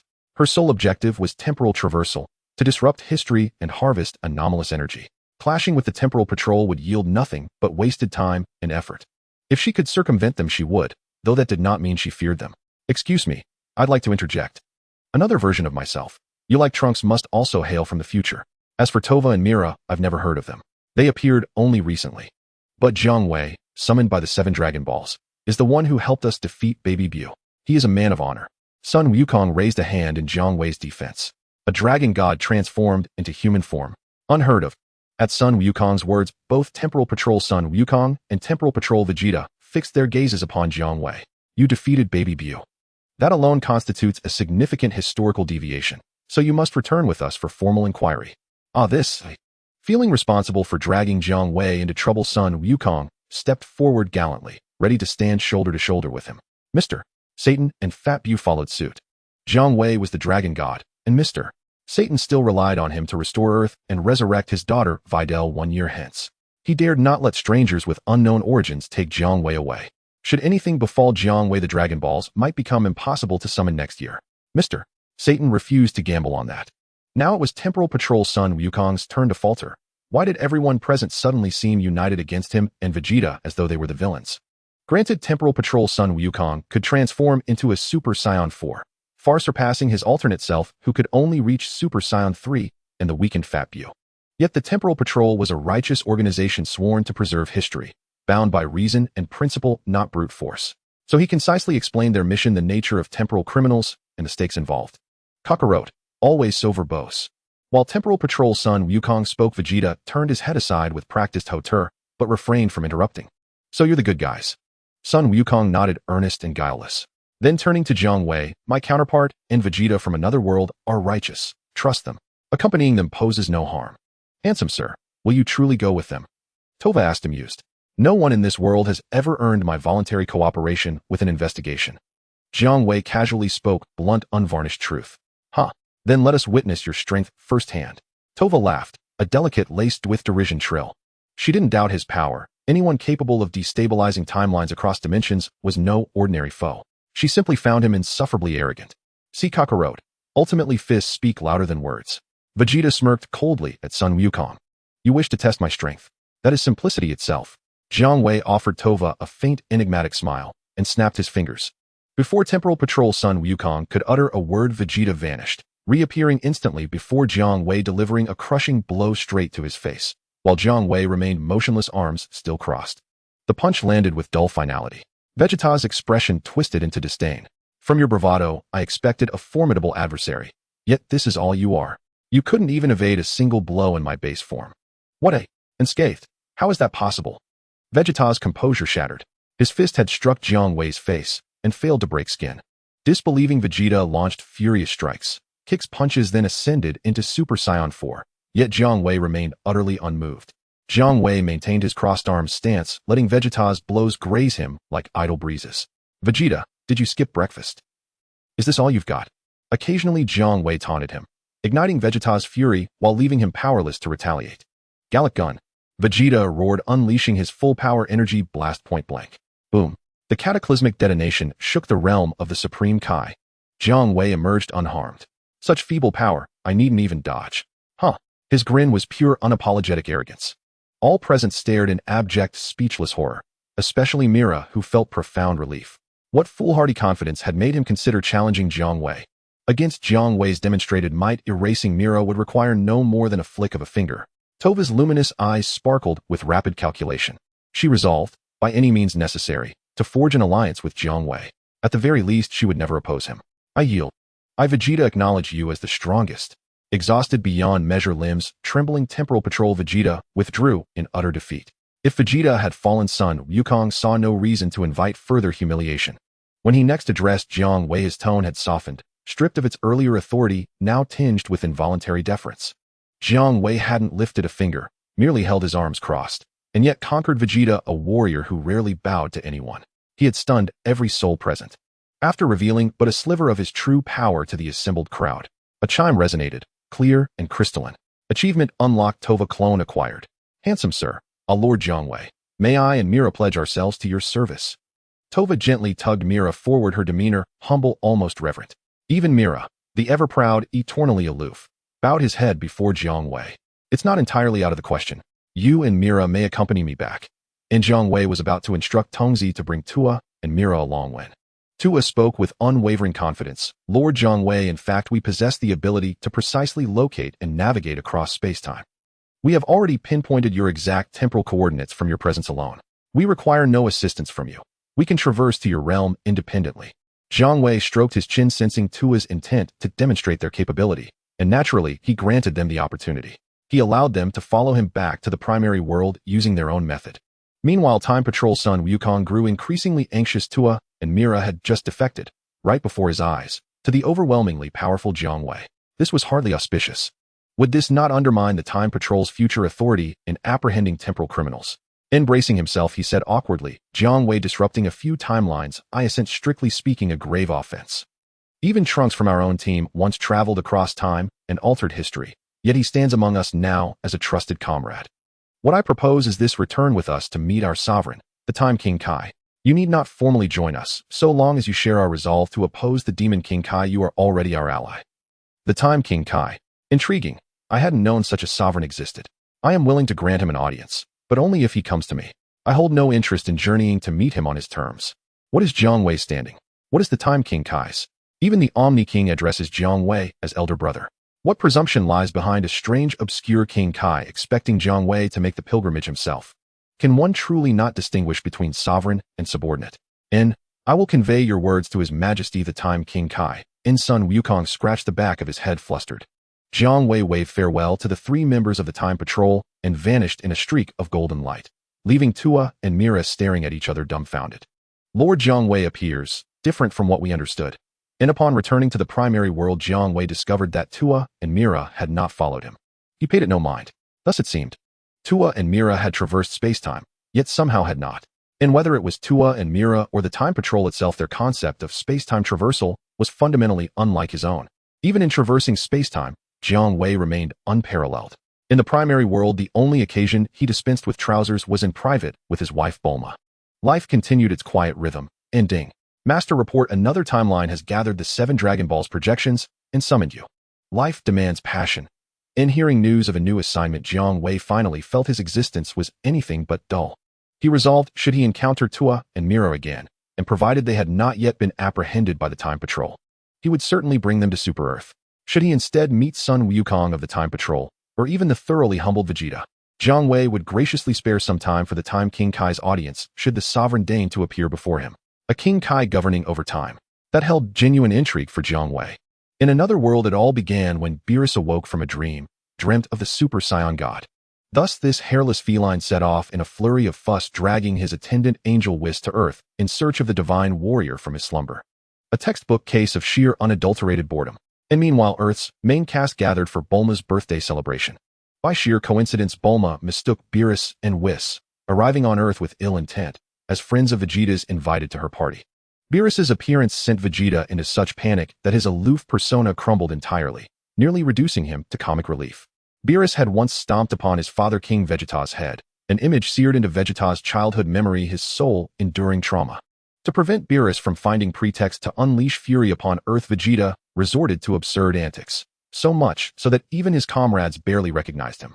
At that moment, only Vegeta, and perhaps Sun Wukong, sensed the gravity of the situation. The others remained oblivious. Who could imagine that a slender, effeminate, hairless cat attending Bulma's birthday party would become Earth's gravest existential threat, its most calamitous crisis since time immemorial? All because of a pudding Majin Buu provoked Beerus and shattered Vegeta's desperate self-sacrificing performance. When Beerus struck Bulma, Vegeta's fury burned away all restraint. He reclaimed his true self. Before Beerus, who had just struck his wife, Vegeta briefly stood tall, and thus Earth's annihilation became inevitable. Yet every soul knew Earth, home base of the heroes, could never truly perish. And what saved it was this: Beerus's attention circled back to his original purpose, to find the Super Saiyan God. But the main cast understood nothing of such a being. In the end, they could only summon the Dragon Balls and cast the burden onto Shenron. Mom, we now have 2 sets of Dragon Balls, so which set should we use to summon Shenron? Trunks placed both the original and Jiang Wei's variant sets before Bulma. Without hesitation, Bulma replied, "For safety's sake, let's use both. Earth's survival hangs in the balance. No margin for error." That gaunt Lord Beerus does not strike me as forgiving. Caution is wise. Besides, we might as well observe how the newly emerged Dragon Balls, appearing only 2 days ago, differ from the traditional ones in their summoned Shenron. Understood, Mom. Trunks laid both sets upon the ground before the assembled group, especially before Beerus himself, whose expression radiated ominous impatience. "Fail me, and all of you perish." In arms wide, he raised them toward the heavens and roared, "Shenron, appear." In that instant, NSKY split with lightning, thunder cracked like doom's knell, and an apocalyptic pressure descended upon the land. Beerus snorted, "Showy theatrics, still no stronger after all these years." The Earth's Shenron materialized, poised to speak with solemn grandeur. Ethan caught sight of Beerus, who stared back coldly. His crimson eyes widened in shock, and his voice trembled with deference. "Ah, Lord Beerus, you honor us with your presence. How may this humble servant serve you? You disgrace the very title of Shenron, you diminutive earthling." Na voice, disdainful and towering, echoed down from above. "It is a different divine dragon measuring over 100 meters in length. Compared to it, the Earth's dragon is merely a small reptile. Because in the timeline of Dragon Ball Super, the Earth's dragon has shrunk to a frightening size, only as tall as an adult on Earth, leaving no dignity. Who are you? Don't think just because you're big you can talk nonsense." The Earth's dragon finally noticed Jiang Wei beside it, looking displeased. Compared to Jiang Wei, the Earth's dragon at this moment is not just short, it's tiny. Ignoring the Earth's dragon, Jiang Wei took out a lighter, lit a cigar for himself, and took a puff with an air of a big shot, slowly saying, "Speak your wish, for I, the divine dragon, can fulfill any wish, but be warned, only one wish can be granted." Weiss watched Jiang Wei with great interest. The others, even the other divine dragon, were in complete reverence before Lord Beerus, not daring to even breathe loudly. This guy still dares to show off in front of Lord Beerus. Interesting. Very interesting. Beerus merely glanced at Jiang Wei. "Any wish can be granted, right? I have only one wish. Tell me where the Super Saiyan God is. If you can't satisfy me, I'll destroy both of you." The Earth's dragon internally wailed. Lord Beerus, as the god of destruction, is notoriously difficult to serve. It could only brace itself and explain how to create the Super Saiyan God, hoping to please Beerus. Jiang Wei snapped his fingers. "That's simple." He continued, "You want to know where the Super Saiyan God is? Look at them. Ow, aren't they right in front of your eyes?" As Son Goku, Vegeta, and the other Saiyans erupted with a terrifying energy, they transformed into the blue-haired form of the Super Saiyan God. "Lord Beerus, are you satisfied?" Beerus' cat-like eyes were wide open. So many Super Saiyan gods. What is happening? Everyone, even Weiss, was stunned by Jiang Weiss' grand gesture. How did that big guy do it? The one most shocked was actually the Earth's dragon. Bestowing power upon others undoubtedly exceeded the limitations of the dragon's rules. How could the Earth's dragon not be astonished? "All right, little reptile, you can step back now. Oh, it's time for the adults to play, ha ha ha." Jiang Wei flicked off the ash from his cigar, and the ash fell, precisely burying the Earth's dragon, which was only a meter tall. Cough, cough. The Earth's dragon struggled out from the ash and saw that Beerus had completely shifted his attention to Son Goku, Vegeta, and the newly transformed Super Saiyan gods, not bothering to spare it a glance, and thus it left in a flash of golden light. Jiang Wei also transformed back into a human, continuing to spectate. Lord Beerus was so intimidating that he drew everyone's attention. Thus, the 2 divine dragons disappeared one after another without the main characters noticing that another stranger had appeared in the area, except for Weiss. He had watched the entire process of Jiang Wei transforming into a human. Then he revealed a surprised expression. As Beerus began negotiating with Son Goku and others, Whis munching on snacks approached Jiang Wei saying, "Hee, I didn't realize before that you are an outsider." Jiang Wei turned to look at the smiling Whis. "Whis, please don't tell me that time travel is a serious crime or something." Whis' small mouth opened in surprise. "Outsider, you know me. I know you from my world." Jiang Wei smiled. "You and that hairless cat often come to my planet to mooch food. Even if you know me as another world's Kaioshin, time travel is still a grave offense. Especially since you have the identity of a Kaioshin, your crime is even worse." Whis said somewhat seriously. "What about now?" Jiang Wei released some of the unique energy signature of the Omni King. The usually calm Whis expression was rarely shaken. "Cough cough, you also know your world's Omni King. Then just consider what I said earlier as a joke. I didn't mean anything else." Whis chuckled. Since Jiang Wei traveled to another timeline, the Omni King wouldn't mind. Whis, as an angel, wouldn't bother with such trivial matters. While the two were conversing, Beerus and Son Goku had also reached an agreement. The main characters would send out a Super Saiyan God to spar with Beerus. Regardless of the outcome, Beerus had to ensure the safety of Earth and would not destroy it. If it were not for the fact that the Saiyans in the main group had all been transformed into Super Saiyan gods by Jiang Wei, Beerus feared that if this group of Super Saiyan gods charged at him, he might truly be in trouble. He would never agree to conditions that did not align with his character.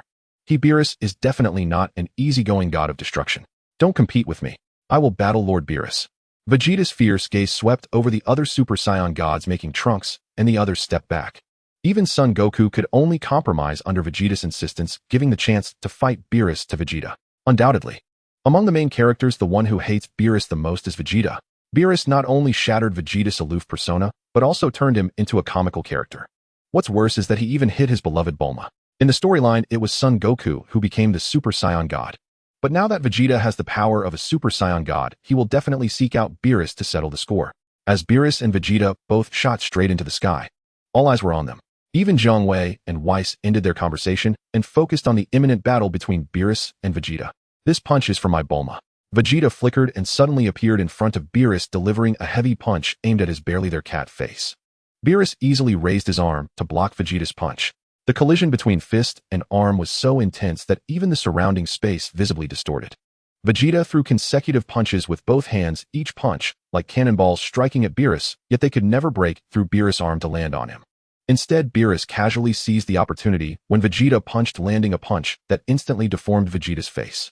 Vegeta opened his mouth and spat out blood, his gaze fixed on Beerus as he wiped the blood from the corner of his mouth. But Beerus moved faster than instant transmission and closed in on Vegeta. Another punch landed on Vegeta's face, causing it to deform further. "Vegeta, is that all you've got?" Beerus mocked. It seemed he had overestimated this god of Super Saiyans. But in the next moment, Beerus' punch aimed at Vegeta was blocked by Vegeta, who crossed his arms. "You actually blocked my fist." Beerus frowned slightly, realizing that it was indeed wise to take the god of Super Saiyans seriously. Having deflected Beerus' punch, Vegeta immediately counterattacked his punches, enveloping Beerus in a flurry. Yet he couldn't even graze Beerus' body. Suddenly, Beerus' fist broke through the barrage created by Vegeta, landing a solid blow to Vegeta's abdomen. The impact made Vegeta's body bend. Just as Beerus was about to capitalize on this and strike Vegeta's back, Vegeta abruptly turned around, launching his Prince's combat technique at close range. In an instant, countless energy blasts were shot towards Beerus. Astonishingly, they forced Beerus to step back slightly. Vegeta instantly halted his technique and soared upwards, ready to continue his assault on Beerus. However, Beerus extended a finger towards Vegeta, quickly condensing an energy blast and firing it at the oncoming Vegeta. Vegeta was taken aback and immediately crossed his arms to block. Boom! A violent explosion unleashed a terrifying shockwave, creating monstrous waves across the oceans of the world. As the smoke cleared, it revealed an unconscious Vegeta, his clothes in tatters, plummeting from the sky. Vegeta had been defeated. To think that the god of Super Saiyans could hold his ground against me, unleashing my full power for so long, is truly impressive. Beerus stood in the void, watching Goku and the other god of Super Saiyans surrounding Vegeta, below, his expression far from relaxed. At the same time, a thought crossed his mind. If that cigar-smoking dragon hadn't summoned so many god of Super Saiyans, perhaps the pressure he faced wouldn't be as great as it is now. His gaze suddenly shifted. Who was the person next to Whis? An outsider? Or perhaps a Kaioshin from another timeline? "Whis, what's the deal with this outsider Kaioshin? Why are you so chummy with him?" Beerus landed next to Whis, clearly displeased. "Lord Beerus, this is Jiang Wei, an outsider Kaioshin from another timeline. He is also a dragon, and strictly speaking, he was summoned due to your influence. Therefore, his crossing of timelines should not be considered a violation." Whis glanced at his cat, sensing mischief brewing within. Whis' favorite pastime aside from food was to occasionally tease Beerus, adding some excitement to the otherwise long and monotonous life of an angel. Is that so? Since the outsider Kaishin Jiangwei is here to spar with me, I won't pursue the matter of your unauthorized time travel. Beerus confidently smiled at Jiangwei, saying, You need not worry. I won't harm you either. Beerus, you want to spar with me? Jiangwei laughed. In his world, Beerus never initiated sparring requests. I agree. And I trust that you won't harm me. Beerus' smile deepened. He certainly wouldn't harm you, but a thorough beating was unavoidable. After all, you are the one who has summoned so many god of Super Saiyans, making Beerus' mood rather sour today. Whis also chuckled. Lord Beerus certainly wouldn't destroy the outsider Kaishin Jiangwei. It would be a miracle if Jiangwei didn't obliterate Lord Beerus. Soon there would be a spectacular show featuring Lord Beerus. The sparring between Jiangwei and Beerus drew the attention of the crowd. Who was that person? When did he arrive at the venue? Bulma and the others noticed Jiangwei's unfamiliar face and couldn't help but murmur. Is that person also a god of Super Saiyans? If not, how could he possibly engage in combat with Lord Beerus, the god of destruction? Goku and the others, clearly focused on Jiangwei, had a different perspective than Bulma and the others. Standing in the void, Beerus remained as before, hands behind his back, exuding an air of superiority. Jiangwei continued to adopt a pose with his arms crossed, also putting on an air of superiority, which made the eagerly waiting crowd impatient. We are here to watch you fight, not to see you show off. Outsider Kaishin Jiangwei, why don't you make a move? Beerus waited a moment longer, seeing Jiangwei still not initiating an attack, couldn't help but ask. As the strongest god of destruction, Beerus also had to maintain his dignity and wouldn't attack opponents weaker than him. Beerus, do you really want me to make the first move? Once I do, you won't get a chance to strike. Jiangwei jokingly stated a harsh truth. If I think this guy has little skill, but is quite the braggart. Vegeta scoffed. The blue-haired god of Super Saiyans knew exactly how strong he was. In the past, even the little Bu could not withstand a single move against the blue-haired god of Super Saiyans. This was already far beyond the terrifying power of Super Saiyan 3. Yet when facing Beerus, it was as powerless as a kindergarten child against a world champion. Naturally, Jiangwei's words would invite Vegeta's ridicule. Although Goku and the others did not openly agree with Vegeta like random bystanders, they also cast doubtful glances at Jiangwei. Well then, I'm eager to see how you won't allow me to strike. Beerus found only one feeling in Jiangwei's words. And that was simply amusing. Alright. In the next moment, Jiangwei's figure abruptly appeared in front of Beerus, lightly tapping his finger on Beerus's head before he could react. Beerus's indifferent gaze suddenly widened. It was as if he had received a terrifying blow. Like a fighter jet shot down by an anti-aircraft gun, it fell helplessly from the sky. Currently, Jiangwei, with his normal strength, could defeat the strongest god of destruction, Beerus, with a mere finger, without even unleashing a power akin to the king of all or destructive energy, capable of countering Beerus. Jiangwei crushed Beerus with pure, nearly infinite combat power. As a god of destruction, if he were not a divine being like the god of Super Saiyans, simply relying on combat power could no longer harm Beerus. As a divine being capable of injuring Beerus, the god of Super Saiyans would also be restricted by the rules of the god of destruction, meaning the power of the god of Super Saiyans could only amount to 60% of that of a god of destruction. Therefore, Jiangwei could defeat Beerus simply by relying on his combat power precisely, because he was always in the form of a Kaishin. Although Kaishin's combat power is rather poor in the narrative, as a divine being comparable to the god of destruction. The rules that allow a god of destruction to suppress the god of Super Saiyans in turn do not apply to the Kaishin, whose strength is far inferior to the god of Super Saiyans. The god of destruction, Beerus, has been defeated, and it was a crushing defeat in just one move. Except for Whis, who remained relatively calm, the main characters could hardly believe their eyes. Especially Vegeta. He felt ashamed of what he had said earlier. With such words, he looked like a clown. How embarrassing. The foreign supreme Kai Jiangwei is so strong. I thought Lord Beerus was no match for him, but I never expected that Lord Beerus couldn't even withstand a single move from Jiangwei. Whis appeared calm on the surface, but was quite surprised inside. He waved his staff, shooting a beam of light that illuminated Beerus lying on the ground. In the next moment, Beerus was fully revived. Jiangwei, in your world, are you really just a Supreme Kai? Beerus asked. If a Supreme Kai can casually defeat the strongest god of destruction, what significance is there for the existence of a god of destruction? Simply put, all work should be handed over to the Supreme Kai. Beerus, you can think of me as the strongest Supreme Kai in my world. Jiangwei replied with a smile. Upon hearing this, Beerus looked somewhat despondent. But soon he regained his usual confidence. Jiangwei is still an outsider and can't stay in his world for long. Once Jiangwei leaves, the advantage is mine. After being defeated by Jiangwei, Beerus completely lost the desire to come to Earth and cause trouble. Like Whis, he focused all his attention on the delicious food on Earth, eating happily. As for Jiangwei, he was more than willing to guide the main characters who came to him for advice. After a full 24 hours, a Jiangwei transformed into a beam of golden light, and returned to his main world. In a certain Dragon Ball world, a battle was taking place. Damn it. No one can stop me from resurrecting Majin Buu. Dabura, go take care of that kid. Inside the spaceship, the tiny insect-like Babidi shouted angrily. Just watch me, Lord Babidi. The Demon Realm King Dabura confidently walked outside. This aura. So strong. Trunks, having defeated Babidi's minions, was about to continue when he was intercepted by Dabura. Feeling the overwhelming energy radiating from Dabura, Trunks' expression changed, but he remained calm inside. This was only because he held a trump card in his hand. Behind Trunks stood a powerful force as his backing. Kid, are you the one trying to stop Lord Babidi? Unfortunately for you, you have encountered me, Babidi's strongest subordinate, the Demon Realm King Dabura. Ha ha. Dabura stood before Trunks looking arrogant. Don't get too cocky. Trunks suddenly threw a punch at Dabura's face, but Dabura raised his hand to block it. After blocking Trunks' attack, Dabura kicked up into the air. Trunks suddenly felt a powerful blow to his abdomen, spitting out blood as he was sent flying like a cannonball, crashing through the spaceship. This guy's strength is even above perfect Cell. Trunks stabilized himself in midair, greatly shocked. He had participated in the Cell games and knew how formidable perfect Cell was. That was a foe that even Gohan from the past needed to transform into Super Saiyan 2 to defeat. Over the years, after the Cell games ended, Trunks returned to the future world and sought out the future androids 17 and 18. He easily dealt with them in battle, saving the world. Since then, Trunks had neglected his martial arts training, pouring all his energy into rebuilding the world. Although Trunks knew that this was problematic. If his strength didn't improve and he encountered an enemy stronger than the androids, Trunks would be doomed along with the entire world. But Trunks truly had no one to rely on. Originally, Android 16 was a potential ally.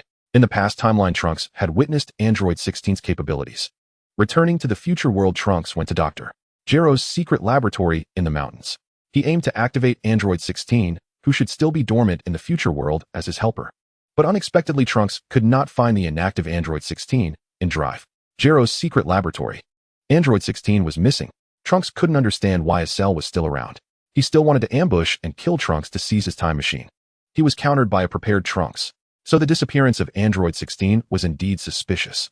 However, Trunks was busy rebuilding the world and had no extra thoughts to ponder the disappearance of Android 16 until that incident occurred. Trunks then understood why Android 16 had gone missing. At the same time, Trunks also gained a powerful backing. Dabura, you are strong. I must exert all my strength to defeat you. Trunks stabilized his body, which was being pushed back, and flew back to the spaceship, addressing the pursuing Dabura. I am the Demon Realm King and cannot be defeated by a brat like you, ha ha ha. To Dabura, Trunks' words sounded like a joke that made him laugh. Trunks clenched his fists, shouted loudly, and began to transform into a Super Saiyan. Accompanied by a soaring golden aura, Trunks' hair turned golden and his green eyes coldly stared at Dabura. This kid, how did he become so strong all of a sudden? Sensing Trunks' change, Dabura was extremely astonished. Whoosh. Trunks flickered, closing in on Dabura, delivering a swift kick aimed at him. This kick was so fast that even Dabura couldn't react. Wow. Dabura's face contorted from Trunks' kick, and he spat out a mouthful of blood. Trunks then soared higher, unleashing a flurry of punches as quick as lightning surrounding Dabura. Ada, until the final punch struck hard at Dabura's abdomen. Like a kite with its string cut, Dabura plummeted from the air, crashing into the ground and creating cracks spanning thousands of meters. Trunks raised his right hand palm, aimed at the downed Dabura, gathering powerful energy. Spare me. I'm just following orders. I'm just a subordinate of Lord Babidi. Isn't it enough that I made a mistake? The severely injured Dabura could only kneel on the ground, raising both hands in surrender to Trunks. On the surface, Dabura looked as pitiful as possible, but inside he was plotting malicious thoughts. As long as Trunks showed mercy and let him go, Dabura would take the opportunity to attack Trunks when he relaxed, aiming to. In Dabura's eyes, a ki blast was rapidly enlarging and shining brightly. Boom. After the violent explosion, the ground was stripped of several layers. Dabura was entirely obliterated. Trunks was not like little Goku. He was not so easily deceived. After eliminating Dabura, Trunks returned to his normal state, smiling. Had it not been for obtaining the power system from another world and unlocking the genetic lock, Trunks would have absolutely never been able to defeat Dabura by transforming into a Super Saiyan under the circumstances of having neglected martial arts. Your Majesty Jiangfeng, thank you. Without you, I could never have defeated that foe. Through the trans-temporal trading system, Trunks expressed heartfelt gratitude to his trading counterpart in another world. Trunks' trading counterpart was the sovereign of a mighty interdimensional empire, the emperor of the Great Xia Empire, Jiangfeng. And Trunks owed this privileged status as His Majesty Jiangfeng's trading partner to Android 16. Back then, Trunks had failed to locate the dormant Android 16 because Jiangfeng had already acquired and repaired him first. During Jiang Feng's campaigns across the realm to establish the Great Xia Empire, Android 16 served loyally as his personal guardian, earning distinguished merit. All of the above is mere prelude.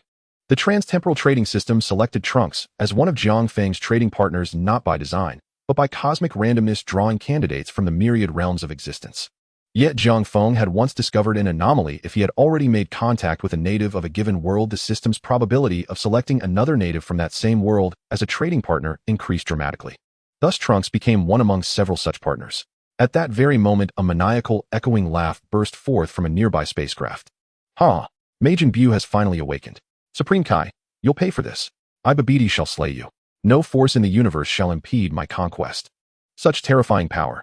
Trunks paled instantly upon sensing Majin Buu's unleashed aura. Majin Buu was overwhelmingly strong. So formidable that even future Gohan at his peak as a Super Saiyan 2 would be utterly outmatched before him. And Trunks himself could not even achieve the Super Saiyan 2 transformation. As his gaze hardened with dread, a pink cloud coalesced swiftly in the sky, taking shape as a plump, absurdly comical pink figure who descended to the ground. I stand no chance against that monster. Trunks watched drenched in cold sweat as the portly Buu landed and began curiously scanning his surroundings. Meanwhile, in the Imperial Palace of Chang'an, capital of the Great Xia Empire in another world, Jiang Feng, sharing Trunks' vision, gazed upon him with quiet sympathy.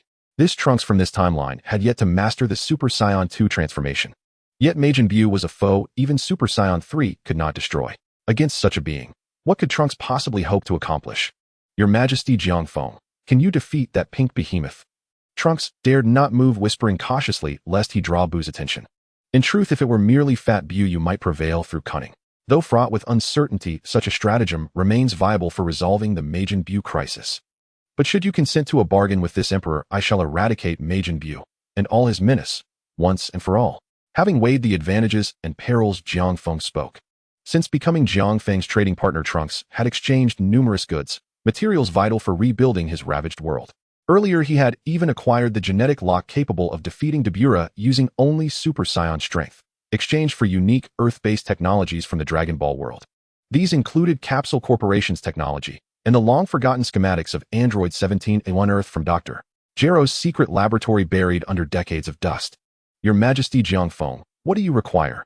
Trunks asked. I shall eliminate both Majin Buu and Babidi for you. Simply hand me Dr.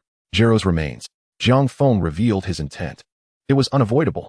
Though the Great Xia Empire had risen from nothing over more than a century, attaining starfaring capability, colonizing distant star systems, and now leading the Huaxia Imperial Alliance, a vast multiversal coalition encompassing countless dynasties and powers.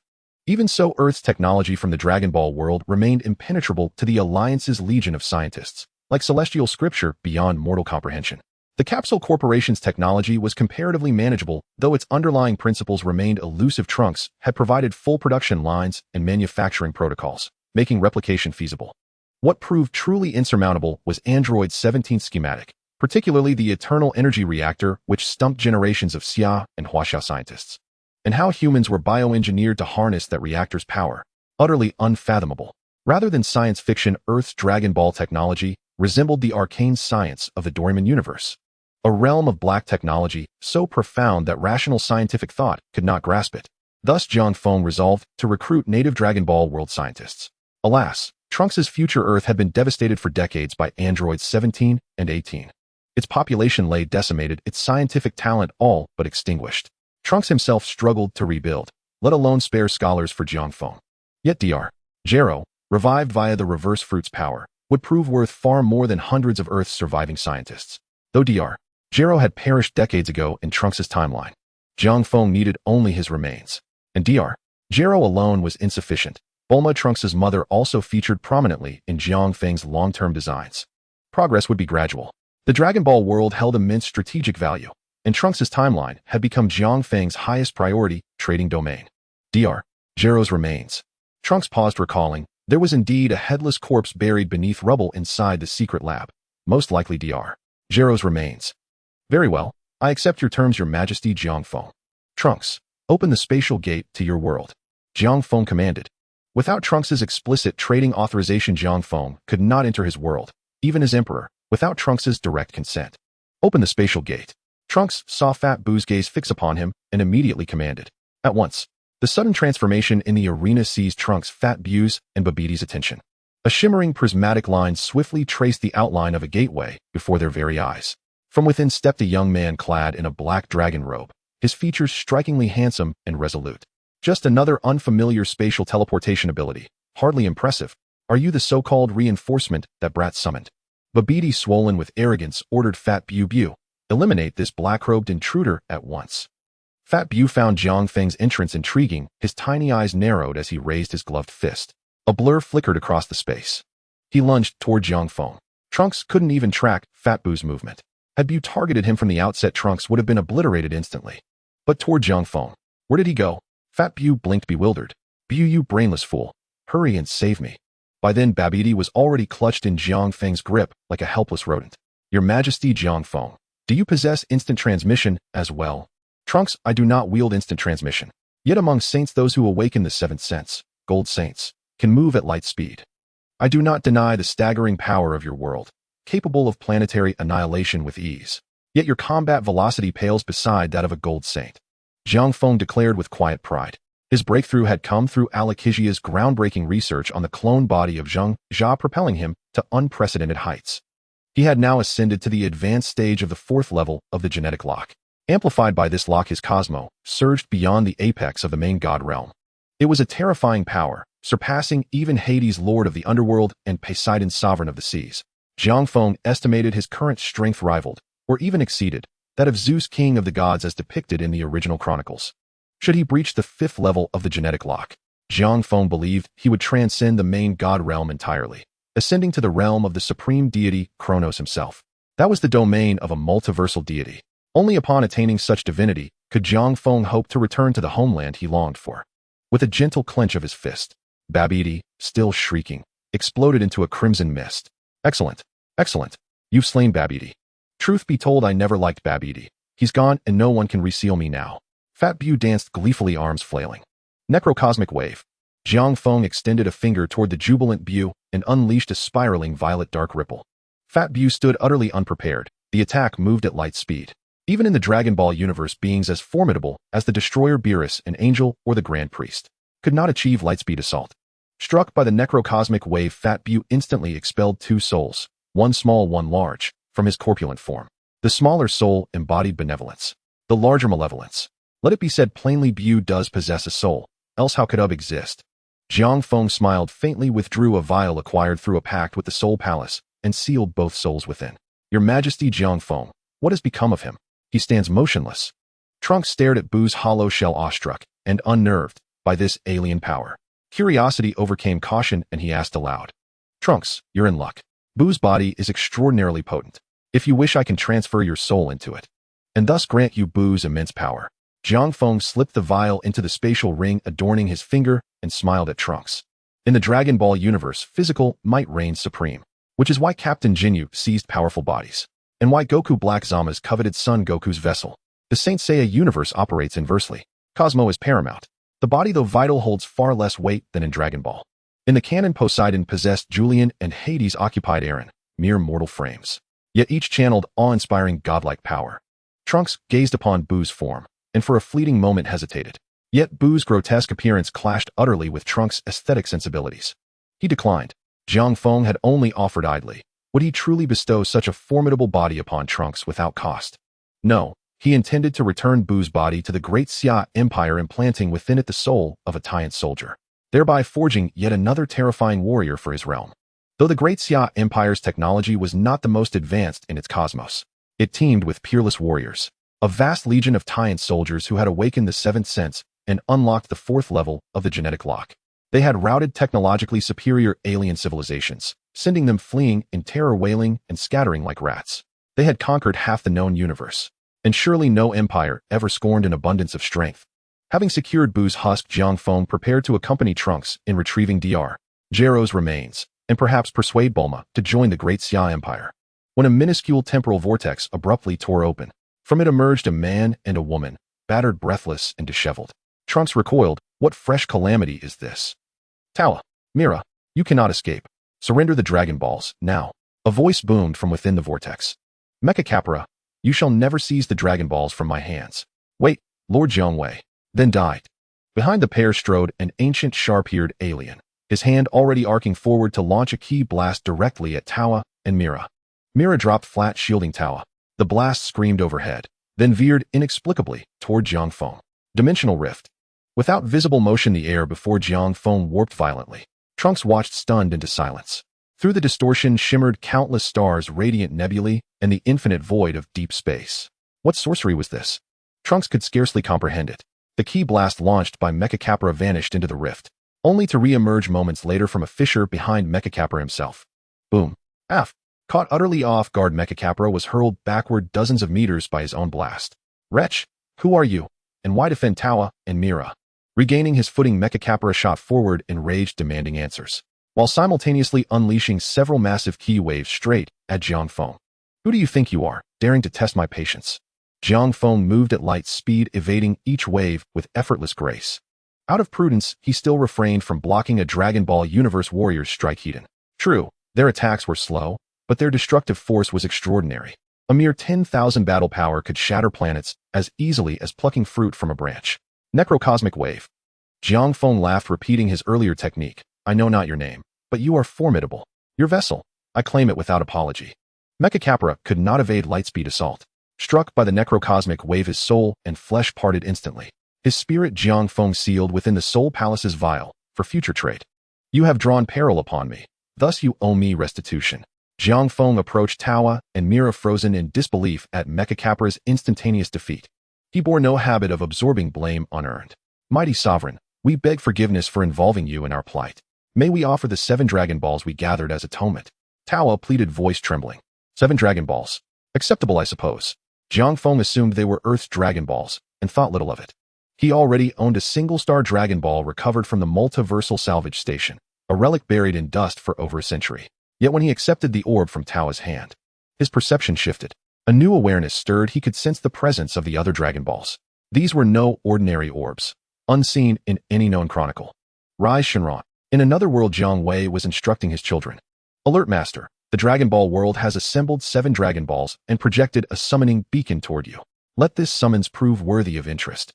After urging his children to study diligently, Jiang Wei dissolved into a golden streak and vanished from Super Earth. Lightning split the heavens, thunder roared. An apocalyptic pressure descended upon the land. The moment Jiang Wei appeared, his gaze swept the surroundings.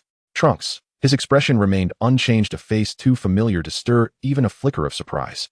Tawa and Mira. His glance softened slightly. Encountering them again meant they too would be taken back. Finally, his gaze settled upon a young man clad in a black Eastern-style dragon robe.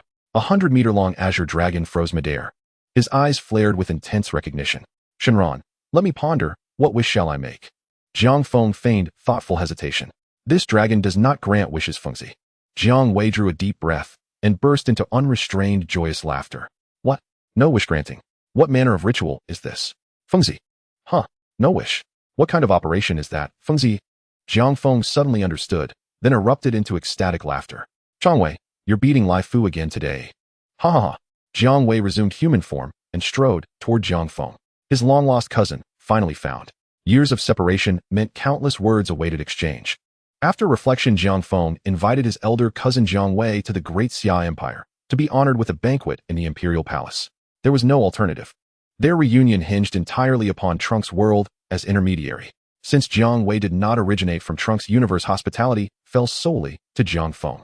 Issue the decree. I host a distinguished guest. Every minister general and consort, including Diaochan Xian Nu and Kai Wenji, must attend. Jiang Feng returned to the palace and summoned his court. Empress Feng need not attend. Her presence might provoke Jiang Wei's teasing. Even the ministers and generals, Xiang Yu Jianwei Guijia, were deeply curious about this honored guest, the emperor so revered. Even when hosting emperors from the Huaxiao Imperial Alliance, Li Er Zhao Er or Qin Shi Huang, it was rare for the entire court and harem to gather in full splendor to welcome a visitor. Tongzi brings son Goku Bulma and their companions. Having absorbed the laws of the evil dragon, Jiang Wei could now transport whomever he wished. Son Goku Bulma and their allies materialized instantly within an elegant, stately imperial palace and exchanged intrigued glances with Diaochan Xiangyu and the rest. Changwei, you've recruited the entire protagonist team. Holy, besides Bu, you even brought 2 Omni Kings. Impressive. Jiang Feng raised a thumb in admiration. Then he noticed Bulma and the others chatting warmly with Diaochan, and his grin turned sly. Bulma launch Android 18. You've all been claimed. Impressive. Jiang Wei corrected him at once. Fengzi, I am not you hoarding a vast harem. I love only Bulma. Oh, I know you, Jiang Wei. Jiang Feng rolled his eyes. As the brothers conversed, Jiang Wei's companions mingled with Jiang Feng's court.